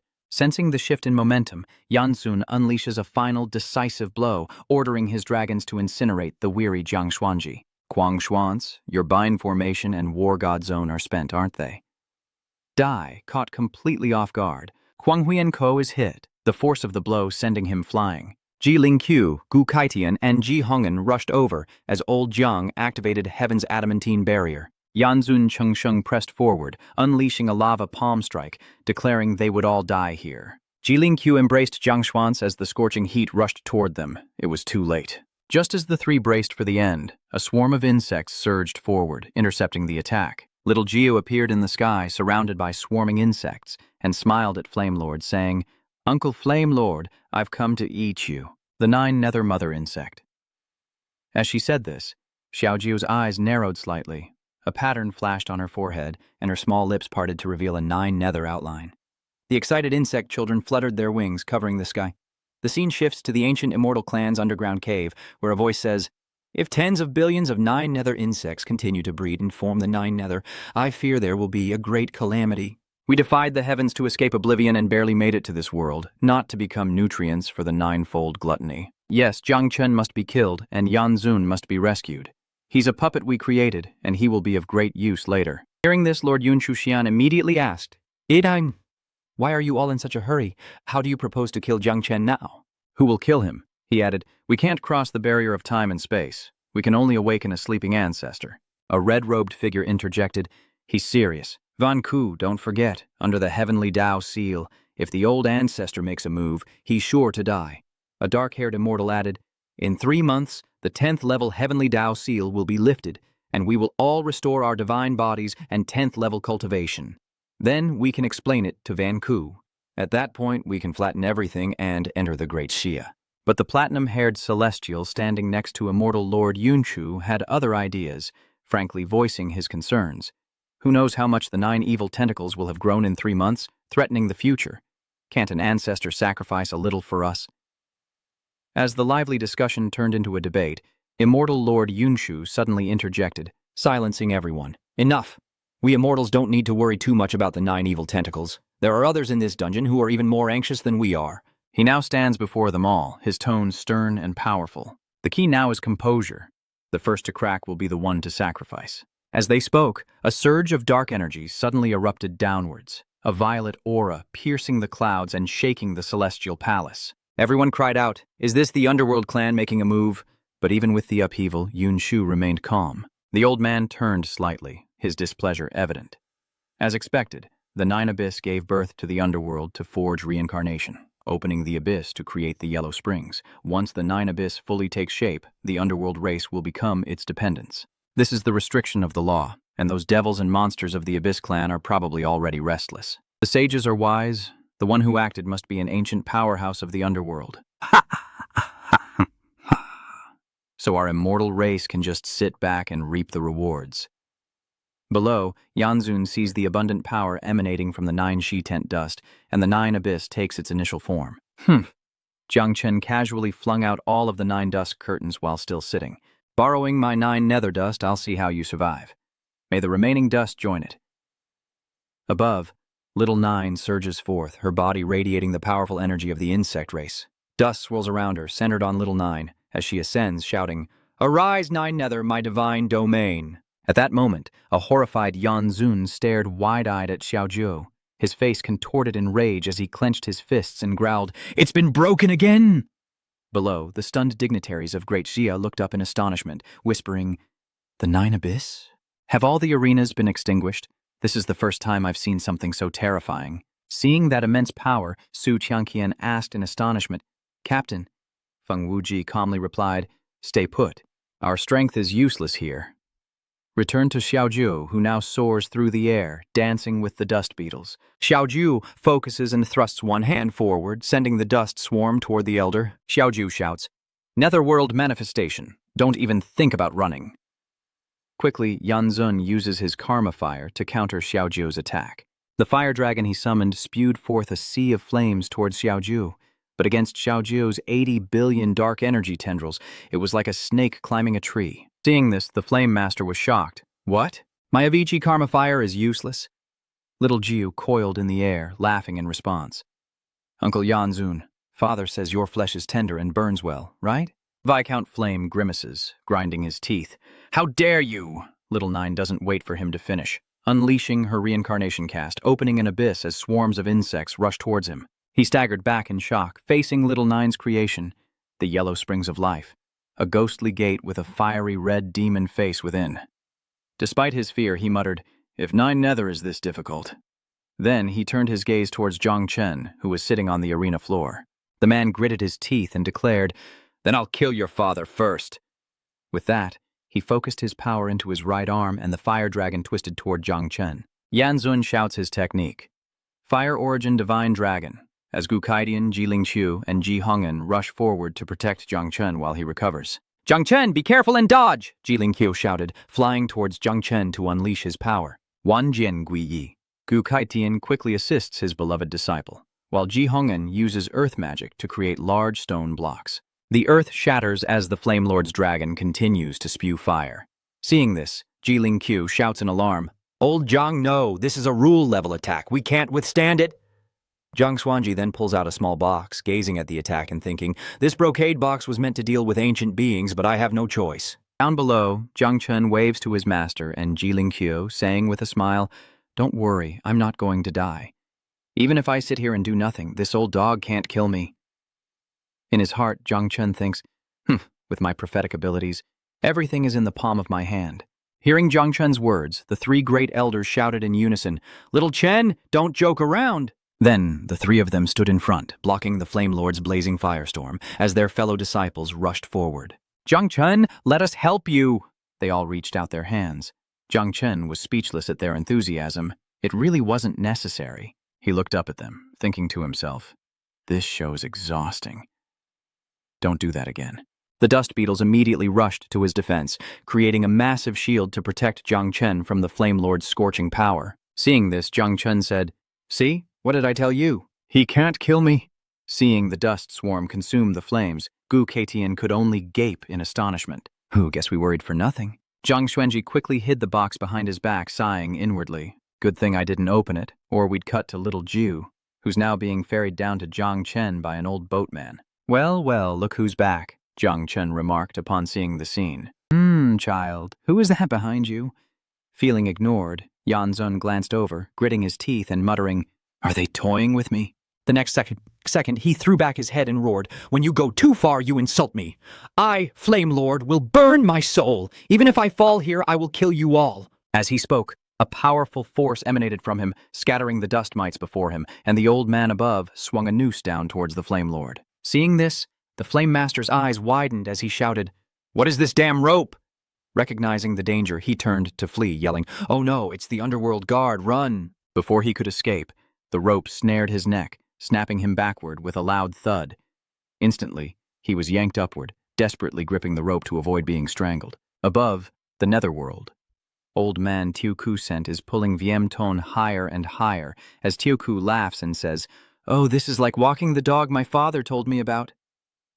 Viemton is in terrible pain, all strength leaving him, blood gushing from his orifices as he cries out, "Help me!" The scene shifts to the remnants of the 3 islands of the outer seas, who look up at their leader and exclaim, "The invincible Flame Lord is hanging like a commoner with a broken neck. Is this the power of the 9 hells? Even Flame Sovereign can't resist. Just who is that figure pulling the rope? This is bad. Let's get out of here while no one's looking." Jung Chen, seeing the remnants of the overseas 3 islands fleeing and sensing Xiaoju's power above, thought to himself, "This is only the beginning of Ju Yu, yet its power is already so astonishing." Kong Hyungi, Gu Haiqian, and Ji Linggu were also watching that power intently as Jung Chen continued. "Just what is that figure on the ship? How did Little Nine create a sin? I wonder how long she'll be asleep this time." He then looked at the withered corpse of Viemton, stripped of its life, and wondered, just how powerful would he become in the future? Suddenly, a massive rift appeared in the sky. Jung Chen looked up and scoffed, his voice booming, alerting Xiaoju as well. From the rift, a massive hand descends. It's the heavenly Tao, seeking to destroy 9 underworlds. The hand's owner cries out, "9 underworlds! Damn 9 underworlds! The hand of heaven tore through space, its sharp claws reaching for the boatman and Xiaoju. A sinister voice echoes relentlessly, "Damn 9 hells." Seeing the sharp claws closing in, Xiaojiu quickly turned to the boatman and called out to Earthmaster. The man stood there silently. The next moment, he raised his hand and a series of whips shot forward. Netherworld Dominion. Heavenly Tao gripped the whip tightly, trembling with rage, and roared, "Earth Lord, a being as great as you, willingly serving 9 hells." With that, he crushed the whip in his hand, laughing mockingly. "A servant? Please, he's nothing more than a delivery dog now." Heavenly Tao gazes at the boatman, memories flooding back, and laments, "In the previous epoch, even the 10 kings of hell obeyed your commands, yet this is all you've become." Despite Tiandao's words, Tubo remained silent, while Xiaozhou, cheeks puffed, angrily pointed and cursed him to stop talking nonsense. Seeing this, Tiandao immediately turned his hand towards her, sharp nails flashing like lightning. "You're not even fully formed, yet you're so arrogant. I'll kill you first." The Heavenly Tao unleashed a nether soul-devouring attack, and Xiaojiu quickly signaled the dust beetles to attack. The 9 Netherfinger unleashes a torrent of insect dust, relentlessly assaulting and corroding the hand of heaven. Heavenly Tao, enraged, glared at the 2 and boomed, "Since I'm doomed to die here, I might as well kill a few more." With that, he turned his attention to Feng Wuji and Su Jianqian below. Before them, the hand of the Heavenly Tao descends, radiating a blinding light that is impossible to look upon. The human race is deserving of death. Nether soul devour. The moment they opened their eyes again, everyone was terrified. "Where is this? Why is it so dark everywhere?" Darkness consumes him, sightless and numb. Is this the end? Just when all seemed lost, Zhang Xuanchen retrieved a small wooden box from his dimensional pouch. It was time to open it. Instantly, a massive golden power erupted from the box, creating a whirlwind that forced Zhang Chen to shield himself. The box had reached its limit, shattering the wood. This power. He seems to recognize it. Kuang Huiyan Ko whispers, This is. In a flash, a shimmering, golden longsword appears, floating in the air. Lord Peng Huang speaks, recognizing a surge of intent. Before he can react, the sword soars into the sky, towards the distant hand of the Heavenly Tao. The sword's appearance startled the Heavenly Tao, and before it could react, it pierced its hand, causing it to scream in agony. With a sickening thud, the severed hands fall as the celestial hand recoils in agony, uttering bizarre curses. "Damn it!" Zhang Chen raised his eyebrows, stunned as he watched the long sword emit a dazzling golden light. This blade feels familiar, like the aura of the heaven-cleaving blade, but 100 million times stronger. He squinted, and 2 words emerged on the blade. Amber. This is the divine weapon I've always dreamed of. Zhang Chen couldn't help but assess Zhang Xuanchen's straight, pine-like back, never expecting the martial god to have such a trump card. Little did he know, the old man was equally stunned, watching the sword in disbelief. never imagining the power of the blade he'd been given. Seeing the hand of the heavenly Tao descend, Little Nine's eyes lit up like stars, and he quickly ordered the remaining dust beetles to take advantage of the situation and rush towards the young ones. "Eat it! It's a great tonic!" The dust beetles rejoiced as if they had reaped a great harvest, swarming around the hand of the heavenly Tao in waves. Jung Chen thought to himself that this was definitely a great supplement for the nine-winged insect, but only the hand could be fed to the insects. Looking at the spatial rift, there was nothing else to be seen. What a pity that ancient being retreated and couldn't be dragged out. Otherwise, using his corpse could have upgraded the insects again. A thought flashed through his mind when suddenly something appeared behind them, and Jung Chen, Zhang Xuanji, and Gu Kaitian turned around, instantly on alert. Jung Chen was stunned as the familiar tree appeared before him, taking form on its own. Before he could process it, the branches stretched out as if alive, reaching into the spatial rift created by the heavenly Tao. He was surprised that it even took the initiative to attack. Jung Chen stared, raising his eyebrows as he watched the tree's reaction, a million questions racing through his mind. Could it be that the tree has its own consciousness, or is it just a result of my thoughts? Before he could finish thinking, the tree suddenly shattered the space rift, its branches like vines wrapping tightly around the heavenly Tao, pulling it down to reveal an ancient mummified corpse with eerie purple light in its deep eye sockets, screaming silently. This is impossible! No! This is a sight never seen before. The heavenly Tao, ensnared and bound by the tree branches, is reduced to a helpless puppet. Jung Chen was stunned. The lightning had been pulled out. Everyone cried out in alarm. What was happening? Gradually, the branches climbed and wrapped around the heavenly Tao more and more tightly as Jung Chen watched in confusion. Why is tree encasing him? Does he want to eat him himself? What? I was wondering what the tree was up to, and now the branches are tightening, as if trying to squeeze something out. In the next instant, streams of bright purple soul energy appeared, converging and flowing toward Jung Chen's brow, shocking him. Meanwhile, Jilin Qiu and Gu Kaitian watched in stunned silence as Zhang Xuanzi exclaimed, "This!" Suddenly, Jung Chen heard rustling from the tall tree, and in an instant, the flowering and fruiting process was complete, leaving behind ripe, succulent fruit, bursting with color. In that moment, Jung Chen quickly returned to his mental world. Little Tian stood beside him, looking up at the ripe fruit, and said to Tree, "Tree, are we really so lacking in virtue? If you're alive, say something to me." Suddenly, a chuckle rings out, and seeing that everything has come to an end, Xiao Zhou, sitting on the boat, says, "Let's go, Grandpa Tu." The boatman simply hummed in response, turned his back, and used the whip to drag away Yanzun's corpse. Before leaving, the boatman glanced down at the island below for a moment, silent, then disappeared into the portal. Seemingly sensing the boatman's gaze, Jung Chen immediately met his eyes. What's with that look? He knows me. Seeing Jiang Chen stunned and unresponsive, the elders, fearing the purple light had affected him, shook him and called out, "Yeah, Jung Chen, are you all right?" Jung Chen stared intently at the spatial vortexes before him as Nine Serenity's initial form vanished. Where's Xiao Ju? His eyes dart around, desperately searching for Ju.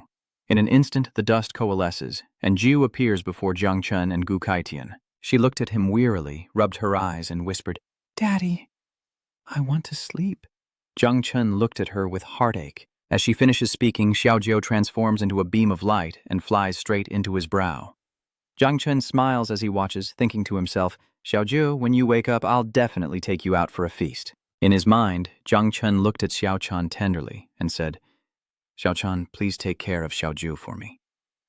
Looking at the light in her palm, she smiled and nodded. "Rest assured, my lord."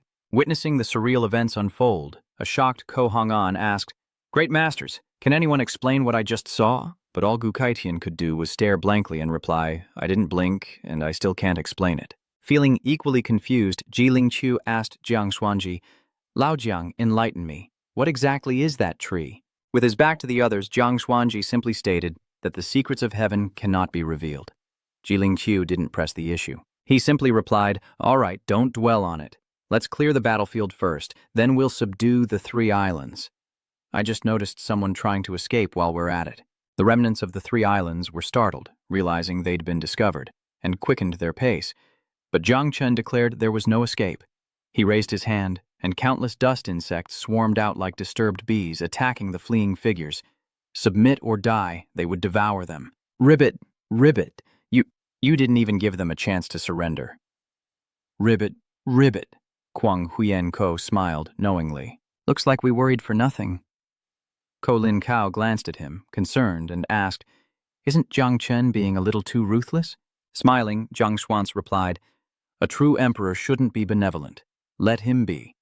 Meanwhile, Mr. Fang, still holding the Flamesex army captive, asked Zhang Xuanzi, Young Jiang, can we release them now? Zhang Xuanchen nodded. Yes, thank you for your hard work, Elder Fang. Afterwards, Ding Chunqiu couldn't help but sigh, rubbing his head as he said to Nan Gongyan, This battle wasn't even as good as performing in the secret realm. We purely won by doing nothing. How boring. Zhang Mingshuo chuckled dumbly, his face blank, and couldn't help but sigh. How could the gap between geniuses be so vast? Hao Ran silently pushed up his glasses without replying. Su Qianqian, overjoyed, declared with a smile as bright as a flower that she, the fox demon Su Qianqian, vowed to win over Jiang Chen. Seeing the outcome was decided, Zhang Xuanzi quickly ordered the entire god-slaying army to obey. Follow me to conquer the overseas 3 islands. Jiang Chen quickly stopped him, looking ahead as he slowly said, Hold on, Marshal God Jiang. To be safe, you should lead the army back to the catacombs. He reached out his hand, power coalescing into a brilliant, burning purple flame, marked with a hidden sigil. Raising the flame, Jiang Chen looked at Zhang Xuanzi, smiling. A small overseas island is nothing. I can conquer it alone. As the divine power faded, the pain in his head caused Yin Wuxi to scream. The 3 islands army, caught off guard, panicked and shouted, Our prodigy has been killed! Through the live stream, Yan Zun's withered corpse was dragged away like a rag doll, and the soldiers below panicked, their psychological defenses collapsing as they wept. Witnessing the death of their god, the soldiers fell to their knees, weeping. Their eyes vacant, their hearts filled with despair. Where do we go? Is there any hope left for us? Suddenly, a thick layer of black mist appeared in the sky, drawing closer and closer, as one person pointed and shouted, Look up at the sky, what is that? It's darkening the entire area. The screams quickly drew everyone's attention forward, where a figure emerged from the thick, swirling black mist. As they saw who it was, the soldiers below cried out in terror, It's the 9 banners! No, I don't want to die. Zhang Chen stood indifferently high above, his face cold. Annihilate the prodigies and destroy hope. Zhu Shenming, the prelude is complete. His gaze sweeps across a vast expanse. Zhang Chen reached out, an idea flashing through his mind, and a red ruby appeared in midair, emitting a mysterious black light with ancient patterns faintly visible on its surface. He whispered, It's time to harvest Penglai, Fangzhang, Yingzhou. His eyes flashed red as the ruby's power intensified, and dust began to swirl around it. He proclaimed, The 7 courts and 12 clans. With those words, the ruby soared into the sky, unleashing a dazzling red radiance in all directions. 5 billion overseas citizens of the 3 islands, you will all submit to me.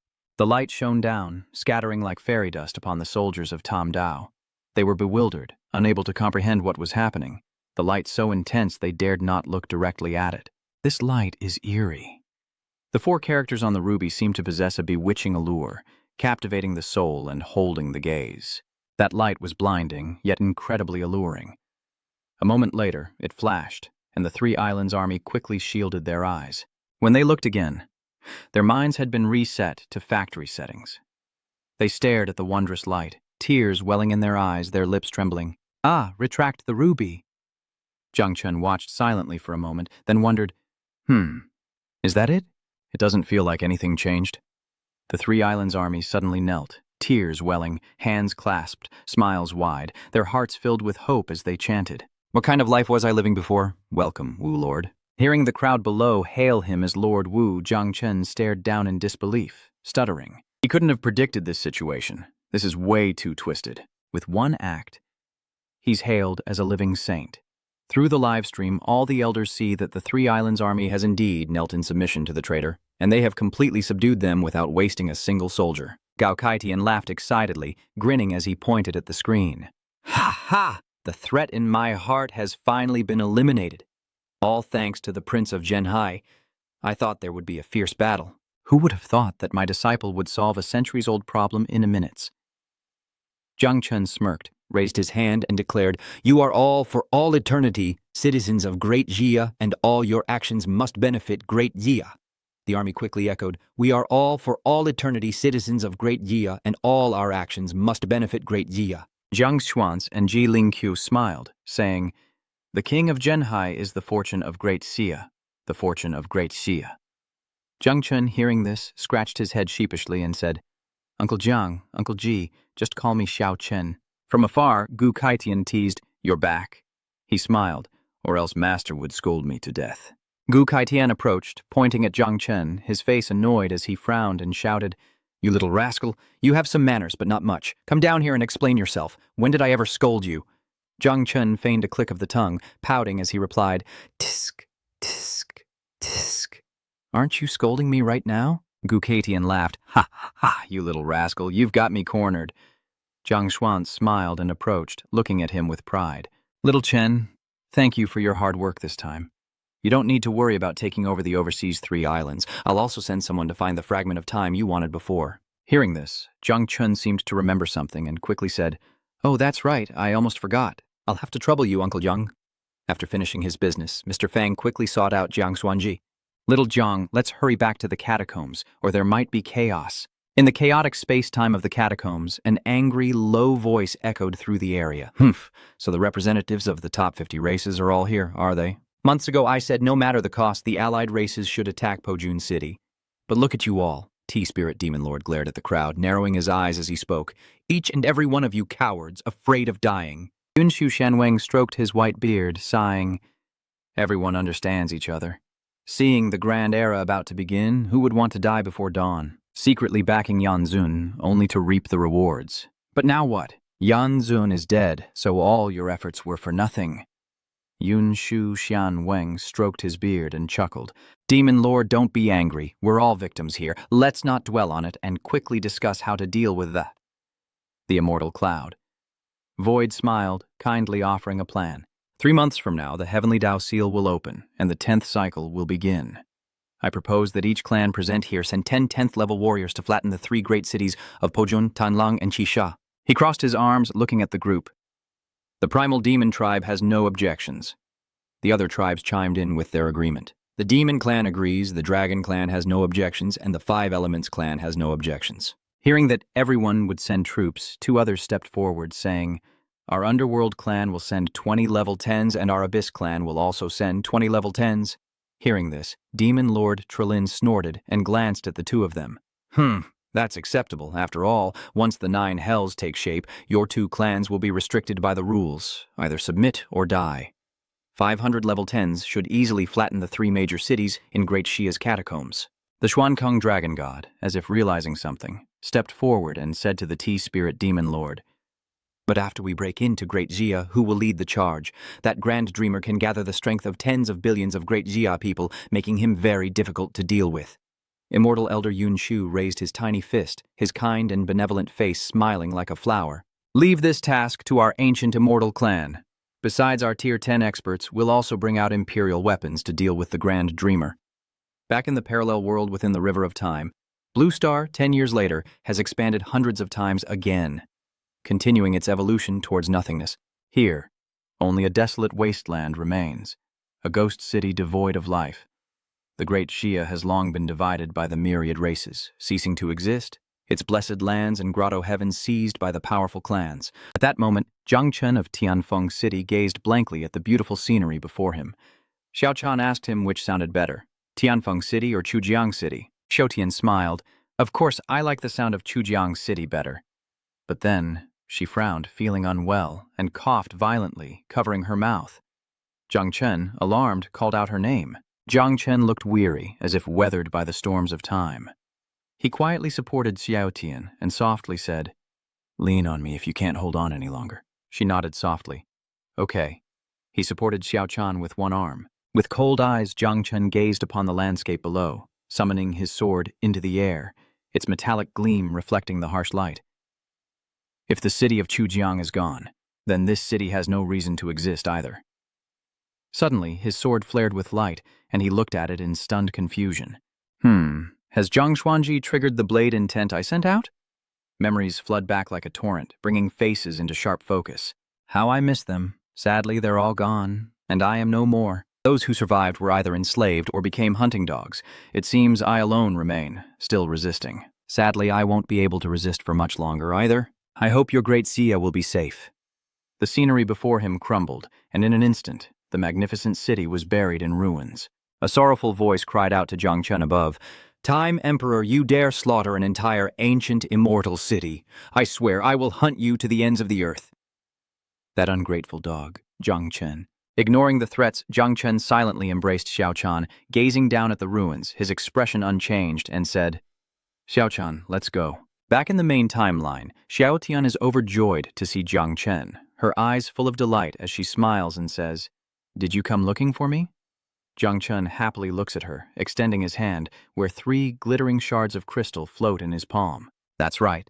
All the fragments of time have been gathered, and I can now grant her the life of Yao Tian. He then quickly cast a formation with Xiao Chan, and a stream of bright blue power flowed into her, evolving the divine ban. Checking. Check complete. A stream of light, like a clear spring, enveloped and slowly entered Xiao Chan's forehead, meeting the conditions for the life of Yao Tian, and Yao Tian is now in progress. Moments later, Xiao Tian felt lighter than air, a pleasant energy flowing through her. Ding! The Time Beetle's Duokthian evolution is complete. Moments later, Xiao Tian quickly regained consciousness, knelt down to pay respects, and softly called out to her lord. Jung Chen hurriedly checked her stats. The essence of the spring and autumn light, also known as Xiao Tian's light and shadow eye, consumes 10 corpses to see 3 seconds into the future, extrapolating to a limit of 10 years. The spring and autumn Zerg's initial stage is long. Time reversal is a 5th-level transmission, and time travel is a 5th-level transmission. The advancement route of the spring and autumn light, Zerg goes from the initial stage to the 5th-level transmission of fleeting shadows and ancient light, to the 9th-level transmission of the essence of time. Jung Chen stroked his chin, thoughtfully considering the information before him. Note that this ability consumes a great deal of the original insect's essence, so time reversal should not be used frequently. Jung Chen stared blankly, inwardly assessing that these 2 abilities were definitely divine powers, but their weaknesses were also very clear. Life draining and time reversal required the consumption of millions of spring-autumn death insects. Based on Xiao Tian's reproduction, it would take 1,141 years. If I trade my life, 1 year of lifespan can be exchanged for 1 million deathworms, which would take 10 years of my life. The more he thought about it, the less logical it seemed. Time tracing was even more absurd. Was it trying to kill him? Only a fool would trade their life like that, even if he had a longer lifespan later on. Xiao Chan, seeing him standing there for so long, wondered what was happening. Jung Chen turned to look at her, this small girl before him. Furthermore, the time sojourn spell would take a huge toll on her. She was too weak and fragile to withstand its ravages. Xiao Chan approached him curious, asking what he was thinking as he stood there in a daze. He smiled, stroking her hair, and replied that he was thinking about her. Hearing that, her face flushed red, and she gasped softly, then quickly covered her mouth, embarrassed. Seeing Jung Chen still looking at her, Xiao Qian shyly transformed into a cicada and flew into the branches of a tree. He watched, puzzled. Had I said something wrong? Xiao Tian's face flushed as she hid behind the branch where Xiao Jiu was sleeping. She peeked her head out, whispering, My lord, Xiao Jiu is still sleeping." He nodded and smiled. "Yes, thank you for taking care of her." Jung Chen turned to look at the rainbow sphere before him, finally speaking. "The rainbow sphere above it was formed by you using the Ming clan's old ancestor, wasn't it? This time, it ripened without the need for soul nourishment." A youthful voice suddenly echoed. "Father!" Jung Chen turned, surprised. It was Xiaojia. "What's wrong?" Seeing his reaction, Xiaojia looked sad and turned to leave with his bag. "Dad, you promised to let me go to school. Do you still stand by that?" Jung Chen was stunned, forcing a smile. "I think I did agree. I remember promising you that, but I forgot."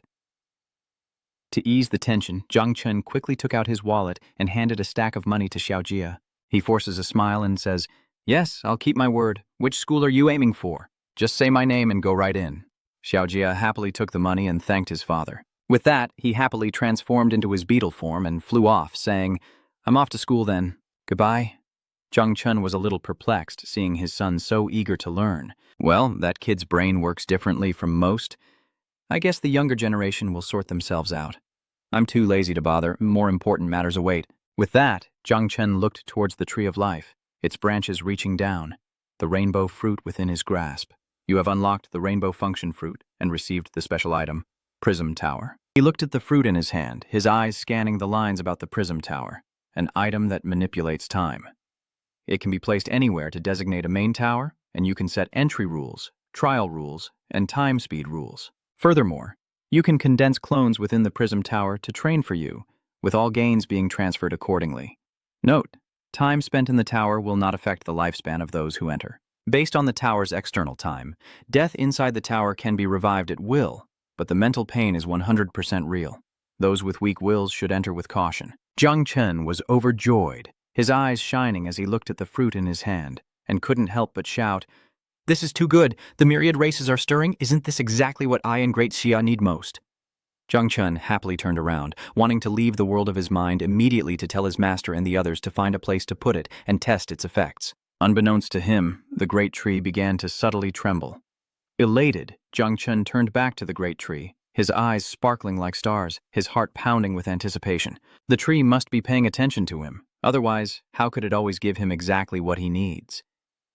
Jung Chen immediately ran over and hugged the tree tightly, nuzzling it affectionately. Tree spirit, you're like my real grandpa. Little Chan was stunned at the sight. A branch then pushes Jung Chen away, who pouts and asks, Ugh, are you rejecting me? A moment later, the branch, seemingly annoyed, swats him away.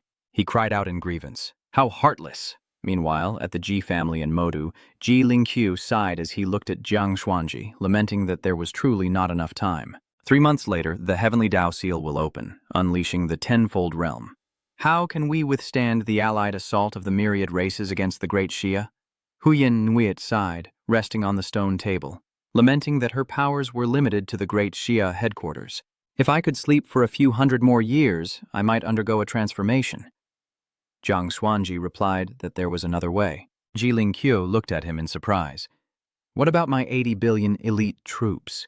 While they can kill those at the 10th transformation, there are far more than just one such person in the underground caves.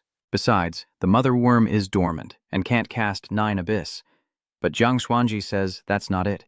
Ji Lingqiu is curious, so what is it? Calmly, Jiang Xuanji explained that when the seal of the Heavenly Tao opens, the Divine Origin Kunlun will bear 10 Divine Origin fruits, which can be used to advance to the 10th transformation. But Huan Yue slammed the table, furious, because consuming the fruit would mean cutting off all future advancement, forever limited to the 10th transformation, like drinking poison to quench thirst. The future of Great Xia, before she could finish, Jiang Xuanji hurriedly cut her off, saying there was no time left. If we don't, Great Xia won't even survive the present. He looked at Ji Lingqiu and continued, I'll use it to level up then. If I use the soldier formation, I should be able to deal with 10 of them. Ji Lingqiu looked at him seriously, adding a sneer. Jiang Xuanji, seeing her angry and annoyed, said, Huan Yue, you're different. You only need to sleep to get stronger. You are the last trump card of Great Xia. Don't cut off the road ahead. Suddenly, a 3D screen appears before the 3 of them.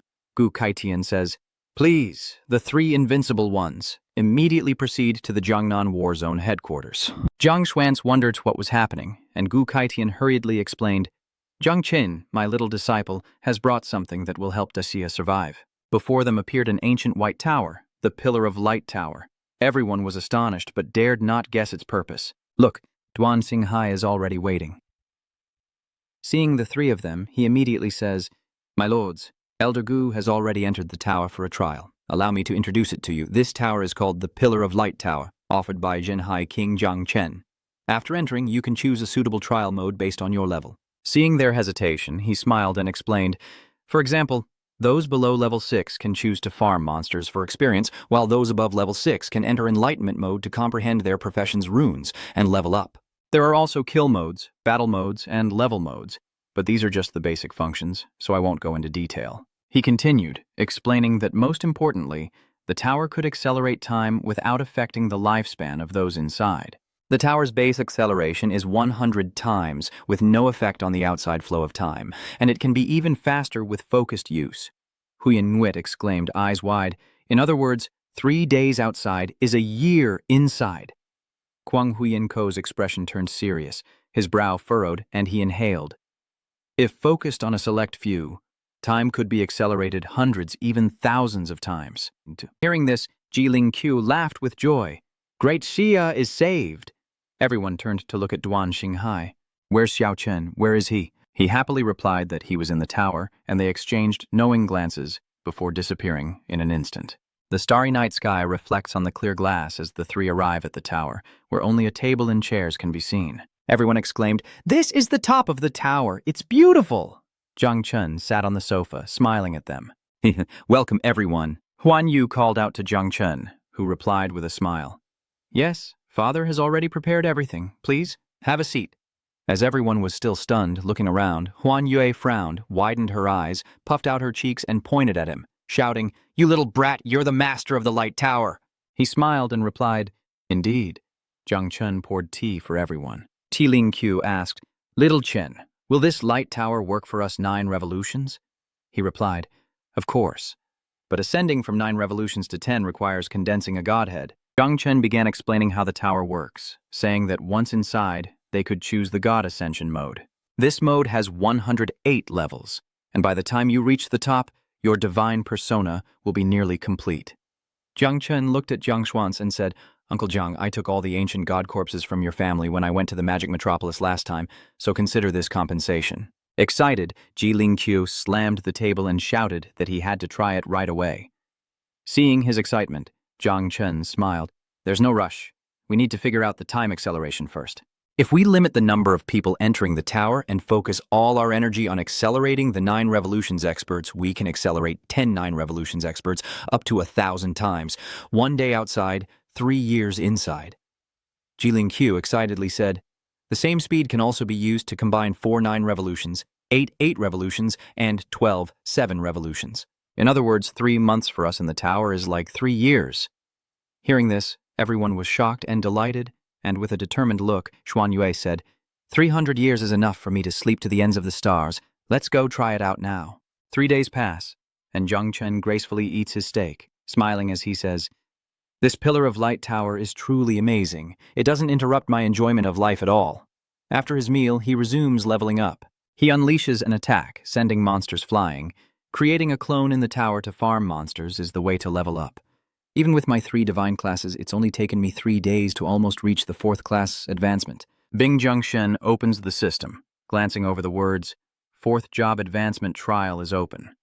Only after completing the job advancement quest can your level continue to increase. The job change quest is as follows."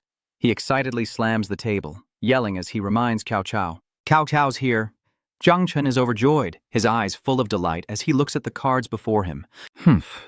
Benefactor Tree thoughtfully prepared a task exemption card for me last night, allowing me to skip the task and level up directly." The system notification pops up. "Overlord of the Zerg system, you have completed your 4th job change and can draw a random Zerg specimen. Would you like to draw?" Jiang Chen eagerly eyed the system, his fingers impatiently tapping. His 4th Zerg specimen had finally arrived. "Draw!" The system interface appears. "Draw complete. Congratulations, you've obtained the primordial calamity Zerg, the 5 elements devouring emperor." Jung Chen stands in midair, enveloped in a cloud of green smoke. The system continues with Note 1. It existed in the ancient primordial era, born from absorbing the origin of the 5 elements. It once caused the first great calamity, is the origin of the insect race's disasters, and was wiped out for gnawing at the heavenly law. Note 2. The 5 elements. Devouring Emperor can freely transform into one of the 5 elements, gaining corresponding abilities and duration based on the materials and quantity devoured. Jiang Chen observes the system, thinking, the transformable abilities include Gang Metal True Emperor, Jia Wood True Emperor, Gui Water True Emperor, Li Fire True Emperor, and Kan Earth True Emperor. Little 9 and Little Armor are both calamity-level mother insects, but this 5 elements devouring Sky Sovereign is a primordial calamity. The very reason the insect race is called a calamity. To devour even the heavenly Tao, its appetite is insatiable, and its reproduction is limitless. This means this army of calamity could be the largest of all, perhaps even surpassing the 9-winged locusts. The system prompts him to activate it. Jung Chen taps the button, and a massive insect appears. As soon as it appeared, it spoke in a demonic voice. "I am the origin of the 5 elements." It looked fierce, but its size was only that of a palm. Jung Chen stared blankly, unsure what to say, as fate's summons was answered. "I, your emperor, will be your bond. You've hit the jackpot, you know that? You?" "It's all right, you'll see. I, your emperor, grant you the honor of being my master." Jiang Chen reached out to catch it, thinking to himself, "Yeah, this isn't the domineering, ferocious feeling I imagined at all. It sounds like a Chunabu teenager, talkative and a bit of a tsundere." He then tells it, All right, I'll just call you Little Five from now on. Xiao Wu haughtily replied, this emperor grants you permission. The next moment, she pushed Jung Chen, sending him crashing to the ground. In pain, he cried out, "Ugh, how are you so heavy?" Then, Little Five lifted Jung Chen's head with its foreleg and declared, "I'm not fat, it's the weight of my metal body. I'll forgive your ignorance this time." At that moment, Jung Chen recalled Little Nine's gentle figure and sighed helplessly. In the end, Little Nine is still more comforting. Hearing this, the mantis of 5 stages was furious. "Who is Little Nine? How dare you think of someone else in my presence? I'll devour her." It then unleashed its power on his hand, expressing its annoyance. Jung Chen sarcastically remarks that he's not used to hearing such words from a grasshopper, then loudly instructs the system to evolve the divine plate. Instantly, the small grasshopper transformed into the adorable Xiao Wu, and system information appeared. 5 elements devouring heaven. Emperor Primordial Calamity, nicknamed Weird. Yahoo! Attribute Primordial. 5 elements. Level 0, Intimacy 100%, Eternal Bond, Devouring Progress 0%. The untalented sub-bodies. Geng Metal Body breaks weapons. Jia Wood Body creates life. Gui Water Body treads the sea. Li Fire Body burns the sky. Kun Earth Body nourishes the land. Note: after the Destiny stage, the host can extract the original 5 elements from the insect body. The conversion strength depends on the number of offspring and the degree of devouring. Jung Chen was stunned. Metal could destroy weapons, directly devouring them as food. Wood could create flags, making it an invincible nanny. Water, fire, and earth could provide support, battle, and even wide-area attacks. He reached out and patted Xiao Wu's head, praising, "Xiao Wu, you truly are the perfect battle force." Xiao Wu looked at him with disdain and replied, "My reputation has long been known to the myriad races. As my master, why say more?" Hearing this, Jung Chen could only manage a weak smile, his face frozen in awkward silence, muttering to himself, "She's perfect in every way, except for that mouth." Oh well, let's see what materials it needs for its Destiny tier medicine field. The system displays a notification. The 5 elements devouring heaven, Emperor Destiny tier medicine field can choose one of the following sacrifice conditions. First, 3 fragments of the heavenly Tao. Second, 3 units of the 5 elements origin crystal. 3, 5-element attribute divine weapons of at least rank 6. 4, 5 pools of divine origin spirit liquid. After seeing the evolution requirements for Xiao Wu, Jung Chen thought to himself, forget about the first 3. They're nearly impossible to find, even in the deepest dungeons. As for the last one, the divine origin spirit liquid, I seem to only have one in the depths of Kunlun, so other surrounding countries must have one as well. Seeing him lost in thought, Little Five spoke up, "My lord, what are you thinking about?" Jung Chen gently stroked Little Five's head and slowly replied, "Oh, nothing. Just go stay with Little Armor for now." Before Jung Chen, Little Five, annoyed, raised its voice, "I am of supreme body. Only a magnificent palace is worthy of me." A moment later, it obeyed him and moved to Xiaojia's place, leaving behind a threat. "I'm giving you face this time, so remember it and don't let my grace go to waste." Jung Chen simply responded with a single word, "Uh-huh." Just then, the wall phone in his room began to ring incessantly. Ring, ring, ring. He glanced over, startled and curious. "A phone call? Is it a normal person?" Jung Chen approached the phone, and the person on the other end spoke first. "Hello, I'm Jiang Xiaojia's teacher. Are you Jiang Xiaojia's father?" Jung Chen nodded. "Yes, that's right." Sword Saint arrived at Xiaojia's school, and the teacher continued. "The thing is, since Xiaojia started school, a different person has been picking him up every day. I asked Xiaojia, and he said they were all his mothers." Jung Chen immediately asked, did they leave their names?" The teacher began listing the women who had picked up Xiaojia. Names familiar to Jung Chen, and probably to you as well. Second was Ms. La Tam Dao. Third was Ms. Mu Han Qiu. Fourth was Tang Ying. Fifth was Ji Xuan Yue. And sixth was Su Qian Qian, though this Ms. Su doesn't seem human. Hearing this, Jung Chen nearly collapsed from intoxication, replying, "Cough, kids don't understand." "That's nonsense. They're just my female friends," the teacher said, but when I asked them, they all admitted to being Tu Jiap's mother. Jung Chen cried out in his heart, "Heavens and earth!" Enraged, he punched the wall, then quickly fabricated a story for the teacher. "Is that how it is, teacher? Xiaojia's mother actually passed away not long ago, and he's been a little distraught. My friends were just trying to comfort him. Please don't worry, but could you help Xiaojia open up more? Thank you, teacher. Goodbye. Seeing his master annoyed, Xiao Wu appears and loudly threatens. How dare they harass my master? I'll devour them all. Between those guys and now this little pest, he grabbed its head and shouted, You be quiet too. None of you ease my worries. But just as he arrived, a sudden splitting headache struck him, and he collapsed to his knees, bewildered. Suddenly, a system notification appears warning of an unknown entity's soul curse, corruption, and erosion attacks. All attacks were blocked by the Tree of Genesis. Jung Chen wondered, a soul curse? Where did this come from? He wondered, now inside his own consciousness. Jung Chen continued his train of thought, but more streams came, and although the tree blocked them, the feeling was truly disgusting. A soul curse, either cast by a strong person nearby, or they have something I've marked with my soul imprint, using it as an intermediary. Based on the Void Eye's observation, the first possibility is unlikely.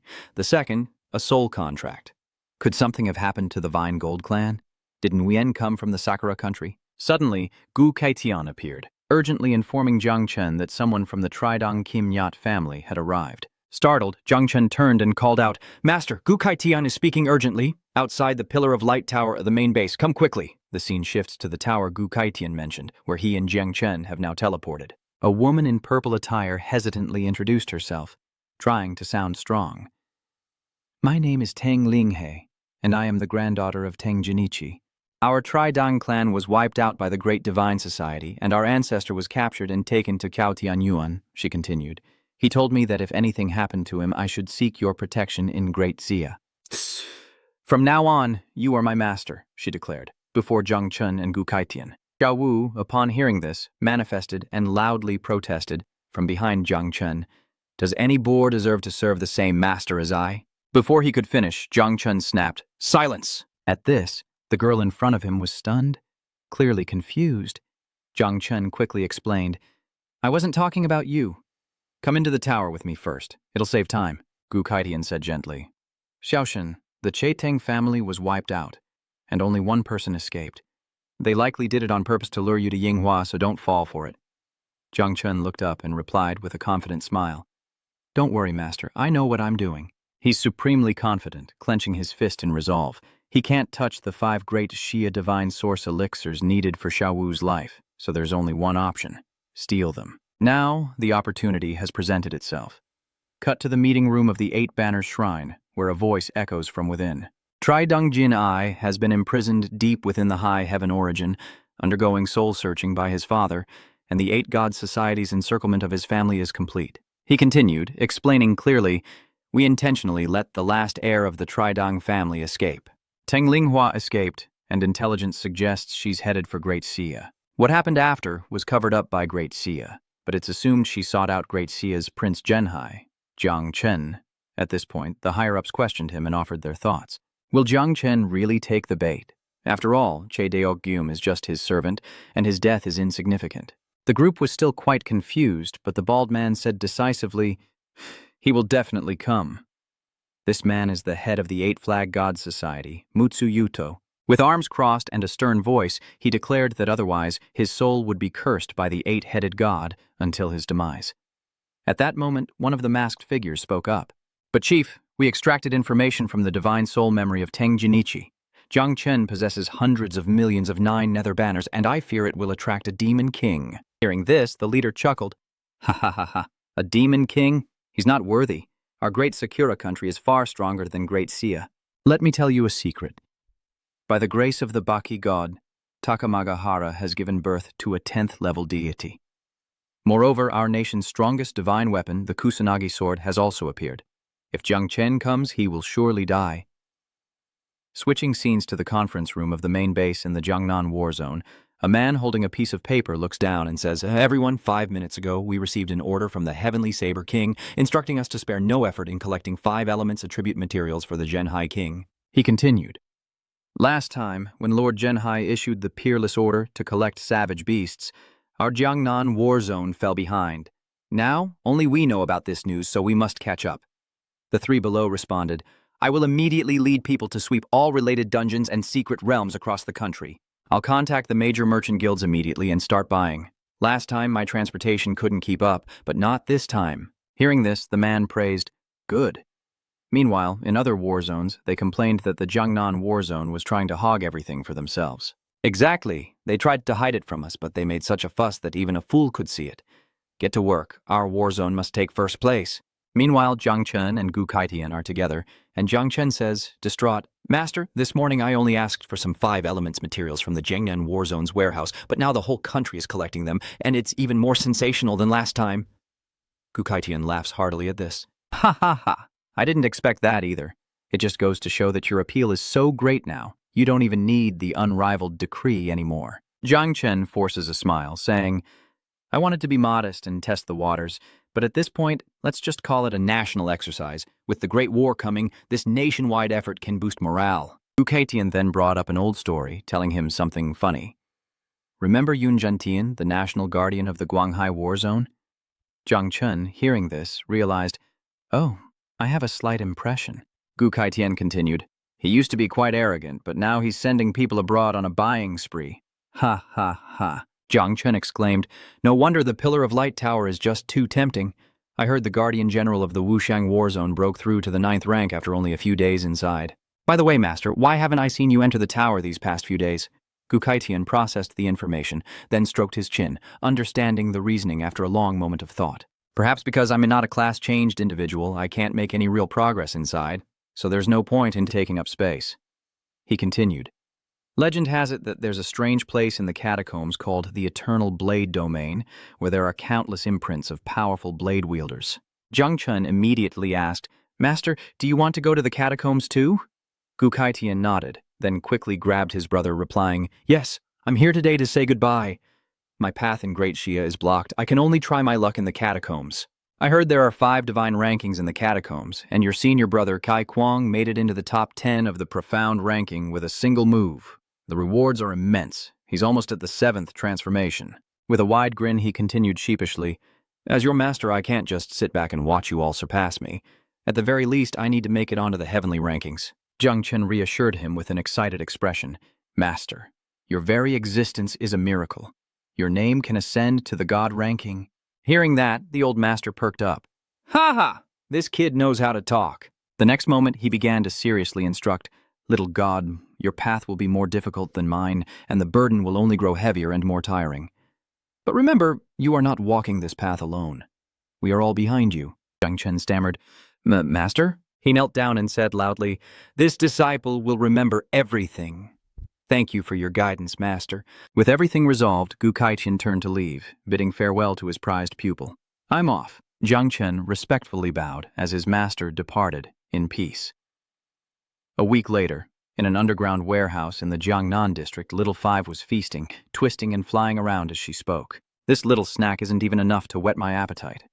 Below, Jung Chen looks up, marveling at the heavenly swallowing worm's incredible battle prowess, but also its enormous appetite. The nation's entire supply of 5 elements materials is only enough for a couple of meals. To create a disaster on a grand scale is nearly impossible, and Xiao Wu's brood has already reached 15 million. Xiao Wu lay sprawled out, frowning as she looked down at Jung Chen, saying, "My master, does that look on your face mean you're not satisfied with these little ones?" You don't actually think that manipulating the 5 elements is our greatest ability, do you?" Jung Chen asks. What do you mean?" Here, Xiao Wu raises his hand to gather a source of energy, as dust surrounds him, forming a large ball of energy. As Xiao Wu spoke, "The 5 elements are just the most basic ability. The most terrifying thing about the 5 elements, devouring emperor, is the fusion of the 5 elements." As she finished speaking, a giant locust appeared before Jung Chen, who exclaimed, "Xiao Wu, is that the 5 elements devouring beast? Can it unleash 10th order power?" Xiao Wu immediately pounced on him, claws digging into his face as she declared, "What do you mean, can unleash? A heaven-devouring beast is already a 10th order being, a glitch that can bypass the heavenly Tao's seal. It can only maintain this form for 10 seconds at its current level, but that's fine. As long as it allows me to continuously devour, one day I'll swallow even the heavenly Tao." Not letting Xiao Wu say another word, he waved his hand and exclaimed, "All right, let's not swallow the heavenly Tao just yet. I'll take you to Yinghua country for a meal first." Then he commanded his beetle army. "Crimson Beetle warriors, on my order, merge with me." Next, Little Five's army and the insect soldiers merge. The heaven-devouring emperor obeys, and they all enter insect nest number 2. Xiao Wu was ecstatic, baring its sharp teeth and roaring, Tremble, Huaxia! Your emperor has arrived! Elsewhere, he approached the woman and said, "Let's go save the old geezer and collect our dues." The woman asked, "Is Great Xia really willing to send troops?" He questioned her, confused. "Send troops?" "No, just me alone." She was surprised. "But Master, I see you're only at the 4th level. My Sakura country may not be as powerful as Great Xia, but to capture a high god—" He cuts her off. "So you know absolutely nothing about Daxia or me?" She replied, "Not just on Hua, no country on Blue Star can obtain accurate intelligence. On Daxia. As for you, grandfather only said you were his master. But everything else." He turned, unsure how to put it, and decided to say a little bit first. "All right, I'm too lazy to explain. Just follow me and you'll see." Ling Hua thought to himself that a master this arrogant was more likely to fail than succeed, and if the task proved impossible, he might have to abandon him. Cut to the wilds of Anhua, where a few thinly spread guards sense something amiss. One points to the sky and exclaims, "Are you kidding me? This long-range teleportation array can only be activated once for our escape back to Daiha." Now it's activated.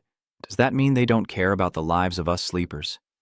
This group of 3 are the Night Watch Special Ops team in Anhua Nation. The muscular man spoke up. "Don't talk nonsense. This time it's the Great Xia's Prince Zhenhai." The other man coldly scoffed. "Prince Zhenhai? Never heard of him. Who knows whose descendant he is? I really want to introduce these 3 one by one as Yan Yunfeng, Shen Liang, and Xiao Qingmai." The woman next to him, hearing his harsh words, said, "Shen Liang, we are night watchers. Following orders is our duty." The captain is right. With Zhang Wu, the Great Xia wouldn't be so corrupt as to just hand out titles of kings. It's a pity we received such vague intel. Otherwise, we would have asked for clarification. As Jung Chen teleports in, the captain hushes his team, saying, "Quiet, he's here." At the same time, Jung Chen remarks, What's all the commotion? Annoyed, Shen Liang exclaims, Damn it, a 4th-level king and the illegitimate son of Zhang Wushan, no less. Xiao Qingmeng quickly signaled for silence, saying, "Quiet and cooperate."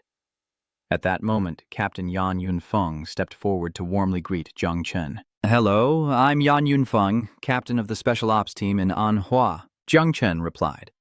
"Hello." Yan Yunfeng noticed the girl with him and asked, "And who is this?" At that moment, the appraiser behind him excitedly shouted, It's Tang Linghua, the pride of the Tang family. "Unbelievable!" Seeing their reaction, Jung Chen reassured them, "Don't be alarmed, she's my servant." Yunfeng, confused, immediately asked, "A servant? The sea-quelling king is here. Does this have something to do with the Tang family?" He replies, "Yes, here to rescue someone and collect a debt while I'm at it. Do you guys know where Gao Tianyuan is?" Suddenly, a major earthquake occurs, and in the sky an asteroid turns red, looking incredibly eerie. Yunfeng looked up in fear. "This is bad. You've broken a taboo." A split second later, he grabbed Zhang Chen's hand and pulled him away, shouting to everyone to follow. "Danger, everyone run!" Zhang Chen, still confused, asked, "Huh? What's going on?"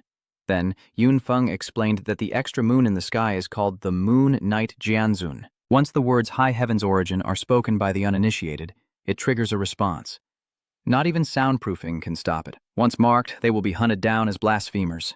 As he finished speaking, both of his teammates were marked. Shenling panicked. "Damn it, we've been marked!" He turned to blame Zhang Chen, gesturing wildly and ignoring Qingmai's attempts to calm him. "Did you come here unprepared? You trying to kill us?"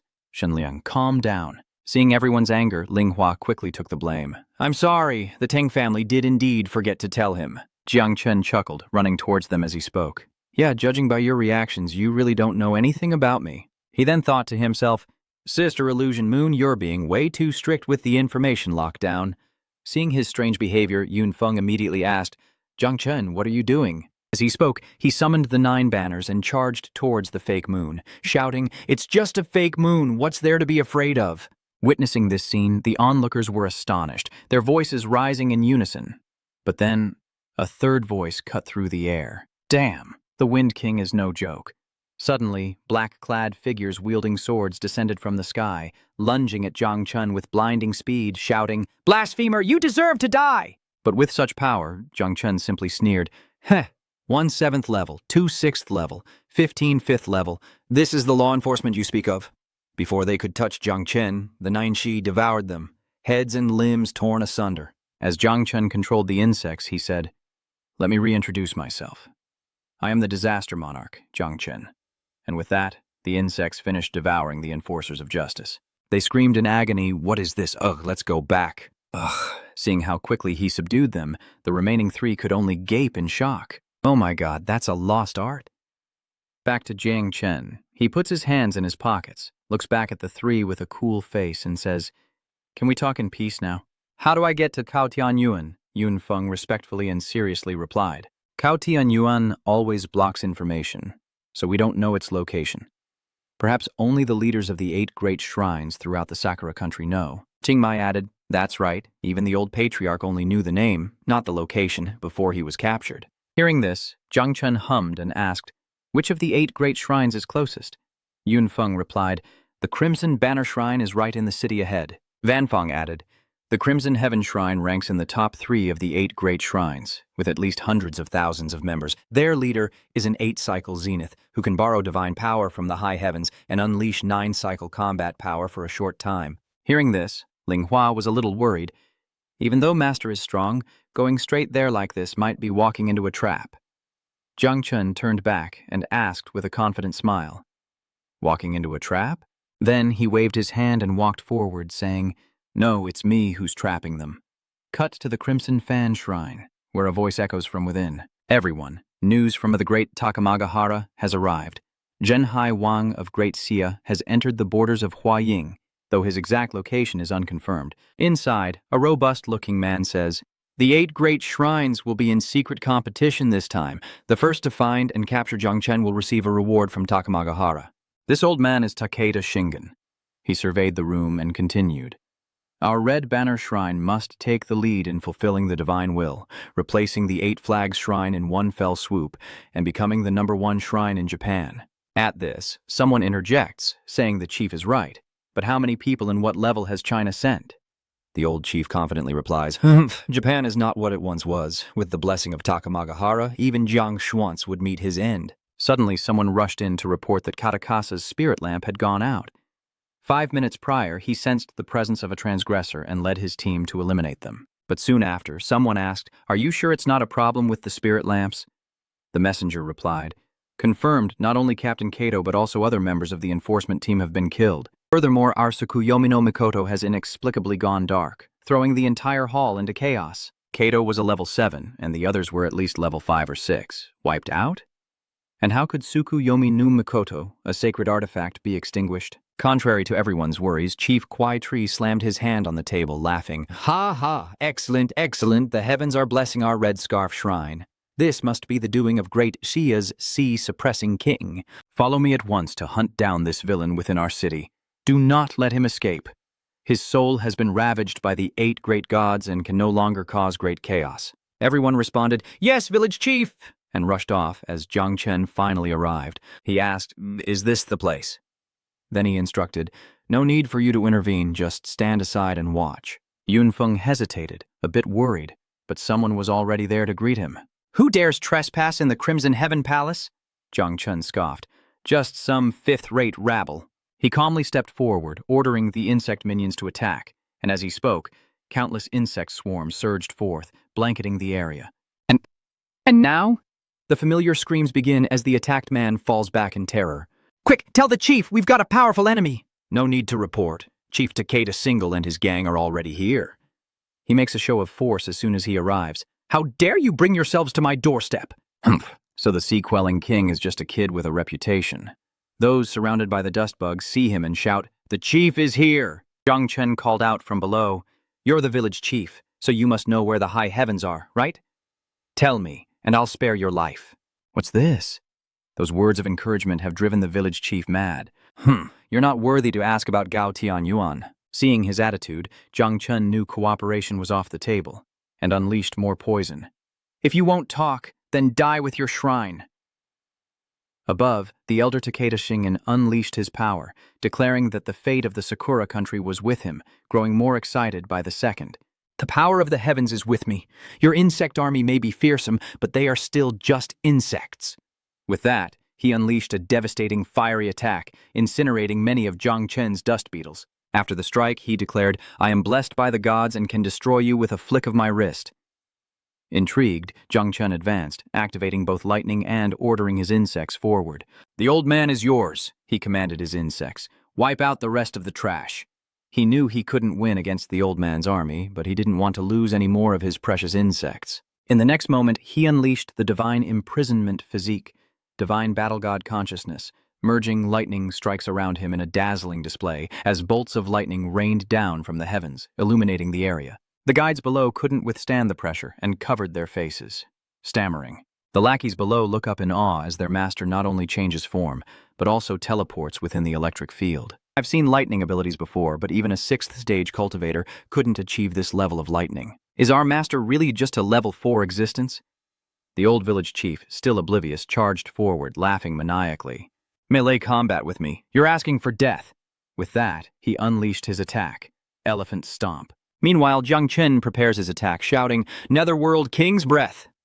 A resounding crash follows as the golden and crimson energies collide, and it's immediately clear which is more powerful. Jung Chen's dark red energy quickly overwhelmed him, and his arm began to crack under the force.